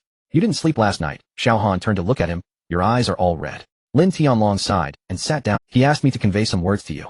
What words, eh? The wilderness is not a game. Lin Tianlong looked at the sea of clouds, his voice low. These 6 words he insisted I pass on. Xiao Han fell silent. He had noticed it long ago. Every time the heavenly demon art leveled up, the images flashing in his mind felt less like game effects and more like genuine memories. The sensation of power surging felt less like data and more like real energy. Is there anything else, he asked. Lin Tianlong hesitated, then shook his head. Nothing more. He withheld the chief instructor's other words. The Dragon Soul Spike is monitoring Xiao Han's game data. He couldn't say it. At least not now. Xiao Han pulled out a pack of cigarettes from his pocket, lighting one, and taking a deep drag. The smoke curled around him, obscuring his expression. About Xiao Tian. He began, his voice slightly hoarse. I have a lead. Lin Tianlong suddenly turned his head. What? The Shinnon Cauldron. Xiao Han exhaled a puff of smoke. There is a recipe inside to refine a true resurrection pill. A real one. Lin Tianlong murmured. Not the kind with a time limit in the game. No, Xiao Han shook his head. It's the kind that defies heaven and changes fate. Lin Tianlong was stunned. A real resurrection. Can Xiao Tian come back? But the next moment he saw the hesitation in Xiao Han's eyes. Is there a cost? Xiao Han nodded, throwing the cigarette, but on the ground, and extinguishing it with his foot. At the end of the recipe it is inscribed with 6 words. Exchanging life for life, only then can one return to life. Lin Tianlong fell silent. Exchanging life for life. Who exchanges for whom? Does Xiao Han want to use his own life to trade for Xiao Tian's life? No way. Lin Tianlong stood up. Absolutely not. We haven't determined what the exact cost is yet, Xiao Han said calmly. It could be someone else's life, it could be cultivation, or it could be other things. No matter what it is, Lin Tianlong grabbed Xiao Han's shoulder. You can't risk your own life. Xiao Han looked at him and smiled faintly. I know. You. So I haven't refined it yet, Xiao Han interrupted him. I'm looking for other methods. Lin Tianlong released his grip and took a step back. He knew Xiao Han's character. Once he decided something, even a herd of oxen couldn't pull him back. But he still couldn't help but worry. Xiao Han, he said solemnly, if the cost is too great, then don't do it. Xiao Han did not answer. The two fell into silence again. The clouds swirled beneath their feet, and the morning light grew brighter. At that moment Xiao Han's communicator rang. It was Zhang Xian. Old for what's up? Boss. Zhang Xian's voice carried a hint of urgency. The Ghost Organization is acquiring teleportation scrolls in large quantities in the Eastern District, targeting the suspected location of the Soul Abyss. Xiao Han furrowed his brows. Got it. Also, Zhang Xian continued. I found some information. What? The identity of the king. Zhang Xian lowered his voice. I had Zhang Mo investigate, but what? Zhang Mo has gone missing. Xiao Han's pupils contracted. Zhang Mo was the best at hiding one's tracks among the Dragon Soul assassins. How could he go missing? When did this happen? 3 days ago, Zhang Xian said his last known location was near the headquarters of the Universal Group. Universal Group. The American faction. The king's master behind the scenes. Xiao Han tightened his grip on the communicator and said in a deep voice, let Old 5 continue to monitor the Eastern District. Old 4 you investigate the Universal Group. Okay. The communicator was hung up and Xiao Han turned to look at Lin Tianlong. Big brother, what about you? I know. Lin Tianlong nodded. I will investigate the king's real identity. The two exchanged glances and saw the seriousness in each other's eyes. Things were getting increasingly complicated. From the power struggles within the game to the international games of real life. From resurrecting Xiao Tian to confronting the mysterious organization. Everything was intertwined like a massive web. Xiao Han. Lin Tianlong spoke. There's something I've always wanted to ask you. What if? Lin Tianlong hesitated. If the primordial world is really not a game, then what about Xiao Dai and the others? Xiao Han fell silent. It was a question he had asked himself as well. Is Xiao Dai an NPC? If the primordial world is not a game, then she is a real person. What about her memories, her emotions, those smiles and tears? Are they all real? Xiao Han looked at the clouds and slowly spoke. No matter what she is, his voice was soft. In my heart she is real. Lin Tianlong looked at him, wanting to say something, but hesitating. The mountain wind blew, taking away the morning mist. In the eastern district of Tai City, the Ghost Organization's stronghold, the king sat in a chair watching the light screen in front of him. The light screen displayed the communication records of Xiao Han, Zhang Mo, and others, as well as their location trajectories. All under my control, he muttered to himself, a smile creeping onto his face. Young master. A man in black walked in. Zhang Mo has been dealt with. Good. The king waved his hand. Keep watching Xiao Han. He went to the mysterious shop, and after he comes out there should be some— Yes. The man in black retreated, and the king continued to watch the light screen. The red dot on the map moved toward the direction of Zhongyunshan. 0. He murmured, you are stepping into my trap step by step. He reached out, and took out a black token from his— On the token the emblem of Shiva shimmered in the dim light. The 7th shard will soon be mine. The king stood up, walked to the window, and looked at the sky outside. At that time I will be able to revive Jin and obtain true power. And you 0. A trace of madness flashed in his— You will watch everything you possess be taken away by me. At the peak of Zhongyunshan, Xiao Han and Lin Tianlong stood. Big brother. Xiao Han suddenly spoke. If one day I become another person. What do you mean? The shard of Jin. Xiao Han spoke softly. It is slowly influencing me. I don't know how much longer I can hold on. Lin Tianlong fell silent. He recalled the instructor's warning, remembered Xiao Tian's death, and thought of the changes in Xiao Han over the years. From that taciturn assassin to now having friends and someone to care about. If Xiao Han were to be consumed by Jin's power, I won't let that happen. Lin Tianlong said solemnly, no matter what the cost. Xiao Han turned to look at him, a faint smile on his face. Thank you. The two fell silent again. The mountain wind howled, and the clouds surged. For the first time Xiao Han wavered about the reality of the virtual world. If this place is not a game, then everything he experienced has meaning. If this place is not a game, then Xiao Dai's smile, Ling Jun's trust, and the brothers fighting side by side are all— But on the other hand, if this place is not a game, then the king's conspiracy, Jin's resurrection, and Shiva's plan are all— Xiao Han took a deep breath, looking at the horizon. No matter what, he said softly, I will find the answer. Lin Tianlong nodded, remaining silent. The two stood there watching the sun rise from the sea of clouds. A new day had begun, and a new battle awaited them.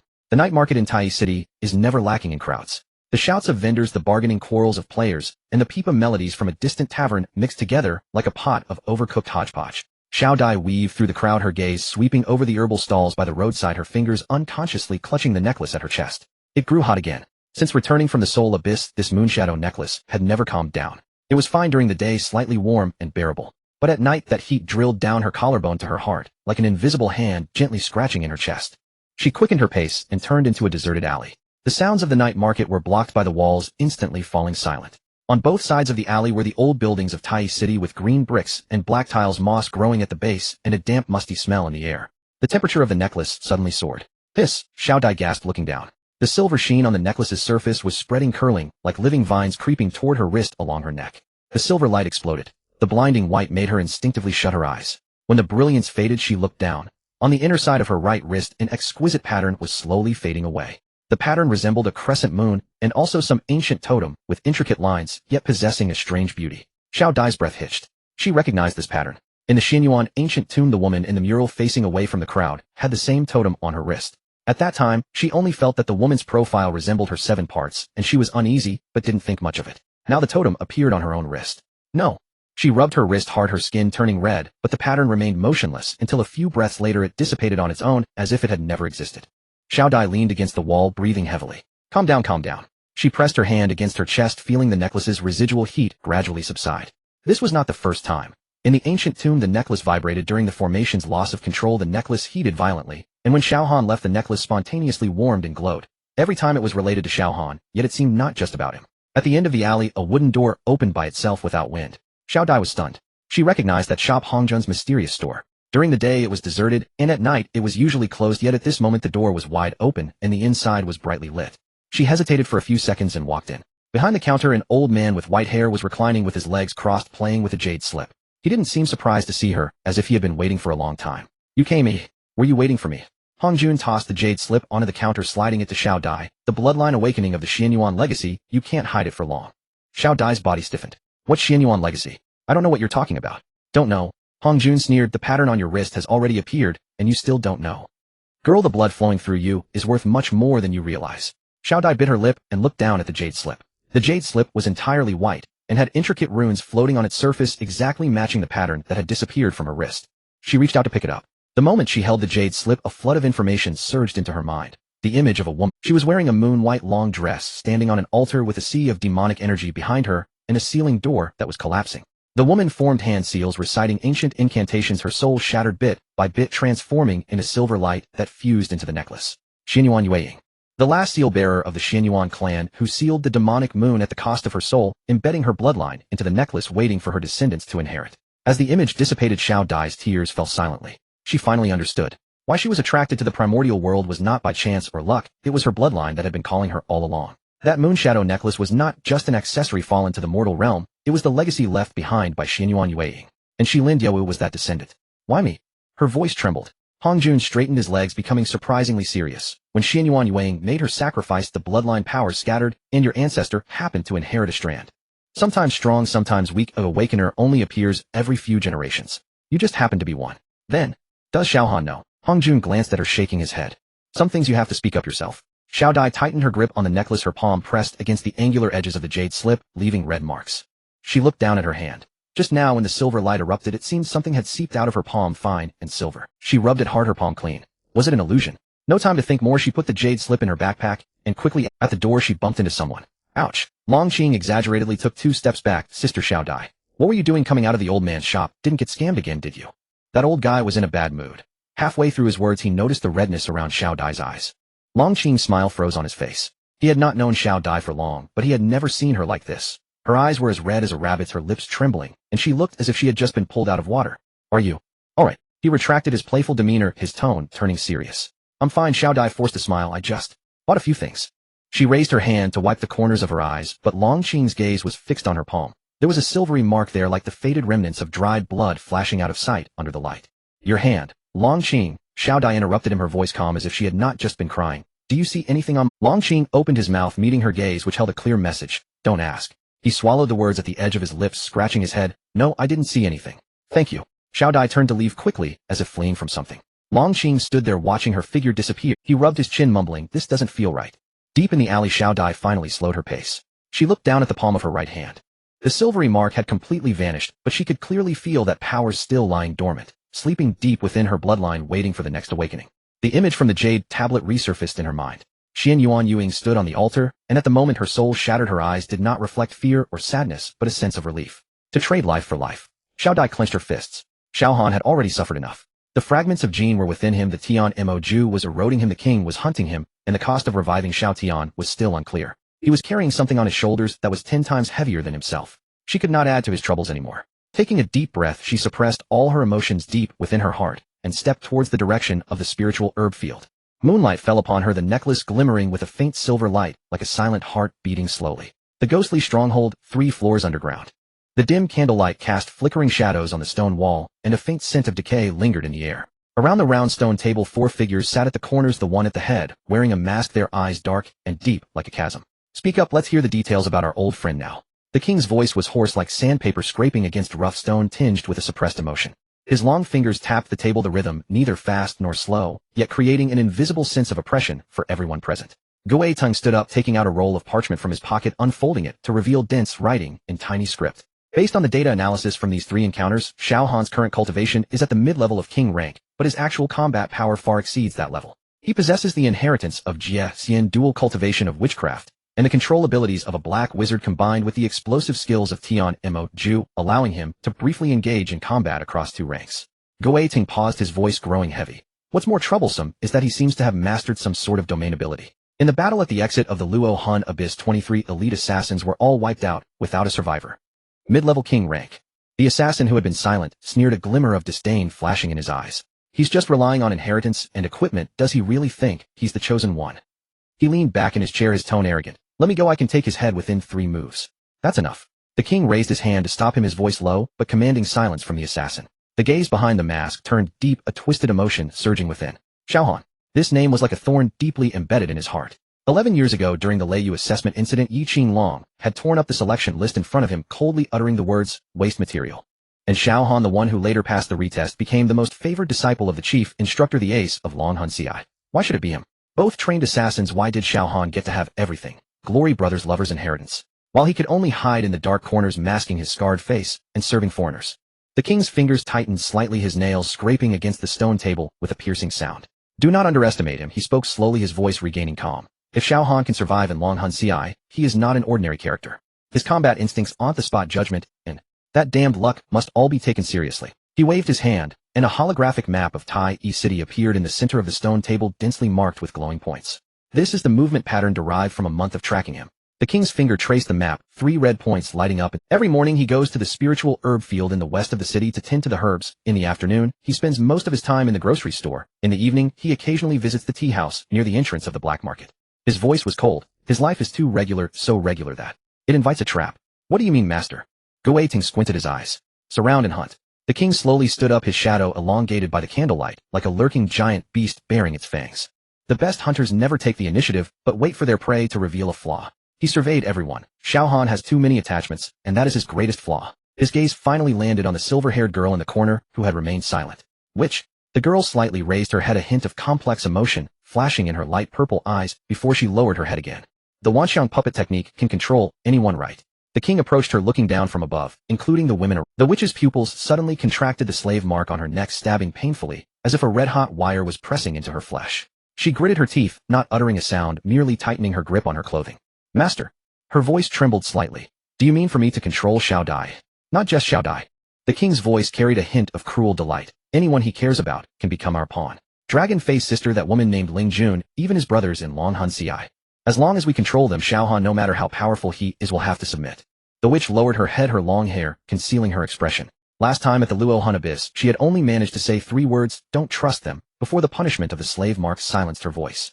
Don't trust the people around you. She was unable to finish that sentence, and now she had to personally become that person around him. I understand, she said softly, as if afraid of waking something. The king nodded in satisfaction, returning to his seat.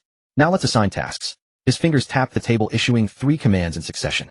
Gui Tung, take 20 men to lay an ambush at the entrance of the Luo Hun Abyss. Xiao Han will definitely return. That place is where the fragments of Jin are sealed, and he cannot give up. Once he appears, there's no need to clash Eden, just hold him off. Understood, Gui Ting acknowledged. Assassin, you're responsible for monitoring the woman named Xiao Dai. She possesses the Xian Yuan bloodline, which is the key to opening a certain door. This has already been confirmed by the king. The king's voice turned cold. If Xiao Han refuses to submit, she will be the best leverage. The assassin grinned, a gleam of greed flashing in his eyes. Rest assured, I will take good care of his woman. Would you infiltrate the Tianlong gang? The king's gaze fell upon the silver-haired girl, his eyes deep and inscrutable. With your abilities, getting close to Long Fei will not be difficult. I want you to use the Wanxiang puppet technique on the most important person next to Xiao Han at the right moment. Remember, wait until he trusts that person the most before acting that way. It will be cruel enough. The witch's fingers dug into her palm, blood seeping through her fingers, but she discreetly hid it behind her. Understood.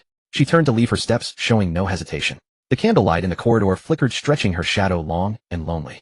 Upon reaching the corner, the witch paused, clenching her fists. What she had wanted to say last time was, don't trust the people around you, because the closest ones often inflict the deepest wounds.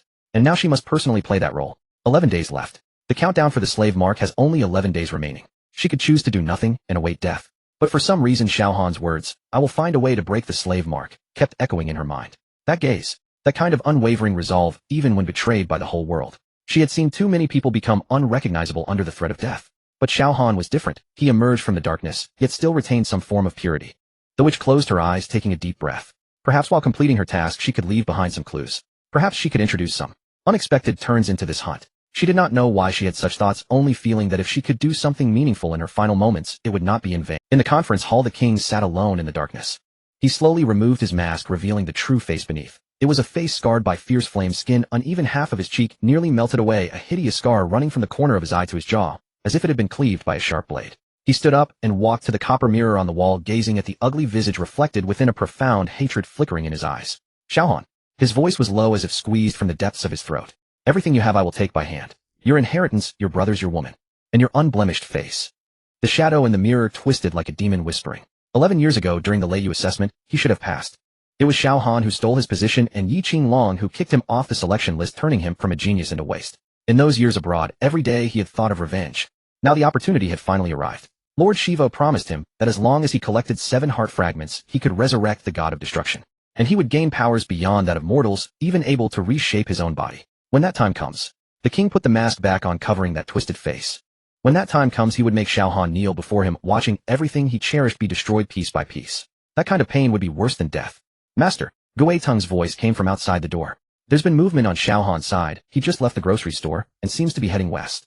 A glimmer of cold light flashed in the king's eyes. Good. He pushed open the door to the conference hall and stepped into the shadows of the corridor. Let the hunt begin. The night wind at the spiritual herb field carried the bitter scent of herbs. Xiao Han sat cross-legged in front of the alchemy furnace, the black flames of Tian Mo Ju enveloping the furnace, 3 recovery pills taking shape inside. The fragments of the Shen Nong Ding had already merged into his alchemy, increasing the success rate of each batch by 30% compared to before, but tonight, he was not having much luck. The quality of the auxiliary materials was off. He pinched a leaf of silver leaf grass, holding it up to the light. The edges of the leaf had turned yellow, the veins sparse, not even qualifying as average. This batch had come from the old supplier, and there had never been an issue before. Lin Feng, who was sorting herbs nearby, looked up. What's wrong? Change the batch of silver leaf grass. This one won't do. Lin Feng walked over to take the leaf, frowning. It's not just the silver leaf grass. The red spirit mushroom and cold pond flower have also dropped a grade. I thought it was due to the season. He did not finish speaking, and his expression had already changed. I will check it out. He put down the medicine basket and quickly walked towards the warehouse. 10 minutes later, he returned, his face even graver than before. All the suppliers have collectively breached the contract. Xiao Han continued his actions. Reason?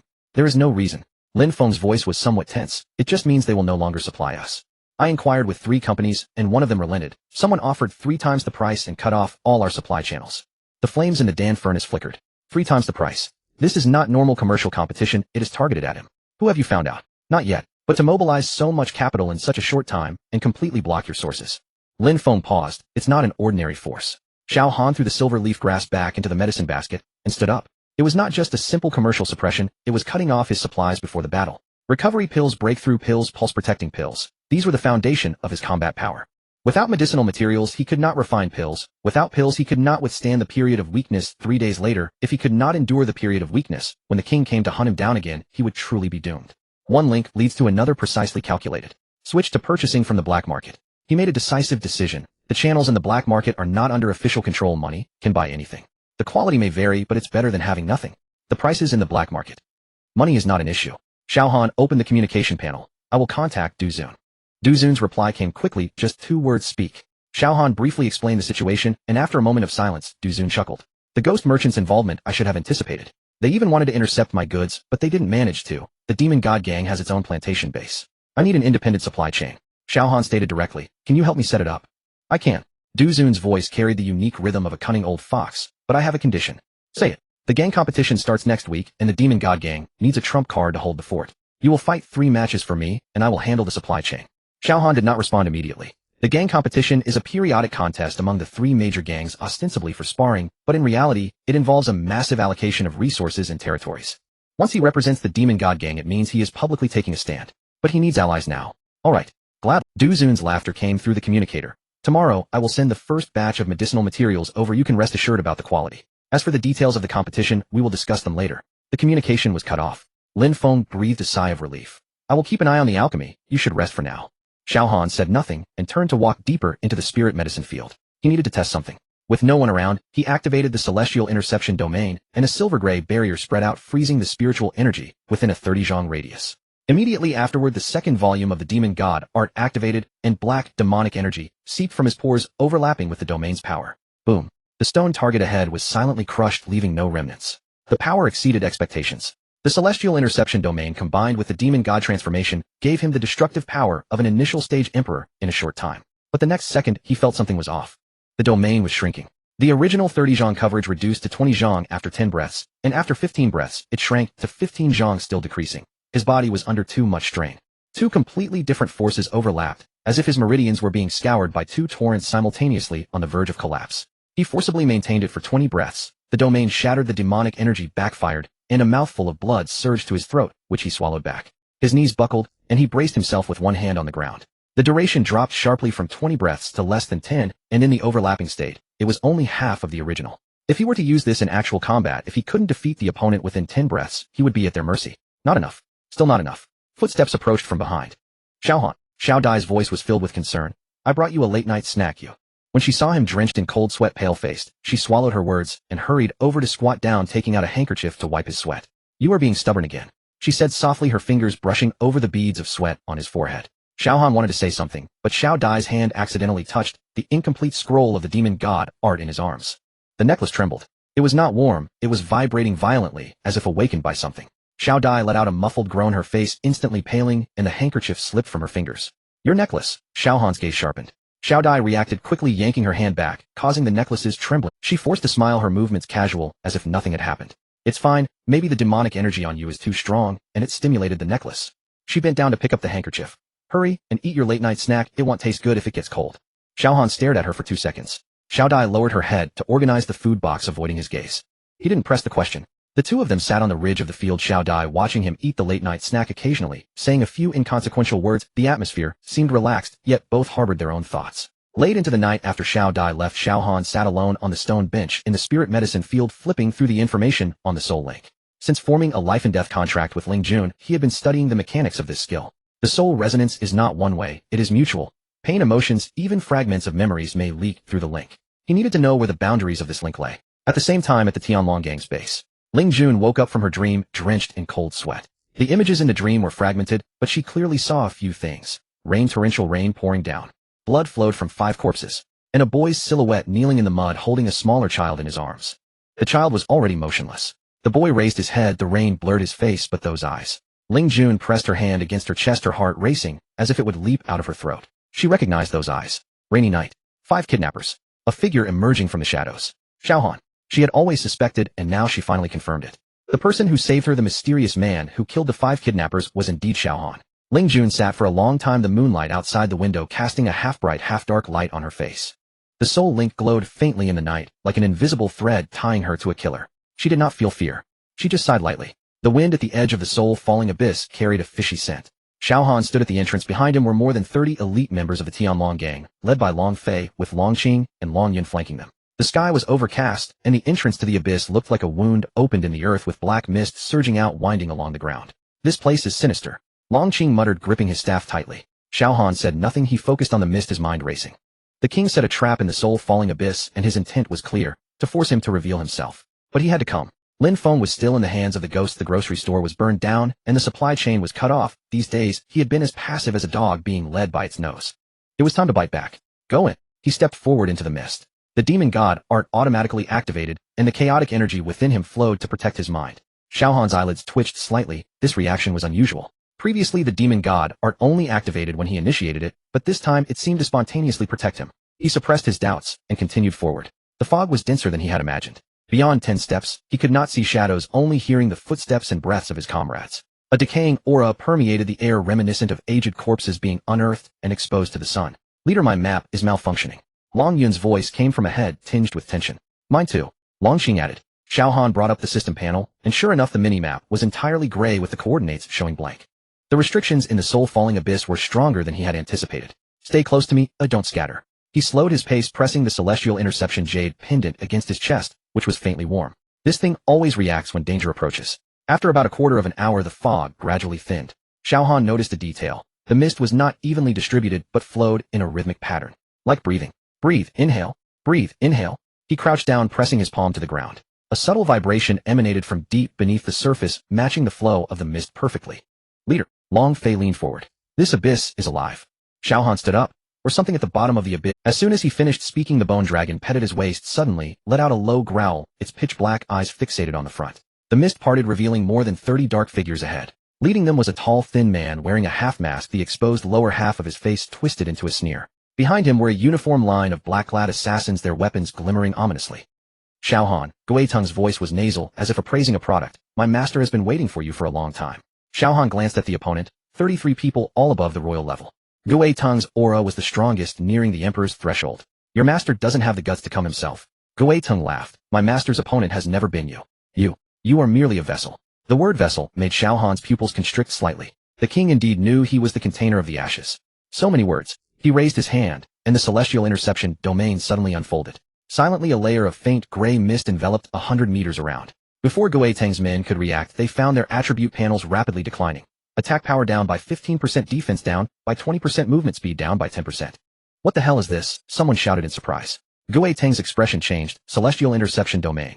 This is... Before he could finish, Xiao Han's figure had already vanished from the spot. Demon god transformation.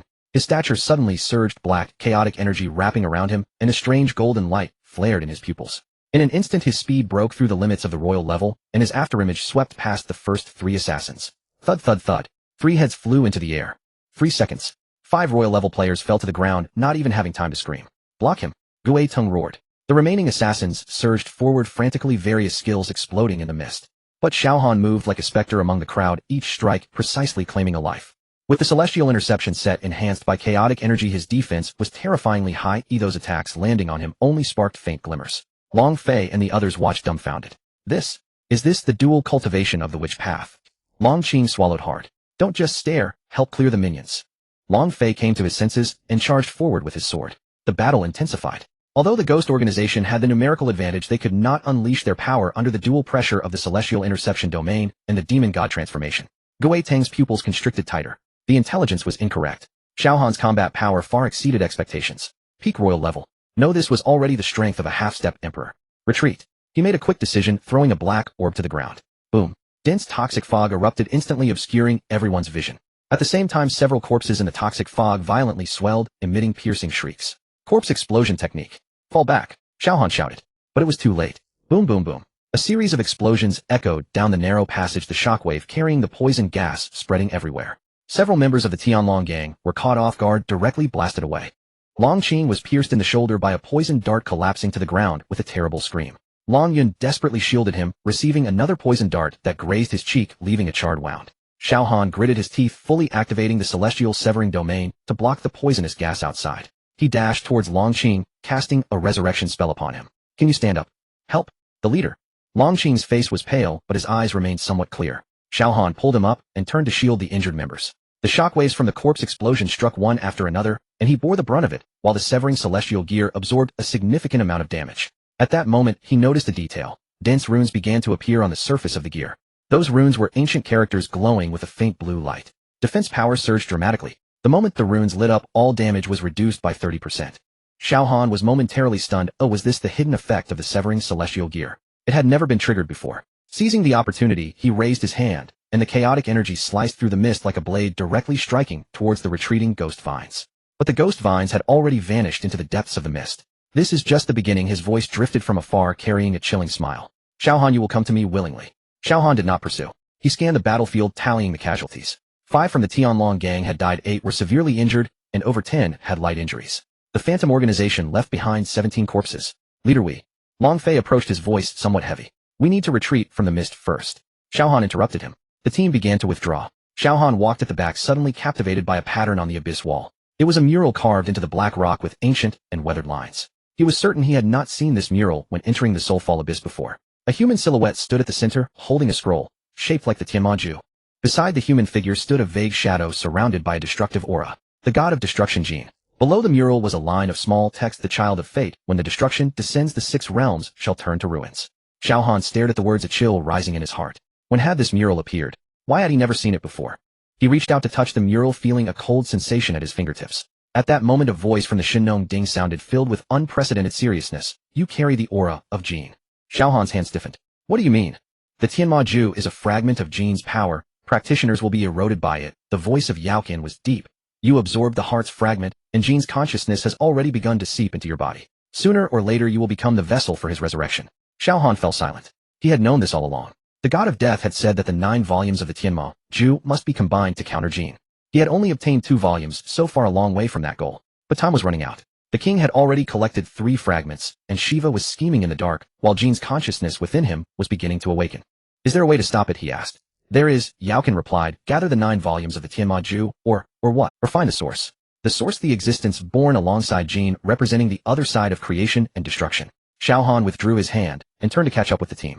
The mist closed up behind him, swallowing the mural. But he knew that image had already been etched into his mind. A figure holding the Tianmaju stood amidst the ruins of the 6 realms.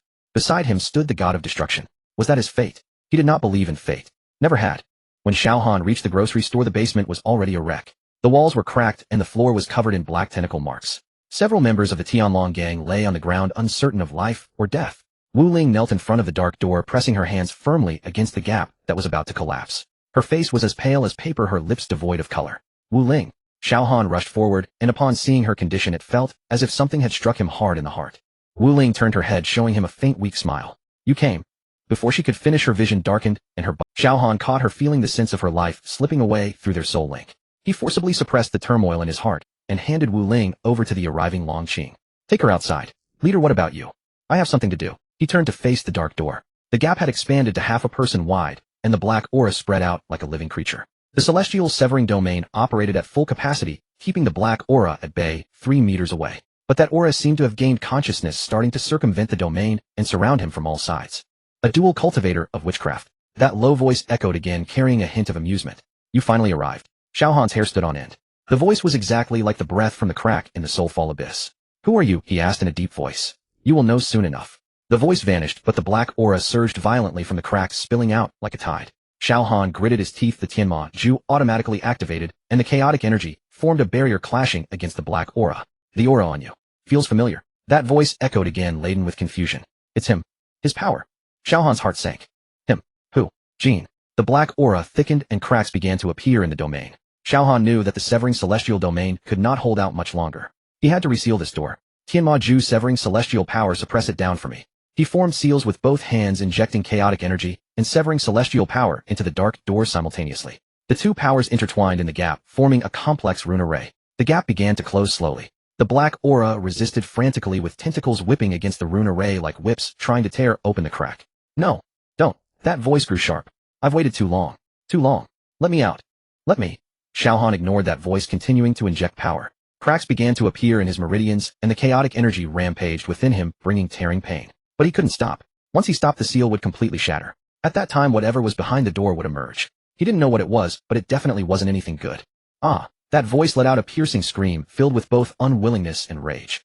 At the last moment before the gap closed, a pitch-black hand reached out, sizzling as it was scorched by the severing celestial power, quickly retracting. Boom! The dark door finally closed. Xiao Han immediately engraved a sealing rune on its surface, completely sealing the crack. He collapsed to the ground, gasping for breath. The pain of his torn meridians made it nearly impossible for him to stand, but he knew this was just a temporary measure. The seal could hold for a while, but not for long. Whatever was behind the door would eventually emerge. Xiao Han. Wu Ling's voice came from behind, weak but awake. Xiao Han stood up and walked towards her. Long Qing had already stabilized her condition with basic healing magic, but she still looked pale. Why, oi? He crouched down, taking her hand for the first time. Why go this far? His voice was deep, carrying a hint of emotion he was unwilling to admit. You and Xiao Dai. You both. Wu Ling looked at him, her eyes filled with bitterness. Answer me. Xiao Han interrupted her. Wu Ling was silent for a moment. Because you are my savior. That's not a reason. Because. She lowered her gaze. Because I owe you. You owe me nothing. I do owe you. Wu Ling raised her head, her eyes reddening. On that rainy night you saved me. Not just my life, but also my trust in this world. Xiao Han was momentarily stunned. Rainy night. He had killed 5 kidnappers and saved a girl. That girl was Wu Ling. I always wanted to know who saved me. Wu Ling's voice trembled slightly. I searched for 3 years. 3 years later I met you in the game. The soul link allowed me to feel your pain, your loneliness, your struggle. She took a deep breath. I knew who you were. From the very beginning I knew. Xiao Han fell silent. He had always thought Wu Ling was approaching him because of a mission, but he never expected she had recognized him long ago. Why didn't you tell me? What good would it do to tell you? Wu Ling forced a smile. You are a killer, I am a police officer. We stand on opposite sides. But you still chose to help me. Because. Wu Ling's voice lowered. Because I don't care what your identity is in. Xiao Han looked at her, complex emotions surging in his heart. This girl who fought alongside him in the game, tracked down his identity in reality, ultimately chose to stand by his side. Why? You are foolish, he said. I know. Wu Ling forced a smile, but I never regret it. Xiao Han tightened his grip on her hand, remaining silent for a long time. Thank you. He finally said just those 2 words. Wu Ling shook her head, not speaking further. The atmosphere between them became subtle, filled with unspoken words and silent understanding. Leader. Long Qing's voice broke the silence. What was behind that seal? Xiao Han stood up, his expression turning stern again. I don't know. He looked at the runes on the dark door. But I know it is not something we can deal with. The voice echoed in his mind. A dual cultivator of witchcraft. Your aura feels familiar. That voice recognized the power of Jin within him. The thing behind the door was related to Jin. Xiao Han took a deep breath, committing this matter to memory. First, clean this place up. He turned to Long Qing. Station people at the entrance, notify me immediately of any anomalies. Understood. Xiao Han turned, looking at Wu Ling. Can you walk? I can. Wu Ling supported herself against the wall, her legs still a bit wobbly. Xiao Han extended his arm for her to lean on. Let's go. The two exited the basement, moonlight spilling over them. Xiao Han didn't look back, but he never let go of her hand. Wu Ling lowered her head, a slight smile on her lips, but tears shimmered in her eyes. She knew this man would never belong to her, but at least at this moment he was by her side. That was enough. In the distance, a silver-haired figure stood on the rooftop watching all of this. The witch pressed her fingers against the slave mark on her neck, a complex emotion flashing in her eyes. He is getting stronger, she murmured, but that door is also getting stronger. She glanced towards the direction of the grocery store where a faint black aura was spreading. Time is running out. Her figure vanished into the night, leaving only a barely audible sigh. Xiao Han, you must hold on. At the entrance of the grocery store basement, the black aura wriggled out like a living creature. Xiao Han's pupils constricted. The dark door had cracked open a gap wide enough for a person, and black mist spilled out, forming slender tendrils that spread outward. Several passing players were touched by the black mist, their bodies stiffened, their eyes rolling back, and they fell to the ground. System notifications popped up frantically. Warning: unknown mental invasion detected. Consciousness has fallen into a coma state. Warning: high-risk sealed object detected. Immediate evacuation is advised. Xiao Han ignored the system prompts and dashed towards the dark door like lightning. The black mist sensed his approach and actively contracted, forming a dozen dark tentacles that lunged towards him. Wu Ling's voice came from behind him. She had somehow stood at the entrance, hands forming seals with the glow of a contract sorcerer swirling at her fingertips. The contract of life and death. Xiao Han felt his life force being abruptly siphoned away, a warm power flowing along an invisible thread towards Wu Ling. His health bar visibly plummeted while the glow around Wu Ling grew increasingly radiant. "What are you doing?" Xiao Han shouted sternly. Wu Ling did not respond. She poured all the borrowed life force into the gap of the dark door. The glow formed a barrier, forcefully pushing the black mist back by 3 inches. The gap ceased to expand. But that was all. The black mist relentlessly assaulted the barrier, each impact causing Wu Ling's complexion to pale further. Her health bar had dropped to a dangerous red line, fine beads of cold sweat forming on her forehead, yet her lips were tightly pressed together, not retreating even an inch. A vague sense of irritation surged within Xiao Han. What was this woman so obsessed with?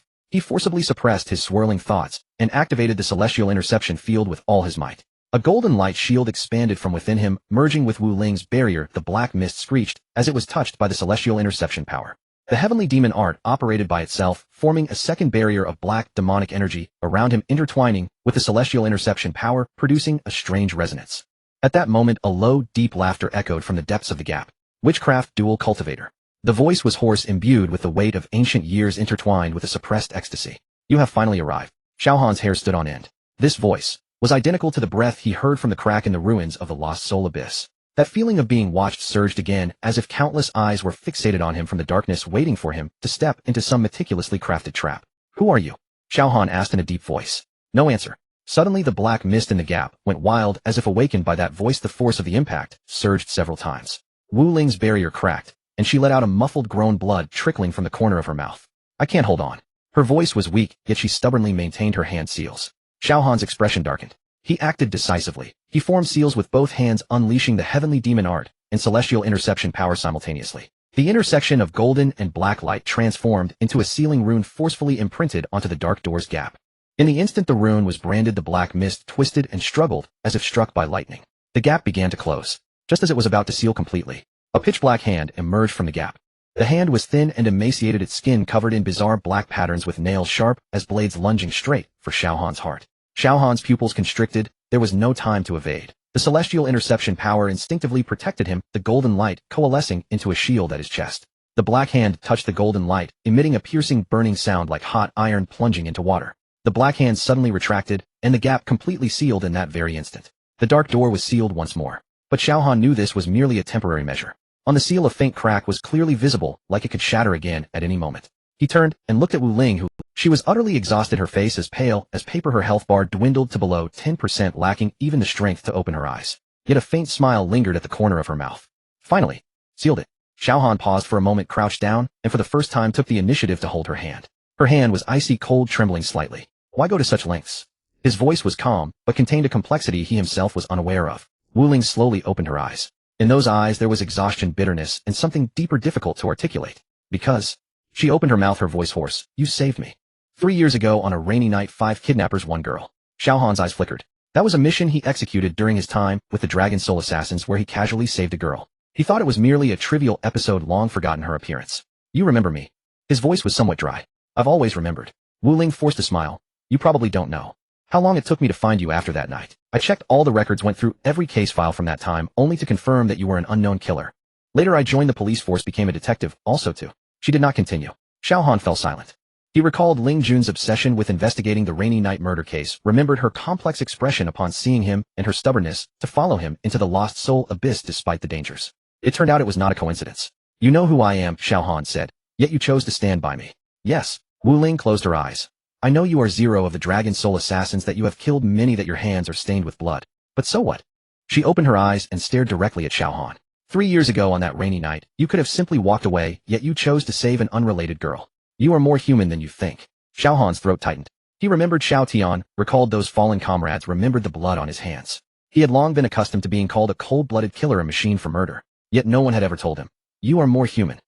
Aren't you afraid of me?" His voice was somewhat low. Wu Ling smiled. The smile was faint but exceptionally serious. "Xiao Han, do you know? When I first saw you in the game, you were standing at the entrance of the novice village's pharmacy, helping a stranger novice player identify equipment.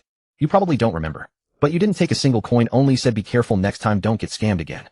At that moment I knew. The assassin who saved me on that rainy night, and this cold-faced, warm-hearted black sorcerer in the game are the same person. Xiao Han was stunned. He did not remember that incident. During the novice village days he had identified too many pieces of equipment for others, it was all just small acts he never took to heart. Yet he did not expect that she had remembered every single one of those small acts. You don't deserve it, Xiao Han's voice was somewhat dry. I can't give you anything. I don't need you to give me anything. Wu Ling's voice was soft yet firm. The contract of life and death is my own choice. You saved me once. This time let me save you. Xiao Han looked at her pale face, momentarily speechless. The contract of life and death. He knew this skill. It used life force as a bond to bear damage for the contracted object. The cost was that the caster would endure double the pain and their health bar would decrease at double the speed. She activated this skill without hesitation at the first moment the seal began to crack, using her life for his safety. Are you stupid? Xiao Han said softly. Wu Ling laughed. Perhaps so. Ling Jun is the name my mother gave me. She said Jun means bamboo and I should be as resilient as bamboo. But I prefer my name in the game, Wu Ling. Ling means silk, soft yet can entangle. She looked at Xiao Han, a hint of mischief. You can't shake me off. Xiao Han remained silent for a long time. Finally he sighed, took out a healing pill from his backpack, and placed it in her mouth. First let's recover your health. As for what comes next, we can talk about it later. Wu Ling obediently swallowed the pill, yet the corners of her mouth couldn't help but rise.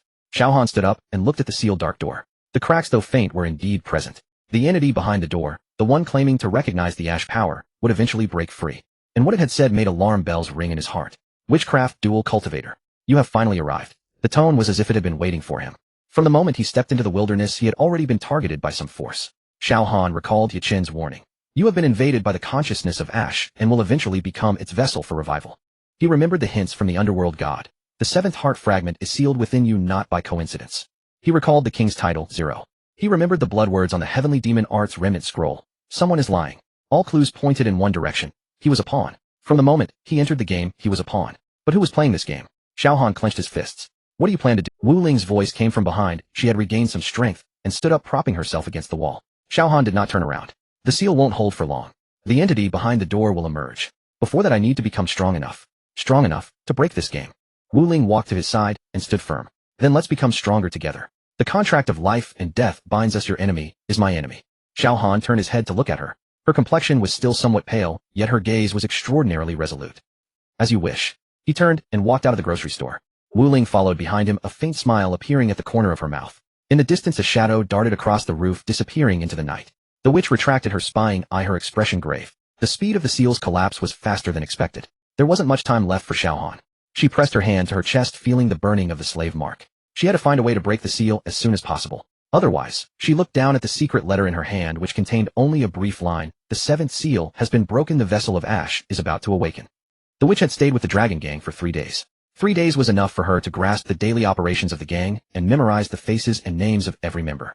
That foolish gang leader Long Fei laughed all day without a hint of suspicion about her background. A silver-haired girl from the Lei Shi tribe, claiming to admire the dragon gang's reputation and wanting to join, and he believed it.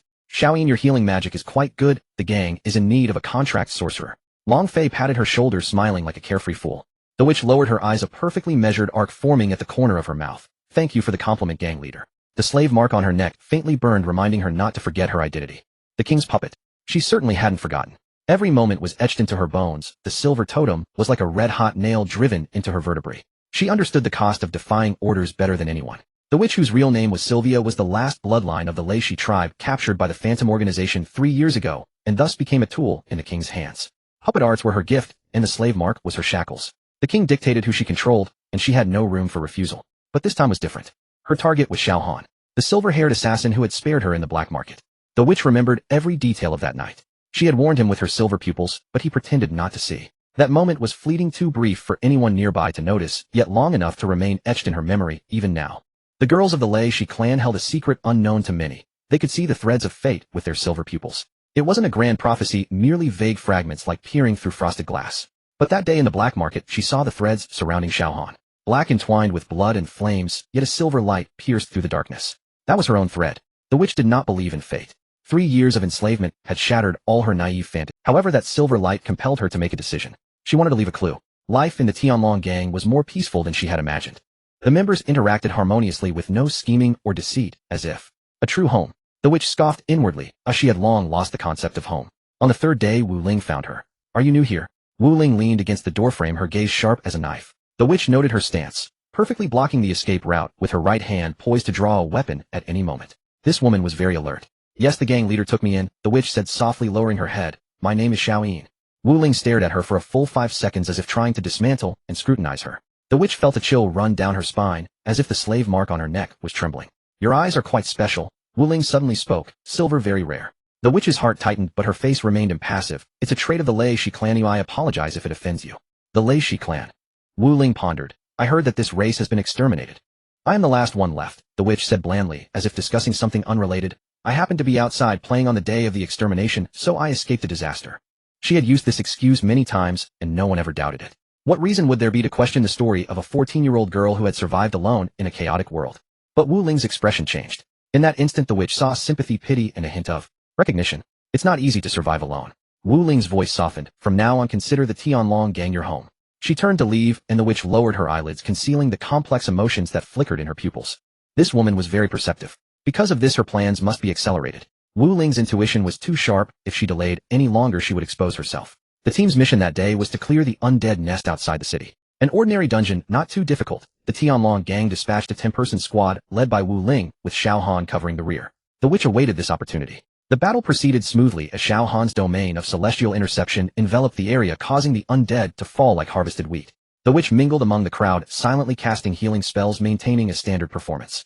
Her gaze remained fixed on Xiao Han. That figure with black hair and silver pupils was as cold as a sword without warmth. He was as decisive in action as he had been that night in the black market, each strike accurate and lethal, without any unnecessary movements.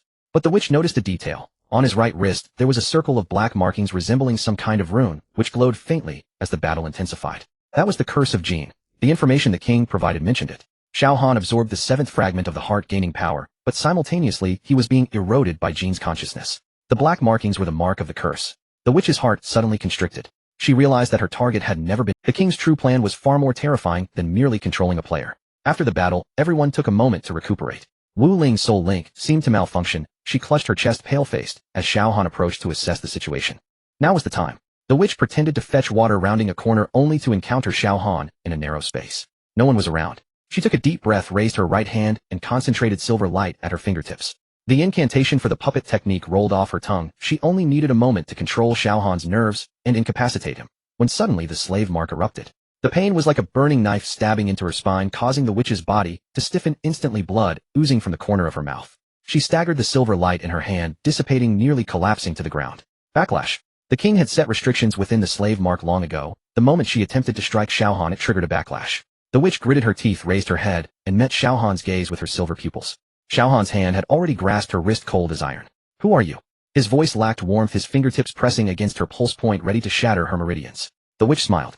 Do you remember that night in the black market? She lowered her voice, her silver pupils faintly glowing in the darkness. The girl with silver eyes. You spared her. Xiao Han's gaze sharpened. He recognized her. You are that.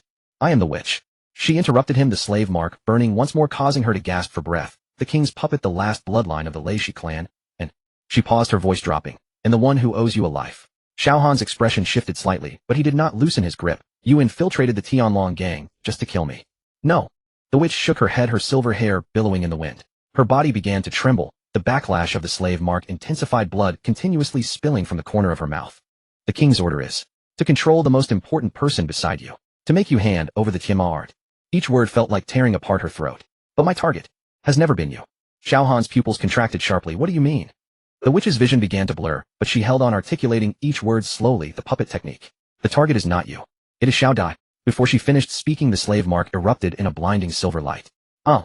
The witch's scream pierced the night sky as her body curled up as if being lashed by an invisible whip. The slave mark was punishing her for her betrayal. The pain exceeded any torture, as if a hand was tearing at her very soul. Xiao Han's mind exploded with chaos. Xiao Dai. The king intends to use the puppet technique to control Xiao Dai, forcing him to hand over the Tianma art. He scooped up the unconscious, with silver blood flowing from her mouth, staining his clothes. This girl had violated the taboo of the slave mark to relay information to him, enduring unimaginable pain. Wu Ling. Xiao Han rushed out of the room, his voice as cold as the wind from the depths of hell. Long Fei was counting the spoils when he heard the shout, and immediately turned around. What happened? Find Xiao Dai. Xiao Han shouted, 3 words, already disappearing from sight. Long Fei paused for a moment, then reacted, drawing his sword and sprinting towards the Tianlong gang's direction. Wu Ling clutched her chest, following closely behind with a pale face. Her soul link was in violent turmoil, conveying Xiao Han's urgency, anger, and fear. For the first time she sensed fear emanating from that cold man. The witch opened her eyes slightly in his embrace, her vision blurred, seeing only darkness. She knew she couldn't hold on much longer. The backlash of the slave mark was destroying her meridians. But she did not regret it. After 3 years, she had finally made her own choice. That assassin with silver pupils who had spared her that night in the black market. She had repaid her debt today. Distant footsteps grew louder as members of the Tianlong gang rushed out, unsure of what was happening. Xiao Han offered no explanation. He handed the witch to Wu Ling, his voice icy. Take care of her, she knows the king's plan. Where are you going? Wu Ling grabbed his arm. To find Xiao Dai. Xiao Han's voice was like a drawn sword, sharp, cold. If the king dares to harm a single hair on her. He did not finish, but the murderous intent in his eyes was enough to terrify anyone. The witch in Wu Ling's arms exerted her last bit of strength to pull out a pale smile. Xiao Dai, the Xianyuan bloodline, is the key. Her voice was as faint as a wisp of smoke. Before she could finish, she fell into complete unconsciousness. Xiao Han's figure had already vanished into the night. Long Fei hurried after him, panting. What exactly is going on? Wu Ling looked down at the silver-haired girl in her arms, her expression dark and terrifying. The king's target is Xiao Dai. Long Fei was stunned, the gang leader's wife. Why would he target her? The witch said Xiao Dai's Xianyuan bloodline is the key. Countless fragments flashed through Wu Ling's mind. The totem on Xiao Dai's wrist, the odd movement of the Moonshadow necklace, and her various anomalies in the ancient tomb. So that's how it is. Xiao Dai had never been an ordinary demon sorceress. She was a descendant of the Xianyuan clan, the key to opening a certain door and the most crucial piece in the king's plans. And Xiao Han had been kept in the dark all along. Wu Ling gritted her teeth and picked up the witch, rushing towards the apothecary. She had to save this girl, though she knew too many of the king's secrets. Meanwhile, Xiao Han was racing through the night. The witch's words echoed in his mind. The puppet technique's target was Xiao Dai. Xiao Dai, that gentle, kind girl who always smiled while preparing alchemy materials for him. The girl who fought alongside him in the Xianyuan ancient tomb and spent countless nights with him in the thrift shop. If the king dared to harm her, Xiao Han's fingers tightened, his knuckles turning white. He would tear the king to pieces, even if he had to chase him to hell and make him pay the price. A loud bang echoed from the direction of the Tianlong gang. Xiao Han's pupils contracted sharply, his figure turning into a fleeting shadow, vanishing into the night. The streets of Taiyi City transformed into a blur of light in Xiao Han's eyes. The moment he burst out of the Tianlong gang's headquarters, he heard Wu Ling's panicked voice through their soul link. Xiao Han, what's wrong? Your emotions. I've never seen you like this. Fear, anxiety, and something deeper, like a hollow void left behind by a piece of flesh being brutally excised. Xiao Dai is missing. Xiao Han's voice was hoarse, barely recognizing his own tone. He was unaware he was using a secret transmission. The witch said the king's target is her. The puppet technique. He wants to control her, to force me to hand over the Tianma art. Wu Ling fell silent for a moment, then said, I'll help you search. West of the city, no. Xiao Han interrupted her, stay in the gang, or what if this is a ploy to draw us away? But, listen to me. He took a deep breath, forcibly suppressing the surge of emotions. If I also fall into a trap, at least you can. Can.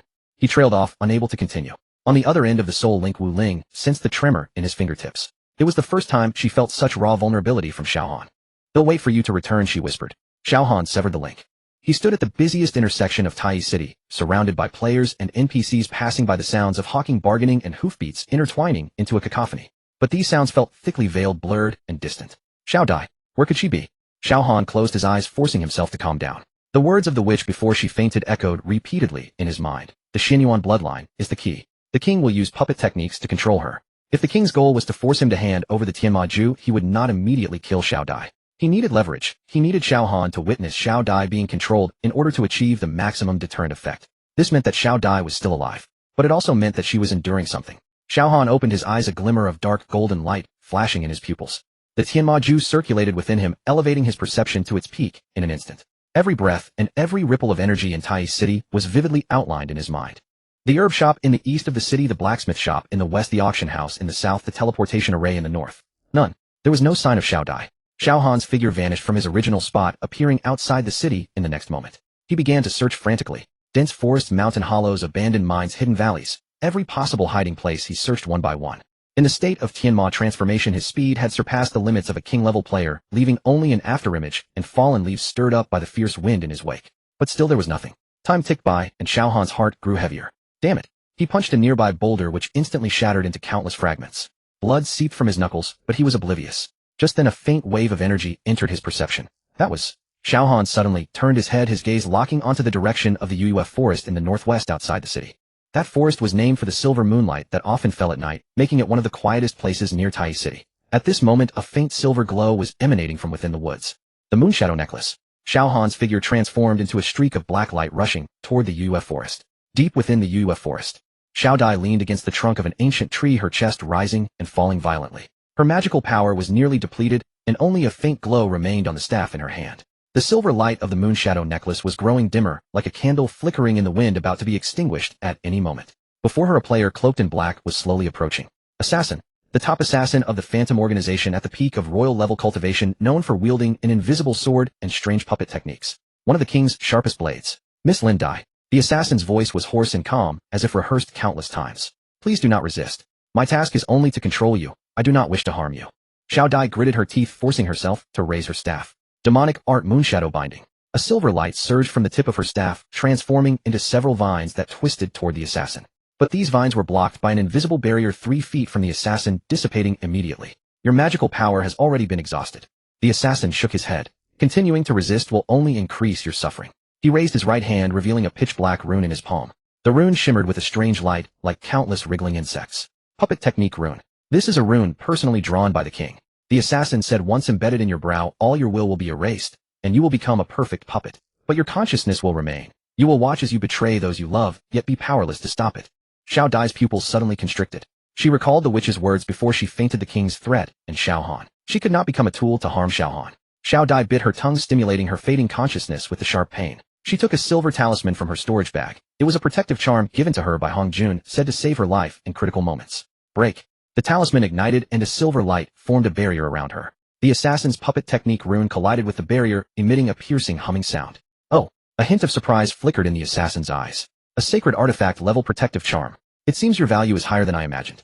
He accelerated the operation of the rune, the black light intensifying, and the silver barrier began to crack. Xiao Dai felt her consciousness being pulled by an invisible force.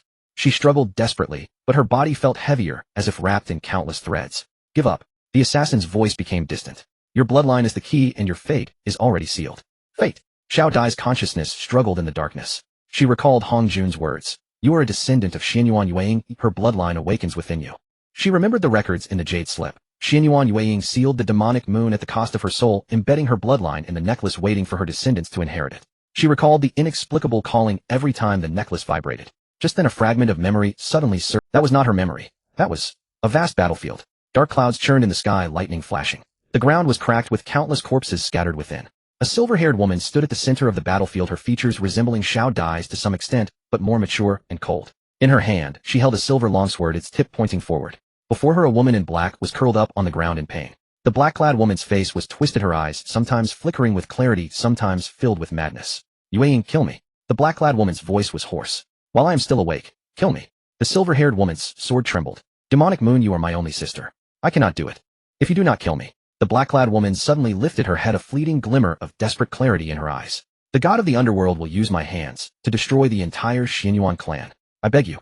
The silver-haired woman closed her eyes, a tear rolling down from the corner of her eye. In the name of Xianyuan Yueying, I sacrifice my soul to seal you. Demonic moon, my sister, my kin. Silver light surged from her body, forming a massive sealing array. Her body began to turn transparent, her soul transforming into countless silver threads that wrapped around the black-clad woman layer by layer. Remember, the silver-haired woman's voice grew weaker. I am not sealing an enemy. I am protecting my sister. One day a descendant will inherit my bloodline, and she will complete my unfinished mission. The light faded.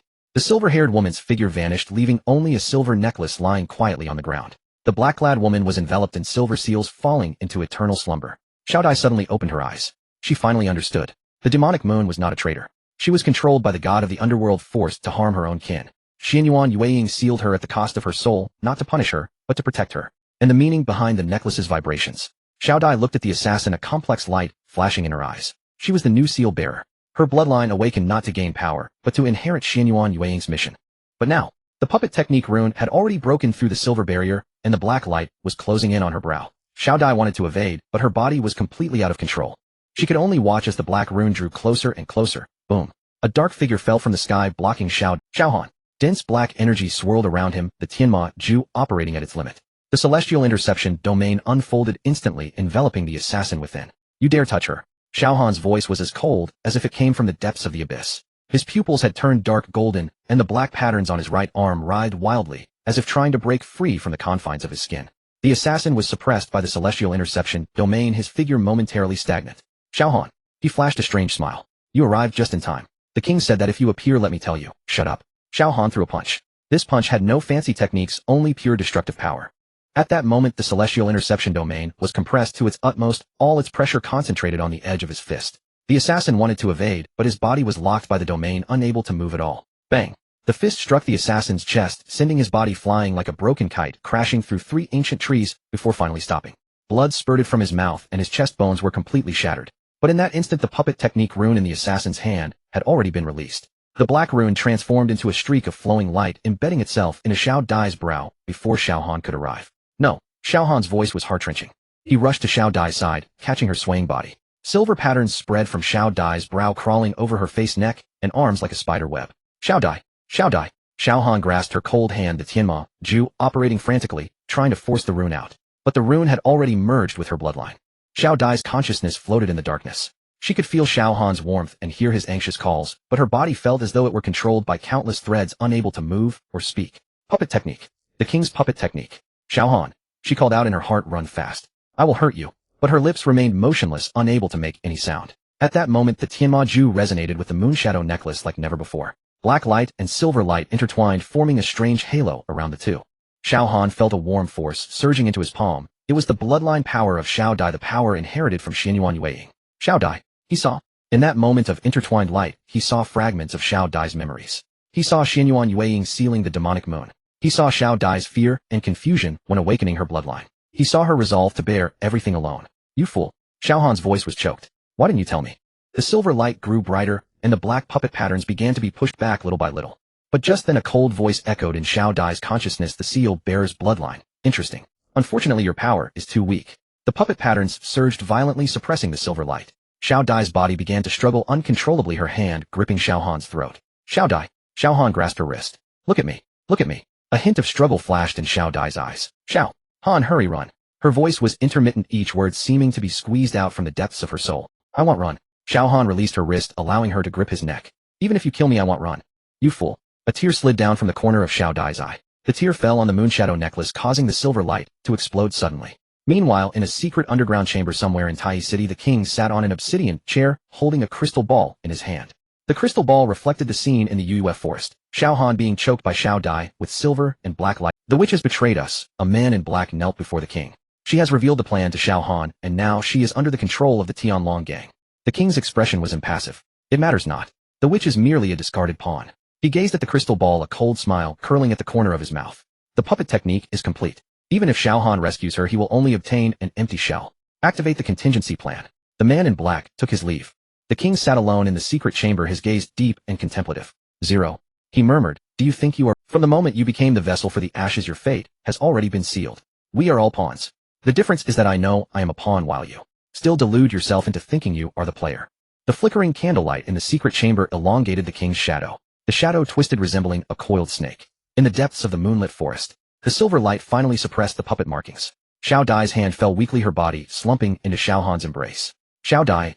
Xiao Han checked her breath. She was still alive. However, the puppet rune on her brow remained merely suppressed by the silver light, unable to exert its power for the time being. I need to take her back. Xiao Han picked up Xiao Dai and was about to leave. Just then a loud crash echoed from the sky. Boom. Was that thunder? No. Xiao Han suddenly looked up, his pupils constricting. In the primordial sky a crack appeared. The fissure sprawled across the heavens as if cleaved open by an invisible giant sword. A black aura surged from the crack, carrying a scent of destruction and madness. The seventh seal. Xiao Han recalled the words inscribed on the temple lintel in the soul descent abyss. Floating city, seventh seal. The seventh seal has been broken and the vessel for the ashes is about to awaken.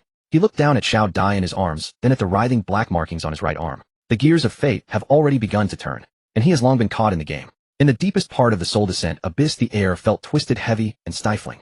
Black water seeped from the walls of the cave, forming a thin stream that silently slithered over the debris and disappeared into the ground. Xiao Han sat cross-legged on a broken rock, pressing his right hand firmly against his chest.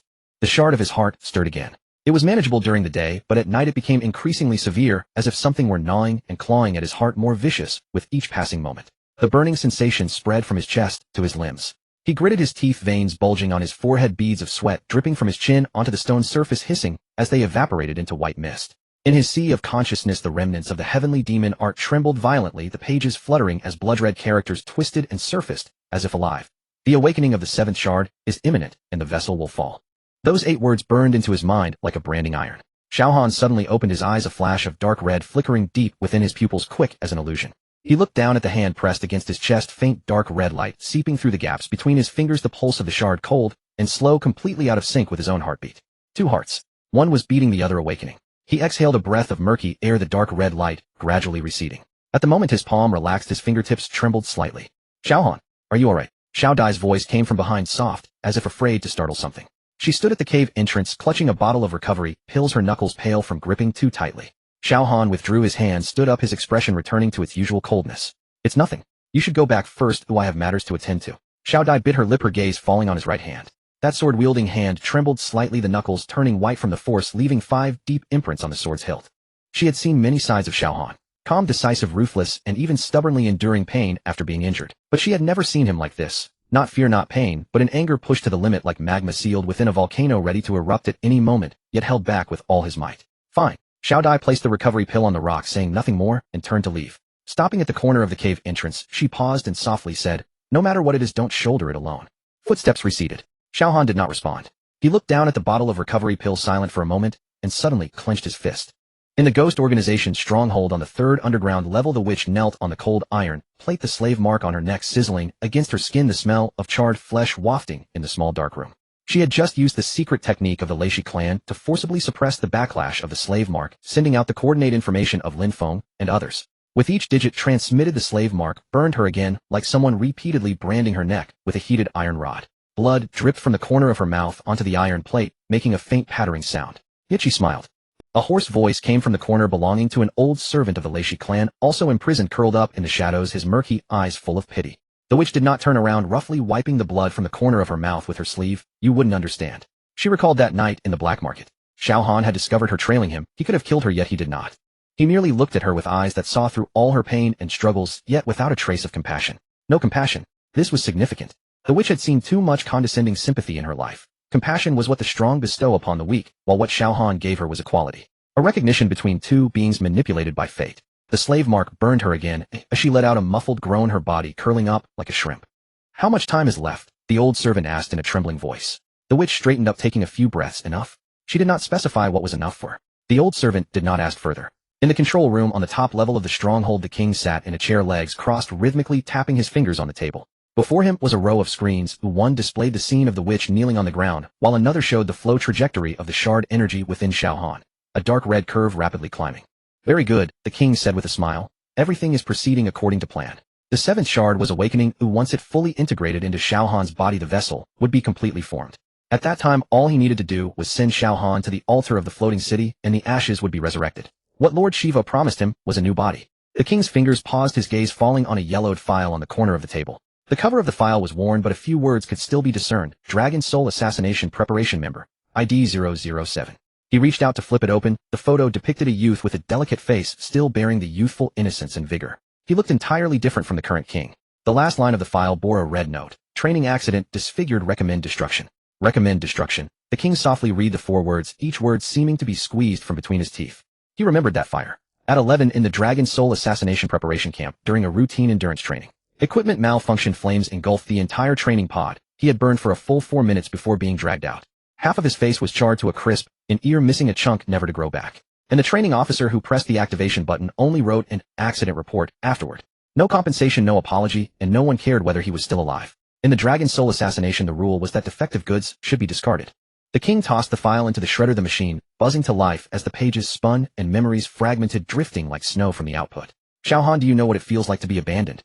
He stared at the shredder, murmuring to himself, a mad glint flickering in his eyes. Soon you will taste it too. He pressed a communication button. Prepare, the assassins. Phase 2 begins. At the entrance of the soul descent abyss, the night, Xiao Han stood at the edge of the cliff, the moonlight stretching his shadow long and thin.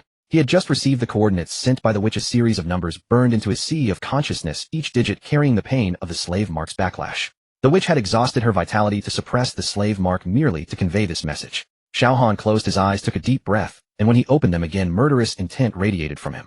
Lin Feng, wait for me. He turned and stepped into the darkness, his footsteps unwavering. Behind him, Xiao Dai's voice suddenly rang out. I will go with you. Xiao Han paused. Xiao Dai had followed him, without his noticing, standing 3 steps away, the moonlight necklace glimmering. Her complexion was not good, the faint marks of the puppet rune still visible on her brow, yet her gaze was resolute. The rune on your brow hasn't been completely cleared, Xiao Han frowned. I know, Xiao Dai interrupted him, her voice small, but firm. Precisely because it hasn't been cleared, I must go. The king wants my bloodline, not Lin Feng's life. If I show up, he will be distracted. Xiao Han remained silent for 3 seconds. Stay close to me, do not stray more than 3 steps away. Xiao Dai nodded and quickly caught up. The two figures disappeared into the night, engulfed by the darkness of the soul descent abyss. In the distance, a pair of eyes opened in the shadows, then slowly closed. The witch clutched her chest, leaning against a tree, the burning of the slave mark still ongoing, yet a smile crept onto her lips. She had transmitted not only Lin Feng's coordinates, but also the 3 words, Phase 2, from the king. Whether it would be enough to use depended on you. In the depths of darkness, the gears of fate had already begun to turn, and no one could stop them. There was no light in the dark. The witch felt darkness seeping into her skin like some viscous liquid inch by inch. The slave mark on the back of her neck was burning. The pain felt less like fire, and more like countless tiny insects gnawing at her nerves, one bite at a time, slow, yet endless. She curled up in the corner, her silver hair disheveled, half covering her face. 3 days had passed. Or was it 4? Time was indistinguishable here, the only measure being the backlash of the slave mark. With each backlash, she could feel her vitality being drawn away like sand in an hourglass, trickling away bit by bit. The last bloodline of the Leishi clan. The king's voice echoed in her mind, carrying that sickening elegance. Your value has not yet been squeezed dry. Do I keep you to let you see with your own eyes how that person called Xiao Han dies? Xiao Han. The name made the witch's heart contract slightly. She recalled that rainy night in the black market, the piercing gaze of the dark wizard, those eyes devoid of compassion, devoid of mercy, and even devoid of unnecessary emotions, only reflecting a near impassive calm. I can help you break the slave mark, he had said, just like discussing the most mundane transaction. The witch closed her eyes. Fragments of memory surged like a tide, uncontrollable. The burning village. The clan members lying in pools of blood. The air thick with the mingled scent of char and blood. Her mother had shoved her into a dry, while using her last strength to seal her breath. Remember, you are the pride of the Leishi clan. Her mother's voice echoed in her mind, imbued with a certain resolute tenderness. Our bloodline can sense the shards of the ashes. It is both a curse and a mission. The scene abruptly shifted. A stern-faced man stood before her, surrounded by mountains of corpses. You are quite valuable. The king's voice was as cold as a blade, devoid of any emotion in his silver eyes. The bloodline of the Leishi tribe can see the threads of fate. Follow me, and I will grant you a way to live. She did not know what the slave seal was, nor did she understand the meaning of that black rune. She only knew that this was the only For 15 years, she had done too many things for the king: assassinations, intelligence, theft, manipulating hearts. Her hands were stained with so much blood that they could never be cleansed. Until that rainy night. Until she saw the black threads entwined around Xiao Han, which were the curse of the gene. And in the depths of that darkness, she saw a glimmer of silver light. Her own thread. Fate. The Leishi tribe can see the threads of fate, yet they can never change it. But this time, the witch suddenly opened her eyes, her silver pupils glimmering faintly in the dark. She bit her tongue, a mouthful of blood spraying onto her fingertips as she quickly drew a complex rune on the ground. The secret art of the Leishi tribe conveys information at the cost of life. Xiao Han. Her voice was hoarse to the point of being barely audible. Ghost Stronghold, Lin Feng, and the others. Coordinates. The rune glowed with a faint silver light before extinguishing. The witch felt a violent dizziness, her life force rapidly draining away. She leaned against the cold wall, yet the corners of her mouth curved into a faint arc. This was her own choice. For the first time in 15 years, it was the first time she did what she wanted to do.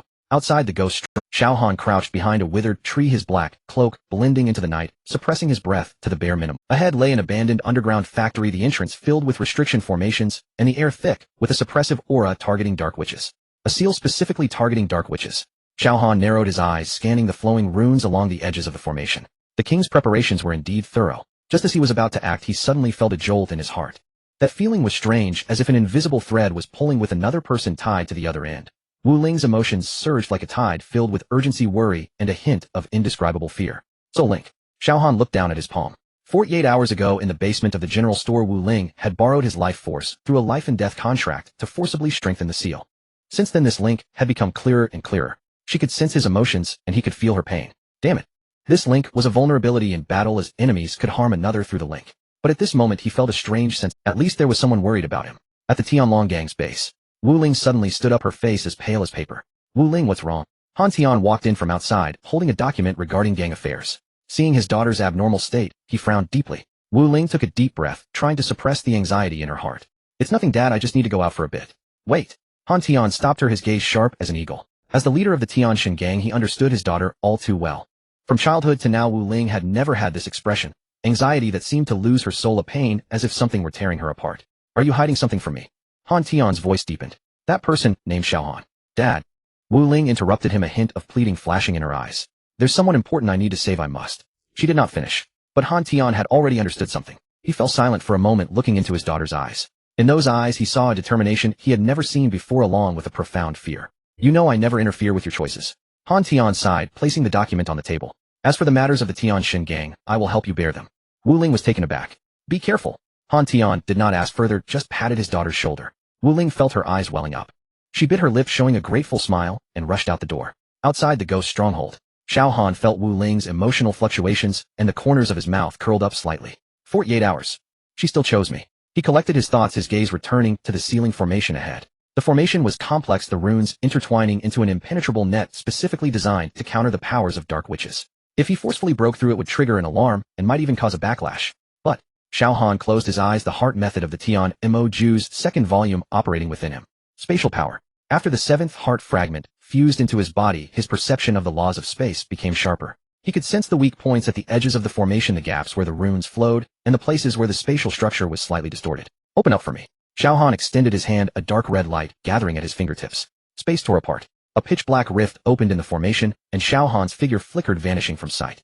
Deep within the dungeon, the witch felt a wave of intense dizziness, her vision starting to blur. She had lost too much life force. She smiled bitterly in the darkness. This is fine, at least the king could no longer use her. At the very least, she had done what she wanted to do. Suddenly the door of the dungeon was pushed open. Blinding light poured in, and the witch instinctively squinted. The king stood at the entrance, a playful glint in his silver eyes. Has the sleeping beauty finally awoken? He walked into the dungeon, the sound of his boots echoing sharply against the ground. I know all about your little tricks. The king leaned down, his fingers lifting the witch's chin. The secret art of the Leishi tribe conveys information at the cost of life. Did you think I wouldn't know? The witch's pupils suddenly contracted. Don't be nervous. The king released his hand and stood up. I originally planned to let Xiao Han come. He is the seventh vessel, and he must come. He turned to walk toward the door, his voice airy. Your intelligence is merely a... The king never fights an unprepared battle. But her hand tightened slightly. Xiao Han, you must not come. Yet another voice echoed in her heart. Only you can break. The king never fights an unprepared battle. But her hand tightened slightly. Xiao Han, you must not come. Yet another voice echoed in her heart. Only you can break this deadlock. Xiao Han passed through the ceiling formation and fell into a dim corridor. The air was thick with the stench of blood and decay, and strange runes flickered on the walls like some ancient curse. He moved like a ghost, each step perfectly avoiding the trap sensors on the ground.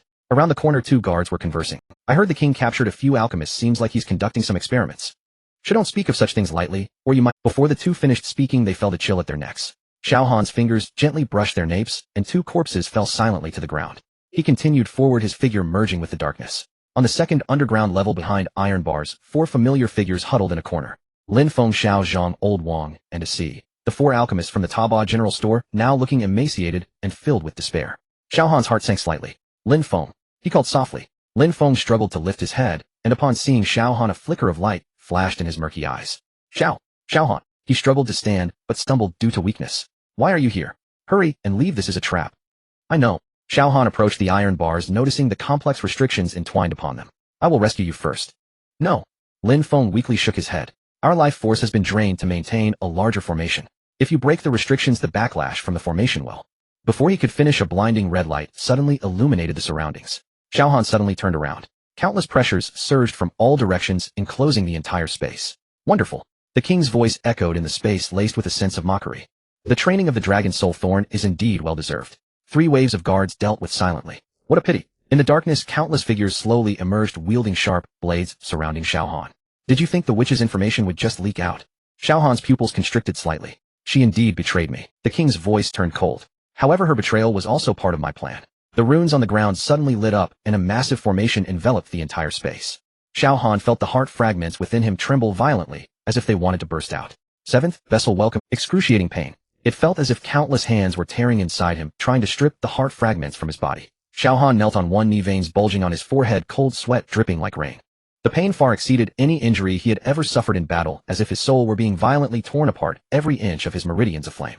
Struggle, the more you struggle, the better. The king stood atop the platform, his silver eyes filled with madness. When the 7th fragment returns to its place, Lord Jin will be resurrected, and you will become the perfect vessel. He looked down at Xiao Han, a cruel arc tugging at the corners of his mouth. You should feel honored.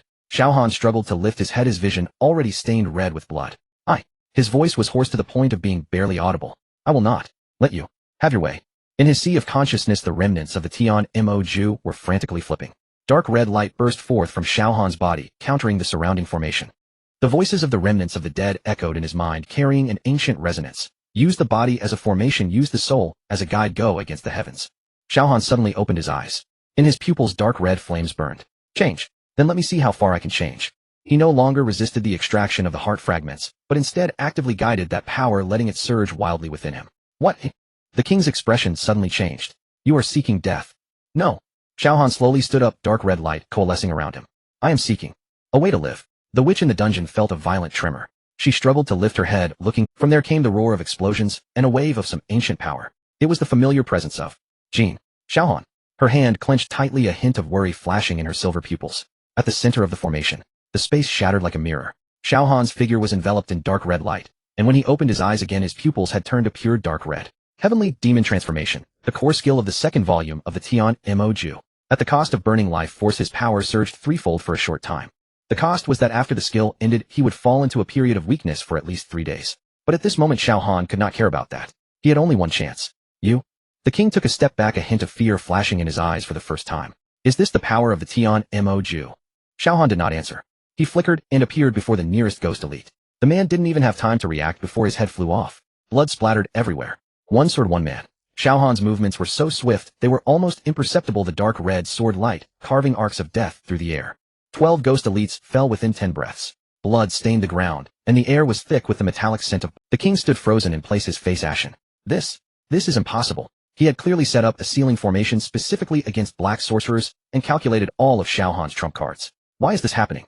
Xiao Han slowly approached him, his dark red pupils devoid of emotion. He seemed like a god of death. The king's hand trembled slightly. 11 years ago, he was eliminated during the Thunder Domain assessment, his face burned by raging flames, abandoned by the Dragon Soul. He believed he was the chosen one, yet lost to an unknown pawn. He could not accept this. He spent 11 years establishing the Ghost Organization, aligning with Shiva, collecting fragments of Jean, just to prove himself. And now, a sharp pain pierced his chest. Xiao Han's sword stopped 3 inches from his throat. In his dark red pupils, the king's twisted face was reflected. The next time we meet. Xiao Han's voice was hoarse, carrying a suppressed killing intent. It will be your death date. As soon as the words left his mouth, a tearing pain surged through his heart. The effect of the demon transformation began to fade. The king seized the opportunity and retreated rapidly. Retreat. He dove into the darkness, his figure vanishing in an instant. Xiao Han did not pursue. He forced himself to break the restraints binding Lin Feng and the others, pulling all 4 into his spatial ring. Let's go. He cast one last glance in the direction the king had disappeared, a glint of cold light flashing in his eyes. Turning, he charged into the darkness. Wu Ling felt a sharp pain while running.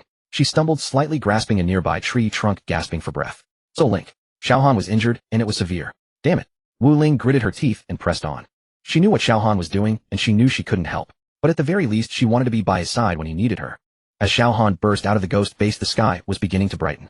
He leaned against a withered tree, gasping heavily, his dark red pupils gradually returning to normal. The weakness from the loss of vitality surged like a tide, and his vision began to blur. But at least Lin Feng and Xiao Han looked down at his palm. There was a faint mark there left by the heart fragment. Although the king's formation had been destroyed, the power of the fragment was also triggered. He felt something awakening within him, an ancient and terrifying presence. Jean. Xiao Han forced a smile. The remnants of the withered bones had said that those who practiced the demon art would ultimately become vessels for Jean's resurrection. He was a variable, but how long could this variable last? Xiao Han. A familiar voice called out. Xiao Han looked up to see Wu Ling rushing towards him from a distance, her face filled with concern. Are you okay? She supported Xiao Han, feeling his icy body temperature, a slight pain in her chest. I'm fine. Xiao Han shook his head and stood upright. I just used a skill that came at a great cost. He looked at Wu Ling, his gaze filled with complex emotions. This girl had traveled a long way for him. Let's go, Xiao Han said. We still have things to do back home. Deep within the ghost base, the king stood in the darkness, watching the direction Xiao Han had vanished, his eyes filled with resentment. The 7th vessel. He gritted his teeth, madness flickering in his silver pupils. Do you think you can escape? He took out a black token from his bosom engraved with Shiva's emblem. Young master. A voice emerged from the darkness. Continue the pursuit. The king's voice turned icy. He used demon transformation and won't recover to his peak for at least 3 days. This is the best opportunity. And his gaze fell towards the dungeon. That traitor from the Leishi clan needs to be in the dungeon. The witch leaned against the wall, her silver pupils devoid of focus. Her vitality was almost exhausted, and she lacked the strength to even raise her hand. But she still heard footsteps. Someone was coming. She forced a smile. So this is how it ends. The bloodline of the Leishi clan could see the threads of fate, yet could not change their own destiny. The door was pushed open. Blinding light flooded in. The witch closed her eyes. But the anticipated pain did not come. A strange voice rang out. The witch opened her eyes to see a masked man standing before her. Who?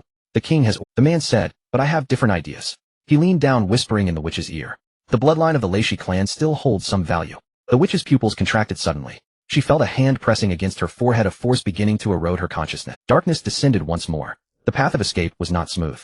After Xiao Han broke out of the ghost base with Lin Feng and the others, he immediately retreated towards the Tianlong gang. But the king's pursuers were like leeches, tightly clinging to their backs. Damn it.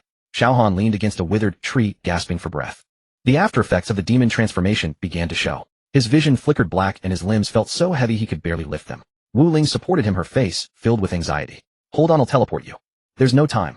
Xiao Han shook his head. He could feel at least 3 waves of pursuers. Each wave had over 20 people, and they were all royal-level experts. In his current state, he was utterly incapable of fighting back. They'll hold them off. Wu Ling stood up, gathering contract runes in her hand. You take them away. No way. Xiao Han grasped her wrist. Your life and death contract is bound to me. If you die, I cannot survive either.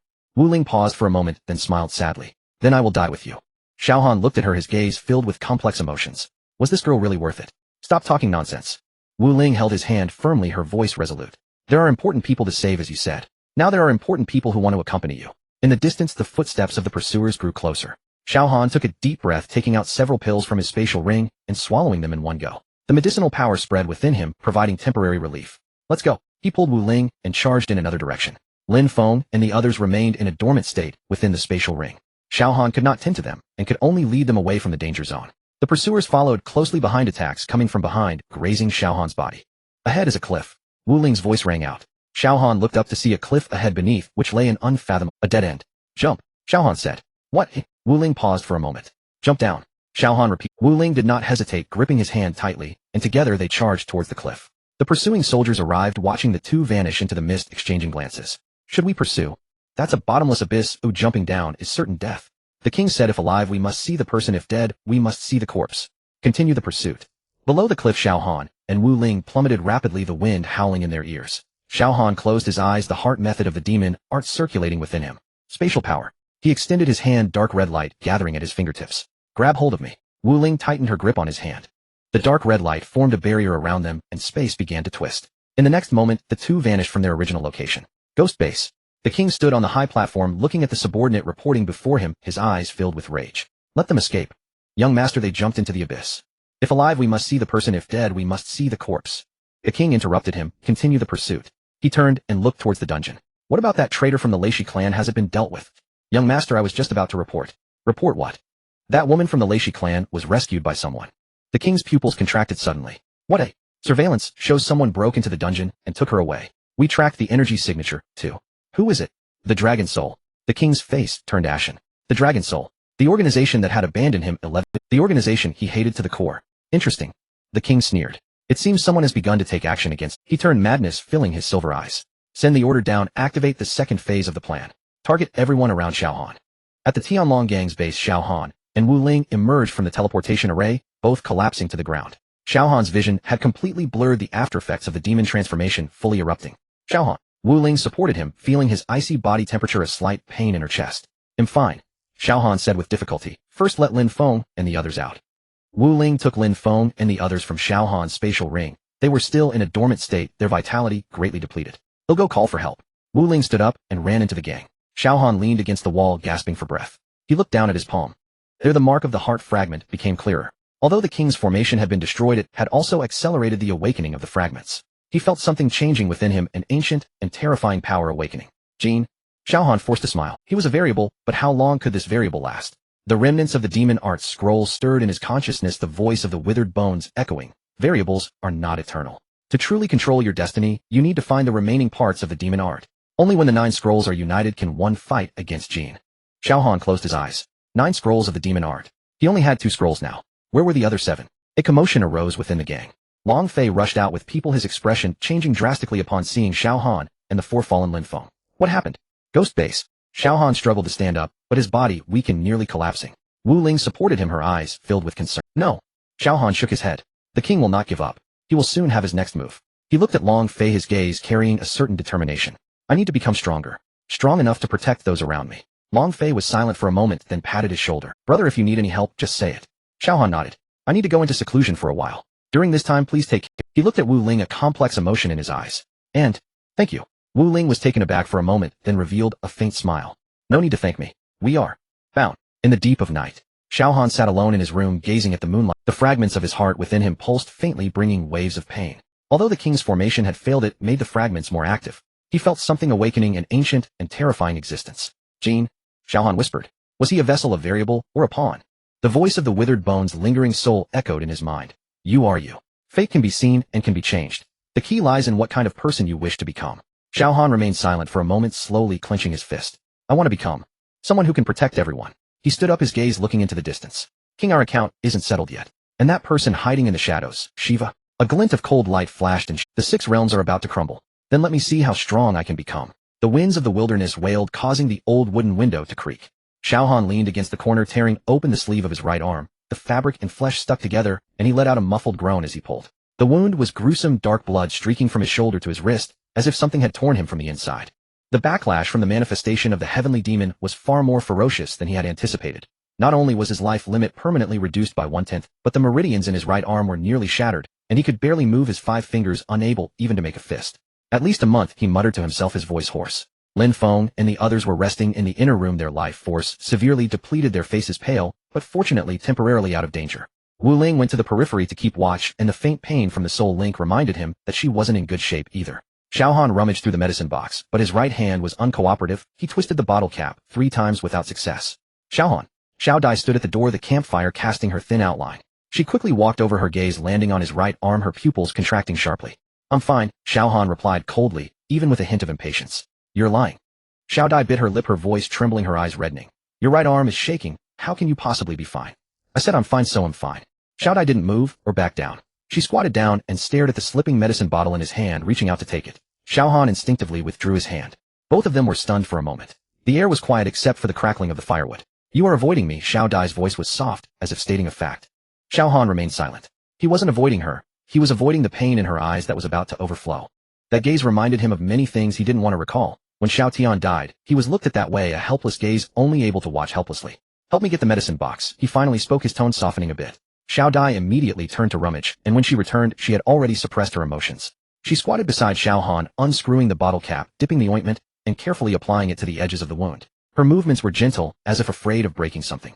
Xiao Han watched her drooping eyelashes, noticing the crescent-shaped totem on her wrist faintly visible, as if something was pressing down on it, preventing it from fully emerging.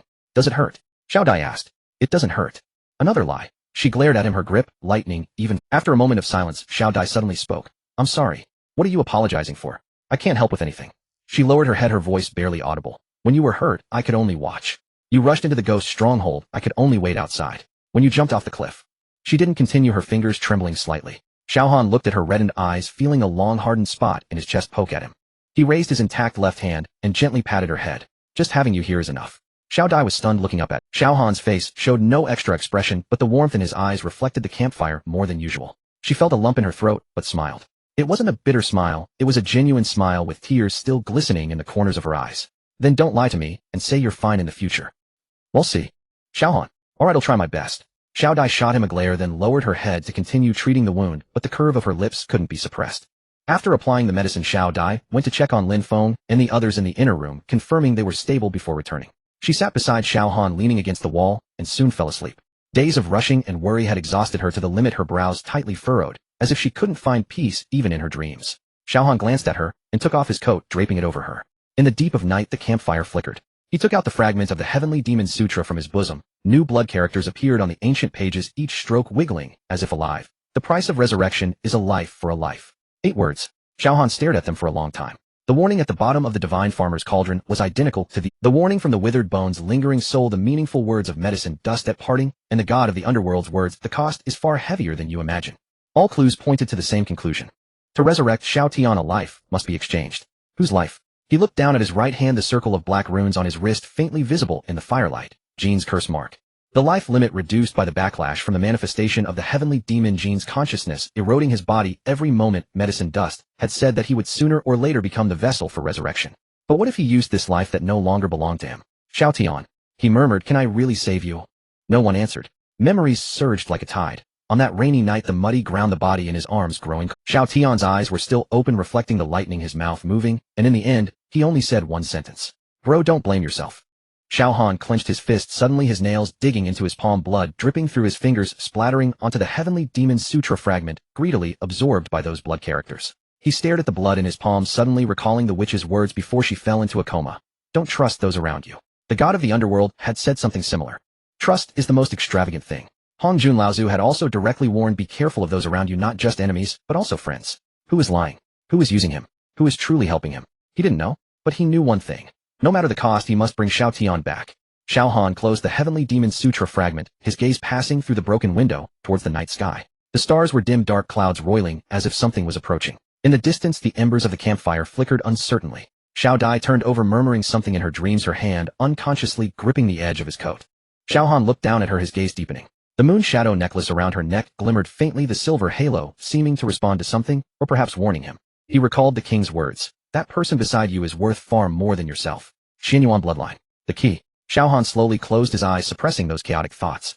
Now was not the time to think about these things, he was too weak. The 3-day period of weakness from the manifestation of the heavenly demon had just begun. His right arm's meridians, shattered, life limit permanently reduced, and the king's pursuers could find this place at any moment. He must become stronger. The 9 volumes of the Heavenly Demon Sutra, he only had 2 volumes. The remaining 7 volumes were scattered who knows where, leaving him with no clues. Medicine Dust had said there was another path, find the source, the creative power born alongside Jin. But where was the source? Even Hong Jun wouldn't disclose it. Both paths had no end in sight. But Xiao Han was never one to stand still and wait for death. He opened his eyes, his gaze landing on the last remnants of blood characters in the firelight. A life for a life. All right, he spoke to the void, his voice low as if speaking to some invisible entity. Then use my life. The campfire crackled, exploding a spark that illuminated the fleeting resolve on his face. The night grew deeper. The ruins of the ghost stronghold loomed in the night, like the decaying carcass of a giant beast, dark red energy remnants flickering occasionally among the broken walls. The king stood at the center of the shattered formation, black boots crunching on the debris, producing piercing friction sounds. His gaze fell on a crack at his feet. There lingered the energy fluctuations spilled from Xiao Han's heavenly demon manifestation, the dark red light flickering, as if some living thing was breathing. My lord, the formation has been completely destroyed, a ghost elite cautiously approached. The brothers suffered heavy casualties, and we need time to regroup. I know. The king's voice was very soft, like the muffled thunder before a storm. He waved his hand, and the elite retreated as no one dared to provoke him at this moment. The stronghold was destroyed, 12 elites were dead, and the meticulously arranged formation was violently torn apart by Xiao Han. And the most critical point was, the heart fragments could not be retrieved. The king crouched down, his fingertips touching the remnants of dark red light at the edge of the formation. That energy was cold and piercing as if it would shatter his fingers. But what shocked him more was that the residual energy was slowly dissipating as if it had already found a new home. He has already merged with the fragments. The king murmured, a complex emotion flashing in his eyes. Forcibly extracting them will only lead to their disappearance. This was not the outcome he desired. You should have known this long ago. A deep voice echoed from the void. The king's pupils suddenly contracted. The air rippled like water waves, and an overwhelming pressure descended upon the ruins. Darkness surged from all directions, completely obscuring the moonlight. A figure draped in a black cloak slowly emerged. The figure bore no face, only 2 points of ghostly green flame flickering in the depths of the hood. His very existence was a desecration of the rules. Even the surrounding rubble trembled slightly, as if fearing this presence. The god of the underworld. The lord of the underworld, a follower of Jin. The king immediately knelt on one knee, lowering his head. My lord. The day the 7th vessel awakens will be the day Lord Jin resurrects. The god of the underworld's voice carried no emotion, as if it came from an endless abyss, each word imbued with chilling coldness. He was stating an obvious fact, a predetermined event. You do not need to extract the fragments, you just need to guide him. Guide. The king raised his head, a hint of confusion in his. The ghostly green flames flickered in the god of the underworld's hood. Let him embrace destruction and despair. The fragments will automatically guide Lord Jin's will to descend. Whatever he cares about he will destroy. This sentence struck the king's thoughts like a lightning bolt. He understood. Xiao Han became the 7th vessel and survived the embodiment of the heavenly demon because he had a strong enough obsession. Those he wanted to protect, those he wanted to safeguard. Yet these very things would become his greatest weakness. The king's mind conjured the gentle smile of Xiao Dai and the stubborn gaze of Wu Ling. 2 women, one is the person who resides at the tip of his heart, and the other is a companion intertwined with his life and death. I understand now. The king slowly stood up, the gloom in his eyes replaced by madness. The figure of the underworld god began to dissipate, as if it had never been there. But his voice still echoed in the ruins. Remember, the 7th seal has been broken, time is running out. When Lord Jin's consciousness fully awakens, the vessel will no longer exist. Only destruction. The darkness receded and moonlight once again illuminated the ruins. The king stood alone at the center of the shattered formation, the night wind billowing his black robe, making it flutter. He looked down at his hands. Those hands were once clean like every 17-year-old boy. Memories surged like the tide, drowning his thoughts. That year he was 17, the most talented candidate of the Dragon Thunder Domain Assessment, the final mission. He and 4 other candidates were thrown into an abandoned factory with the objective to eliminate the drug lord within. The mission was simple, so simple that he hardly needed to think. But he did not anticipate the factory was buried with a large amount of high explosives. At the moment of the explosion, he instinctively lunged for the nearest exit. Flames consumed the left half of his face, high temperatures charred his skin black, and before the blood could even flow out it was vaporized. He survived, but at the cost of turning his once handsome face into a mass of twisted scar tissue. Useless scrap that has lost its value, has no reason to exist. Yi Qinglong's voice still echoed in his nightmares. The moment the destruction order was issued, he lay on a cold operating table staring at the incandescent lights on the ceiling waiting for death to descend. He waited for 3 days. 3 days later, a representative from the U.S. appeared in his hospital room. "Do you want to live?" the man in the black suit asked. He did. He wanted it more than anyone. From that day on, he acquired a new identity, a new name, a new mission. He climbed step by step to a high position in the Phantom Organization, becoming an important pawn of the U.S. forces in the wilderness. Yet his goal never changed. Make Dragon Soul Stab pay the price. Make those who abandoned him taste the bitterness of being forsaken. "Xiao Han," the king murmured, his voice hoarse. He raised his head, looking into the distance. Under the moonlight, his eyes burned with a fire of madness and jealousy. "You are the pride of Dragon Soul Stab, the one they chose. While I am the discarded scrap. They gave you everything, identity, brother's glory. And I have nothing. Now it's my turn to choose who to abandon." He turned and walked into the darkness, his steps heavy and resolute. In the ruins, several elite phantoms stood respectfully in the shadows, waiting for his command. "What's the status on the assassins?"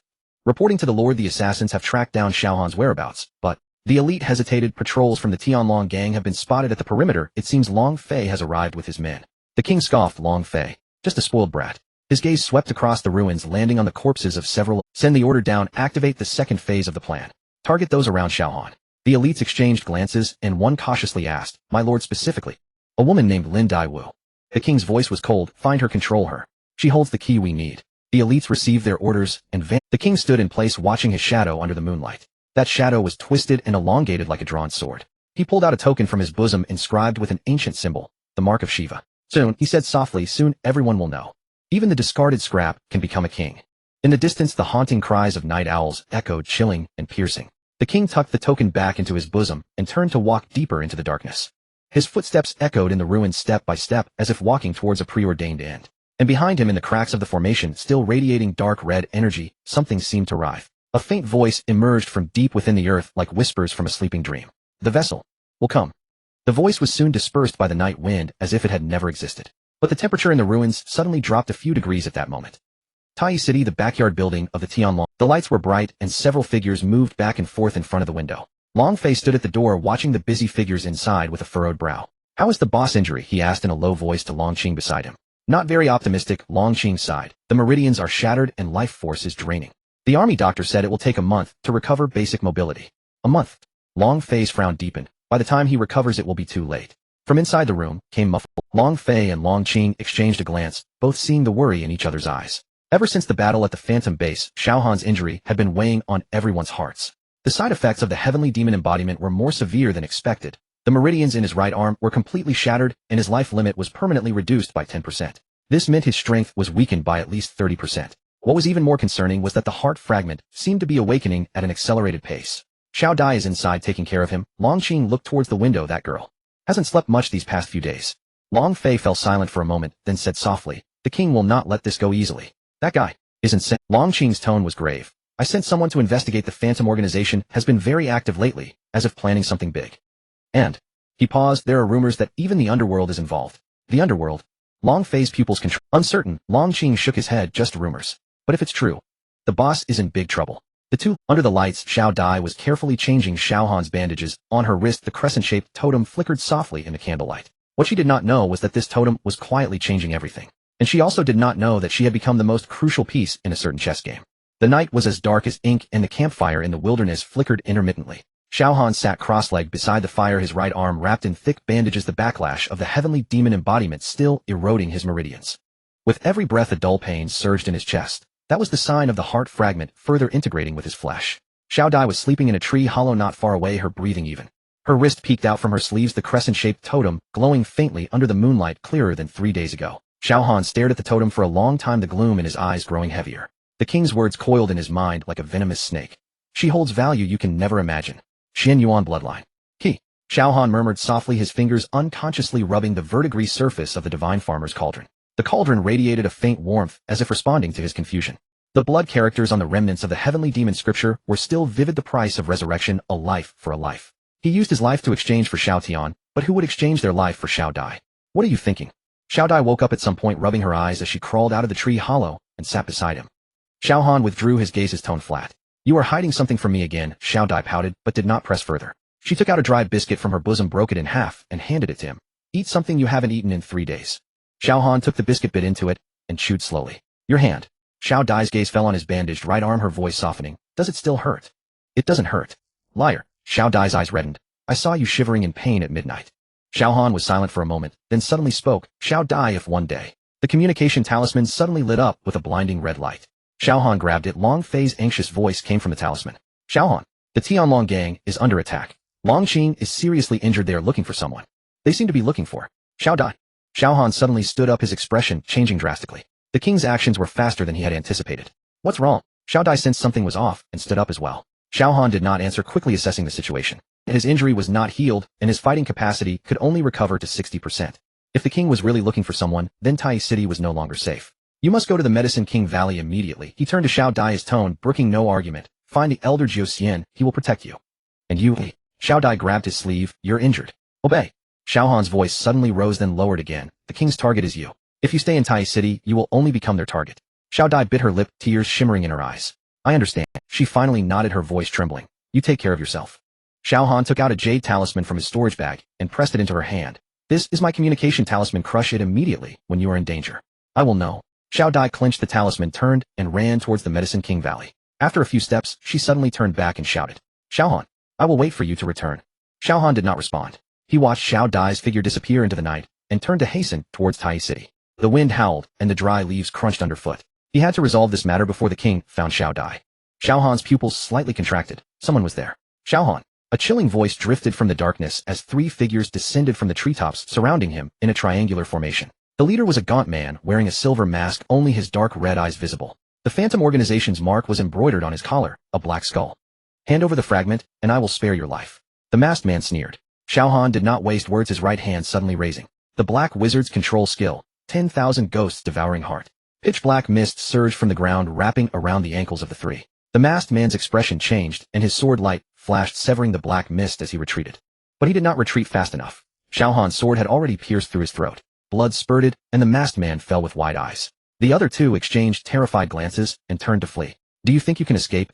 Xiao Han flicked his wrist, and two sword lights pursued their backs. With two thuds, the bodies fell to the ground. The battle ended swiftly. But Xiao Han noticed something unusual. The heart fragment was beating violently. Thud, thud, thud. It felt as if something was awakening in his chest, greedily sucking in the sanguine air that permeated the atmosphere. A strange sense of pleasure spread from his heart throughout his body, causing his fingers to tingle slightly. This feeling. Xiao Han frowned. It was desire. The fragments craved blood, hungered for slaughter. Damn it. He forcefully suppressed the unusual impulse and continued forward. The second wave of assassins appeared in the valley. This time there were 5 of them, stronger than the first wave. Their weapons were poisoned, and the eerie green blades glimmered under the moonlight. Xiao Han, do you think you can save anyone? The leading assassin grinned. The king has long anticipated your return. The trash from the Tianlong gang won't last long. Once we take care of you. A flash of sword light interrupted his words. Xiao Han's assault was more ferocious than the first wave, each strike precisely severing the enemy's vital points. Yet with every kill the beating of his heart intensified. Blood splattered on his face, warm and iron sweet. The fragments rejoiced. Come again. Come again. A voice seemed to whisper in his mind, laced with temptation and allure. Xiao Han's movements momentarily slowed, nearly caught by a poisoned arrow. He sidestepped, countering with a sword that severed the assassin's wrist. You're injured, another assassin noted. Your movements. Xiao Han did not respond. A dark glint flickered in his pupils. In the next moment, all 5 assassins lay on the ground. He stood amidst the corpses, his chest heaving violently. The pounding of his heart finally calmed, replaced by a strange satisfaction. Just like a hungry person finally filled. Am I being eroded? Xiao Han raised his hand, noticing his fingertips trembling slightly. Not from fear, damn it. He took a deep breath, forcing his mind to calm down. The consciousness of the flame was seeping into his body, something he had long been aware of. But he hadn't expected the infiltration to happen so quickly. Each time he wielded the power of the Tianma Ju, each act of slaughter accelerated that process. I will not become your puppet. He whispered into the void, unsure if he was speaking to himself or to the presence slumbering with. He moved forward. The third wave of assassins appeared by the riverbank. This time there was only one person. But this person's aura was more terrifying than the combined strength of the previous 2 waves. Long time no see, Zero. A familiar voice. Xiao Han's pupils constricted sharply. The king walked slowly from the opposite bank, a half smile on his face. His left arm was bandaged, the injury from their last encounter. You move quickly, the king observed Xiao Han with a hint of amusement in his eyes. Hastening to your death before recovering from the aftereffects of the Tianma transformation. You're courting death. Xiao Han's voice was icy. I'm here to find you. The king spread his hands. To be precise, I'm here to tell you some news. What news? The Tianlong gang has fallen. The king's smile widened. Long Fei is gravely injured. Long Qing is barely alive, and your friends. Some have fled, some have been captured. Xiao Han's pupils suddenly constricted. You're looking for Xiao Dai, right? The king continued casually, as if discussing the weather. Stop looking, she's not in Tai City. My people have turned the city upside down and still couldn't find her. Don't worry, I won't kill your insignificant friend. The king interrupted. They are merely bait for you. The real bait. Xiao Han glared at the king's face, suddenly laughing. Do you think I would fall for that? The king's smile froze for a moment. Xiaodai is not in Tai City at all, Xiao Han continued. You sent people to attack the Tianlong gang, just to lure me back. But you didn't expect that I had already sent her away. Sent away? The king narrowed his eyes. Where to? Guess. The king fell silent for a few breaths, then suddenly burst into laughter. Interesting. Zero, you were smarter than I imagined. He stepped back, his figure starting to blur. But the game has just begun. Do you think getting rid of her means safety? The bloodline of Xin Yuan cannot remain hidden. Wherever she goes, I will find her. Try it. Xiao Han's voice was as cold as ice. The king's figure completely vanished, leaving behind a sentence lingering in the air. See you in Tai City 0. I will wait for you on the city wall. Xiao Han stood by the river unmoving for a long time. The fragments of his heart stirred once more violently than ever before. The king's appearance seemed to awaken deeper instincts within it. Kill him. Kill him. Xiao Han covered his chest, his brow furrowed. He had to find the remaining parts of the 9 scrolls of Tianma as soon as possible. Otherwise, before the king could make a move, he would be devoured by the consciousness of the flame. He continued toward Tai City. As dawn broke on the horizon, the outline of the city finally came into view. But Xiao Han's footsteps came to a halt. The city gates were tightly shut. The towering city walls were draped with black banners. The skull insignia fluttered in the morning breeze, as if countless eyes were watching the world below. The banner of the ghost organization, Tai City, has fallen. A flash of cold light flickered in Xiao Han's eyes. King, do you really think this can trap me? He lifted his head, gazing toward the highest point of the city wall, where a figure seemed to be looking down at him, exuding an aura of triumph. Xiao Han tightened his grip on the sword. The fragments of his heart began to beat again, but this time, he did not suppress it. Since you want to play, let me play with you. At the north gate of Tai City, the setting sun was blood red. On the city wall stood dozens of figures, black cloaks billowing in the wind, each one embroidered with the insignia of the ghost organization, a pale skull with azure flames burning in its eye sockets. Xiao Han stood 100 feet from the city, looking up at the city wall. His injuries had not fully healed. The pain from the shattered meridians in his right arm still lingered, every breath reminding him of the restless fragment of his heart. 3 days and nights, 3 waves of assassins, 27 lives. He had fought his way here, and the stench of blood could no longer be washed away. Who goes there? Leave immediately. Someone on the city wall shouted loudly, tension evident in their voice. Xiao Han said nothing. He simply raised the sword in his hand slowly. It was a pitch-black longsword with faint black mist swirling around the blade, as if some living creature were breathing. The properties of the GSN set flowed through him, enveloping him in a faint halo. Warning for the second time. If you do not retreat, we will kill without mercy. Xiao Han finally spoke. Let the king come out. His voice was not loud, yet it clearly reached everyone's ears. The city wall fell silent for a moment, then erupted in derisive laughter. Let the king come out. What do you think you are? You're asking for death. A heavily injured waste dares to run wild in Tai City. Xiao Han did not even raise his eyelids. His figure suddenly vanished. In the next instant, a jet-black beam of light tore through the air, surging toward the city gate. Block him. Arrows rained down like a storm, each one laced with poison, their tips glimmering with ghostly green light. Dozens of black sorcerers simultaneously cast spells, curse, clouds forming a skull shape in the sky descending upon him. Xiao Han's figure weaved through the rain of arrows. He did not dodge or evade, merely advancing. His protective true chi formed an invisible barrier around him, and the arrows struck it with a ringing sound, failing to penetrate even a fraction. As the curse clouds descended, a flash of black light enveloped him. The power of the Tianma Ju activated, autonomously devouring all those curses. How is this possible? Why is his protective true chi so strong? Quick! Focus fire! Xiao Han had already reached under the city gate. He did not use any flashy skills, simply striking out with a single sword. The GSN domain unfolded. An invisible wave radiated outward from him, suppressing all enemy attributes within its range by 15. The black sorcerers on the city wall were horrified to find their mana rapidly depleting, the incantations they were chanting becoming fragmented. What skill is this? It's a domain. A domain-type skill. Damn it. My mana is draining. Xiao Han's second sword strike had already been unleashed. Boom. The heavy city gate cracked open in the middle, countless wood chips flying the entire door, crashing down, raising a cloud of dust. Silence fell upon the city wall. Everyone was stunned. The gate of Tai City was forged from 1,000-year-old ironwood, and even a full-force strike from a king-level expert would only leave shallow marks. Yet this person had used only one sword. This is impossible. Xiao Han stepped over the collapsed gate and entered Tai City. His steps were steady, each one echoing crisply on the stone path. The blood-red setting sun cast a long shadow behind him, making him appear particularly lonely in the empty street. He did not notice that in the shadows atop the city wall a pair of eyes were coldly watching him. The king stood at the highest point, his black cloak obscuring his face, revealing only a pair of icy eyes. Let him in, he ordered in a low voice. The subordinate beside him froze. But my lord, his strength. I said let him in. The king's voice showed no fluctuations. He needs despair, true despair. Only by letting him see it with his own eyes. The subordinate did not dare to say more and quietly withdrew. The king's gaze followed Xiao Han's figure, a faint arc of a smile, slowly forming at the corner of his mouth. Xiao Han, do you think you are the hunter? He murmured to himself. No, you are merely the prey. From the very beginning, Xiao Han walked into Tai's city, gradually frowning. The streets were deserted. The doors and windows of the buildings on both sides were tightly shut, and the entire city was eerily quiet. There were no pedestrians, no vendors, not even a single dog. It was as if everyone had vanished overnight. Something's off. He stopped in his tracks. Tai City was one of the most prosperous cities in the game. Even at midnight, there should be patrolling guards and sporadic play. The current situation was clearly a trap. Xiao Han immediately turned to retreat. But it was too late. The ground suddenly lit up with blinding light. Countless runes emerged from the ground, crisscrossing and weaving into a massive formation diagram. The light glowed with a strange purplish red hue resembling congealed blood. The myriad phenomena prison formation. The ghost organization's top-tier illusion formation improved from the witch's myriad phenomena puppet technique, capable of trapping a person in their deepest fears. Xiao Han had heard Wu Ling mention this formation before. It was said that once ensnared, one would be devoured by their own inner demons. Heh, Xiao Han sneered. He had experienced too much already and had long since lost any inner demons. His body surged upward, black chi swirling around him. The power of the Tianma juice surged within him, and he sought to forcefully break through the formation. But in the next instant his movements froze. The world before him began to twist. The light blurred, the space started to collapse, as if everything was thrown into a blender. Xiao Han closed his eyes, attempting to use the power of the Tianma Ju to resist the encroachment of the illusion. But when he opened his eyes again, he was stunned. He stood amidst ruins. Around him lay collapsed buildings, raging flames, and a sky filled with the stench of blood. The sky was riddled with cracks, as if it would collapse at any moment. Xiao Han's pupils suddenly constricted. He recognized this place. This is the Tianlong Gang.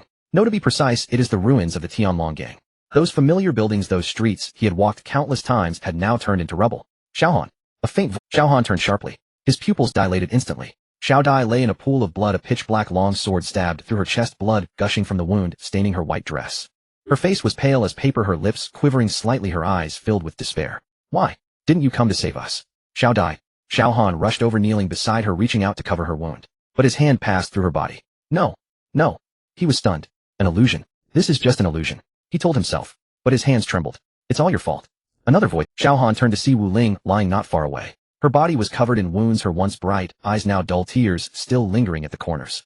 We trusted you. Gave our lives to you. Wu Ling's voice was hoarse, each word squeezed out from her throat. But where are you? Where are you? No. Xiao Han knelt on the ground. He knew this was an illusion. He was more aware than anyone that this was merely a deception created by the illusion prison array. The witch had once told him the principle of this array: it would read the deepest fears in a person's heart and materialize them. But knowing it and accepting it were two different matters. Seeing Xiao Dai and Wu Ling lying in pools of blood, hearing their desperate voices, his heart felt as though it were, you can't save anyone. Tears fell from Xiao Dai's eyes. You only bring death. Your existence is a curse. Wu Ling closed her eyes. Everyone who gets close to you will die. Enough. Xiao Han suddenly stood up. His eyes turned crimson, dark energy swirling violently around him, the power of the Tianma Ju running wildly within. I know this is fake. He gritted his teeth, his voice squeezing out from deep within his throat. You can't fool me. The illusion began to waver. Ruins, flames, pools of blood, everything began to blur. The figures of Xiao Dai and Wu Ling slowly dissipated like smoke blown away by the wind. Xiao Han closed his eyes, striving to calm himself. Just an illusion. Just an illusion, he told himself. But unbeknownst to him, at the moment he closed his eyes, his hands trembled slightly. Cold sweat broke out on his forehead. His heart fragmented, throbbed violently, emitting an uneasy buzz. Outside the array, the king stood at the edge, watching Xiao Han's figure flicker in and out of the light.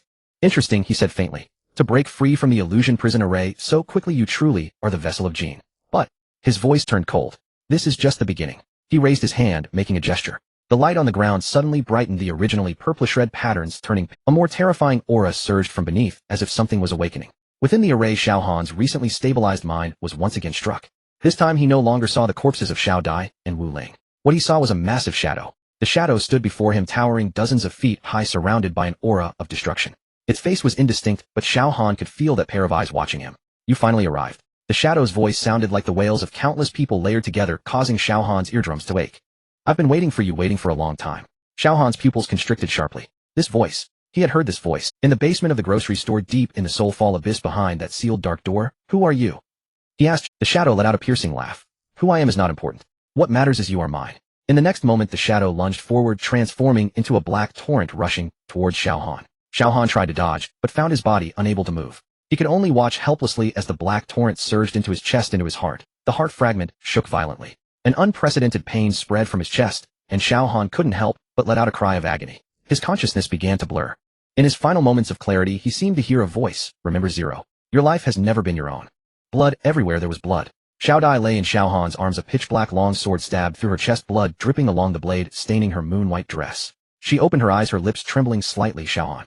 I'm sorry. I couldn't wait for you. No. Xiao Han howled, pressing his hands against her wound, the power of the Tianma, surging wildly, trying to salvage the fleeting life. But it was futile.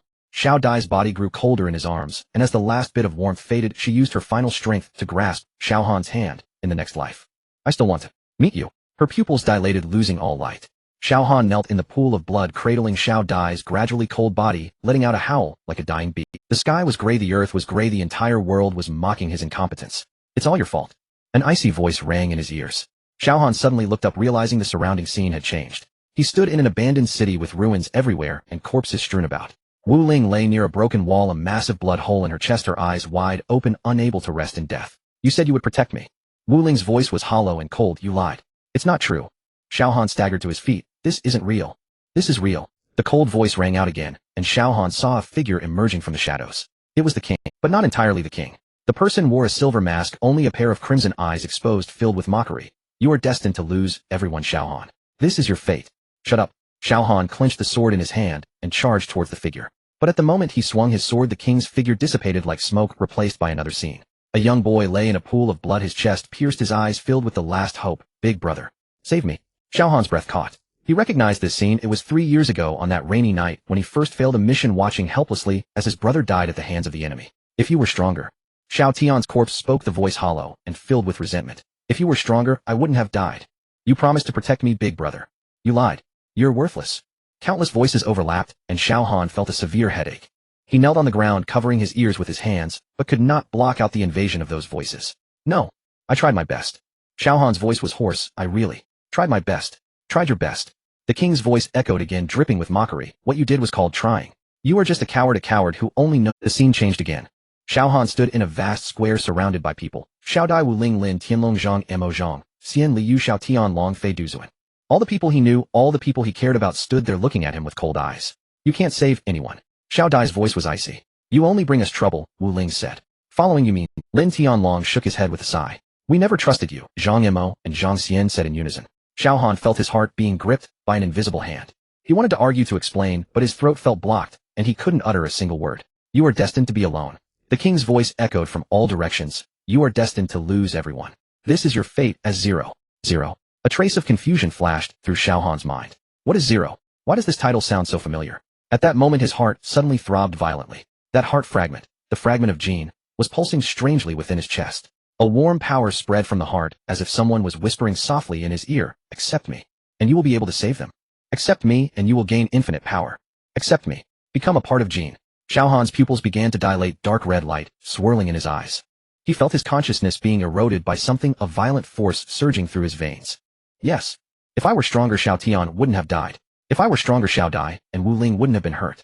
If I accept this power, I can protect everyone. His consciousness began to blur, his body trembling uncontrollably.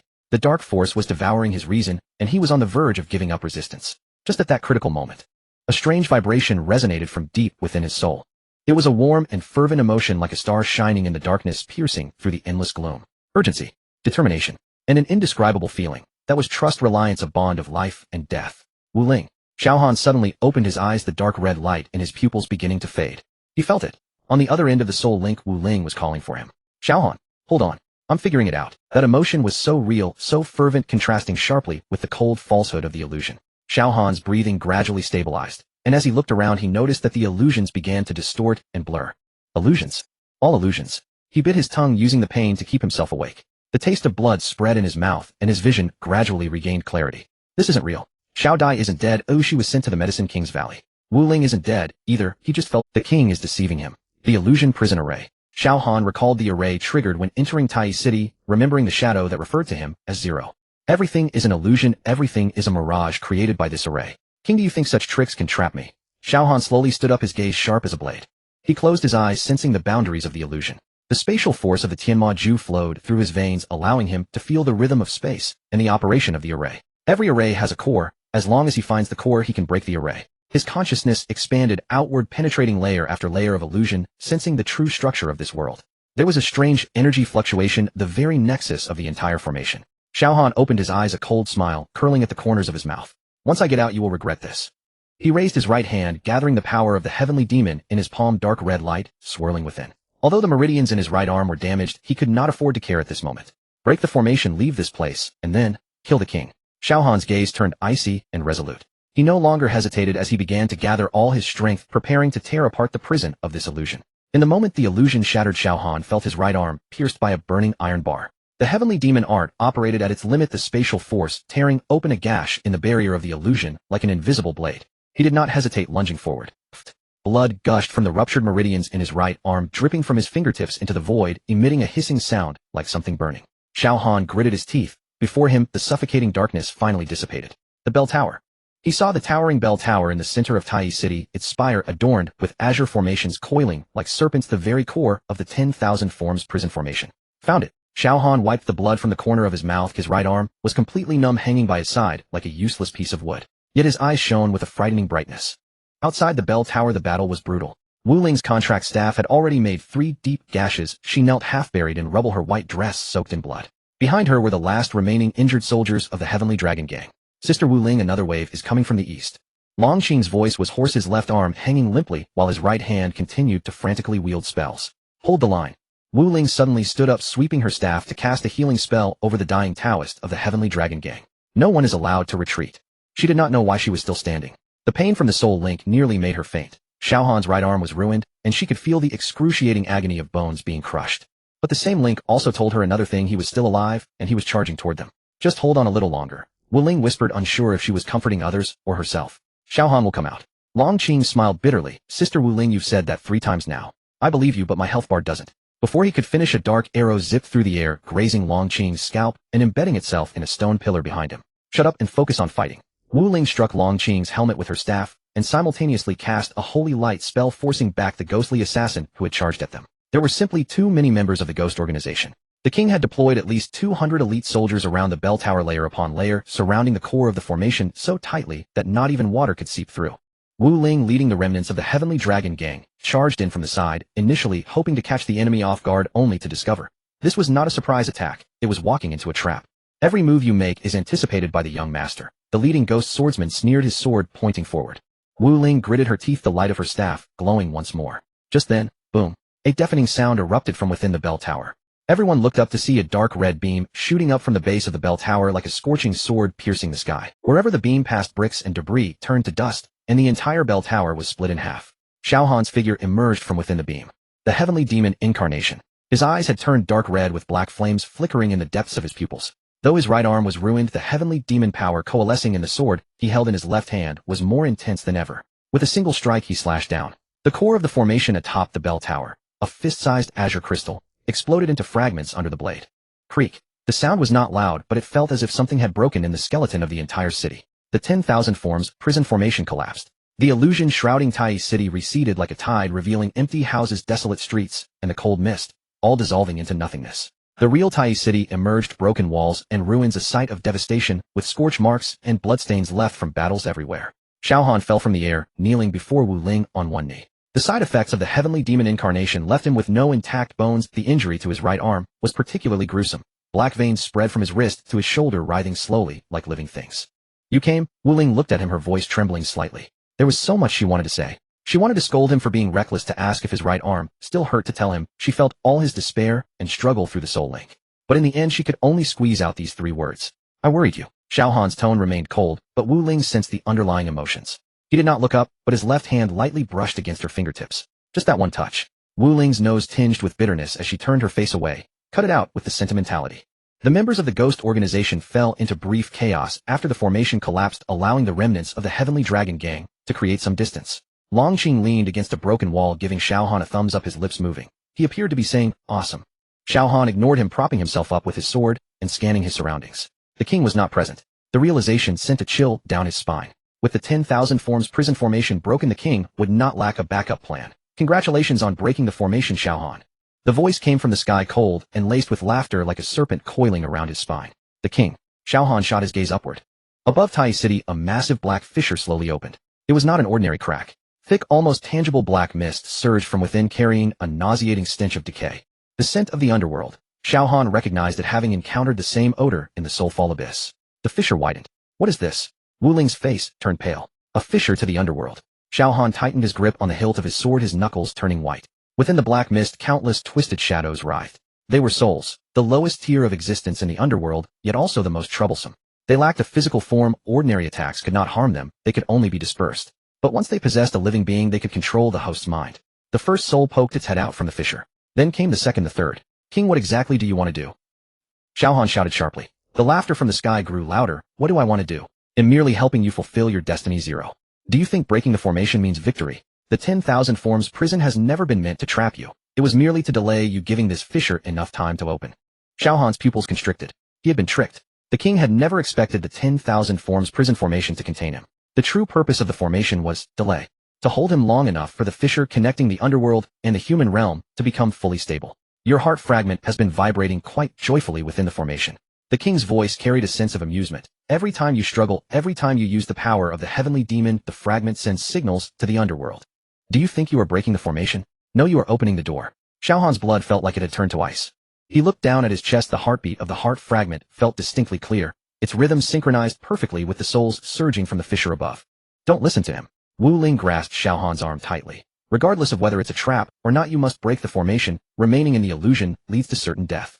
He's trying to confuse you. Xiao Han took a deep breath, suppressing the tumultuous emotions. Wu Ling was right. Even if what the king said was true, the 10,000 forms prison formation had to be broken. Remaining in the illusion meant certain death, while breaking the formation at least left room for a struggle. But the fissure to the underworld had already opened. Souls poured out like locusts blocking out the sun. The remnants of the heavenly dragon gang began to retreat. Long Qing's face turned ashen. How do we fight this? Our attacks go right through them. Xiao Han remained silent. His gaze was fixed on the depths of the fissure. Amidst the surging black mist, a pair of crimson eyes slowly opened. That gaze was ancient, cold, and devoid of emotion, as if looking down upon the entire Tai city like an ant. Xiao Han's heart fragment thumped violently. The cursed mark of Jin on his wrist burned fiercely, the black veins writhing madly. Those eyes were watching him. Xiao Han. Wu Ling sensed his unusualness, gripping his hand tightly. Are you okay? Xiao Han did not answer. Deep within the fissure, those crimson eyes curved slightly, as if smiling. The crimson eyes gazed at Xiao Han from the depths of the underworld fissure. That gaze felt like countless cold needles piercing into his heart. Xiao Han felt the fragments in his chest tremble violently, the black veins spreading crazily along his right arm, each heartbeat accompanied by searing pain. The consciousness of Jin awakened within him, murmuring deeply in his mind. Container, my container. Wu Ling's voice came from behind, filled with urgency. She wanted to get closer, but was obstructed by the souls pouring out. Those translucent figures twisted and screamed, as if drowning souls clinging desperately to the last straw, madly rushing toward the breath of the living. Xiao Han gritted his teeth forcibly, suppressing the abnormal movement of his heart. He could not fall here. Wu Ling was still waiting for him, and Xiao Dai was still waiting for him to take her home from the Apothecary Valley. Celestial field, open. A silver-white light erupted from within him, forming an invisible barrier that sent the approaching souls flying. Xiao Han tightened his grip on the soul-severing sword, the blade stained with the blood dripping from his right arm. His right arm was already ruined with shattered meridians. His fingers could barely hold the hilt. But that did not stop him from killing. The air around the fissure began to distort as a figure slowly emerged from the crowd of souls. The figure wore tattered robes, his face pale as paper, his eye sockets deeply sunken, with a strange smile playing on his lips. Ghostvine. Xiao Han recognized him. The king's confidant, a killer renowned for his corpse explosion technique within the ghost organization. Xiao Han had seen his bounty notice in the black market. 1,500,000 spirit stones, countless lives taken by his hands. Ghostvine tilted his head as if examining an interesting toy. Xiao Han, zero Jin's container. You are even more disheveled than the rumors suggest. His voice was hoarse and grating like sandpaper scraping against bone. My master asked me to wait for you. You certainly did not disappoint him. Where is the king? Looking for what belongs to him. Ghostvine grinned, revealing his yellow-black teeth. 3 fragments have already returned to their places. The 4th will soon belong to the master. And you? He greedily stared at Xiao Han's chest. You are the 7th fragment, the most crucial one. The master will come to retrieve it personally. Xiao Han's gaze turned cold. Before that'll take your life first. The soul-severing sword shot through the air, the silver blade slicing through the air, aimed directly at Ghostvine's throat. Ghostvine's figure suddenly vanished, leaving only a withered corpse in place. In the next moment, a rush of wind came from behind Xiao Han. Corpse puppet technique. Dozens of corpses crawled out from the ground, blocking Ghostvine. They were the original residents of the city, killed by the souls, now turned into Ghostvine's weapons. Their eye sockets were hollow, their skin pallid, and they emitted meaningless howls from their mouths. Xiao Han's sword did not falter. Heavenly Demon Art. Heart Devour. Black mist surged from the tip of the sword, penetrating the first 3 corpse puppets. Those bodies froze instantly, as if their souls had been extracted, collapsing to the ground. But more corpse puppets surged forward. Ghostvine's laughter echoed from all directions. Xiao Han, you are strong, but your right arm is ruined, your heart is burning, and what is inside you is devouring you. How long can you hold on? I will hold on until I kill you. That's enough. Xiao Han's figure vanished from the spot, and when he reappeared, he was already behind Gueteng. The soul-severing sword pierced through Gueteng's back, but it was merely another corpse puppet. Too slow. Gueteng's voice echoed among the horde of corpse puppets. You are 30% slower than before zero. Your body is resisting you, your strength is betraying you. Xiao Han did not respond. His gaze was terrifyingly calm like a stagnant pool of water. He knew that Gueteng was speaking the truth. His body had reached its limit. With every use of the Tianma art, the burning in his heart intensified. The consciousness of the burning was eroding him. The black patterns had already spread to his shoulders. But he could not stop. Xiao Dai was still waiting for him. Wu Ling was still behind him. Lin Feng, Zhang Mo Zhang Xian Liu. Those who trusted him, he could not let them down. Cutting immortal domain, collapse. The silver-white light suddenly contracted, then exploded outward, shattering all the corpse puppets within a radius of 10 meters. Xiao Han's figure passed through the sky, filled with bone fragments, heading straight for the true body of Gueteng. Gueteng's pupils suddenly contracted. He did not expect Xiao Han to unleash such power. Are you crazy? If this goes on, your heart will.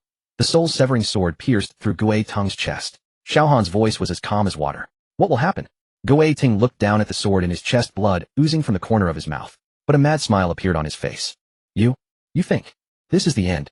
Gueteng's body began to swell, black light seeping out from beneath. Corpse explosion, mutual destruction. Xiao Han's pupils suddenly contracted. He did not hesitate, withdrew his sword, and retreated, the cutting immortal domain opening once more, wrapping himself within it. Boom! A tremendous explosion tore through the air, and a black shockwave swept outward. The souls trapped in the fissures were blown away, and a corner of the city wall collapsed. As the dust settled, Xiao Han knelt on the ground, the soul-severing sword embedded beside him. His complexion was as pale as paper, and the garments on his chest were soaked in blood. But he was still alive. Gueteng's body lay scattered everywhere, utterly unrecognizable. His eyes remained open, a smile lingering on his lips from before his death. The thing inside you. The master will come to take it himself. Gueteng's voice sounded as if it were coming from hell. This is fate. Xiao Han slowly stood up, withdrawing the soul-severing sword. His right arm hung limply by his side, completely numb. Fate. He did not believe in fate. Xiao Han. Wu Ling rushed over, supporting his swaying body. How are you? Your complexion? I'm fine. Xiao Han pushed her hand away, his voice hoarse. There are still souls in the city. We must clean them up quickly. Your injury? I said I'm fine. Wu Ling looked at him, her eyes slightly reddening. She could feel his pain through their soul link, a burning agony, as if a fire was raging in his chest. But she said nothing. She knew Xiao Han would not listen. This man had always been like this, bearing everything on his own and never willing to show weakness. Xiao Han. Wu Ling took a deep breath. The people from the Tianlong gang are waiting outside the city. Brother Lin asked me to tell you they can come in for support at any time. Let them continue to wait. Xiao Han turned, gazing toward the direction of the abyssal rift. The rift still existed. The crimson eyes had disappeared, but souls continued to pour out. This rift must be sealed. Sealing will take time, and Wu Ling paused, given your current state. I know. Xiao Han looked down at his right hand. The black patterns had spread to his neck, writhing beneath the skin like living creatures. A sudden wave of fear washed over him. What exactly was this thing? Redemption or a curse? He recalled the 4 characters on the Shinong Ding, exchanging life for life. Xiao Dai's resurrection required an exchange of life for life. But was his life still his own? The remnants of the Tianma art suddenly stirred in his sea of consciousness, revealing a line of blood-red text. The 7th fragment is not a dead object, but a living heart. Xiao Han's breath caught. The 7th heart fragment is not a dead object, but a living person's heart. His fingers could it be that he himself was the vessel for the 7th fragment? Xiao Han. Wu Ling sensed his anomaly. What? It's nothing. Xiao Han sheathed the soul-severing sword, his gaze complex as he looked toward the city gate. There Lin Tianlong was leading people in for support. The blood-red characters of the Tianma art still flickered in his sea of consciousness, like some kind of warning. Someone is lying. Someone is lying. Who? Xiao Han closed his eyes, a series of faces floating in his mind. Lin Tianlong, Zhang Mo Zhang Xian, Liu Long Fei, Duzuan Han Tian. And that mysterious voice that had been warning him, the title 0, the fate, spoken by the king. Everything seemed to be connected by an invisible thread binding him within. Xiao Han. Lin Tianlong's voice came from afar. Xiao Han opened his eyes and saw Lin Tianlong leading the elite of the Tianlong gang into the city. They quickly surrounded the remaining souls, slaying the translucent monsters. Lin Tianlong approached Xiao Han, examining him up and down. Your injury? It's just an external wound. Xiao Han replied nonchalantly. A complex expression flickered in Lin Tianlong's eyes. He did not press further, merely patting Xiao Han's shoulder. The ghostly forces in the city have been mostly cleared, and the king's people have fled. What should we do next? Seal the rift. Xiao Han looked toward the abyssal rift. It must be sealed before it expands further. How long will it take? I don't. Xiao Han shook his head. I need time to study it. Lin Tianlong nodded. He'll have the brothers guard the surroundings. You can focus on your work. He turned to make arrangements, but Xiao Han stood in place, watching his back with a complex gaze. Someone is lying. Who is? Wu Ling approached, holding a token inscribed with the words, "Cutting Immortal." I found this in the ruins of the city. Wu Ling handed the token to Xiao Han. It seems to be related to your cutting immortal. As Xiao Han took the token, he felt a familiar aura emanating from it. This is the cutting immortal order. He recalled the inheritance he obtained from the cutting immortal ruins. Among the fragmented memories, there seemed to be records about the cutting immortal order. Keep it. Xiao Han stored the token in his storage bag. It might be useful. Wu Ling nodded, suddenly recalling something, her expression becoming serious. Xiao Han, there's something I haven't told you. What is it? On the way here I received a message from Xiao Dai. Wu Ling paused. Her moonshadow necklace has shown abnormalities again, but she told me not to tell you, saying it was just a small issue. Xiao Han frowned. Xiao Dai's moonshadow necklace had always been connected to her Xianyuan bloodline. The king had mentioned that she possessed something he needed. Where is she now? She is still in the Medicine King Valley being looked after by Lin Feng and the others. She should be fine, Wu Ling comforted. But I feel she is hiding something from you. Xiao Han fell silent. The abnormalities of the moonshadow necklace, the images Xiao Dai had concealed the man who resembled Xiao Han. Everything pointed to a truth he did not know. Once this matter here is resolved, I will visit the Medicine King Valley. Xiao Han made his decision. Wu Ling nodded, saying no. The abyssal rift continued to spew forth souls, and the sky was overcast with dark clouds, as if something even more terrifying was about to descend. Xiao Han gazed into the depths of the rift, his heart pounding violently once more. That rift was not merely a passage to the underworld. It led to deeper darkness, and he was stepping closer and closer to the center of that darkness. The vessel will come. Gui Teng's dying words echoed in his ears. Xiao Han tightened his grip on the soul-severing sword. He would come, but he would not become anyone's vessel. Deep within the Medicine King Valley, in a hidden cave, Xiao Dai lay on a stone bed, the faint golden symbol on her brow flickering in the dim light. Her breathing was rapid, beads of sweat forming on her forehead, her hands tightly gripping the moonshadow necklace on her chest. The necklace emitted an increasingly bright silver light, almost illuminating the entire cave. She can't hold on much longer. Longqing stood at the cave entrance, his expression grave. The king's puppet technique is activating something inside her. Xiao Han leaned against the cave wall, his right arm wrapped in thick bandages. The blood seeping out had stained the white cloth dark red. His face was pale, but his gaze never left Xiao Dai on the stone bed. She has the aura of cutting immortal. Xiao Han suddenly spoke, his voice hoarse. What? Longqing was taken aback. It's very faint, but it indeed exists. Xiao Han continued. It resonates with my inheritance. As soon as he finished speaking, Xiao Dai's body suddenly trembled violently. She let out a painful scream, her neck arching back, and the moonshadow necklace on her chest erupted with blinding silver light. The light enveloped her entire body, as if it were a solid substance. Xiao Dai. Xiao Han rushed to the stone bed, but was repelled by an invisible barrier. He staggered back, the wound on his right arm tearing open again, blood dripping down his arm. Don't go over. Longqing pulled him back. This is bloodline awakening. She is undergoing some kind of transformation. Xiao Dai's body floated up, her skin beginning to turn transparent in the silver light. The blood flowing through her veins was visibly changing, from bright red to silver. A surge of unfamiliar memories flooded into her mind. They were the memories of Xianyuan Moonshadow. In ancient times, the Xianyuan clan. A woman in a silver-white gown stood on an altar, her features resembling Xiao Dai's, but with an added sharpness and magic. On her brow was a moon-shaped mark identical to Xiao Dai's. With my bloodline seal, the demon moon. Xianyuan Moonshadow's voice echoed in the memories. Xiao Dai witnessed that brutal battle. The demon moon, a traitor of the Xianyuan clan, had become a tool of destruction after being controlled by the underworld god. She slaughtered her kin, blood staining the mountains and rivers, ultimately sealed by Xianyuan Moonshadow at the cost of her own life. Moonshadow turned her bloodline and soul into the foundation of the seal, imprisoning the demon moon in endless darkness. And she, after the sealing was completed, dissipated between heaven and earth. My descendants, if able to awaken the bloodline, may inherit my will and reopen the seal. The memory abruptly halted. Xiao Dai suddenly opened her eyes, a glimmer of silver flashing in her pupils. She saw more. The truth of the demon moon being controlled by the underworld god. The underworld god promised her supreme power, but merely treated her as a pawn. When her value was depleted, she was discarded in the seal, forever unable to transcend. The heroism of Moonshadow. She could have survived, but chose to sacrifice herself to gain the last hope for her clan.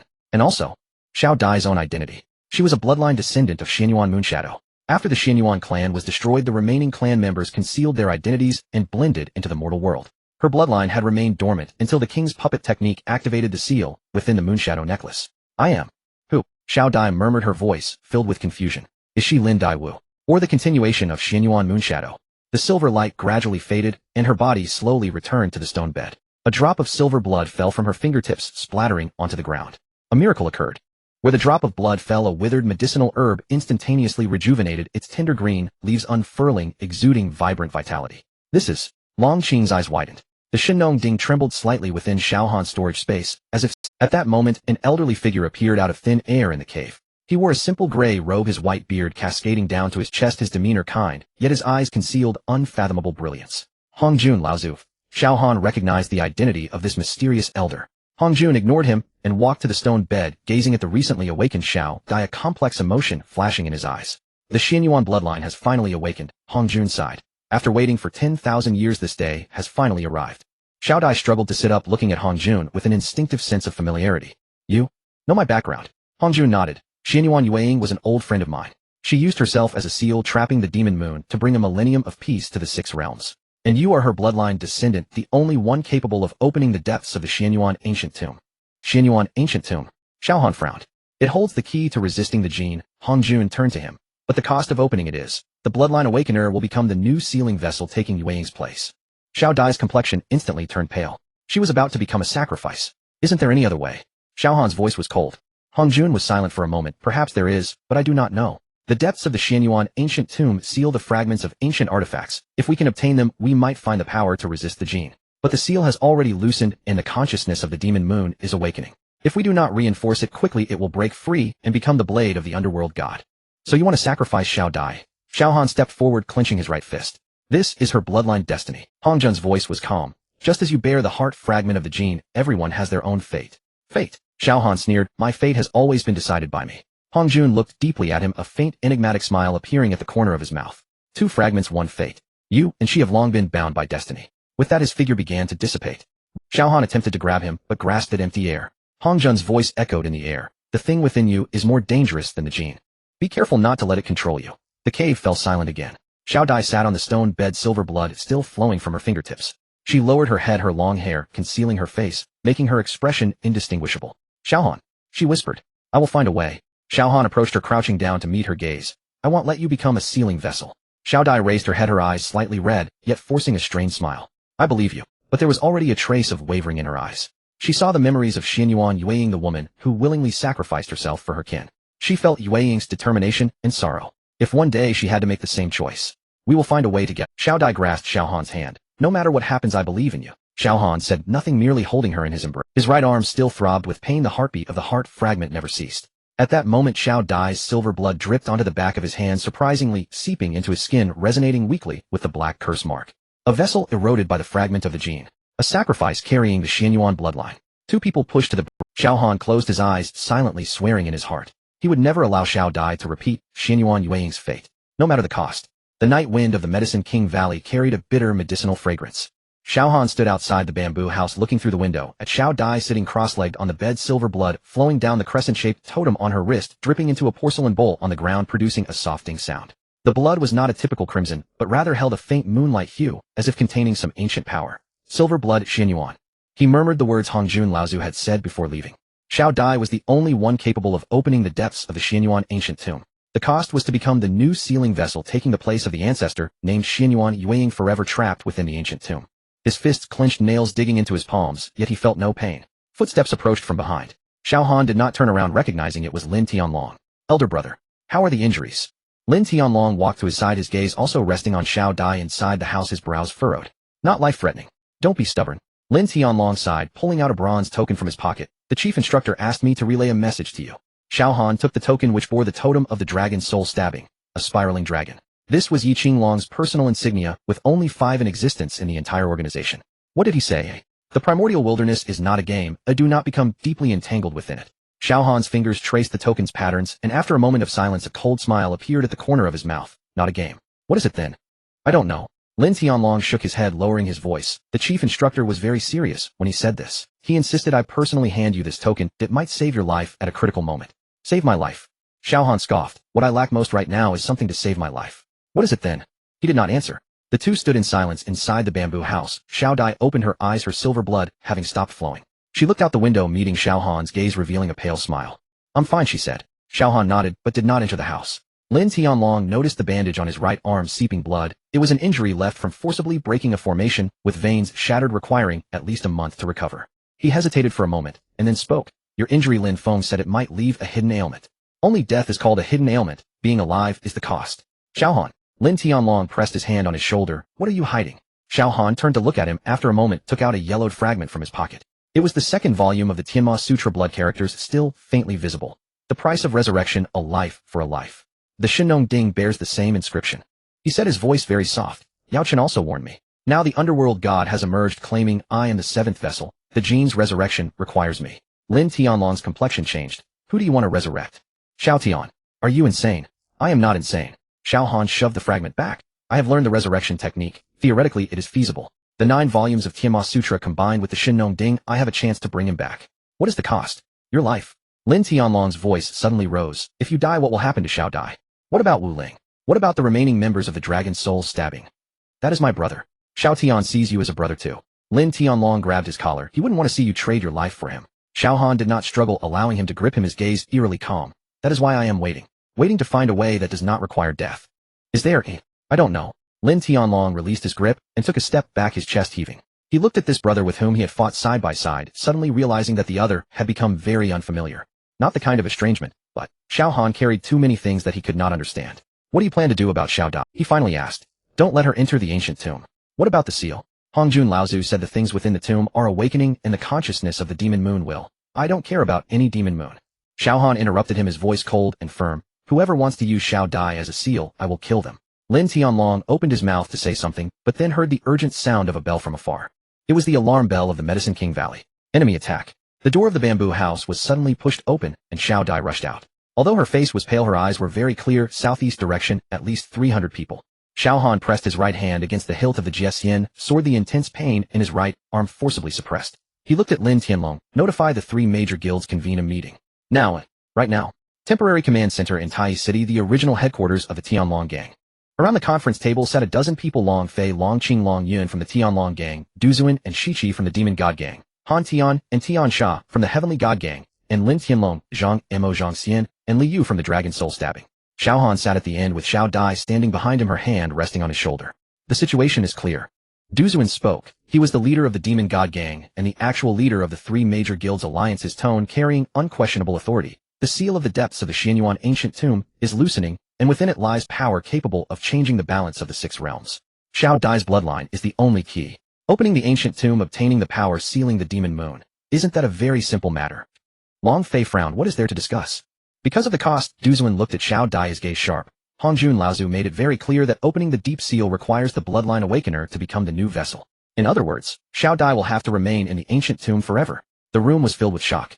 Long Fei slammed the table. Nonsense. I do not agree. This is a transaction. Du Zuan's voice remained calm.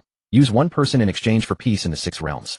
The demon moon is a traitor controlled by the underworld god, who almost destroyed the Xianyuan clan back then. If she completely awakens, more than 1 person will die. But it can't be Xiao Dai. Xiao Han finally spoke, his voice not loud, yet it silenced the entire room. Du Zuan turned to him, their gazes clashing. Do you have another way? I am looking for one. Will you find it?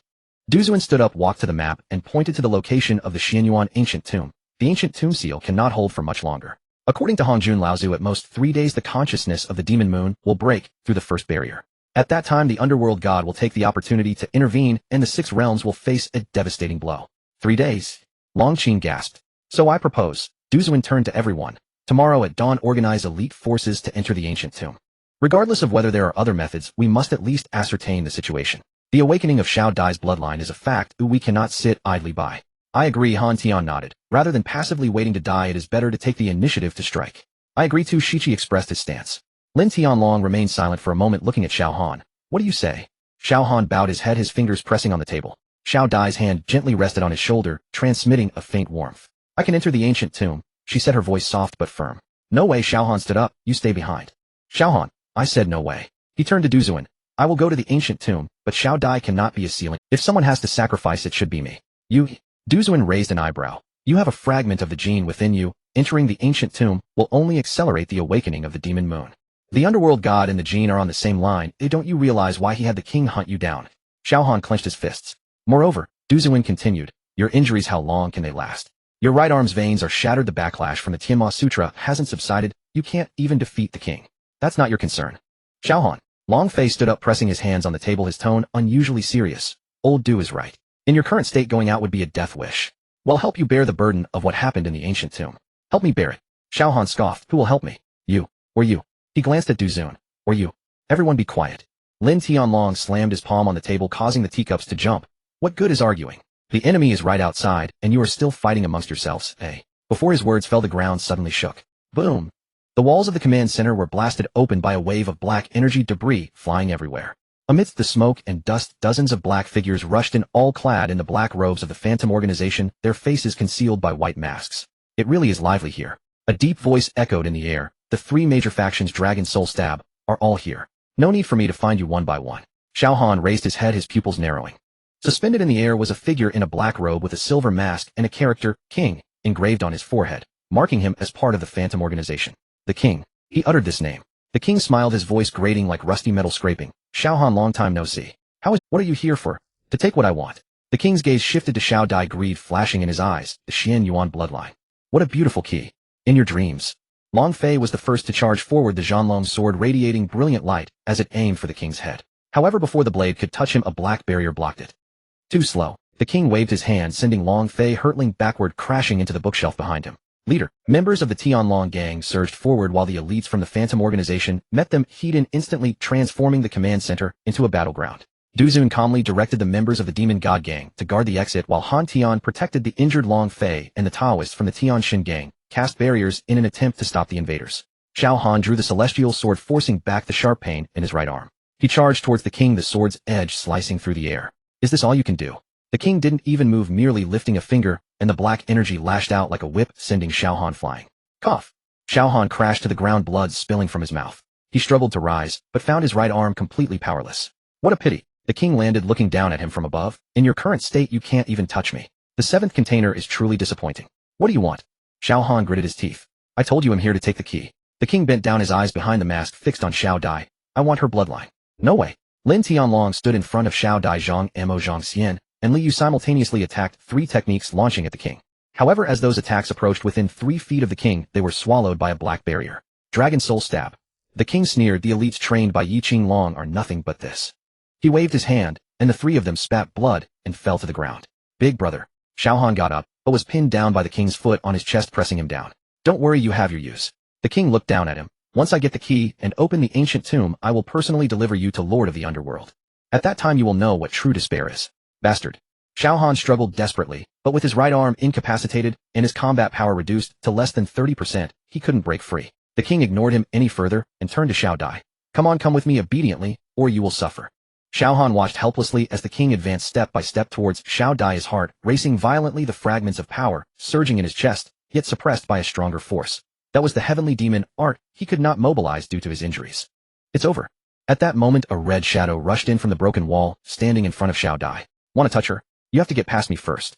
It was Wu Ling. She held the contract of life and death, the life artifact of a contract sorceress, emitting a faint red glow, her eyes filled with determination. Xiao Han still owes me, and it hasn't been settled yet. No one can take him away. The King halted, looking at Wu Ling with a smile that was not quite a smile. Another one to send to them. Try it. Wu Ling bit her tongue, a mouthful of essence, blood sprayed onto the artifact, the red light intensifying. The forbidden technique of the contract sorceress, contract of life and death, allows temporary borrowing of another's power. She was borrowing Xiao Han's power. Though Xiao Han was severely injured, that power still made the King frown slightly. He took a step back, but he raised his hand, a beam of black light shot towards Wu Ling's chest. Watch out. Wu Ling dodged to the side, the black light grazed her shoulder, leaving a bloody mark. But she did not retreat, instead standing even more resolutely in front of Xiao Dai. I said if you want to touch her, you have to get past me first. Impatience flickered in the King's eyes. Then let's take you both. Just as he was about to make a move, he suddenly halted. Moi. He looked down to find a wound had appeared on his chest. Blood. Xiao Han followed the sound and saw Ling Jun getting up from the ground, holding a secret letter in one hand and a dagger. I took the chance to sneak attack while you were showing off earlier. Ling Jun sneered. What does it hurt? The King clutched his chest, rage flashing in his eyes. You. And there's this. Ling Jun raised the secret letter. This fell from your subordinate earlier. I took a look, it's quite interesting. Xiao Han froze. What does it say? Ling Jun tossed the letter to him. See for yourself. Xiao Han caught the letter, opened it, and his gaze scanned over the words, his pupils suddenly constricting. The letter contained only a few lines. The 7th container has awakened. The Xian Yuan bloodline is about to be obtained. The plan is entering the final stage. Xiao Han, welcome home. The signature was a line of handwriting. The moment Xiao Han saw it, he felt a chill run through him. It was Yi Qinglong's handwriting. The handwriting of the chief instructor. What does this mean? He murmured. No one answered. The King, clutching his chest, coldly stared at Xiao Han. Do you think you are the only one looking for answers? He waved his hand, and the members of the Phantom Organization quickly retreated. Consider yourselves lucky today, but I will get the key. Xiao Han. He cast one last glance at Xiao Han. Welcome home. How you'll understand. The shadows dissipated, and the battle came to an end. Xiao Han knelt on the ground, tightly clutching the letter, his knuckles turning white. Xiao Dai approached, gently holding his hand. Xiao Han. I'm fine. He took a deep breath, stuffing the letter into his bosom, and looked up at everyone. Tomorrow we enter the ancient tomb. Are you sure? Du Zun frowned. Sure. Xiao Han stood up, his eyes colder than ever. No matter what is inside, I need to find out. Who is lying? He turned and looked out at the pitch-black night sky. The chief instructor's letter, welcome home. These 4 words felt like a knife stabbing into his heart.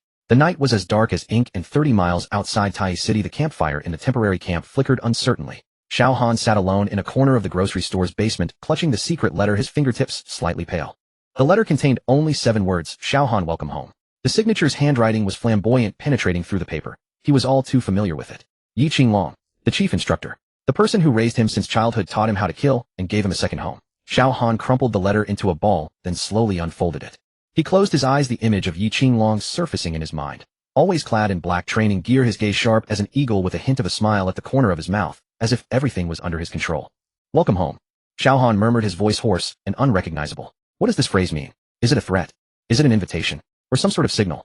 He recalled the king's disfigured face and the mention of the discarded waste eliminated by Dragon Soul Stab 11 years ago by the Lord of the Underworld.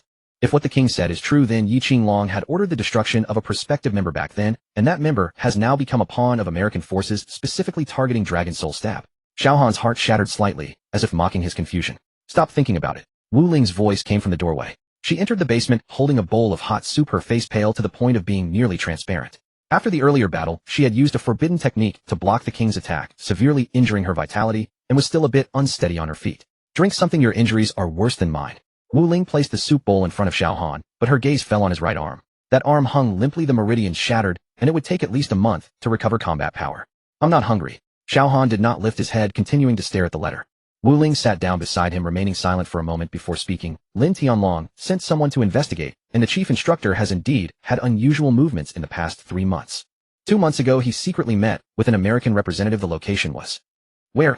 Xiao Han suddenly raised his head. Geneva. Wu Ling's voice was soft. At the same time, there was a large sum of money flowing from the King's Phantom Organization in Europe. Xiao Han's pupils suddenly constricted. Geneva. American representative. Phantom Organization. The 3 clues entwined like snakes, pointing to a conclusion he was afraid to ponder. There is one more thing. Wu Ling hesitated. Ling Jun found out that the core code of the Hongwang project has been modified. Approximately 30% of it was altered 6 months ago. The modification permissions. Only 3 people have them. Who are the 3? The technical director of Tianxia Company, a military representative, and Wu Ling paused. Yi Qinglong. Xiao Han suddenly stood up, the movement jostling his wound, and he grunted, using one hand to support himself against the wall. You should rest. Wu Ling also stood up, supporting his shoulder. We need to enter the Xian Yuan ancient tomb tomorrow. Your condition. How can I rest? Xiao Han's voice suddenly rose, then quickly lowered. From childhood, the first thing he taught me was, trust is a luxury. But I never thought there would come a day when I would include him in the untrustworthy list. Wu Ling did not respond, only looking at him silently. She knew Xiao Han's past. Adopted by Yi Qinglong at the age of 5, entering the Dragon Soul Stab training camp, enduring hellish training, and executing countless missions.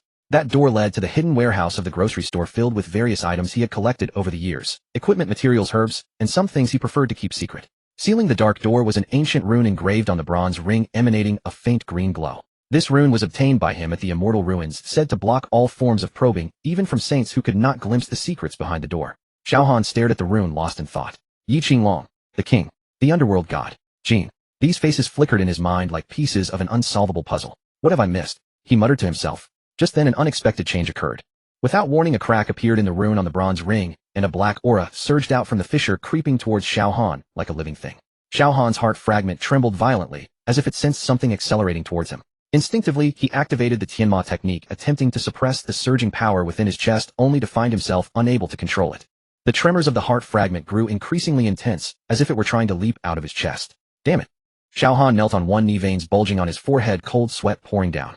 The black aura wrapped around his body, chilling to the bone, as if it intended to freeze his soul. He felt himself being eroded by something, his consciousness gradually blurring. Just as he was about to lose consciousness, a voice emerged from the crack in the seal.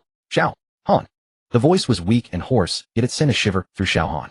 This voice was all too familiar. So familiar it ran deep within his bones. So familiar that during countless midnight dreams he would recall this voice, laughing, joking, calling him Old 3.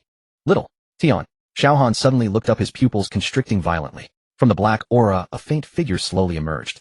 It was the form of a youth around 17 or 18 years old, with handsome features and a perpetual carefree smile at the corner of his mouth. His body was semi-transparent, as if he would dissipate at any moment, but those eyes, those familiar eyes, were fixed on Xiao Han. Old 3.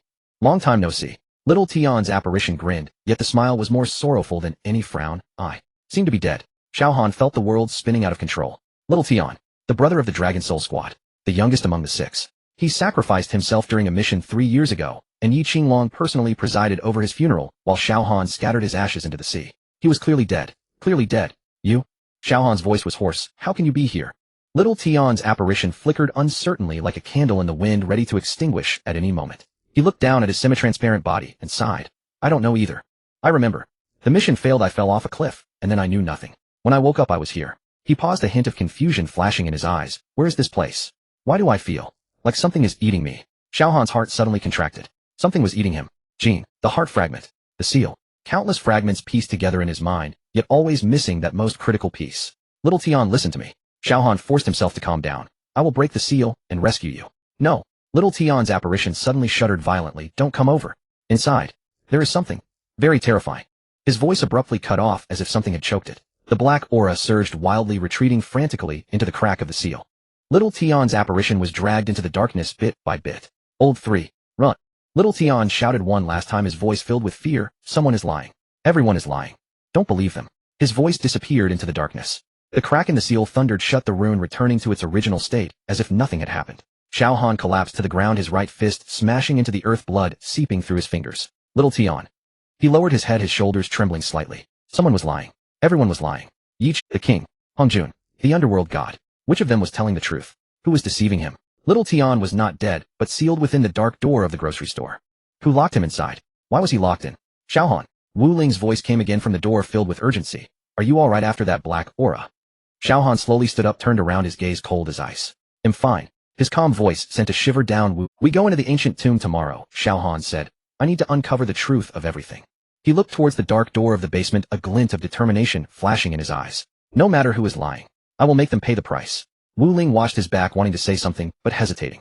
She had known Xiao Han for so long, yet she had never seen such a look in his eyes. It was a gaze that buried all feelings deep within, leaving only cold determination. As if returning to the image of that cold-blooded assassin from years ago. Suddenly remembering something, she hurriedly walked in front of Xiao Han, handing him a note. This is the message just sent by Lin Tianlong. Her voice trembled slightly. The chief instructor. Yi Qinglong appeared at the outskirts of the Xianyuan ancient tomb tonight. Xiao Han took the note, his gaze falling on the line written on it. Xiao Han, welcome home. The same handwriting. The same word. He slowly crumpled the note into a ball, veins bulging on the back of his hand. Tomorrow, he whispered, the truth will be revealed tomorrow. Outside the window, the moonlight flowed like water, casting shadows on his pale face. And within that shadow, it seemed something was quietly awakening. The black mark at the center of his heart glimmered faintly under the moonlight like an open eye. Gazing at this world, the shadow within the crack of the seal grew more solid, the face identical to Little Tian's, quietly watching Xiao Han through a translucent barrier. Xiao Han's pupils constricted suddenly. Little Tian. He instinctively took a step forward, but was pulled back by Wu Ling grabbing his arm. Don't go over there. Wu Ling hissed, that's a trap. The shadow grinned, a smile that carried a hint of Little Tian's habitual nonchalance, yet also bore an indescribable eeriness. Han Ge, long time no see. That address was exclusive to Little Tian. Xiao Han's heart suddenly shrank. The memory of that rainy night 3 years ago resurfaced. Little Tian lying in a pool of blood, a bullet piercing his chest, smiling at him with his last breath, saying, Han Ge, don't cry. You are not Little Tian. Xiao Han's voice was hoarse. Little Tian is already dead. That's right, the real Lin Xiaotian is indeed dead. The shadow nodded candidly. But guess where his obsession went? Xiao Han's pupils constricted. The shadow continued. Jean won't allow any soul to vanish without a trace. Little Tian's obsession was too strong before he died. He wanted to live, to continue fighting alongside his brothers too. He paused, his gaze resting on Xiao Han's face. To protect you. These obsessions were captured by Jean, becoming a part of me. I am a fragment projection of Jean. The shadow's voice grew deep, but I am also Little Tian. Or rather a remnant part of Little Tian's consciousness. Xiao Han clenched his fists. He could feel the familiar aura of Little Tian emanating from this shadow, an unspoken bond forged over years between brothers. But at the same time, the dark powers swirling around the shadow made him instinctively cautious. What do you want? Xiao Han. The shadow shrugged, mimicking Little Tian's mannerisms. Very simple. I can provide information about Jean, tell you how many fragments the king has collected, where the fragments are, and even tell you how to resist Jean's consciousness invasion. And the price. You are indeed clever. The shadow smiled. The price is, you need to regularly nourish me with energy using the Tianma technique. After all, I am a fragment projection without a physical form, needing external energy to sustain my existence. The Tianma technique itself is Jean's power. Xiao Han narrowed his eyes. If I nourish you, isn't that equivalent to strengthening Jean? This is a deal. The shadow looked directly into his eyes. You can refuse, but I guarantee you will regret it. Han Ge, don't believe him. Lin Tianlong strode over from behind, his face pale. He had evidently heard the shadow's words, and was now staring at the shadow in the seal with an examining gaze. This thing is using Little Tian's face to deceive you. Lin Tianlong said solemnly. It is a fragment of Jean, just like those things in your body. Nourishing it will only make Jean's power stronger. I know. Xiao Han's voice was soft. Then why do you still? Big brother. Xiao Han interrupted him, his gaze never leaving the shadow. This is the only existence related to little Tian left. Lin Tianlong was stunned. Xiao Han's fists were clenched tightly. He looked at that familiar face in the seal. 3 years ago, little Tian died in front of me, and I couldn't do anything. Now, he might still remain inside there. That is not little Tian. I know. Xiao Han's eyes reddened slightly, but I need to take a gamble. He looked at the shadow. Tell me, how many fragments has the king collected? The shadow's smile deepened. You are indeed my good brother. Don't be so affectionate. Xiao Han said coldly. Answer the question first. The shadow's smile faded, his expression becoming serious. The king has already collected 4 fragments. Xiao Han's pupils constricted. The 5th fragment is in the hands of the underworld god. The shadow continued. The 6th fragment is sealed in the floating city. As for the 7th fragment, he stared directly into Xiao Han's eyes. It is you. Xiao Han fell silent for a moment. He had actually guessed this answer long ago.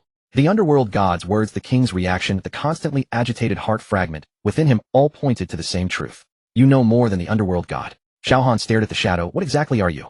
I said I am a fragment projection of Jin. The shadow sighed. But I do retain some of little Tian's memories and emotions. This part is real. You said someone is lying to you. Xiao Han suddenly recalled the blood-red words of warning on the Tianma technique's fragmented scroll during the rift in the underworld. Who is lying? The shadow's expression grew peculiar. I can only answer half of that question. Speak. The chief instructor has not betrayed you. Xiao Han's pupils constricted suddenly. The shadow continued. Yi Qinglong, he is also a pawn. He has been kept in the dark thinking he is executing the will of the state unaware. He has always been manipulated by someone.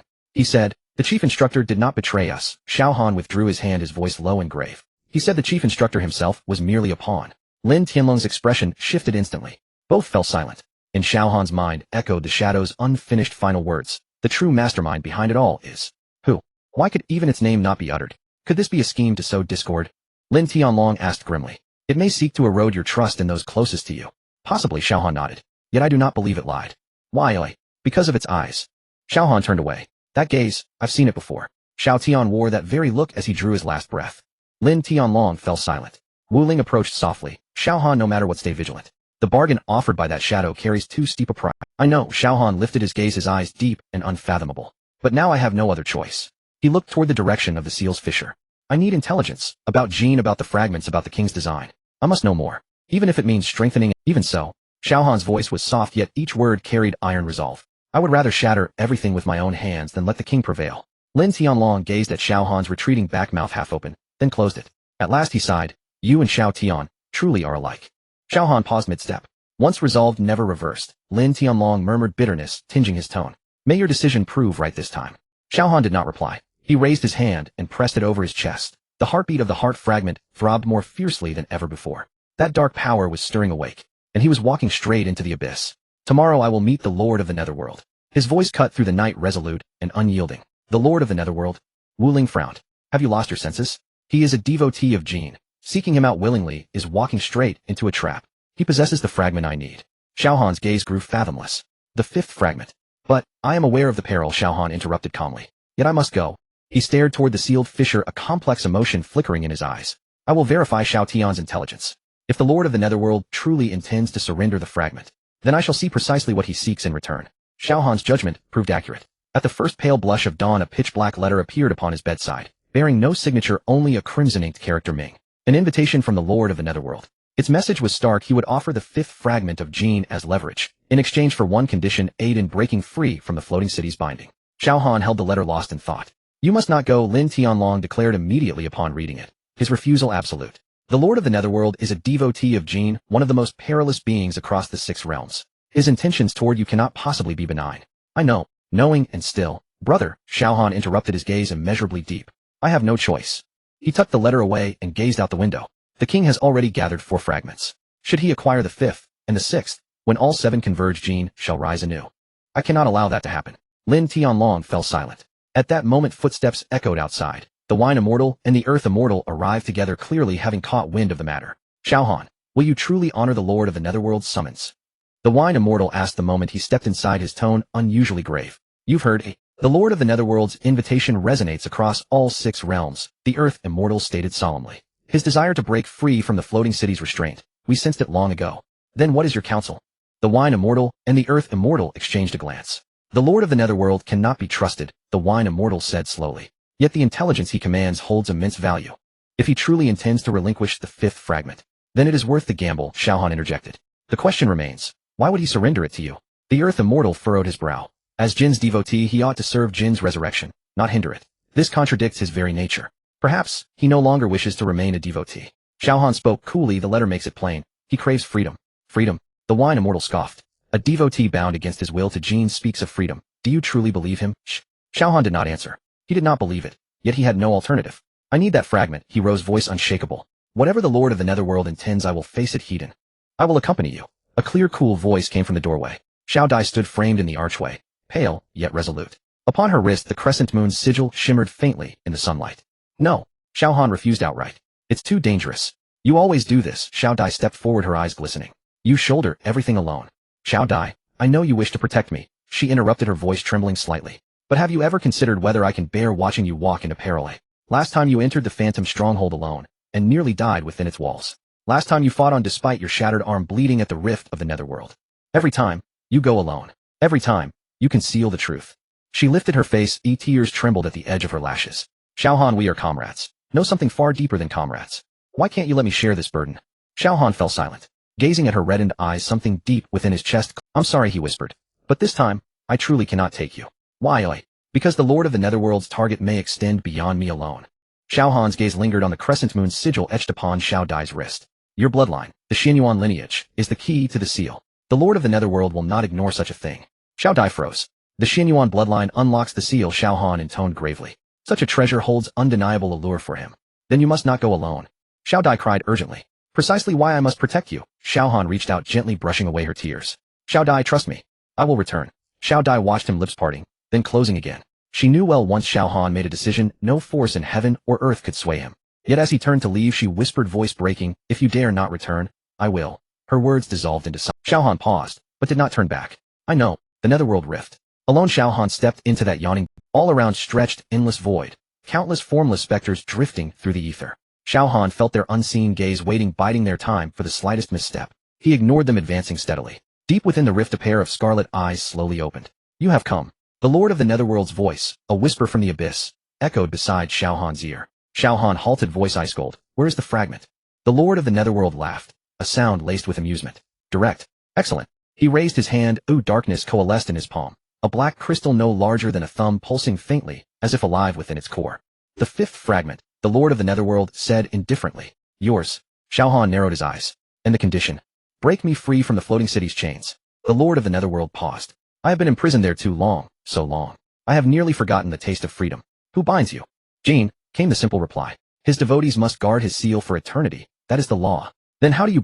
The Lord of the Netherworld remained silent for a breath, then spoke. Use your heaven-severing power to activate this fragment. Xiao Han's pupils contracted sharply. Activating it will accelerate the fusion between this fragment and Jin's heart fragment within me. He spoke coldly. You intend to make me Jin's vessel? No. The Lord of the Netherworld shook his head. I merely ask you to open a door.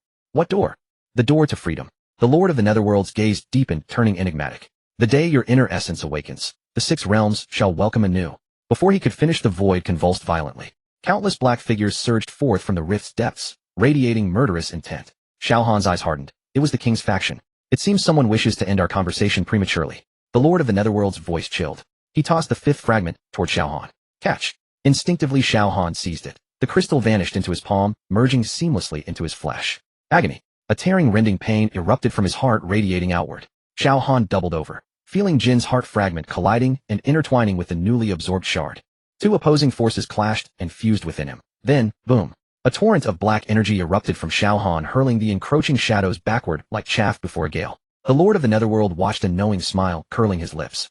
The day your inner essence awakens, the six realms shall crown a new sovereign. His voice lingered beside Xiao Han's ear, then faded into silence. Kneeling, gasping for air, Xiao Han trembled, black aura coiling around him, his heart fragment beating with unprecedented ferocity. He sensed something stirring within, yet it was not mere power. It was consciousness. Jin's consciousness. Pain. Not physical agony, but the soul itself being ripped asunder. Xiao Han collapsed to his knees. The fifth fragment of Jin had pierced his chest like a white-hot brand, tearing through flesh and bone straight to his heart. Black veins spread visibly from his heart, crawling across his clavicle, snaking up his neck, coiling around his throat. Xiao Dai's scream pierced from immeasurable distance, distant, muffled. He could not hear it. His eardrums roared with the thunder of surging blood. Darkness swallowed his vision entirely. Consciousness dragged downward into the abyss. Gray. Endless, boundless gray. No sky, no earth, no boundary between light and shadow. Xiao Han floated suspended in this void, his body weightless, boneless adrift. You have arrived. A voice resonated through the gray expanse. Neither male nor female, ancient, yet childlike, tender, yet merciless. Xiao Han whirled around sharply. He saw it. A figure standing nearby, blurred as though veiled in thick mist. Yet those eyes, those scarlet eyes, burned with searing clarity, branded onto his sight. Are you Jin? Xiao Han's voice was hoarse, his throat raw, as if scraped by sandpaper. I am, the figure replied, drawing nearer. And I am also you. Nonsense, Xiao Han sneered. I am Xiao Han, not your vessel. Is that so? Jin stopped 3 feet before him. Then tell me, whose fragment beats within your heart? Xiao Han fell silent. He had no answer. For fragments, now 5, fused within his heart, each pulse echoing an eerie, dissonant rhythm, as if 2 hearts warred within his chest. I know what you are thinking. Jin's voice carried a strange magnetism. You want to stop my resurrection. You want to protect the ones you want. He paused, his crimson eyes curving into a crescent. To trade your life for that brother named Xiao Tian. Xiao Han's pupils shrank suddenly. How do you know? I know everything. Jin's figure began to pace around him. I know your past, your pain, your fears. I know you were once an assassin of the Dragon Soul dagger, your hands stained with blood. I know that after you left the organization you were awakened by nightmares every night. I know you are afraid. His voice lowered, afraid of those around you dying one by one, leaving you all alone. Xiao Han's fist tightened. You fear loneliness, Jin continued as if he hadn't heard. You fear loss. You fear Xiao Dai dying, fear Wu Ling dying, fear your brothers dying. You strive desperately to grow stronger, just to protect them. He stopped before Xiao Han. But have you ever considered that death might be a form of liberation? Xiao Han froze. Let me show you something. Jin reached out, his pale fingers touching Xiao Han's forehead. Boom. Countless images flooded his mind. He saw a massive palace where a figure sat. The figure wore an ancient robe, its features blurred, but its aura was gentle and compassionate. That was Jin. That was the Jin of the past. The images flowed. Jin walked among mortals, watching them age, suffer, and die, witnessing a mother weeping over her dead child, seeing warriors turn to mush on the battlefield, watching starving people resort to cannibalism. Jin witnessed the suffering of life in every corner of the wilds. I was once a guardian, Jin's voice echoed in the images. I protected life, protected order, protected the balance of this world. But then I discovered, life is a curse. The scene changed again. A village was ravaged by plague. Jin stood at the village entrance, watching as villagers fell one by one. He walked in the village for 3 days and nights, listening to the wails of those dying. They begged me to kill them. Jin's voice was frighteningly calm. They pleaded for me to end their suffering. In the scene, Jin extended his hand, black light, enveloping the entire village. The villagers' wails ceased. They were dead, but wore expressions of relief. That was the first time I used the power of destruction, Jin said. And it was also the first time I understood that destruction is not cruelty. Destruction is compassion. You are insane, Xiao Han's voice trembled. I am not, Jin's figure dissipated, his voice echoing from all directions. I simply see too clearly. What is life? It is birth, aging, sickness, death, love, and separation, unfulfilled desires. It is an endless cycle of suffering. I destroy the world to end this suffering. That is called murder, Xiao Han gritted his teeth. That is called salvation, Jin's voice softened. You will understand, Xiao. When you lose everything you will kneel and beg me to destroy this world. I will never. You will. Jin interrupted him. Everyone will. When the ones you love die in your arms, when you exert all your effort, yet remain powerless, when you cry alone in the dark. You will realize that death is the only mercy. The scene shattered. Xiao Han stood once more in the gray space, Jin's figure reappearing before him. I give you a chance. Give your body to me, and I will protect those you love. Xiao Dai, Wu Ling, your brothers. I will let them die without pain. Is what you call protection just killing them? It is liberation. Jin's eyes curved like a crescent moon. You don't want them to suffer, do you? Xiao Han fell silent for a long time. Then he raised his head, gazing directly into Jin's eyes. You are right, I do not want, but I want them to live even more. You are stubborn. I am selfish, Xiao Han smiled faintly. I want them to be alive even if living is painful. Because as long as they are alive there is still hope. Jin's eyes narrowed slightly. Hope, eh? He sneered. Hope is the cruelest thing in this world. It makes you believe that things will get better only to push you into the abyss time and time again. Maybe so, Xiao Han took a deep breath, but I would rather struggle in the abyss than lie down and wait for death. Jin said nothing. He quietly watched Xiao Han, his crimson eyes devoid of any emotion. Interesting, he finally spoke. You will change your mind. When your hope is shattered. The gray space began to tremble. Am I waking up? Xiao Han asked. No, Jin shook his head. She is coming. Xiao Han was taken aback. Who? Before he could finish, a silver light tore through the sky of the gray space. In the real, Xiao Han's body was completely shrouded in black aura like a cursed corpse. His skin turned ashen gray, black light flowed through his veins, and 5 shards throbbed madly at his heart. Xiao Han! Xiao Han! Xiao Dai knelt beside him, grasping his hand, but was burned by the black aura and had to let go. What happened to him? Wu Ling rushed over, her face pale. His life signs are dropping. I don't know. Xiao Dai's voice trembled with tears. He fainted after the shards fused, and then her voice abruptly stopped. At Xiao Han's wrist, the curse mark of Jin writhed, black patterns crawling up his arm, wrapping around his neck. It's devouring him. Wu Ling panicked. We have to find a way. Let me try. Xiao Dai inhaled deeply. She closed her eyes. The crescent totem on her wrist began to glow. Silver light seeped from her veins, converging into a stream of light that surged toward Xiao Han's heart. Xian Yuan bloodline. Wu Ling recognized this power. What do you want to do? Awaken him, Xiao Dai gritted her teeth. Xian Yuan bloodline can resist Jin's power. This is what Hong Jun Laozu said. The silver light clashed with the black aura, emitting a piercing screech. Xiao Han's body trembled violently. Not enough. Xiao Dai's face turned pale. My power is insufficient. Wu Ling's voice came from behind. Her chest began to glow, a red light connecting to Xiao Han's heart. It was the contract of life and death. Contract of life and death. Xiao Dai was taken aback. This thing shares pain and can also share vitality. Wu Ling gritted her teeth. We'll do it together. Silver and red light surged into Xiao Han's heart simultaneously. Boom. A shockwave exploded, throwing Xiao Dai and Wu Ling away. But they did not stop. One more time. Wu Ling got up, releasing the power of the contract of life and death again. You must wake up. Xiao Dai closed her eyes, pouring all her Xian Yuan bloodline power into it. Silver light enveloped Xiao Han then. Her consciousness was pulled into darkness by a tremendous force. The grace. Xiao Han saw a tear in the sky, and two figures fell from the crack. Xiao Dai, Wu Ling.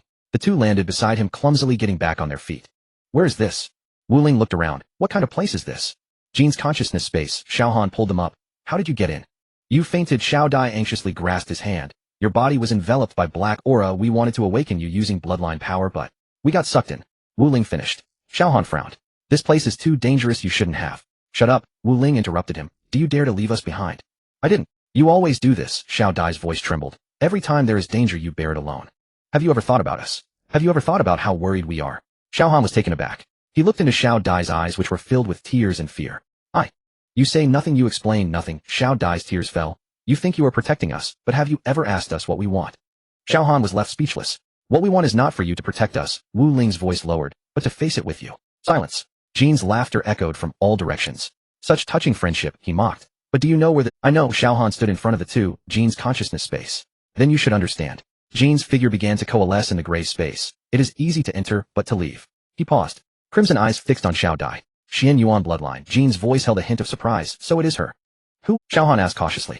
The key. Jin's eyes curved. The key to unlock that door. What door? Jin did not answer. He extended his hand, and black light enveloped the three of them. Since you are here, stay. Xiao Han grabbed Xiao Dai and Wu Ling. Go. The power of intercepting immortals exploded within him. 3 beams of light shot from his palms, enveloping Xiao Dai and Wu Ling. You go first. What about you? Xiao Dai held onto his hand tightly. I will follow soon. The black light swallowed the 3 of them. Xiao Han felt his body being torn apart. The intercepting immortal power felt as fragile as paper before Jin's strength. Xiao Dai and Wu Ling were thrown out, silver and red light vanishing above the gray space. But he was tightly bound by the black light. Do you think you can escape? Jin's voice echoed in his ear. You have 5 shards within you, Xiao Han. You and I can no longer be separated. The black light burrowed into his heart. Excruciating pain, more intense than before. Xiao Han felt as if his heart was being torn open. The 5 shards throbbed madly in his chest. Then they fused. They began to merge. No, Xiao Han screamed. His consciousness was torn apart, memories stirred, and his soul. In his final moment of clarity, he saw Jin's eyes. Those crimson eyes held no emotion. You will understand, Jin said, when you lose everything. Then the world fell into darkness. In the real world, Xiao Han opened. Xiao Dai and Wu Ling surrounded him, their faces filled with concern. You are awake.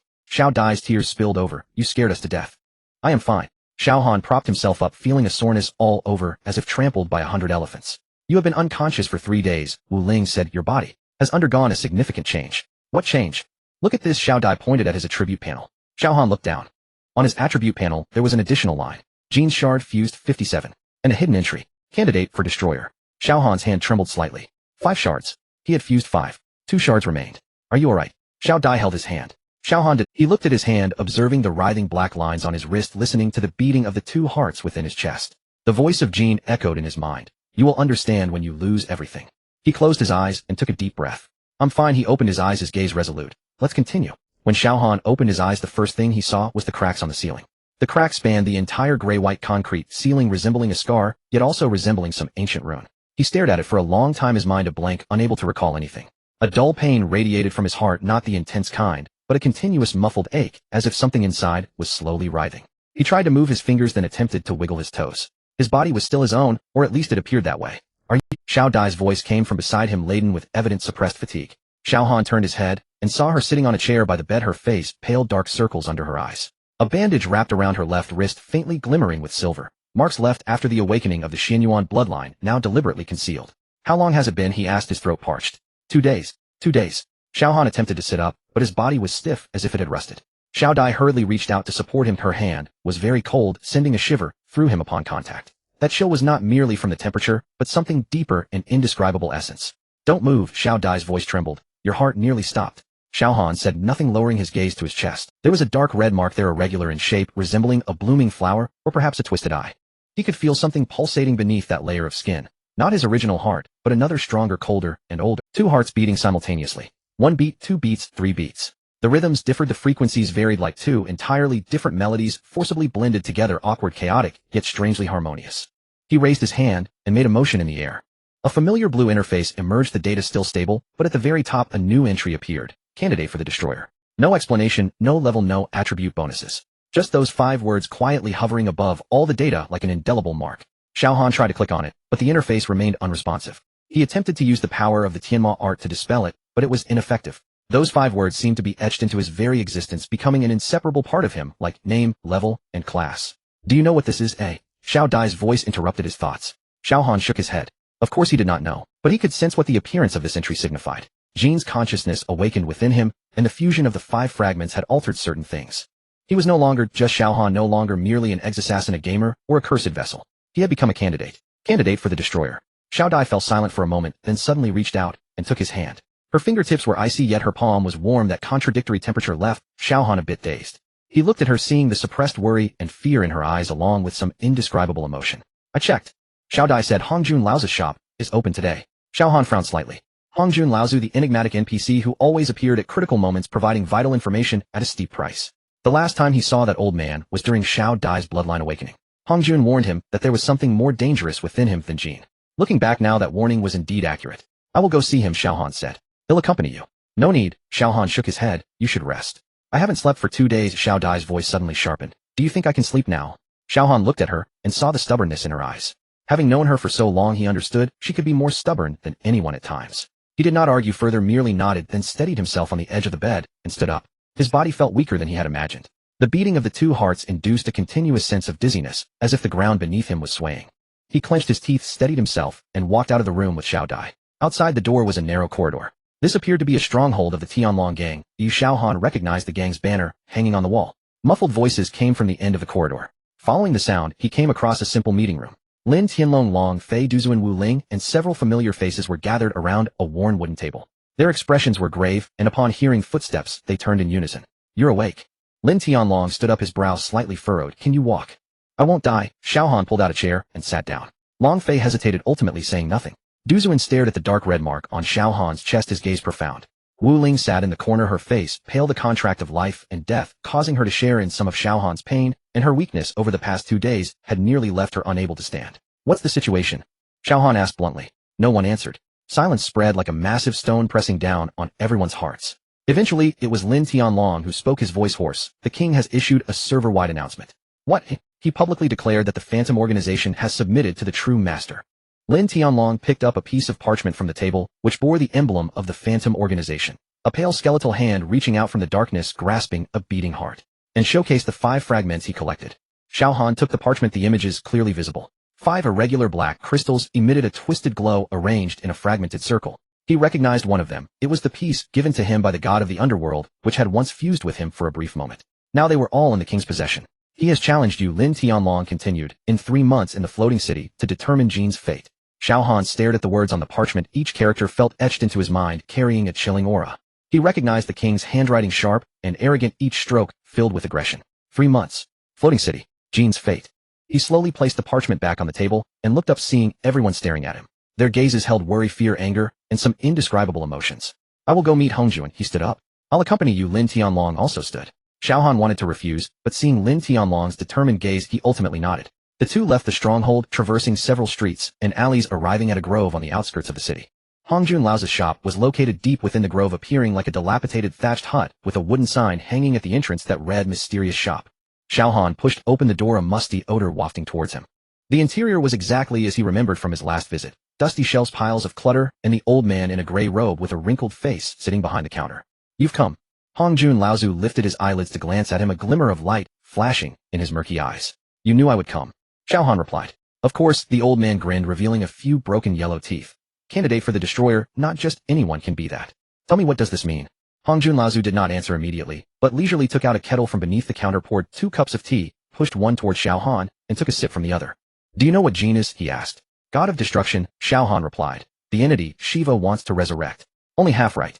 The old man set down his teacup, his gaze becoming profound. Jin indeed represents destruction. But destruction is never the end. The universe requires balance, Hongjun Laozu said slowly. Creation and destruction, life and death, light and darkness. Both are indispensable. Yuan represents creation, birthing life. Jin represents destruction, ending life. They exist in a dynamic relationship, maintaining the operation of the universe. So Jin is the maintainer of cosmic balance. The old man said, every 10,000 years Jin selects a candidate to inherit its power. This candidate can choose to become the new Jin, continuing the cycle of destruction, or they can choose to seal Jin at the cost of their own existence, ending this cycle. Xiao Han fell silent. He looked down at the mark on his chest, feeling the two hearts beating within him simultaneously. A sense of exhaustion suddenly washed over him, not physical, but a deeper weariness from the depths of his soul. Two choices. He asked, become Jin or die. You could say that, Hongjun Laozu nodded. To become Jin, you will gain the power to destroy everything, but you will also lose yourself, becoming a pure will of destruction. To seal Jin, you must pay the cost of your own existence, sealing it forever. In either choice, Xiao Han will cease to exist. That's right. Xiao Han closed his eyes. He stood in Hongjun's shop, smelling the musty air, listening to the wind outside, feeling the two hearts beating within him.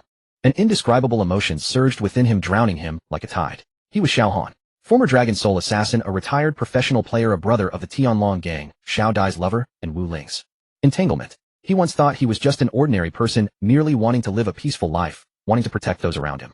Now, however, he was told that his fate had only two choices: destroy the world or self-destruction. Why? He opened his eyes and saw Hongjun Laozu looking at him with a complex expression. That gaze held sympathy, pity, and some indescribable emotions. Is there no other way? He asked. No, the old man shook his head. This is Jin's choice and the choice of the universe. You cannot escape. Xiao Han said nothing further. He turned and walked out of the shop, Lin Tianlong following behind him. The two walked one after the other through the grove, their feet crunching on the dry leaves. Xiao Han, Lin Tianlong suddenly spoke. Moi, are you okay? Xiao Han stopped, turned around, and looked at his. Lin Tianlong bore several wounds on his face, marks left from battles over the past few days. His gaze remained steady and reliable, but Xiao Han could see the concern deep within those eyes.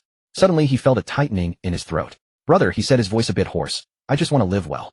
I just want to live well, Xiao Han repeated, his voice lower. Find a few brothers, love someone, and live a peaceful life. Why is it so hard? Lin Tianlong remained silent for a long time. Xiao Han could see the struggle on his face, as if he had something to say, but didn't know how to start. Eventually Lin Tianlong sighed and patted his shoulder. Because you are you, he said. Xiao Han gave a bitter smile. Indeed, because he was him. Because he was Xiao Han, a retired assassin of Dragon Soul, a practitioner of the Tianma art, the vessel for the seventh fragment of Jin's heart, and the candidate for the destroyer. These identities and destinies have destined him to lead anything but a tranquil life from the very beginning. I am going back, he said, turning to continue forward. 3 months remain, and there is much to be done. Lin Tianlong followed behind him. The two walked in silence back to the city. At the stronghold, Xiao Dai and Wu Ling were speaking. Upon seeing Xiao Han return, both stood up, their eyes filled with questions. Xiao Han shook his head, signaling that he was fine, then walked to a corner to sit down, closing his eyes to feign sleep. He did not tell anyone what Hongjun Laozu had said. 2 choices, 2 endings. Neither of them was what he desired. But time was running out. 3 months, the king, the city of He had to make a choice. Xiao Han's consciousness drifted far away, recalling the existence that had spoken to him in the gray space. Jin. Once a guardian himself, he chose destruction after witnessing too much suffering. Living brings hope, he had said back then. But now he began to doubt whether those words were merely a self-comforting lie. The candlelight in the room flickered, casting his shadow on the wall, twisted into a strange shape. The 2 hearts in his chest continued to beat once, twice, 3 times, like an ancient countdown. 3 months. The morning sunlight streamed through the window into the room, casting a golden hue on the floor. Ling Jun woke up very early, or rather she had not slept all night. The contract of life and death made her share Xiao Han's pain. Although he had recovered significantly, she had not improved in sync. Sitting by the window, she watched the city gradually awaken, her mind in a state of chaos. The king's challenge, Xiao Han's changes, the potential destroyer. Everything felt like a dream, a nightmare from which she could not. She looked down at the faint silver mark on her right wrist. It was the trace of the contract of life and death, proving that there existed a connection between her and Xiao Han that transcended life and death. She once thought it was a curse, but now she began to regard it as a gift. At least she could feel him. She knew he was alive, she knew he was still there. The door was gently pushed open, and Xiao Dai walked in. She carried a bowl of steaming porridge and placed it on the table in front of Ling Jun. Eat something, she said. Ling Jun glanced at her, remaining still. The 2 women locked eyes, an unspoken tension filling the air. Xiao Dai was Xiao Han's lover, and Ling Jun was. She wasn't sure what she was. On the other side of the contract of life and death, the girl saved on the rainy night, determined to follow him into the abyss of lost souls, was a police officer. They had never openly acknowledged it, but both understood each other. And now, as Xiao Han faced a life and death decision, they could offer no help. I am fine. Ling Jun finally spoke, her voice. You are not fine, Xiao Dai said. The contract of life and death shares his pain. You are now weaker than he is.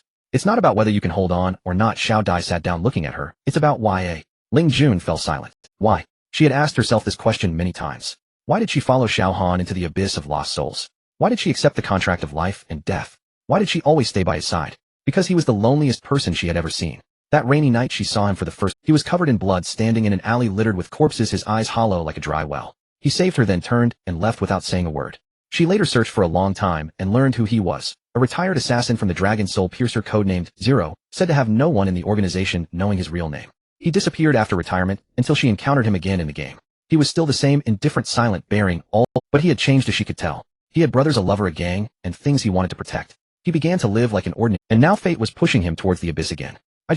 Ling Jun's voice trembled. I just don't want to see him alone. Xiao Dai said nothing. The two women sat in the morning light, each lost in their own thoughts. Suddenly Ling Jun remembered something. She pulled out a crumpled piece of paper from her pocket and spread it on the table. It was a document she had intercepted from the king's secret letter containing some intelligence about the ghost organization. She said, pointing to a mark in the lower right corner of the document. I feel like I've seen this mark somewhere before. Xiao Dai leaned in to take a look, her pupils suddenly contracting. It was a dragon-shaped seal curling into a circle with the character 0 in the center. The dragon scales were sharp, the claws bold, the overall shape majestic and cold.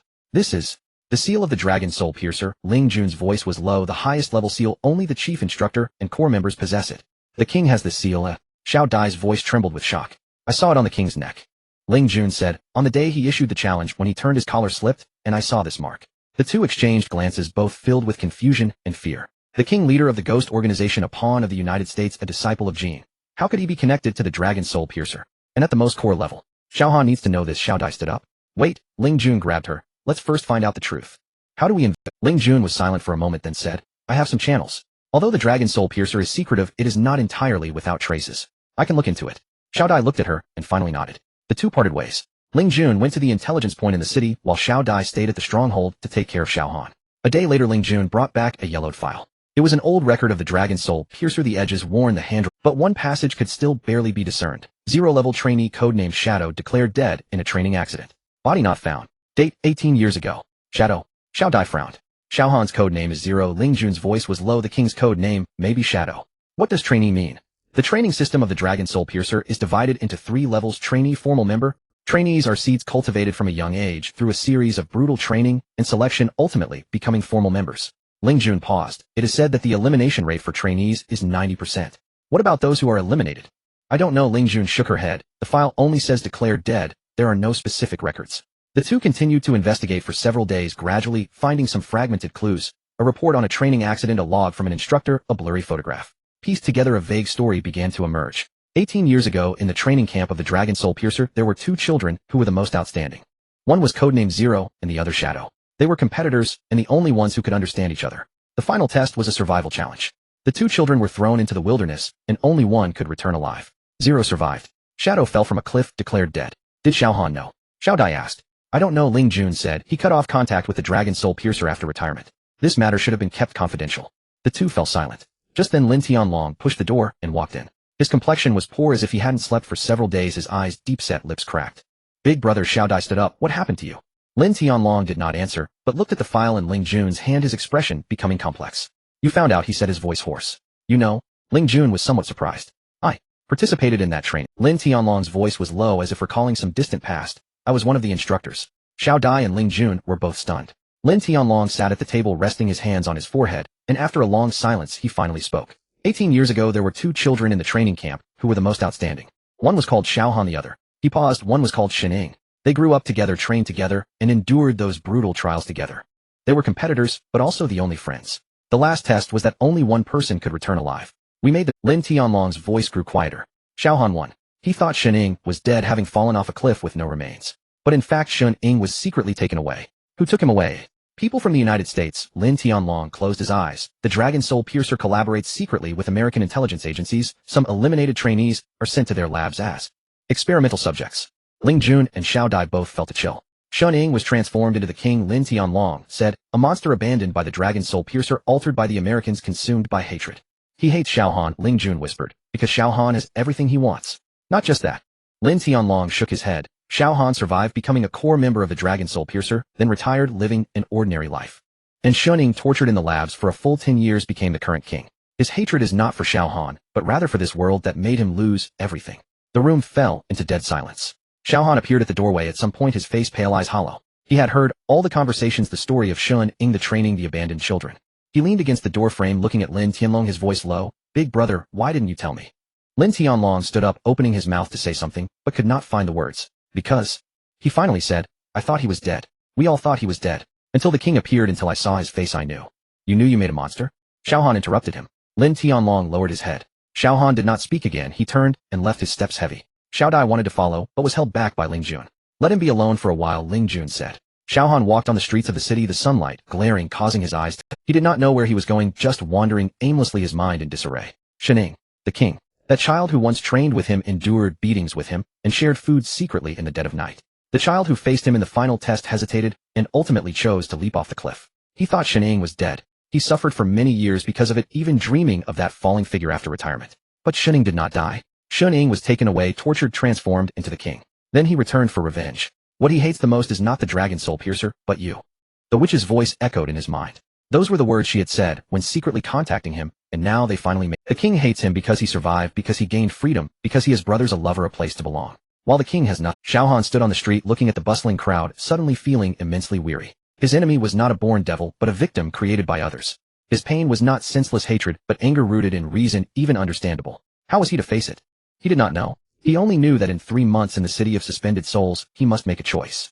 And the king would be waiting for him. The 3-month deadline set by the king loomed like a sword hanging over everyone's heads, making them all tense. Xiao Han wasted no time. He began to organize all the resources he had. 2 volumes of the Heavenly Demon Sutra, the inheritance of the Celestial Severance, 5 heart fragments of Jin the Chaos set, and clues about the Xianyuan bloodline. These items were scattered in various corners, and he needed to piece them together to form a clear path. 3 days later, the core members of the 3 major factions, Heavenly Dragon Gang, Demon God Gang, and Celestial God Gang, met secretly in Tai City. The meeting was held in an underground stronghold of the Heavenly Dragon Gang, surrounded by multiple soundproof and anti-detection formations.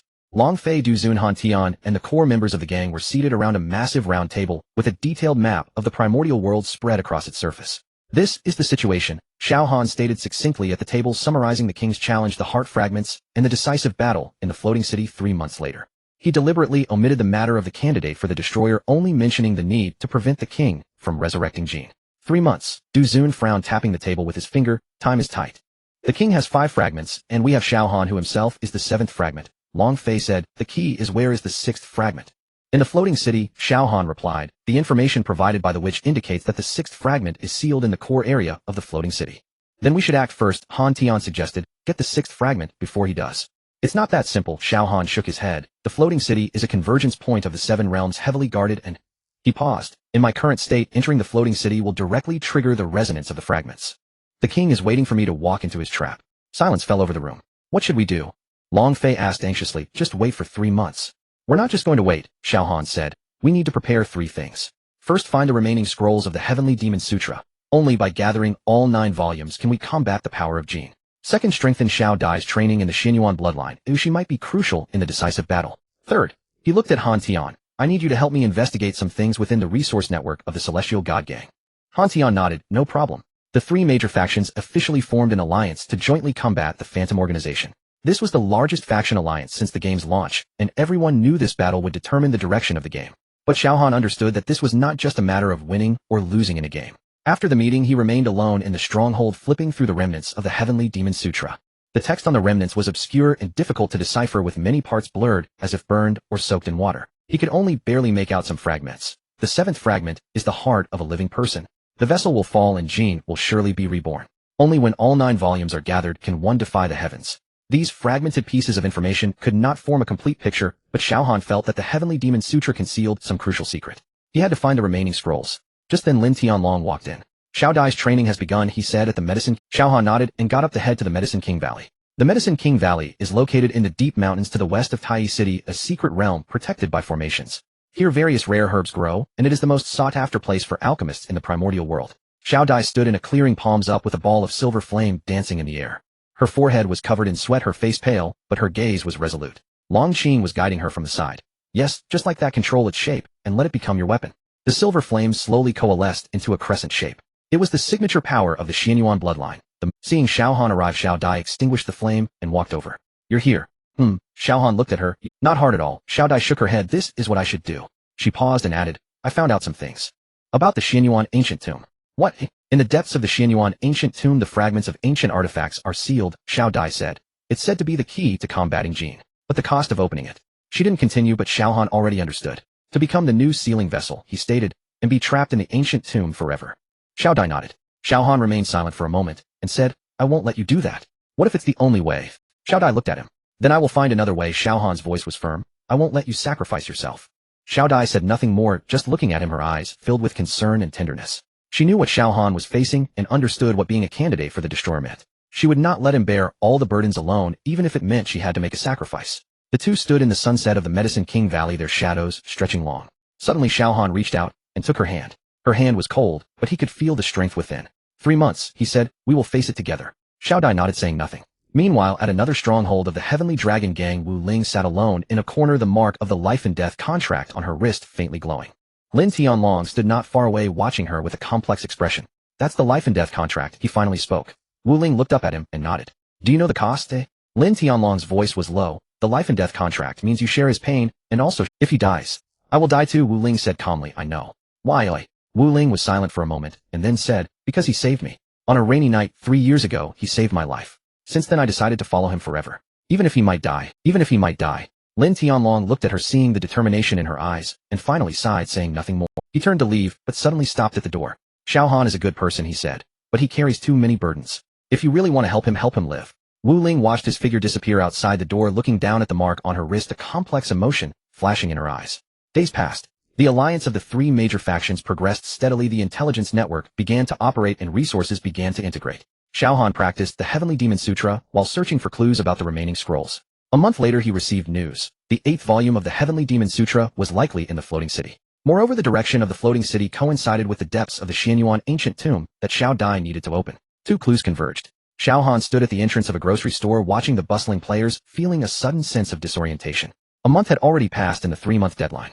Time was running short. He did not know if he could succeed, whether he could stop the king, or if he could find another path amidst the fate of the destroyer. But he knew he had to try. Xiao Dai walked out from behind him, standing by his side, looking at the scene on the street with him. What are you thinking? She asked. Nothing much. Xiao Han shook his head, just feeling. It's good to be alive. Xiao Dai said nothing, simply reaching out to hold his hand. The two stood in the sunset, their shadows stretching long like 2 intertwined threads of fate. Just then a massive golden light suddenly illuminated the sky. Everyone stopped and looked up. The light coalesced in the air, forming a huge holographic projection of the chief designer of the primordial world, Yi Qinglong. His voice resonated throughout the primordial world. The 3rd phase of the primordial plan is officially initiated. The countdown to world unification begins. Xiao Han suddenly looked up, staring at the projection in the sky, his face going pale at once. The chief instructor, Yi Qinglong. His adoptive father, the founder of the Dragon Soul Spear, the chief designer of the primordial world. Was he friend or foe? The 3-month countdown had added a new variable. Xiao Han clenched his fists, feeling the 2 hearts in his chest beating in unison, as if responding to some call. The final battle was about to begin. Deep in the night, the candlelight in the basement of the grocery store flickered weakly under an inch. Xiao Han knelt on the ground, pressing his right hand firmly against his chest. The beating there no longer belonged to him.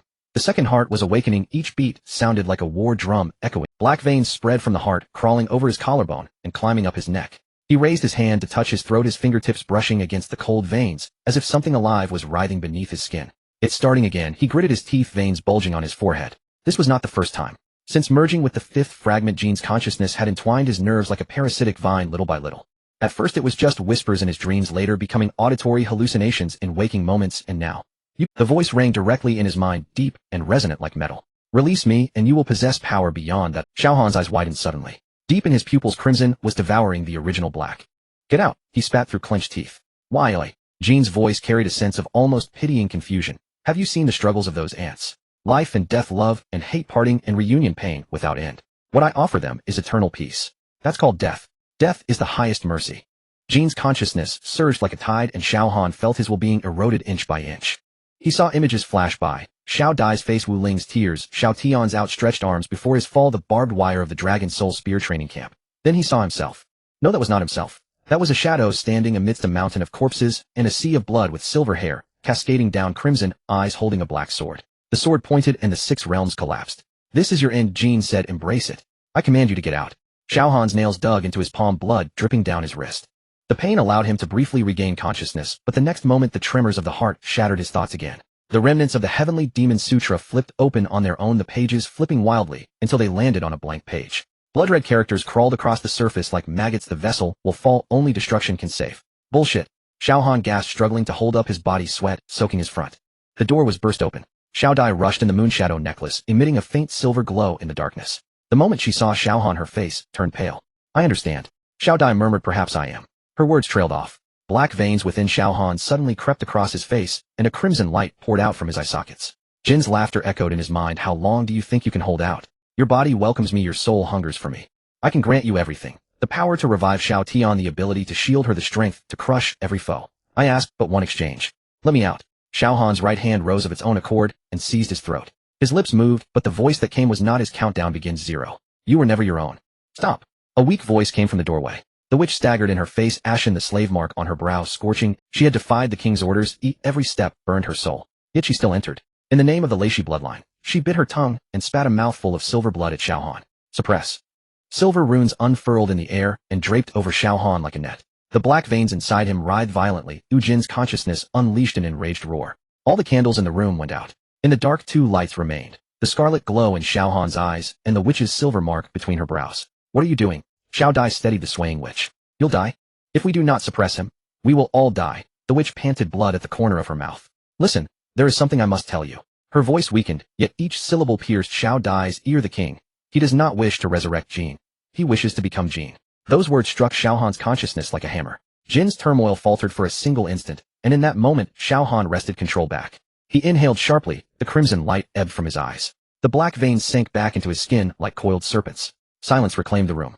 Xiao Han sank to his knees, gasping. His hands trembled, not from fear but from the shock of the exchange he had just endured. The witch collapsed. Xiao Dai supported her and turned to him. Are you all right? Xiao Han did not answer. He opened his system panel and discovered a change in his attributes. Death penalty, unknown. The previous entry loss of attribute cap had vanished and been replaced by a single word, unknown. Unknown. He fell silent for a long time. Jin's awareness retreated into the depths of his mind, but before it disappeared it whispered one line. Didn't you know, 0? Your life was never your own. Xiao Han closed his eyes and recalled the days at the Longhun CI training camp, those numbers, those code names, the erased. He had believed that leaving the organization meant freedom, that it had all been a game, that he could begin anew. Yet the designation 0. Jin knew him. Jin knew his code in Longhun CI. He had been a pawn from the outset. Who held the board? Jin, the king, or the chief instructor who never dared show his face? He looked at Xiao Dai and saw the worry in her eyes. Silver blood still stained the corner of her eye, the weighing necklace's light slowly fading. He had countless questions about the Xianyuan bloodline, about the vision she had seen, about the truth of that seal. In the end, he only shook his head. I'm fine. Xiao Dai did not press him. She sensed he was hiding something, an exhaustion deliberately suppressed in his gaze. But she did not force him. I'll take the witch back to her room, she said softly. You don't bear it alone. He watched her leave, and he understood what had to be done. He must grow stronger, locate the remaining scrolls of the Tianmaju, and find a way to counter Jin before the king did. But before that, he needed to uncover the true meaning of 0. Black vapor, oozing from the crack of the hidden door, writhed like a living thing. Xiao Han reached to touch it, as his fingertip neared the cold heart inside him, gave a violent sudden flutter. The rhythm was identical. He withdrew his hand, knuckles cracking. From the first day he had entered Hongwang, the Tianmaju, the Jian heritage, the fragments. Every step had felt like part of a carefully plotted map. He had thought himself a player when in truth, he was a vessel. He had thought he had choices, yet even the title 0 had been a pawn. Who was the player? Jin, the king, or that chief instructor who never reveals his face? An encrypted message from Lin Tianlong decrypted to a single line. The 7th vessel is you. This is choice not. Longhun CI trained 6 of you. Xiao Tian was the failed vessel. You succeeded. Xiao Han stared at the screen, his pupils narrowed. Xiao Tian was a failed vessel. Failed.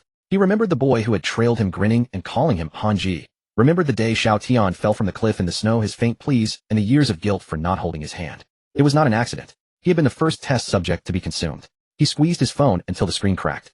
Xiao Han closed his eyes. The 2 hearts in his chest seemed to wrestle, one searing, one frigid, tugging until his temples throbbed. I know you are hiding something.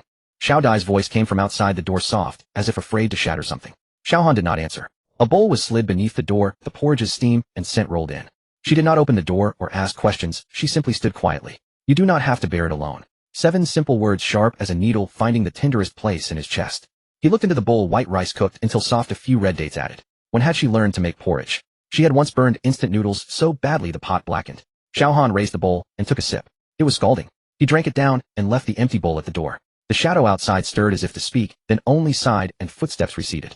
Leaning against the wall, Xiao Han saw Xiao Dai's haggard face, dark bruising under her eyes, cracked lips. The awakening of the silver blood left her with a persistent low fever, yet she had never complained to him. She should never have been dragged into this. This was no game, it was a meat grinder. A faint moan came from the guest room. He went and pushed the door open. The witch lay curled on the bed, face as pale as paper. The slave mark on her forehead looked like glowing iron embedded in flesh, its backlash making her tremble. She spoke in her sleep. It wasn't his fault. He was once human. Xiao Han frowned and leaned closer. After you abandoned him, he became a monster. You all left. Only he remained. Her voice came in broken fragments like bubbles surfacing from great depth. She rolled over, tears spilling from her eyes, chanting the same phrase again and again. Xiao Han's grip on the doorframe tightened. The chief instructor's warning circled through his mind. The Longhun CI training accident, a cadet disfigured and treated. Refuse. Shening. The boy who had fought him for first place until bruised and unwilling to concede, the one secretly taken after the cliff fall, cut into pieces in a lab and stitched back together. Longhun CI had not even given him a tombstone. Hatred was not chosen by the king. Hatred was all that had been left for him. Xiao Han stepped to the window. Night pressed heavy in the distance. Honghuang's main city glittered with lights. Millions still fighting for gear, and levels oblivious as the world crumbled. His phone buzzed again. This time it was Ling Yun. The king convened a secret meeting at Ghost headquarters. Mingjie, the Azura realm, and the Demon realm all sent envoys. Ling Yun's voice was low. My father received an invitation too. Xiao Han's eyes darkened. Han Tian went as well. But 2 other major guilds are wavering. The king's offer is tempting. The allocation rights for Honghuang's third phase resources. Ling Yun paused. Duzuan is watching as well. Xiao Han, the alliance is on the brink. Understood. Xiao Han ended the call and stood in silence for a long while. Black vapor kept seeping from the hidden door, coiling around his ankles. Its icy touch was like serpent tongues licking his skin. The cold heart within him beat faster, as if answering some summons. He could not wait any longer. To wait was to march toward death. Xiao Han dialed his contacts. 20 minutes later, every light in the basement snapped on. Lin Tianlong arrived first. A Zhang Mo followed. Zhang Xian swaggered in with an unlit cigarette between his lips. Li Yu stood in a corner like a shadow. The 4 of them looked at Xiao Han without a word. He handed over the decrypted message. Lin Tianlong read it, and his Zhang Mo gave the phone back silent. The cigarette fell from Zhang Xian's mouth. Li Yu's eyes narrowed. 0 is me, Xiao Han said flatly. He spoke calmly, as if reporting someone else's fate. The 7th fragment is lodged in my heart. Jin's consciousness is consuming me. In 3 months I will either become Jin, or I will die. The air froze. Lin Tianlong struck the wall with a fist. That old Yi Qinglong. Brother Xiao Han cut him off. Finish your cursing later. Lin Tianlong clenched his bleeding knuckles and drew back. Zhang Mo spoke, then his voice low and steady. Your life belongs to us. Whoever tries to touch you must first step over our corpses. There was no hesitation, no calculation, only resolve. Zhang Xian picked up his dropped cigarette, popped it between his teeth, and grinned. Han, why didn't you say sooner? I thought it was some big deal, just a broken god wanting to possess you. Can't we brothers handle it? Li Yu had remained silent until every gaze turned to him. He lifted his head, his look was calmly severe. Xiao Tian will not have died in vain. 7 words, heavier than any boast. Xiao Han's throat bobbed. He nodded. From tomorrow, I need each of you to watch. Elder brother continued tracking Yi Qinglong. I must know his every move. Zhang Mo, do not let the traces of the Tianma Ju fragments go cold. Zhang Xian, keep an eye on the king, right? Zhang Xian chuckled. Perfect timing. I've been itching for action. Don't be rash, Xiao Han warned. Only observe, do not act. Got it. You nag more than my wife. Li Yu turned for the door, but paused. Leave the witch to me. She knows the king's weakness. Xiao Han nodded. They dispersed, and the basement grew quiet again. Xiao Han stood alone before the hidden door. The black vapor still seeped. The cold heart inside him still beat. He pressed his hand against his chest. The heart that still belonged to him beat, stubbornly, warm blood moving through his limbs. He had not yet lost. He glanced at his phone. The encrypted message still glowed on the screen.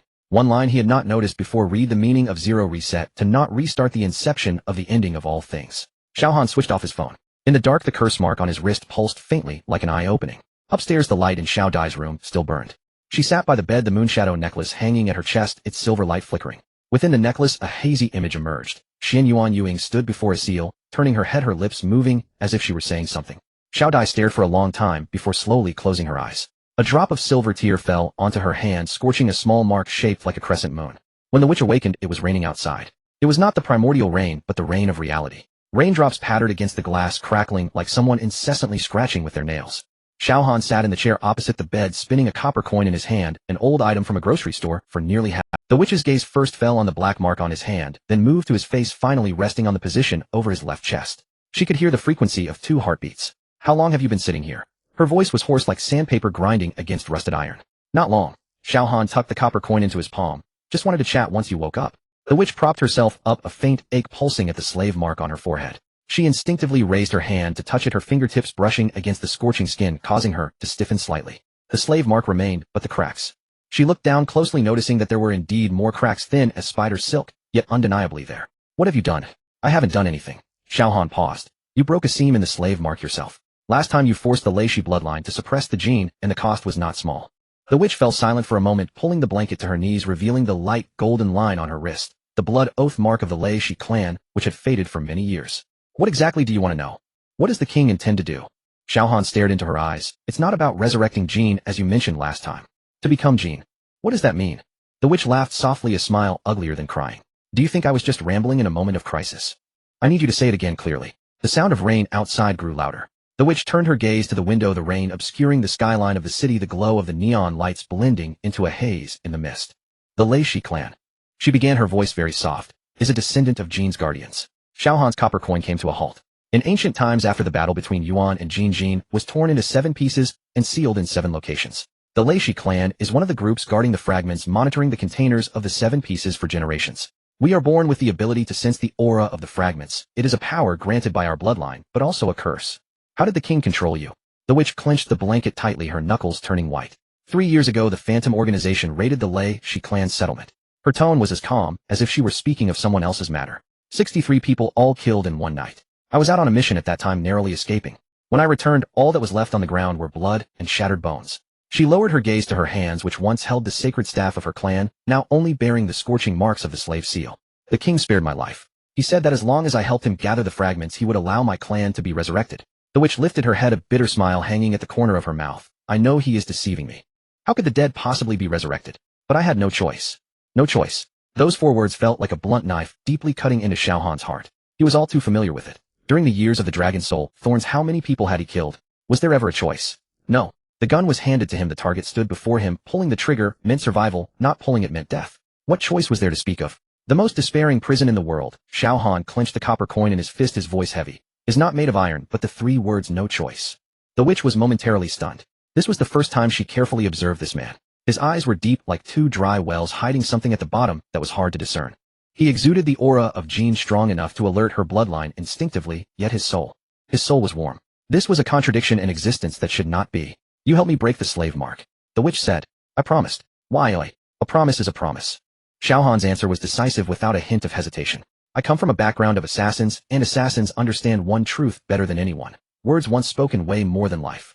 The witch stared at him for a long time, long enough for the rain outside to become heavier again. Then she made a decision. She raised her right hand and bit her index finger. A droplet of blood emerged, not red, but light golden. An indication of the awakening of the Xiao clan. She used that drop of golden blood to draw an extremely complex rune in the air, each stroke slow and deliberate. The moment the rune lit up, the temperature in the entire room plummeted. This is the most sacred blood oath of the Xiao clan. The witch's voice suddenly became solemn, a stark contrast to her earlier despondency. With blood as a guide, with life as a pledge, from now on I fight for Xiao Han, no longer a slave of the king. The golden rune erupted, transforming into countless specks of light that fell upon her. The slave mark emitted a blinding red light, twisting and struggling like a snake, burned cracks spreading from the center outward with a continuous cracking sound. The witch let out a muffled groan, her entire body arching as cold sweat instantly soaked her clothes. Xiao Han took a step to the bedside, reaching out to press down on her shoulder. His hand was steady, but the palm was slightly warm. The cold heart at the center was inexplicably beating faster, resonating with her. Hold on. I can hold on. The cracks of the slave mark grew larger, and the red light dimmed. Finally, the last crack pierced through the entire mark like a shattered mirror, exploding into powder. The witch gasped, her face pale as paper, but her eyes sparkled. In those once hollow pupils, something reignited. Her aura was strengthening, her power rising from the weakened state suppressed by the slave mark, breaking through barriers, reaching its peak, and still growing, stronger than her peak. With the shackles gone, her bloodline became even purer. The witch touched the spot where the slave mark had vanished, her voice trembling slightly. So that's how it is. The slave mark was continuously draining my bloodline power to sustain itself, and after shattering it, all that power has returned. She looked up at Xiao Han, her gaze complex. I owe you a piece of information. Speak. The witch took a deep breath, her voice lowered, as if afraid of being overheard. The 7th fragment is not an ordinary piece. Xiao Han's pupils constricted. The 6 fragments are remnants of Jean's body, but the 7th is different. It is the core of Jean's heart, possessing independent consciousness. The witch spoke each word clearly. You are not infected by the fragments, Xiao Han, you are being consumed. The room fell silent for 3 seconds. The sound of rain suddenly became very loud. Xiao Han looked down at his left hand. The black mark on the back of his hand was subtly writhing beneath the skin, as if some living creature was swimming through his veins. His 2 hearts, one warm and one cold, were now beating in a synchronized rhythm. Being consumed. The fragments will gradually eat away at your consciousness, your memories, your emotions, until you are no longer yourself. The witch's voice was calm, stating facts as if in a trance. Jean does not need to be resurrected, it only needs an empty shell. And your body is that shell. The door was pushed open.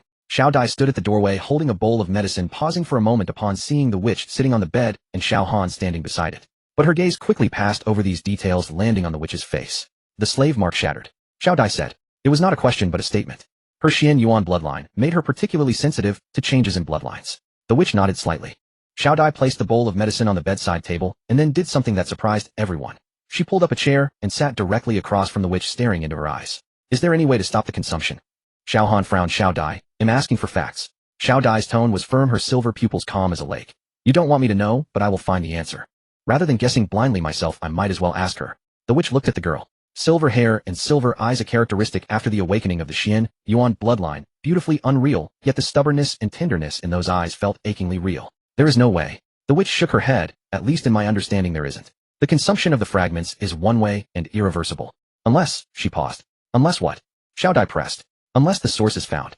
The witch spoke that word with a tone of almost reverence. The chaotic energy has two sides, creation and destruction. Jin represents destruction, while the source represents creation. Only by finding the source can one suppress Jin's destructive force. But the source is the most mysterious existence in the universe. Only no one knows where it is, and no one can even confirm if it still exists. Source. A light flashed through Xiao Han's mind. The remnants of the Tian Mo Ju, which he had paged through countless times, every page was familiar to him. Yet the blood characters on that last page had always puzzled him. The 8th volume, The City of the Floating Void. He suddenly stood up. The witch and Xiao Dai both turned to look at him. The blood characters on the remnants of the Tian Mo Ju, the 8th volume, is in the City of the Floating Void. Xiao Han's speech quickened. The City of the Floating Void is where the various parts of Jin's body are sealed. All 6 fragments have left traces there. If the source exists, if it has been hidden somewhere, the most dangerous place is the safest place. The witch continued his sentence, her pupils shrinking suddenly. The City of the Floating Void, where Jin was sealed, could also hide something that suppresses it. Xiao Dai clenched her fists, the silver blood in her veins glowed. Her moonshadow necklace grew warm at that moment, as if responding to some distant call. The City of the Floating Void, she murmured, even appeared in the fragments of Xian Yuan Yu Ying's memory. She had been there before sealing the demon moon. The three of them exchanged glances, the air heavy as lead. Suddenly Xiao Han's phone vibrated. He glanced down, and his expression instantly darkened. The message from Long Fei contained only 4 words: they are coming, followed by a brief piece of information. The elite forces of the Phantom Organization are gathering towards Tai City in numbers far exceeding before. The king does not plan to wait 3 months. He is taking action early. There is no time left. Xiao Han tucked his phone into his pocket, the veins on his forehead slightly throbbing. The king wants to seize the initiative. The witch stood up. Her aura had stabilized, completely stronger than ever. The place where the slave mark had been left, a faint golden scar, the mark of the Lei Shi clan's blood oath. A seal of never betraying. I will go with you. Xiao Han glanced at her. You just made a blood oath, your body. I'm better than ever. The witch interrupted him, something burning in her golden pupils that Xiao Han had never seen before. I have a vendetta to settle. The king killed my entire clan, and this debt must be repaid. Xiao Dai stood up, as well the moonshadow necklace glimmering at her collarbone. I will go too. Xiao Dai, don't lock me. Her voice was not loud, but every word was clear. Her silver eyes locked onto Xiao Han's. I already know about your consumption. You are going to the City of the Floating Void to find the source, to face the king, to oppose Jin. I will be part of all of it. I do not want to be the one protected behind. I have the Xian Yuan bloodline. I can help you. Xiao Han fell silent for 3 seconds. Then he extended his hand palm up. Xiao Dai was taken aback for a moment before placing her hand on top. The moment their palms touched, his warmth mingled with her coolness, and the light of the moonshadow necklace brightened for an instant. Let's go. Xiao Han turned to push the door open, his voice calm. If the king wants to finish early, then let him come. The rain continued to fall.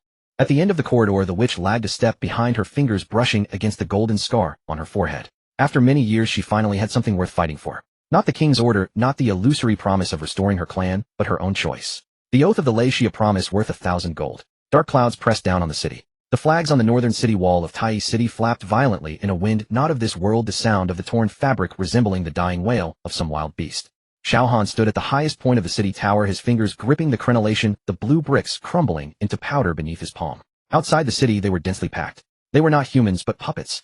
Thousands of puppets surged from the horizon, their steps perfectly synchronized without a sound. No footfalls, no breathing, no clanking of armor. They advanced silently like a moving grove of corpses.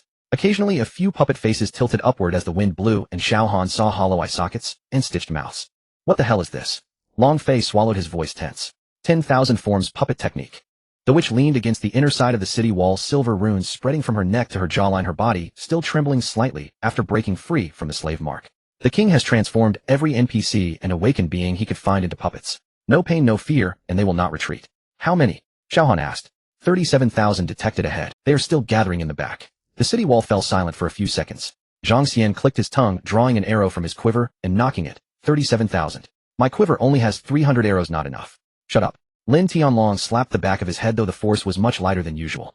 On the high platform, 300 feet outside the city, a makeshift high platform rose abruptly, black drapes billowing in the wind. A figure stood atop it, a silver mask covering most of his face, revealing only his jaw and lips.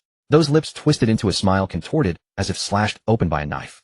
The king. Xiao Han recognized that mask. He recognized even more the face burned by fierce flames beneath it. Shening.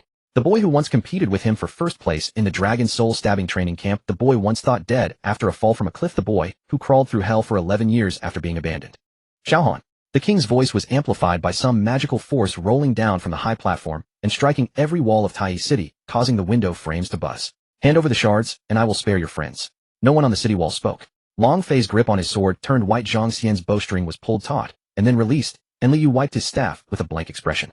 Lin Tianlong stood half a step behind Xiao Han, unmoving, yet his shadow perfectly overlapped with Xiao Han's. Xiao Dai's fingers gripped Xiao Han's wrist. Her palm was warm silver blood subtly flowing beneath her skin. The moon shadow necklace pressed against her collarbone, slightly warm. Don't mind him. Xiao Dai said, her voice very soft, but each word steady as a nail. Wu Ling walked over from the other side of the city tower, the contract which team of the Heavenly God Guild arrayed behind her. She did not look at Xiao Han, simply standing to his left at a distance of half an arm's length. The three major guilds are all here. Wu Ling said, Duzuan is leading the Demon God Guild through the east gate, and my father is coming in through the south gate. Xiao Han nodded.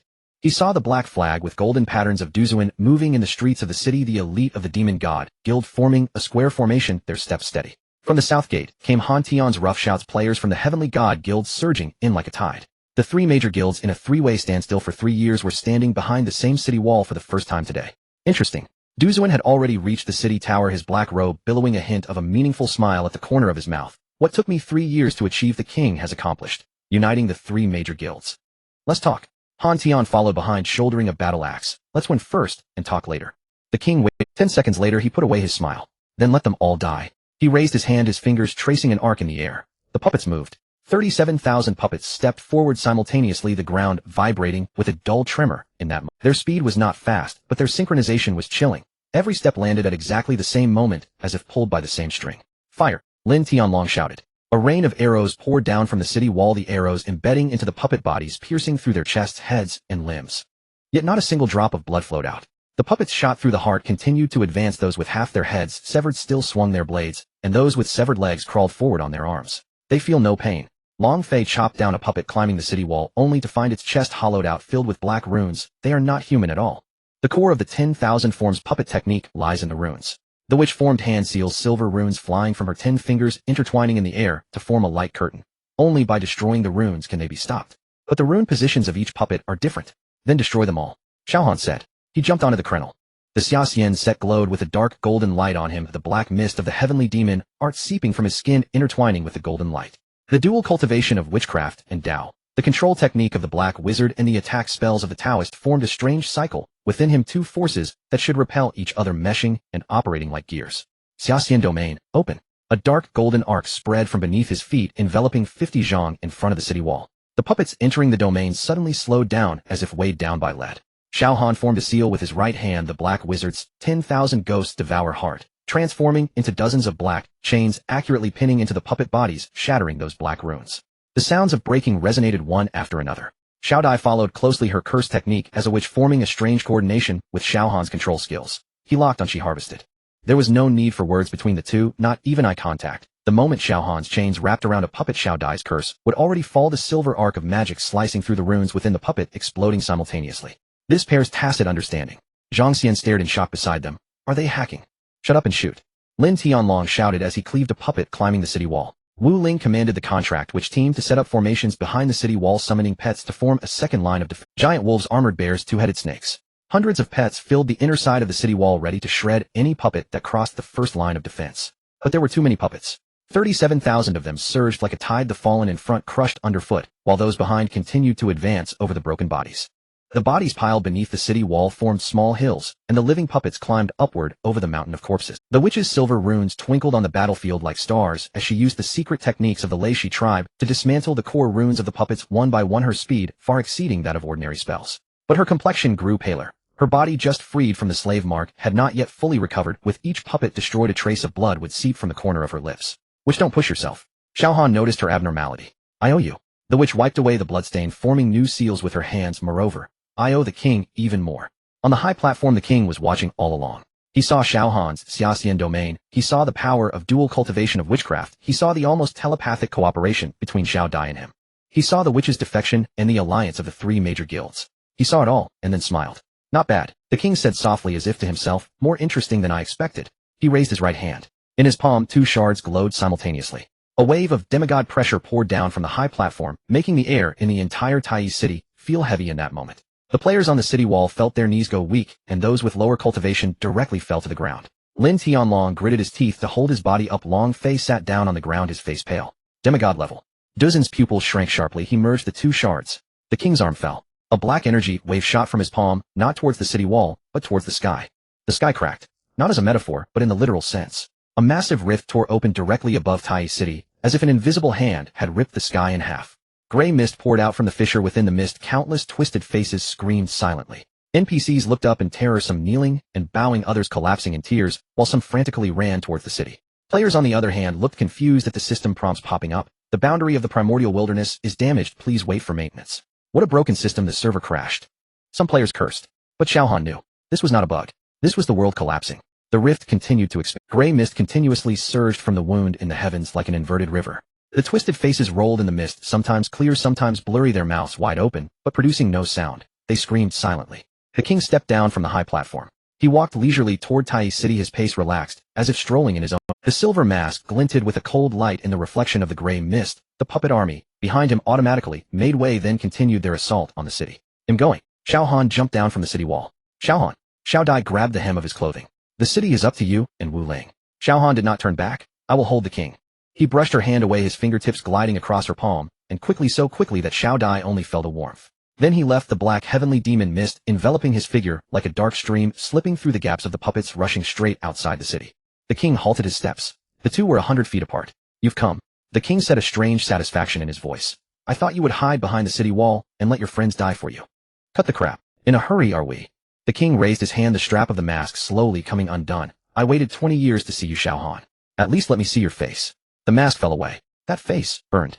Burns spreading from the left corner of the eye down to the jaw, the skin twisted into dark red scars resembling the shape of wax melting and cooling. The right side of the face was relatively intact, but there was an old knife scar on the brow bone cutting diagonally from the center of the brow to the temple. Shining.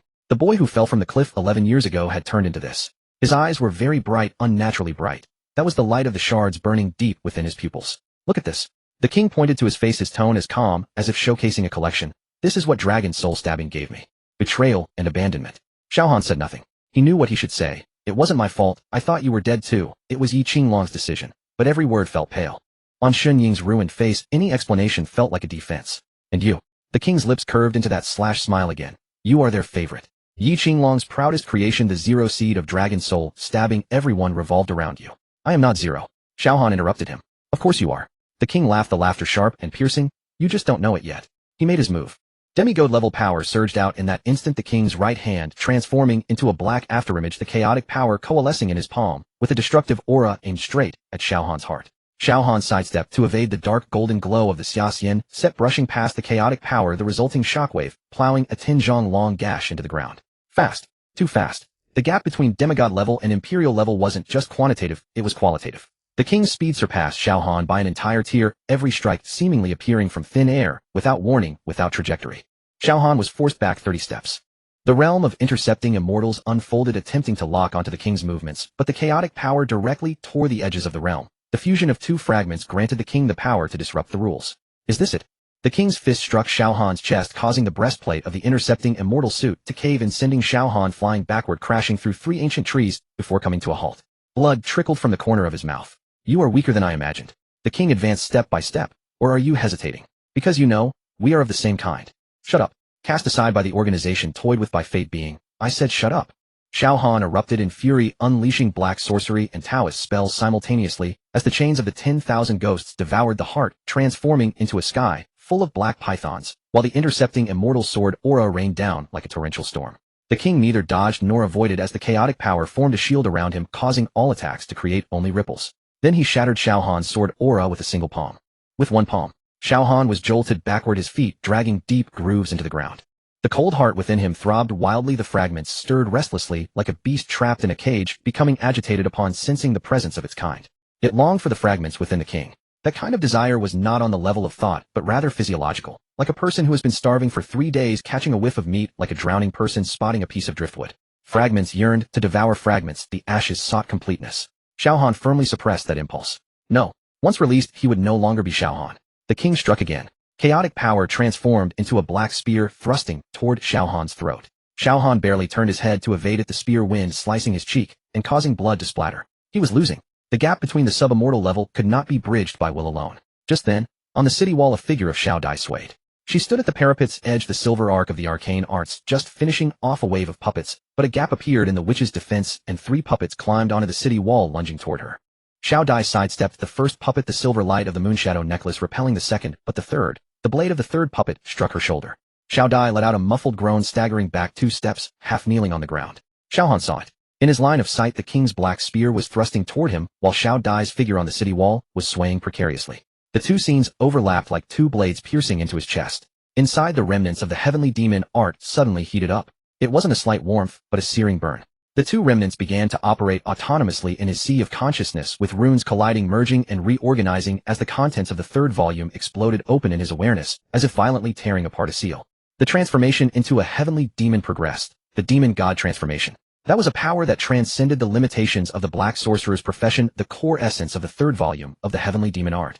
Using fragments as a catalyst and flesh and blood as fuel, he briefly stepped into the realm of the demon god. The cost. Each use deepened the fragment's erosion of his body. The energy from the demon god transformation would tear apart the barrier between him and the fragments, allowing the consciousness of the ashes to penetrate deeper into his marrow. Xiao Han did not hesitate. He saw the silver blood from Xiao Dai's shoulder wound seeping out, saw those puppets raising their blades again. Transform. Black flames surged from within him. Not the black mist of the heavenly demon transformation, but flames. Pure, scorching, all-consuming black flames. The flames enveloped Xiao Han's entire body, burning away his outer robe, tearing apart the surface of the intercepting immortal suit, branding his skin with dense dark red patterns. His pupils turned crimson. A complete crimson devoid of whites, or pupils, only a blood-colored abyss. The demon god transformation. The pressure of the sub-immortal level erupted from him, colliding heat-in with the king's power. The air twisted at the intersection of the 2 forces, the ground cracked, and debris floated. The king's smile froze. Xiao Han threw a punch. The black flames wrapped around the punch's wind, shattering the king's chaotic shield and forcing him back 3 steps. The king's heels dug into the ground, dragging out 2 deep scars. He was actually pushed back. Impossible. The king's expression finally changed. You have only fused 1 fragment. How could? Because I have nothing left to lose.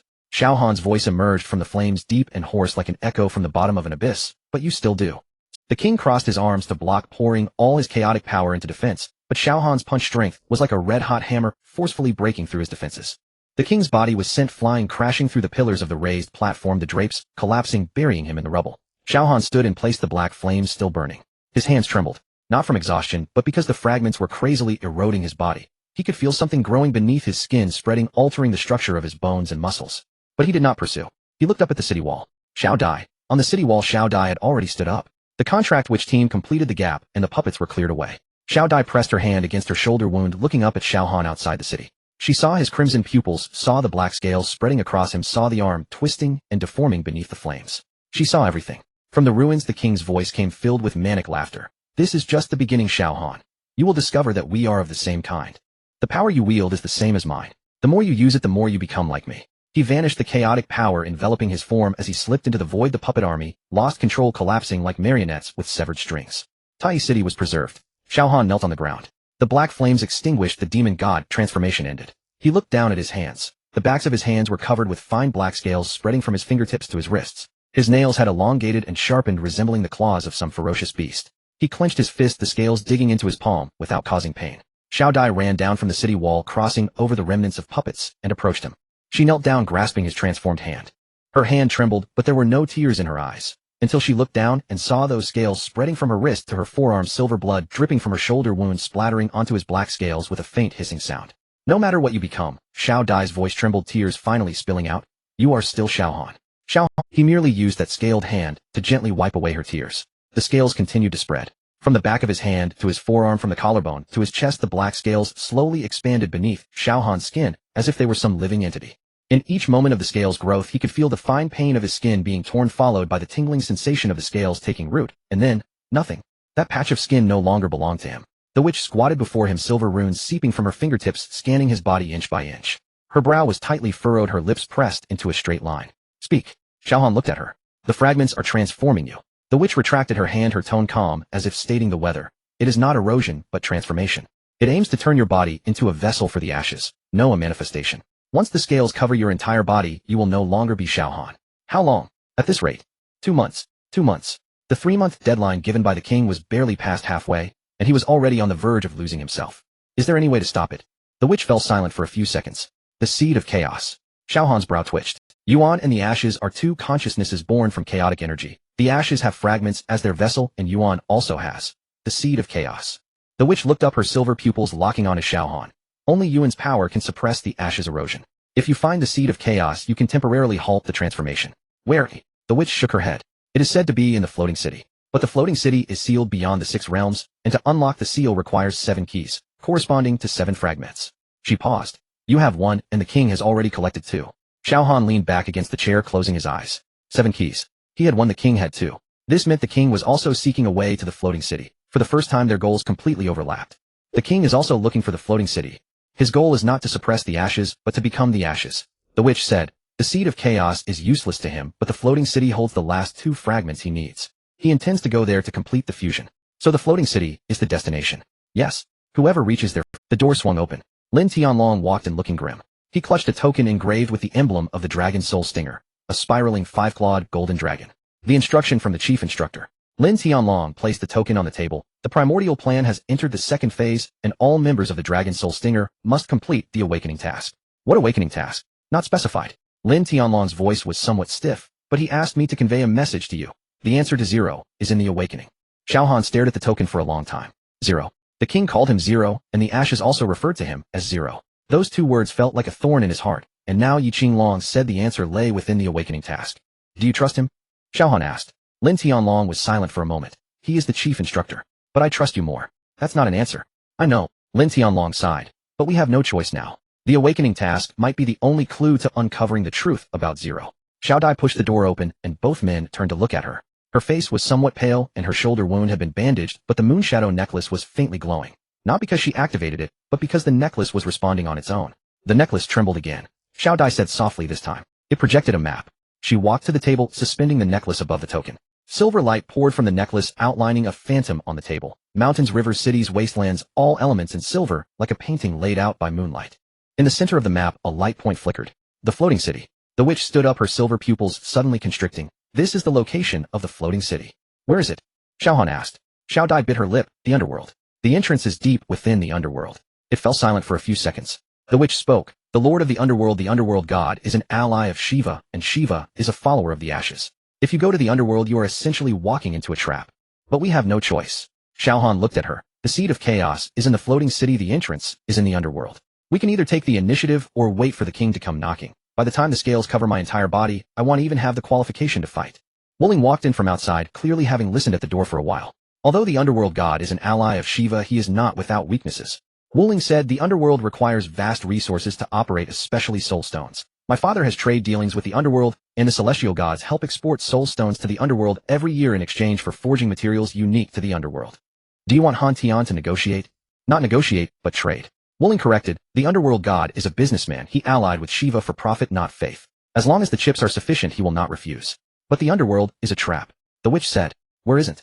Zhang Xian had also crept over at some point, leaning against the doorframe and munching on sunflower seeds. A habit he had. To put it simply, Zhang Xian spat out a sunflower seed shell. We have no choice. It's either to find the entrance to the underworld, or sit here and wait for death. I choose the former. I'd rather die on the road than die in vain. No one contradicted him. Xiao Han stood up. The scales on his arm shimmered with a dark light as he clenched his fist, feeling the hardness that did not belong to him. To the underworld, he said, but before that I need to do something. What? Lin Feng.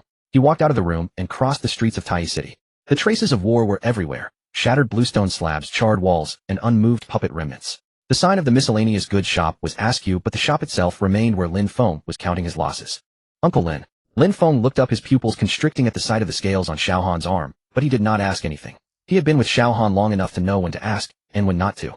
They'll leave the pharmacy to you from now on. Xiao Han placed a storage ring on the counter. The recipes, herbs, and client list, they'll leave the pharmacy to you from now on. Xiao Han placed a storage ring on the counter. The recipes, herbs, and client list. He picked up the storage ring and looked at it for a long time before solemnly placing it close to his chest. They'll keep watch for you, Lin Feng said, no matter how long it takes. There's one more thing. Xiao Han took out a batch of refined pills from another storage ring. Rejuvenating pills, life extension pills, vitality pills. 3 large bottles in total. These are for Xiao Dai's father. You know the situation at her home. These medicines will last him for 2 years. What are you planning? If I don't come back, Xiao Han's voice was calm. At least I can ensure her family is safe. Lin Feng opened his mouth, but ultimately only said 2 words, okay. Xiao Han turned and left. When he exited the miscellaneous goods shop, Xiao Dai was standing across the street, having clearly followed him.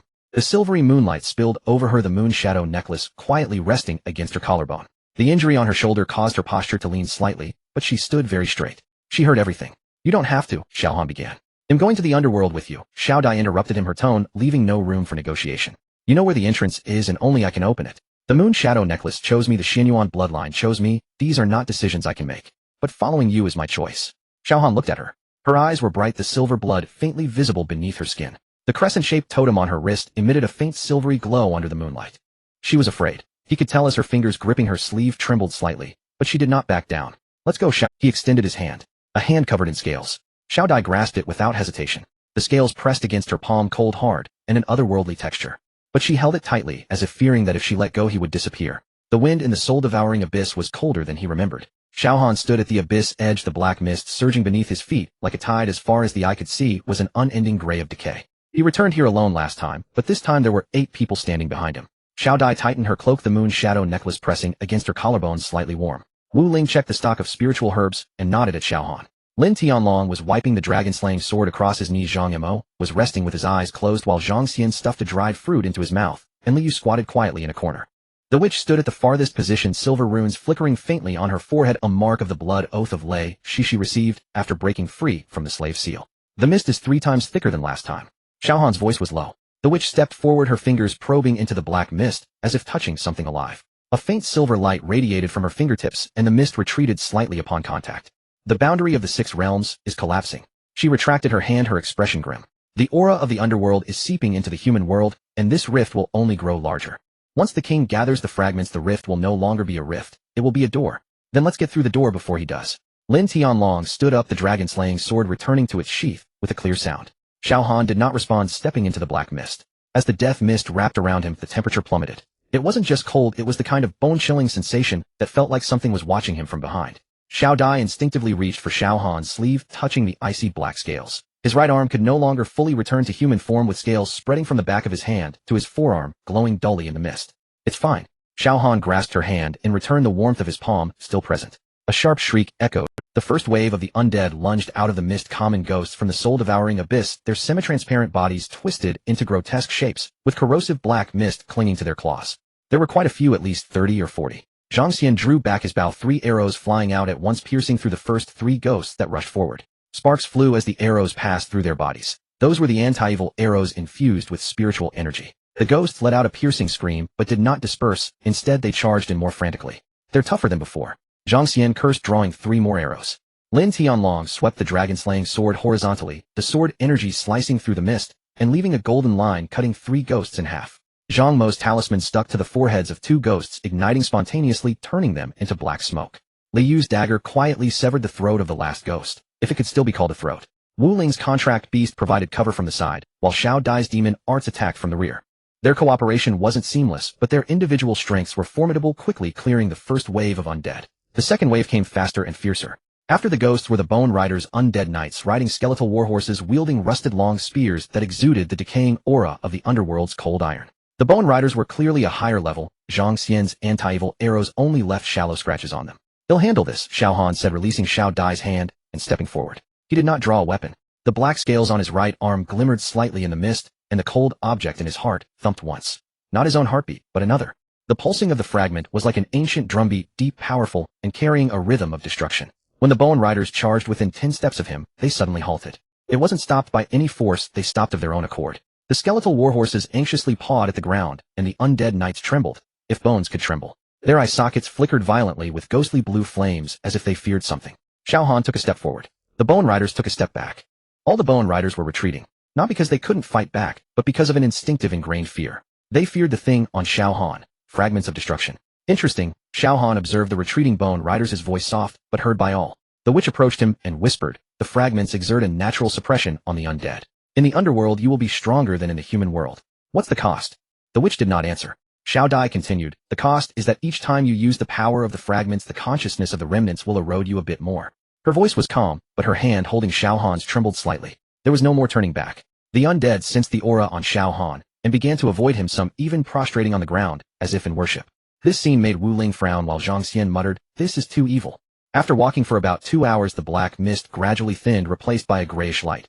Not sunlight, but the unique phosphorescent light of the underworld seeping from the ground, the light of the dead. The gate to the underworld was ahead. It was a massive stone door embedded in the mountainside, 30 feet high and 20 feet wide, covered in ancient runes. The runes had become blurry, yet the remaining parts still glimmered faintly, as if something were maintaining the seal behind the door. A chill seeped through the crevice, carrying the scent of decay and death. Guarding the door was an old acquaintance. Yu stood before the door, his black robe appearing particularly somber in the phosphorescent light. A master at the 6th level of the underworld. Last time they met, Xiao Han had nearly died at his hands. At that moment he leaned against the doorpost, playing with a string of skull beads. Upon seeing Xiao Han, the bead stopped. Yu's expression changed. It was not anger but fear. A fear similar to that of the Bone Riders, but deeper, more instinctual. His gaze fell on the spot on Xiao Han's chest where nothing was visible, yet he seemed to see everything. The aura of destruction. Yu's voice tightened. "Are you the vessel of the remnants?" Xiao Han neither denied nor affirmed it. He stood 10 steps away, calmly looking at Yu. "I can help you break free from the control of the underworld god." Yu was taken aback for a moment, then sneered, "You think, how many years have you guarded the underworld?" Xiao Han interrupted him. 1,000 years. 5,000 years. That's long enough. What has the underworld god given you, other than endless vigilance and an unending duty? Yu's smile froze. At the right moment the witch spoke. "The king has already collected 2 fragments. He will not stop. Once he gathers 7, the underworld will also be destroyed. Do you think he will spare the gatekeeper?" Silence. The skull beads spun in Yu's fingers. The phosphorescent light illuminated his ashen face, which was marked by exhaustion. Not the fatigue of the body but of the soul. "The underworld god will not welcome you," Yu finally said, his voice stripped of its previous hostility, now merely a dry warning. "The messenger of the goddess has been waiting in the underworld palace." He stepped aside, allowing the door to open. The massive stone door slowly swung open the moment Xiao Han touched it, the heavy rumble echoing against the mountainside. The sight beyond the door caused everyone to halt in their tracks. A gray sky, not the gray of a cloudy day, but a gray that lacked a sun, a moon, or any source of light. Light merely existed as natural as breathing. A black river wound in the distance, countless faces floating on its surface, mouths agape in silent wails. Countless souls wandered along the riverbanks, some squatted on the ground, weeping, others aimlessly walked back and forth, while some looked up at the gray sky, as if waiting for something that would never come. The underworld. Xiao Dai's grip tightened. The moon shadow necklace vibrated violently against her chest, as if guiding her direction. She didn't need to look at a map to know. The entrance to the floating city was deep within the underworld palace. Wu Ling stood on Xiao Han's other side, whispering, "My father has acquaintances in the underworld palace who perhaps he can." The sentence remained unfinished. A voice simultaneously echoed from all directions, as if descending from the gray sky, flowing from the black river, and emanating from the mouths of every soul. "Welcome to my domain."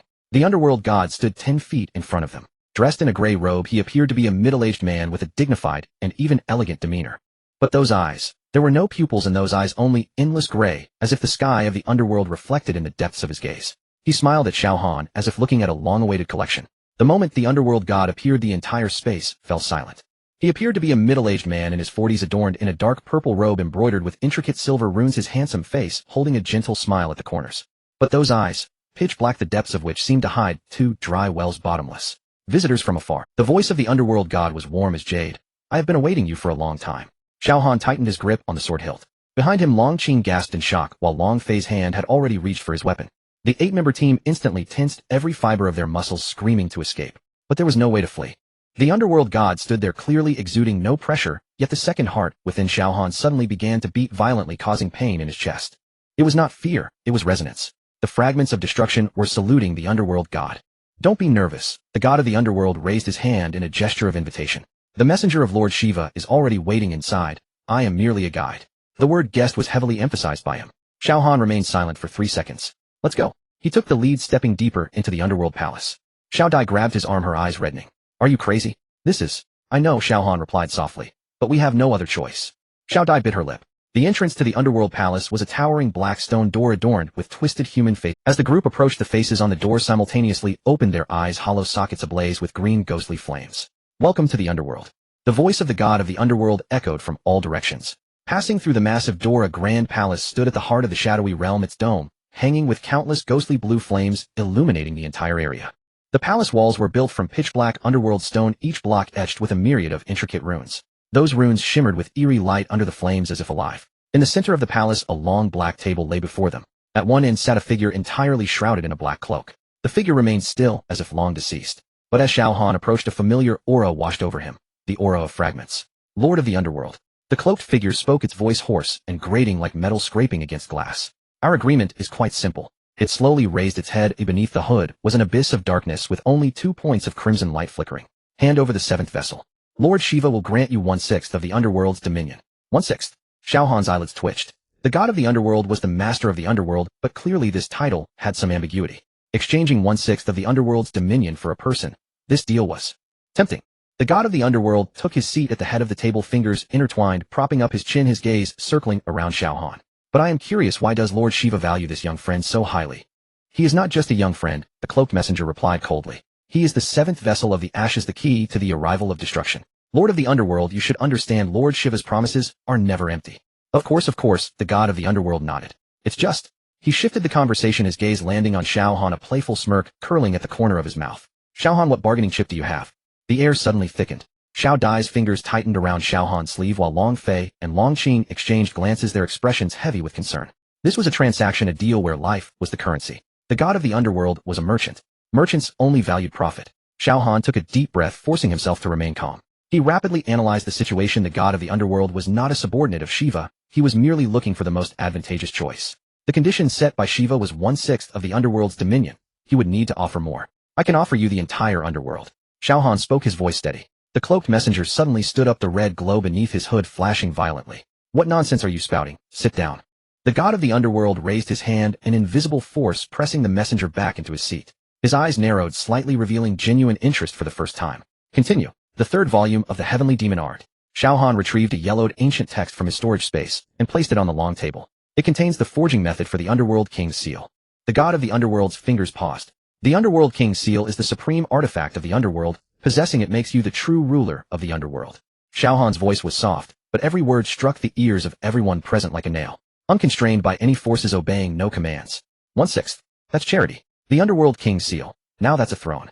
The god of the Underworld fell silent. His gaze fell upon the ancient text, something flickering deep within his eyes. Greed, desire, or calculation. Xiao Han couldn't see clearly, but he felt the god of the Underworld's heartbeat quicken. Impossible. The cloaked messenger screamed, his voice like torn fabric. The Underworld King's seal has long been lost. He is lying. Lord of the Underworld, you cannot. Silence. The god of the Underworld raised his hand, a black light enveloping the messenger, completely silencing his voice. Then he stood and walked in front of Xiao Han. The distance between them was only a foot. The god of the Underworld towered over Xiao Han, looking down at the young man before him, his pitch-black pupils reflecting Xiao Han's face. Prove it to me. Xiao Han did not back down. He opened the ancient text, pointing to the last segment of text. It was a complex combination of runes, each emitting a faint black light. This is the core formation of the Underworld King's seal, Xiao Han said. I can understand it because I have practiced the Heavenly Demon Art. But you don't need to comprehend it. You just need to know that it exists in the floating city. The floating city. The god of the Underworld muttered, a complex emotion flashing in his eyes. I can help you obtain it. Xiao Han continued. In exchange, you must take us to the entrance of the floating city and guarantee that you won't interfere in our battle with the king. The terms are enticing. The god of the Underworld smiled slightly, though the smile did not reach his eyes. But why should I? You don't need to trust me. Xiao Han's voice was cold. You only need to trust and profit.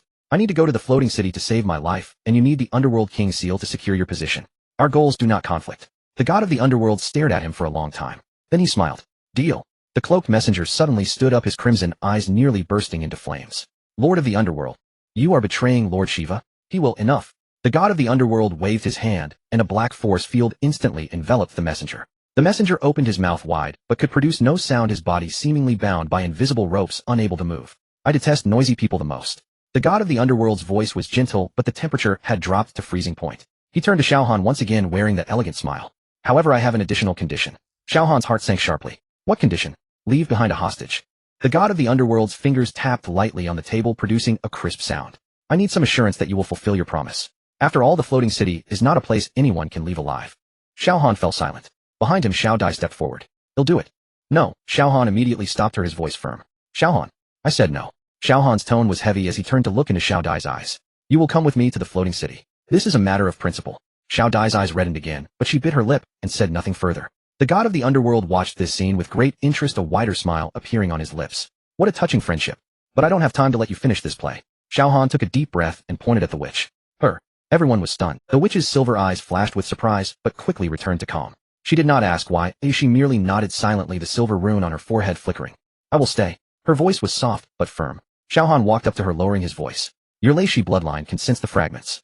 Stay close to the god of the underworld and monitor his actions. If anything changes, use this. He handed the witch that was the soul bead he had found in the soul abyss, capable of releasing a high-intensity, undead shock once. The witch took the bead, a complex emotion flashing in her silver eyes. Xiao Han. She suddenly spoke, her voice softer than usual. Be careful of the king in the floating city. Xiao Han, let's go. He turned and led Xiao Dai and the others deeper into the underworld palace. The god of the underworld waved his hand, and a pitch-black portal slowly opened before them. The entrance to the floating city is right ahead. The god of the underworld's voice came from behind. I will keep my promise. But you better remember, if you do not bring back the underworld king seal, this young lady from the Lei Shi tribe will die a horrible death. Xiao Han did not look back. He stepped into the portal, his figure swallowed by darkness. Behind him, the witch stood beside the god of the underworld, her silver eyes gazing at the slowly closing door, her fingers gently tightening around the soul bead. The god of the underworld lowered his head, staring at the ancient text in his hand, something flickering in his pitch-black pupils. Interesting. He murmured, truly interesting. My lord, a cold voice emerged from the corner, the cloaked messenger's body slowly regaining movement. Lord Shiva will not let you go. Is that so? The god of the underworld raised his head, smiling innocently. Then let him come. After all. His gaze fell upon the witch. I now have better chips. The witch's body stiffened slightly, but she remained silent. The silver rune flickered on her forehead, emitting a chilling light, like a silent warning or a firm promise. On the other side of the portal, Xiao Han and the others had vanished into the endless darkness. The floating city lay ahead. There was no light in the deepest part of the underworld. Will-o-the-wisps could not reach here, the gray daylight could not reach here, not even the wails of the dead could reach here. Only the chaotic rift surged in the darkness like an eternal wound that could never heal, slowly writhing at the bottom of the underworld. Xiao Han stood at the edge of the rift. Beneath him lay an unfathomable darkness. Chaotic energy surged from the rift, hissing slightly as it touched his skin, as if a living thing was probing. The black scales on his right arm quieted in the chaotic aura, no longer burning, as if returning to a familiar environment. The entrance to the floating city is at the bottom of the rift. The god of the underworld stood 5 steps away, his gray eyes glimmering slightly in the darkness. But that is a forbidden place for the living, only the dead and deities can survive there. The god of the underworld stood 5 steps away, his gray eyes glimmering slightly in the darkness. But that is a forbidden place for the living, only the dead and deities. The cold heart in his chest thumped once. A wave of black power surged from his palm, forming a thin membrane that kept the chaotic energy at bay. The power of the fragments. The aura of destruction could resist chaos, because chaos itself contains elements of destruction. Like begets like. Come closer to me, Xiao Han said. Xiao Dai was the first to step forward, pressing against his right arm. Wu Ling stood to his left, while Lin Tianlong Zhang, Mo Zhangxian, and Li Yu crowded behind him, barely within the protective range. The power of the fragments formed a black umbrella covering them all. The chaotic energy collided with the black membrane, producing a piercing screech, but failing to penetrate. Go! The group descended towards the bottom of the rift. The deeper they went, the thicker the chaotic energy became. Xiao Han could feel the power of the fragments accelerating its consumption. The cold thing in his heart thumped faster, as if some ancient entity was excited. With each beat, he felt his consciousness being pushed outward, a chance for the ashes to devour him. Endure. At the bottom of the rift, a swirling black vortex hovered in midair. The vortex, approximately 10 zhang in diameter, was encircled by an intricate array of ancient runes, its center a pure, all-consuming darkness. A breath of destruction poured forth from the vortex. Even with the protection of the fragments, everyone could feel the suffocating sense of oppression. The entrance to the floating city. The god of the underworld stood at a safe distance and said, the floating city was built from the sealed parts of the ancient sage gene. Only by gathering all 7 keys can it be opened. His gaze fell upon Xiao Han's chest. You have 1 key within you. The king has 2. The envoy of Shiva has 1. 3 more are scattered across the 6 realms. Xiao Han stared at the vortex and asked, what if we force it open? You will die, and those who enter will die as well. The god of the underworld replied, his tone as if discussing something trivial. The chaos rift will consume everything. The 7 keys are the only pass. Missing even 1 is not an option. Xiao Han had only 1 key. The king possessed 2. The envoy of Shiva held 1. The remaining 3 keys were untraceable. Even with his own, there were only 4 lacking 3. This path appeared to be a dead end. But Xiao Han had no time to ponder further. Suddenly a seam split open in the sky above the underworld. It was not the chaos rift, but a rift torn open by human hands. A large amount of gray mist surged forth, and within it were countless figures, puppets.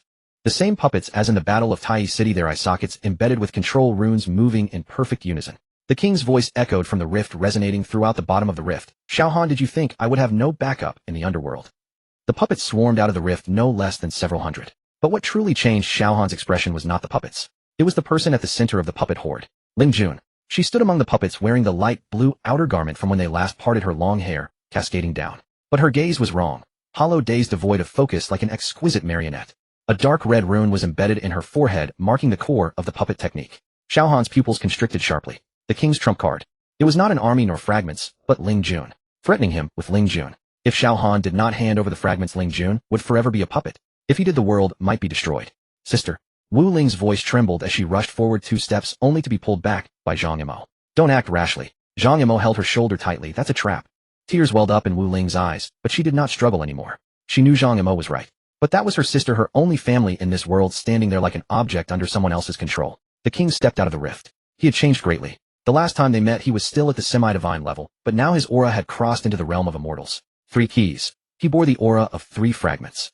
The one from the envoy of Shiva had clearly been seized by him. The king hovered in midair, his disfigured face looking particularly sinister amidst the gray mist.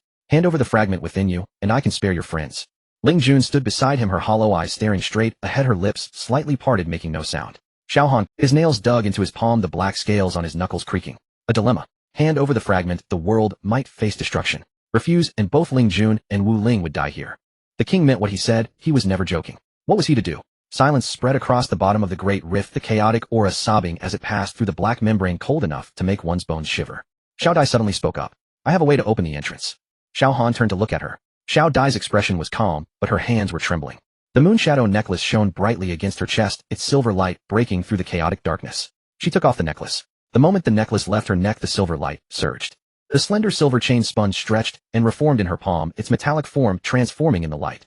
The chain links melted away, the silver light solidified, forming a silver key. The key's notches fit perfectly with a segment of the runes at the edge of the vortex. The 4th key left by Xinyuan Moonshadow. Xiao Dai, don't. Xiao Han called out, stretching out his hand to grab hers. Too late. Xiao Dai had already inserted the key into the black vortex. The moment silver light collided with darkness, the entire bottom of the rift shook.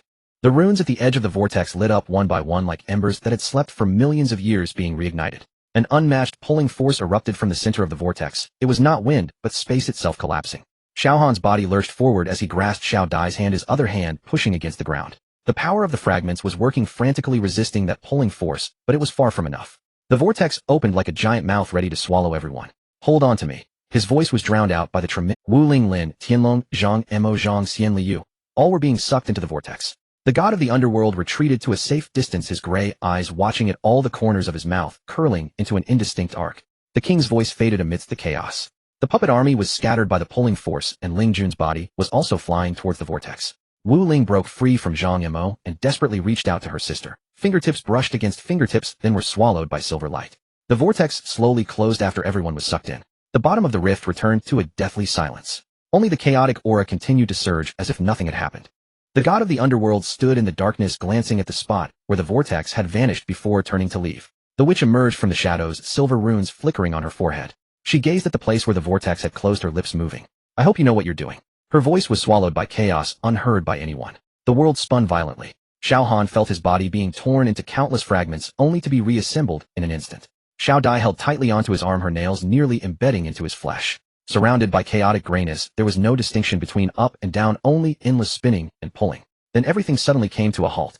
Xiao Han opened his eyes. The sight before him took his breath away for a moment.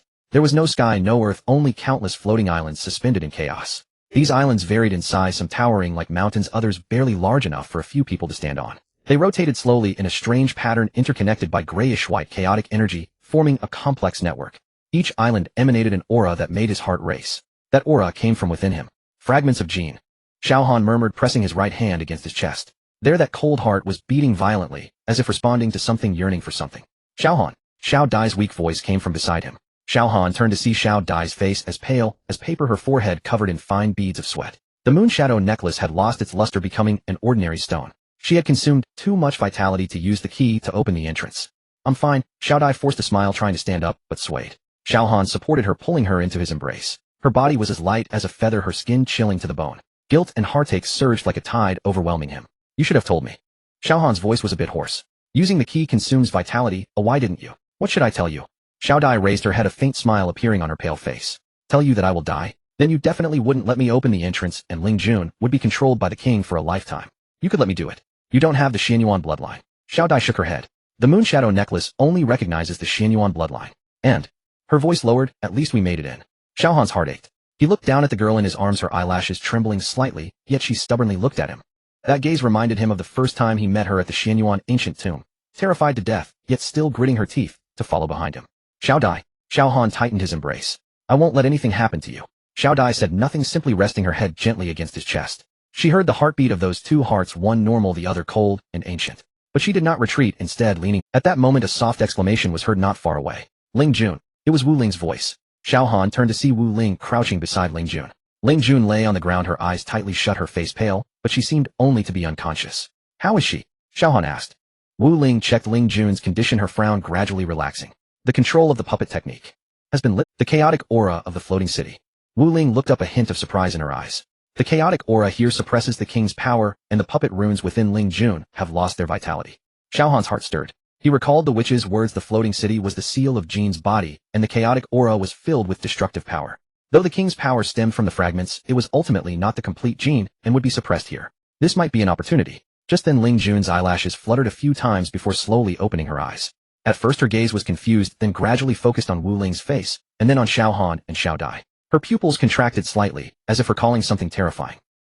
Ling Jun's voice trembled. What have I done? Wu Ling grasped her hand. It's not your fault. No, you don't understand. Ling Jun's tears streamed down. I remember wielding a sword, stabbing at you all. I remember that impulse to kill everyone. Her voice grew more tremulous, finally breaking into sobs. Xiao Han approached, squatting down to meet her gaze. Ling Jun. His voice was calm and steady. Look at me. Ling Jun raised her tear-filled eyes to meet his gaze. This is not your fault. Xiao Han repeated, the king's puppet technique is difficult even for semi-divine experts to resist. You did well enough. But there are no buts. Xiao Han interrupted her. What matters now is that we are alive and together. Everything else can wait until later. Ling Jun looked at him, the tears still flowing from her eyes, but her sobs gradually quieted. She knew Xiao Han was right. Feeling guilty held no meaning now. Xiao Han. Zhang Mo's voice came from behind. Xiao Han stood up and saw Zhang Mo, Zhang Xian Liu, and Lin Tianlong also teleported to nearby. They looked somewhat disheveled, but were not injured. Where's the king? Lin Tianlong asked. Xiao Han closed his eyes, sensing the fragments within him. That cold heart was beating towards a certain direction, as if guiding him. But besides that direction, he could also feel another call in another direction. An urge from the fragments yearning to return to their original body. Not here. Xiao Han opened his eyes. The floating city is too vast. We have been scattered and teleported to different areas. That's a good thing. Zhang Mo said, at least we can catch our breath now. Xiao Han nodded, but his expression did not relax. He looked at the floating islands around, a chill rising in his heart. Each island sealed a part of Jin's body, and the fragments within him were crazily yearning to burst out, wanting to merge with those seals. The witch's voice suddenly echoed in his mind. Xiao Han, can you hear me? Xiao Han was taken aback. The witch should still be in the underworld as a hostage. How could she communicate with him? This is a secret technique of the Leishi tribe, the witch's voice explained. It allows for short-distance mental communication. You are in a very dangerous situation. What do you mean? The floating city is the place where Jin's body is sealed, and the shards within you will try to merge with the original body. The witch's voice turned serious. You must resist this call, or you will lose yourself and become a part of Jin. Xiao Han's fist tightened. He had suspected this for a long time, but hearing it confirmed by the witch felt entirely different. What about the source? He asked, do you know where the source is? I am not completely sure, the witch hesitated, but according to the ancient texts of the Leishi tribe, the source should be sealed at the core of the floating city. There is a main temple there. You should be able to sense it. Xiao Han closed his eyes again, feeling the direction of the shards. This time he sensed two calls, one pointing towards the floating islands which represented the shard's desire, the other directed deeper into a place whose position he could not ascertain. That was the direction of the source. I understand now. Xiao Han opened his eyes. He turned to face everyone, scanning each face. Zhang Mo, Zhang, Xian Liu, Lin Tianlong, Wu Ling, Ling Jun, Xiao Dai. His brothers, his lover, his friends. Each one was looking at him, waiting for his decision. We will split up, Xiao Han said. Zhang Mo, take Ling Jun and Wu Ling and find a safe place to hide. There are seals everywhere here. You need to avoid those islands. What about you? Zhang Mo frowned. I will seek the source. Alone. Zhang Mo's voice rose slightly. The king could appear at any moment, and the seals here. I have the shards, Xiao Han interrupted him. Here, I can sense everything. And the shards will protect me. They won't let me die easily. But Zhang Mo, Xiao Han's tone became serious. This is my body, my fate. I have the responsibility to face it. And you have the responsibility to protect them. His gaze fell upon Ling Jun and Xiao. Ling Jun had just freed herself from the puppet technique, and was physically weak. Xiao Dai had exhausted a lot of her life force using the key, and could barely stand. They both needed protection. Zhang Mo was silent for a moment, then nodded. I understand, he said, but you must come back. I will, Xiao Han replied. He turned to Xiao Dai, about to speak when she interrupted him. I will go with you. Xiao Dai, your body. I know how my body is. Xiao Dai's voice was weak, but firm, but the key to the source might. The Moonshadow necklace has already activated, which means I am the heir of the Xianyuan bloodline. If the source needs a key, Xiao Han wanted to argue, but the look in Xiao Dai's eyes silenced him. There was no fear in those eyes, only determination. And Xiao Dai lowered her head, her voice becoming soft. I don't want you to face this alone anymore. Xiao Han fell silent. He recalled the scene when Ling Jun was controlled by the king, and the image of Xiao Dai with the puppet rune embedded in her forehead. That feeling of helplessness was clearer to him than anyone else. All right, he finally said, but you must stay close to me. Xiao Dai nodded, a faint smile appearing at the corners of her mouth. Xiao Han turned and stepped towards the scent's direction. Xiao Dai followed closely behind her, steps somewhat unsteady, yet Zhang Yimou watched the two figures disappear into the chaos, his fists tightening. Let's go. Lin Tianlong patted his shoulder. We need to find a place to hide. Zhang Yimou nodded, turning to lead Wu Ling and Ling Jun in another direction. Before leaving, Wu Ling glanced back at the direction Xiao Han had vanished, a hint of worry flashing in her eyes, but she said nothing. Ling Jun kept her head down, tears falling silently. She remembered the moment she had thrust her sword at Wu Ling, recalling the impulse to kill everyone. That feeling was too real, so real that she could still feel the sensation of the sword piercing flesh. Ling Jun, Wu Ling's voice came from beside her. It's really not your fault. Ling Jun did not respond, merely wiping away her tears. She knew Wu Ling was right, but that sense of guilt felt like a thorn embedded deep in her heart, unable to be removed. Perhaps she would never be able to forgive herself. In the Emperor's realm, Xiao Han and Xiao Dai traversed through the chaos. The distances here were hard to judge. Sometimes they walked for a long time, but remained in the same place, while other times they could cover a great distance in a single step. The floating islands slowly rotated around them, each emanating a chilling aura. What is on those islands? Xiao Dai asked. Jin's body, Xiao Han said. Each island seals a part of him. Left arm, right leg, eyes, heart. Each part is sealed separately to prevent his resurrection. Then your shard is the seventh piece. Xiao Han's voice was chillingly calm, the core of the heart. A living Xiao Dai fell silent. She had known this answer for a long time, but hearing Xiao Han say it made it feel different. The witch said that Jin's shards would try to return to the original body. She said softly, have you been resisting? Yes. It must be painful, right? Xiao Han did not answer, but his footsteps faltered for a moment. Xiao Dai noticed this subtle movement, her heart aching. She knew Xiao Han would not admit it, he never wanted to worry others. But that kind of pain must be terrifying, or he wouldn't be staggering even while walking. I will accompany you, Xiao Dai said, her voice firm. No matter what happens, I will be with you. Xiao Han finally stopped turning to look at her. Xiao Dai's face was still pale with fine beads of sweat on her forehead. Her body trembled slightly, clearly not yet recovered. But her eyes shone with a terrifying brightness, burning with a light he had never seen before. Xiao Han reached out his hand, holding hers. If I become Jin. You won't, Xiao Dai interrupted him. We will find the source. You will be fine. What if? There is no what if. Xiao Dai's voice became sharp. Xiao Han, I won't allow you to think like that. We've come this far and experienced so much. Do you really think you will give up? Xiao Han looked at her and suddenly smiled. He said, I'm just making the worst case scenario. The worst case scenario won't do either, Xiao Dai insisted. You can only think of the best outcome. Xiao Han shook his head, but did not refute. He tightened his grip on Xiao Dai's hand and continued to move forward. Not knowing how long they had walked, the chaos ahead began to thin. A massive temple emerged from the chaos. The temple was larger than any of the floating islands, almost resembling a small. Its architectural style was ancient and solemn, with complex runes carved all over its walls. In the center of the temple, a golden light slowly rotated. Is that the source? Xiao Dai asked. It should be, Xiao Han said. His heart was pounding violently. That cold heart was filled with fear, desire, and struggle. It feared the power of the source, yet desired to destroy it. Xiao Han took a deep breath and stepped towards the temple. The temple's door was wide open, and it appeared empty inside. Or at least it seemed empty. Xiao Han entered the temple, his footsteps echoing in the vast hall. The golden light was right before him, emitting a warm and gentle aura. It was the complete opposite of Jin's destructive power. It was the power of creation. Source, Xiao Han said softly. He reached out his hand, wanting to touch that sphere of light. Wait, Xiao Dai suddenly pulled him back. Xiao Han stopped looking at Xiao Dai. Her gaze was fixed on a corner of the temple, where a figure stood in the shadows. The figure slowly turned around, revealing a face. Xiao Han's pupils suddenly constricted. That face was exactly like the same features, the same contours, even the scar at the corner of the brow was identical. The only difference was that the Xiao Han had pure black eyes with not a hint of white. Hello, seventh container, the Xiao Han smiled. Or should I call you my shadow? Xiao Han's hand rested on the sword hilt, his body tensed like a drawn bow. Who are you? He asked in a low voice. The Xiao Han smiled wider. I am you. Or rather the version of you that you will become. He took a step forward, his figure moving like smoke. Welcome to the floating city. I've been waiting for you for a long time.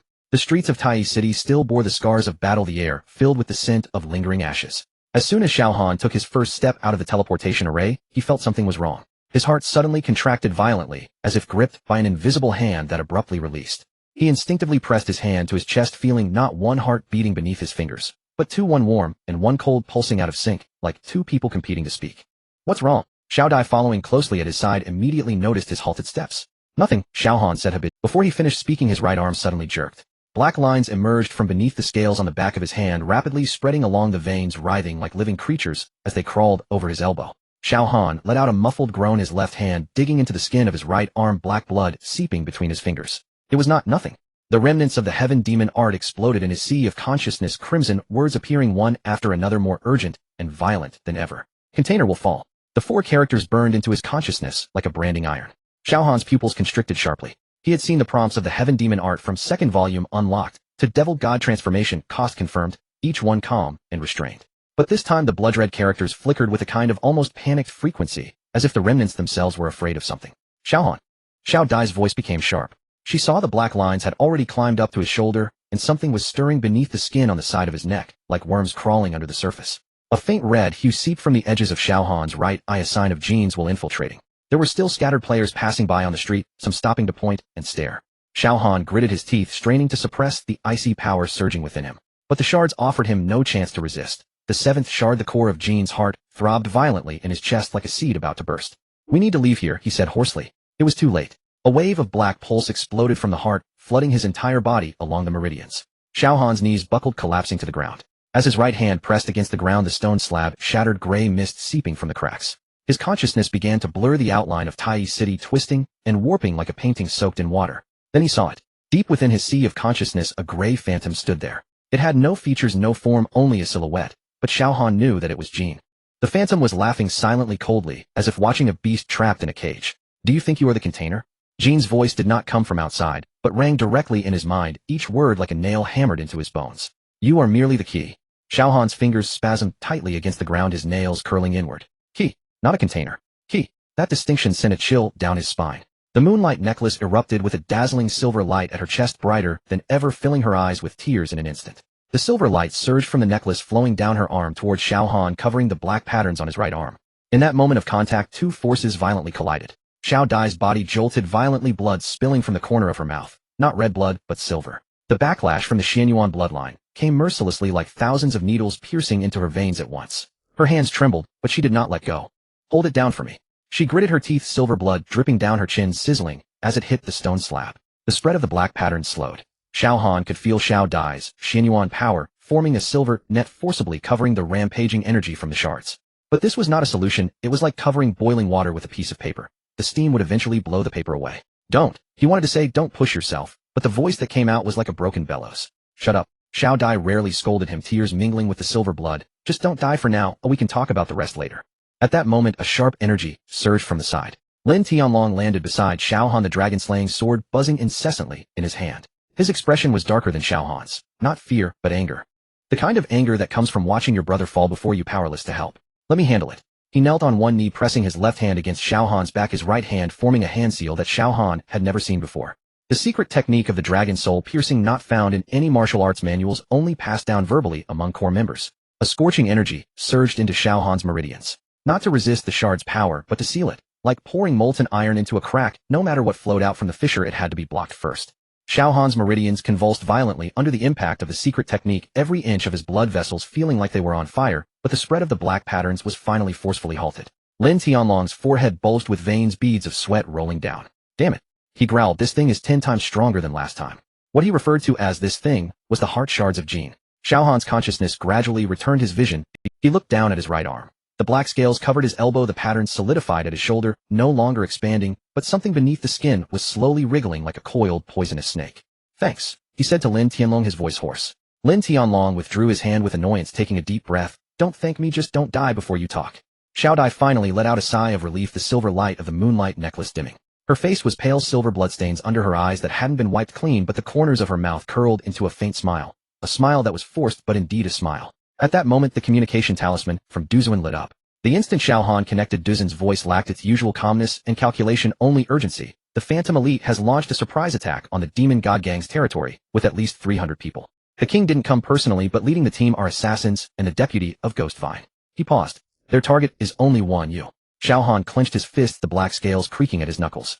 The king calculated perfectly. He was in Tai City, the Demon God Gang's territory was empty, and the Phantom Elite's surprise attack forced him to go back for reinforcement. But in his current state, don't act impulsively. Lin Tianlong saw through his thoughts, the dragon-slaying sword blocking his path. "If you go now, it's a death sentence." "That Duzuan isn't a fool." Lin Tianlong interrupted him. "He called me instead of you, because he doesn't want—" Xiao Han fell silent. He knew his current state. His right arm was half useless, the shards had just been suppressed, and could go wild at any moment, and the 2 hearts within him were still beating in discord like 2 trapped beasts colliding in a cage. The blood characters from the fragment of the Tianmaju reappeared. But this time it was not a warning nor a price prompt. It was a line of words he had never seen before. The third volume is in the hands of the slumberer. Xiao Han's pupils shrank suddenly. The third volume of Tianmaju. He had only obtained the core skill of the second volume, Demon God Transformation, while the third volume had never shown any clues. Now the fragment actively prompted him after the warning of the container will fall. Slumberer. Who is the slumberer? He wanted to ask, but the blood characters in his sea of consciousness had already dissipated, and the Tianmaju fragment fell silent again. Xiao Han. Xiao Dai called him. He opened his mouth wanting to say something, but the world before him suddenly darkened. The suppression of the shards did not come without a price. Lin Tianlong's secret technique, combined with the Xianyuan bloodline, only temporarily held back the flood, while his body had already been pushed to the limit. The third volume. Slumber. He murmured these words, and his consciousness plummeted into darkness like a kite with a broken string. He fell, and Xiao Dai caught him. Her grip remained steady, even as silver blood trickled from the corners of her eyes, even as ancient Xianyuan inscriptions appeared on the moonlight necklace. She did not let go. The inscriptions were very old, older than the era of Xianyuan moonlight. Xiao Dai understood. The Xianyuan bloodline granted her the ability to comprehend ancient texts, but she chose silence. The silver light of the necklace receded, the inscriptions vanishing into the crescent-shaped pendant, as if they had never appeared. Xiao Dai looked down at the unconscious Xiao Han in her arms, the black scales on his arms shimmering faintly in the dim light, like some silent countdown. You won't die, she said softly. No one heard her. Gray mist. Endless gray mist. Xiao Han stood amidst ruins with shattered stone slabs beneath his feet, and a leaden gray sky above. No wind, no sound, even breathing felt as if it had been sucked away by something. He looked down at his hands. There were no black scales, no patterns, they were clean, as if they weren't his hands. Consciousness space. He had been here before. The last time was when Jean dragged him into, and that gray space Jean had directly appeared, using his deepest fears to shatter his will.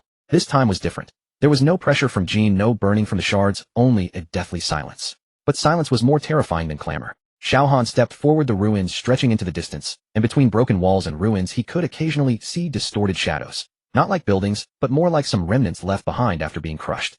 He did not know how long he had walked in this timeless space. A second in 100 years made no difference. Then he stopped. At the end of the ruins stood a person. Xiao Han's breath suddenly halted. The person wore a faded gray coat with a crooked button pinned at the collar. The button that Xiao Han had sewn on the stitches rough because he had never learned sewing as a child. The person was half a head shorter than him, thin, and when he smiled the corners of his mouth would first tilt up, and then spread wide, revealing a crooked tiger tooth. Xiao Tian. No, it wasn't Xiao Tian.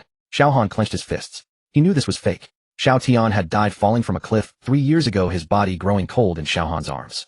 This was not the first time someone had used Xiao Tian's image to attack him. The king had done it, Jean had done it, and he should have been immune by now. You can't save anyone.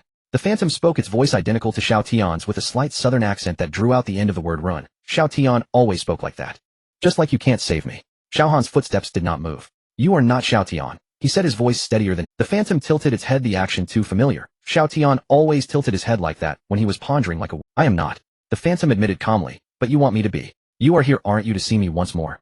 Xiao Han's fists clenched tighter, his nails digging into his palm. The phantom stepped forward. You can't save Xiao Dai. Another step. You can't save Wu Ling. Another step. You can't save Lin Tianlong. You can't save Long Fei. You can't save anyone you care about. You can't even save yourself. The phantom stood before him, looking up with Xiao Tian's earnest yet naive gaze. You are zero. Zero signifies reverting to zero, clearing everything. Your existence is only to open that door and then disappear. It wasn't about how much lethality the phantom's words had, but rather, part of those words was true. He indeed was zero, he indeed was a container, and he was indeed walking step by step towards the endpoint set by Jean. Xiao Dai's silver blood, Wu Ling's life and death contract, Lin Tianlong's secret technique. Everyone was desperately trying to hold on to him, but could he really be held back? The phantom extended its hand, that hand exactly like Xiao Tian's. Distinct knuckles, and there was an old scar at the base of the thumb from being cut by a blade during training. Give up, the phantom said, its voice gentle as if coaxing someone to sleep. You are too tired. Xiao Han looked at that hand. He was indeed very tired. From the dragon soul-piercing training camp, to leaving the organization, to entering the wilderness, to today. He had killed too many people, lost too many people, and shouldered too many burdens that weren't his. Now even his own body was betraying him, the black scales inching over his skin, Jean's heart beating in his chest, and he was becoming another person, not becoming another god. A god that would destroy everything. How simple it would be to give up. Close your eyes, let consciousness sink, let Jean take over everything. No more struggling, no more fear, no more watching the people around him fall one by one. The variables are not in fate. The voice came from the depths of the gray mist, not Xiao Tian's, not Jean's, nor his own. It was ancient, distant, like an echo coming from across thousands of mountains and rivers. Xiao Han trembled all over. The voice of the remnants of the soul and bones. The voice of the ancient being that left a wisp of residual soul in the depths of the celestial ruins, who had once helped him comprehend the final understanding. The phantom's hand stopped midair, its innocent smile frozen. Xiao Han raised his head. You are not Xiao Tian. He repeated, but this time the tone was different, not denial but affirmation. Xiao Tian would never let me give up. He reached out not to grasp the phantom's hand, but to seize the phantom's wrist.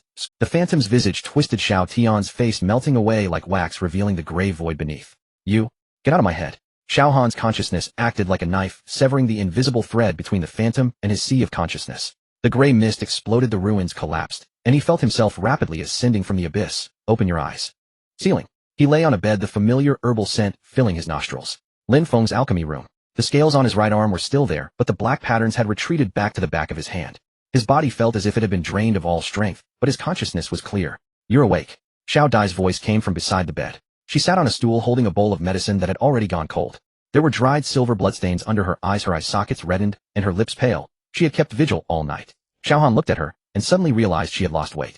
Not the type of thinness from not eating for a few days, but the kind from a continuous drain on her vitality. The price for opening the entrance to the suspended city with the moonlight necklace had not yet been paid off. The wounds from the silver blood backlash were still ongoing, and she had forcibly suppressed the rampaging shards within him. I'm fine. Xiao Dai interrupted him, smiling slightly. That smile was faint but genuine. It's good that you are okay. For words. Xiao Han's throat felt like something was blocking it. He was once a killer of the dragon soul assassins with hands stained in more blood than most people have seen in their lifetime. He had killed and deceived, walking the edge of life and death countless times. But never had anyone caught him when he fell, nor had anyone said it's good that you are fine when he awoke. As if it were the most natural. He was afraid. Not afraid of death, not afraid of the ashes, not afraid of becoming a destroyer. He was afraid of losing her. This was the first time. Xiao Han had lived for more than 20 years, and for the first time a person's existence made him feel. If that person were gone, he did not say it out loud. He would not say it. But he reached out his hand, and placed it over Xiao Dai's hand. The scales scratched against her skin, rough and cold. Xiao Dai did not retract her hand, instead, she held his hand tighter. Footsteps were heard outside, and Lin Tianlong pushed the door open, followed by Long Fei. Both of their faces were not pleasant to see. Awake. Lin Tianlong walked to the bedside, glanced at their hands without commenting. I have something to discuss with you.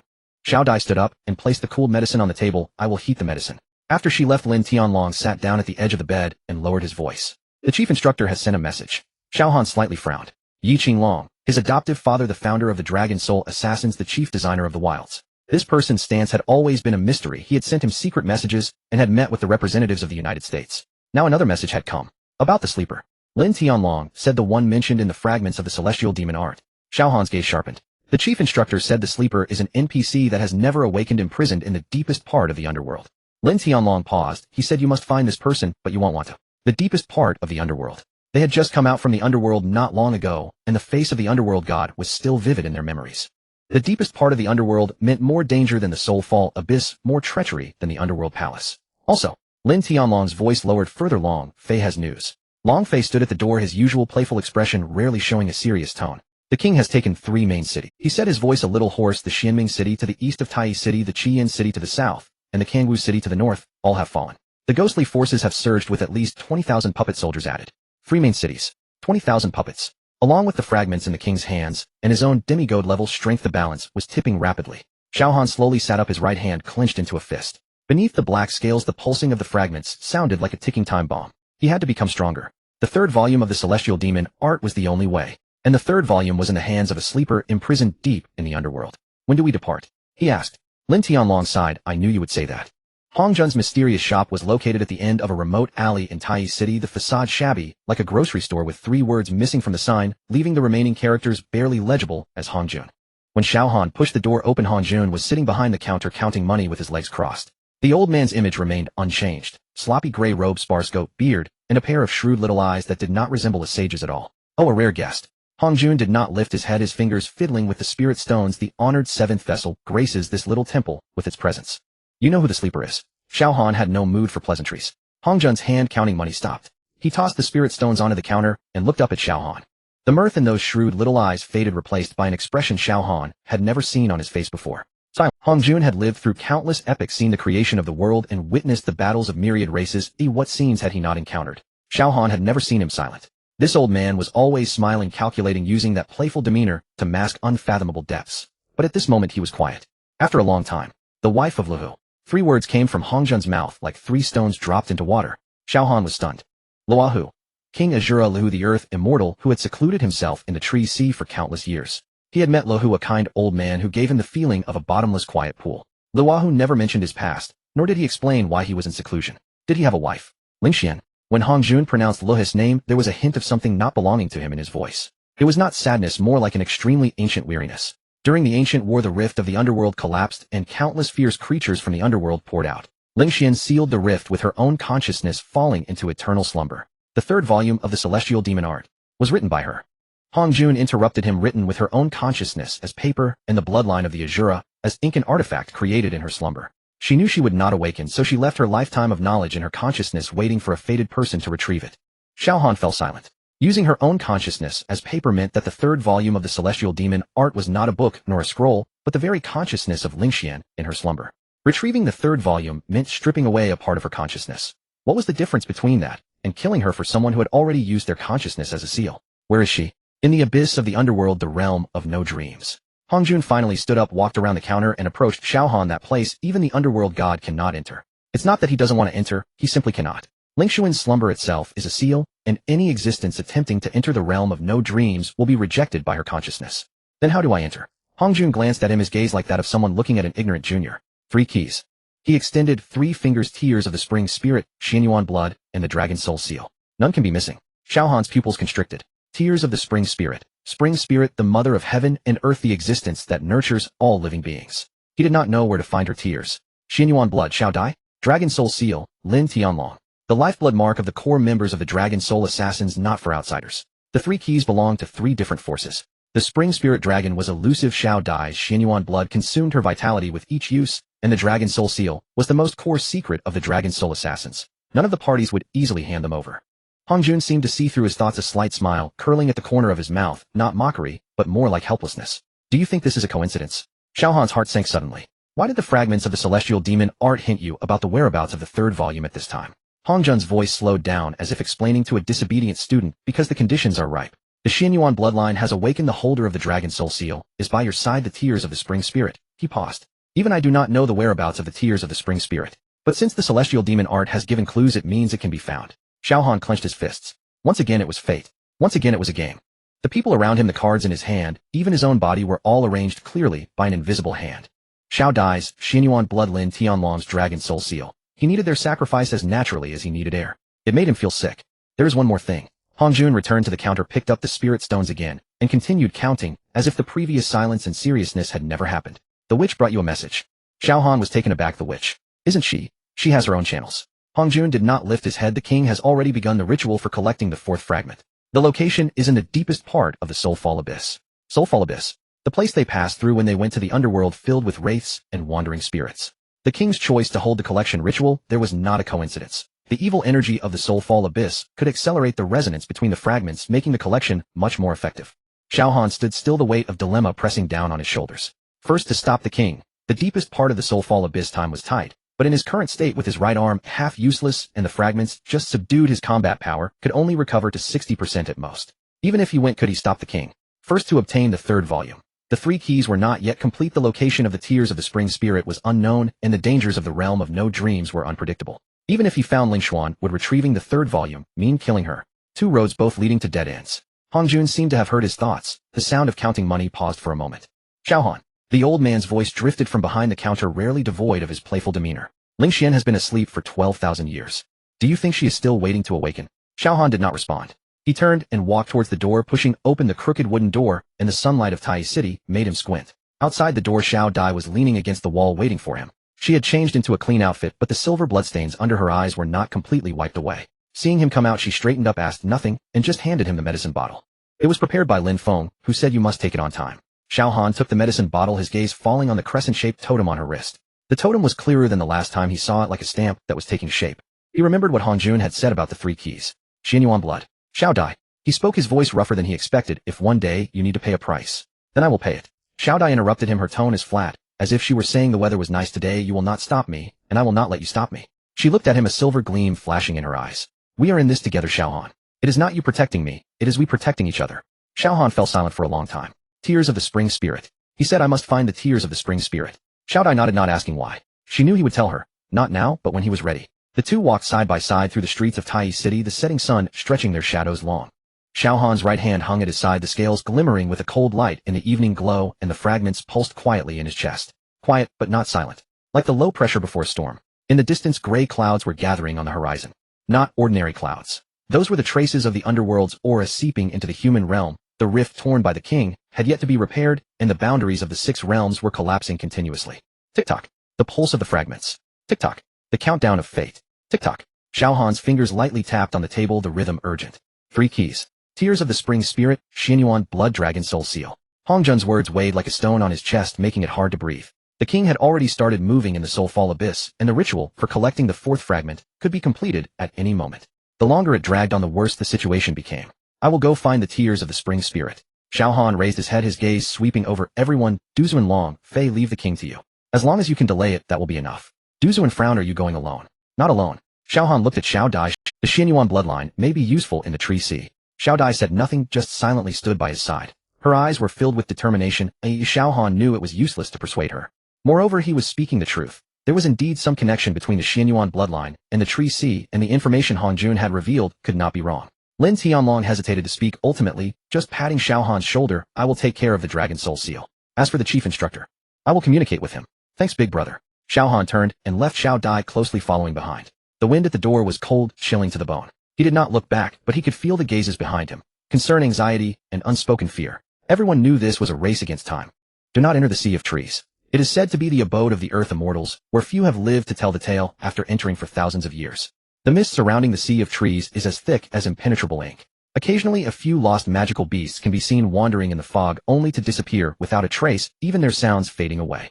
Xiao Han grasped Xiao Dai's hand tightly as they stepped into the mist together. The fog wrapped around them like a living creature, cold and sticky. The fragments within Xiao Han's body trembled slightly, and black mist seeped from his skin, forcing the encroaching fog back a few inches. The crescent-shaped totem on Xiao Dai's wrist emitted a faint silver glow, intertwining 2 forces that tore open a path.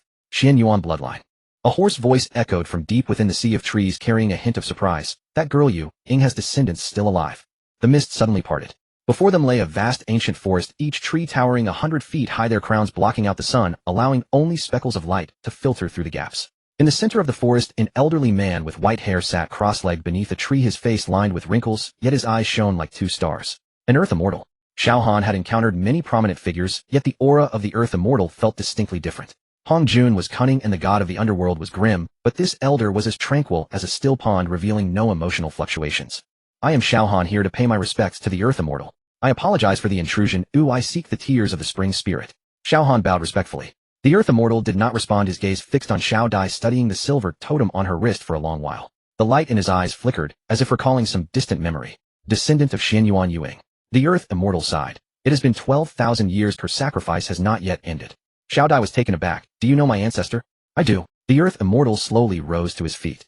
Though his form was hunched, his movements were remarkably agile. Back then she sealed the rift to the underworld with her own body, and came to seek me before she left. She said she might not return, and asked me to take care of this tree. He pointed to the massive tree behind him. Xiao Han then noticed that the trunk was covered with dense runes, some already blurred, yet the remnants of power still resonated. That was sealing magic from ancient times, more sophisticated than any modern techniques. The tears of the Spring Spirit are at the center of the Sea of Trees, in the well of withering and flourishing. The Earth Immortal turned and walked deeper into the forest. Follow me. Xiao Han and Xiao Dai followed behind. The sights within the Sea of Trees were even more bizarre. Some trees bore tumors resembling human faces, while others had roots that wriggled like snakes. There were even dried corpses hanging from some branches, remnants of unfortunate souls who had wandered into the Sea of Trees and were consumed. The well of withering and flourishing is where the Spring Spirit last appeared. The Earth Immortal spoke as he walked. She left her tears there, waiting for a fated person to claim them. For 12,000 years no one has passed the test. Test? Xiao Han asked. A test of sincerity. The Earth Immortal glanced back at him.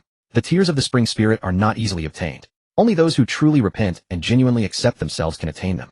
Xiao Han fell silent. True repentance. Genuine acceptance. He had committed too many unspeakable acts in his life. Every hand he had raised during his career as an assassin, every life extinguished before him. Those memories were too burdensome to confront, buried deep in his mind, as if they did not exist.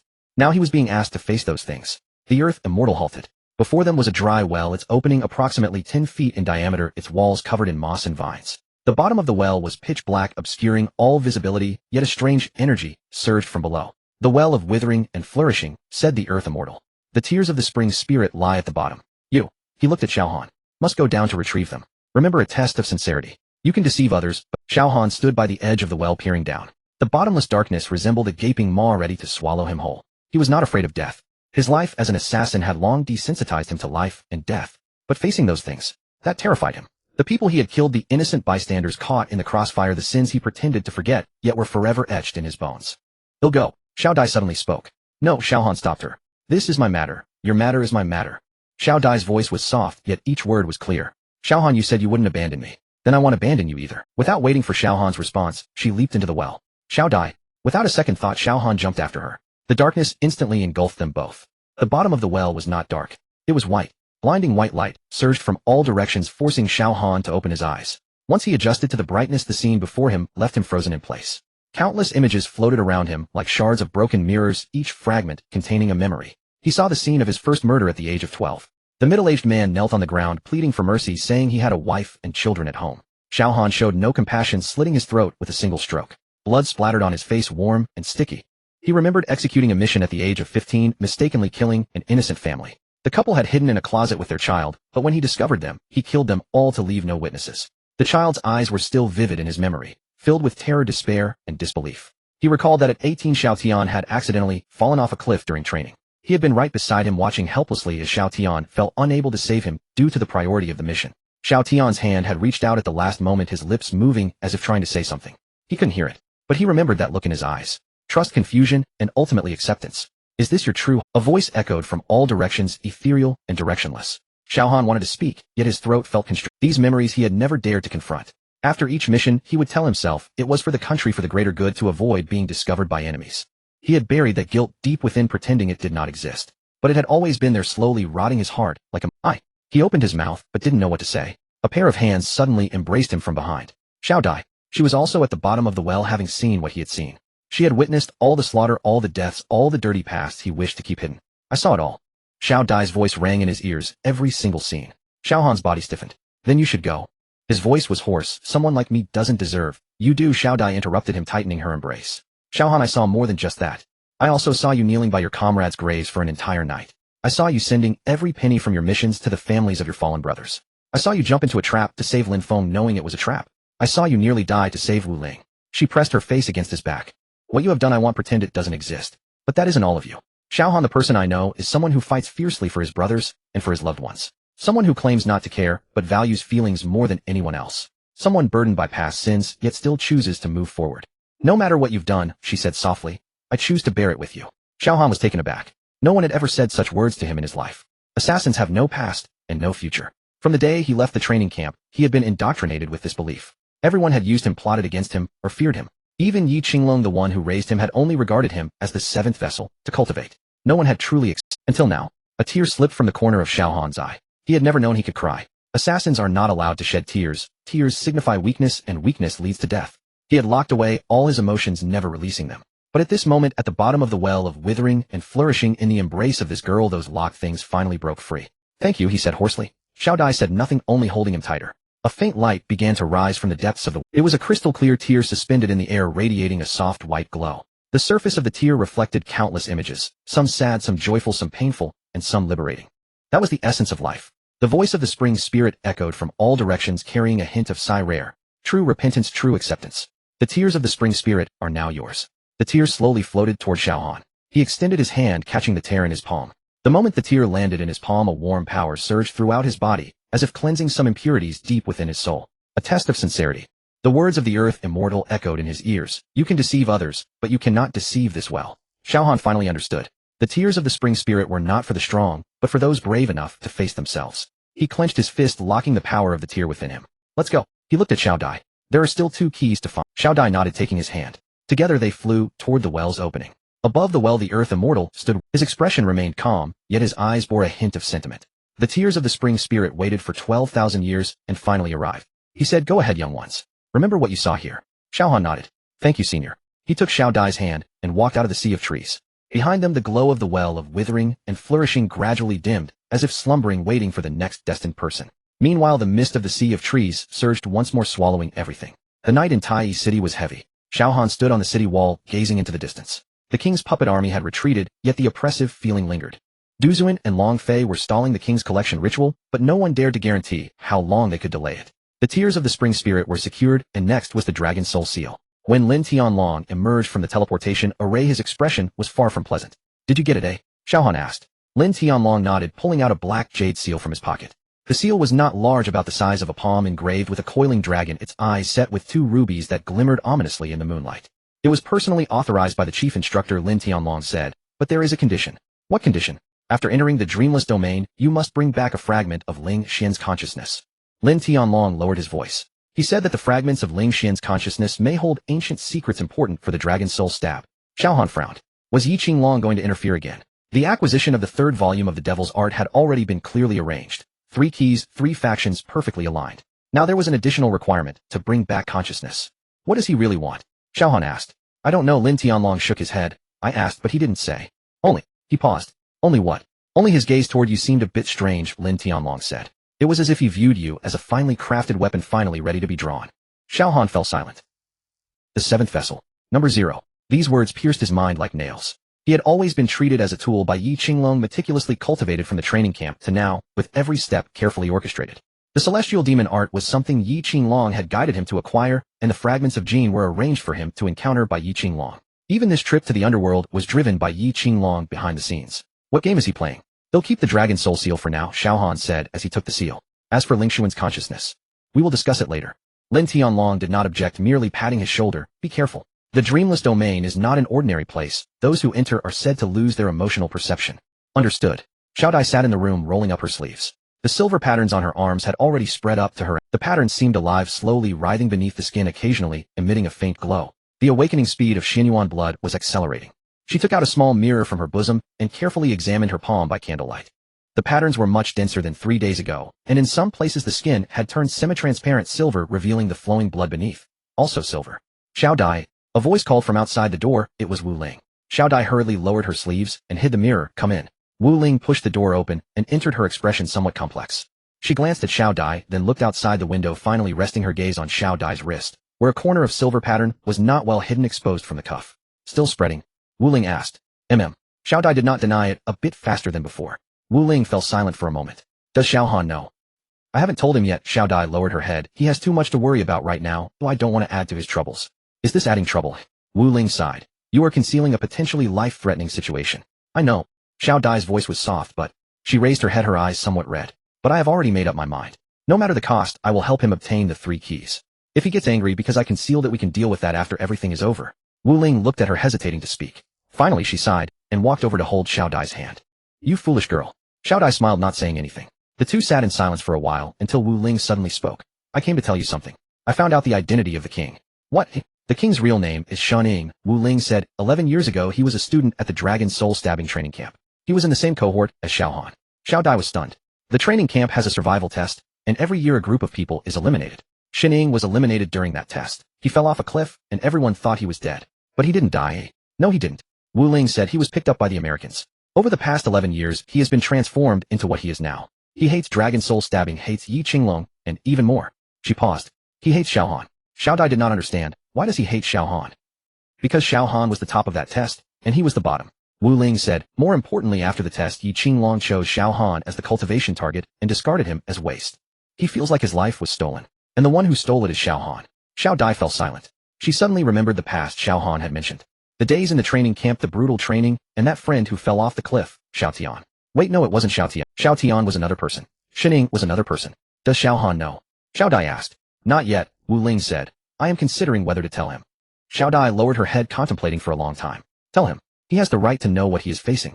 Wu Ling nodded and got up to leave. The room fell silent again. Xiao Dai looked at her palm, the silver patterns glowing strangely in the candlelight. There was another thing she hadn't told Wu Ling. The awakening of Xianyuan blood was not just spreading, it was accelerating. At this rate, it wouldn't be long before her entire being would be covered in silver patterns.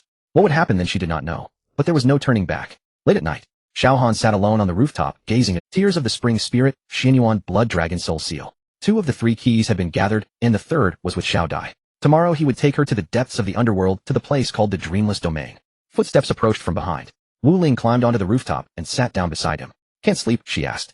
They sat in silence for a while until Wu Ling spoke. There is something I need to tell you. I found out the identity of the king. I know, Xiao Han said, Shan, the discarded one from the training camp. Wu Ling was taken aback. You know.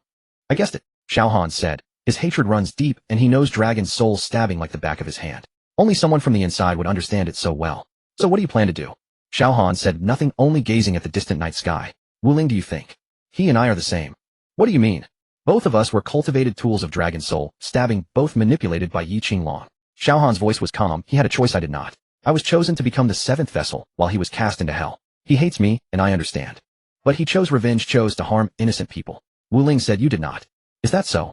Xiao Han smiled bitterly. I have killed so many people, my hands stained with blood. He killed. What difference is there between us? Wu Ling fell silent for a moment. Then she reached out and held Xiao Han's hand. The difference is you still have us. Xiao Han turned to look at her. Wu Ling's eyes shone brightly under the moonlight, filled with a certain determination. You still have Xiao Dai, Lin Tianlong, Long Fei Du Zun, and so many brothers willing to fight for you. You still have people who care, people willing to share the burden with you. What about him? He only has hatred. Xiao Han remained silent. Thank you, he finally said. Wu Ling smiled slightly, saying nothing. The two sat there watching the stars slowly move. Tomorrow they would enter the underworld. Dawn. The three keys were laid on the table, tears of the spring spirit, dragon soul seal, and Xiao Dai's Xinyuan blood. The three keys emitted faint glows simultaneously, as if resonating with one another. The lights intertwined, forming an illusory projection, a path leading deep into the underworld. The dreamless domain. Are you ready? Xiao Han looked at Xiao Dai. She nodded, the silver patterns on her wrist appearing particularly dazzling in the sunlight. Let's go. The three of them simultaneously grasped the keys. A flash of light passed, and the three disappeared from their original spot. From the direction of the underworld, a distant sigh was heard. The voice was desolate and weary, like an old man who had waited far too long, finally meeting the one he had been anticipating. The door to the dreamless domain opened. The rift to the underworld was narrower than Xiao Han had imagined. The three were enveloped by the power of the three keys, as if being pushed by an invisible hand passing through layers of darkness. The walls on either side of the rift were engraved with ancient runes, some already blurred, yet the residual power fluctuations could still be felt. These runes. Lin Tianlong reached out to touch them, but was stopped by Xiao Han. Don't touch it, Xiao Han said. It's a sealing technique. Lin Tianlong withdrew his hand, his face somewhat pale. Though he too was from Dragon Soul Stabbing, having seen many grand scenes, it was his first time in a place like the underworld. The bone-chilling coldness pervaded, making one feel utterly uncomfortable. At the end of the rift was a blank void. Not white, but blank. Nothingness. No color, no sound, no temperature. As if the entire world had been hollowed out, leaving only the void. Is this the dreamless domain? Xiao Dai's voice floated like smoke in the wind. Xiao Han nodded. He could sense the uniqueness of this place. Here there were no dreams, because dreaming requires emotions. And here even emotions had been stripped away. The moment the three stepped into the dreamless domain, Xiao Han felt that something was off. The fragments within him seemed to fall into a deep slumber, falling completely silent. The consciousness of Jean also vanished, and the whispers that usually wandered in his mind were all unheard. Could this place suppress the fragments? It's so quiet here. Lin Tianlong's voice came from beside him, his tone as flat, as if reading a manual. I can't. Xiao Han turned to look at him. Lin Tianlong's face was very calm. It was not the calm of forced composure, but a true calm, like a still pond with no ripples. Big brother, are you okay? I'm fine, Lin Tianlong said, just feel like nothing matters anymore. Xiao Han's heart tightened. Is this the effect of the dreamless domain? Making people lose emotional perception? He looked at Xiao Dai. Her complexion was not quite right either. The silver patterns were visibly spreading, creeping from her arm to her shoulder. The patterns writhed beneath the skin as if they were living creatures. Xiao Dai. I'm fine. Xiao Dai's voice was also very calm, too calm, just a bit tired. Xiao Han grasped her hand, tightly feeling the cold temperature. Let's move faster, he said. We can't stay here for too long. The three continued onward. The dreamless domain had no direction and no reference points. They could only follow the guidance of the three keys, advancing toward an uncertain goal. With each step, Xiao Han could feel emotions slipping away bit by bit. Anger disappeared. Fear disappeared. Even love. He suddenly grasped Xiao Dai's hand tightly, so much that it turned pale. Xiao Han. Xiao Dai turned to look at him, her expression vacant. What's wrong? It's nothing, Xiao Han said. Just wanted to hold on to you. Xiao Dai said nothing, merely allowing him to hold her.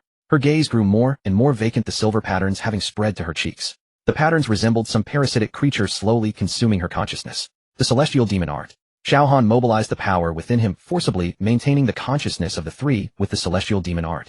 Black energy surged from his body, enveloping the three, resisting the void of the dreamless domain. The fragments began to stir again. The consciousness of Jean seized the opportunity to seep in, whispering in his mind, "You can't save her. You can't save anyone. Give up." Xiao Han gritted his teeth and ignored it. "Keep moving," he said. The three walked for a while longer, or rather they moved a distance, as there was no concept of walking here. He stepped forward and paused in front of Lingxian. The woman's eyelashes trembled slightly, as if she sensed something. Then her eyes slowly opened. What kind of eyes they were! Pale, hollow, yet filled with a sense of compassion.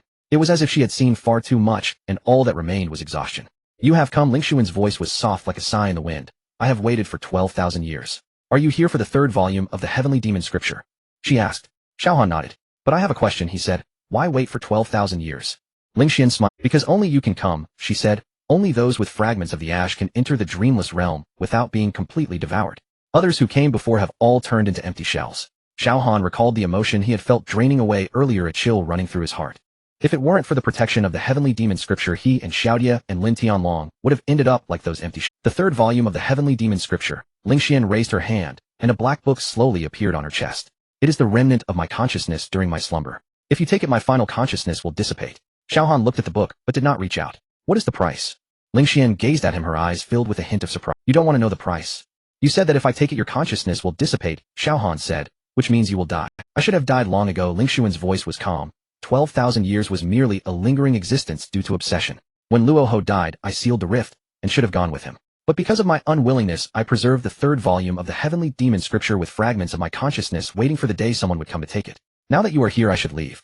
Xiao Han fell silent. He recalled the images he had seen at the bottom of the withering well, and the way to obtain the tears of the spring spirit. Exchange sincerity for sincerity. Then what about here? What will be exchanged for what? I can't let you die, he said. This is not up to you to decide. Ling Xian shook her head. My consciousness has already dissipated considerably. Whether or not I take the heavenly demon scripture, I cannot hold on much longer. But if you take it, at least you can fulfill your mission. She looked at Xiao Han, her eyes filled with compassion. You have borne what you should not bear, she said. The fragments of ash are beyond your capacity to endure. Yet since fate has chosen you, there is no turning back. The third volume of the heavenly demon scripture can help you resist the consciousness of ash. But the price is, you will become more and more like him. Xiao Han froze. What do you mean? The essence of the heavenly demon scripture is to borrow the power of ash, Ling Xian said. The more you use it, the deeper ash's consciousness will penetrate your very marrow. One day you will no longer be able to distinguish whether you are Xiao Han or ash. Then what should I do? Ling Xian looked at him, her eyes filled with complexity. Find the source, she said, the counterpart of ash's creator. Only the power of the source can suppress ash. Where is the city of suspension? Ling Xian said. You have been there before. But the source is hidden deep and requires 7 fragments as keys to locate it. 7 fragments. Xiao Han had the 7th fragment within him. The king had collected 4, and 2 were still missing.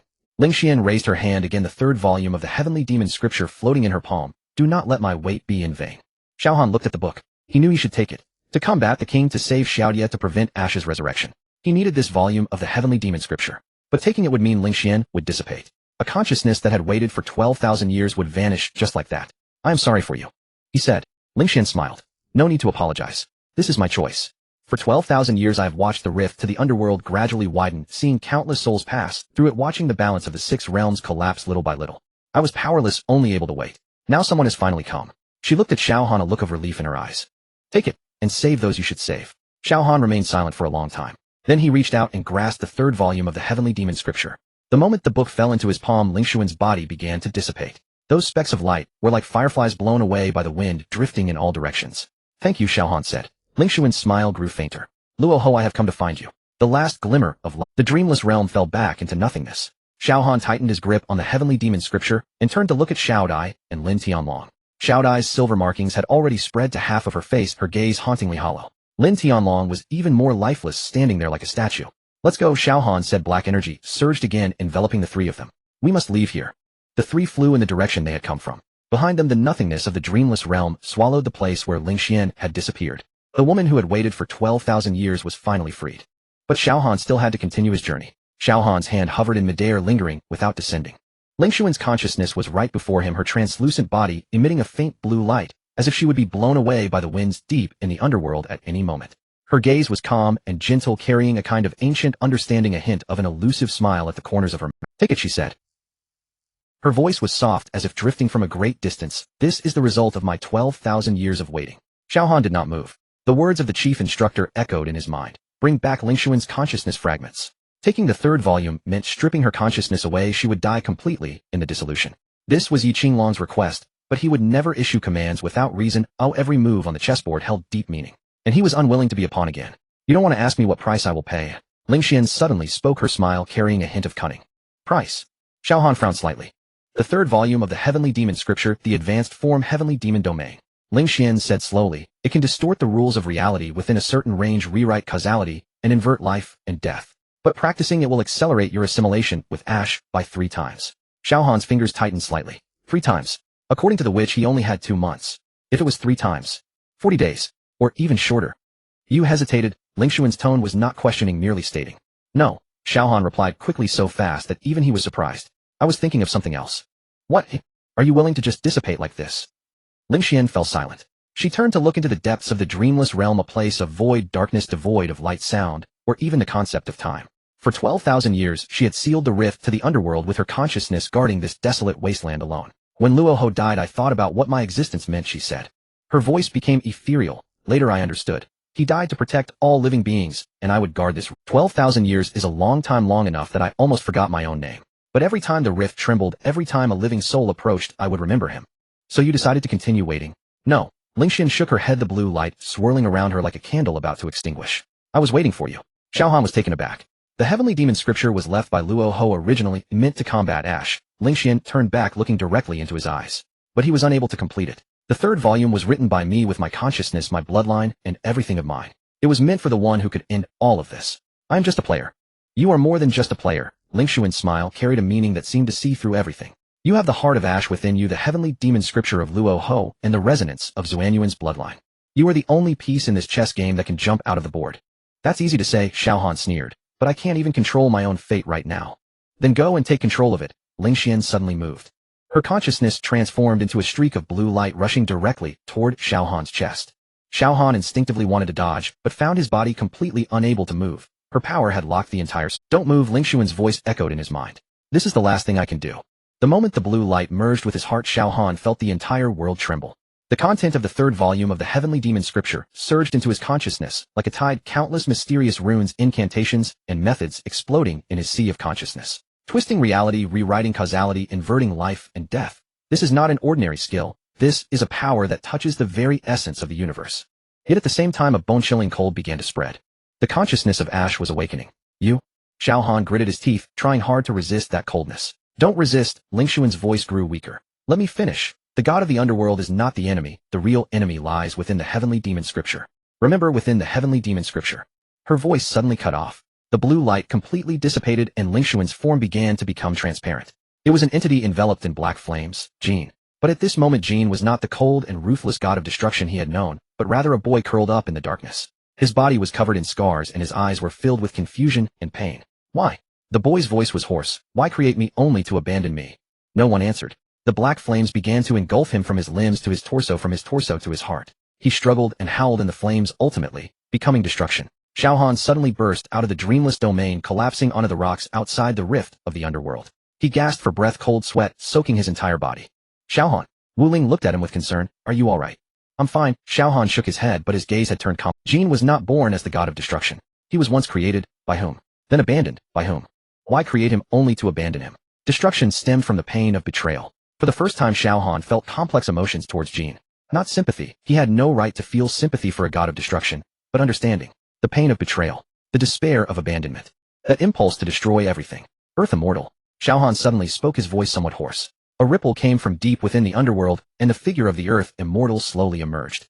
He gazed at the completely collapsed, dreamless domain, remaining silent for a long time. She has dissipated. The Earth immortal's voice was calm, but Xiao Han detected the suppressed emotion within. Yes. The Earth immortal did not speak further. He stood there looking towards the direction of the dreamless domain, remaining still for an entire day. Xiao Han did not disturb him, simply keeping vigil over Xiao Dai and Wu Ling. Xiao Dai's silver patterns had stabilized, and Wu Ling had also regained some spirit. But they were both very tired and needed rest. A day later, the Earth immortal turned to look at Xiao Han. His eyes held no sorrow, only a profound calm. She is finally free, the Earth immortal spoke softly. After 12,000 years of guarding, she should have rested long ago. She chose this willingly. Xiao Han said. I know, the Earth immortal nodded. She has waited for this day for a long time. Earth immortal, Xiao Han suddenly spoke. What exactly is Jean? The Earth immortal fell silent. What did you see? Created abandoned, Xiao Han said. His destruction is not. The Earth immortal sighed. This is one of the greatest secrets of the primordial era. His voice grew solemn. Jean and Source are two consciousnesses of chaotic energy. Source represents creation, Jean represents destruction. But few know that Jean was not born a destroyer. He was once just a child. The Earth immortal's gaze became distant. A child who was created and then abandoned. By whom was he created? The answer to that question may only lie within the floating city. The Earth immortal shook his head. But you must remember, Jean's destruction is not hatred without cause. He does not hate life, but betrayal. Xiao Han fell silent. Betrayal. He recalled the king, Shining. The forsaken child abandoned by the dragon soul piercer, the avenger who crawled through hell for 11 years. Shining wanted to become Jean because he understood Jean's hatred. And Xiao Han himself. I will stop him. Xiao Han stood up, his gaze resolute. No matter what Jean has encountered, I will not let Shining destroy this world. It is good that you have this determination. The Earth immortal looked at him. But you must also be cautious. The third volume of the Demon God, Art will accelerate the erosion of Jean's consciousness within you. You must find Source in the floating city, or else I will become the second Jean. No, the Earth immortal shook his head. You will become Jean. Xiao Han was taken. There is only one Jean. There is also only one Source. The Earth Immortal's voice grew heavy. If you cannot find a method to suppress Jin in the floating city, you will be completely assimilated. At that time the name Xiao Han will cease to exist. Xiao Han said nothing. He looked at Xiao Dai and Wu Ling. They were both asleep, their faces showing fatigue. Let's go, the Earth Immortal said. The situation outside has changed. Your friends cannot hold on much longer. Xiao Han, the king. He has initiated the collection ceremony for the fourth fragment in the soul-sinking abyss. The Earth Immortal's voice turned icy. If he succeeds, you won't even qualify to go to the floating city. The sky over the soul-sinking abyss was gray. No, not gray. It was a chaos of black and white, as if countless fissures crisscrossed the sky, each one seeping the aura of the underworld.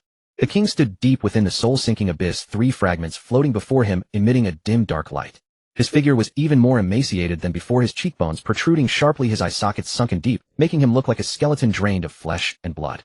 But his eyes were exceptionally bright, burning with a crazy flame.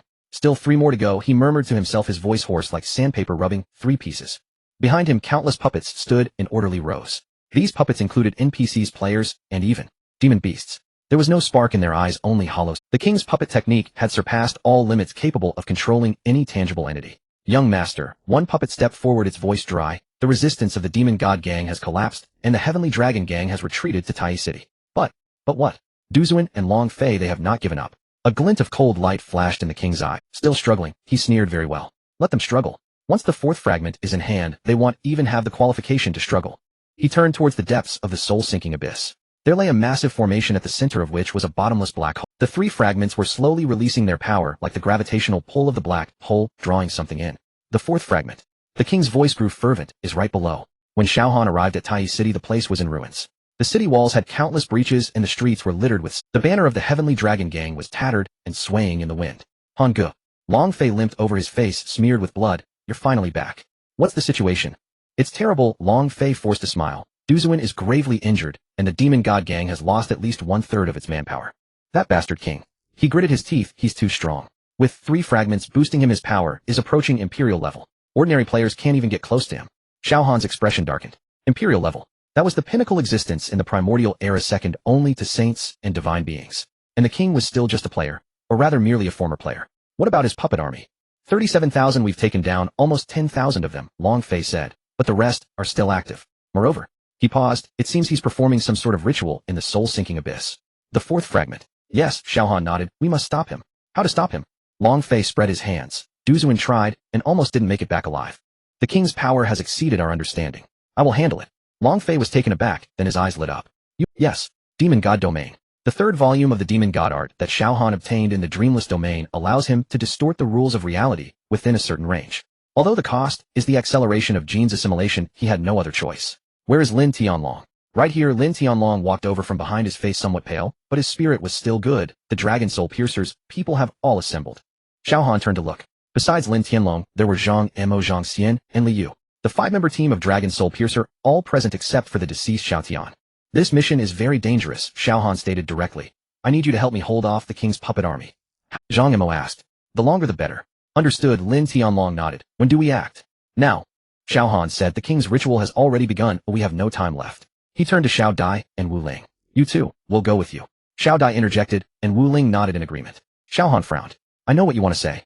Xiao Dai looked at him, the silver patterns on her wrist flickering. My Xianyuan bloodline can suppress the king's puppet technique, and Wu Ling's life and death contract can help you block fatal attacks. You need us. Xiao Han was silent for a moment. He knew she was right, but he still did not want them to take risks. Han Ge. Wu Ling suddenly spoke, her voice soft. Do you know how I felt when the king controlled me? Xiao Han looked at her. I felt nothing at all. Wu Ling's eyes were slightly red. My body was moving, but my consciousness was blank. I didn't know what I was doing or what I would do. That feeling of losing oneself. She took a breath. I don't want to experience that again. So let me help you. Help myself. Xiao Han looked at her determined gaze and finally nodded. All right, but you must listen to my commands. No problem. Soul-sinking abyss. The king's ritual had entered its. The light of the 3 fragments was growing stronger, and the black hole's pull was becoming more intense. The 4th fragment was slowly rising from the depths of the soul-sinking abyss, vaguely, revealing a black crystal, exuding suffocating pressure. Almost there. The king's eyes were filled with greed. It's nearly within reach. Suddenly he furrowed his brow. He turned around to look at the entrance of the soul-sinking abyss. Xiao Han's figure appeared there, followed by Xiao Dai, Wu Ling, and the 5 members of the Dragon Soul Piercer. Xiao Han, the king's lips curled into a cold smile. You arrived just in time. The ritual must end. Xiao Han, end.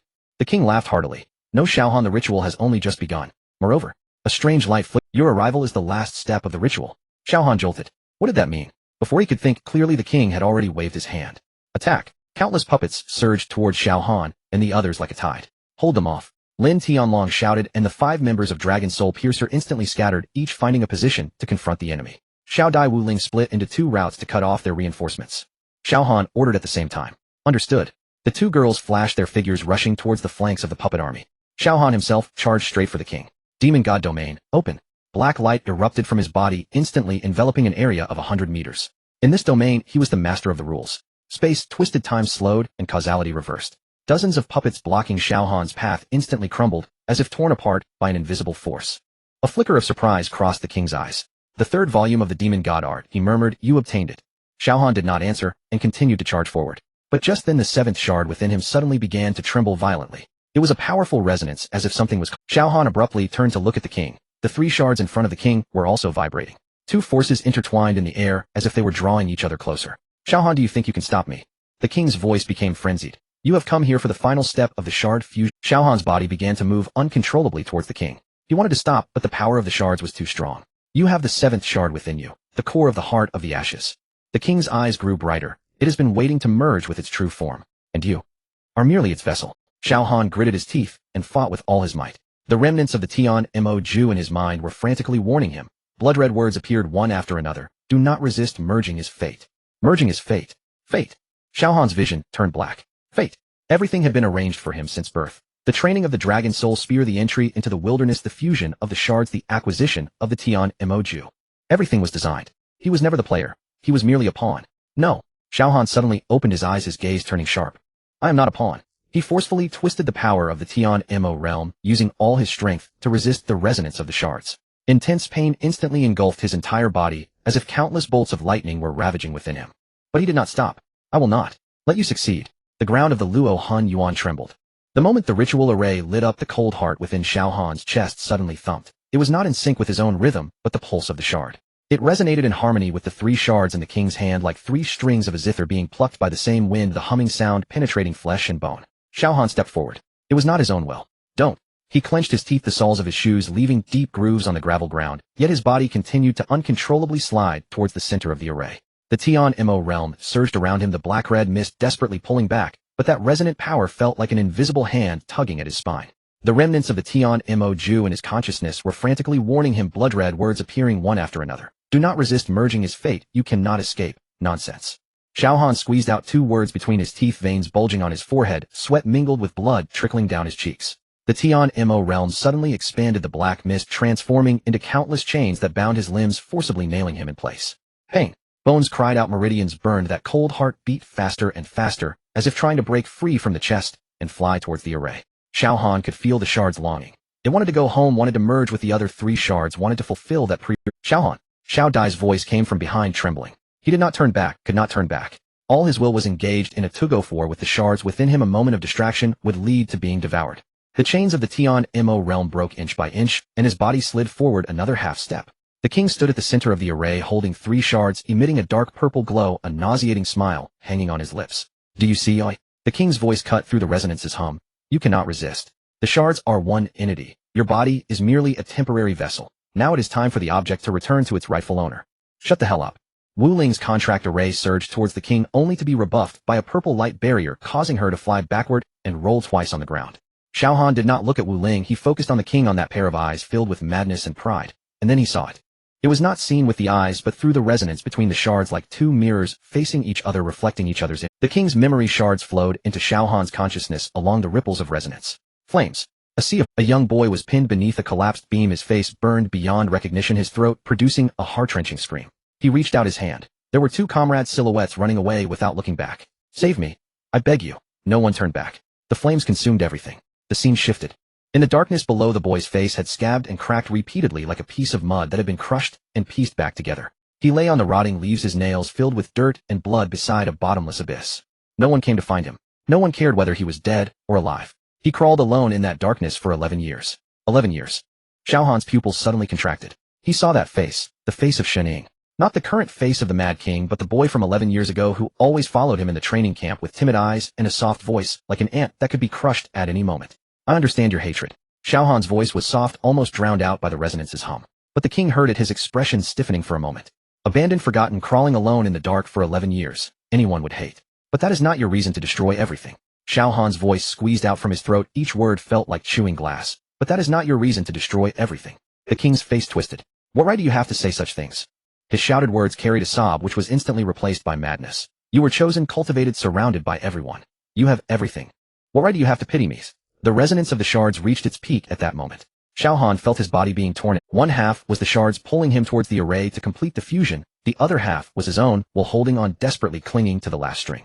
Just then a dull roar echoed from the depths of Luo Han Yuan. The ground cracked open. A dark golden light pillar shot up from the fissure, illuminating the entire Luo Han Yuan. Everyone, Xiao Han, the king, Xiao Dai Wu Ling, saw the thing floating at the center of that light pillar. The fifth shard. It broke through from the deepest part of Luo Han Yuan, as if awakened by the collision of two wills, its surface swirling with a darker golden pattern than the other shards. The shard spun in the air, slowly descending between the two, 3 steps away from Xiao Han and 3 steps away from the king. Whoever touched it first would obtain it. Xiao Han's body was still trembling uncontrollably. The chains of the Tian Mo realm had broken over half, and every second he held on was a limit. He could not move while the king erupted. His speed was like a purple lightning bolt, the resonance of the 3 shards in his hand coalescing into a tangible purple light wrapping around his right arm, reaching straight for the 5th shard. You wished. Wu Ling struggled to rise, the light of the life-death contract shining in her palm, but she was too severely injured. The formation shattered as soon as it took shape. The king's fingers were only an inch away from the shard, the puppet threads. Dozens of silver threads as thin as spider silk shot out from the shadows, accurately ensnaring the king's limbs and throat.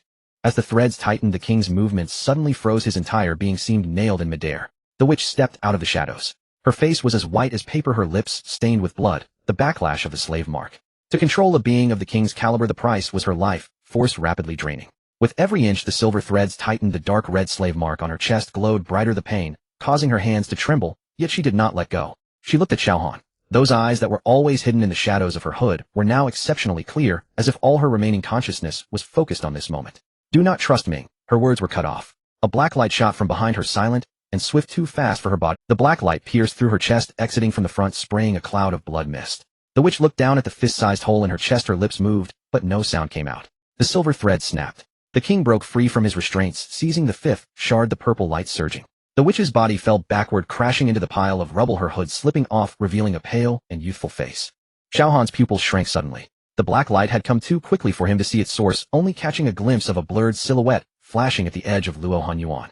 That aura. Not the king's, not the puppets, but something older, something deeper, darker. What was the last word the witch said? Ming, what about Ming?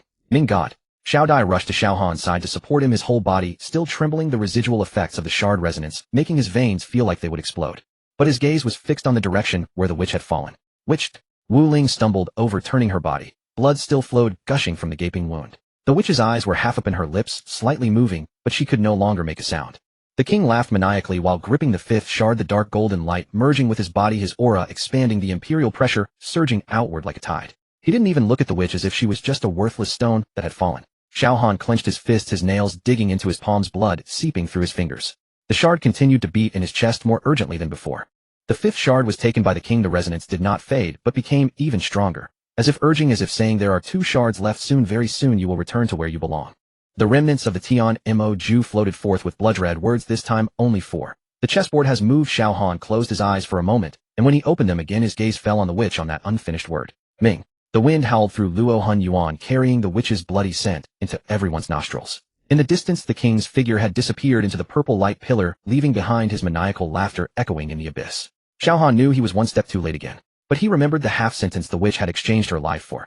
The moment the black light pierced her chest, the witch froze. She looked down at the transparent blood hole in her chest, the silver blood of the Lei Shi tribe gushing out, staining the gray-white rocks of Luo Han Yuan black. That black light was not an ordinary attack. It carried the unique dead air of the underworld, directly annihilating all vitality around the wound. Witch! Xiao Han dashed forward to catch her collapsing body. The king was also stunned. He clutched his arm that was injured by the backlash of the slave mark, his gaze fixed on the direction from which the black light came. The fissure above Luo Han Yuan was slowly widening, a tall silhouette stepping out from the crack. Ming God. He wore a pitch-black robe, his face as pale as paper, his eyes deep enough to seem to swallow all light. The black light retracted from his fingertips, transforming into a wisp of black mist that dissipated into the air. His expression was as flat as if narrating today's weather. The shards cannot fall into either side. The fate of the 6 realms will be determined by me. The witch in Xiao Han's arms struggled to lift her hand, her lips moving, but no sound escaping. Her life was rapidly fading, and the bloodline power of the Leishi tribe could not stop the destructive damage caused by that black light.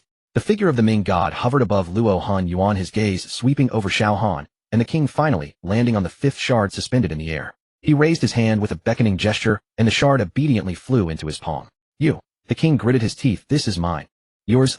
The god of death's lips curled slightly, revealing a hint of near pity. Shunning, you cannot even grasp your own fate, yet you dare to aspire to control the fragments. The king's face instantly turned ashen. His true name was known to very few, yet the god of death spoke it effortlessly. Xiao Han gently set the witch down, stood up, and stared directly at the god of death. You have been planning this all along. Planning? The god of death chuckled softly. No, I simply see the chessboard clearly. His gaze fell upon Xiao Han, a glint of amusement flashing in his deep-set eyes. Xiao Han, do you think you are the vessel for this? Xiao Han's heart tightened sharply. You are mistaken. The god of death's voice was calm, yet cruel. There is more than one vessel for the 7 fragments. The king is one of the vessels as well. The king was stunned. Xiao Han was also taken aback. What do you mean? Xiao Han asked in a deep voice. The god of death toyed with the 5th fragment between his fingers, the fragment emitting a dim glow that illuminated his pale face. The 7th fragment has never been within you. It has always been searching for the most suitable host. You, Shining, are merely a candidate. Then what is that heart within you? The god of death looked at Xiao Han. That is merely the bait for the fragment. Bait? A marker, a locator, The god of death's voice was reminiscent of an ancient tale. Before falling into slumber, Jin hid the 7th fragment, his heart's core, in the most special of places. He left behind 7 baits scattered across the 6 realms. When the bait awakens as a true fragment, the vessel will perish. Xiao Han felt his heart race violently, as though that cold heart was responding to the god of death's words. You still have time. The god of death looked at him, but not much. The king's expression fluctuated between dark and light. He clenched the 3 fragments in his hand, a frenzied light flashing in his eyes. You are lying. The 7th fragment is clearly within me. I can sense it. What you can sense is only the resonance between the bait and the fragment. The god of death replied indifferently. Shining, you also have a bait within you. It just has never awakened. The king froze. Xiao Han looked at the god of death, trying to decipher something from his calm expression. Why would the god of death tell him all this? What benefit could it bring him? What do you want? Xiao Han asked directly. The god of death smiled, his smile tinged with a sense of desolation, yet also mockery. What do I want? What I seek is balance. Balance. If Jin is resurrected, the 6 realms will be destroyed. If Jin remains in eternal slumber, the 6 realms will head toward another extreme. The god of death's voice turned distant. Source and Jin, creation and destruction, are but 2 sides of the same coin. Without Jin there is no source. Without destruction there is no rebirth. So you want to prevent Jin's resurrection? No, the god of death shook his head. What I desire is control. His gaze sharpened. I want Jin to awaken at the appropriate time in the appropriate manner to bring about the right rebirth for this, and not to be disturbed by some mad pawn or some self-important piece disrupting the entire game. The king clenched his fists, his nails digging into his palms. He suddenly turned his black wings, unfurling, charging toward the exit of the fallen soul abyss. Shining, the god of death's voice echoed behind him. You cannot escape. The king's figure hesitated, but did not turn back. He vanished into the dim sky with 3 fragments and a heart full. Xiao Han did not chase after him. He knew that in his current state pursuing would only lead to his death. The god of death's phantom began to dissipate, his voice echoing in the fallen soul abyss. Xiao Han, remember what I said. When the bait awakens as a true fragment, the vessel will perish. You still have time. But the chessboard is already in motion. Wait. Xiao Han shouted. What do you know? The god of death's figure had become almost invisible, leaving behind a lingering phrase. Go to the floating city. The answer is there. The fallen soul abyss returned to its dead silence. Xiao Han turned back to the witch. Her breath was so faint it was almost undetectable, the wound on her chest still oozing silver blood. Xiao Han. The witch struggled to open her eyes, her pupils already beginning to scatter. I'm sorry. Don't talk. Xiao Han pressed down on her wound, attempting to use the power of the heavenly demon technique to stop the bleeding, but found that the black light had completely destroyed the vitality around the wound, making any healing futile. The witch shook her head, revealing a pale smile. It's useless. The god of death's power cannot be reversed. She trembled as she lifted her hand, placing a softly glowing crystal into Xiao Han's palm. This is the core of the puppet technique. Her voice grew fainter. Inside is the king's entire plan. His weaknesses. And her voice suddenly halted, a violent cough causing her to spit out a large amount of silver blood. Witch. Xiao Han tightened his grip on her hand. The witch struggled to lift her head and looked into Xiao Han's eyes. There was no fear in her gaze, only a sense of relief. Xiao Han, she whispered, in this life, I have always been someone else's tool. First a guardian of the Leishi clan, then a slave to the king. A tear fell from the corner of her eye, mixing with the silver blood. Thank you for allowing me to make one last choice of my own. Her body began to emit a faint glow, silver light particles rising from her skin, drifting into the air. Witch, Xiao Han shouted. Don't believe. The god of death. The witch's voice had become as faint as a whisper in the wind. He is the true. Before she could finish, her body completely transformed into light particles dissipating into the air. In the fallen soul abyss, only Xiao Han remained. He knelt at the spot where the witch had vanished, tightly clutching the puppet technique core. The core emitted a faint glow illuminating his cold face. Xiao Han slowly stood up, storing the core in his spatial storage. He looked up in the direction where the god of death had vanished for the first time, igniting true killing intent in his eyes. It was not anger nor hatred, but a pure, cold, deeply ingrained killing intent. God of death, he murmured, I will make you pay the price. The wind of the fallen soul abyss howled past, stirring up the last wisp of silver light dust left by the witch. Xiao Han turned and walked toward the exit. His silhouette appeared particularly lonely in the dim light, yet carried an unprecedented determination. The chessboard was already in motion, and he would never again be anyone's pawn. The wind of the fallen soul abyss bore the scent of decay cutting against his face like a blade. The moment Xiao Han stepped through the rift, his heart suddenly constricted. That cold heart thumped violently in his chest, each beat tearing at his consciousness. Ugh! He clutched his chest, kneeling on one knee. The remnants of the heavenly demon technique in his sea of consciousness thrashed wildly, crimson characters appearing. Warning, the vessel will perish. Warning, bait awakening process accelerating. Warning, host consciousness integrity dropping to 73. Xiao Han gritted his teeth, forcing himself to activate the heavenly demon technique to suppress the heart's tumult. Cold sweat dripped from his forehead, his vision began to blur. Xiao Han. Xiao Dai's voice came from afar. Xiao Han looked up to see her rushing toward him, followed by Wu Ling and Lin Tianlong. Xiao Dai threw herself beside Xiao Han, holding his shoulders. What happened to you? What about the witch? What about the king? Xiao Han did not answer. He looked at Xiao Dai's anxious face, wanting to say something, but found his throat felt blocked by something. That cold heart thump. This time Xiao Han clearly felt. This was not his heartbeat. That was Jin's heartbeat. Xiao Han. Xiao Dai's voice trembled with tears. Speak to me. Xiao Han took a deep breath, suppressing the heart's tumult. Standing up. I'm fine. The witch is dead. Xiao Dai was stunned. Wu Ling and Lin Tianlong also fell silent. The god of death has made his move. Xiao Han's voice was eerily calm. He took the fifth fragment and told me some things. What things, eh? Lin Tianlong asked in a deep voice. Xiao Han looked at them, falling silent for a moment before speaking. What is within me is not the seventh fragment. It is merely bait. Bait? Wu Ling frowned. What do you mean? It means. Xiao Han paused. When the bait awakens as a true fragment, I will die. Xiao Dai's face instantly turned pale. She grabbed Xiao Han's hand, her voice trembling. What are you saying? Xiao Han looked at her, a flicker of complicated emotion in his eyes. He raised his hand, gently wiping away her tears. Don't worry. I still have time. You're lying to me. Xiao Dai's tears flowed freely. Every time you say don't worry, it's the most dangerous moment. Xiao Han fell silent. He wanted to say something to comfort her, but found that any words felt pale and powerless. Wu Ling stepped forward, pulling Xiao Dai aside, speaking softly. Let him have some quiet. She turned to Xiao Han, her gaze sharp. What else did the god of death say? Xiao Han glanced at her, recounting the god of death's words. There are more than one vessels. The king is also a candidate. The seventh fragment has always been searching for the most suitable host. Wu Ling fell into deep thought after hearing this.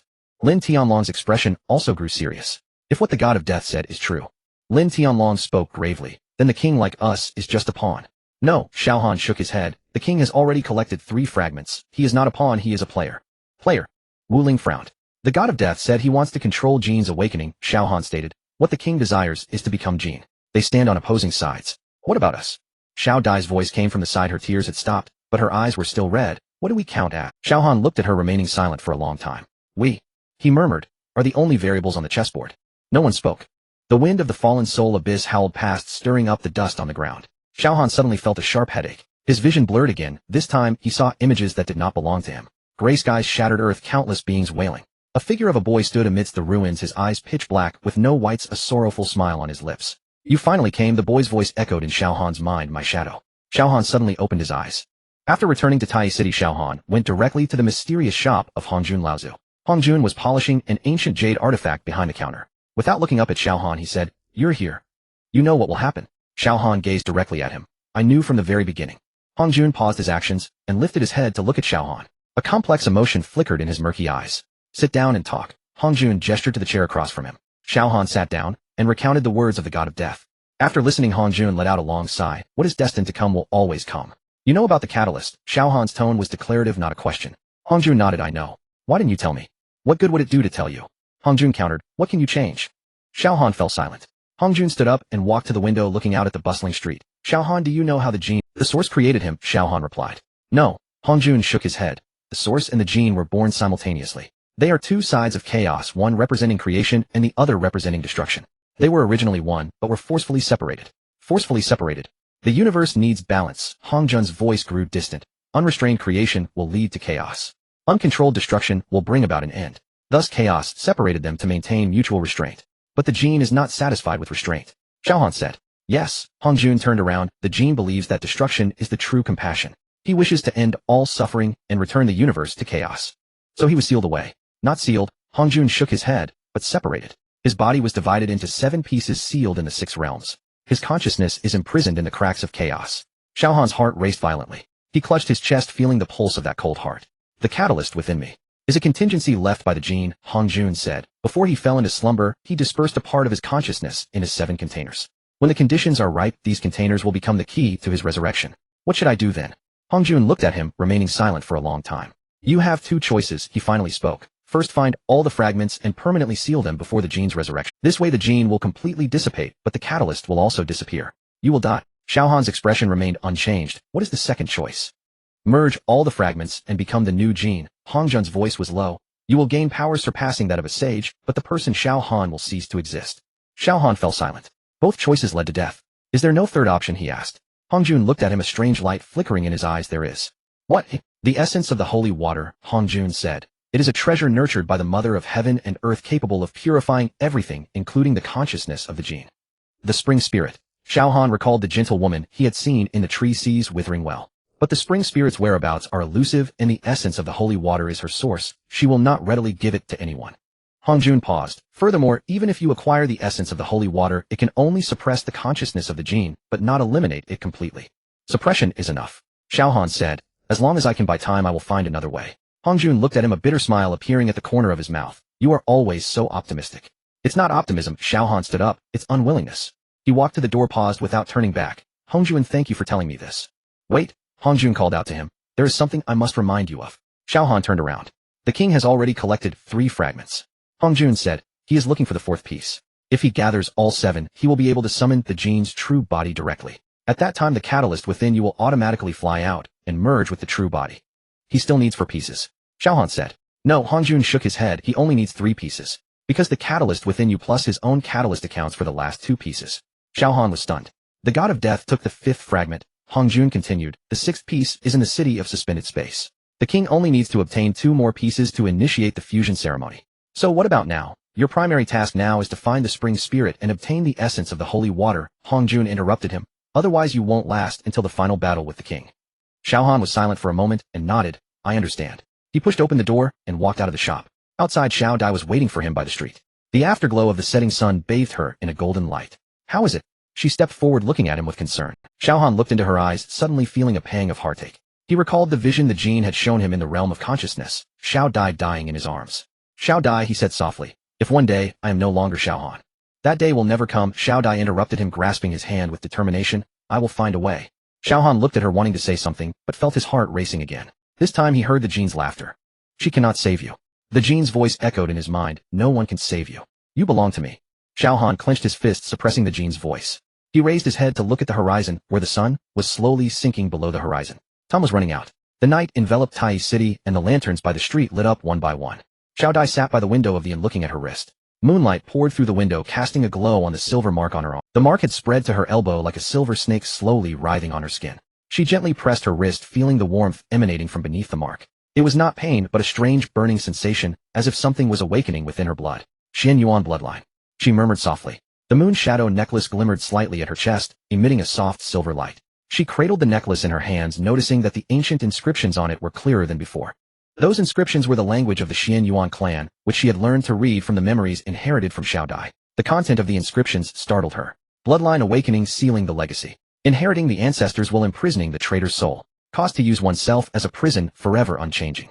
Xiao Dai's hand trembled slightly. She knew what this meant.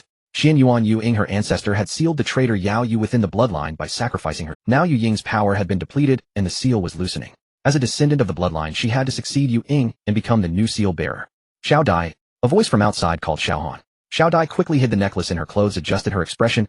Xiao Han stood outside the door. His complexion was somewhat better than during the day, but there was still fatigue in his eyes. Still awake, he asked. I can't sleep. Xiao Dai forced a smile. What about you? I can't sleep either. Xiao Han entered the room and sat down on the chair by the window. I am thinking about some things. Xiao Dai sat down opposite him, and the two remained silent for a moment. Xiao Dai finally spoke. If one day I have to do something dangerous, would you stop me? Xiao Han looked at her, his brow slightly furrowed. What is it? Xiao Dai hesitated for a moment, shook her head. It's nothing, just asking casually. Xiao Han did not press further, but his gaze lingered on her face. He knew Xiao Dai too well, as she never asked casually. Xiao Dai, he said softly, whatever happens I will protect you. Xiao Dai's heart tightened. She lowered her head, not daring to meet his eyes. I know, she said quietly, but some things cannot be protected by you. Xiao Han was taken aback. Just as he was about to ask, Xiao Dai's moonshadow necklace suddenly burst forth with dazzling silver light. Ah! Xiao Dai clutched her chest, bending over in pain. Xiao Dai! Xiao Han rushed forward to support her. The silver light grew stronger, spreading from Xiao Dai's chest to her entire body. Countless silver runes appeared on her skin, intertwining in the air to form a gigantic array. In the center of the array, a phantom slowly emerged. It was a woman wearing ancient Xin Yuan clothing, whose face bore some resemblance to Xiao Dai. Her eyes were hollow and soulless, with a strange smile at the corners of her mouth. Yao Yu. Xiao Dai managed to utter this name.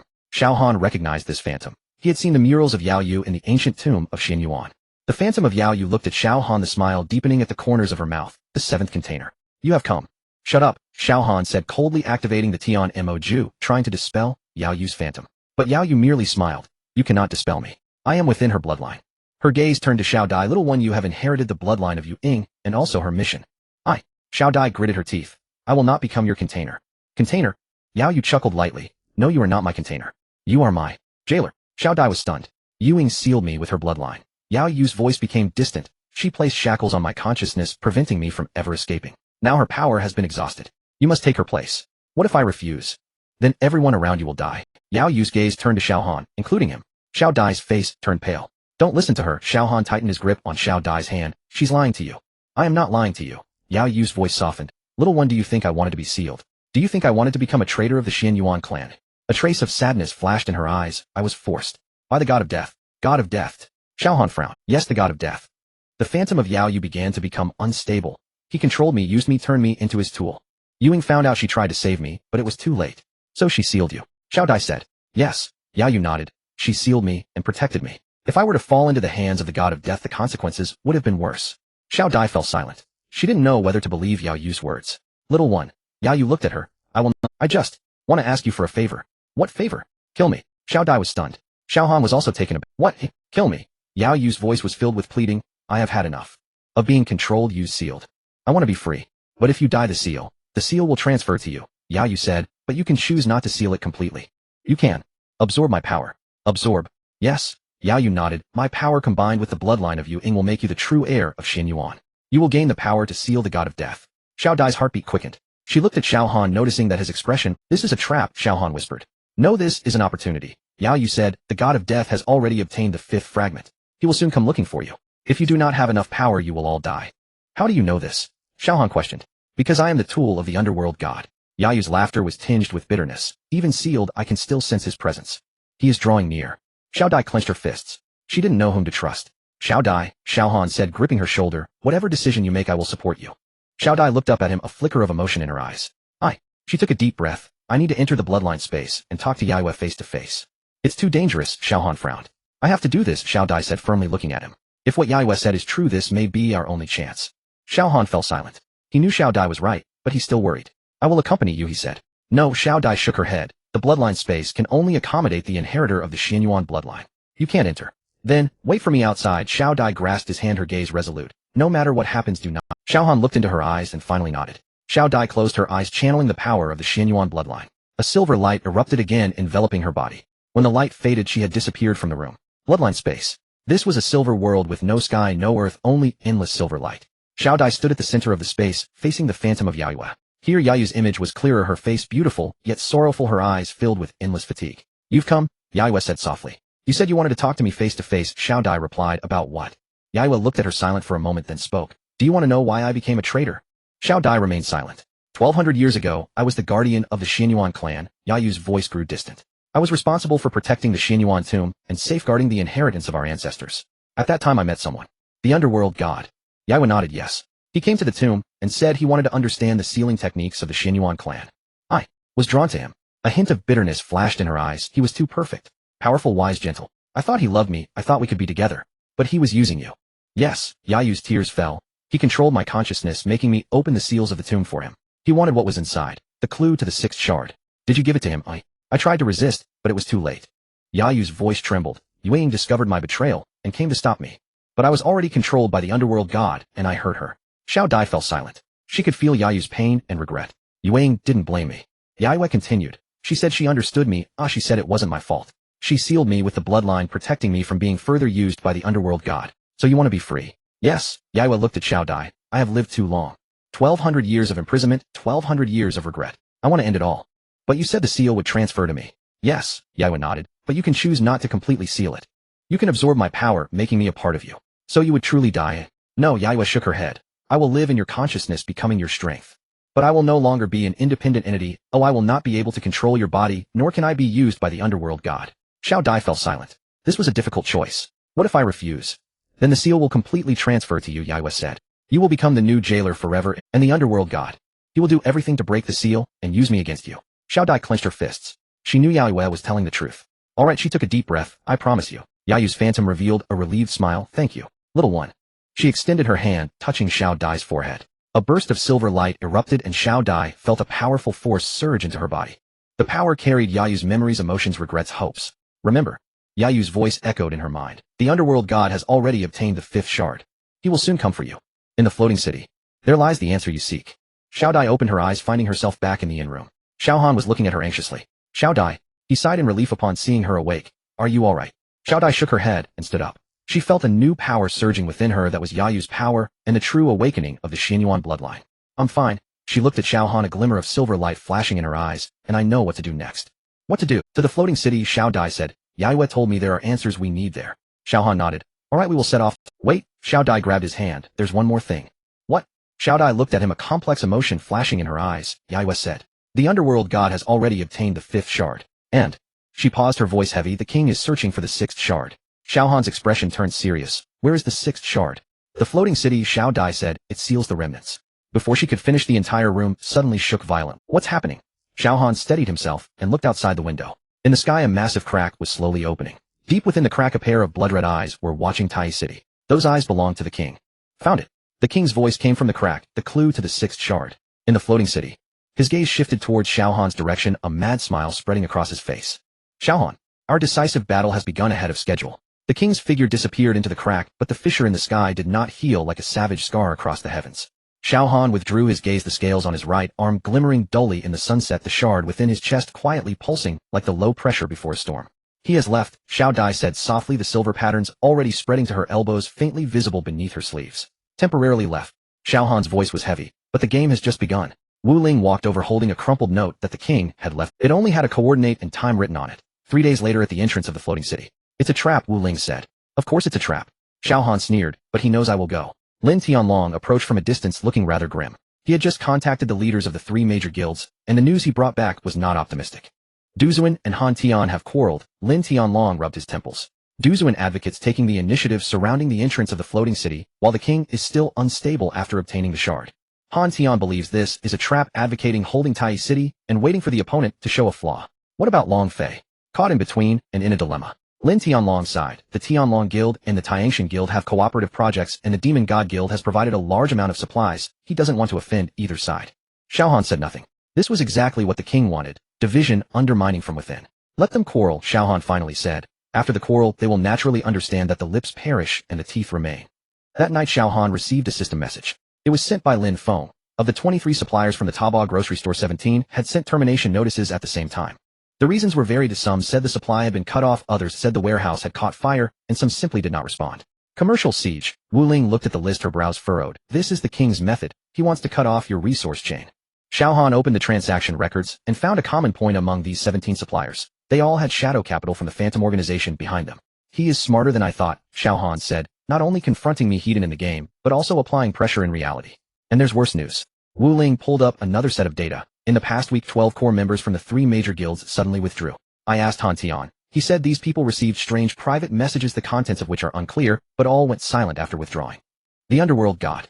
As Xiao Han spoke these 2 words, the shard in his chest trembled slightly. The words of the witch before her death still echoed in his ears. The underworld god is the real. She didn't finish, but Xiao Han had already guessed. The underworld god is not a bystander. He has always been on the chessboard. I need to see someone, Xiao Han suddenly said. Who? The witch. Xiao Dai was taken aback. Isn't she dead? Xiao Han shook his head. I checked her body, the breath had ceased, but the core of the puppet technique is still there. If someone can forcibly retain her consciousness. He didn't finish, but Wu Ling already understood. The core of the puppet technique, the thing the witch had given him before her death. It was a crystal bead the size of a fingernail containing a faint consciousness wave. Xiao Han had not had time to research it. Now taking it out, he found the cracks on the surface of the bead were healing. She is recovering, Xiao Han said, very slowly but indeed recovering. Late at night, Xiao Han came alone to the secret chamber of the Medicine King Valley. This was the place where he and Lin Feng refined pills now filled with empty cauldrons and discarded herbs. He placed the crystal bead on the table and slowly infused it with the energy of the Tiamat art. The bead glowed. A phantom floated out from the bead. It was the witch, or rather a fragment of her remaining consciousness. You? The witch's voice was weak as if separated by a thick fog. How did you awaken me? The thing you left for me, Xiao Han said. I want to ask you some questions. The witch fell silent for a moment, seemingly sorting through her fragmented memories. The underworld god. She finally spoke. He is the true player.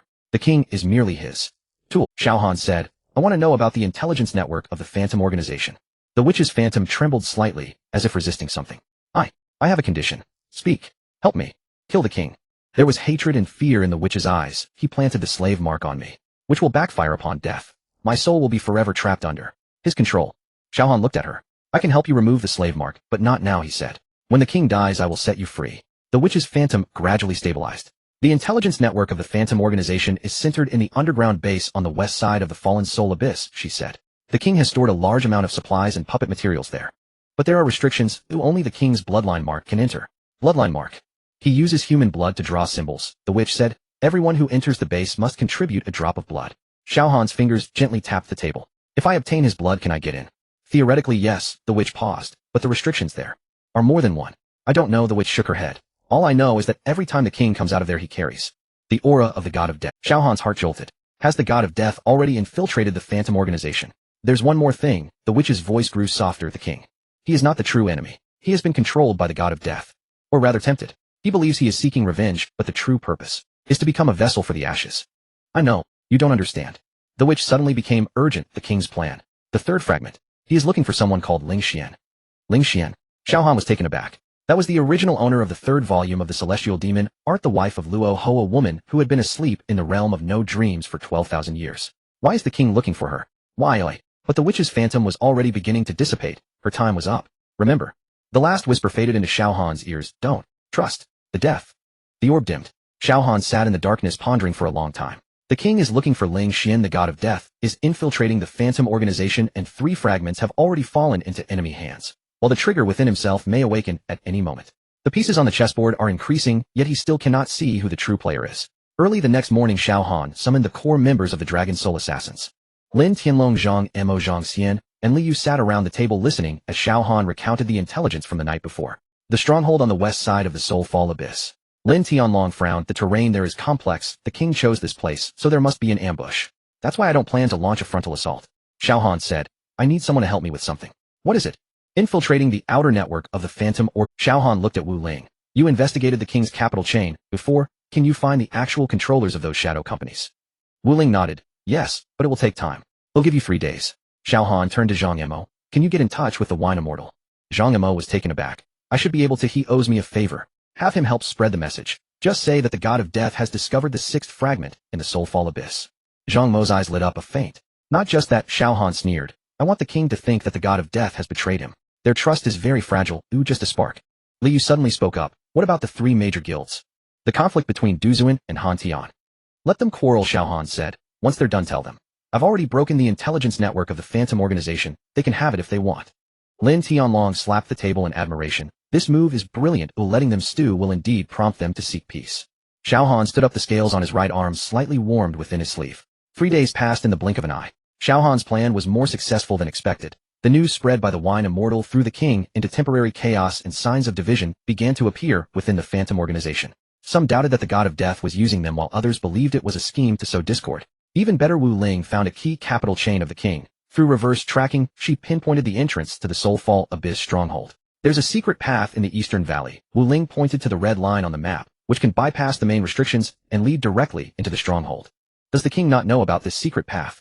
He should know, but no one has been guarding it, Wu Ling said. Maybe he thinks no one dares to steal his things.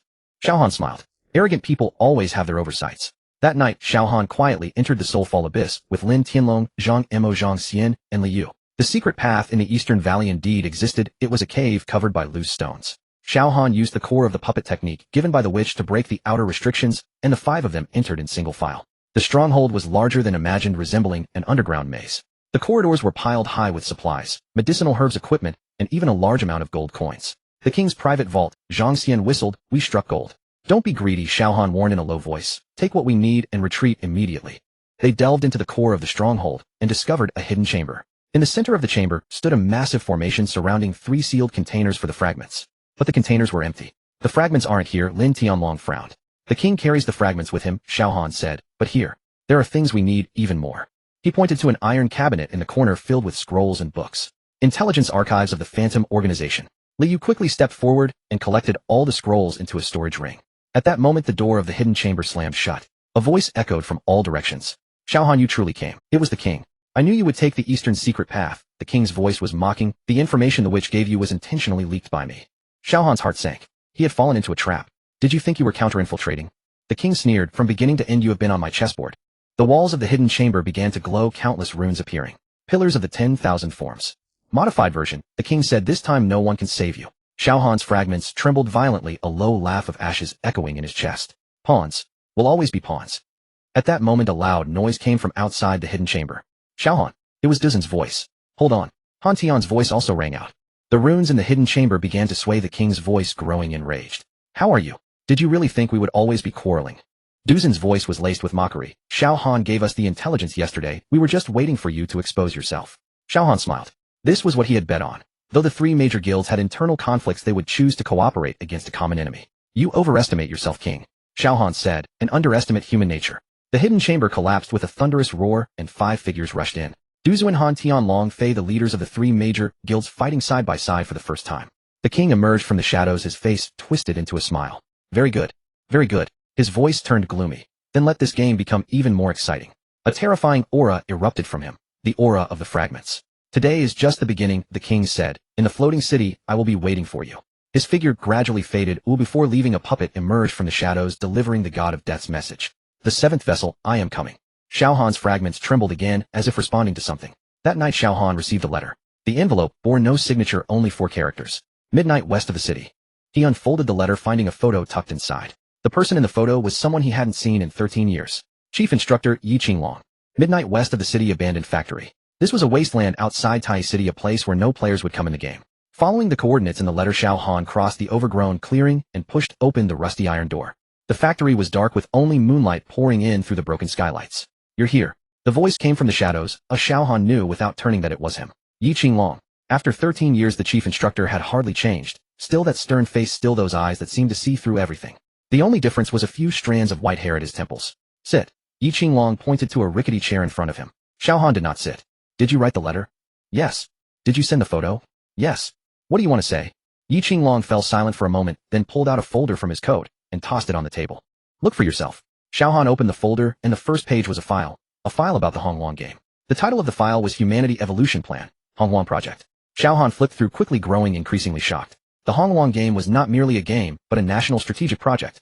The gaming helmet could not only provide a virtual experience, but more importantly, it could transform human physiology. By connecting through brainwaves, it could progressively enhance players' physical qualities, nerve responses, and even genetic activity. The ultimate goal was to unify global consciousness, eliminate war, and achieve human harmony. Did you think you were just a player? Yi Qinglong's voice was calm. From the moment you put on the helmet, you became part of the Xiao Han's finger paused on a certain page of the file. The 7th vessel plan. It read, by screening quality genes, cultivate vessels capable of carrying higher dimensional energy. The 7th vessel codename, Xiao Han. MIA test subject. Xiao Han's voice was cold. You are hope. Yi Qinglong said, hope for human evolution. Xiao Han threw the folder back on the table. I just want to know one thing. How much of my life is fake? Yi Qinglong looked at him, his eyes filled with guilt, but more with determination. The death of Xiao Tian was real. Your withdrawal from the Dragon Soul Assassins was real. Meeting brothers and loved ones in the game was also real. But you were always monitoring me. Yes. Using me. Yes. Treating me as a pawn. Yes. Xiao Han suddenly laughed a cold laugh. So the king is right. Pawns will always be pawns. Not quite. Yi Qinglong shook his head. The king is you are the chosen protagonist. What's the difference? Does he have a choice? Xiao Han was taken aback. The king, shunning a trainee from 11 years ago, ranked last in the testing camp, eliminated, and should have undergone memory cleansing. But the Americans intercepted him and carried out 10 years of transformation experiments. All his hatred was caused by us. Yi Qinglong's voice became heavy. And you, Xiao Han, you chose to stay willingly. Only 3 people passed the final test in the training camp back then. You, Lin Tianlong, and Xiao Tian. Xiao Tian died, Lin Tianlong became an instructor, and you chose to leave. But you were always laying the groundwork. We were always waiting. Yi Qinglong corrected. Waiting for the day of Ashes' resurrection, waiting for the day the 7th vessel awakens. Xiao Han took a deep breath. What is Ashes? Yi Qinglong picked up another document from the table. The course setting of the Honghuang world. Chaotic energy comes in two forms. Chaos represents creation and void represents destruction. Ashes is the embodiment of void, and his resurrection signifies the world's destruction. And the source's embodiment can suppress ashes. The source is hidden in the floating city, but the 7 fragments are the key. The king has already gathered 3 fragments. The god of death has the 5th, and you. I am the 7th fragment, Xiao Han interjected, or rather the vessel for the 7th fragment. Correct. Xiao Han turned to leave. I will not help you. You can choose not to help. Yi Qinglong's voice came from behind. But you have 2 choices. Merge with the fragments and become a new god, or self-destruct to stop ashes. Xiao Han stopped in his tracks. What choice do I have? You have options. Yi Qinglong stepped in front of him. You can choose to become the ashes, or you can choose to become the source. The fragments are merely a prelude. The true power lies in your will. What do you mean? The ashes are not born as gods of destruction. Yi Qinglong said. He was once a young boy created abandoned and betrayed. His destruction stemmed from pain. Xiao Han recalled the memory fragments of the spiritual whirlpool, the boy weeping in the gray space. If you want to stop the ashes, you must be stronger than him, Yi Qinglong said, not in strength, but in will. What if I don't want? That is your right. Yi Qinglong stepped back. I am merely telling you the truth. How to choose is your own matter. Xiao Han remained silent for a long time. There's one more thing, he spoke, the king. Shining, what is his relationship with the god of the underworld? Yi Qinglong's expression grew complex. After Shining was modified by the Americans, the first he encountered was the god of the underworld. The god of the underworld gave him fragments, granted him power, and provided him with a direction for his hatred. So the god of the underworld is the true puppeteer. Perhaps. Yi Qinglong said, perhaps not. In this game board, no one is an absolute puppeteer. Xiao Han turned to leave, but at the door Yi Qinglong suddenly said, your brothers are still in the Dragon Soul Assassins. Xiao Han halted. What do you mean? Zhang Mo, Zhang Xian Liu. They are all on a mission monitoring you. Xiao Han's spine stiffened. Since when? From the very beginning. Xiao Han did not turn back and marched out of the workshop.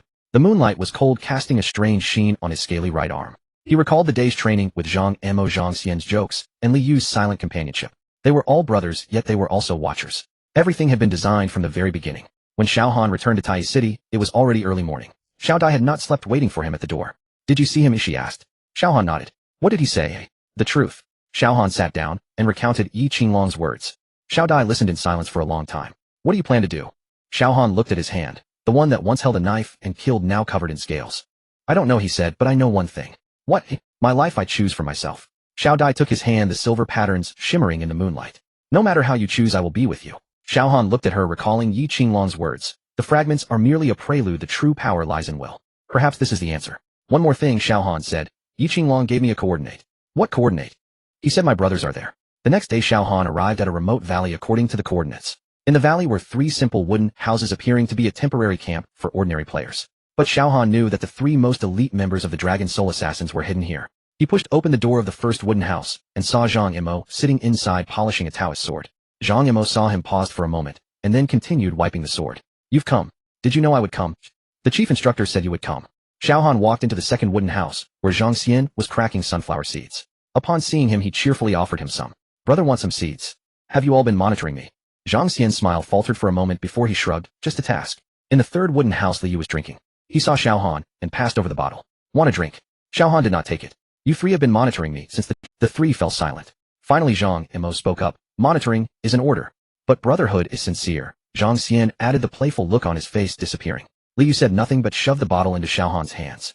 Xiao Han held the bottle, recalling many things, remembering the tears they shed together when Xiao Tian died, remembering the silence when he left the Dragon Soul Assassins, remembering their unconditional support when they reunited. Monitoring is an order. Brotherhood is sincere. Are these 2 statements contradictory? Xiao Han raised the bottle and took a big gulp. From today onwards, he said, your monitoring continues, but your stance.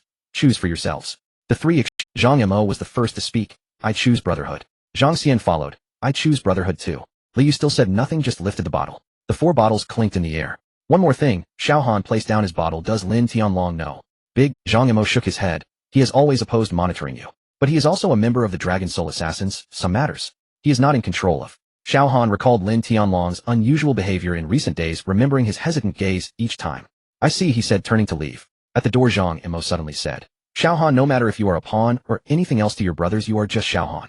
Xiao Han did not turn back, just raised his hand. He walked out of the wooden house and found Lin Tianlong standing outside. Did you hear? Xiao Han asked. Lin Tianlong nodded. What do you plan to do? I choose brotherhood, Lin Tianlong said, not the orders. What about the chief instructor? I will explain. Lin Tianlong's voice was heavy. This is the first time I openly defy his orders. Xiao Han looked at him, recalling the stern instructor from 13 years ago and the reliable brother from these days. Thank you, he said. Lin Tianlong patted his shoulder.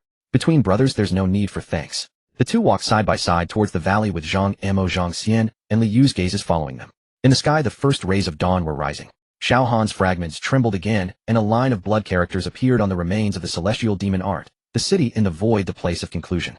When Xiao Han returned to Tai City, a tense atmosphere enveloped the city. Players wandered the streets, but no longer casually leveling up or trading. Instead they hurried whispering to one another. Xiao Han casually grabbed a passerby, asking what had happened. You don't know. The passerby looked surprised. The system issued an announcement that the entrance to the city in the void is about to open. Xiao Han felt a chill in his heart. He opened the system panel and indeed saw the announcement. System announcement: the entrance to the city in the void will open in 72 hours. Players with entry qualifications may enter for exploration. Note: the city in the void is a high-risk area and the penalty for death is permanent character deletion. All players are advised to choose wisely. Permanent deletion. This is the most severe death penalty since the game's launch. Xiao Han closed the panel and hurried towards the direction of the Apothecary Valley. Xiao Dai should still be there researching the sealing technique of the Xianyuan bloodline, while Wu Ling went to investigate the king's movements. He needed to inform them about his brothers, Yi Qinglong's words, and the news of the city in the void. Outside the Apothecary Valley, Xiao Dai was practicing the use of the Moonshadow necklace. The silver patterns had already spread to half of her face, but under the suppression of the Moonshadow necklace, it would not further spread. She saw Xiao Han approaching, put away the necklace, and walked up to him. You don't look well, she said. Did you see the chief instructor? Xiao Han nodded, and briefly recounted last night's events. Xiao Dai listened in silence for a long time. Are you the experimental subject? She asked softly. I used to be, Xiao Han said, but now I am just me. Xiao Dai took his hand, the silver patterns in his palm, slightly warmed. No matter what you are to me, you are just Xiao Han. Xiao Han looked at her, recalling Zhang Mo's words. Almost identical. One more thing, he began. The entrance to the city in the void is about to open. I know, Xiao Dai said. I saw this. I am going. I know, Xiao Dai repeated. I will accompany you. Xiao Han wanted to say something, but Xiao Dai interrupted him first. Do not advise me to stay behind. Her voice was firm. The seal of the Xianyuan bloodline has already loosened, and I will face what is in the city in the void sooner or later. Instead of passively waiting, it is better to take the initiative. Xiao Han fell silent. He knew Xiao Dai's character. Once she made a decision, even 1,000 bulls could not pull her back. All right, he said, let's go together.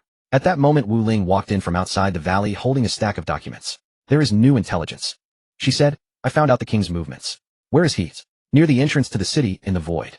Wu Ling handed the documents to Xiao Han. He brought the core members of the Phantom Organization and has already arrived at the entrance location ahead of time. Xiao Han opened the documents, which contained a map marking the king's station position. One more thing. Wu Ling's voice grew complex. I found more information about the king, Shening. What information? Wu Ling took a deep breath. His modification surgery was performed by the god of the underworld. Xiao Han's fingers paused on the map. What do you mean? After Shening was intercepted by the Americans, the first to contact him was the god of the underworld. Not only did the god of the underworld give him fragments, but he also personally performed the modification surgery, turning him into what he is now. Wu Ling's voice grew heavy. The god of the underworld planted a seed within Shening. That seed continuously absorbs his negative emotions, hatred, anger, jealousy, and then converts them into power. So that is why the king's power has grown so fast, Xiao Han said. Not only that, Wu Ling replied, the ultimate goal of that seed is to make Shening the perfect vessel for the ashes. Xiao Han recalled Yi Qinglong's words. The king wants to become the ashes, but he does not realize he is merely the tool of the god of the underworld. The god of the underworld is manipulating the king. Yes, Wu Ling nodded, and the king likely already knows.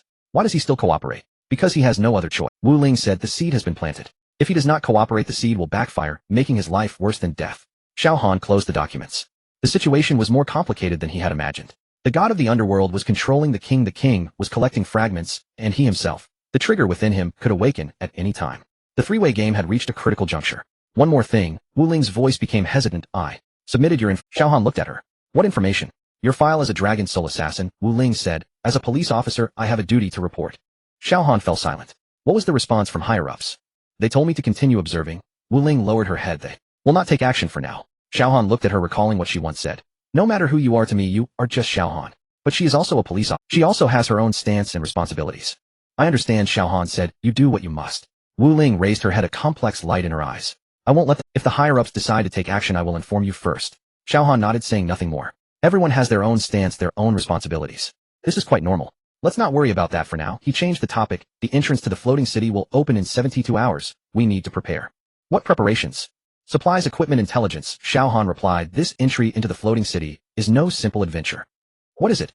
A final showdown. A cold glint flashed in Xiao Han's eyes. The king, the underworld god, and I. 3 factions in the ultimate confrontation within the floating city. He looked up at the sky. There was a crack from which the shadow of an inverted city could be faintly seen. The floating city. The place of the final outcome. At that moment, Xiao Han's fragments trembled violently. Blood-red words appeared on the remnants of the demon god art. The seventh vessel fate is approaching. Xiao Han clutched his chest, feeling the two hearts inside beating violently. One was his own. The other belonged to Jean. The heartbeats of the two grew closer, as if competing for the same body. Xiao Dai hurriedly stepped forward to support him. What's wrong? It's nothing. Xiao Han gritted his teeth, forcibly suppressing the trembling of the fragments. Just. Time is running out. He gazed at the crack in the sky. The aura emanating from it made him shudder. The aura of Jean. We have 72 hours. In 72 hours, everything will come to a conclusion, he said. Wu Ling and Xiao Dai exchanged glances, both seeing the concern in each other's eyes. But they knew that Xiao Han had made his choice. He would not shy away. He would only face the challenge head in. That night Xiao Han received the last piece of intelligence from the witch. It came through the core of the puppet technique. The voice was very faint. The king. The fifth fragment has been seen. The underworld god. The sixth fragment has also reached the floating city. You are the final target. After hearing this, Xiao Han's expression turned grave. 5 fragments are in the king's hands. The sixth is in the underworld god's possession. The seventh, within him. The floating city will be the gathering place for all the fragments. It will also be the place for Jean's resurrection.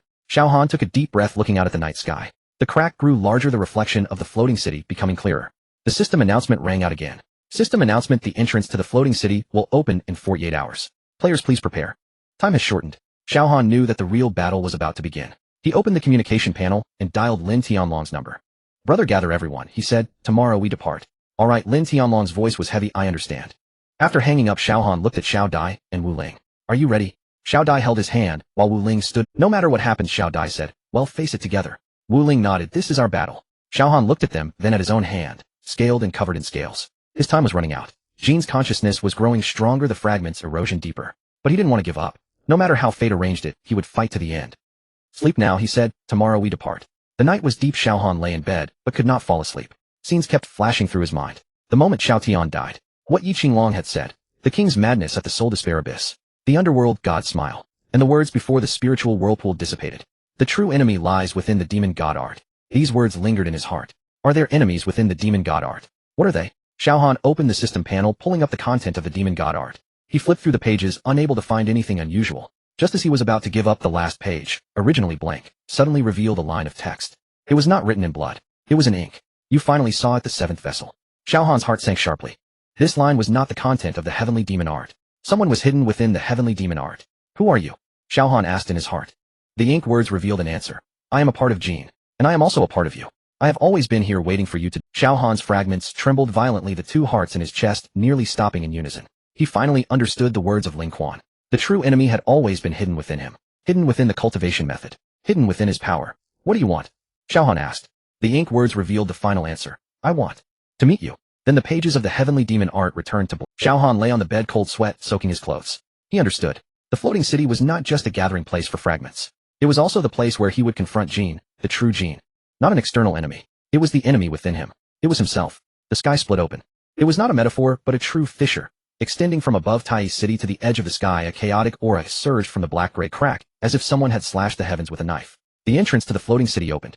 Xiao Han stood on the city wall, feeling the violent beating of the cold heart within him. Each beat brought a stabbing pain, as if something was trying to break free from his chest. The fragments called out to him, beckoning towards the crack.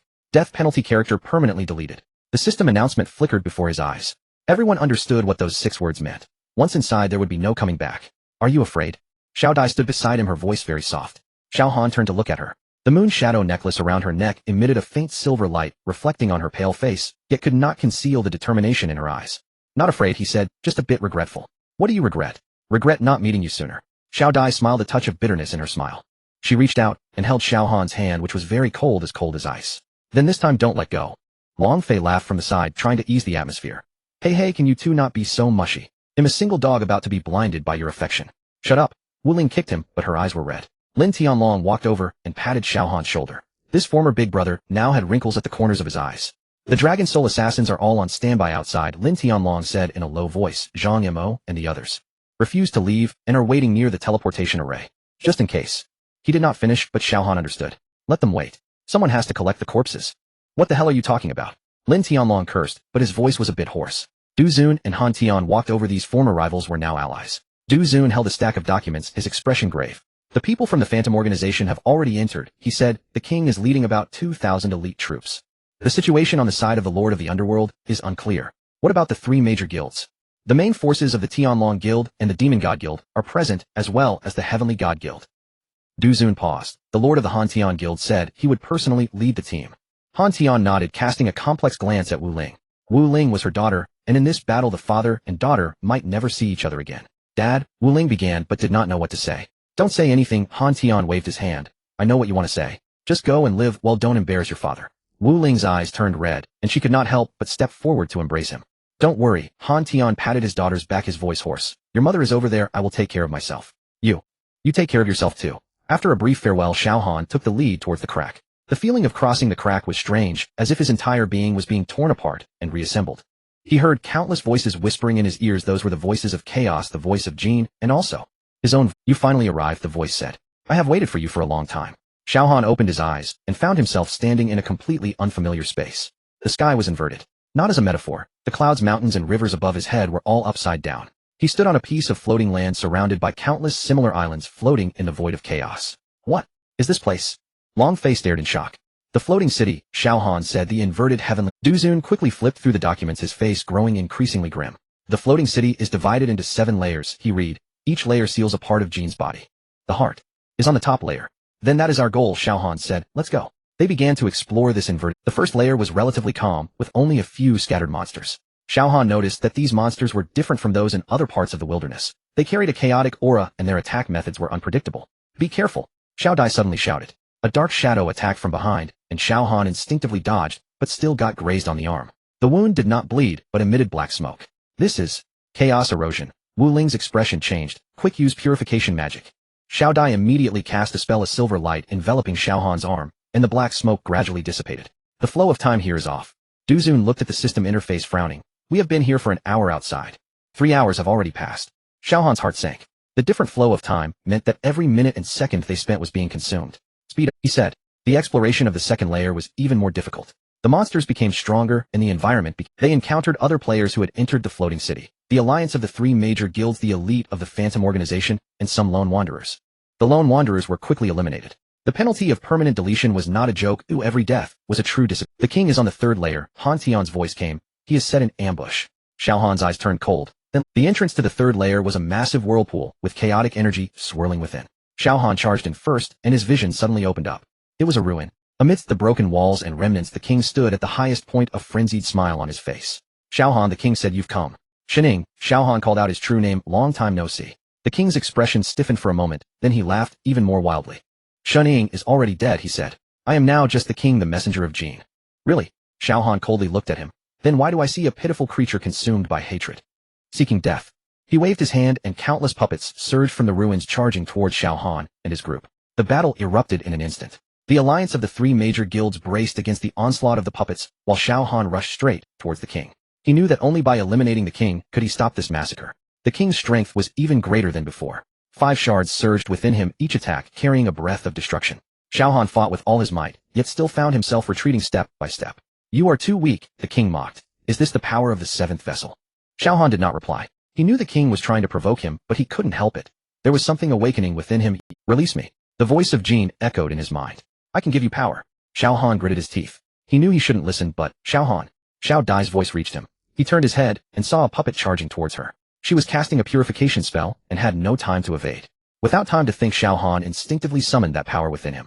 Black patterns spread up his arm, covering half of his eyes turned completely black, with silver flames burning in his pupils. With a single thought, that puppet was reduced to ash. The king watched this scene with a frenzied smile. You finally used it, he said. You are becoming more like him. Xiao Han did not answer. He felt the shards rampaging within him, each breath accompanied by excruciating pain.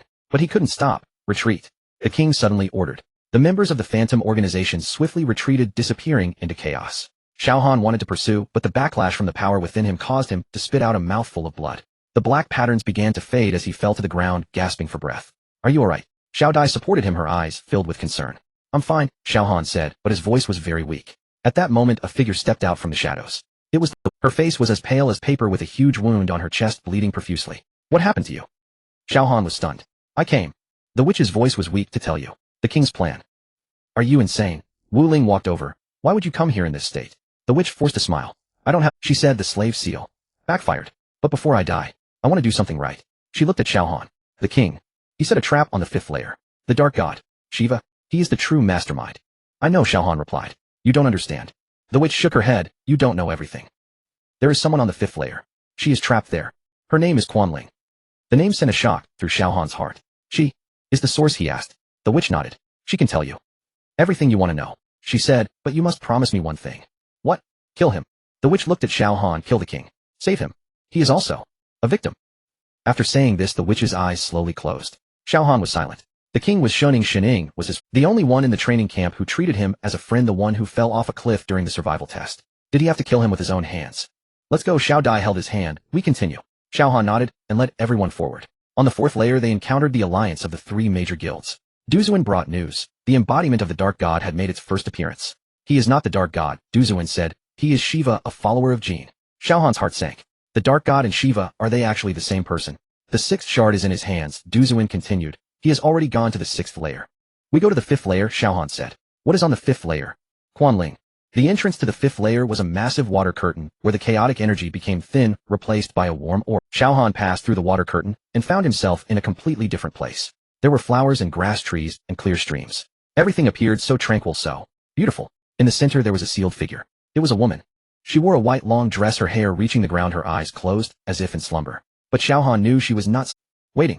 He slowly walked over, stopping 3 steps away from her. The woman opened her eyes. What kind of eyes they were! Gentle, compassionate, as if they contained all maternal love, yet bore all sorrow. You finally came, she said. I have been waiting for you for a long time. Her voice was soft, yet seemed to penetrate Xiao Han. You are Quan Ling. The woman nodded. I am Quan Ling, she said, and also the embodiment of the source. Xiao Han took a deep breath. I have questions to ask you. I know. Quan Ling smiled slightly. You want to know what Jin is, what the source is, and who you are. You want to know how to stop Jin's resurrection. You want to know if there is a third path. Xiao Han fell silent. Quan Ling looked at him, her eyes full of compassion. Come, she said, I will tell you everything. And then you will choose. Quan Ling was sealed beneath a massive tree. That tree was familiar to Xiao Han. It was the world tree, the divine tree from the ancient legends. Its roots plunged deep into the void, its branches and leaves touched the heavens, connecting all the spiritual veins of the 6 realms. It is dying. Quan Ling looked at the tree, her tone calm. The chaotic energy has corroded its roots, it won't last much longer. Xiao Han said nothing. He looked at Quan Ling. This woman, or rather this existence, gave him a peculiar feeling. She was both strange and familiar, as if he had seen her before, or as if she had always been there. You may ask, Quan Ling said. There is little time left. Xiao Han took a deep breath. What is Jin? Jin? Quan Ling's gaze became distant. Is the other half of chaos.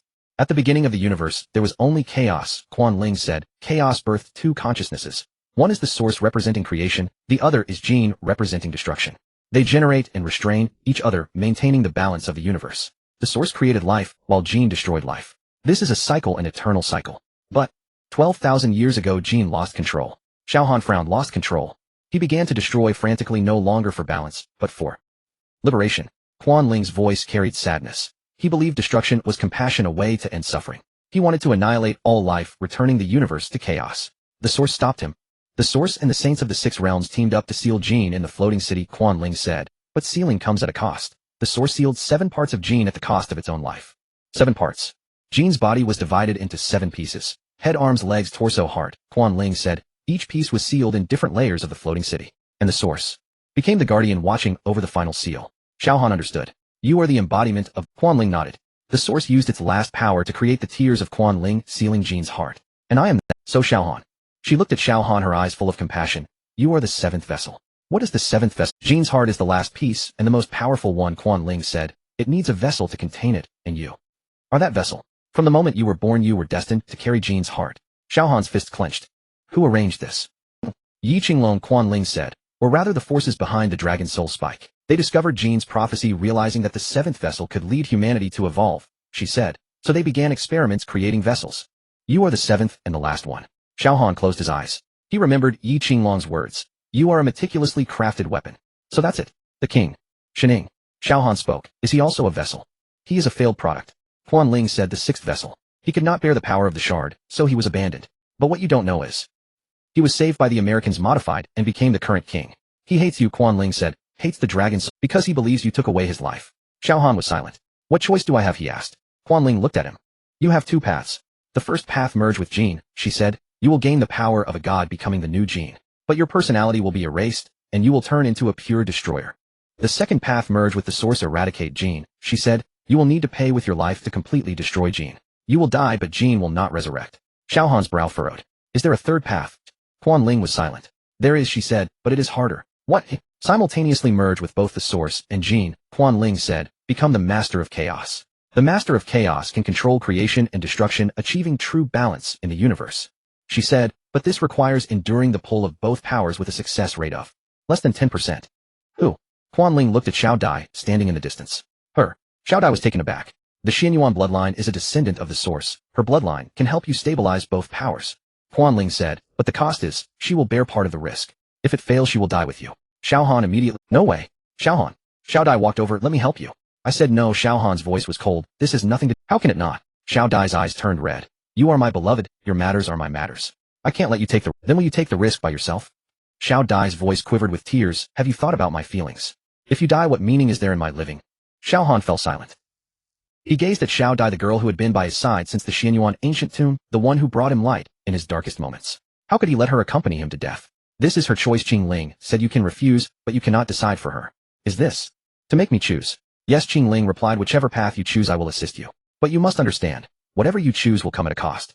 Xiao Han opened his eyes. I choose the third path. Qing Ling's eyes widened slightly. Are you sure? She asked. The success rate is less than 10%. I am sure, Xiao Han said. I will not become Jin, nor will I die.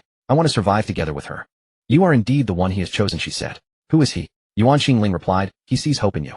She extended her hand, and a droplet of crystal clear water formed at her fingertip. This is the essence of holy water, she said. It can temporarily suppress the erosion of Jin and give you time to complete the fusion.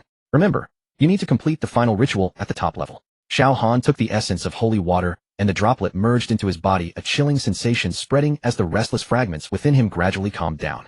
Thank you. No need to thank me, Qing Ling said. Go, there is not much time left. Shiva has reached the 6th level, and the king is also heading to the top. You only have one chance. Xiao Han nodded and turned to leave. Wait, Qing Ling called out to him. Is there something else? Qing Ling looked at him, her eyes filled with complex emotions. Have you seen Jin? Xiao Han was taken aback. I have seen him. What is he like? Xiao Han pondered and said, a person who looks exactly like me. Qing Ling smiled a bittersweet smile. That's right, she said. Jin will become your greatest fear. He is not you, but he will be. You must remember, the true you is not him. Xiao Han fell silent for a moment before nodding. I remember. He left the 5th level with Xiao Dai, making his way toward the path to the top. Behind him, Qing Ling's voice rang out. Yuan, will the one you choose succeed? No one answered. The entrance to the 6th level was right before him. Xiao Han took a deep breath and stepped forward. Xiao Dai tightened her grip on his hand. I will accompany you, she said. Xiao Han said nothing, simply holding her hand in return. Their figures disappeared at the entrance, leaving behind a silence.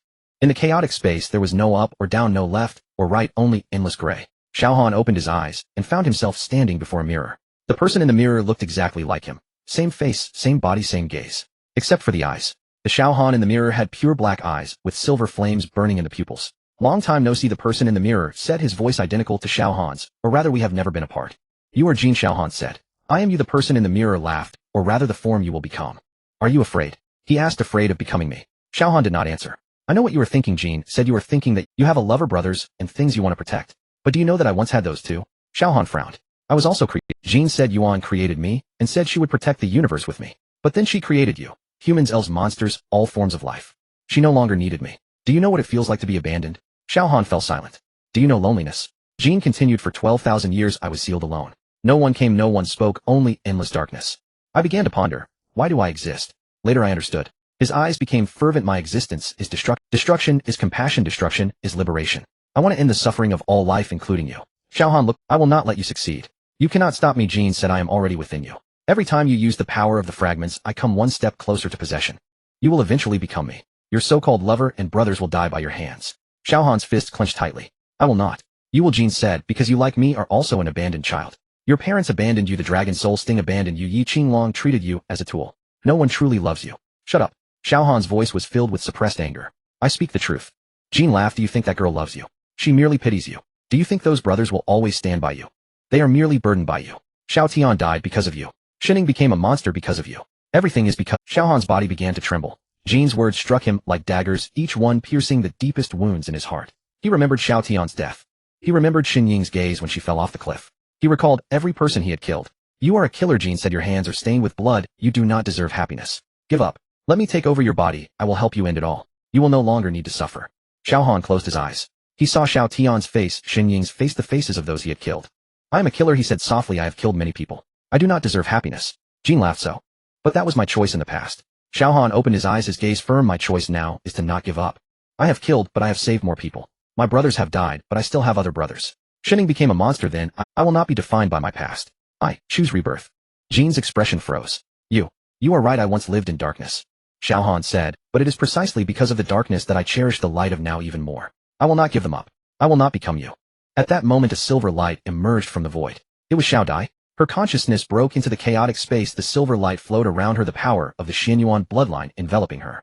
Xiao Han, she said, I am here. How did you? Qingling taught me. Xiao Dai walked to Xiao Han's side holding his hand. She said, I could help you on a spiritual level. Your past does not define you. She looked into Xiao Han's eyes. Your choices define you. And you chose us. Xiao Han looked at her. A warm current surged in his heart.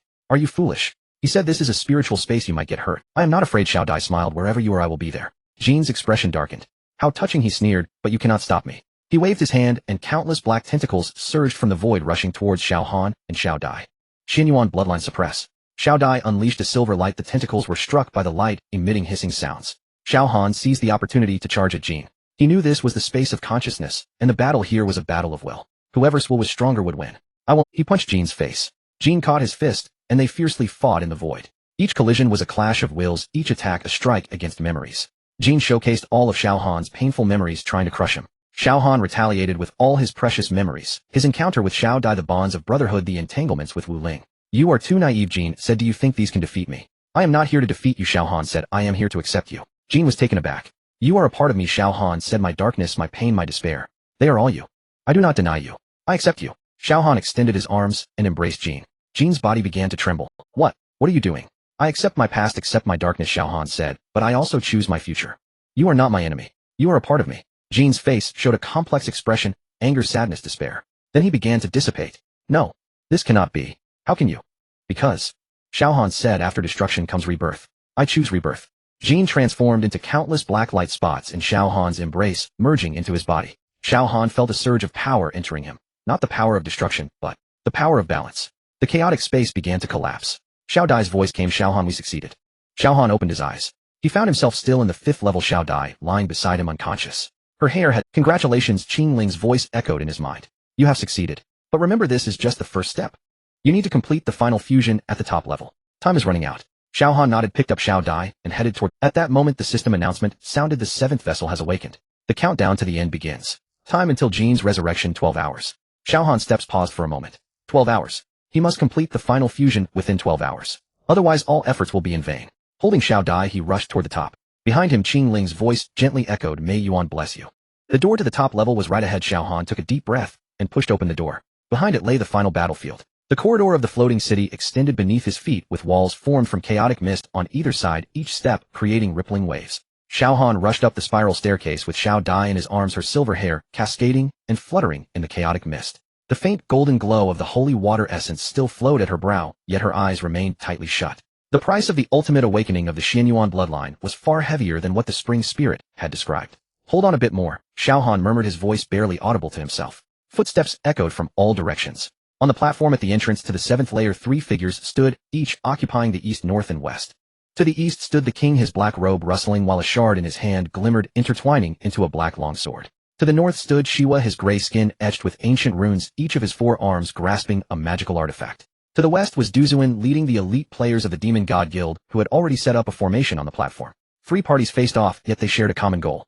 Xiao Han, the king spoke, his voice echoing as if from an abyss, you arrived faster than I expected. Xiao Han did not respond, his gaze sweeping across the 3. The king's aura was at least 3 times stronger than it had been in the Soulfall Abyss, clearly having fused more shards. Sherwa's aura, on the other hand, was completely inhuman. It was pure destructive force, and each breath he took caused the surrounding space to crack slightly. As for Duzuan, old Xiao, don't misunderstand, Duzuan said with a bitter smile, raising his hands. I'm not here to seize shards, I'm here to help you fend off enemies. But look at this situation, do you think I can hold them off? You can hold them off. The voice came from behind Xiao Han. Lin Tianlong and his brothers from the Dragon Soul Stab rushed onto the platform. Zhang Mo, Zhang Xian, and Li Yu were all equipped with damaged gear, clearly having gone through countless battles on their way. Zhang Mo bore a penetrating wound in his chest with the skin around it appearing grayish. Zhang Xian's left arm hung limply, blood seeping from his sleeve now congealed. Li Yu's Taoist robe was torn to shreds, revealing skin covered in puppetry runes. Big brother. Xiao Han's voice tightened. No time for nonsense, Lin Tianlong raised his dragon-slaying sword. You go to the top layer, we'll handle things here. How can you fight like this? Whether we fight or not is our problem, Zhang Mo smiled weakly. You've come all this way, you can't let us wait in vain. The king sneered. Dragon Soul Stab, you are still so naive. Do you think a mere handful of people can stop me? We're not. Zhang Xian drew a dagger with his remaining right hand. It's to buy time. As his words fell, the air on the platform suddenly froze. Xiwa was the first to move. All four arms swung simultaneously, unleashing 4 beams of gray destructive light aimed at Xiao Han. Wherever the light passed, even the chaotic mist was evaporated. Lin Tianlong stood in front of Xiao Han, the dragon-slaying sword erupting with blinding golden light. Go! Lin Tianlong pushed Xiao Han hard, then faced the 4 beams. The golden sword light clashed with the gray destructive light, causing the platform to tremble violently. Lin Tianlong was thrown back, crashing into the wall behind him, debris scattering. Big brother. Xiao Han wanted to rush forward, but the king had already blocked his path. Your opponent is me. The king's black sword swept across the power of the shards and twined upon its edge. 7th vessel, today, we must have a conclusion between us. Xiao Han placed Xiao Dai in a corner and turned to face the king. A hint of black flashed in his eyes. The shards throbbed violently within his heart. Jin. That voice echoed in his mind. Let me out, I can help you deal with him. Xiao Han gritted his teeth, suppressing that voice. No need. He drew the weapon from the chaos set. I'll handle it myself. The two engaged in a fierce exchange, clashing dozens of times on the platform. The king's swordsmanship was fierce, each strike imbued with lethal intent. Yet Xiao Han's dual cultivation of witchcraft granted him a slight upper hand in both power and speed. The resonance of the shards caused every collision between them to create spatial fractures. On the other side, Duzuan led the demon god players to encircle Xiwa. I told you I'm not here to see shards. Duzuan waved his staff, the light of the sorcerer enveloping the entire platform. Xiwa sneered. Ants dare to block me. With a casual wave, 3 beams of gray light pierced through the chests of 3 players. Those players began to disintegrate at the wounds as if being devoured by an invisible force. Character deletion. Duzuan's expression changed. His attack triggers permanent deletion. The battle on the platform. Lin Tianlong crawled out from the ruins, blood trickling from the corner of his mouth. Zhang Yimou had trapped 2 of the king's puppets with his Taoist techniques, yet his own wounds continued to widen. Zhang Xian wielded his sword with one hand, engaging in close combat with the king's puppet. Li Yu stood back, casting healing spells, but the wounds touched by Xiwa were beyond healing. Xiao Han watched this scene, his heart gripped tightly. That's enough, he murmured. Then he made his choice. He did not continue to fight the king, but turned to rush toward Xiao Dai. He pulled out a bottle of holy water essence from his pocket and poured it all into Xiao Dai's mouth. Wake up!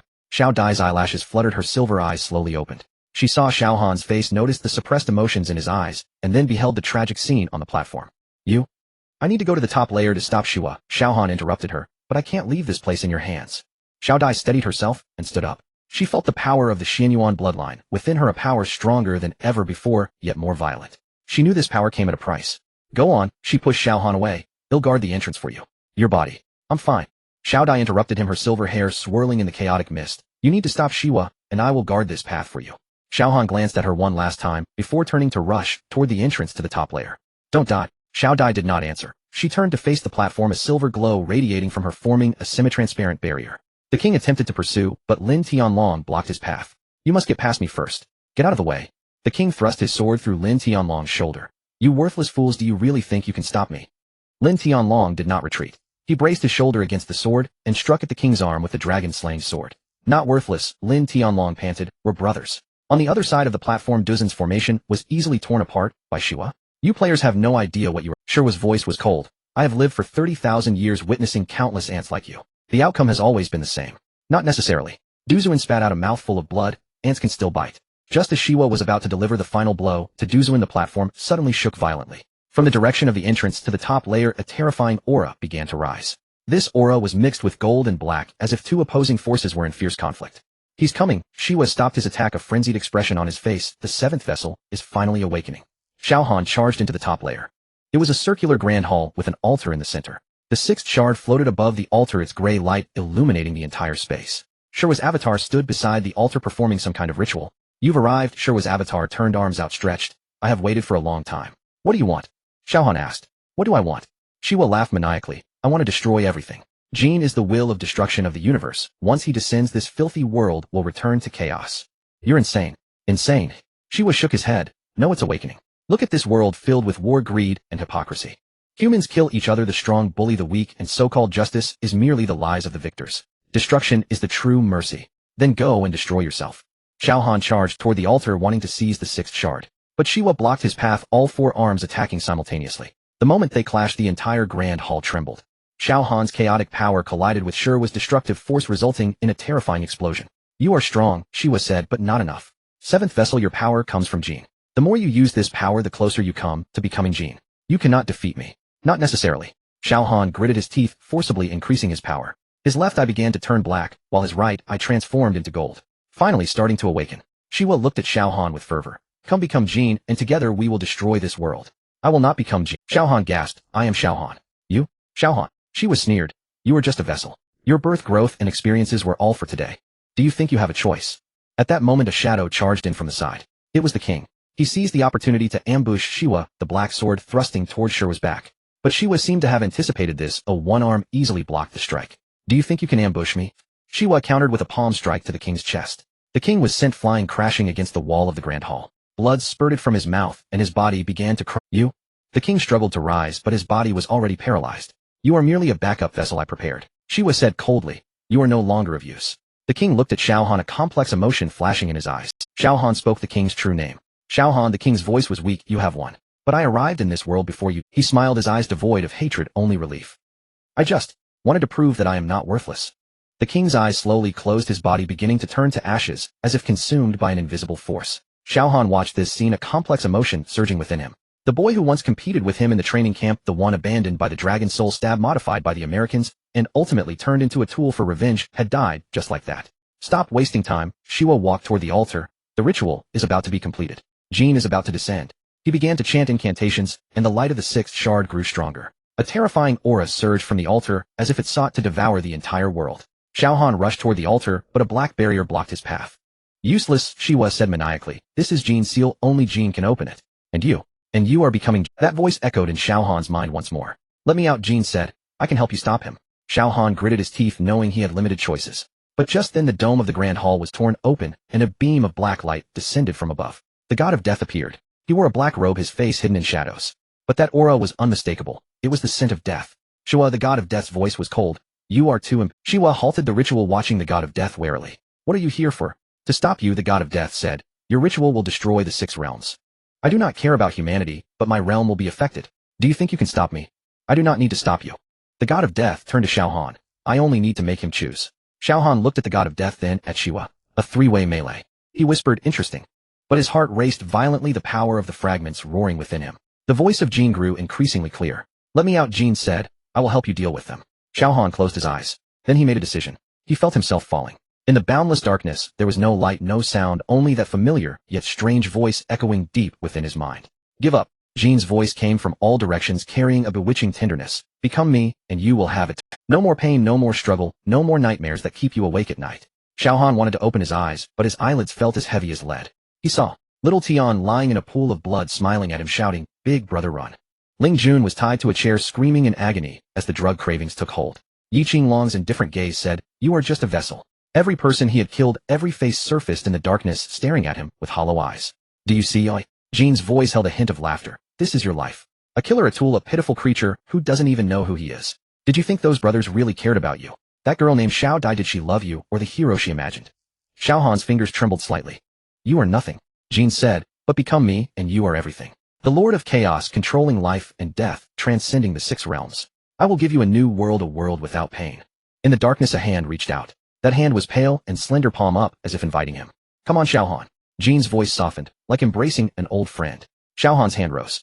In the darkness his hand trembled, slowly reaching for that pale hand. At the moment their fingertips were about to touch, he saw Xiao Dai's face. The girl who had followed him despite her fear in the Xianyuan tomb. The silly girl who used the Xianyuan bloodline to block the one with silver hair flowing, looking at him with eyes that said, I believe in you. He saw Long Fei grinning foolishly when his wife pulled his ear. He saw Lin Tianlong pretending not to care about Instructor Mo's gaze. He saw Zhang Xian eating sunflower seeds, saying, Boss, go ahead, we've got your back. He saw Wu Ling with red eyes saying, You bastard, come back alive. Xiao Han's hand stopped. You are right. His voice was hoarse, tinged with a hint of laughter. My life is indeed a mess. He raised his head and opened his eye, but it is my life. His hand tightened suddenly, not reaching for Jin's hand, but grasping that wrist and crashing it hard. I am not you. Jin's voice showed its first sign of fluctuation. You. I am Xiao Han. Boom. The darkness. Xiao Han suddenly opened his eyes, realizing he was still standing at the top of the floating city, the confrontation between the god of the underworld and Shiva continuing. But his body had changed. A fierce heat radiated from his chest, a feeling that was not pain but integration. Jin's power was being consumed by him rather than the other way around. Impossible. Shiva's complexion changed drastically. The ritual interrupted. He turned to look at Xiao Han. What are you doing? Xiao Han ignored him. His consciousness sank into his body, seeing the black heart that belonged to Jin. The black heart was beating, but with each beat a golden light intertwined. That was the holy water essence given to him by the spring spirit, and also his own will. Did you think you were the god? Xiao Han said in the realm of consciousness facing the shadow bound by golden chains. You are just an abandoned child afraid of losing, so you want to destroy everything. Jean raised his head for the first time, revealing a real expression. It was a youthful face filled with confusion and pain. Did you see?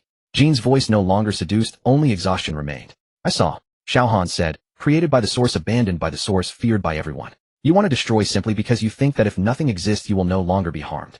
Jean fell silent. But you are. Xiao Han extended his hand, this time not to embrace, but to press against Jean's forehead. After destruction, there is rebirth. Golden light surged from Xiao Han's palm, enveloping Jean completely. I accept you, Xiao Han said, not as a god, not as a consciousness of destruction. You are just a part of me, like my past, my pain, my struggles. They are all parts of me. Jean's body began to dissipate, transforming into countless black dots of light, merging into Xiao Han's body. Remember this name. Xiao Han closed his eyes. Xiao Han. Boom. A terrifying aura erupted from within him, causing the entire floating city to tremble.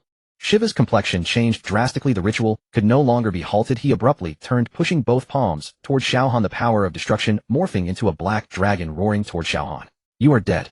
The god of the underworld moved. He stood in front of Xiao Han, casually catching the black dragon with one hand. The god of the underworld's face was pale. Blood was on the corner of his mouth. The previous confrontation with Shiva had also wounded him, but his gaze remained cold. I told you, the god of the underworld's voice was devoid of emotion. The fate of the 6 realms is determined by me. You. Shiva's eyes widened. Are you teaming up with him? Team up, eh? The god of the underworld sneered. You are not worthy. A flash of black light in his hand, chains of the underworld emerged from the void, binding Shiva tightly. Shiva struggled desperately. The power of destruction erupted, but the chains remained unmoving. Do you think I waited until now for no reason? The god of the underworld said. The fragments of Jean require a living vessel, and the ritual requires a sacrifice. Shiva's face turned pale. You from beginning to end have been using me. Xiao Han took over, opening his eyes, his left eye as dark as night, the right one shimmering with golden light. I guessed it. The god of the underworld glanced at him, his expression complex. You guessed it. From the moment you called yourself a chess player. Xiao Han said. I knew you wouldn't let me die. The 7th vessel, the fragments initiator. These were all messages you released to prompt Shiva to start the ritual willingly. You are very clever. The god of the underworld said, but clever people often do not live long. We'll see about that. Xiao Han raised his hand, the power of the 7 fragments merging within him. The chaos energy, the source of creation and destruction, coalesced in his palm. It was not merely power but a rule that surpassed the 6 realms. Shiva's struggles weakened. He looked at Xiao Han, fear appearing in his eyes for the first time. Impossible. The Lord of Chaos. You really. Thank you. Xiao Han said. Shiva was stunned. What? Thank you for letting me see one thing. Xiao Han's palm descended. After destruction, there is rebirth. Boom. Shiva's body disintegrated under the chaotic power. His scream lasted but an instant, then completely dissipated into the universe. The floating city returned to silence. The god of the underworld stood in place, looking at Xiao Han, his eyes betraying a hint of complex emotion. You succeeded. Yes. What is the price? Xiao Han looked down at his hands. On the skin of his left hand, black patterns flickered, resembling some ancient totem. He could feel Jean's consciousness still present, only suppressed deep within. The price is I must bear everything. He said, Jean's memories, Jean's pain, Jean's instinct for destruction, all in my head. Every second I must fight against them. This is the fate of the Lord of Chaos. The god of the underworld said, to control chaos one must endure chaos. You knew all along. I did. The god of the underworld admitted, but I needed someone to bear this power. Shiva wouldn't do, his ambition is too great. The king wouldn't do, his heart is already shattered. Only you have a complete self. Xiao Han completed the sentence, someone willing to accept the past. The god of the underworld fell silent for a moment. Xiao Dai is at the entrance. He suddenly said, blocking the players of the 3 major guilds. She used the forbidden technique of the Xianyuan bloodline and can't hold on for long. Xiao Han's expression changed. Wu Ling is in the real world. The god of the underworld continued, she discovered something interesting. The powers of the primordial are appearing in reality. Xiao Han's pupils constricted. The chief instructor has initiated the final phase. The god of the underworld said, the consciousness of players worldwide is connecting. The moment you merged with chaos, you also triggered his plan. Yi Qinglong. What he wants is a harmonious world. The god of the underworld said, the consciousness of everyone united as one, free of conflict, free of war, free of pain. Sounds beautiful, doesn't it? Xiao Han remained silent. But the price is, everyone's self will disappear. The god of the underworld said, you just refuse to become Jean to preserve yourself. But Yi Qinglong seeks to take away everyone's self. Including mine. Including yours. Xiao Han closed. When all memories, all pain, all struggles turn into meaningless data, is he still Xiao Han? No. He is still Xiao Han. And one more thing. The god of the underworld looked at the sky. The integration is complete, but the floating city. Xiao Han followed his gaze. The sky was cracking. A massive fissure spanned the horizon, as if something was trying to push its way in from outside. The floating city began to fall, surrounding buildings collapsing, the ground cracking. Jean's power is too strong. The god of the underworld said, the 6 realms cannot bear it. So, Xiao Han asked, so you need to make a choice? The god of the underworld said, sacrifice yourself to stabilize the 6 realms with the power of chaos. Or, let the 6 realms be destroyed and reshape a new world. Right. Xiao Han fell silent. At that moment the voice of the spring spirit echoed in his mind. You have a third eye. Xiao Han was startled. Merge with the power of the source. The spring spirit said, source and gene creation and destruction are one and the same. Since you have merged with gene, you can merge with the source as well. When chaos is truly complete you will not need to sacrifice yourself nor destroy the 6 realms. Where is the source? Always by your side. The spring spirit said never left. Xiao Han did not understand, but he had no time to think. The ground trembled. He could feel Xiao Dai's power rapidly depleting the brothers of the Dragon Soul Spear, still struggling Wu Ling in the real world facing changes she couldn't comprehend. He had to make a choice. Now, Xiao Han looked into the distance as if he could see through layers of void the people waiting for Xiao Dai, Wu Ling, Lin Tianlong Long, Fei Zhang, Mo Zhang, Xian Liu. They were all looking at him. Xiao Han revealed a smile. I choose. His words were interrupted by a loud crash. The floating city collapsed. That massive fissure in the sky suddenly split open, and a white light stepped out from the crack. It was the figure of a woman. She wore a long white dress, her hair trailing to the ground, her face blurry, yet one could feel. She walked through the void, each step causing the space to tremble. She stopped in front of Xiao Han and began to speak. The voice was gentle, yet carried an unsettling familiarity. Jean, she said, you have finally returned. The expression on the god of death's face changed drastically. Yuan, Xiao Han's eyes widened. This is Yuan, the existence that creates everything. And he has just merged with Jean. When Yuan said, you have finally returned, who was he addressing? Jean, or was it him? Xiao Han had no answers. All he knew was that the real battle was only just beginning. He sat alone in the dark room, fists clenched, nails digging into his palms. The fragments throbbed violently in his heart, each pulse feeling as if it would tear his chest apart. Black blood seeped through his fingers, dripping onto the ground, making a faint sound. He gritted his teeth, refusing to make any sound. Xiao Dai was still outside, dealing with players from the 3 major guilds, while Lin Tianlong and the other brothers were fighting fiercely. He couldn't let them worry, especially Xiao Dai. She had sacrificed too much for him. The ultimate awakening of the Xianyuan bloodline had turned her hair silver, and the price of that power was the consumption of her lifespan. The Spirit of Spring had once said very few awakeners of the Xianyuan bloodline could live past 30. And today she had built a line of defense for him at the top entrance with her own body. I must suppress it, Xiao Han told himself. He closed his eyes, trying to summon the chaotic power within him to quell the rebellion of the fragments. But the two forces, the golden creative power of Yuan and the black destructive power of Jean, were clashing violently within his body, each second feeling like an eternity of torment. The door was pushed open. Xiao Han looked up and saw Xiao Dai standing at the entrance. Her face was pale silver, hair stained with blood, yet her eyes remained clear. She saw the black blood seeping through Xiao Han's fingers, her eyes turning red. But she did not cry as she silently walked to his side and took his cold hand. You should be resting outside, Xiao Han said. There are people from the Tianlong Guild and the Demon God Guild outside. Xiao Dai replied, I told them to withdraw first. Withdraw. The floating city has started to fall, Xiao Dai said. If we continue fighting, everyone will die. Xiao Han fell silent. He knew she was right, but he also knew that her choice to return at this moment was because she sensed the change within him. How long has it been? Xiao Dai asked. What? The fragment's rebellion. Xiao Dai's palm rested against the back of his hand, the moonshadow necklace slightly warming. How long has it been? Xiao Han did not answer. You don't want me to worry, Xiao Dai said, just like I don't want you to worry. She raised another hand, revealing silver patterns on her wrist. Those patterns had spread to her elbows, resembling some ancient runes. The Spirit of Spring said that awakening the Xianyuan bloodline comes at a cost. Xiao Dai said, every time I use it my lifespan decreases. I probably have about. She thought for a moment, 5 years left. Xiao Dai, don't say you won't let me fight. Xiao Dai interrupted him, we have no choice. You are the 7th vessel, and I am the inheritor of the Xianyuan bloodline. This is our destiny.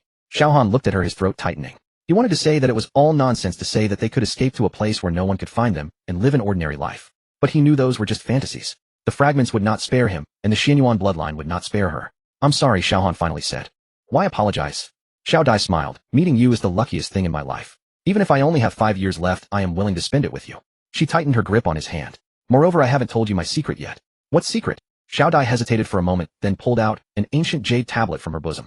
The jade tablet was engraved with the emblem of the Xianyuan clan, but the emblem was split in half by a crack. This was left for the descendants by Xianyuan Moonshadow. Xiao Dai said Moonshadow is the strongest bloodline awakener of the Xianyuan clan and the one who sealed the Demon Moon. But before sealing the Demon Moon, she left this jade tablet behind. What is inside the jade tablet? I don't know, Xiao Dai shook her head, but I can feel it is related to the bloodline within me. Every time I use my bloodline power it heats up. She placed the jade tablet in Xiao Han's hand. Perhaps the third path that the Spirit of Spring mentioned holds the answer within it. Xiao Han held the jade tablet, feeling the energy flowing within. It was a warm power somewhat similar to the golden creative power of Yuan, but softer. I will find the answer, he said. Xiao Dai nodded and leaned against his shoulder.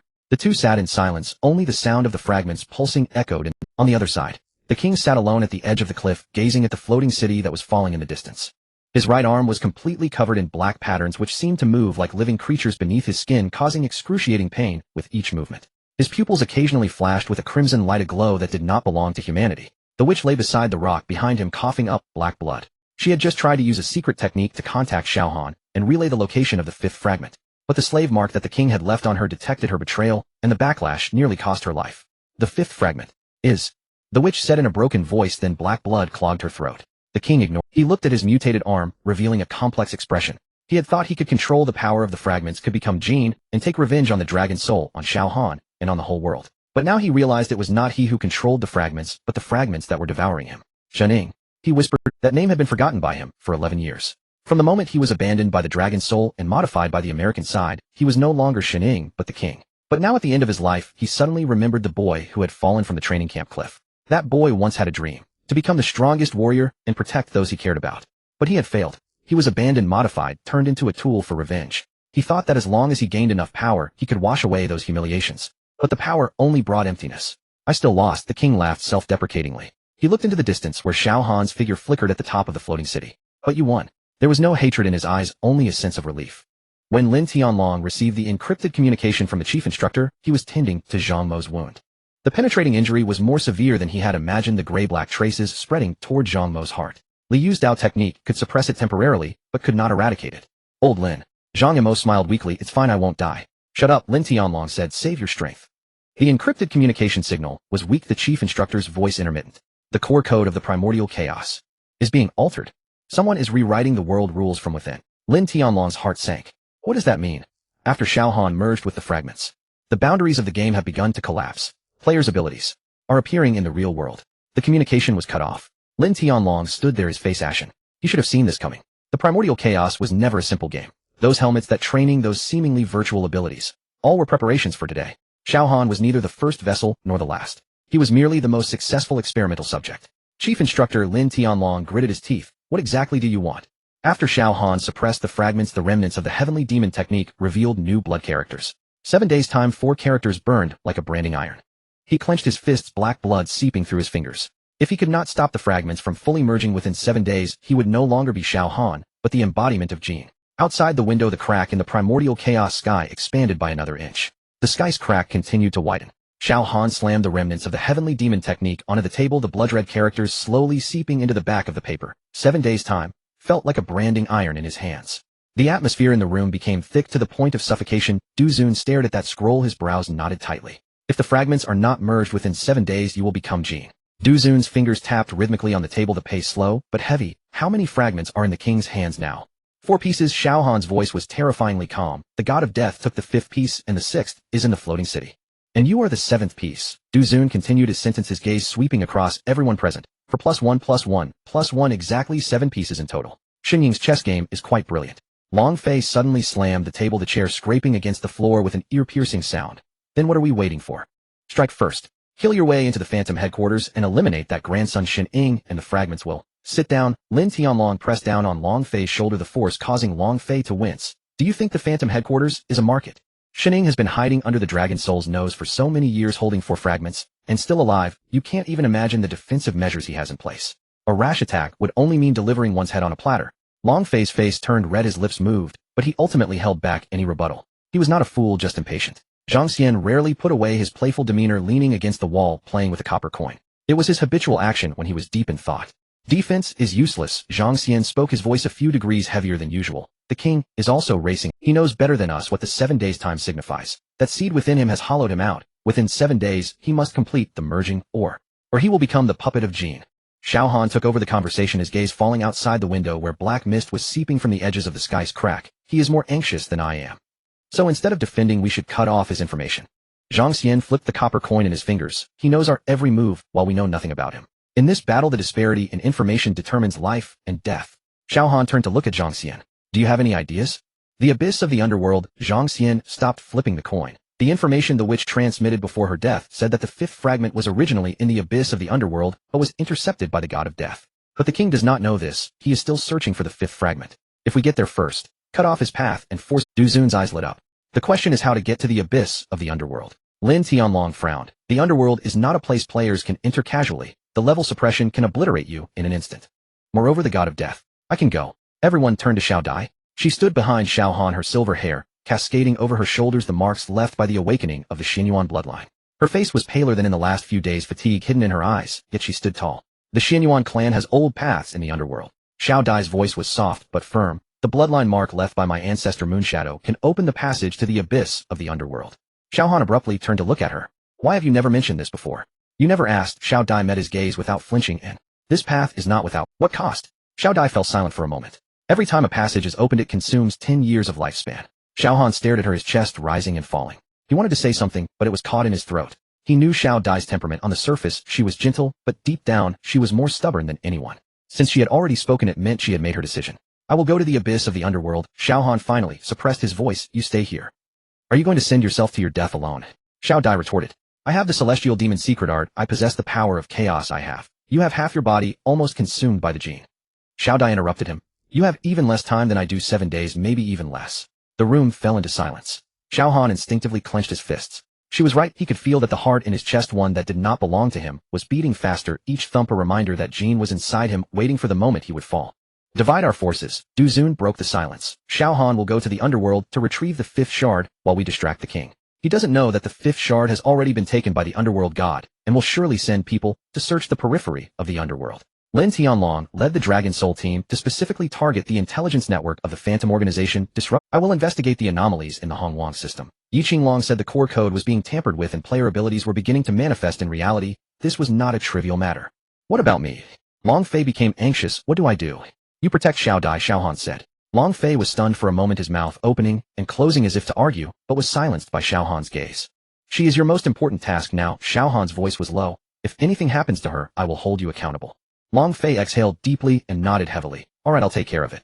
Xiao Dai looked at Xiao Han, her lips moved as if she wanted to say something, but ultimately she held back. She understood why Xiao Han wanted her to stay. It was not due to a lack of trust in her abilities, but because he was afraid. Afraid that something would happen to her, afraid she would tread the same path as Yuing. Yuing. Xiao Dai instinctively touched the Yuing necklace around her neck. The cracked jade pendant was slightly warm as if it sensed something. I will go prepare. Lin Tianlong stood up and glanced at Xiao Han. 7 days, is that enough? Yes, it is sufficient. Xiao Han did not look at him. Lin Tianlong nodded, taking Zhang Mo, Zhang Xian, and Li Yu with him as they left. Du Zun also stood up, patting Xiao Han's shoulder, saying nothing before turning and walking out. Long Fei scratched his head and glanced at Xiao Dai before following them out. Only Xiao Han and Xiao Dai remained in the room. The air was so quiet that they could hear the sound of the wind outside. The black mist at the edge of the rift in the sky was slowly spreading, as if something on the other side of the crack was peering into this world. How long do you plan to hide this from me? Xiao Han spoke. Xiao Dai was taken aback. What? The seal of Yuing. Xiao Han turned around, his gaze falling on her chest. You have inherited her bloodline and her mission, to seal the demon moon with your body as a prison. When were you going to tell me? Xiao Dai's expression changed slightly. She hadn't expected Xiao Han to already know. Who? I guessed. Xiao Han stepped closer to her, his gaze deep as water. Your lifespan is fading, I can feel it. Every time you use your bloodline power, it feels as if you are burning yourself up. You already knew you would follow the path of Yuing, didn't you? Xiao Dai remained silent for a long time. I will not walk her path. She finally spoke, her voice soft, yet resolute. Yuing chose sacrifice, I choose to fight. It's different. What's different? She didn't have you. Xiao Dai raised her head and looked directly into his eyes. I do. Xiao Han felt a tightness in his chest. So what?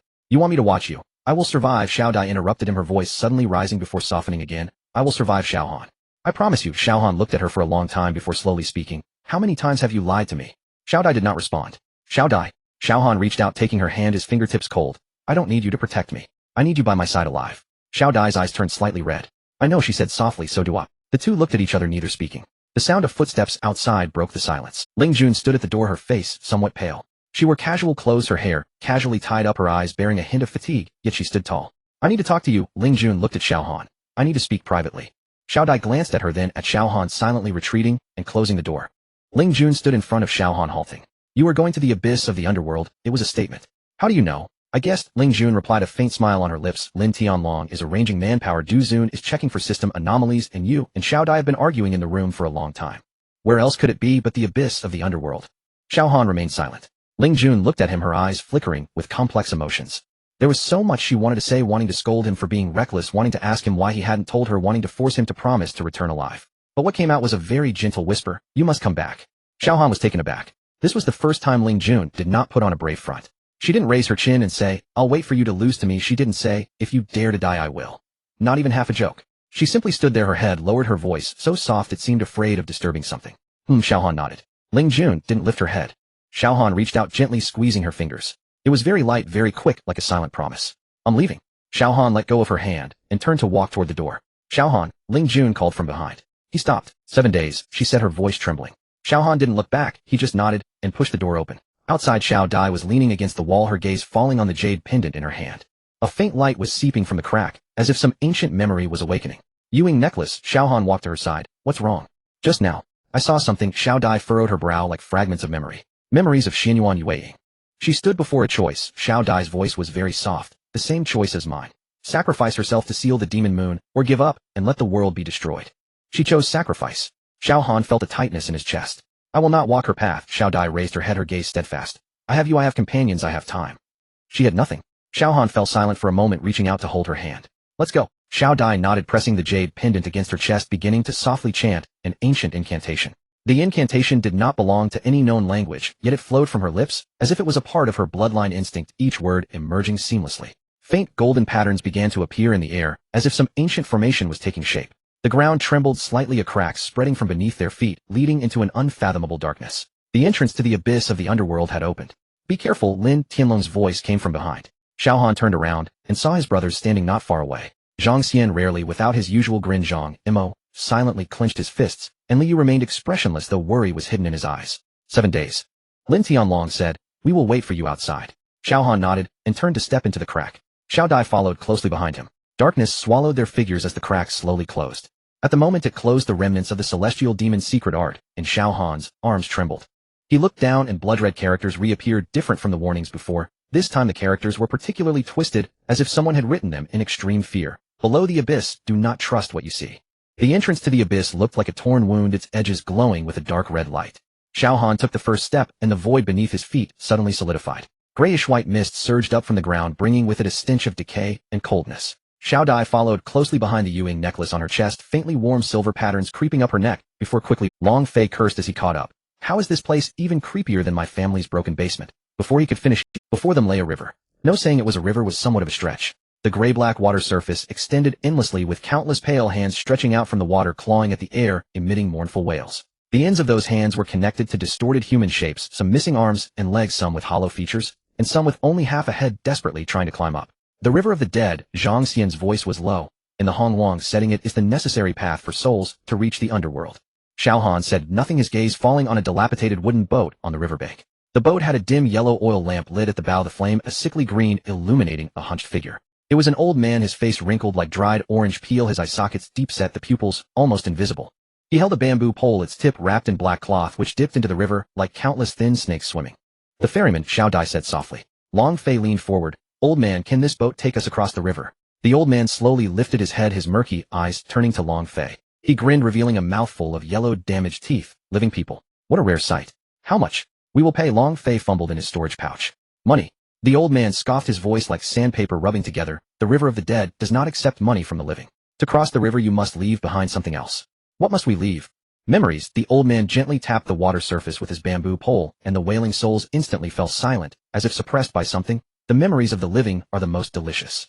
You four each leave behind a segment, and I will ferry you across. Long Fei was taken aback. Just a segment of memory. A childhood memory, a happy memory, a painful memory, a memory about love. The old man pointed with his bony fingers at Long Fei, Zhang Xian, Xiao Dai, and Xiao Han. You all fit perfectly. Long Fei breathed a sigh of relief. I thought it was something serious. Oh, what's there to remember about childhood? Wait a minute, Xiao Han suddenly spoke. He fixed his gaze on the old man's eyes, his voice cold. After handing over the memories, will they still remain? The old man's smile froze for a moment. You're a smart one. He withdrew his finger, twirling the bamboo pole in his hand. Memories are part of the soul. Once given away, they are gone forever. Forget your childhood, and that part of you no longer exists. Forget your loved ones, and they become strangers in your heart. Forget the pain. He paused, chuckling. Those who forget their pain can't even remember who they are. Long Fei's face turned pale. Why didn't you say this sooner? You didn't ask. The old man shrugged. Xiao Dai instinctively tightened her grip on the necklace around her chest. She thought of Xiao Han, of her father, of the days spent fighting side by side in the game. If she were to give up her memories of love, would she forget Xiao Han? No, she would never give that up. Zhang Xian frowned. Is there any other way? There is. The old man pointed at the river of the dead. Swim across by yourself. You, stop wasting time with him. Xiao Han interrupted Zhang Xian, stepping forward as his aura suddenly surged. The aura of the celestial demon's secret art erupted from him, black patterns climbing up his neck, silver flames burning deep within his pupils. That was the power of Jin as well as the power of chaos, carrying an ancient aura of destruction and overwhelming pressure. The old man's expression changed drastically. His clouded eyes suddenly widened, his withered body recoiled half a step, nearly dropping the bamboo pole into the river. You are, his voice trembled. The vessel he chose. Xiao Han did not answer. He only stared at the old man. Ferry us across, or I will cleave this river in two. The elder swallowed hard, fear and hesitation flickering in his murky gaze. He had lived for untold centuries guiding countless souls across the Styx, yet never had he encountered a living being like this bearing the scent of ash, yet not wholly consumed by it. Very well, very well. At last he relented, plunging the bamboo pole into the bow of the boat. Step aboard. I'll take no memory from you. Long Fei exhaled deeply and leapt onto the vessel first. Zhang Xian followed closely behind. As Xiao Dai stepped toward the boat, Xiao Han caught her wrist. Be careful, he murmured softly. She nodded, and together they boarded the ferry. The hull rocked gently as the old man pushed off with his pole, and the boat glided slowly into the depths of the nether river. Gray-white mist thickened steadily, swallowing the shore hole. All around them rose pallid hands emerging soundlessly from the water, clawing silently at both sides of the hull. Do not touch those hands, the elder's voice drifted from ahead. Once seized, you remain here forever. Long Fei hastily withdrew his hand, which had been reaching toward the water to investigate, and muttered a curse under his breath.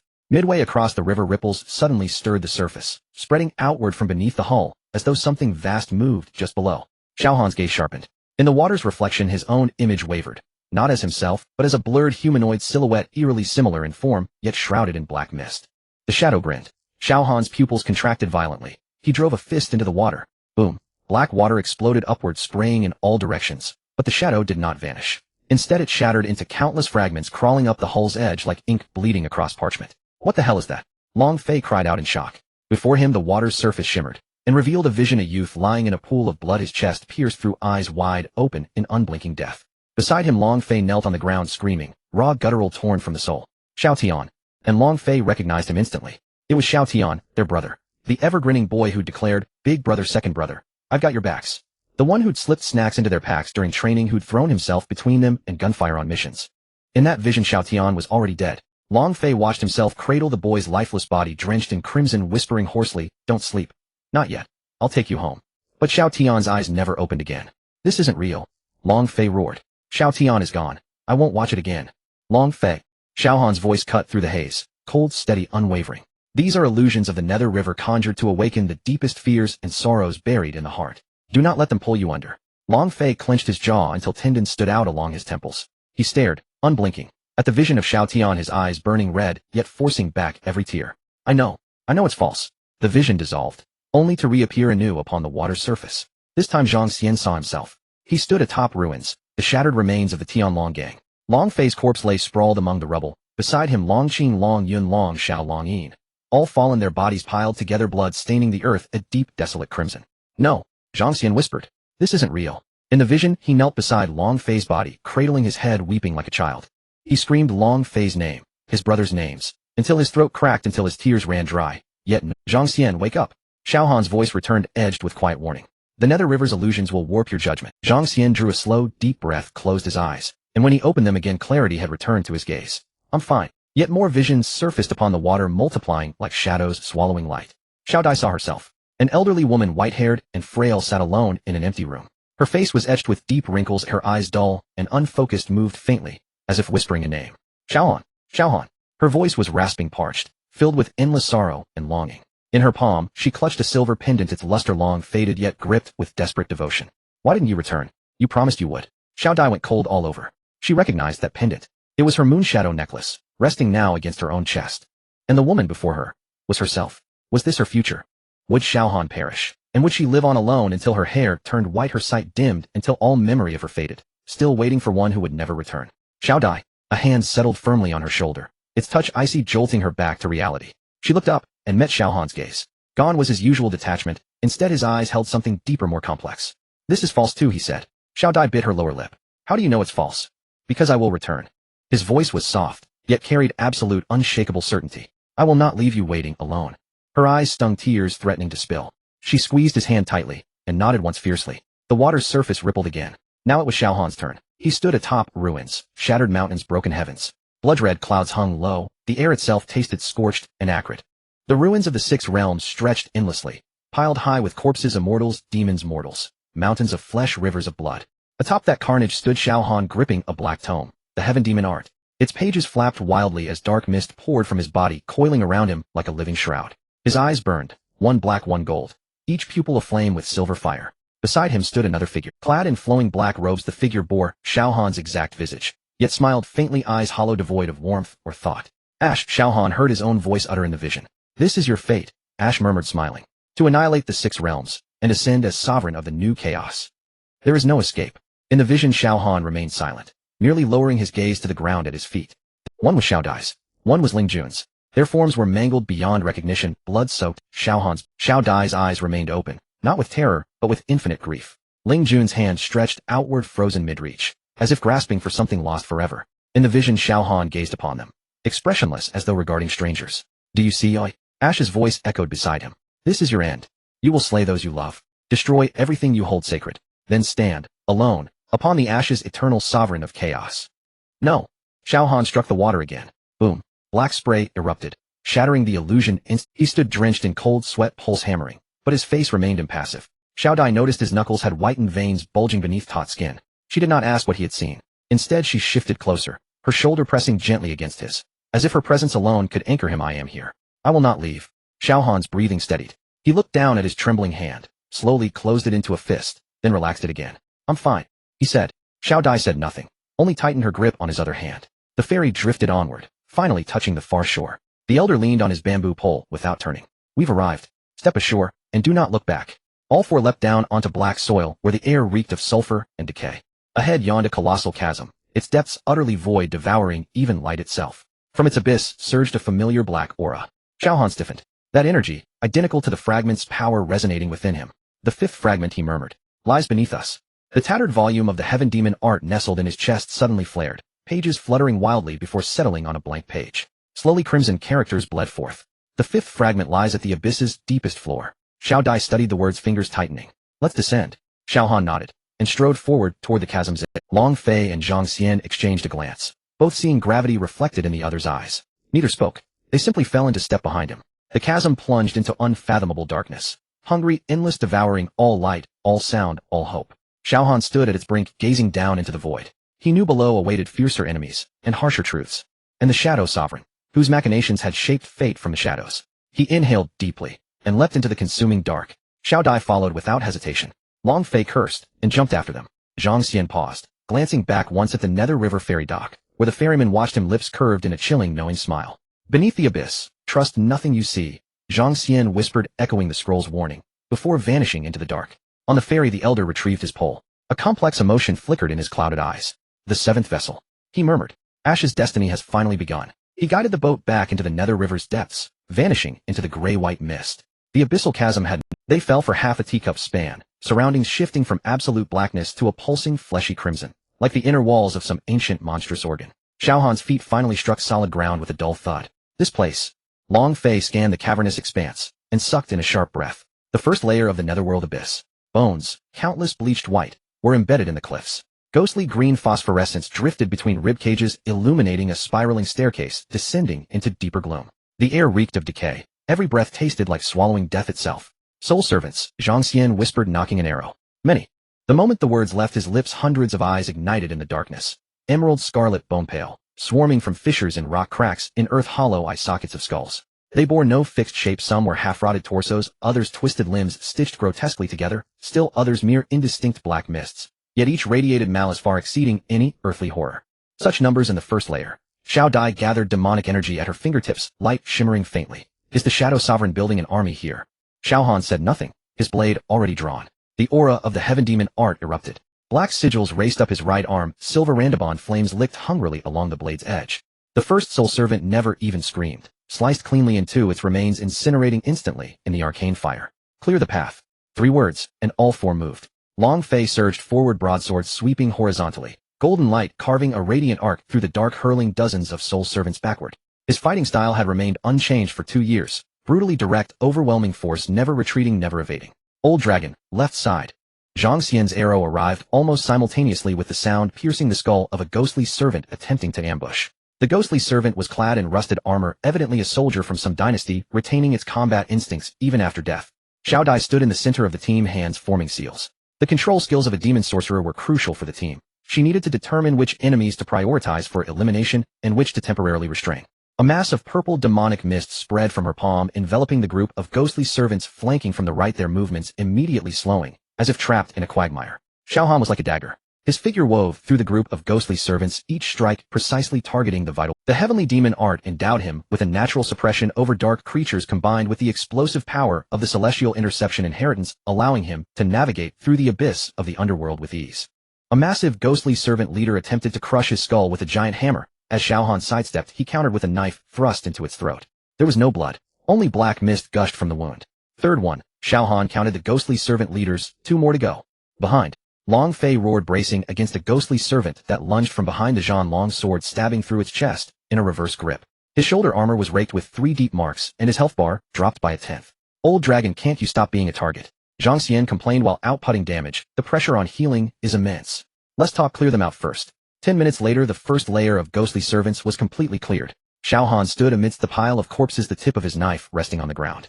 The black flames slowly extinguished, and the patterns on his right arm gradually faded. Long Fei leaned against the rock wall, gasping for breath, pulling out a recovery potion from his backpack. Xiao Dai was checking everyone's status, confirming that no one was afflicted by the curse of the ghostly servants. The first layer is done. Zhang Xian picked up a usable arrow. The following layers will only get harder.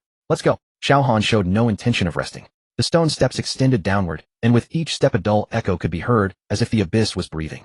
The number of ghostly servants in the second layer was greater, and their strength was stronger, but it still couldn't stop the 4 from it. Xiao Han's heavenly demon art, combined with the power of celestial interception, made each of his strikes a harvest. A long phase sword opened paths for his teammates, the Zhan long sword already smeared with black grime. Zhang Xian's arrows never missed, each one embedding into the vital points of the ghostly servants. Xiao Dai's demonic control flowed seamlessly, firmly grasping the battle situation. They had collaborated for 3 years. From the initial novice team to the elite combination capable of standing alone, each battle honed their mutual understanding. No need for verbal communication, a glance, a gesture could convey a teammate's intent. Second layer, third layer. The enemies grew stronger, and the consumption increased. Xiao Han began to use the deeper power of the heavenly demon art, the silver-black intertwined flames lingering longer on the blade. Long Fei's health bar dropped below the safety line several times, barely holding on thanks to Xiao Dai's healing spells. Zhang Xian's quiver was a third empty. Yet they pressed on. The end of the third layer was a stone door. Complex runes were carved onto the door, and a strong aura could be faintly felt surging from within. Xiao Han reached out to touch the stone door, the cold sensation transmitting through his fingertips, while the remnants of the heavenly demon art trembled slightly in his mind. There's something inside. He whispered, very strong. Fragments? Xiao Dai asked. Uncertain. But we must go through. The stone door emitted a muffled sound as it was pushed slowly, sliding open to both sides. The space behind the door was unexpectedly vast. A gigantic circular stone chamber, the dome reaching several dozen meters high, surrounded by 8 stone pillars etched with runes. In the center of the chamber stood a figure with its back to them, quietly awaiting. Xiao Han's footsteps halted. It was a young man, slim in build, dressed in tattered gray clothing with disheveled hair falling over his shoulders. His posture was somewhat lazy, weight shifting slightly to his left leg, his right hand hanging at his side, while his left hand habitually rubbed his waist. Long Fei's expression suddenly changed. That's not. His voice choked in his throat, as if something was blocking it. The chamber fell into eerie silence. The figure slowly turned around. A young face tinged with a hint of irreverence curled into a familiar, slightly roguish smile at the corners of his mouth. His eyes were bright, as if always concealing some mischievous plan. Hey Han, you guys are here. Xiao Han's hand holding the knife trembled for the first time. Xiao Tian, that voice, that smile, that posture, that habitual gesture of rubbing his waist, where a dagger once hung, his most prized weapon. Lin Xiaotian, the youngest member of the Dragon Soul Stab, a brother who died in a mission 3 years ago. How is it possible? Zhang Xian knocked an arrow but hesitated to shoot Xiao Tian. He is dead. Long Fei's voice was hoarse, as if squeezed from between his teeth. I watched him take his last breath. That's not Xiao Tian. The Xiao Tian in the chamber tilted his head, his gaze puzzled. Han, why do you all look like that? Wasn't it you who called me to help? He stepped towards the 4, his stride light, as if heading to an ordinary gathering. By the way, Han, there's something I've always wanted to ask you. His tone was casual, but his gaze was fixed intently on Xiao Han. During that mission, you were clearly right beside me. Why didn't you save me? Xiao Han's pupils suddenly constricted. You could have saved me. Xiao Tian's voice remained calm. I know you heard my distress signal, but you chose to complete the mission. Your mission was more important, right? Shut up. Long Fei roared, the Zhan long sword suddenly cleaving outward. You are not Xiao Tian. The sword's aura whistled towards Xiao Tian's body. Yet Xiao Tian merely raised his hand, slightly pinching the sword edge with 2 fingers. Long Fei's pupils trembled violently. This was not Xiao Tian's power. Xiao Tian was the scout of the Dragon Soul Stab, adept at stealth and intelligence gathering. Direct combat was never his forte. But this Xiao Tian effortlessly blocked Long Fei's full force strike, still wearing that familiar smile. Brother Long Fei, you're too impatient. Xiao Tian tilted his head. You weren't like this before. I said shut up. Long Fei drew his sword and struck 3 times in succession. Every strike was easily dodged by Xiao Tian, his movements light, as if dancing. Han. Xiao Tian looked at Xiao Han. You still haven't answered my question. Xiao Han remained still. His hand gripped the knife tightly, his knuckles whitening from the force. The heavenly demon art rampaged within him, black patterns crawling over his right arm, silver flames dancing on the blade. But he still did not strike. Because he knew. That smile, that posture, that voice, even that habitual gesture of rubbing his waist. All belonged to Xiao Tian. The underworld general had copied Xiao Tian's memories and combat habits. Why didn't you save me? Xiao Tian continued to ask. I died, and soon you would have a new mission, new partners. My position was replaced in 3 months. Han, did you ever care about me? Shut up. Xiao Han's voice was hoarse, as if squeezed from deep within his chest. It hurt when I died. Xiao Tian's expression turned sorrowful. They took 3 days to cut off my fingers one by one. I was thinking if you had come I wouldn't have to suffer this pain. But you didn't. I said shut up. Xiao Han's knife finally swung out. The silver-black flames howled toward Xiao Tian, but Xiao Tian merely sidestepped lightly, his movements too familiar. It was the combat instinct honed by the dragon's soul stabs, training identical to Xiao Tian's in life. Han, are you angry? Xiao Tian revealed that signature rogue smile. Don't be like this, I just want to reminisce with. Xiao Han's knife paused in midair. His hand trembled. Not just his hand, his entire body was shaking. The aura of the heavenly demon art rampaged within him, as if trying to break free from some shackles. Han. Xiao Dai's voice came from beside him, but Xiao Han could hardly hear. His mind was filled with images from 3 years ago. The destroyed building, the incomplete corpse, the face that could no longer be distinguished. Xiao Tian was the youngest member of the Dragon Soul Stab, only 20 years old this year. He loved pranks, enjoyed stealing others' snacks, and liked to show off in missions. When he died, Xiao Han was 300 meters away, executing another mission. You are not him. Xiao Han whispered, his voice sounding as if squeezed from between his teeth. You are not him. Of course I am him. Xiao Tian tilted his head. I have his memories, his habits, his voice. Han, on what basis do you? Because you don't want to admit it. I told you. Xiao Han suddenly raised his gaze. His left eye turned pure black, while his right eye burned with golden flames. You are not him. The aura of the heavenly demon art exploded, completely black mist surging from within him, like a living creature frantically tearing apart everything around. The stone chamber began to collapse, the runes on the stone pillars shattering in succession. Xiao Dai rushed to Xiao Han's side, saying no comforting words, merely grabbing his hand and pressing it against her heart. This is real. Her voice was soft, but pierced through the roar of the heavenly demon art. I am here. He felt Xiao Dai's heartbeat steady and strong. The warmth from her chest spread to his palm like a silent proof. Xiao Tian was dead. He had died 3 years ago. The thing before him was merely a monster pieced together by the underworld general using memories and the corpse. I know. Xiao Han closed his eyes, opening them 3 seconds later, the gold and black in his eyes having calmed. I know. He swung his knife. This time there was no hesitation. The silver-black blade pierced through Xiao Tian's chest, and that familiar figure began to disintegrate in the flames. There was no fear on Xiao Tian's face, only that eternal, slightly roguish smile. Han, when we meet next time, remember to save me. The illusion completely dissipated. The stone chamber fell silent once more, leaving only Xiao Han's heavy breathing. He gasped for breath, sweat dripping from his forehead, the aura of the heavenly demon art gradually calming. Long Fei approached, patting his shoulder without saying a word. Zhang Xian quietly stowed his bow, lowering his head. Xiao Dai released Xiao Han's hand, but continued to stand by his side. Let's go. Xiao Han's voice was hoarse. Don't let that thing die in vain. He did not look back at the dissipating illusion. But at the moment he turned around, new small words quietly appeared on the remnants of the heavenly demon art. Inner demon has been planted, the vessel will fall. Xiao Han's eyelids twitched. He stowed the remnants and continued forward. The passage beyond the third layer stone chamber was no longer as dark and narrow as before. Instead it became increasingly spacious, eventually transforming into a strange gray-white expanse. The ground felt like rock, yet resembled solidified mist, each step silent. Above there was no dome, only endless gray and white extending upwards like the chaos before the creation of the world. Long Fei walked in front, suddenly stopping, rubbing his eyes. Something's off. Zhang Xian knocked an arrow, scanning the surroundings cautiously. What happened? The direction. Long Fei frowned. I was clearly walking to the left, but when I turned back, I found you all on my right. Xiao Han's gaze darkened. He had sensed it long ago. Since stepping into this layer, the perception of the heavenly demon art had been suppressed by more than half. The divine sense that once extended 100 feet could now only reach less than 10. Even stranger, he distinctly remembered moving straight ahead, yet his position on the ground had been continually shifting. The space at this level has distorted. Xiao Han spoke, his voice barely carrying in the gray-white expanse, as if swallowed by some unseen force. This is not an ordinary illusion array, but a distortion at the level of laws. Xiao Dai tightened her grip on the moonshadow necklace, its silvery light dimmer than before, as if suppressed by something. Non-Euclidean structure. She whispered, the Xianyuan ancient scroll has recorded such ancient prohibitions where one's sense of direction becomes completely ineffective, and the end of a straight line may lead back to the origin, even parallel lines might intersect. Zhang Xian was left bewildered. Speak plainly. It means, Long Fei chuckled bitterly. We might be going in circles, or we could be moving forward, yet actually retreating, or we might even walk right back to where we started. The four fell silent. This kind of space cannot be broken through by mere memory. No matter how clearly they remembered, under the distortion of the laws, the memory itself could go awry. Xiao Han closed his eyes, refraining from seeing with his eyes, and instead sinking his consciousness within. The Tianmaju, the black aura that lay dormant in his dantian, slightly trembled, resonating weakly with something deep within the abyss. It was a fragment, the aura of the fifth fragment. Though hindered by layers, the pulse of bloodline connection could not be deceived. This way. Xiao Han opened his eyes and took a step forward to the left. Long Fei followed with skepticism, and after walking about 100 zhang, his eyes suddenly widened. They had returned to the position they were just at. Zhang Xian's arrow was still embedded in the ground precisely where he had marked earlier. Are you sure it's this way? Zhang Xian pulled out the arrow, which had already begun to darken. Xiao Han remained silent, his expression grim. The sensing of the fragment was not wrong, but spatial distortion had tangled all directions into a chaotic mess.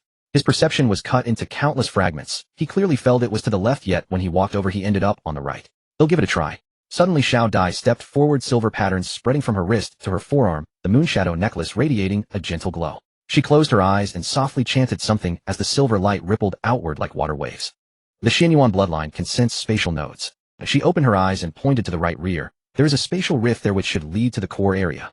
Xiao Han nodded and was about to step forward when, boom, a terrifying pressure descended from the sky, causing the gray-white space to suddenly shatter as a gigantic figure stepped out from the rift. It was a towering figure 3 zhang tall, covered in dark red bone armor, with 2 curved demonic horns on its head and burning green hellfire in its eye sockets. With each step it took, the space trembled, and the surrounding gray-white mist seemed to retreat frantically, as if encountering a natural enemy. A 6-layered expert from the netherworld. Xiao Han's gaze sharpened. Ancient demon. The ancient demon did not immediately attack, but instead surveyed the 4 with interest, the green hellfire flickering in its eye sockets. The 7th vessel. Its voice came as if from deep underground, carrying a harsh metallic scraping sound. The Lord of the Netherworld anticipated your arrival long ago. Xiao Han's hand rested on the knife handle, the black blade humming. He left the fragment behind. Left behind. The ancient demon let out a low chuckle. Why would I leave it behind?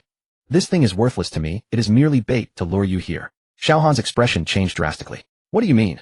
The ancient demon did not answer, but slowly raised its right hand, revealing a pitch-black vortex in its palm. Endless hell energy surged from the vortex, expanding wildly in all directions, twisting the space even more violently. The laws of the 5th layer of the abyss, netherworld suppression. Long Fei was the first to sense something was amiss. He instinctively circulated his true qi, but found it moving as if filled with lead, its speed reduced by nearly half, and the glow of his defensive artifact dimmed significantly. My defenses have been weakened by 40%. Long Fei's expression changed dramatically. Zhang Xian knocked an arrow, but the spiritual light on the bowstring could not condense into form, and the arrow's power was less than half of its usual strength. The attributes have been suppressed. Xiao Dai's moonshadow necklace also dimmed a bit, and the speed at which the silver patterns spread had noticeably slowed. Only Xiao Han among the 4 was not significantly affected. The aura of the Tianmaju resonated with the hell energy, becoming somewhat more active. Yet he knew that this did not indicate an advantage. The ancient demon had not yet made a move, and the mere suppression of the laws had caused Long Fei and Zhang Xian to lose a significant portion of their combat strength. Come on, 7th vessel. The ancient demon raised its hand, and a dark red bone spear materialized out of thin air. Let me see just how strong you are. Before the words had left its mouth, the bone spear had already arrived.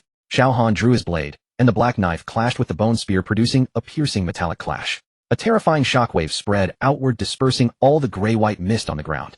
Xiao Han felt a tremendous force hit him, sliding back 3 zhang before he stabilized himself. Looking down, he saw fine cracks appearing on the black blade.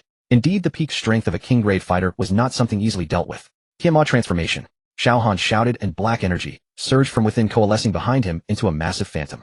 The phantom had 3 heads and 6 arms, each hand wielding a different weapon, exuding a horrifying aura of ancient demonic gods. His strength surged at once as he charged towards the ancient demon again. Long Fei and Zhang Xian were not idle either.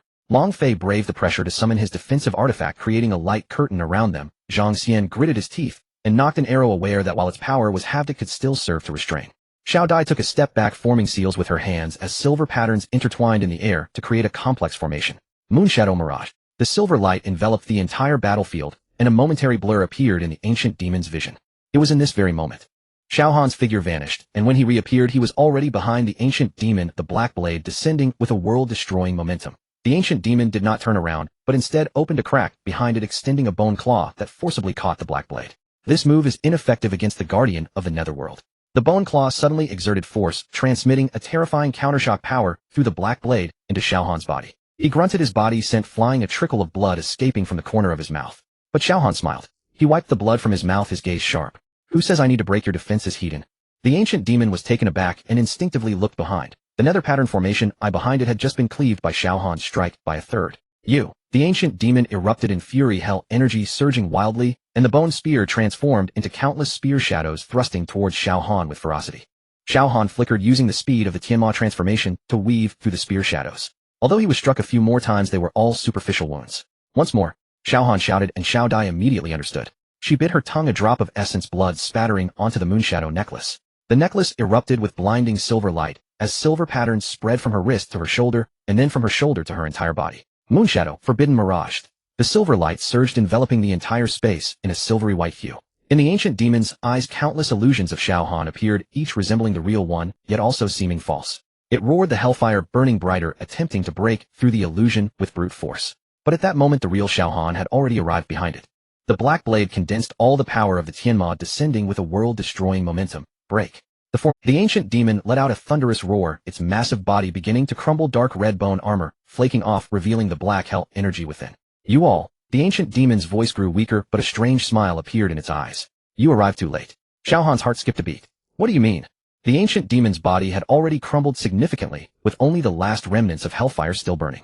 Its voice became intermittent, yet every word clearly reached Xiao Han's ears. The fifth fragment. Not here. It has long been taken away.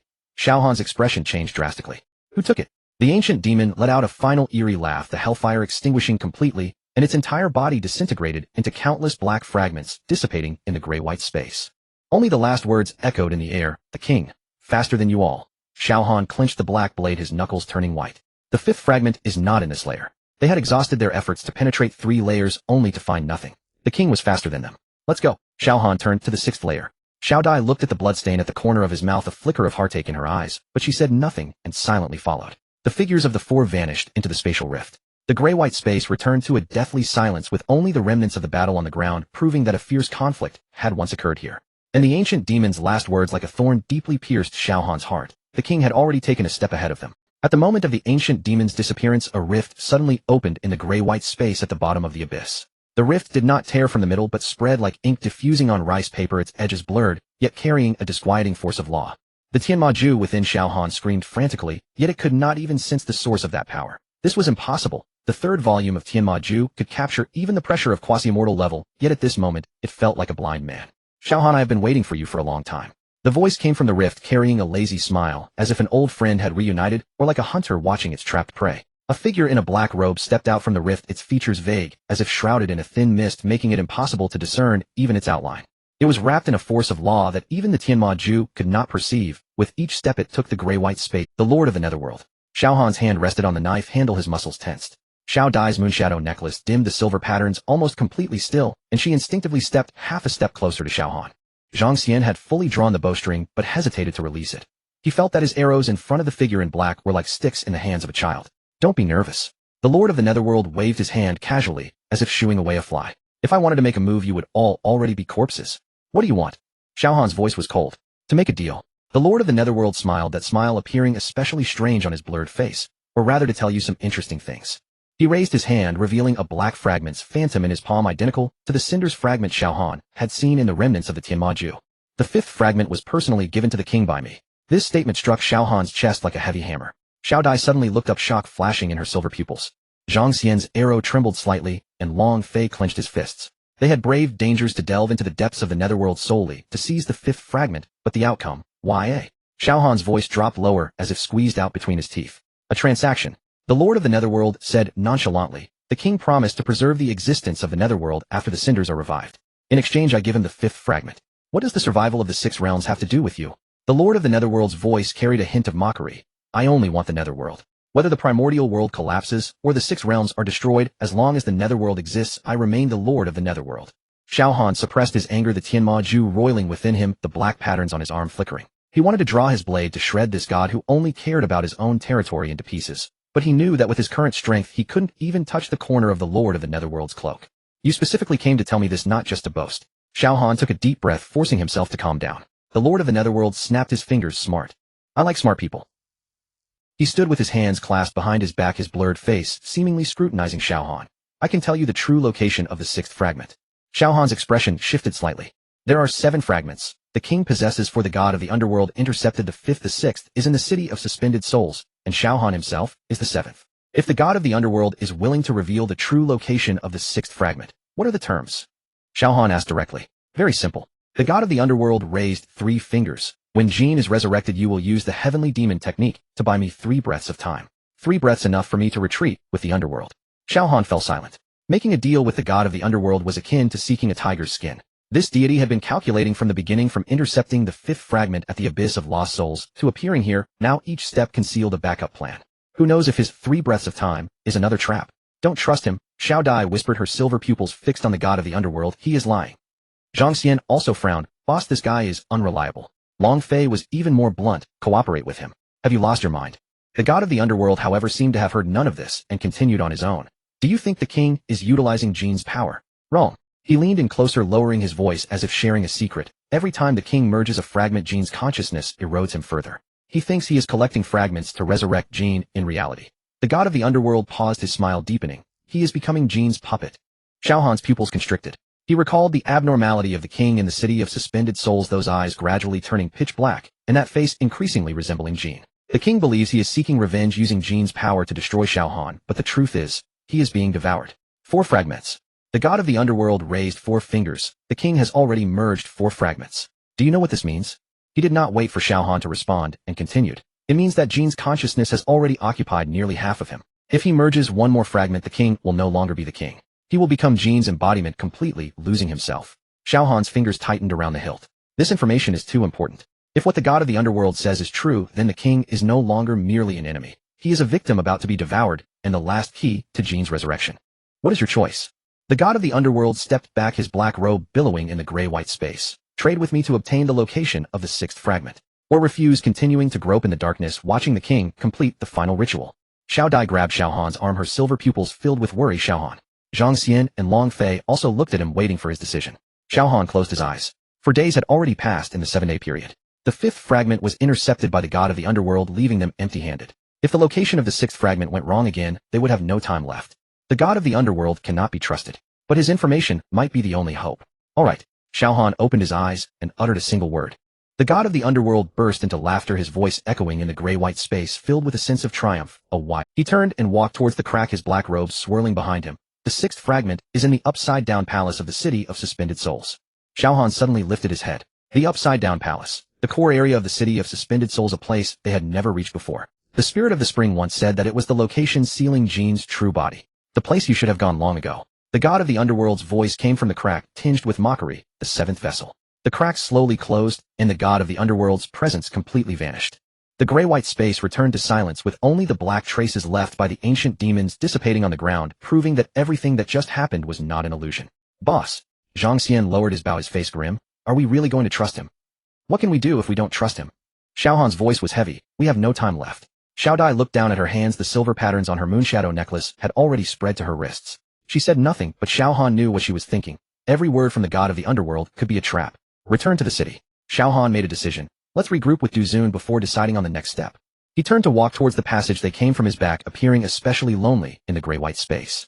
The god of the underworld's cards have been thrown, and the game has changed. Yet they remain mere pawns in this scheme. The light of the teleportation array faded, revealing the scene of Tai City. Xiao Han was stunned.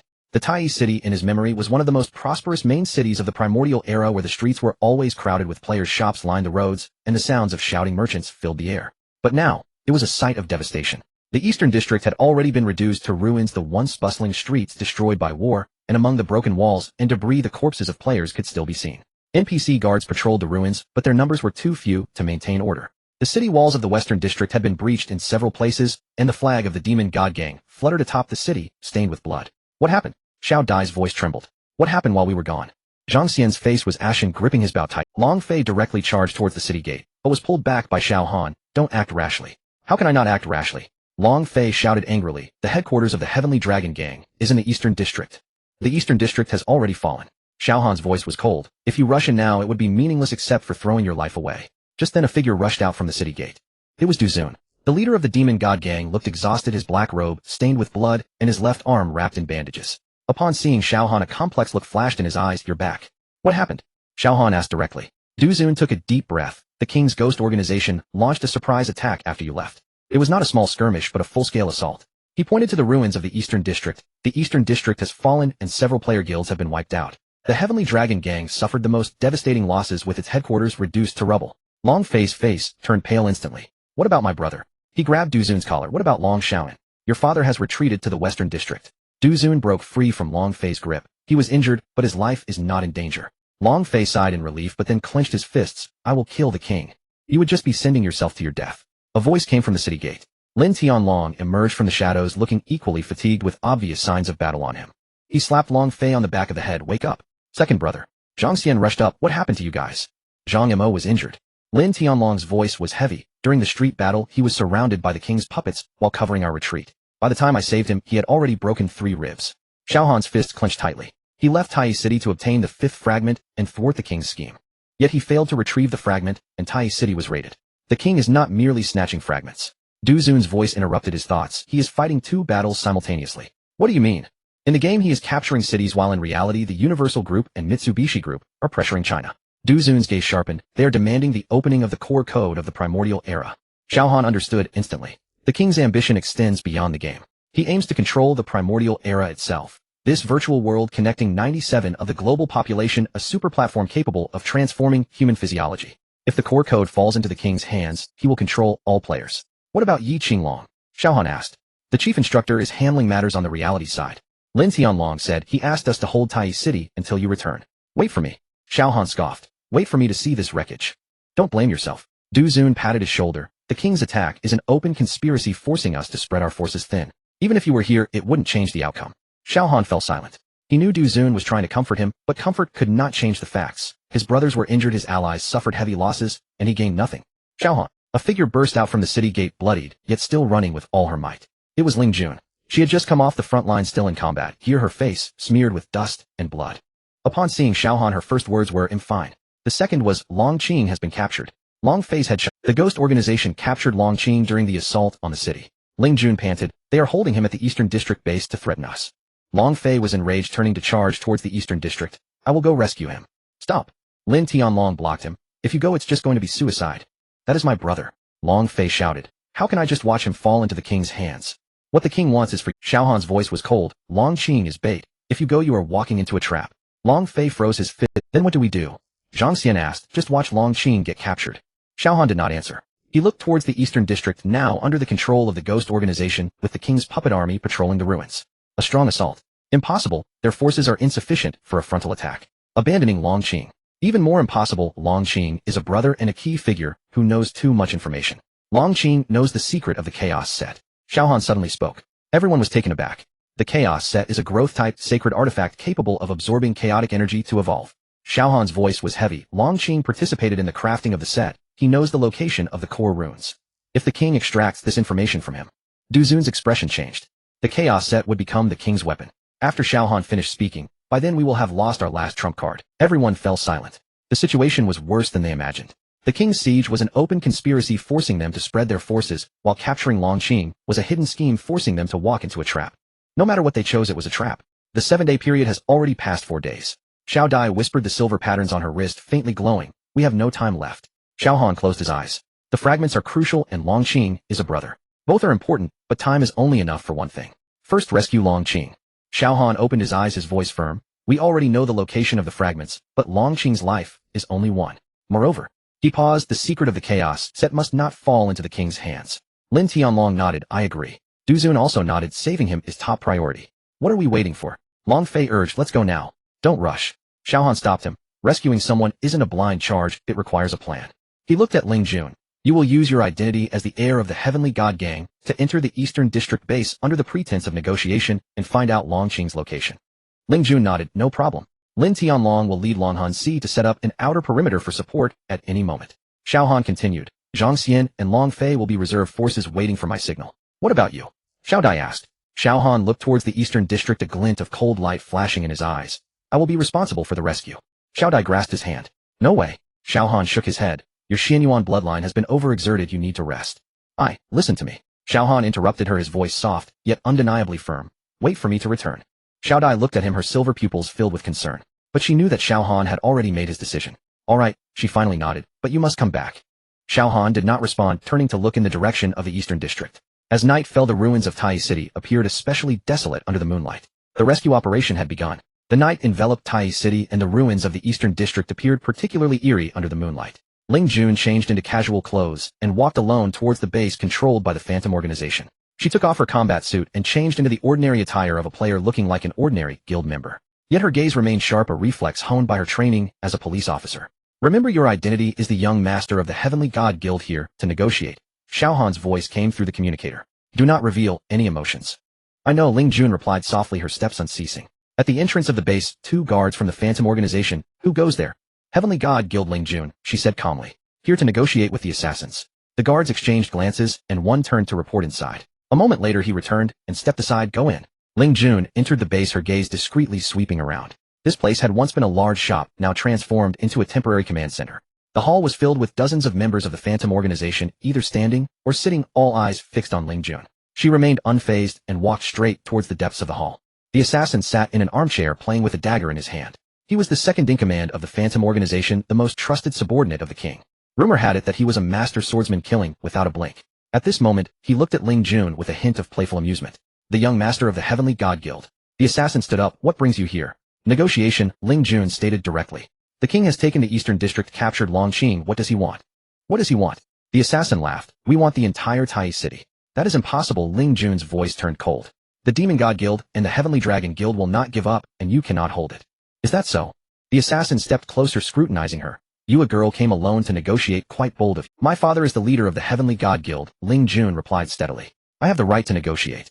The assassin stared at her for a moment and suddenly laughed. All right, let me show you our achievements. He turned and walked towards the back of the hall, and Ling Jun followed.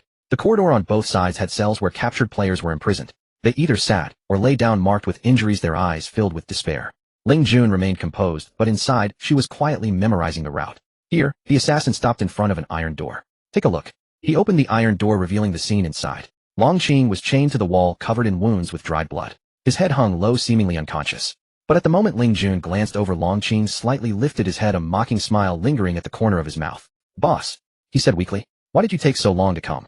Ling Jun's heart skipped a beat, but her expression, is this what you call achievements? She said coldly. A half-dead captive, he knows a lot of information. The assassin closed the iron door. The king is very interested. Then take your time to interrogate him. Ling Jun turned around. Let's discuss the negotiation another day. Leaving so soon? The assassin blocked her path. Don't rush, let's talk some more. Ling Jun paused, suppressing the She was a police officer, having seen too many scenes like this. The assassin was testing her. If she showed any signs of abnormality, she would be exposed. What shall we talk about? She asked calmly. Let's talk about your father. The assassin's gaze sharpened. Master Han has been quite quiet. My father is observing, Ling Jun said. The situation in Tai City is still unclear. He won't easily take a side. Observing. The assassin laughed. I think he is waiting for Xiao Han. Ling Jun's heart skipped a beat, but her expression remained calm. What is he to me? Oh. The assassin leaned closer. You don't have a good impression of him. He is an ally of the Demon God Guild, a rival of the Heavenly God Guild. Ling Jun said coldly. Why should I have a good impression of him? The assassin stared at her for a long time, then suddenly took a step back. All right, I will report the negotiation to the king. You may leave now. Ling Jun nodded and turned to leave. Her steps were steady, showing no sign of panic. But at the moment she turned, her fingers subtly moved. The contract sorcerer's spiritual energy perception had already marked Longqing's location. Cell No. 3E underground, second level, she whispered through the communicator. Longqing is still alive, but gravely injured. Receive. Xiao Han's voice came through. Retreat, we will act tonight. Ling Jun exited the base, her steps still composed. It wasn't until she turned a corner, confirming that no one was following her, that she leaned against the wall and took deep breaths. Damn it. She muttered softly. That scared me to death. The night grew deeper. Xiao Han stood at the high point of Tai City, gazing towards the Eastern District. By his side, Lin, Tianlong, Zhang Xian, and Long Fei were already in position. Action, he said softly. Four figures leaped out, simultaneously disappearing into the night. The guards at the base were dozing off, completely oblivious to the approaching shadows. Xiao Han, in his demon transformation, infiltrated black patterns covering his entire body, his presence completely concealed. He moved like a ghost, silently passing through the corridor, heading straight for the underground second level. Cell No. 3. The iron door was sliced open with a single blow, and Xiao Han charged into the cell. Longqing was chained to the wall, already on the brink of death. Boss. Longqing smiled weakly. You really came. Of course. Xiao Han cut the chains supporting Longqing. Can you walk? Barely. Longqing leaned against his shoulder. Boss, if you had come a moment later, I would have sold the secret of the chaos suit to the other side. Just kidding. Xiao Han did not smile, helping him move towards the exit. Wait. Longqing suddenly said, there are traps. I know. Xiao Han's voice was cold, but we must go. They burst out of the cell, heading straight for the exit. But just as they were about to reach the surface, a figure blocked their path. He stood at the exit, holding a long sword, a smile playing at the corners of his mouth. I knew you would come. Get out of the way, Xiao Han. Get out of the way, eh? The assassin laughed. Xiao Han, do you think this is a market? You can come and go as you please. He raised his sword, the tip aimed at Xiao Han. The king has been waiting for you for a long time. Xiao Han's gaze turned icy. With his left hand supporting Long Qing and his right hand gripping the knife, the black patterns spread along his arm. The demon art surged within him, the 10,000 ghosts devouring heart, ready to unleash. 3 seconds, Xiao Han said. What? I only need 3 seconds. Before his words finished, Xiao Han's pupils suddenly turned pure black, silver flames igniting in his eye sockets. The 10,000 ghosts devouring heart erupted. The assassin's face turned pale. In an instant, the wails of countless vengeful spirits exploding in his mind. His movements froze, the sword trembling slightly. Just 3 seconds, yet 3 seconds were enough. Xiao Han supported Long Qing and rushed past the assassin. Retreat. Lin Tianlong, Zhang Xian, and Long Fei acted simultaneously, covering their escape. The group dashed out of the base, vanishing into the night. The assassin stood rooted to the spot, his face grim. The effect of the 10,000 ghosts devouring heart had faded, but his forehead was still beaded with cold sweat. Damn it, he muttered under his breath. He picked up the communicator and dialed a number. King, the fish has taken the bait. The voice of the king came through the communicator, tinged with amusement. Good. Proceed as planned. The assassin hung up, gazing in the direction where Xiao Han had vanished, a cold smile appearing at the corner of his mouth. Rescuing someone. This was just the beginning. The real trap was yet to come. 30 miles outside Tai City, in an abandoned mine, Xiao Han laid Long Qing flat on a hastily set up straw mat, Xiao Dai's hands already glowing faintly with silver light. The moonshadow necklace floated above Long Qing's chest, silver patterns burrowing into his wounds like living creatures. Hold on, Xiao Dai said, beads of sweat forming on her forehead as she squeezed the power of the Xianyuan bloodline to its limit. Long Qing's complexion was as pale as paper, the deep wound in his chest visible to the bone, its edges wreathed in eerie black mist, traces of the underworld's power encroaching. Xiao Han stood to the side, his fingers unconsciously rubbing the old bullet shell tied to his knife sheath. That was a relic of Xiao Tian, the cold metallic feel keeping him somewhat alert. 3 minutes. Xiao Dai withdrew her hands, the silver light gradually dissipating. She stumbled slightly, and Xiao Han reached out to support her shoulder. You won't die, Xiao Dai said softly, but you can't engage in intense battles within 3 days, or the wounds will burst open. Long Qing struggled to open his eyes, and his first words plunged the entire mine into silence. The king has already merged the 5th shard. Xiao Han's gaze sharpened instantly, Zhang Xian tightening the bowstring in his hand, Lin Tianlong moving closer from the cave entrance. Clarify, please. Long Qing forced a smile, his throat emitting a coarse laugh. I was locked up for 3 days, watching him piece by piece insert the shards into his body right before my eyes. The 5th shard was merged right in front of me. He paused, a flicker of fear flashing in his eyes. Do you know what I saw? What? Xiao Han pressed on. A madman, Long Qing's voice trembled. When the king merged the 5th shard, his right half was almost completely covered in black patterns. Those patterns. They seemed alive, writhing beneath his skin. And then, oi. Zhang Xian couldn't help but interject. And then he laughed. Long Qing swallowed hard. He laughed so happily, saying finally complete. But the next second he froze. It was as if something was stuck in him, his eyes glazed over, his lips moved, but no sound escaped. That was the residual consciousness of Jin fighting for control. Xiao Han's voice was cold. Exactly, Long Qing nodded. At first I didn't understand, but later I heard the assassin say that the king experiences this blank period every time he merges shards. It doesn't last long, from a few seconds to over 10 seconds, but during this time the king completely loses consciousness. Xiao Dai furrowed her brow. Jin's consciousness is eroding him. And that's not all. Long Qing struggled to sit up, but Xiao Han pressed him back down by the shoulder. The Phantom organization is not as united as you think. What do you mean? I heard the assassin and Ghostvine arguing. Long Qing lowered his voice. They didn't know where I was locked up, thinking I couldn't, but in reality the ventilation ducts in the cell connected to their meeting hall. Xiao Han squatted down, looking directly into Long Qing's eyes. What were they arguing about? The assassin wants to withdraw, Long Qing pronounced each word slowly. He said the king has gone mad, and if this continues, everyone will perish. But Ghostvine disagreed, saying the ship has already sailed into the middle of the sea. Jumping off means death. And then, oi. Then Ghostvine said something very crucial. Long Qing took a deep breath. He said the witch has been secretly wooing those who want to withdraw. You better figure out which side. Xiao Han's pupils slightly constricted. The witch. That young girl from the Lei Shi tribe, the king's subordinate, the mysterious woman mastering the myriad puppet arts. Xiao Han had a brief encounter with her, and his instincts told him that the witch was not as loyal to the king as she appeared. The witch has not completely sided with the king. Xiao Han said in a deep voice. She is leaving herself an escape route. There is one more thing. Long Qing's expression turned exceptionally serious. It is more important than the previous matters. All eyes were focused on him. I overheard another conversation between the assassin and the Ghostvine in the cell. Long Qing's voice was kept very low. They mentioned that the 8th volume of the demon art has been retrieved from the floating city and is being transported to the king. Xiao Han's heart sank sharply. The incomplete scroll of the Heavenly Demon Manual in his hand contained only the first 7 volumes, and it already recorded too many chilling contents. If the 8th volume fell into the hands of the king, Lin Tianlong asked the question that everyone wanted to know. Long Qing shook his head, but I heard the assassin say one thing: with the 8th volume, all the blood characters on the incomplete scroll can be deciphered, including how to fully awaken the ember. Xiao Han's fingers tightened slightly. He could only understand one-third of the blood characters on the heavenly demon manuals. Those words were in an ancient language obscure and difficult to understand, but every time the blood characters appeared they signified some important change. If the king obtained the complete deciphering method. Xiao Han asked, how much longer until the 8th volume is delivered to the king? Longqing thought for a moment. They said about, but considering that the king had already fused 5 fragments, he might not be able to wait that long. Xiao Han stood up and turned to look at the pitch-black night sky outside the mine. 7 days' time. The blood characters on the heavenly demon manual's incomplete scroll warned him that he had 7 days, and now only 2 remained. In these 2 days he must prevent the king from obtaining the 8th volume of the heavenly demon manual, while also finding a way to deal with the heart within him that did not belong to him. Longqing. Xiao Han's voice was terrifyingly calm. Do you know from which location in the suspended city the 8th volume was taken out? The assassin mentioned a name. Longqing said the upside-down heavenly palace. In the depths of Xiao Han's mind a long-sealed memory was suddenly triggered. That was a blood character from the heavenly demon manual. The container's return placed the upside-down heavenly palace. The 6th fragment was also there. We need a plan. Xiao Han turned around, his gaze sweeping over everyone present. What plan, eh? Zhang Xian asked. Split into 3 routes, Xiao Han said. I will venture alone into the suspended city to retrieve the 6th fragment and intercept the 8th volume of the heavenly demon manual. 1 person, Lin Tianlong frowned. 1 person, Xiao Han nodded. The suspended city is the seal of the ember, and the pull of the fragments within me is too strong there. If you all go with me it will only be a burden. What about the other 2 routes? Xiao Dai asked softly.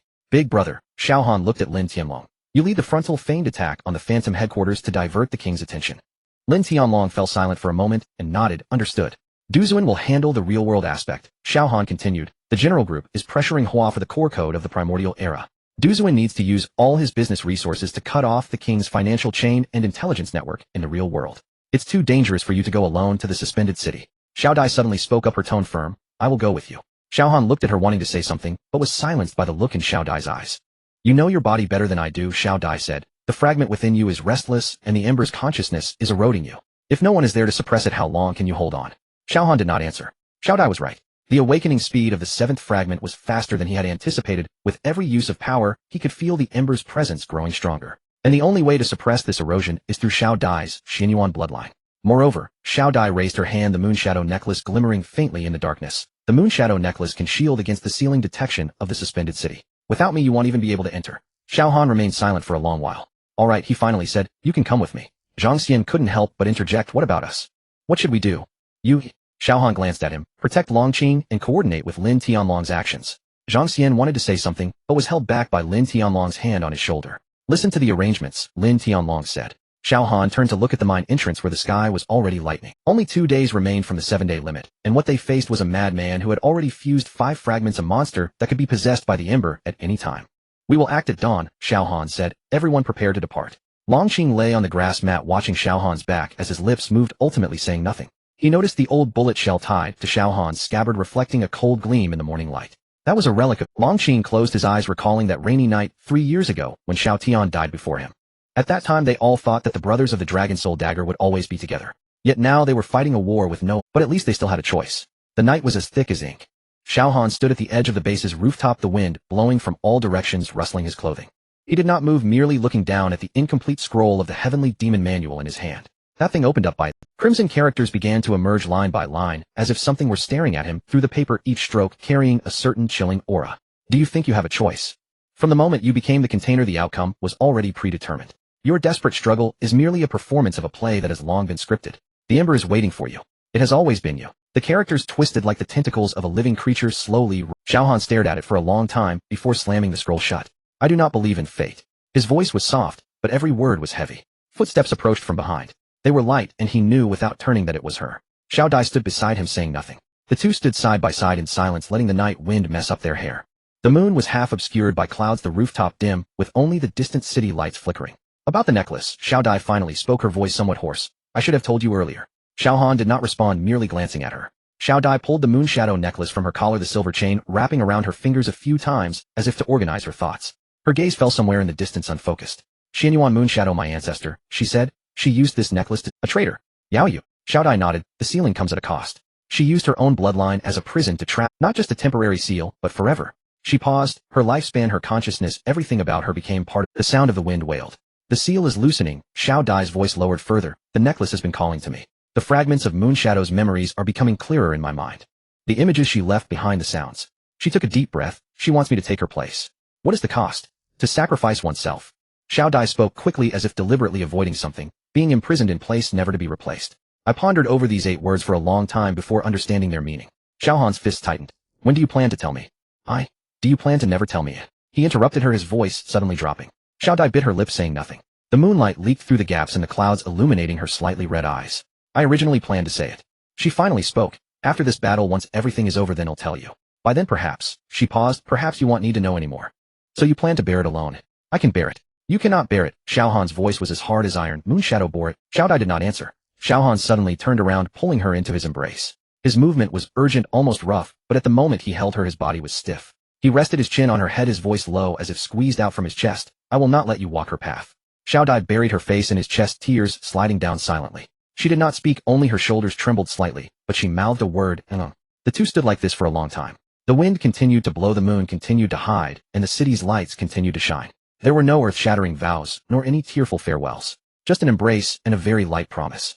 Footsteps sounded again, this time heavier. Lin Tianlong walked onto the rooftop, holding something in his hand. His expression was complex, a mixture of heaviness, hesitation, and something difficult to articulate.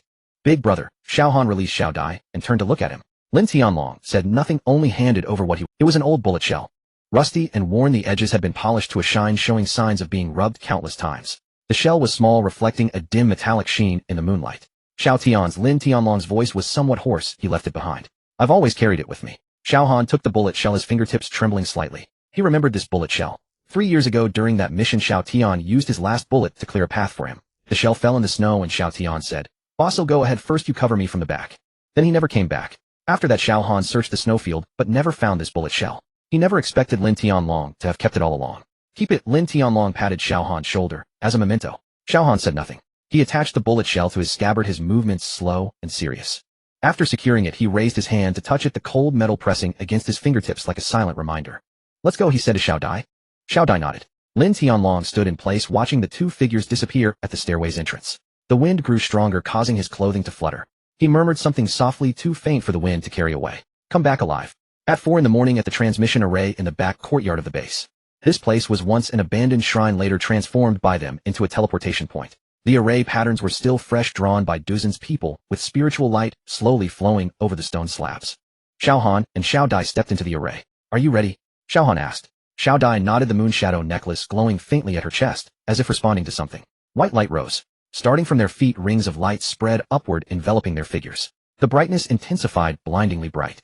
Just as the white light completely engulfed them, the fragments within Xiao Han trembled violently. That heart that did not belong to him suddenly thumped once. The water flows upwards. A massive waterfall rises from the abyss, cascading against the inverted palaces, then dispersing into a mist of water at the highest point.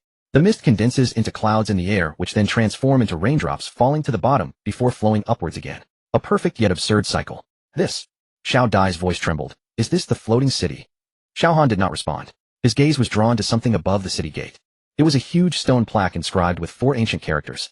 The strokes were vigorous, carrying a certain majesty from antiquity, each stroke seeming to be carved with knife and sword. The inverted heavenly palace. The city gate stood open, as if waiting for someone. Xiao Han pressed against his chest, where a heart that did not belong to him beat ever more violently. He lifted his head, his gaze piercing through the city gate, staring into the depths of the palace group. Something was waiting for him there. Fragments stirred within him, the Tianma Sutra radiating heat from his backpack, his blood seeming to burn. All signs pointed in one direction. Xiao Dai's hand quietly grasped his. Xiao Han turned to look at her, noticing her pale face, yet her eyes were resolute. She said. The two stepped through the city gate. Behind them the white light dissipated, and the teleportation array fell silent. Where they had just stood, a gust of wind swept by, causing the spiritual light on the ground to flicker. It was as if something was blinking. Outside the floating city, the inverted palaces cast enormous shadows under the dim sky. As soon as Xiao Han stepped out of the teleportation array, the heart that did not belong to him began to beat frantically in his chest, as if trying to tear through his ribs and escape. A burning sensation spread from his heart throughout his body, every vein feeling as though it were being pressed repeatedly by a hot iron. Ugh! He knelt on one knee, pressing his right hand firmly against his chest. Black energy seeped from beneath his skin, crawling up his neck and tracing eerie patterns on his pale face. Xiao Dai rushed forward to support him, but as her fingertips just touched his shoulder, a torrent of overwhelming black energy suddenly erupted, sending her flying away. Don't touch me! Xiao Han gritted his teeth and squeezed out a few words, his voice hoarse as if scraped from the depths of his throat. This thing is devouring me. The remnants of the Tianma Sutra flew out from his chest, fluttering in midair as blood-red characters appeared line by line. The vessel will fall, only the source can be sought. 7 days time passed, that will be eternal fall. The source is at the beginning of chaos. The core of chaos can quell the flames. Xiao Dai climbed up from the ground, the silver light on the moon shadow necklace shining brightly. The silver patterns spreading to her wrist were now pulsing gently. She bit her lips, silver blood oozing from the corner of her mouth. This was the price of the ultimate awakening of the Xianyuan bloodline. Her life was burning. But she did not tell Xiao Han. Just as Xiao Han did not tell her that the black heart in his chest beat, with every pulse devouring his consciousness. Source. Xiao Han's consciousness began to blur, the world before his eyes appearing as if stained with ink in overwhelming darkness. He desperately tried to grasp something, his fingers clawing through the void, but only touched the cold wind. At that moment, Ling Jun's communication request rang out urgently. Xiao Dai pressed to answer, and Ling Jun's anxious voice came through. Is Xiao Han in trouble? I just received news from Lin Tianlong. The commander sent urgent intel. He said that if Xiao Han encounters a fragment riot, he must immediately seek the source. What is the source? Where is it? The commander only said 6 words. The source is at the beginning of chaos. Ling Jun's voice trembled slightly. Also, he said Xiao Han must find the core of chaos within 7 days, otherwise. The other end fell silent. Otherwise what? Xiao Dai pressed on. Otherwise the fragments will devour his soul, and he will become the embodiment of destruction, disappearing forever. Xiao Han's consciousness completely fell into darkness. In the sea of consciousness, a chaotic gray-white space lacking distinction of up or down, left or right, and without the concept of time flowing. Xiao Han stood in the void surrounded by endless mist. He tried to channel the power of the Tianma Sutra, but found his body empty, devoid of anything. You have come. A voice echoed from all around, indistinguishable in gender or age, as if countless voices were overlapping like the first sigh of the universe at its creation. The mist slowly parted, revealing a vague figure before Xiao Han. The figure lacked distinct contours, but one could faintly make out the silhouette of a person. It was enveloped in a faint white light, in stark contrast to the black energy within Xiao Han. Who are you? Xiao Han asked. You may call me Source. The voice was calm but carried an ancient majesty. At the beginning of chaos, when heaven and earth were not yet divided and yin and yang had not been determined, 2 consciousnesses were born from the chaotic energy. One was creation and the other was destruction. The creator is Source. The destroyer is destruction. Xiao Han's heart trembled. You and destruction are opposites. No. Source shook his head. We are 2 sides of the same coin. Just like light and darkness, like life and death. Without creation, how can there be destruction? Without destruction, what meaning does creation hold? Then why do you want to help me, Because I have seen the outcome. Source's voice carried a hint of sorrow. Destruction's obsession is too deep. He has forgotten balance, and desires complete annihilation. If he devours you and becomes the complete god of destruction, the 6 realms will turn to nothingness. Xiao Han was silent for a moment. What is the core of chaos? It is the primal force left when chaos began. It is the core of chaotic energy, and the key to balance. The figure of Source began to grow transparent. You must find it within 7 days, and fuse the core of chaos with the fragments in your body to stop destruction from devouring you. Where should I look? In the inverted heavenly palace of the floating city, there lies the answer you seek. After saying this, Source's figure completely vanished, and the gray-white space in the sea of consciousness began to collapse. Xiao Han felt a force pushing him outward.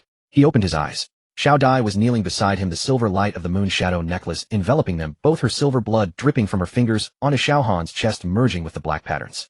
Buzz! In the moment the 2 forces met, a blinding light erupted in the air. The silver blood and black energy intertwined like 2 snakes, twisting, biting, and merging in the air. Ultimately they wove into a blurry pattern above Xiao Han and Xiao Dai's heads. It was a map. At the center of the map was an inverted palace surrounded by 7 stars, each marking a symbol.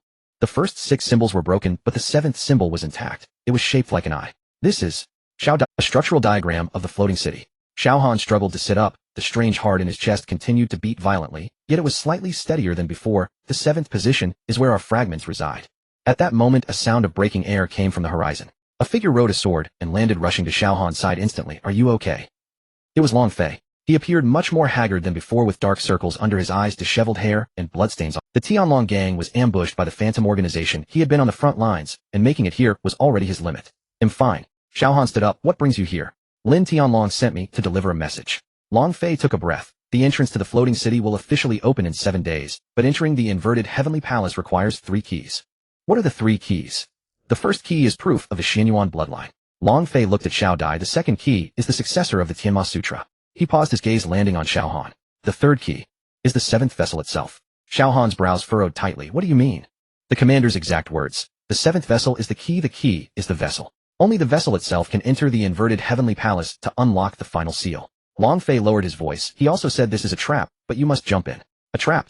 The floating city is where destruction is sealed. The inverted heavenly palace is the core of the seal. The commander suspects someone deliberately placed the 6th fragment there to lure the 7th vessel in.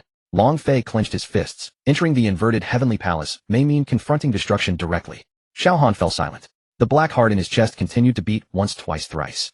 as if counting down. 7 days. He had only 7 days.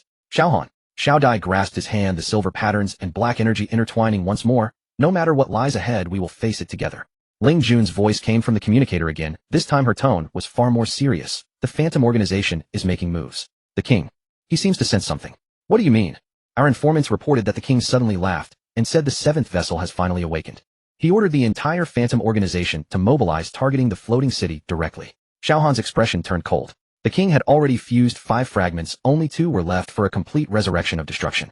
The 6th fragment was in the floating city, and the 7th was Xiao Han himself. If the king intercepted him in the floating city, he is more anxious than anyone else. Xiao Han said softly, because he knows that with each fragment fused, destruction's consciousness will erode him further. He has no way out now. Thus this battle is inevitable. Long Fei drew his sword from his waist. Then let's fight. Xiao Han did not answer, raising his gaze to the sky. The originally dim sky was slowly cracking open with a huge rift. Deep within the rift something was writhing. It was an eye burning with black flames. It looked down upon the earth from the rift, its gaze piercing through the clouds and space, landing squarely on Xiao Han. The sensation of being watched made every hair on Xiao Han's body stand on end. Vessel. A voice echoed in Xiao Han's mind, hoarse, cold, filled with ecstasy. I have waited for you. For a long time. It was the voice of destruction. The burning eye blinked, and the edges of the rift began to collapse, countless black fragments falling from the rift, like a black meteor shower. Welcome home, 7th vessel. Xiao Han clenched his fist, his nails digging deeply into his palm. The 7-day countdown officially began, and the inverted heavenly palace of the floating city awaited him ahead. Under the ruined walls of Tai City, the atmosphere in the temporary command center was heavy enough to drip water. Xiao Han scanned the faces gathered around the round table. Lin Tianlong Zhang, Mo Zhang, Xian Liu Long Fei, Du Zun Ling Jun, and Xiao Dai. These people were his most trusted companions in this wild world, and they were the ones he would protect with his life. There are some. Xiao Han's voice was calm, but each word carried a bloody sense. He raised his right hand, black patterns spreading from his wrist to his fingertips, the mark of destruction's fragment taking root within him. The 7th fragment within me is not a gift, but a curse. If I cannot stop the king from completing the fusion within 7 days, I will become another destruction. Silence. A silence akin to death. Zhang Mo was the first to speak, his voice steady as iron. The king knows, does. Yes. Xiao Han did not hide it. He has been waiting for my awakening. The 7th fragment is the final step. Zhang Mo nodded slightly, his slender fingers tapping rhythmically on the table, the sound echoing in the room as he analyzed the situation, his mind racing. The king now possessed 5 fragments. The 6th was intercepted by the dark god, and you are the 7th fragment. Zhang Mo paused his tapping, saying, he is waiting for you to find him. Therefore we must be faster than him, said Xiao Han. Zhang Xian suddenly stood up. This usually playful guy who often joked around now wore a serious expression. He walked around the table, stopping in front of Xiao Han, his hands heavily resting on Xiao Han's shoulders. Brother, Zhang Xian's voice was slightly husky, you know what I want to say. Xiao Han looked at him. Wherever the brother is, that's where we should be. Zhang Xian tightened his grip on Xiao Han's shoulder. No matter what disaster or king, we will bear it together. Lin Tianlong remained silent, simply pulling a bullet shell from his pocket and gently placing it on the table. It was left by Xiao Tian. Xiao Han's gaze fell on the shell, his pupils slightly contracting. When Xiao Tian left, I couldn't protect him. Lin Tianlong's voice was low. This time I won't let you bear it alone. Xiao Dai had been quietly sitting in the corner, silver blood seeping from the crescent-shaped totem on her wrist, glimmering faintly under the dim light. She remained silent, simply placing her hand over Xiao Han's. The silver glow intertwined with the black patterns on their clasped hands, resembling a silent pact. Ling Jun fought back, tears her lips, turning white from biting them. All the intelligence networks of the Celestial God Alliance will operate at full capacity, starting today. Her voice trembled slightly, but each word was articulated clearly. I will search for the clues of the key. Du Zun crossed his arms, his brow furrowed. The resources of the Demon God Alliance will fully cooperate, he said. Whatever you need. Money, people, equipment. I will. Long Fei slammed the table, causing the teacup to jump. The Celestial Dragon Alliance stands ready, he shouted. Damn it, isn't it just a fight against the king? I've long found him displeasing. Xiao Han looked at the people before him, a warm current surging in his chest. These people could have remained uninvolved. The king's target was him, and the curse of the fragments rested upon him. They could have stood by and waited for everything to settle before making plans. But they did not. Thank you, Xiao Han said. No sooner had he spoken than the fragment of the heavenly demon art in his arms began to vibrate violently, flipping open on its own, revealing blood-red characters. Emperor, Emperor, if the vessel falls within 7 days, the 6 realms will be destroyed. Emperor, Emperor. Everyone's expression changed. The 6 realms will be destroyed, eh? Lin Tianlong frowned. What does that mean? Xiao Han stared at the blood characters, a chill rising within him. My existence is already bound to the fate of the 6 realms, he spoke slowly. If I die or am possessed by the dark god, the 6 realms will be destroyed along with me. What about the king? Zhang Mo asked. If he merges the fragments, will the 6 realms? The king is merely a pawn, Xiao Han interrupted. The true mastermind is the dark god, and those who manipulate us as pawns. The king merging the fragments will ultimately be devoured by the dark god. Thus we must find the 3 keys before the king. Xiao Dai spoke up, her voice soft, yet resolute. The key to enter the upside-down heavenly palace. Long Fei cleared his throat, pulling out a crumpled map and laying it on the table. I've inquired about it, and I have leads on the locations of the 3 keys. He pointed to several spots on the map. The first key is in the Medicine King Valley, the second is in the maze forest at the edge of the underworld, and the third, he paused, his gaze landing on Xiao Han. The third key is you. Xiao Han's pupils constricted. Me. More precisely, it is the fragment within you. Long Fei said the intelligence source indicated that entering the upside-down heavenly palace requires 3 keys, and the third key must be the vessel of the dark god's fragment. This is a trap, Zhang Mo said coldly. Someone deliberately leaked the information to draw Xiao Han to the upside-down heavenly palace. Regardless of whether it's a trap, we have no other choice, Xiao Han said. The 7-day deadline has already passed more than halfway. We cannot afford to hesitate. Everyone began discussing their roles. Xiao Dai and I will go to the Medicine King Valley to retrieve the first key, Xiao Han said. I will head to the edge of the underworld. Lin Tianlong said. I've been to the maze forest before, am somewhat familiar with the terrain. I will contact the old ancestor Hong Jun, Long Fei said. Though that old man is greedy, he is incredibly well informed. He might be able to extract some useful intel.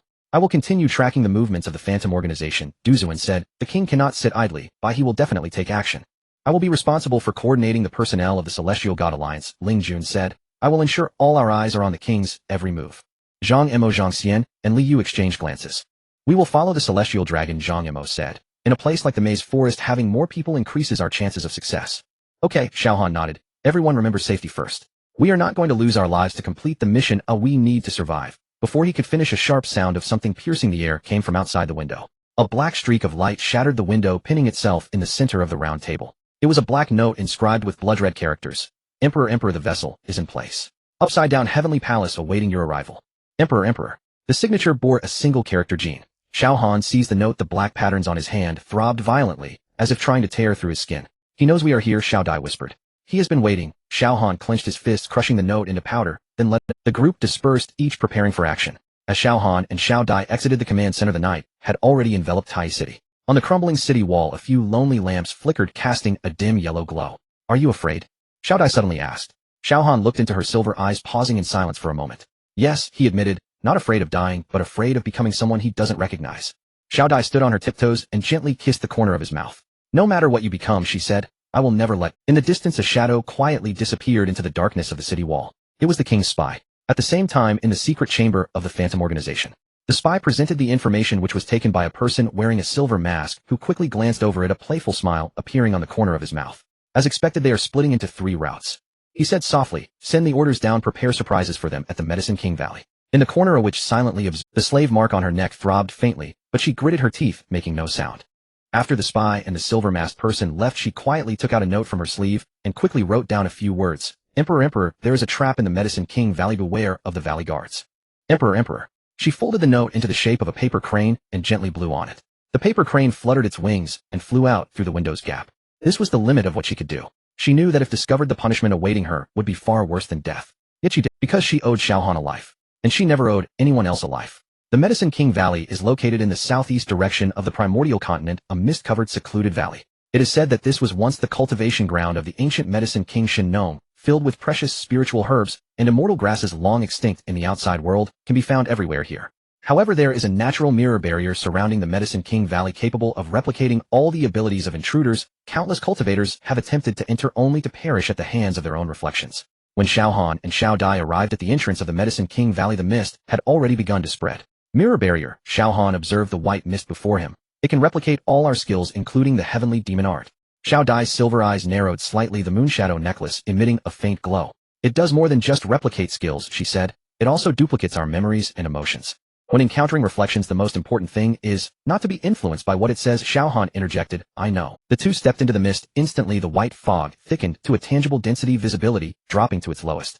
Xiao Han gripped the heavenly demon blade, while Xiao Dai formed seals with her hands, the glow of the moonshadow necklace brightening under the enhancement of her silver blood. Be careful, Xiao Han whispered, they're coming. No sooner had he spoken than a light chuckle echoed from within the mist. Long time no see, Xiao Han. Xiao Han suddenly turned around, seeing a figure identical to himself stepping out of the fog. The mirror image of Xiao Han. But unlike Xiao Han, the mirror's eyes were devoid of pupils, only vast black abysses like 2 gaping voids ready to swallow everything. Who are you? Xiao Han asked. I am you, the mirror image smiled. Or rather, I am what you will become. Gene. Smart. The mirror image nodded. You possess my fragment within you. It is only a matter of time before you become me. When that time comes, everyone you cherish will die at your hands. Xiao Han said nothing, only tightening his grip on the blade. The mirror image suddenly laughed, a playful glint in its smile. I know what you're thinking. You want to say that you want become Jean, that you have friends, lovers, and bonds that will keep you awake.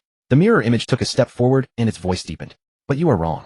Bonds are not salvation, they are shackles. The more you care for them, the stronger Jean's power becomes. For Jean's strength comes from destruction, and the most powerful destruction is to obliterate the things you cherish most. Shut up, Xiao Han said. The mirror image ignored his words and continued. Do you think Xiao Dai will stay with you forever? She has the Xianyuan bloodline. That is the price for sealing the demon moon. By the time the seal is complete, she will. I said. Xiao Han shouted, the heavenly demon blade slashing with black flames at the mirror image. The mirror image raised its hand, a matching black flame surged forward. The two flames collided in the air, erupting into a fierce shockwave. The mirror image laughed. Your flames carry anger, fear, and hesitation. It said, while my flames contain only destruction. That is the difference between us. The mirror image suddenly accelerated, a fist crashing toward Xiao Han's chest. Xiao Han dodged to the side, but the mirror image was faster, its fist grazing his ribs and bringing with it a sharp pain. The mirror image did not stop, launching a flurry of attacks like a torrential storm upon Xiao Han. Every punch carried the force of destruction, each one striking precisely at the gaps in Xiao Han's defense. Xiao Han staggered back, sustaining more and more injuries. The power of the mirror image was stronger than his own. Because the mirror image felt no hesitation, no fear, and no bonds. At that moment a scream came from another side of the mist. It was Xiao Dai's voice. Xiao Han turned sharply, seeing another Xiao Dai stepping out from the fog, mockery evident in her silver eyes. Xiao Han, did you know she has been deceiving you all along? The mirror image Xiao Dai said. The real Xiao Dai's expression changed. The mirror image Xiao Dai continued. She has long known she is a descendant of Xianyuan Yueming, aware that her bloodline is meant to seal the demon moon, and that the cost of sealing is her life. The mirror image Xiao Dai walked toward Xiao Han, each step resonating with a seductive rhythm. From the very beginning she knew she had to die. But she didn't tell you because she feared you would stop her. She would rather suffer in silence than believe you could share her burden. Xiao Dai's lips trembled slightly. The mirror image of Xiao Dai smiled, her laughter filled with malice. She does not trust you, Xiao Han. She claims to love you yet conceals the most crucial matters from you. What kind of love is that? Enough! Xiao Han shouted angrily. He broke free from the mirror's entanglement and rushed towards the mirror image of Xiao Dai, striking down with his blade. The figure of the mirror image Xiao Dai dissipated into mist, but her voice lingered in the fog. She has been evading her fate, evading honesty with you. Do you think someone like her is worth everything you give? The mist reformed, and the mirror image of Xiao Dai appeared once more, standing beside the real Xiao Dai. The two Xiao Dais looked identical, yet their gazes were completely different. The real Xiao Dai lowered her head, her silver lashes trembling slightly. The mirror image Xiao Dai continued. She harbors a secret within her heart, a secret even she dares not face. Can you guess what it is? Xiao Han looked at Xiao Dai. She remained silent for a long time before finally lifting her head, tears glistening in her silver eyes. What she said is true. Xiao Han was stunned. I have always known I am a descendant of Xianyuan Yuing. Xiao Dai's voice was soft, as if squeezed from deep within her throat. I also know that sealing the demon moon requires a successor of the Xianyuan bloodline as a price. I have known since childhood that my life is not my own, it is meant to seal the demon moon. After I met you I thought I could evade. I thought that as long as I pretended not to know I could remain by your side forever. But I was wrong. Tears fell from Xiao Dai, splashing onto the moon shadow necklace, emitting a faint glow. The fragments of moon shadow's memories grew clearer in my mind. She was telling me that time was running out. The seal was weakening and the demon moon would soon awaken. If I do not use my bloodline to reseal her, the entire Xianyuan clan will face destruction. The mirror image Xiao Dai laughed coldly beside her. Did you hear that? She knew from the beginning that she would die, yet she still chose to be with you, to make you fall in love with her, and then to let you endure the pain of losing her. This is selfishness, not love. Xiao Han fell silent. He merely gazed at Xiao Dai, at the tears glistening in her silver eyes, at her slightly trembling shoulders, and at her pale lips. Then he walked towards her. The voice of the mirror image Xiao Dai turned sharp. You should hate her. She deceived you. Xiao Han punched the mirror image Xiao Dai in the face, shattering her into countless wisps of mist. Then he turned and tightly embraced Xiao Dai. Are you a fool? His voice was somewhat hoarse. Xiao Dai buried herself in his chest, her tears soaking his clothes. I am afraid. She choked out. I am afraid that if you found out you would stop me, afraid that you would do something foolish to save me, afraid. Afraid that you would leave me because of my fated death. I will not leave you, Xiao Han said. But no buts. No matter who you are my Xiao Dai. Xiao Han interrupted her. Whether it is the Xianyuan bloodline or sealing fate, that does not matter. What matters is that you are the one I love. He gently lifted Xiao Dai's chin, making her eyes meet his. We will find. If sealing requires a price, then we will pay it together. If fate cannot be changed, then we will change fate together. But there is no but. Xiao Han said. I am not alone, you have me. Xiao Dai's tears flowed even more fiercely, but the corners of her mouth slightly rose. The mirror image of Xiao Han reformed a short distance away, but this time there was no mockery on his face, only a certain playful scrutiny. Interesting, the mirror image said. You choose to accept her lies rather than be angry. Those are not lies, Xiao Han said. That is her way of protecting me. The mirror image fell silent for a moment. Then it laughed. Very good. The figure of the mirror image began to dissipate. You have passed the first trial. The mirror barrier of the Apothecary Valley only allows those who pass the test of heart to enter. Remember, the real trial lies ahead. The mirror image completely vanished into the mist, and the surrounding fog began to slowly dissipate. A secluded valley appeared before the two of them, filled with exotic flowers and herbs, the air thick with the rich scent of medicine. Xiao Dai said softly. Xiao Han grasped her hand tightly, and the two walked side by side into the valley. But just as they stepped into the valley, the remnants of Xiao Han's Tian, Mo, Ju, trembled again, and a line of blood-red characters appeared. The Emperor, time passes faster here than outside. Only 5 days remain of the 7-day period. The Emperor. Xiao Han's expression changed slightly. The flow of time in the Apothecary Valley was indeed different from the outside. At that moment, a figure stepped out from the shadows deep within the valley. The person wore a gray cloak and a silver mask, exactly like the one the king wore. Welcome to the Apothecary Valley. The person's voice was old and hoarse. I am the guardian of this valley. Xiao Han tightened his grip on the Tian Mo knife, his muscles tensing. Who are you? The guardian smiled slightly, and a glint of profound light flashed in the eyes beneath the mask. You will soon know the answer to that question. The guardian turned the gray cloak fluttering gently in the wind. Follow me, he said. The key will not come to you on its own. Xiao Han and Xiao Dai exchanged a glance, following the guardian deeper into the valley. The scenery of the Apothecary Valley exceeded Xiao Han's imagination. This place did not resemble a corner of the wild world, but rather a piece of paradise lost among mortals. Exotic flowers and herbs were growing everywhere. Some Xiao Han had seen recorded in the Shun classic of herbs, while others were not even mentioned in that ancient pharmacopoeia. That is the 9-leaf resurrection herb. Xiao Dai pointed to a silver-white herb and said softly, legend has it that it can bring people back to life. Indeed, the guardian said without turning back, but the price for resurrection is half the lifespan of the practitioner. There is no free lunch in this world, nor are there miracles without a price. Xiao Han's Shun classic of herbs opened automatically in his embrace, silver characters continuously appearing, documenting the properties and uses of various rare spiritual herbs in the valley. Dragon blood herb, one of the main ingredients for crafting a resurrection pill, must be used with phoenix tears and Tian he sand. The Emperor. 9 transmutation resurrection flower revives the dead, but consumes 10 years of the practitioner's lifespan. The Emperor. Forgetfulness grass allows one to forget the most painful memories, but also takes away all memories related to it. The Emperor. Xiao Han looked at these records deep in thought. If he had obtained these spiritual herbs earlier, would Xiao Tian not have died? The guardian seemed to see through his thoughts, and suddenly stopped walking. You harbor regrets, he said, about a person who has Xiao Han fell silent. The Apothecary Valley can compensate for regrets, the guardian said, but the premise is that you are willing to pay the price. What price? The guardian turned his eyes beneath the mask, staring directly at Xiao Han. Let go of your obsession. The guardian led them to an ancient stone door. The stone door was covered in intricate runes emitting a faint glow, clearly a form of ancient prohibition. The first key is just behind this door. But you need to pass a trial to obtain it. What trial? The guardian did not answer, only waved his hand lightly. The stone door slowly opened, revealing a thick, white mist behind it. Go in, the guardian said. The trial involves only one thing. Let go of your deepest obsession. Xiao Han took a deep breath and stepped into the white mist. The mist instantly engulfed him, and the surrounding scenery began to twist and change. When his vision became clear again, Xiao Han found himself standing in a dilapidated alley. This was the alley from 3 years ago, the night that changed his life. At the end of the alley, a young figure lay on the ground, a blood hole in their chest, blood pouring out. It was Xiao Tian.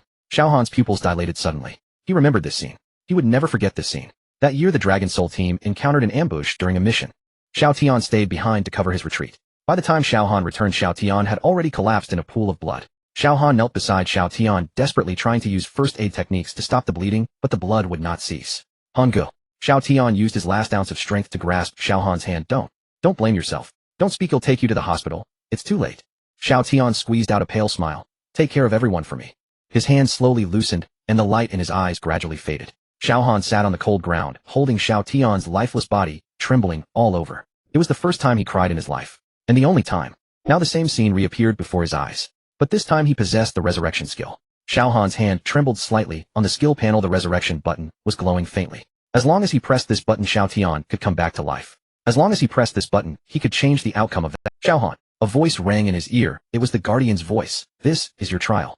You can choose to use the resurrection skill to change this outcome. But the price is that you will be forever trapped in this illusion, forever living in a false past. Letting go of obsession means accepting that the past cannot be changed. Only by accepting can you leave. Xiao Han looked at Xiao Tian, lying on the ground, the blood hole in his chest still oozing. He crouched down and gently held Xiao Tian's hand. I'm sorry, he whispered, that year I couldn't save you. Xiao Tian's eyes remained tightly closed, showing no reaction. Xiao Han remained silent for a long time. Then he slowly stood up and turned off the resurrection skill button. Xiao Tian, he said, I will no longer deceive myself. Your death is the greatest regret of my life. But I know you do not wish for me to live in the illusion of the past. You want me to live on, carrying your part with me. Xiao Han turned facing away from Xiao Tian's body and walked towards the edge of the white mist. Each step felt like stepping on a blade. Each step felt like tearing at his own heart.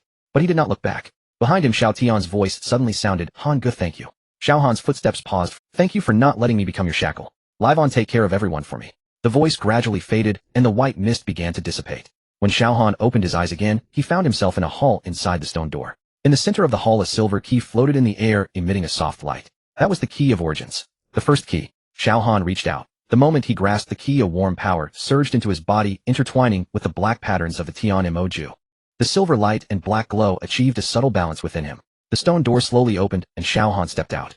Xiao Dai came forward, tightly gripping his hand. The guardian stood not far away, a hint of approval flashing in his eyes beneath the mask. You have passed the trial, he said. Very few can achieve this. Most choose to remain in the illusion, living forever in a false past. Xiao Han said nothing, silently storing away the source key. What is your name, he asked. The guardian of the valley was silent for a moment, then slowly took off his mask.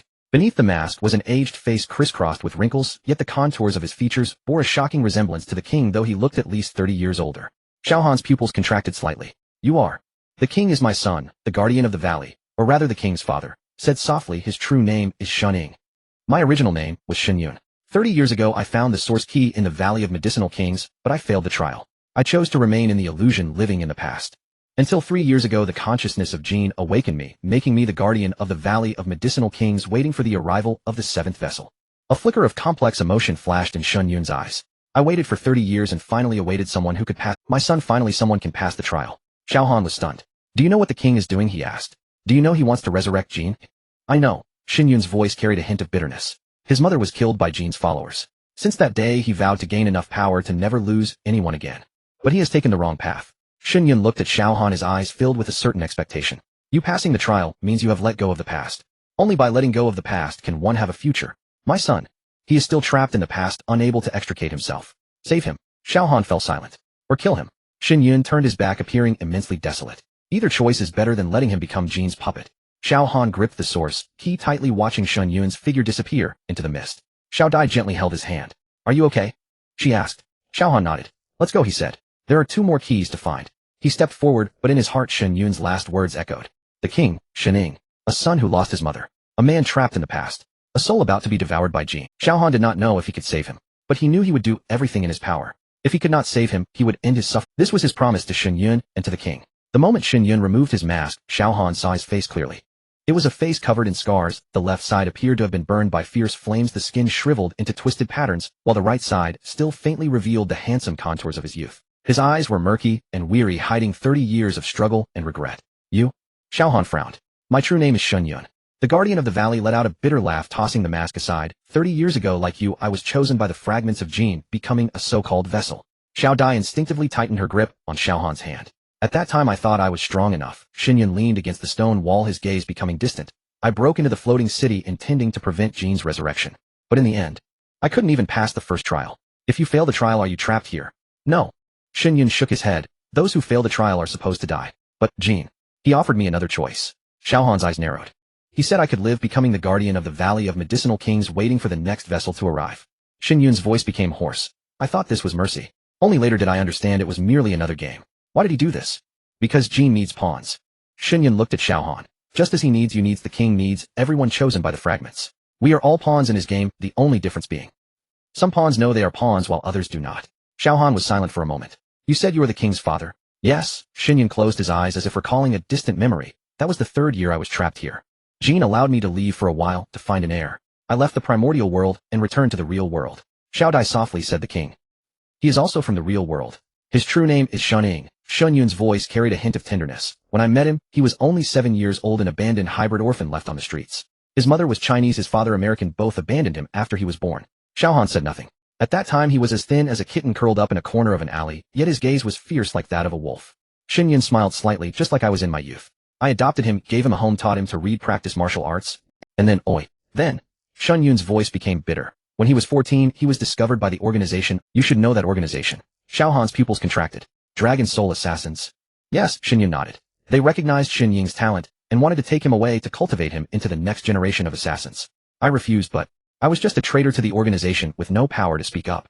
Did they forcefully take him away? Worse than that, Shenyun clenched his fists. They made him pass all the tests, becoming the top performer among the recruits. Then in a training accident, Shenyun's voice choked. The flames consumed half of his face. The organization discarded him as unqualified, throwing him back at my doorstep like garbage.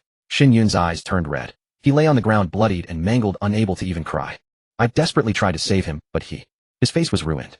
Xiao Dai covered her mouth. Since then he changed. Shen Yun sighed.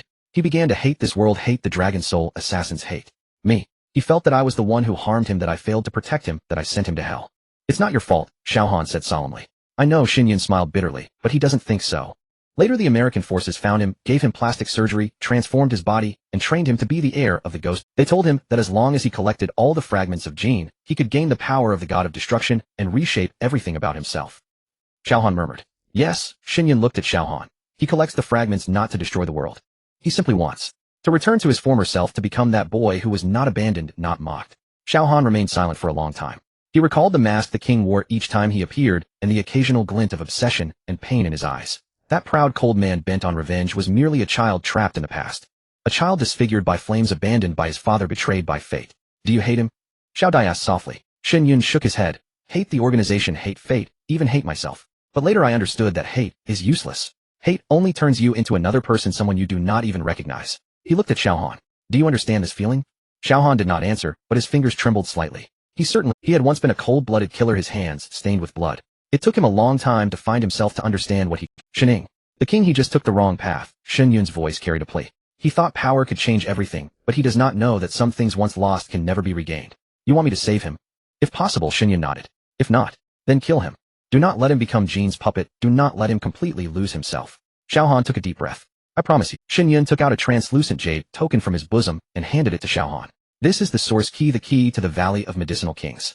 You passed the trial, it belongs to you now. Xiao Han took the jade token, feeling a warm power surge into his body. The second key is called the key of the underworld, hidden deep within the underworld. Shen Yun continued. The third key is called the key of heaven, located in the core of the floating city. Only by gathering all three keys can you enter the upside-down heavenly palace and find the core of chaos. 3 keys. Xiao Han murmured. The third key is you. Shen Yun looked at him. You are the 7th vessel. You are the final key to unlocking the heavenly palace. This is also what Jin desires, to lead you into the trap he set, making you the last link in his resurrection. I know, Xiao Han said solemnly, but I have no other choice. Yes, you do not. Shen Yun smiled bitterly. Just like I did 30 years ago. I hope your ending is better than mine. As Xiao Han turned to leave, a cold voice suddenly echoed from behind. Father, you truly disappoint me. It was the king's voice, mocking and echoing from all directions. In the next moment, a black beam shot out from the void, piercing directly through Shen Yun's chest. Blood splattered. Shen Yun's body froze, looking down at the light piercing through his chest, blood trickling from his lips. Shen Ing. He struggled to utter 2 words. I am not Shen Ing. The king's voice was cold as iron. Shen Ing is dead, killed by you. I am sorry. Shen Yun's voice grew weaker. Father. I am sorry. His body slumped down, his eyes still open, gazing into the void, as if looking at someone who... Xiao Han's pupils constricted. Xiao Dai covered her mouth, her eyes reddening. What a touching father-son reunion. The king's figure stepped out from the void, still wearing that silver mask, but unfortunately, he is a traitor. You? Xiao Han gritted his teeth. What? The king sneered. Did I kill my own father? No, he is not my father. He is merely a coward, a useless being who could not even protect his own son. He has been waiting. Xiao Han's voice suppressed his rage. He has been waiting for you to return. Waiting for me. The king laughed. He waits for the son he imagined, not me. What he wants is that 7-year-old boy, the innocent child who did not yet know how cruel the world was. But I am not that child. He raised his hand to remove the mask, revealing half of a face covered in scars. The left side remained handsome, while the right side was marred with twisted, burned scars like hideous worms crawling on his skin. Do you see this face?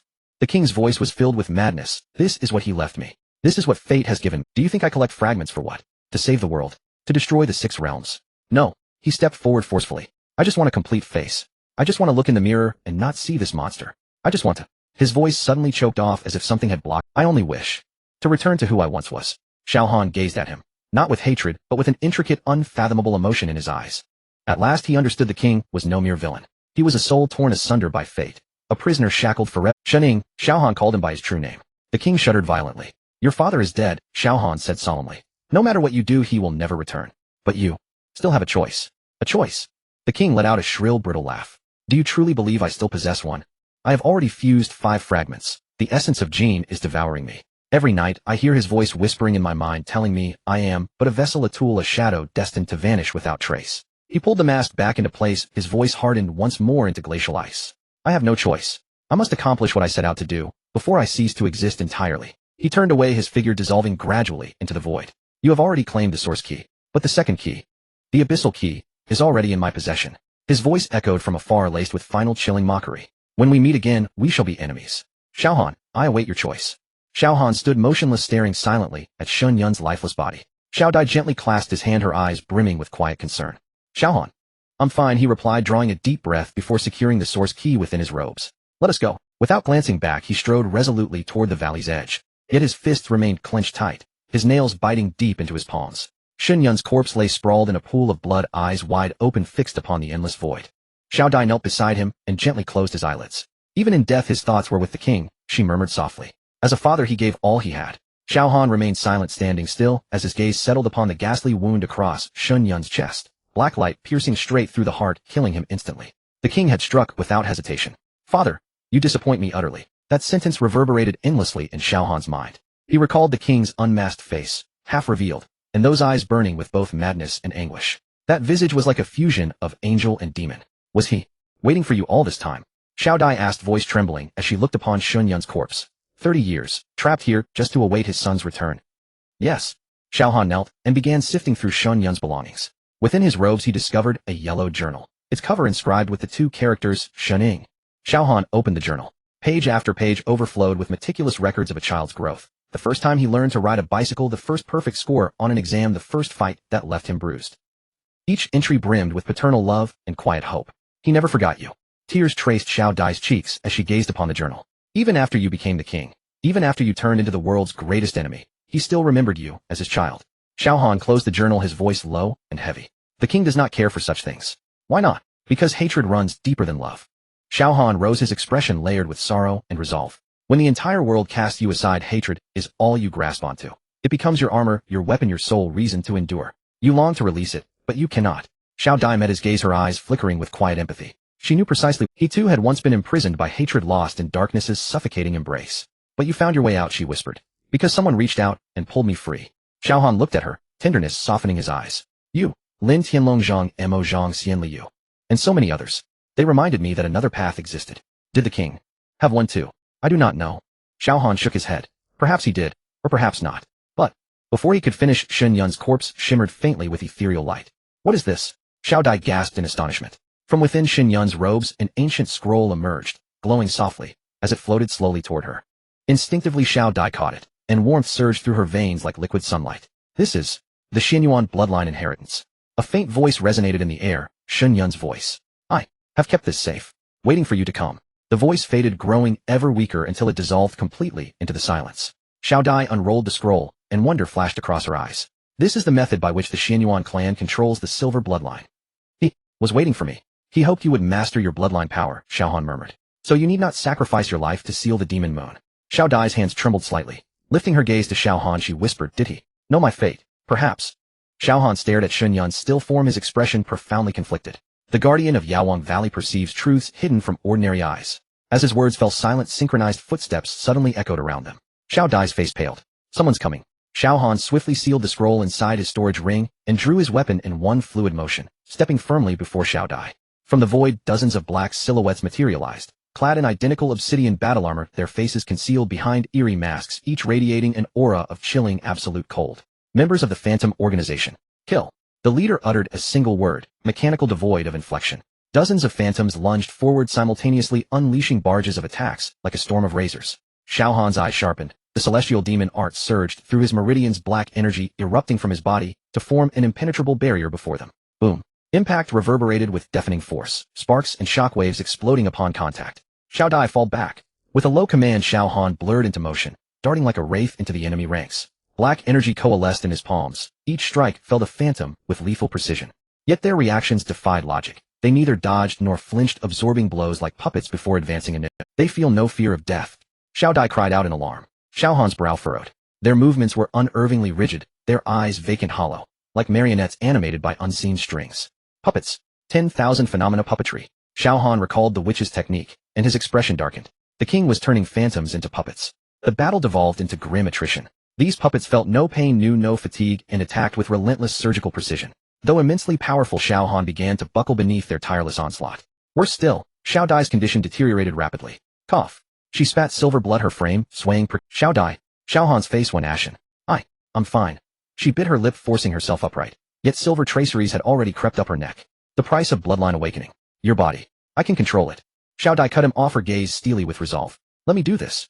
Her hands wove intricate seals, ancient incantations spilled from her lips. Silver radiance erupted from her core, expanding into a colossal dome that hurled every puppet backward with thunderous force. Xianyuan. Seal power. Within the luminous glow, Xiao Dai's silver hair billowed like moonlit mist. Her eyes transformed serene, sacred, infinitely distant. This was the hallmark of Xianyuan bloodline awakening. And its terrible cost, each activation consumed her life force. Xiao Dai no. Xiao Han roared, but it was too late. When the light subsided, all 30 puppets lay motionless upon the ground inert, and Xiao Dai collapsed, limp, weightless, into darkness. Xiao Han rushed forward, catching her in his arms. Xiao Dai, I'm fine. She managed, forcing a fragile smile as her eyes fluttered open. Just tired. Xiao Han watched her ashen face, his heart cleaved by sorrow. He lifted her gently and fled, dashing toward the valley's exit. Behind him, reinforcements poured in, waves of black figures surging like a tide. Dodging strikes mid-sprint, Xiao Han finally ducked into a concealed mountain cave. Inside, utter darkness reigned. Only a sliver of dim light seeped in from the entrance. Xiao Han laid Xiao Dai down carefully and activated the celestial demon art, channeling its energy steadily into her frail form. The celestial demon art possesses restorative properties, he murmured. Her body regained some warmth, but the silver traceries remained stubborn and unyielding. Xiao Han knew this was merely palliative, not a cure. Xiao Han, she whispered, weakly, eyelids lifting. Thank you. Don't speak such nonsense, he said, gripping her hand tightly. I will find a way. If one day I become someone else, will you still love me? Xiao Han froze. I mean, if the Xianyuan bloodline awakens fully and I become nothing but the vessel sealing the demon moon, forgetting everything. Her eyes glistened with unshed tears. Will you remember me? Xiao Han paused, then lowered his forehead to hers, brushing a tender kiss upon her brow. You are you, he whispered. No matter what unfolds, you remain Lin Deity, the woman I love. Even if I forget I will remember for you. Xiao Han held her gaze, voice unwavering. Your name, your smile, your kindness, every part of you. I will remember it all. When the seal ends, I will tell you again, so you may fall in love with me anew. A single tear traced Xiao Dai's cheek.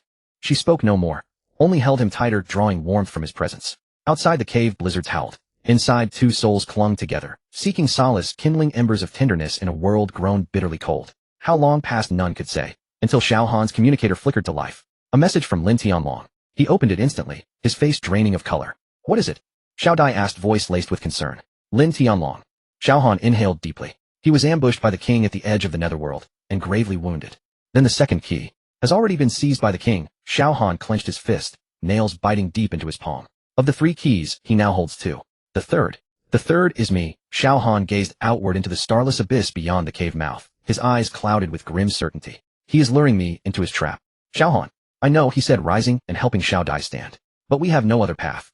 He tightened his grip on the source key, resolve blazing in his eyes. We seek the Nether God. The Nether God. He alone can aid me in reclaiming the abyssal key.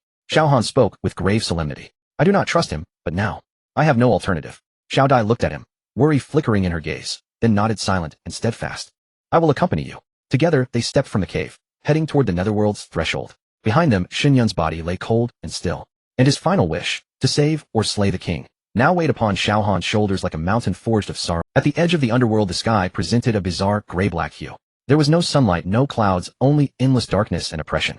Xiao Han and Xiao Dai quickly crossed the border, feeling a chill rise from their feet. The underworld, a place not meant for the Lin Tianlong, is ahead. Xiao Han sensed a familiar aura and quickened his pace. At the edge of a cliff, Lin Tianlong leaned against a rock with visible wounds on his left arm, the bloodstains having dried. Big brother. Xiao Han rushed forward. Don't worry, I won't die. Lin Tianlong forced a smile, but his face remained pale. That guy, the king, is stronger than before. He integrated the 5th shard. Xiao Han examined Lin Tianlong's injuries, frowning. It has injured your meridians. You need to rest for a while. The second key was taken by him. Lin Tianlong gritted his teeth. It's my fault for being useless. Xiao Han stood up. The king's current strength surpasses that of ordinary people. Lin Tianlong was silent for a moment, then suddenly whispered. He said some strange words. What words, eh? He said. To tell you that the god of the underworld is waiting for. Lin Tianlong looked at Xiao Han. He also said that some pieces are fated to be manipulated no matter how far they go. Xiao Han's eyes narrowed. What is the king hinting at? The god of the underworld, he murmured. Xiao Han. A ethereal voice. Suddenly, Xiao Han looked up and saw a shadow emerging from the void. It was a messenger dressed in a black robe with a face as pale as paper and hollow, lifeless eyes. The god of the underworld sent me to deliver a message. The messenger's voice was cold and mechanical. He is willing to help you. Help me. Xiao Han scoffed. The god of the underworld never helps anyone. Oh, he only makes deals. You are right. The messenger did not deny it. The lord of the underworld said that if you are willing to complete a deal, he can help you reclaim the key of the underworld and take you into the floating city. What deal? He will tell you himself. The messenger extended his hand. Follow me. Xiao Han hesitated for a moment, but ultimately grasped the messenger's hand. In the next instant the two vanished from their spot, and Xiao Dai and Lin Tianlong were unable to stop them. Deep within the underworld a pitch-black palace floated in the void. The palace was constructed from countless bones and souls emanating a cold and eerie aura. Xiao Han was brought to the center of the palace facing a throne made of black crystal. On the throne sat a blurred figure. The figure lacked a fixed form, appearing as a conglomerate of countless shadows with only a pair of eyes clearly visible. Those were blood-red eyes unfathomable in depth. The god of the underworld. Xiao Han spoke. Xiao Han. The god of the underworld's voice echoed from all directions. The seventh vessel, the fate carrier of Jin, I have been waiting for you for a long time. The king said you were waiting for me. Xiao Han's gaze sharpened. Have you already made a deal? Clever. The god of the underworld chuckled. The king wants the shards. Ooh, I want the survival of the underworld.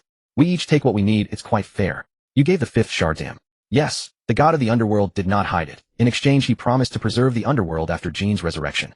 Do you think Jin will keep his word? Xiao Han replied coldly. Jin won't, but the king will. The god of the underworld's eyes flickered with a strange light. The king is an interesting person. He thinks he is using Jin's power, yet he is unaware that he is being devoured. You are using him. I am using everyone. The god of the underworld's voice carried a hint of mockery, including you. Xiao Han was silent for a moment. You said you are willing to help me, but what do you want me to do? Very simple. The god of the underworld raised his hand, and a beam of light appeared in the air, revealing an image. The entrance to the upside-down heavenly palace at the core of the floating city. The third key, the key of heaven, is at the core of the floating city. The god of the underworld said, entering the core requires 3 keys. The key of origin, the key of the underworld, and the key of heaven. You are already the 7th vessel. You are in essence the 3rd key. I know this. But what you don't know is that the king has already gathered the first 2 keys. The god of the underworld said, he can already enter the upside-down heavenly palace. Xiao Han's pupils constricted. However, the upside-down heavenly palace has a special rule. The god of the underworld continued, only a true vessel can activate the final seal of the heavenly palace. Although the king has 2 keys, he is not a true vessel. He has integrated 5 shards. Is he still not a vessel? Integrating shards and becoming a vessel are 2 different matters. The god of the underworld's eyes shone with a strange light. The king is merely a carrier of the shards, not a vessel. The true vessel is you. Xiao Han furrowed his brows. What do you mean? I mean that for the king to enter the core of the heavenly palace, he must have you. The god of the underworld said, he set this trap to lure you in. I know this is a trap, Xiao Han replied in a deep voice, but you will go. The god of the underworld laughed. Because you have a mission to fulfill, people you must protect, and things you have no choice. Xiao Han was silent. The god of the underworld was right. He had no choice. What is your deal? Give me the key of origin. The god of the underworld extended his hand. In exchange, I will help you reclaim the key of the underworld and send you into the floating city. Xiao Han looked at the pale hand, a flicker of contemplation in his eyes. The key of origin is one of the 3 keys. If given to the god of the underworld, it would mean losing a trump card. But if he didn't give it, the god of the underworld would have no way to enter the floating city. How do I know you will keep your word? Xiao Han asked. You don't know? The god of the underworld smiled. But do you have any other choices? Xiao Han remained silent for a long time. Then he slowly extended his hand and handed the key of origin to the god of the underworld. A wise choice. The god of the underworld took the key of origin, a satisfied gleam in his eyes. But in that moment Xiao Han activated the heavenly demon formula, and a black aura seeped into the god of the underworld's body through the key of origin. The god of the underworld's eyes narrowed slightly. What are you doing? Confirming. Xiao Han retracted his hand, his gaze sharp. Confirming whether you really want to help me. The god of the underworld was silent for a moment, then suddenly laughed. Interesting. He said, you are more clever and cautious than I imagined. He did not get angry. Instead, he displayed a look of appreciation. The heavenly demon formula truly lives up to its name. You can use the key of origin as a medium to probe my true intentions. You are with the king. Xiao Han's gaze was icy. Not entirely. The god of the underworld shook his head. I and the king are merely exchanging interests. As for you, I have said before, I am using everyone. What do you want from me? I want to know. The god of the underworld's eyes glimmered with a strange light. What will the world become after Jin is resurrected? Oh, you want to witness it with your own eyes. I want to witness it with my own eyes. The god of the underworld nodded. This is my obsession. As the lord of the underworld, I have lived too long, so long that I have lost interest in everything. The resurrection of Jin is the only change in billions of years. I want to see what will happen after destruction, even if the underworld will also be destroyed. Destruction is not the end, it is rebirth. The god of the underworld laughed. I am looking forward to it. Xiao Han was silent. He finally understood that the god of the underworld was not on anyone's side. He was merely an observer of this world, an ancient existence who had lived too long and lost interest in everything. He did not care about the fate of the 6 realms, he only cared whether he could witness an unprecedented change. Will you help me enter the floating city? Xiao Han asked. I will. The god of the underworld nodded. In exchange, you must promise me one thing. What is it? When Jin is resurrected, let me witness it with my own eyes. The god of the underworld's eyes were unfathomable. Let me see the true power of the god of destruction. Xiao Han remained silent for a long time, then finally nodded. All right. The god of the underworld smiled, raised his hand, and a beam of black light fell into Xiao Han's hand. This is the coordinate of the key of the underworld. He said, the king has hidden it on the 7th layer of the underworld abyss. Go retrieve it, and then enter the floating city. Xiao Han turned to leave, but the voice of the god of the underworld came from behind. Xiao Han. He stopped. You think you are the player, but in fact you are just a pawn. The god of the underworld's voice was cold and profound. Jin is waiting for you, the king is waiting for you, and fate is waiting for you. You think you are making choices, but every step has been arranged by others. Pawns can also checkmate the king. Xiao Han did not turn back. The god of the underworld laughed. Interesting. He said, I look forward to your performance. Xiao Han walked out of the palace, his figure disappearing into the void. The god of the underworld sat on the throne, his eyes flashing with a strange light. The 7th vessel. He murmured, the fate carrier of Jin. He extended his hand, looking at the key of origin in his grasp, a faint smile appearing on his lips. A pawn. Or a player.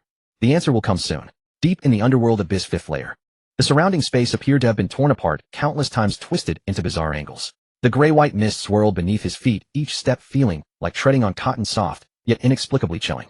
Xiao Han along with Xiao Dai Zhang Xian and Zhang Mo passed through the last barrier, and before them lay a vast underground lake, its waters as dark as ink without a ripple. In the center of the lake floated countless ghostly blue fireballs, each containing a curled-up, indistinct human shape. These are... Zhang Xian's voice turned hoarse. Souls. Xiao Han said in a deep voice, imprisoned souls. His gaze was drawn to one of the fireballs, which shone brighter than the others, exuding a familiar sensation in its ghostly blue light. Xiao Han involuntarily walked over, and the black lake water beneath his feet automatically parted to create a path. Xiao Han. Xiao Dai tried to stop him, but found she couldn't keep up with his pace. Xiao Han reached the fireball, bending down to scrutinize it closely. The figure within the fireball slowly raised its head, revealing a pale face. That face was all too familiar to Xiao Han. Xiao Tian. The figure in the fireball froze for a moment, then revealed a weak smile. Brother Xiao. Why are you here? It was Xiao Tian, who had perished 3 years ago during a mission.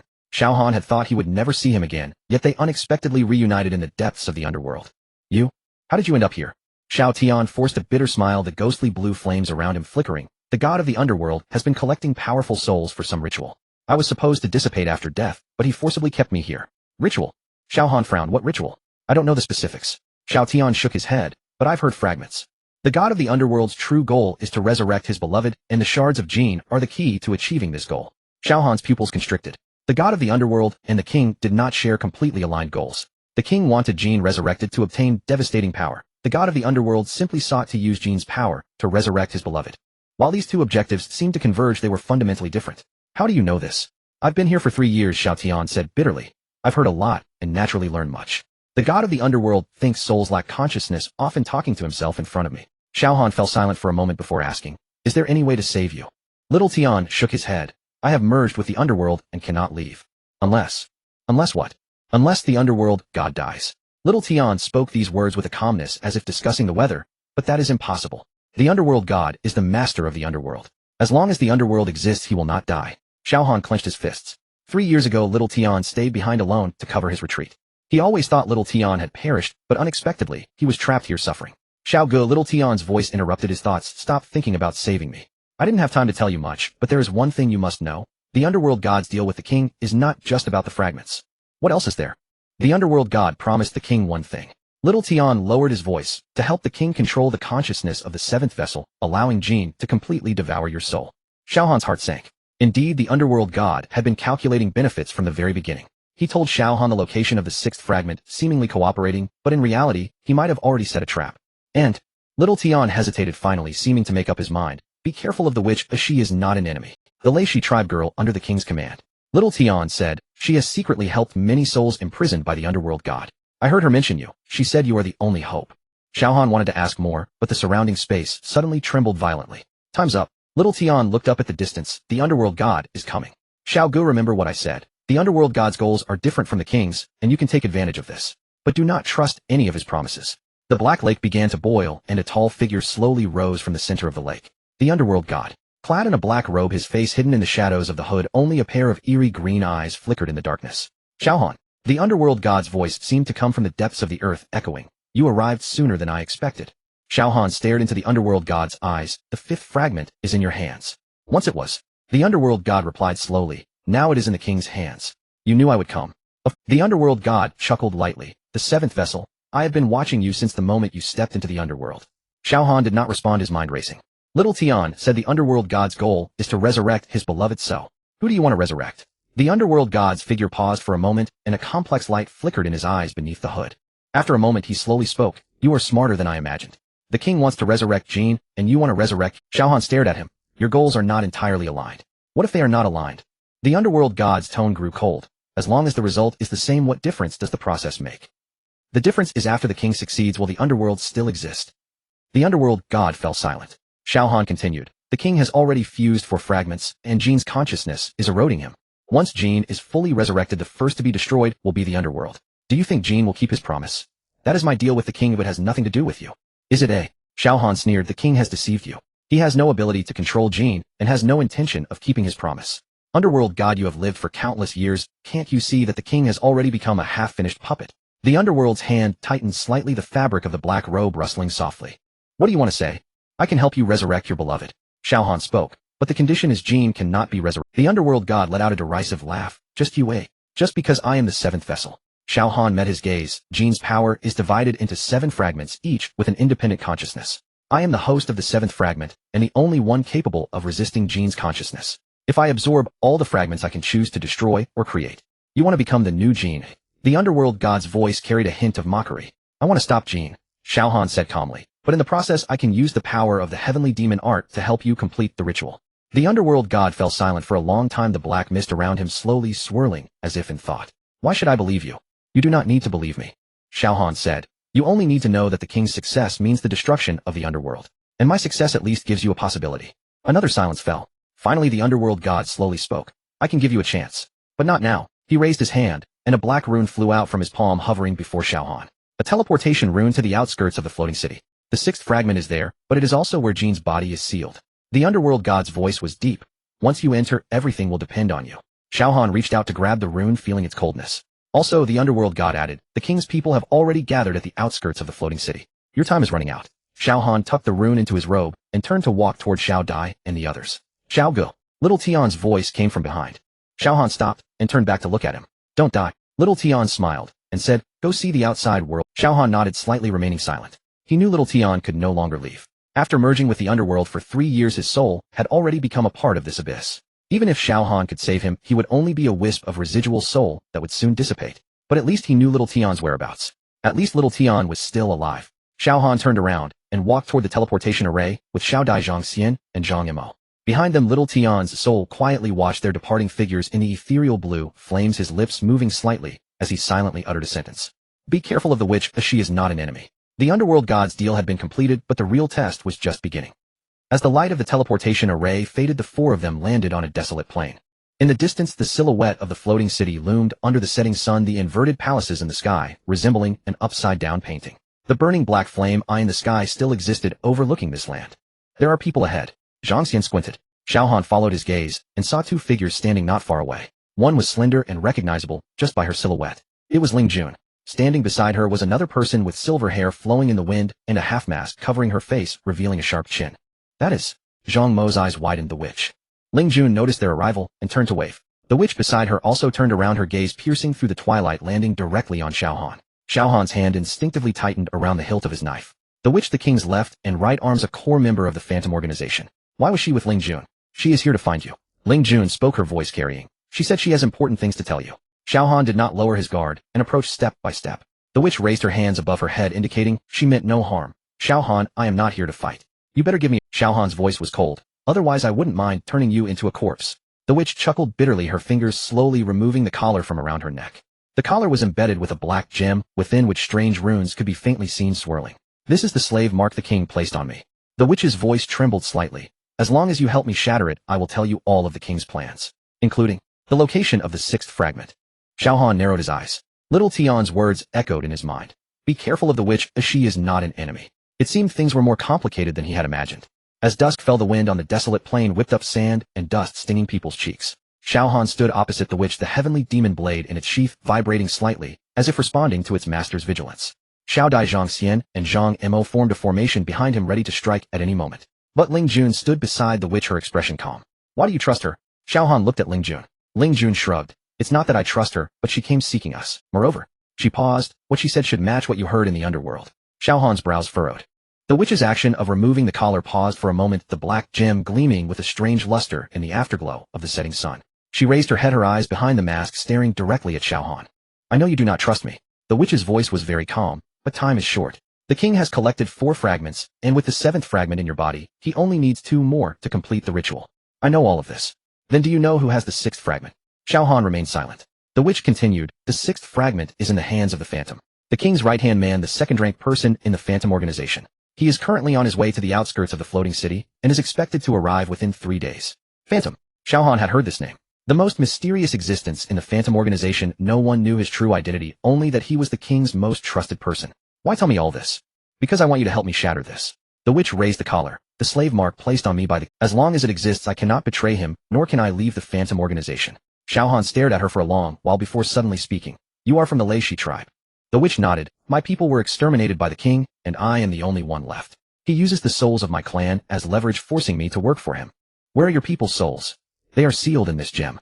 The witch's voice trembled slightly. As long as the slave mark is shattered, their souls will be freed. I am willing to pay any price for this opportunity. Xiao Han fell silent for a moment and turned to look at Xiao Dai. Xiao Dai understood the silver light on the moonshadow necklace flickering slightly. After a moment, she gently nodded. She is telling the truth. With Xiao Dai's bloodline perception confirming, Xiao Han's vigilance lessened slightly. But he still did not let his guard down. Even if what you said is true, why should I help you?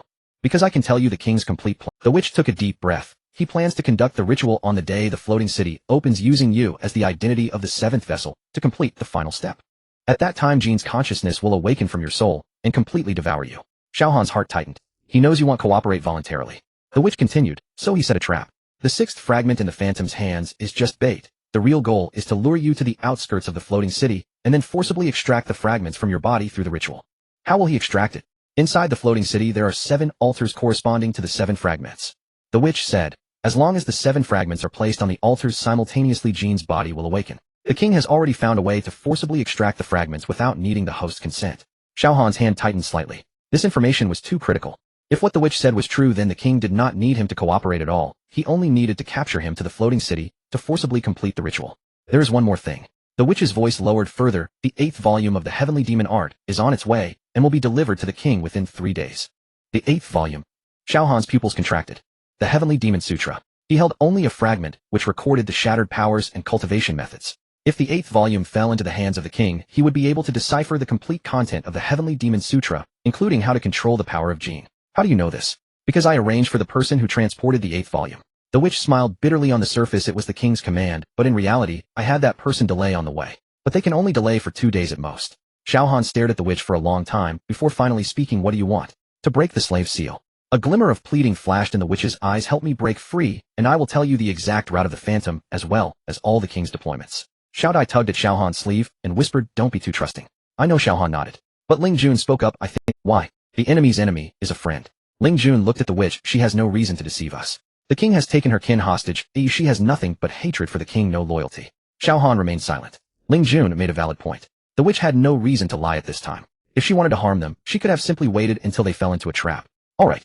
Xiao Han finally spoke. I will help you break the slave seal. But if you dare to play tricks, you can kill me at any time. The witch interrupted him. I am not afraid of death. I only fear that my kin will be trapped in this gem forever. Xiao Han nodded and turned to Xiao Dai. Come take a look if there's any way to break this slave seal.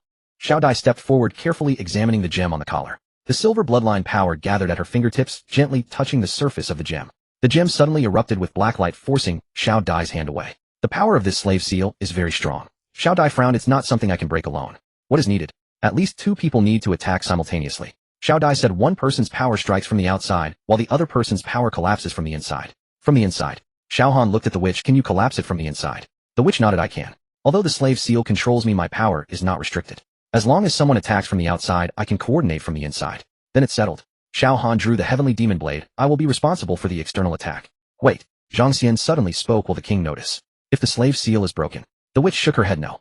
The slave seal only controls in one direction. He cannot sense its state. As long as I continue to execute his orders on the surface, he won't find out. All right. Xiao Han raised his knife. Are you ready? The witch took a deep breath and closed her eyes. She could feel the power of the slave seal on the collar running like a cold snake coiling around her soul. I'm ready. Xiao Han's heavenly demon blade gathered black light and struck fiercely at the gem on the collar. At the same time, the witch's power erupted from within, impacting the bondage of the slave seal. Boom! The black light exploded and countless cracks appeared on the surface of the gem. An invisible force surged from the gem, transforming into dozens of ghostly blue lights that flew into the sky. That is... Zhang Mo's eyes widened. My kin. The witch's eyes moistened. Their souls are finally free. Xiao Han sheathed his knife and looked at the witch. Your kin are now free. Now it's your turn to fulfill your promise. The witch nodded, wiping away her tears. The phantom will pass through the maze forest tomorrow. That is the only path to the outskirts of the floating city. You can ambush him there and seize the sixth fragment. How powerful is the phantom? Very strong. The witch said he is not weaker than me and excels at stealth and assassination. In a direct confrontation you might have the upper hand, but he won't give you the opportunity for a direct confrontation. Xiao Han nodded. Also the witch continued the king's deployments. He has set up 3 defensive lines around the outskirts of the floating city. The first line consists of the elite of the Phantom organization, the second line consists of ghost generals sent by the underworld, and the third line. She paused. The third line is the shards of Jean's consciousness. The shards of Jean's consciousness. After the king fused 4 fragments, Jean's consciousness began to overflow from his body. Those overflowing shards of consciousness were collected and transformed into the most terrifying guards. The witch's voice trembled slightly. Those things have no physical form and no emotions. They will only continue to attack until their target is completely devoured. Xiao Han's heart sank. The shards of Jean's consciousness. Those are the most difficult things to deal with. I know all that I can. The witch said, now you decide for yourselves. Xiao Han was silent for a moment, then suddenly spoke. Do you want to join us? The witch was taken aback. What? Your slave seal has been broken. The king will find out sooner or later. Xiao Han said, instead of fleeing alone you might as well come with us. At least we have a common goal. The witch looked at Xiao Han, a hint of complex emotion flashing in her eyes. Alright. Just then a communication talisman flew from the horizon and landed in Xiao Han's hand. He opened it to see that it was a message from Long Fei. Old Ancestor Hong Jun wants to see you. But he wants you to go alone. Xiao Han frowned. Old Ancestor Hong Jun, the owner of the mysterious shop, the one who helped him unlock the inheritance of the celestial beings. Why does he want to see me at this time? What's wrong? Xiao Dai noticed his unease. It's nothing. Xiao Han, put away the communication talisman. You all go to the outskirts of the floating city and wait for me. I need to meet someone. Someone. Old Ancestor Hong Jun. A hint of worry flashed in Xiao Dai's eyes. Why does he want to see you at this time? I don't know. Xiao Han shook his head, but I need to listen to what he has to say. He'll go with you. No. Xiao Han shook his head. He said I must go alone. Xiao Dai wanted to say something more, but was stopped by Ling Jun. Let him go. Ling Jun said Old Ancestor Hong Jun is not the enemy. Xiao Han nodded and turned to walk away. In the twilight his figure grew more distant. Xiao Dai watched the direction. He left her hand unconsciously tightening around the moonshadow necklace. I know. Xiao Dai said I just feel a bit uneasy. Uneasy? Hong Jun's sudden visit must be for something Xiao Dai murmured. I worry. She did not finish her sentence, but Ling Jun understood her meaning. They both worried that Xiao Han would face a choice he could not bear. After Xiao Han left, Ling Jun turned to the witch. Is everything you said true? The witch nodded. I have no reason to deceive you. Then let me ask you. Ling Jun's gaze sharpened. What is the king's weakness? The witch was silent for a moment, then spoke. He is too obsessed. His mother was killed by Jean's followers, and he has never been able to let go. This obsession is both his source of power and his greatest weakness. How do you mean? Each time he fuses a fragment, Jean's consciousness erodes a part of him. The witch said, but he does not care. He only wants enough power to change the past. Change the past. Ling Jun frowned. Yes. The witch said the king's ultimate goal is to use Jean's power to reverse time and save his mother. Ling Jun and Xiao Dai exchanged glances. Change the past. This goal sounds crazy, but for someone who has lost a loved one, isn't it also an obsession? Unfortunately, the witch said softly, he does not know that the price of reversing time is his own existence. If the past changes, he will cease to exist. Ling Jun's pupils contracted. This information might become their breakthrough point. The location of the mysterious shop is in a remote corner of Tai City, and Ali Xiao Han had passed countless times, but had never noticed. He followed the instructions on the communication talisman, passed through layers of magical arrays, and arrived at an ancient wooden door. The door was not locked and opened easily with a push. Inside the shop, a faint sandalwood fragrance filled the air, and the shelves were lined with all sorts of strange items. Some recognizable to Xiao Han, others entirely unfamiliar. Old Ancestor Hong Jun stood behind the counter polishing an ancient artifact. It was a mirror, its surface as black as ink, yet within it countless stars twinkled. You have arrived. Old Ancestor Hong Jun did not look up, his tone flat. What do you need from me? He put down the cloth in his hand and looked at Xiao Han. The old man's gaze was deep as a well, as if he could see through everything. Do you know what the floating city is? Xiao Han shook it. The floating city is the place where the ancient sages sealed Jean. Old Ancestor Hong Jun said slowly. Inside the city are 7 altars corresponding to the 7 fragments. If the king completes the ceremony at the altar, Jean will be resurrected and the 6 realms will be destroyed. I already know this. But do you know how to stop it? Xiao Han fell silent. Old Ancestor Hong Jun sighed. The only way is for you to absorb all 7 fragments and become the new Jean. Then you can choose to destroy or create. Xiao Han's body stiffened suddenly. Become the new Jean. Yes. Old Ancestor Hong Jun's voice carried a hint of helplessness. Jean is not an existence, but a kind of power. This power needs a host. If the king becomes the host, Jean's will to destroy will be fully unleashed. But if you become the host, I can choose to. In theory, yes. Old Ancestor Hong Jun nodded, but becoming the host of Jean means you will endure immense suffering. Your consciousness will be continually eroded, your memories will be constantly stripped away, and your humanity will be continuously worn down. In the end, you might forget who you are, forget the people you love, and forget everything you want to protect. Xiao Han clenched his fists. Is this the price? To stop Jean's resurrection, he must become the new Jean. But after becoming Jean, can he still maintain his self? Is there no other way? Old ancestor Hong Jun shook his head no. The power of Jin must be inherited by someone, otherwise the 6 realms will be destroyed. This is a rule set by the ancient sages, and no one can change it. Xiao Han fell silent. Fate always chooses the most difficult person to bear the heaviest burdens. Old ancestor Hong Jun sighed. You can choose to evade, but the cost of evasion is the destruction of the 6 realms. You can also choose to bear it, but the cost of bearing it is your own soul. Xiao Han lowered his head, looking at his hands. His hands were stained with blood. From assassin to player, from assassin organization to the world of chaos. His life had never been his own choice. But now he must make a choice. I accept. Xiao Han raised his head, his gaze firm. Old ancestor Hong Jun looked at him, a hint of complex light flashing in his eyes. Are you sure? I am sure. Xiao Han said, if this is the price I must bear, I will not evade it. Old ancestor Hong Jun was silent for a moment, then took out a jade slip from under the counter and handed it to Xiao Han. This records the methods to resist Jin. After you become the host of Jin, use these methods to maintain your conscience. Xiao Han took the jade slip and tucked it into his clothes. There is one more thing. Old ancestor Hong Jun's voice suddenly grew solemn. Do you know why you are the 7th vessel? Xiao Han shook his head. Because your soul. Hong Jun paused, is somehow connected to Jin. What connection? Hong Jun shook his head. You need to discover this for yourself. I can only tell you that everything has a reason. Your becoming the 7th vessel is not a coincidence, but a fate's arrangement. Xiao Han furrowed his brows. Fate's arrangement. He had never believed in fate, yet at this moment he had to admit that some things seemed destined. Time is running out. Hong Jun looked out the window. The ghost has already arrived at the outskirts of the floating city, and your friends are waiting for you. Xiao Han nodded and turned to walk out the door. Xiao Han. Hong Jun's voice came from behind him. He stopped in his tracks. Remember, no matter what happens, you must keep your true heart. Hong Jun said, no matter how strong Jin's power is, it cannot destroy a resolute soul. Xiao Han did not look back, only nodded slightly, and pushed the door open. At the outskirts of the floating city, a desolate plateau. When Xiao Han arrived, Xiao Dai, Ling Junzhong, Xianzhong Mo, and the witch were already waiting. They were hiding behind a rock, observing the movements ahead from a distance. They're here, the witch whispered. Xiao Han followed her gaze, and saw a group approaching in the distance. The group consisted of about 20 people, each exuding a powerful aura. Leading them was a figure in a black cloak whose face could not be seen, only the ghostly green light occasionally glimmering beneath the cloak. Is that the ghost? Xiao Han asked. The witch nodded yes. The aura he carries is different from the others. Can you Xiao Han sensed carefully, and found that the power within the ghost was indeed strange. It was a presence between the tangible and the ethereal, as if it could vanish at any moment, yet seemed like it would never be destroyed. The 6th fragment on him. Xiao Dai whispered, I can feel it. When do we strike? Zhang Xian had already drawn his bow. Wait until they enter the ambush zone, Xiao Han said. The group continued to advance, gradually entering the ambush area they had set. Just as Xiao Han prepared to take action, a sudden loud bang echoed from the sky. Everyone looked up and saw the great door of the floating city slowly opening. It was a massive stone gate covered in ancient. The moment the stone door opened, a terrifying aura surged out from within, causing everyone to feel suffocated. In the sky, the burning black flame, I suddenly blinked. Then a deep voice resonated in everyone's heart. Vessel, I have waited for you for a long time. The voice seemed to come from the abyss, or perhaps from heaven, carrying an irresistible majesty. Xiao Han's heart raced. It was Jin. Jin's voice. It seems the ritual is about to begin, the witch said with a hint of tremor. We must seize the 6th fragment before the ghost enters the floating city. Xiao Han nodded and raised the heavenly demon blade. Let's do it. As soon as he finished speaking, Zhang Xian's arrow was already shot, slicing through the air towards the ghost's throat. The ghost reacted swiftly, slightly tilting his body, and the arrow grazed past his cheek, leaving a streak of blood. A sneak attack. The ghost's voice carried a hint of mockery. You think you can do that? He lifted his head, letting the cloak fall away, revealing a pale face. That face bore a slight resemblance to Xiao Han. Xiao Han's pupils constricted. The ghost looked at him, a strange smile curling at the corner of his mouth. Long time no see, brother. Brother.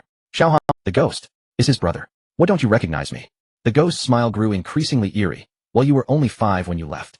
Xiao Han's mind went blank. He did have a brother. Before he was taken by the Dragon Soul organization, his brother was only 5. He had always thought his brother was dead. He never expected. The organization told me you had died. Xiao Han's voice was hoarse. The organization. The ghost sneered. Hasn't the organization lied to you enough? After they took you, they captured me too. They trained me, made me their tool. Later I escaped and joined the ghost organization, becoming the king's aide. Madness flickered in the ghost's eyes. Do you know why? Because the king promised to help me find you. Find me? Yes, the ghost said. I want to kill you with my own hands for abandoning me back then. Xiao Han tightened his grip on the hilt. So that's how it is. He thought he was avenging his brother, only to find that his brother was alive and had become his enemy. Fate is truly ironic. Now, the ghost slowly drew the sword from his waist. Let me see if you've made any progress over the years. His sword pointed at Xiao Han, a ball of black light gathering at the tip. That light Xiao Han was very familiar with. The aura of the 6th fragment. If I seize the 6th fragment, I will kill you, the ghost laughed. If I don't, I will torture you slowly. Xiao Han took a deep breath to calm himself. No matter whether the ghost was his brother or not, now was not the time to dwell on this matter. He must seize the 6th fragment to prevent Jin's resurrection. Xiao Dai, Zhang Xianzhong Mo, you handle the others, Xiao Han commanded. Ling Jun, which assist me. Understood. Xiao Han raised the heavenly demon blade, locking his gaze on the ghost. Come on, let me see what you've learned over the years. The ghost's figure vanished in an instant, and the next moment he appeared before Xiao Han, the sword tip piercing towards Xiao Han's heart. Xiao Han raised his blade to block the two, clashing in midair, producing a deafening boom. The battle had begun. Behind them, the great door of the floating city opened wider, the burning eye watching everything, as if enjoying a splendid performance about to unfold. In the basement of the Taba grocery store, the air suddenly grew heavy. Xiao Han stood in front of the bronze-hidden door. 3 days ago when he left, the runes on the door were merely dim, but now those ancient patterns were filled with cracks, as if some force had violently struck from within. Creak. A faint sound came from deep within the door's crack. Xiao Han instinctively took half a step back, his hand already resting on the dragon-slaying sword at his waist. Creak, creak, creak. The sounds grew increasingly dense and violent, the cracks on the bronze door spreading wildly. A black aura seeped out from the crack like a living mist, slowly spreading around. Something's wrong. Xiao Han turned to flee, only to find the black mist had already sealed off the staircase to the ground. The mist carried a decaying aura, as if an ancient curse sealed away was awakening. The fragment of the heavenly demon art in his arms suddenly grew hot. Xiao Han looked down and saw blood-red words appearing on the fragment. He is coming. 3 words like blood coagulated, slowly seeping on the yellowing page. Xiao Han's pupils constricted. He knew who he referred to. Jin, the presence that had been lurking in the dark, seeing Xiao Han as a vessel. But what exactly was sealed within this bronze door? Why did it resonate with Jin? The black aura surged like a tide, forcing Xiao Han back to the staircase with nowhere to retreat.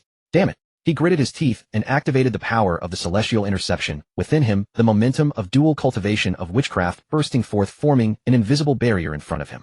The black mist slammed into the barrier, emitting a piercing hissing sound, as if countless poisonous snakes were frantically gnawing away. You persistent thing. Xiao Han coldly shouted, his left hand forming a seal, a beam of golden light shooting forth from his palm, forcefully pushing the black mist back 3 feet. Just then a low, resonant laughter came from deep within the crack. He. The laughter was old and hoarse, yet carried an eerie delight, like a being trapped in darkness for 10,000 years, finally catching a glimpse of dawn. Finally, someone has come. Xiao Han's heart jolted. This voice was not Jin. Jin's voice was cold, hollow, carrying a dispassionate indifference to destruction, whereas this voice contained greed, desire, and a hint of madness. Who are you? Xiao Han asked in a deep voice. Who am I? The voice seemed to find something amusing. The low laughter. Who I am is no longer important. What matters is that you have come. The seal is broken, and he is about to awaken. Xiao Han's eyes narrowed. Do you know Jin? Know him? The voice carried a hint of mockery. Child, you are too naive. What do you think Jin is? A person? A god? No. Jin is the end of all things, the other half of chaos existing since the birth of this world. And you? The voice paused, becoming meaningful. You are the key. Xiao Han's brow furrowed. The key. His heart fragment within him. Or the heavenly demon art. Before he could think clearly, the crack on the bronze door suddenly widened violently, and the black mist poured out like a bursting dam. The barrier in front of Xiao Han collapsed in an instant, and he was sent flying back by the black mist, crashing heavily against the wall. Cough, cough. A mouthful of blood surged up his throat, which Xiao Han forced down, struggling to stand. The black mist had already spread throughout the entire basement, the ancient runes dimming rapidly in the black mist, as if devoured of all light. At that moment, a silver figure dashed down the stairs. Xiao Han. It was Xiao Dai. She seemed to sense something rushing into the basement with a pale face. The moonshadow necklace on her chest trembled violently, the silver light clashing with the black mist, emitting a piercing hum. Why are you here? Xiao Han frowned. It's dangerous here. I sensed it. Xiao Dai clutched her chest, the light of the moonshadow necklace growing brighter. It is calling me. Just as she finished speaking, a drop of silver blood slid from the corner of her eye. Xiao Han's pupils constricted. Xiao Dai. But Xiao Dai seemed unaware, her gaze fixed on the shattered bronze door, her eyes filled with confusion and shock. In her mind, unfamiliar images surged like a tide. A woman dressed in white, standing amidst ruins. Around her were countless fallen figures. Some were warriors of the Xianyuan clan, others were monstrous beings with grotesque faces. And directly in front of her was a being shrouded in black mist. The woman murmured incantations, the moonshadow necklace on her chest bursting forth with blinding silver light. With my bloodline as a sacrifice. With my soul as a prison. Seal. The images abruptly stopped.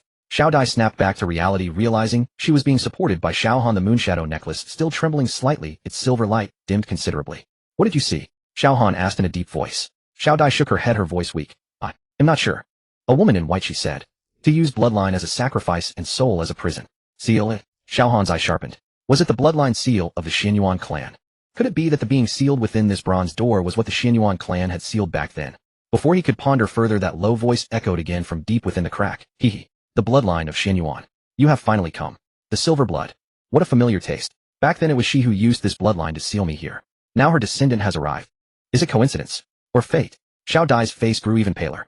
The moonshadow necklace trembled violently, its silver light flickering, as if something was awakening. Xiao Han grabbed Xiao Dai's wrist, shielding her behind him, his gaze locked onto the crack. The crack had widened to a size large enough for a person to pass through, and a distorted figure was vaguely visible in the black mist beginning to coalesce. No matter who you are, Xiao Han's voice was icy. If you want to touch her first, consider the sword in my hand. Sword? The voice carried a hint of mockery. Child, can your sword shatter the darkness? Can it sever fate? You think you are resisting. In truth, you are merely walking a path that has long been paved for you. Xiao Han furrowed his brows tightly. There was too much in that voice he could not comprehend, but one thing he was certain of. This existence was far more dangerous than he had imagined.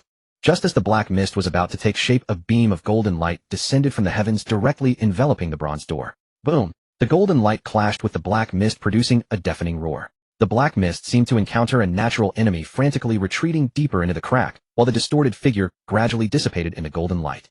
Damn it! It's you again. The voice was filled with anger and unwillingness, then completely vanished into the depths of the crack. Xiao Han looked up and saw an old man with white hair standing in the center of the basement. The old man wore a simple gray robe, his expression kind, yet his eyes held an unfathomable depth. Xiao Han was taken aback. Hong Jun did not look at him, but walked toward the bronze door, forming hand seals as golden runes flew from his palms and landed on the door. The cracks began to slowly heal, and the black mist was once again suppressed behind the door. It can only be temporarily contained. Hong Jun's voice carried a weight of seriousness. The seal has been damaged. To fully repair it will require time and a price. Xiao Han frowned. What price? Hong Jun turned his head, his gaze landing on him. In that gaze there was a complex emotion that Xiao Han could not fathom.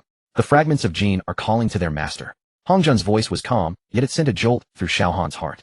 The peace within you is the key. Xiao Han's pupils constricted. He had never revealed to anyone that there was a fragment in his heart. The Tianma Ju was a secret, and the fragment was a secret known only to him. How did Hong Jun know? How much do you know? Xiao Han's voice darkened, his hand instinctively pressing against his chest. Hong Jun did not answer directly, but turned to face him, his gaze profound. Child, do you know what you carry on your shoulders? Xiao Han fell silent. He knew. The remnants of the Tianma Ju had told him. He was the seventh vessel, the fated carrier of Jin.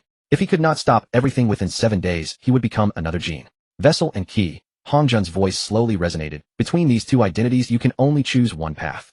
To be a vessel, you will become Jin, destroying the 6 realms, but you may retain a shred of self perhaps. There is still a chance for redemption.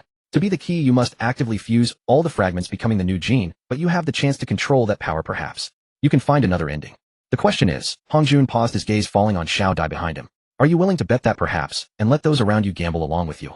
Xiao Han's heart jolted. He instinctively turned his head, seeing Xiao Dai's pale face, and the drop of silver blood at the corner of her eye that had yet to dry. What do you want to say? Xiao Han's voice was somewhat hoarse. Hong Jun shook his head, his figure beginning to gradually dissipate. All I can tell you is this. The path is for you to choose. Remember, Jin will not give up on you, you are the chosen one. But likewise the bloodline of Xianyuan will not abandon you. That is the only power that can suppress Jin. Choose, child. Choose correctly, and there will be redemption. Choose wrong, and it will be the abyss.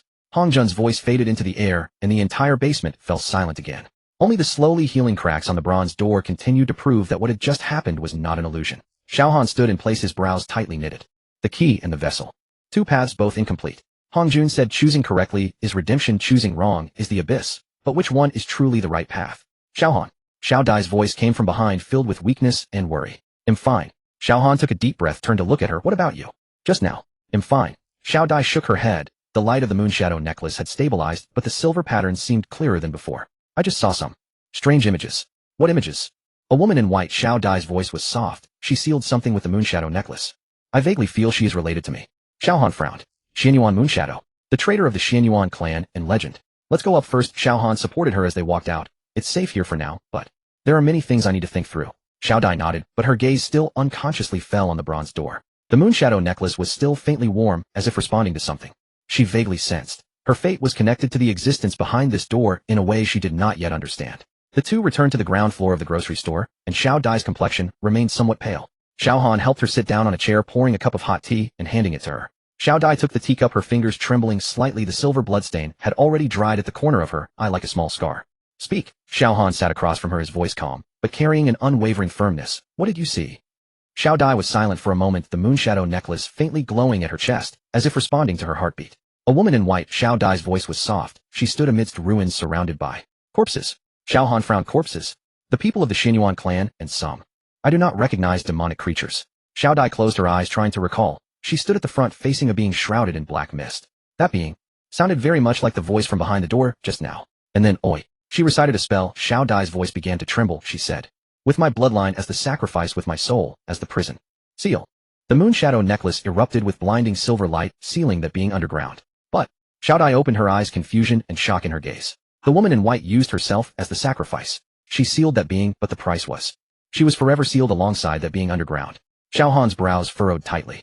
Using oneself as a sacrifice, using one's soul as a prison. This was the forbidden technique of the Xianyuan clan, the price being the life and soul of the caster. What else did you see? Xiao Dai shook her head, the image cut off there. But, she lowered her head, looking at the moonshadow necklace on her chest, her voice becoming very soft. I feel she is related to me. A very close relationship.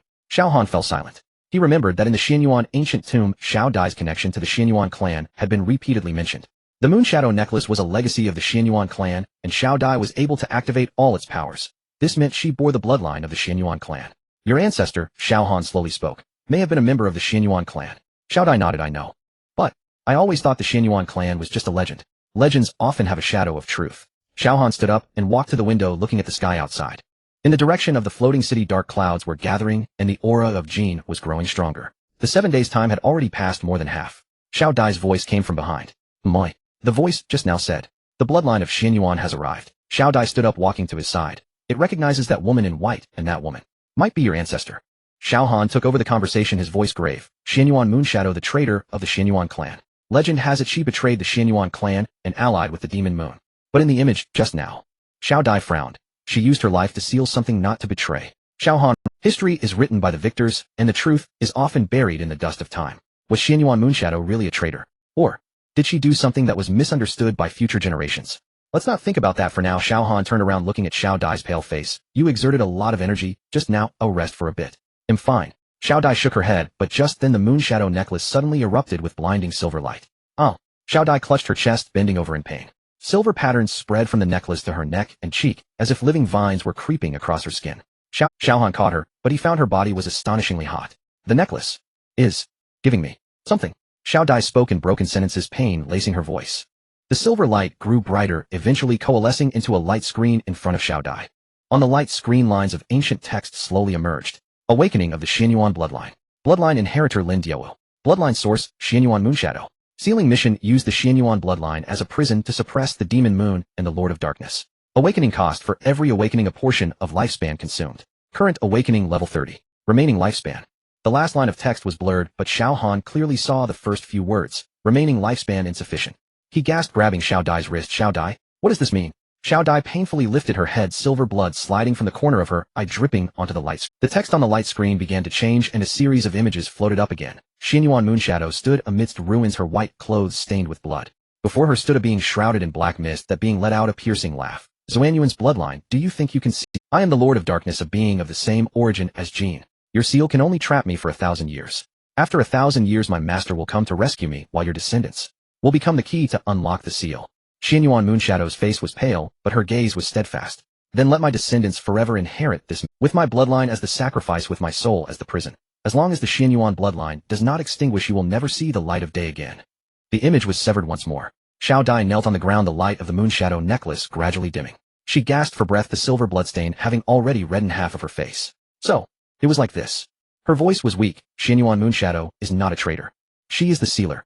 She sealed that being with herself, and her descendants must inherit this mission. Every generation of Xianyuan bloodline awakeners must pay the price of their life to maintain this seal. Xiao Han's face turned ashen. He finally understood. This was what Xiao Dai had been concealing. The Moonshadow necklace was not merely a legacy, it was the key to the seal. Xiao Dai was not an ordinary descendant of Xianyuan, she was the guardian of the seal in this generation. And the price she paid was her lifespan. Did you know this all along? Xiao Han's voice was deep, suppressing his anger.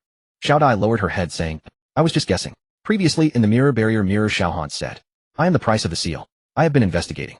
What good would it do to tell you? Xiao Dai raised her head, her eyes reddening. This is my fate, determined by my bloodline. Telling you would only make you worry more. Xiao Han fell silent. Fate. That damned word again. Jin said he was a vessel. Hong Jun said he was a key. Xianyuan Yueying said Xiao Dai was the guardian of the seal. Everyone was on the chessboard of fate, pushed toward a predetermined conclusion. Do you know? Xiao Han crouched down, staring directly into Xiao Dai's eyes. I never believed in fate. Xiao Dai was taken aback. Jin said, I am a vessel, yet I will shatter him. Xiao Han's voice was calm, but carried an undeniable resolve. Hong Jun said, I must choose a path, yet I will carve out a third one. You say this is your fate, then I will change it. Xiao Han. Xiao Dai's eyes turned redder. Xianyuan Yueying sealed that existence with her life. Xiao Han stood up, grasping Xiao Dai's hand. That was her choice. But what is your choice? Xiao Dai fell silent. What was her choice? She had always thought that inheriting her ancestors' mission to seal the demon moon and the Lord of Darkness was her only path. But now Xiao Han's words began to shake her. What if fate could be changed? What if she didn't have to follow in her ancestors' footsteps? I will find a way, Xiao Han's voice resounded again. Be it breaking the seal, or eliminating the Lord of Darkness, I will surely find a method. Before that, he paused, his gaze falling on his chest, where the remnants of the Tian Moju lay. I need to clarify one thing. Xiao Dai looked at him, and suddenly said, the Tian Moju is related to Jean, right? Xiao Han was taken aback. In the previous scene, Xiao Dai's voice was soft. The Lord of Darkness said he is a being of the same origin as Jean. And the Tian Moju has been resonating with the fragments within you. The creator of the Tian Moju is Jean, right? Xiao Han fell silent. He knew. The remnants of the Tian Moju had long told him. Those who cultivate the Tian Moju will ultimately become Jean's vessel. The Tian Moju is not a technique, but a curse that leads the cultivator to destruction. Yes. Xiao Han did not deny it. Xiao Dai nodded, then made a move that Xiao Han did not expect. She grasped Xiao Han's hand, their fingers intertwined. No matter what you become, her voice was soft yet firm, I will not let go. Whether you are Xiao Han, a vessel of Jean, or a key. To me you are you. Xiao Han was stunned. He looked into Xiao Dai's eyes where there was no fear, no hesitation, only emotions he could not. Was it trust? Was it reliance? Or something else? You? I know what you want to say, Xiao Dai interrupted him, a slight smile gracing her lips, revealing a pale expression. You want to say that Jean's power will harm me, you want to say that you might become another person, you want to say, let me leave you. But Xiao Han, fate has bound us together. You are Jean's vessel, and I am of the Xinyuan bloodline. We are both chosen by fate. Since that's the case, why not walk together? Xiao Han remained silent for a long while. Then he gently tightened his grip on Xiao Dai's hand. All right, let's walk together. No matter where this path leads, no matter what the outcome is, we will walk together. Xiao Dai smiled, her smile though pale was radiant. At that moment the remnants of the Tian Moju in Xiao Han's arms grew warm again. He looked down, and new blood characters emerged on the remnants. The deeper the bond, the stronger Jean's power. You are walking towards the abyss, child. But you seem unconcerned. Xiao Han closed the remnants, his lips curling into a cold smile. Abyss? I have already stood at the edge of the abyss. But I will not jump. I will fill the abyss. At the headquarters of the Phantom Organization, 3 levels underground. In the dim hall, only a few candles burned, casting flickering shadows. In the center of the hall stood an altar made of black stone, on which floated 3 fragments of hearts emitting a dark. The king stood before the altar, a silver mask obscuring his face, revealing only a pair of eyes. In those eyes the left was a normal deep brown, while the right had already turned pitch black, with swirling black mist faintly visible in the pupils. The 5th fragment has fused, he murmured. Only 2 more to go. No, only 1 more remains. A voice echoed from the void, filled with greed and fervor. The 7th fragment is on that boy. The king's eyes narrowed. Shiva. From the void a figure slowly materialized. It was a giant, 3 meters tall, with deep blue skin and 4 arms, each holding a different weapon. His face was handsome, but his eyes were filled with the madness to destroy everything. Shiva, one of the rulers of the underworld, a follower of Jean. Shunning, Shiva's voice reverberated in the hall. You have. The 5th fragment has already merged with your body, and Jean's power is awakening. The king, or rather Shunning, remained silent. He felt the increasingly powerful force within him, as well as the dark consciousness becoming harder to control. With each fragment fused, he could feel his will being eroded, a part of his memories being devoured. But he did not care. As long as he could obtain Jean's power, as long as he could take revenge on those who took everything from him, even if he became a puppet, it didn't matter. The 7th vessel has awakened. The king spoke, his voice cold. The resonance between the fragments grows stronger. It only needs to induce him to actively merge with the heart fragments, and Jean can complete his initial resurrection through the vessel's body. Shiva's face revealed a fervent smile. At that time the 6 realms will tremble beneath Jean's feet. What about that girl? Shiva changed the subject, the inheritor of the Xinyuan bloodline. The king's gaze turned. Her bloodline awakening is a pleasant surprise. Shiva's voice was filled with greed. The seal of the Xinyuan clan is the last barrier preventing Jean from returning. Using her to break the seal would save 10 years. 10 years. The king sneered. 10 years is too long. I have waited 30 years, that is long enough. His hand touched his mask, his voice turning somber. 30 years ago those people took everything from me. My mother, my home. Now it is time for them to pay the price. Shiva looked at the king, a glint of amusement flashing in his eyes. This human, though he claimed to be willing to become Jean's vessel, still harbored an obsession deep within. Revenge. This is good. The deeper the obsession, the easier it is to control. Xiao Han has already obtained the 1st key. Shiva's voice echoed again. He is heading to the edge of the underworld, searching for the 2nd key. The 3rd key is himself. As long as he enters the upside-down heavenly palace, everything will be over. The king nodded, but a glint of cold malice flashed in his eyes. I have a better plan. Oh. Shiva became interested. Tell me about it. The king turned and walked to a corner of the hall. There stood a girl bound by silver chains. The witch, a girl of the Lei Shi clan, his subordinate also. His pawn to monitor, which the king's voice was cold. You have done well. Those paper cranes, those warnings successfully made Xiao Han believe you. The witch said nothing, her face devoid of expression, but a glimmer of struggle flashed in her eyes. The king's slave mark controlled her soul, her kin imprisoned in gems as bargaining chips. She had no choice but to obey. Now I need you to do one more thing. The king approached the witch looking down at her. Use the universal puppet technique to control that girl. The witch's pupils constricted. The universal puppet technique is a forbidden art of the Lei Shi clan capable of temporarily controlling another's consciousness and actions. But the cost is, the caster's soul will connect with the controlled, and if the controlled suffers severe injury, the caster will also face backlash. Once you control her, have her open the Xinyuan seal at a critical moment. This way Jean can directly enter the core of the upside-down heavenly palace. The witch's complexion turned pale. Controlling Xiao Dai, having her open the seal. This meant Xiao Han would face the cruelest choice, save his beloved or prevent Jean's resurrection. No matter how he chose, the result would only lead to Jean's victory. Are you unwilling? The king's voice turned cold. The witch bit her lip, and in the end she lowered her head.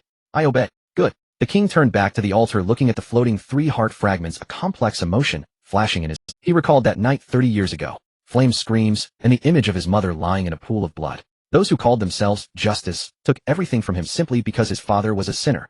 From that day on he vowed to make everyone taste the bitterness of losing everything. Xiao Han possessed everything he brothers, friends, lovers. Those warm things, those he could never have. Xiao Han, the king's voice was low as if talking to himself. You possess everything I have ever desired. Now I will personally destroy it. Let you also taste the bitterness of losing everything. He raised his hand, touching his face. Beneath the mask was a burned face, the left side relatively normal, while the right side was covered in twisted scars.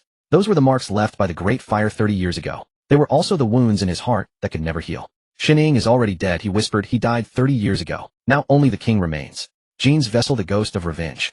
Shiva's voice echoed again from the void, filled with fervent laughter. Good, very good. Your hatred, your obsession, is precisely the nourishment that Jean loves most. Continue on, Shining. When you merge all the fragments, the 6 realms will tremble beneath your feet. The king did not respond. He simply gazed at the heart fragments on the altar, his eyes glinting with cold light. In the corner of the hall, the witch lowered her head, and no one noticed her gaze. There are only different ways to fail. In the depths of night, the phantom headquarters was dead silent. The witch knelt on the cold obsidian floor, beads of sweat trickling from her forehead. The slave mark around her neck writhed as if it were alive, each pulse draining a flicker of vitality from her body. She could sense the king's gaze upon her, cold and scrutinizing, carrying a sense of condescension. Are you planning to leave? The king's voice drifted from the throne, languid, yet laced with danger. He raised a hand to stroke the armrest, black veins creeping along his right side like a disease. Ever since merging with the 5th fragment, the markings had never faded. Each night he could hear the sound of the ashes echoing in the depths of his mind, deep, hoarse, like the chanting of an ancient spell. The witch did not look up, yet her voice was surprisingly calm. Young master, the backlash of the slave mark is becoming increasingly severe. I need to find a place to suppress it. Otherwise, she deliberately paused, letting her body tremble appear more genuine. Otherwise, I fear it may jeopardize your grand plans.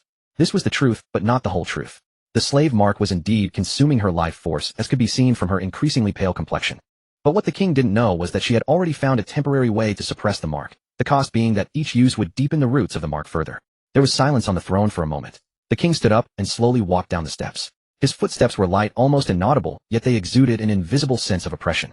He stopped in front of the witch, extending his finger to lift her chin, forcing her to meet his gaze. Those eyes remained indifferent, yet within their depths lay something complex. You know the consequences of betraying me. The king's voice was soft, as if discussing something trivial. The slave mark is within me, oh, what could I betray? The witch met his stare, a bitter smile, even tugging at her lips. Young master, you are too cautious. The king stared at her for a long time, before finally releasing his grip.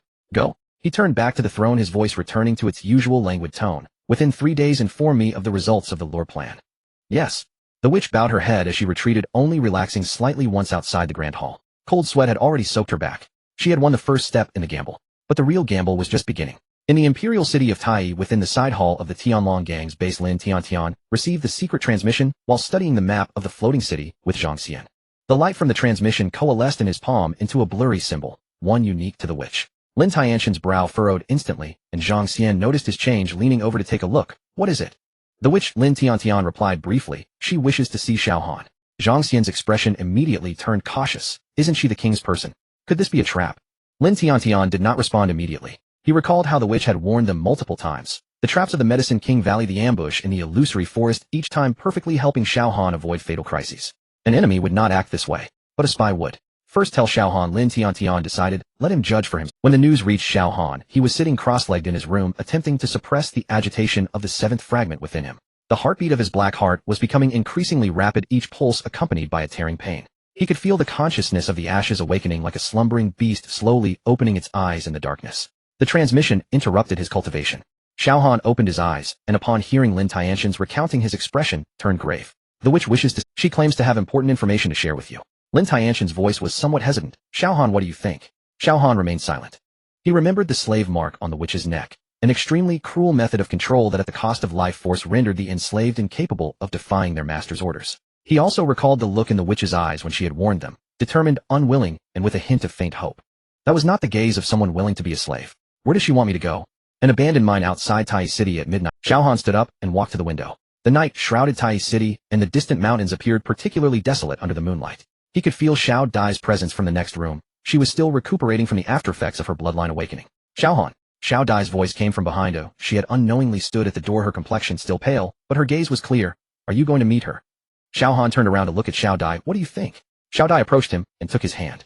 Her palm was slightly cool, but carried a reassuring strength. Her eyes do not seem to lie, Xiao Dai said softly. I have seen too many false things, but her eyes.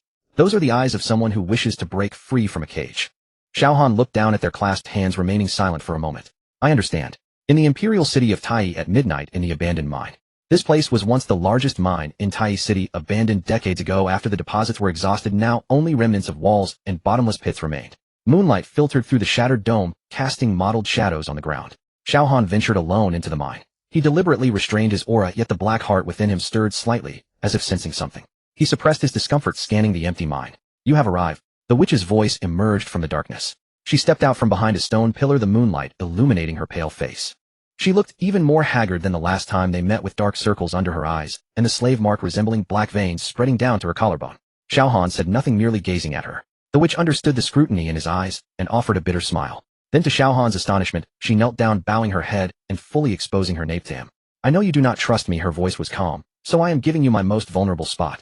If you feel I am a threat, you can kill. Xiao Han's pupils constricted slightly. He looked at the witch's neck exposed to the moonlight, where the core of the slave mark resided, the vital point of her life. One strike, and she would die on the spot. Get up. Xiao Han's voice was cold. I do not like others kneeling before me. The witch lifted her head, a complex expression flashing in her eyes. She slowly stood up, brushing off the dust from her knees, the bitterness on her face transforming into seriousness. Xiao Han, I know you have no reason to trust me, but I must tell you the king's entire plan because... She paused, because I do not want him to become another Ash. Speak. The witch took a deep breath and began to narrate. The king's plan consists of 3 steps. The first step is to control Xiao Dai. He discovered that Xiao Dai's bloodline could suppress the consciousness of the ashes, so he intends to use her as a hostage to force you to actively merge the fragments. Lin Tianshan's expression instantly turned icy. The second step, the witch continued, is to compel you to merge the fragments. He knows you are the 7th vessel, the final link in reviving the ashes. As long as you can actively merge the 7 fragments, the ashes can revive using your body. And the third step, the witch's voice grew heavy, is his own plan. He wants to use the power of the ashes to reverse time and save his mother. Xiao Han was taken aback. Mother. The witch nodded. The king's true name is Shuning. 30 years ago his mother was killed by the ashes followers when he was only 7. Since then he has lived in hatred. Her voice was somewhat low. Do you know? He actually... She hesitated briefly, seemingly weighing her words. He was once a contender for the Dragon Soul Needle. Xiao Han's pupils constricted suddenly. What? You didn't know, did you? The witch observed his shocked expression, offering a bitter smile. The king and you actually come from the same place. The selection mechanism for the Dragon Soul Needle is extremely cruel, with only a few individuals able to remain each year. The year he was eliminated was precisely the year you were chosen.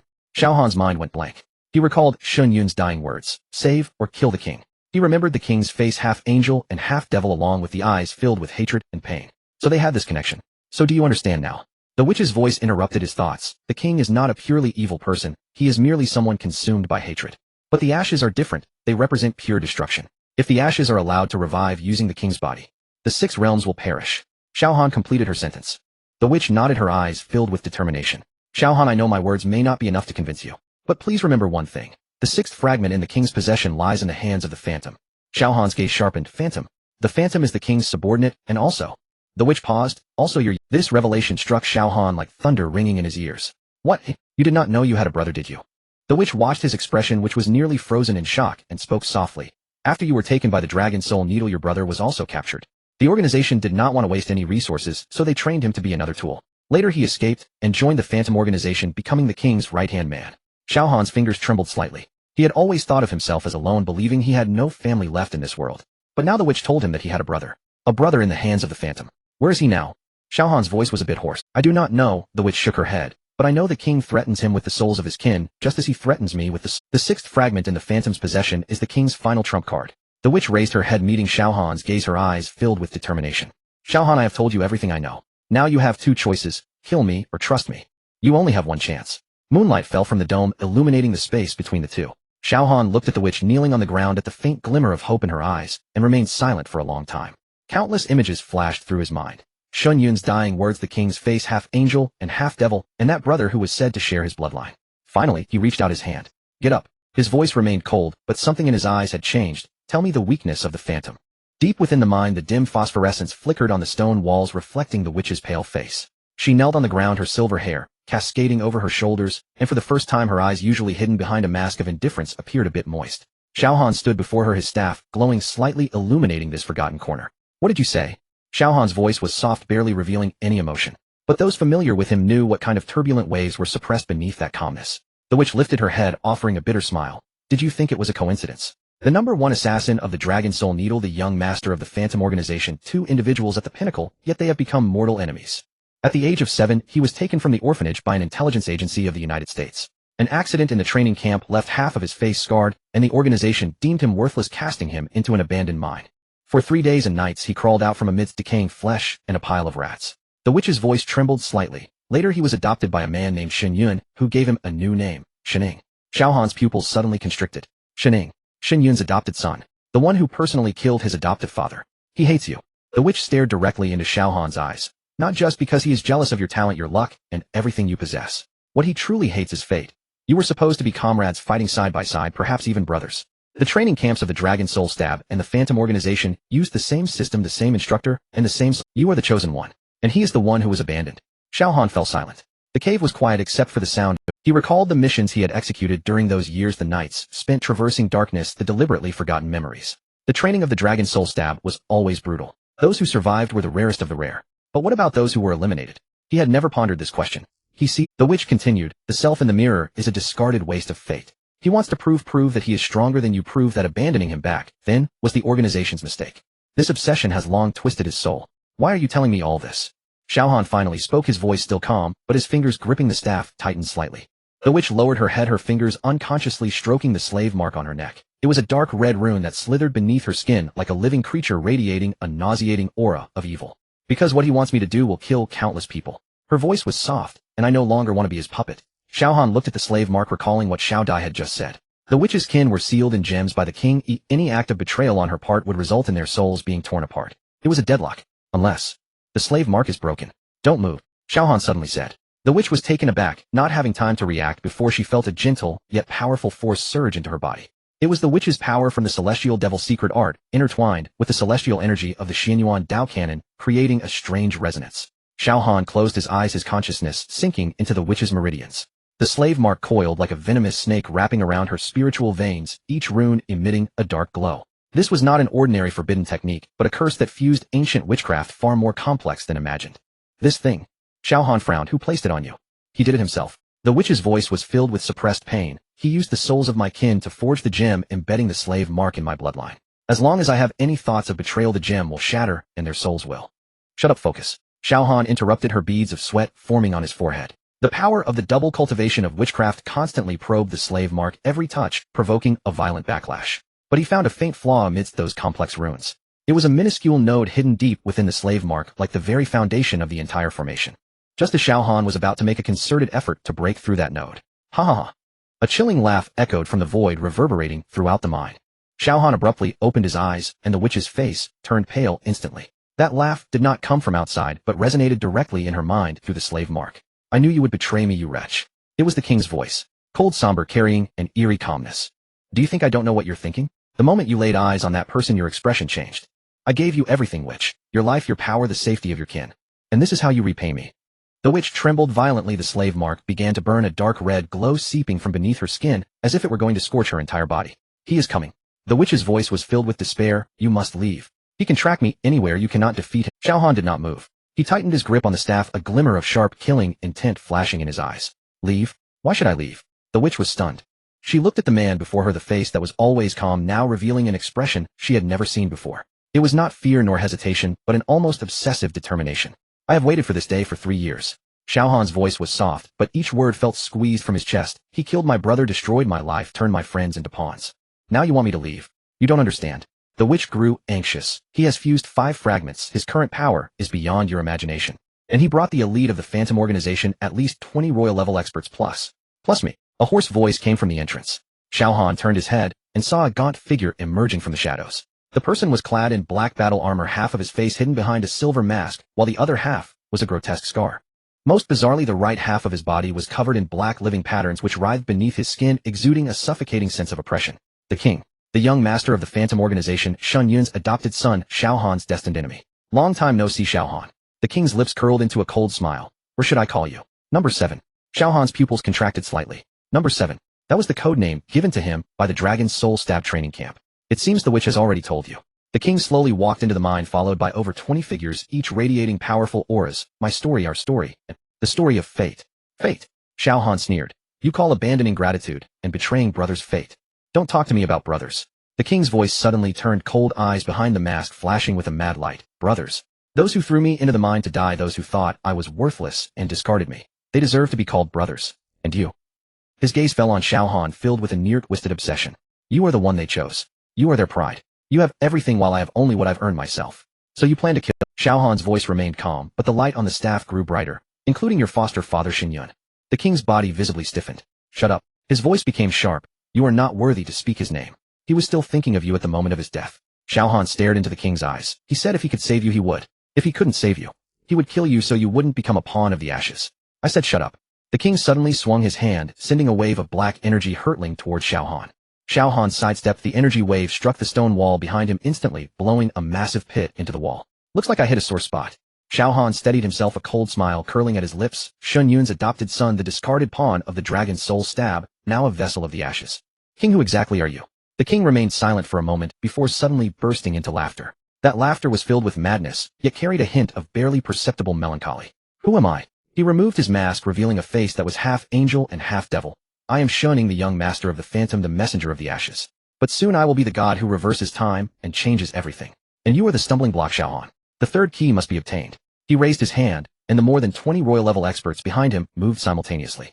The mine was instantly filled with colorful lights, energy fluctuations tearing the entire space into fragments. The witch struggled to rise, but was pushed aside by Xiao Han. Focus on breaking the slave mark. Xiao Han said without looking back, leave this to me. But, there are no buts. Xiao Han's voice was imbued with undeniable determination.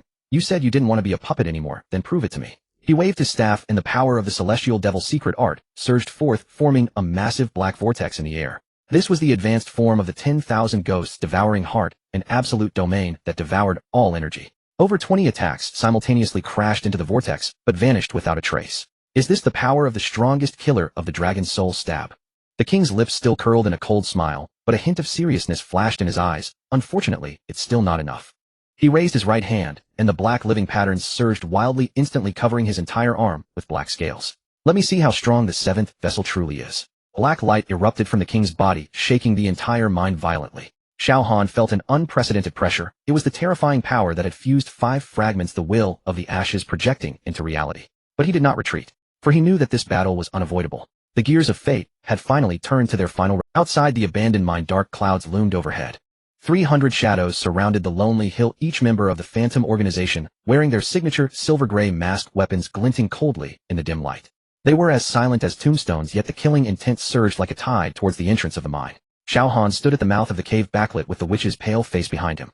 Step back, he said without turning his head. The witch bit her lip, her unique silver-white hair fluttering slightly. She wanted to say something, but ultimately clenched her fists and silently retreated deeper into the mine. Wise choice. A familiar voice came from the enemy ranks. The king stepped forward, the silver mask obscuring his face, but not the madness and obsession in his eyes.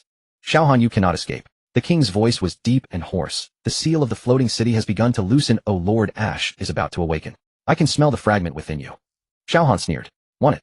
Come and take it yourself. Before his words fell, he formed seals with both hands, and the dark purple light unique to dark sorcerers instantly gathered at his fingertips. 10,000 ghosts devouring heart. A chilling wind surged, and it seemed like countless vengeful spirits and fierce ghosts materialized around the mine.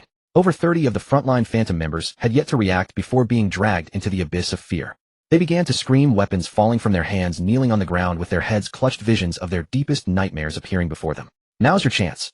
Xiao Han's figure flickered, the celestial devil transformation activated, and he became a shadow that charged into the enemy ranks. His movements were so fast they were nearly impossible to catch, each strike precisely claiming a life.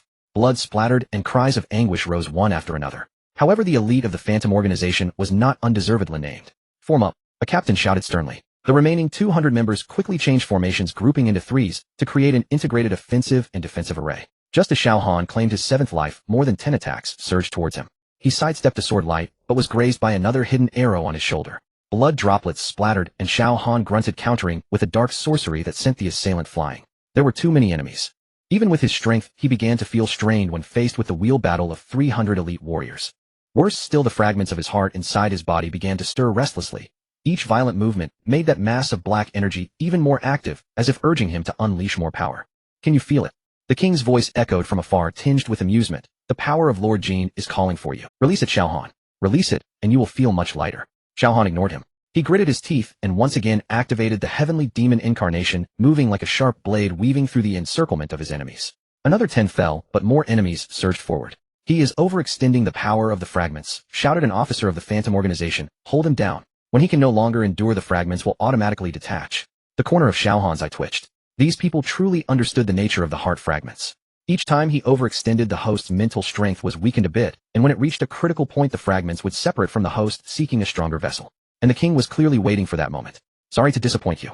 Xiao Han sneered, suddenly producing a pill in his hand. This was a recovery pill refined for him by Lin Feng, capable of significantly replenishing mental strength in a short period. He swallowed it whole, and the dark purple light surged once more. Heavenly demon art, phantom shadows 1,000-fold. Countless afterimages separated from Xiao Han, each appearing as solid entities wielding various weapons to charge into the enemy ranks. The formation of the Phantom Organization was immediately thrown into chaos. They could not distinguish which was real and which was fake, and could only passively endure the assault. The king furrowed his brows. Troublesome fellow, he muttered. However, the more you struggle, the faster the fragments will fuse. Keep going, Xiao Han. Let me see how long you can hold out. Just then, kill. The earth-shattering battle cries reverberated from outside the mine. Hundreds of figures surged from all directions, the leading figure Lin Tianlong cutting through the air with sword energy. His Dragon Slayer sword let out a dragon's roar with each swing, causing several enemies to fall. Brothers, save Xiao. Dragon Gang, move out. Leave no one behind. Long Fei followed closely with the elite of the Dragon Gang, his usual playful demeanor replaced by a chilling, killing intent. Although his swordsmanship was not as fierce as Lin Tianlong's, it was cunning and unpredictable, targeting vital points with every move. Even more surprisingly, Duzuan and Han Tian also dispatched reinforcements. The elite warriors of the Demon God Gang and the Celestial God Gang charged in from another direction, forming a counter-encirclement against the Phantom Organization. This was the first time the three major gangs had joined forces since the launch of the prehistoric server.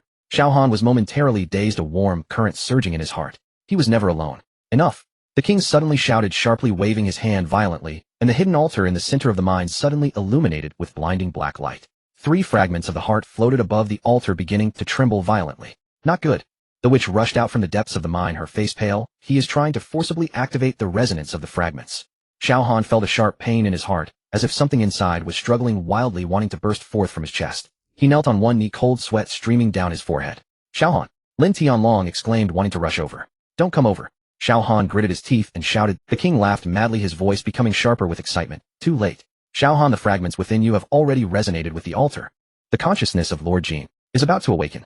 Boom! A black pillar of light shot up from the altar, pierced. Xiao Han felt his consciousness being eroded by a cold force. Those memories he cherished. The first meeting with Xiao Dai, battling alongside his brothers, all the love and hate, all the emotions and loyalties, were being stripped away bit by bit. Just then a cold voice echoed deep within his mind. I have returned. The voice was ancient and weary, filled with endless loneliness and madness, as if it came from the chaotic depths at the beginning of the universe. Xiao Han's pupils constricted sharply. He recognized that voice. It was Jin's voice. The fragment of the heavenly demon art was swirling madly in his mind, revealing a line of blood-red text. The deeper the bond, the stronger Jin's power becomes. You are walking towards the abyss. The battle outside the mine continued. Lin Tianlong and Long Fei had already breached the outer defense line and were rushing towards the altar. But Xiao Han knew it was all too late. The fragment of the heart within him was awakening, and the price of its awakening was to pain. A violent pain exploded from his chest, as if an invisible hand was gripping his heart, tightly squeezing it mercilessly. Xiao Han knelt on one knee, cold sweat instantly soaking his back. That pain was not the tearing of the flesh, but something deep within his soul was crawling outward, carrying an ancient chill and a breath of destruction. Ugh!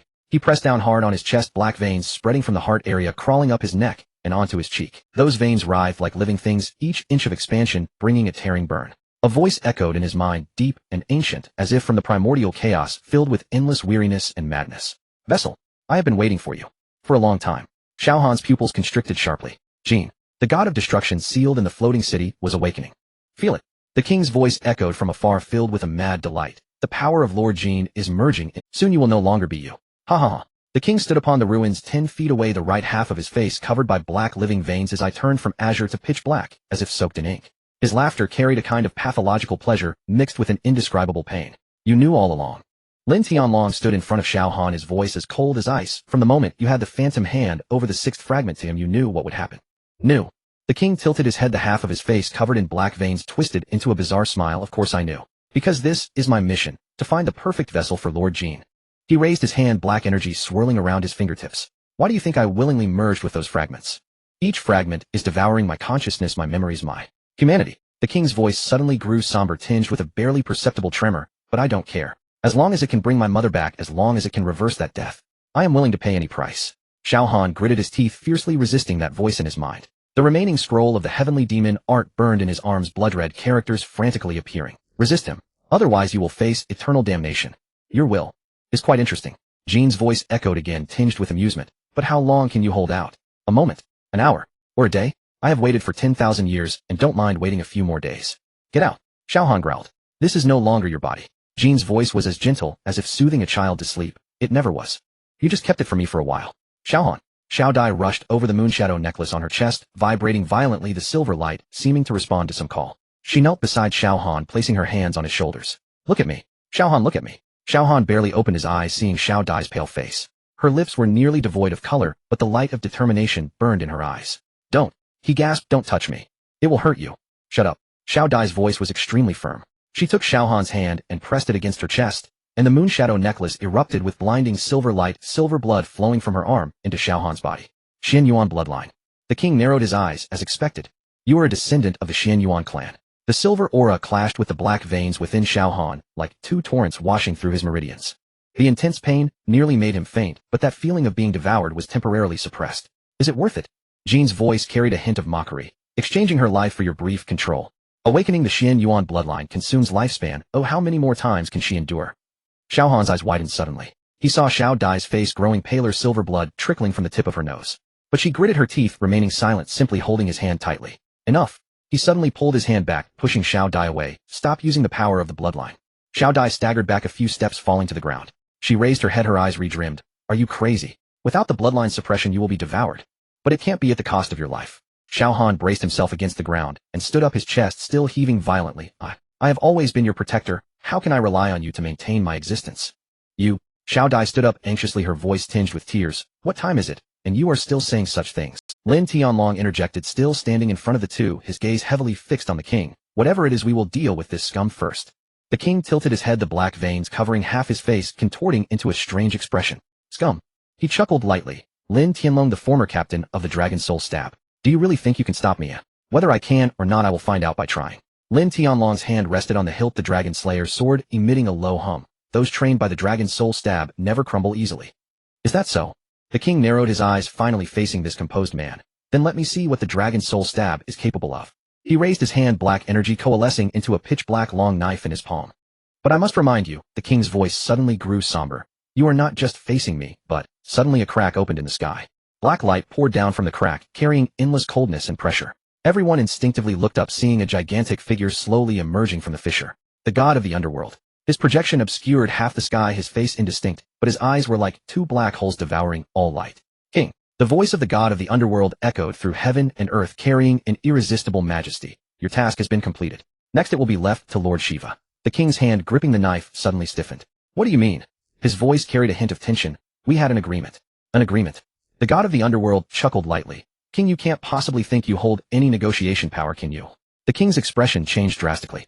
The black living veins on his face writhed violently, as if responding to the turmoil within him. He finally realized. He had been nothing more than a pawn to be discarded once used. God of the underworld. He gritted his teeth. You think. Enough. The god of the underworld interrupted him, his gaze landing on Xiao Han, tinged with amusement. Seventh vessel, your fate has long been sealed. Oh, why struggle? Xiao Han raised his head, locking eyes with the god of the underworld. Those eyes held no emotion, only an endless abyss, as if he were being stared at by a black hole, his soul on the verge of being sucked in. Fate. Xiao Han's voice was hoarse, but each word was crystal clear. My fate, I decide for myself. He pushed himself up with the Dragon Slayer's sword, his body still trembling slightly, but his eyes burned with indomitable fire. You are right, Xiao Han gasped. Jin has indeed awakened within me. Yet this body, he pressed his chest, is— Oh! The projection of the god of the underworld leaned slightly forward. How do you intend to prove that? Xiao Han raised his head, his gaze fixed on the enormous figure that overshadowed the sky. As long as I'm not dead, this body belongs to me. If Jean wants it back, he must step over my corpse. Interesting, the god of the underworld chuckled lightly. But do you have a choice? In 7 days Jean will fully awaken. By then you won't even have the strength to commit suicide. Then within 7 days I will find a solution. Xiao Han's voice was soft, but every word was like a nail driven in. I have never been a saint nor a hero. He slowly straightened his body. But one thing I know clearly. I will never let anyone, any god, make decisions for me. The god of the underworld fell silent for a moment. Very well, his voice carried a hint of approval, concealing a deeper meaning. Then let me see how far you can go. The rift in the sky began to close, and the projection of the god of the underworld gradually faded away. By the way, his voice echoed one last time, King, your value has run out. From now on you are just a discarded pawn. The rift completely sealed. The king stood still, the black patterns on his face writhing violently. His expression twisted, resembling both anger and despair. Discarded pawn. He murmured, I am just a discarded pawn. He suddenly raised his head to look at Xiao Han. In the eye covered by dark patterns, a complex emotion appeared for the first time. Do you think you've won? The king's voice was hoarse. No, the real game has just begun. He turned, and a black aura enveloped his whole being. We are all just pawns, Xiao Han. The king's voice emerged from the black mist. The difference is I know what I am. And you are still dreaming. The black mist dispersed, and the king's figure vanished. Xiao Han stood there, a dull ache still lingering in his chest. He looked down at his hands. The black patterns had faded, but the feeling of being watched remained. Jean was still within him, just temporarily asleep. Xiao Han, Xiao Dai approached and supported his arm. Are you all right? I'm fine. Xiao Han shook his head, but I know. Time is running out. He raised his head and gazed toward the direction of the floating city. That city suspended in the sky emitted a dim glow. The countdown of 7 days had begun, and he had to find a solution before Jean fully awakened. Let's go. Lin Tianlong walked over and patted his shoulder. No matter what lies ahead, we will face it together. Zhang Xian also walked over, grinning. Exactly. When have we dragon soul stingers ever been afraid? If worst comes to worst, well, fight that, Jean. Xiao Han looked at the brothers before him, a slight smile tugging at his lips. Thank you, he said softly, but from now on, I want to walk this path alone. What did you just say?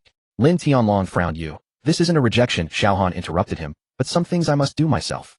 He looked toward the floating city, his eyes resolute. Hongjun Laozu said that to stop Jean from resurrecting, the only way is for me to actively absorb the 7 shards and become the new Jean. So what? Xiao Dai tightened her grip on his arm. The cost is that my consciousness will be eroded, memories stripped away, and my humanity worn down. Xiao Han's voice was soft, but each word was crystal clear. I may forget everything. He turned to Xiao Dai, his eyes holding a deeply buried emotion. Including you.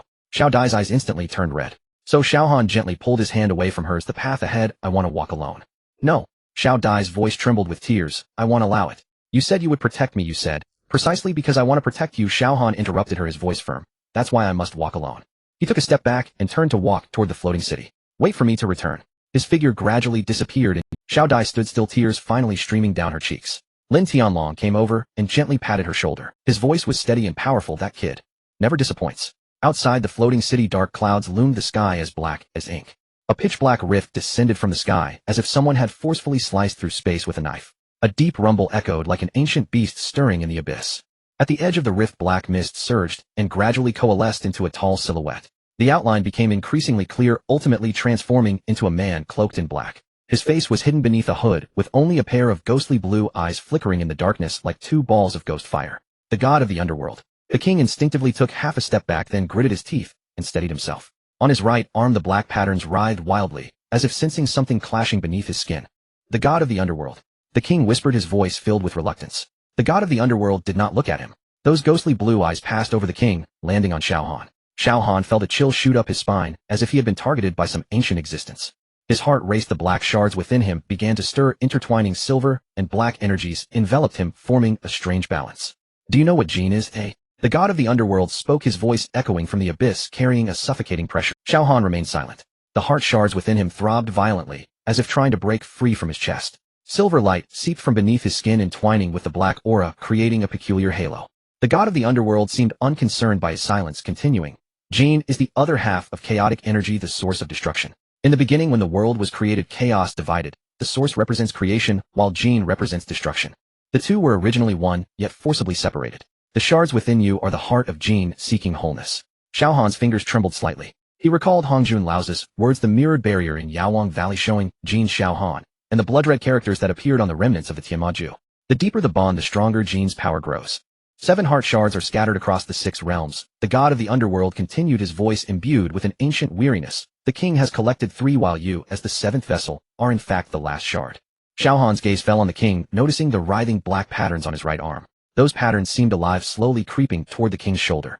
If the king forcibly takes the shards within you, Jin will fully resurrect, the god of the underworld stated. But if you actively merge all shards, you will gain power beyond that of a saint. What's the cost? Xiao Han's voice was somewhat hoarse. A glimmer of amusement flickered in the god of the underworld's eyes. You are quite clever. The cost is that you will be consumed by Jin's consciousness, ultimately forgetting everything. Your name, your past, the people you love. Xiao Han fell silent. He thought of Xiao Dai, of Wuling, of Lin, Tianlong, Zhang Xian, Zhang Mo Liu. He remembered the brothers who fought alongside him, the unforgettable moments. If I forget everything, then am I still Xiao Han? Is there a third option? Xiao Han looked up, meeting the god of the underworld. A hint of approval flashed in the god of the underworld's eyes, as if he saw a teachable student. There is, the god of the underworld said, but you will need 3 things: the Shinnong cauldron, the Xianyuan sword, and the Pangu axe. When the 3 holy artifacts combine, they can reshape the energy structure of the shards, allowing you to gain Jin's power without being consumed. Xiao Han's heart skipped a beat. He already had the Shinnong cauldron. It was the first holy artifact he obtained in the primordial world, following him to this day. The Xianyuan sword was in the hands of Xianyuan Qingyun. That proud descendant of the Xianyuan clan had once harbored a crush on him, but chose to let go for some reason later. As for the Pangu axe, Xiao Han's gaze sharpened slightly. The whereabouts of the Pangu axe had always been a mystery. Legend has it that it is the divine weapon that opened up the heavens and the earth, possessing the power to destroy the world. The god of the underworld seemed to see through his thoughts, a faint smile appearing on his lips. I can tell you the whereabouts of the Pangu axe. Xiao Han's eyes instantly sharpened like a blade unsheathed. He remained silent, simply staring at the god of the underworld, waiting for more. However, the god of the underworld's tone shifted. You must do something for me. What is it? The god of the underworld smiled slightly, a smile carrying an ancient weariness and an indescribable emotion. Help me kill someone. Who? Shiva. Xiao Han's eyes narrowed. Shiva, the god of destruction, a follower of Jin, had long sought to resurrect Jin. His goals coincided with the king's on the surface, but in truth they diverged. The king wanted to use Jin's power to reverse time to save his mother, while Shiva simply sought destruction. What grievance do you have with Shiva? Xiao Han asked. The god of the underworld's gaze flickered slightly, as if recalling. His voice became low, carrying a hint of barely discernible emotion. He imprisoned my lover. Xiao Han was momentary. He did not expect that the god of the underworld, master of the underworld, one of the most mysterious existences across the 6 realms, would also have a lover. Your lover? Xiao Han pondered his words. Who is it? The god of the underworld did not answer directly, but looked toward the direction of the floating city, his gaze deep. In that direction, the cracks on the bronze door grew larger, and the black aura continuously leaked out, as if something was about to break free. You just need to know, the god of the underworld said. Shiva imprisoned her, using her soul as a sacrifice to enhance. If Jin fully resurrects, she will completely dissipate. Xiao Han fell silent. He was uncertain whether to believe the god of the underworld's words. The god of the underworld is the master of the underworld, one of the oldest existences among the 6 realms. His words were partly true, partly false. No one could say for sure. Why should I trust you? Xiao Han asked. The god of the underworld chuckled lightly, as if looking at a naive child. You don't need to trust me. The god of the underworld stated. You just need to know that we have a common enemy. The king wants to use Jin's power, Shiva wants Jin to resurrect, and you. The god of the underworld paused, his gaze landing on Xiao Han, as if trying to see through his soul. You want to survive and protect the ones you love. Xiao Han's fingers clenched slightly. The god of the underworld was right. He wanted to survive to protect Xiao Dai, Wuling, Lin, Tianlong, all those he loved. But was the god of the underworld's proposal an opportunity, or another trap? I need time to think, Xiao Han said. The god of the underworld nodded, as if he had anticipated this. 7 days, the god of the underworld said. In 7 days the seal of the floating city will be completely shattered. By then, whether you make a choice or not, Jin will resurrect. The god of the underworld's figure began to blur, as if being consumed by darkness. Before completely disappearing, he left behind one last sentence. The Pangu axe is at the peak of Kunlun Mountain in the human realm, sealed by an ancient seal. But be careful, there's someone who's been waiting for you. The projection of the god of the underworld completely dissipated. Xiao Han stood in place, his brow furrowed. The black shards within him continued to tremble slightly, the silver glow flickering, as if engaged in some silent struggle. The king stepped forward, a complex expression on his face. The black veins on his right arm were still writhing, but at a noticeable. What do you plan to do? The king asked, his voice carrying a hint of fatigue. Xiao Han glanced at him, remaining silent. This man, who was once a dragon soul assassin candidate, and was formerly known as Shun Ying, had fused the shards at any cost for the sake of revenge, allowing the power of the ashes to erode him. There was no trace left of the 7-year-old orphan he once was. King, Xiao Han spoke, his voice calm. Do you know The king's expression shifted slightly. Shiva? He whispered. He is a follower of the ashes, constantly pushing. I previously thought we could cooperate, but later realized that his goals are completely different from mine. What are his goals? Destruction. A flicker of disgust flashed in the king's eyes. Pure destruction. He cares for no one, disregards everything, and only wishes to reduce the world to nothingness. Xiao Han fell silent for a moment before saying, The underworld god wants me to kill him. The king paused for a moment, then revealed a faint smirk. How much can you trust the words of the underworld god? I don't know, Xiao Han replied, but at least the underworld god and Shiva are not on the same side. The king said nothing, only gazing towards the direction of the floating city. The dark aura there was growing denser, and the cracks on the bronze gate were widening as if something was about to break free. 7 days, the king said softly. In 7 days, everything will come to an end. Xiao Han did not respond. He turned to look into the distance where Xiao Dai Lin Tianlong and Zhang Xian were rushing over. Their faces were filled with worry, their eyes shimmering with determination. Xiao Han took a deep breath, suppressing the turmoil in his heart. Regardless of whether the underworld god's suggestion was an opportunity or a trap, he had to give it a try. The divine farmer's cauldron, the Xianyuan sword, the Pangu axe. If these 3 sacred artifacts could unite, perhaps he could truly find a third path. A path that allowed him to survive while protecting everyone. But before that, he needed to go to the summit of Kunlun Mountain. Because the underworld god said someone had been waiting for him there. The figure of the underworld god hovered in the dark void, surrounded by swirling black mist, his ghostly green eyes like 2 unquenchable ghostly flames gazing at Xiao Han. Xiao Han did not respond immediately, quietly observing this lord of the underworld. A thin sheen of cold sweat began to form in his palms as the 7th shard within him seemed to sense something pulsing slowly at his chest, each heartbeat reminding him time was running out. Why should I trust you? Xiao Han finally spoke, his tone cold and devoid of any fluctuation. His gaze met that of the underworld god, unflinching. Xiao Dai beside him instinctively tightened her grip on his hand, her fingertips trembling slightly. The underworld god did not appear angry, instead bursting into loud laughter. That laughter echoed in the empty abyss, carrying a touch of desolation and sarcasm. You certainly do not have to believe me. The underworld god's laughter abruptly ceased, his gaze deepening. But our interests are— Oh. Xiao Han raised an eyebrow slightly. The underworld god floated a bit closer, the black mist around him writhing like a living creature. Shiva wants the ashes to be resurrected, and I do not wish for the 6 realms to be destroyed. My underworld will vanish alongside it. Xiao Han remained silent for a moment, digesting this statement. The underworld god continued. Do you think I am loyal to the ashes? Ha, that is merely the wishful thinking of outsiders. I am the lord of the underworld, governing life and death, maintaining the balance of the 6 realms. Shiva is the most fervent believer of the ashes. Once the ashes are resurrected, the 6 realms will fall into a cycle of destruction. At that time, the underworld will cease to exist as well. So you want me to help you eliminate Shiva? Xiao Han's tone carried a hint of sarcasm. You want me to trust a god who imprisoned my brother's soul for 3 years? The underworld god's eyes flickered for an instant, showing a moment of fluctuation, but quickly returned to calm. Xiao Tian's soul is my only bargaining chip. I admit this method is not very honorable, but what other means do I have to negotiate with you? Xiao Han let out a cold laugh. You call that a negotiation, using my brother's life to coerce me? You could interpret it that way. The underworld god did not deny it, his tone becoming more candid. But the conditions I offer are genuine. Information, resources, access to the floating city, even Shiva's weaknesses. These I can provide. What are the terms? Xiao Han stared at him. What do you want? Very simple. The underworld god's gaze sharpened. Once you gain sufficient power, help me eliminate Shiva. Xiao Han did not respond immediately. His mind raced, weighing the pros and cons. How credible were the underworld god's words? This question lingered in his mind. But one thing was certain. The conflict between the underworld god and Shiva was real, and their interests indeed diverged. Why should I trust you not to stab me in the back at a critical moment? Xiao Han asked the most crucial question. The underworld god fell silent for a moment before slowly saying, Of course you can choose not to believe me. But have you considered why I chose to appear at this moment? If I wanted to harm you, I could easily wait until you and Shiva were both weakened, then reap the benefits. Xiao Han's pupils slightly constricted.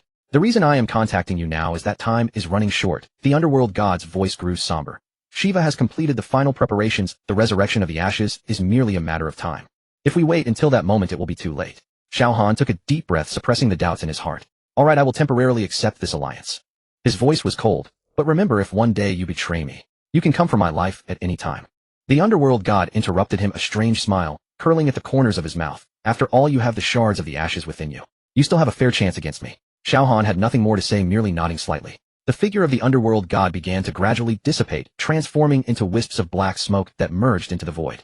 Before completely disappearing, his voice echoed once more. The Pangu axe is on the 3rd level of the floating city, but there are guards of Shiva. You will need sufficient power to enter. Then the underworld god's projection completely vanished, leaving only a ghostly green coordinate mark suspended in midair. Xiao Han reached out, clutching the coordinate mark in his palm. A cold sensation surged from his fingertips, but was quickly assimilated by the chaotic energy within him. At that moment, a shadow dashed from the distance with astonishing speed. Xiao Han's expression tightened, immediately entering a combat stance, but he quickly recognized that figure. It was the king. The king's figure arced through the air, seemingly attempting to escape. His right half was completely covered by black veins, each breath accompanied by a low growl, as if something within him was struggling to break free. Xiao Han instinctively wanted to pursue, but as soon as he took a step, a sharp pain spread from his chest. The 7th shard was beating wildly, seemingly trying to prevent him from moving. Damn it! Xiao Han gritted his teeth, forcing the pain down. Xiao Dai hurriedly supported him, her eyes filled with concern. Xiao Han shook his head, his gaze always following the direction in which the king had disappeared. The remnants of the ghost organization were also scattering, and the entire battlefield had turned chaotic. But he knew that now was not the time to pursue. His physical condition was nearing its limit and the shards within him were continuously eroding his consciousness. If he recklessly pursued, he might encounter problems halfway. Lin Tianlong approached from the other side, his expression grave. Bloodstains still clung to his dragon-slaying sword, indicating he had just experienced a fierce battle. Did we let them escape? Lin Tianlong's voice carried a hint of reluctance. Xiao Han nodded without speaking. He needed time to recover and time to digest the information provided by the underworld god. Xiao Dai supported him softly, asking, "Do you trust him?" Xiao Han shook his head. Not a word of it, but the information he provided should be true. Why? Because lies must be interspersed with truths to be convincing. Xiao Han's gaze turned deep. Most of what the underworld god said is likely true. But what has he concealed? That is what I am worried about. Lin Tianlong fell silent for a moment before speaking. The chief instructor has sent news that the country has noticed the anomalies in the wilderness and may intervene. Xiao Han's heart sank. The situation was becoming increasingly complicated. Originally, it was just a confrontation with the king and the ghost organization, but now there were the underworld god Shiva and the ashes. Even the national forces were about to get involved. This game was getting bigger and bigger. What did the chief instructor say? Xiao Han asked.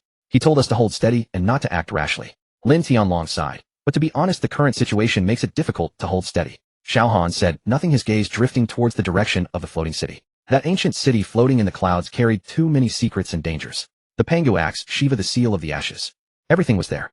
We need to rest. Xiao Han's voice was somewhat weak. Before entering the floating city, we must recover to our optimal state. Zhang Xian and Li Yu also walked over, both of them injured, but their spirits were still relatively good. Boss, we found a safe place where we can rest for a while. Zhang Xian said. Xiao Han nodded, and with Xiao Dai's assistance followed everyone in that direction. Along the way, his mind kept replaying the underworld god's words. The Pangu axe is on the 3rd level of the floating city where there are guards of Shiva. If this information is true, then they have— But the question is, why did the underworld god tell him these things? Was it really to jointly deal with Shiva? Or was there another purpose? Xiao Han's intuition told him that things were not as simple as they appeared. The existence of the underworld god itself is a mystery. How could a lord of the underworld who has lived for countless years be threatened by Shiva? Unless the underworld god also has his own Achilles heel. A thought flashed through Xiao Han's mind. The underworld god had previously mentioned wanting to resurrect his lover. Could that lover be his Achilles heel? If he could find that weakness, perhaps he could grasp the true bargaining chip in negotiating with the underworld god. But for now, he could not voice these thoughts. Until there was confirmation, everything was merely speculation. The group arrived at a secluded cave which had once been the dwelling of some cultivator. Although it had been abandoned for many years, the basic structure remained. Lin Tianlong and Zhang Xian set up a few simple formations at the cave entrance to prevent being discovered. Xiao Han sat cross-legged, beginning to operate the celestial demon technique. The chaotic energy within him flowed slowly, repairing his damaged meridians. The 7th shard seemed to sense something and quieted down, but that faint pulsing feeling persisted like a ticking time bomb. Xiao Dai sat beside him, her gaze never leaving his face. She tightly clutched the moonshadow necklace, which emitted a faint glow, seemingly responding to something. What are you thinking about? Xiao Dai asked softly. Xiao Han opened his eyes and looked at her. Her eyes were filled with concern and a hint of an emotion he couldn't quite understand. I was thinking about the underworld god's words, Xiao Han replied honestly. He is lying, but not entirely. Xiao Dai was silent for a moment before saying, I feel. He seems very lonely. Xiao Han was taken aback. Lonely? Yes, Xiao Dai's voice was soft. An existence that has lived for countless years without companions, without friends, only a lover he wishes to resurrect. Such a person, no matter how powerful, is lonely inside.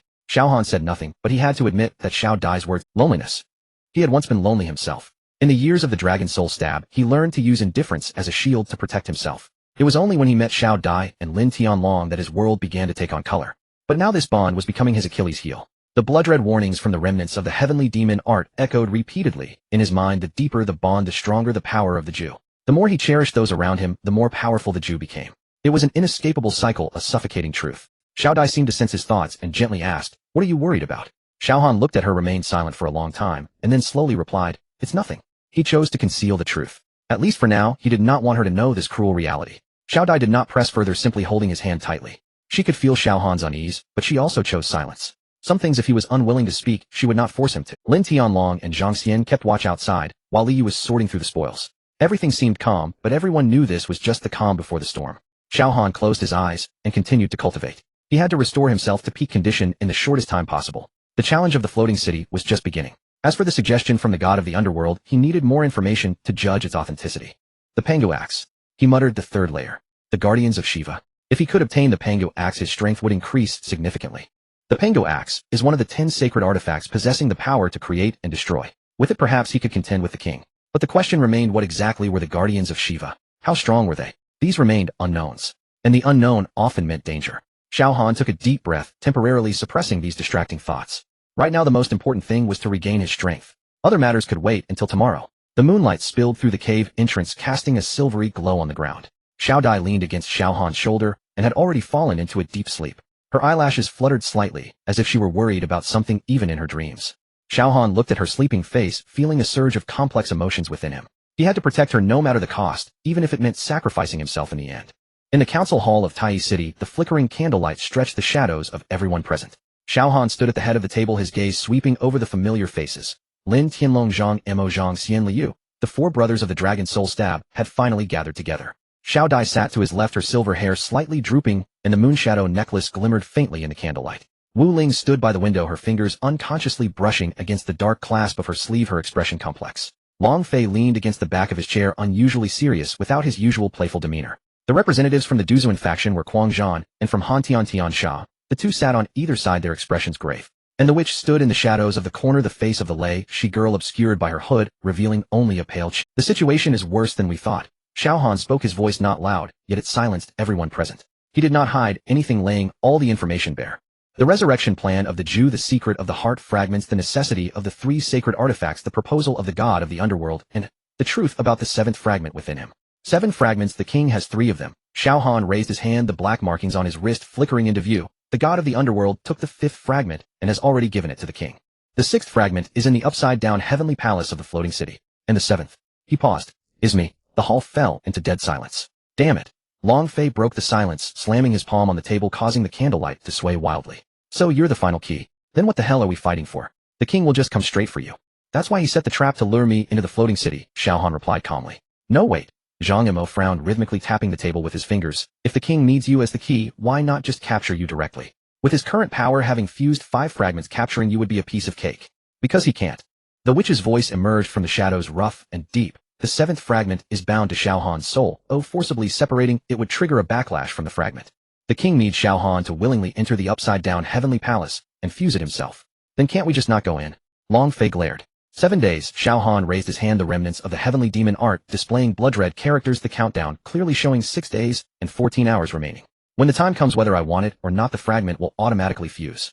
By then, Xiao Dai softly interjected, the Jew will be resurrected. Wu Ling suddenly turned around, her eyes reddened. Is there really no other way? There is. Xiao Han looked at her, his gaze steady. If I can obtain all the fragments before the king, I will become the new Jew. What is the cost? Lin Tianlong asked, his voice heavy, as if pressing down a 1,000-pound burden. Consciousness will be eroded, memories stripped away, humanity worn down. Xiao Han spoke lightly, as if discussing someone else's matters. In the end, I may forget everyone, including myself. Xiao Dai's hand tightened under the table, her nails digging deep into her palm. Then what are we still fighting for? Zhang Xian interjected, his tone unusually serious. No matter what, it's a dead end, we might as well fight it out. It's not a dead end. Xiao Han interrupted him. Hongjun Laozu mentioned the core of chaos. If we can find it, perhaps there is a third path. Where is the core of chaos? In the upside-down heavenly palace. Again, it was the upside-down heavenly palace. All clues pointed there. I will contact the chief instructor. Lin Tianlong stood up. This matter has exceeded the scope of the game. National intervention is essential. Is there still time? Huang Zhan finally spoke, his voice gruff. After the king fuses 5 fragments, his power is beyond that of an ordinary player. Official intervention requires a process, and processes take time. We have 6 days. I will use the emergency channel of the Dragon Soul Stab, Lin Tianlong said solemnly. I can get a response by tomorrow at the earliest. Good, Xiao Han nodded. Tianlong will be responsible for contacting the chief instructor, striving for official support. The Xianyuan sword, Long Fei suddenly said. My father said that the Xianyuan sword is the only sacred artifact capable of suppressing the Jew. If we can borrow the Xianyuan sword, the Xianyuan clan won't easily lend out sacred artifacts. Tian Sha shook his head. That woman Xianyuan Qingyun is very stubborn. They'll go, Wu Ling spoke up. She owes me a favor. They'll go with Wu Ling. Long Fei patted his chest. Don't worry, with my mouth convincing her won't be a problem. Xiao Han glanced at him without rebuttal. The third path, he turned to the witch. You mentioned the headquarters of the ghosts. The king hid 3 fragments in the secret chamber of the ghosts' headquarters. The witch stepped forward, taking out a scroll of parchment from her bosom, spreading it out on the table. This is the structural diagram of the headquarters. I have marked the location of the secret chamber. But when I left, the king had already strengthened defenses. There are at least 20 king-level experts stationed there. 20 king. Zhang Mo narrowed his eyes. A frontal assault won't work. We can only infiltrate. I will take an elite team with me, Xiao Han said. I will go with you. Zhang Xian, Zhang Mo, and Li Yu spoke up simultaneously. No, Xiao Han shook his head. Your strength is too weak against king-level experts. Then who will you take? Lin Tianlong frowned. If you go alone, I will accompany him. Everyone looked towards the corner. Xiao Dai stood up, her silver hair flowing like moonlight under the candlelight, her gaze as firm as rock. Xiao Han frowned slightly. I am the inheritor of the Xianyuan bloodline. Xiao Dai interrupted him, her voice not loud, but clear. My bloodline can suppress the consciousness of the Jew. If the king sets a trap, if the fragments go berserk, you will need me. It's too dangerous. I know. Xiao Dai stepped in front of him, looking up at him, her eyes reflecting the flickering candlelight. But I also know that if I don't go, I will regret it for the rest of my life. Xiao Dai, Xiao Han. She looked up at him, something flickering in her eyes. How long have we known each other? He was taken aback. Since the Xianyuan tomb until now, she whispered. You saved me, I saved you. You trust me, I trust. When did it become a matter of you don't have to go between us? Xiao Han remained silent for a long time. I'm sorry. No. Xiao Dai extended her hand, holding her palms slightly cool. I know what you're thinking. You want to protect me, to keep me away from, but have you ever thought that for me, watching you walk into danger alone is harder than facing it together? Her voice was soft, but each word struck deep into his heart. You are the seventh vessel, what you face is the Jew, she said, and I am of the Xianyuan bloodline. My fate is to seal. Our destinies have long been intertwined. You want to cast me aside? Can you really do it? Xiao Han looked at her, unable to speak. The moonlight spilled through the window, casting a frost-like sheen on her silver hair. So Xiao Dai tightened her grip on his hand. Let me accompany you. No matter what lies ahead, we will walk together. Xiao Han took a deep breath. Good. He finally said a single word. Xiao Dai's lips curved up slightly, revealing a faint smile. I want to go too. Zhang Xian jumped up. I can't take on 4 king-level experts, but 2 should be fine. You stay behind, Xiao Han interrupted. Tianlong needs manpower. You will assist him. That's an order. Zhang Xian was choked, stammering for a long time before he could only sit back down reluctantly. Then what about intelligence? Huang Zhan asked. How do we know the king's movements? The witch will leave a signal. Xiao Han looked at the Leishi girl. Is that all? Yes, the witch nodded. My people are still inside the ghost organization. They can relay messages. Good, then it's... Xiao Han looked around. 3 paths in parallel. Tianlong will contact the chief instructor Long Fei, and Wu Ling will go to borrow the Xianyuan sword from the Xianyuan clan, and I will infiltrate the ghost headquarters with Xiao Dai to seize the 3 fragments. We set off tomorrow morning. In 6 days, the floating city. After everyone dispersed, the council hall was empty, leaving only Xiao Han and Xiao Dai. The candle had already burned halfway, the wax dripping down the copper platform and solidifying into twisted shapes. You don't have to go with me. Xiao Han began, his voice slightly hoarse. The ghost headquarters is very dangerous. The traps set by the king. I know the danger, Xiao Dai interrupted him, her tone calm. But I know even more that if I don't go, I will regret it for the rest of my life. Xiao Dai, Xiao Han. She looked up at him, something flickering in her eyes. How long have we known each other? He was taken aback. Since the Xianyuan tomb until now, she whispered. You saved me, I saved you. You trust me, I trust. When did it become a matter of you don't have to go between us? Xiao Han remained silent for a long time. I'm sorry.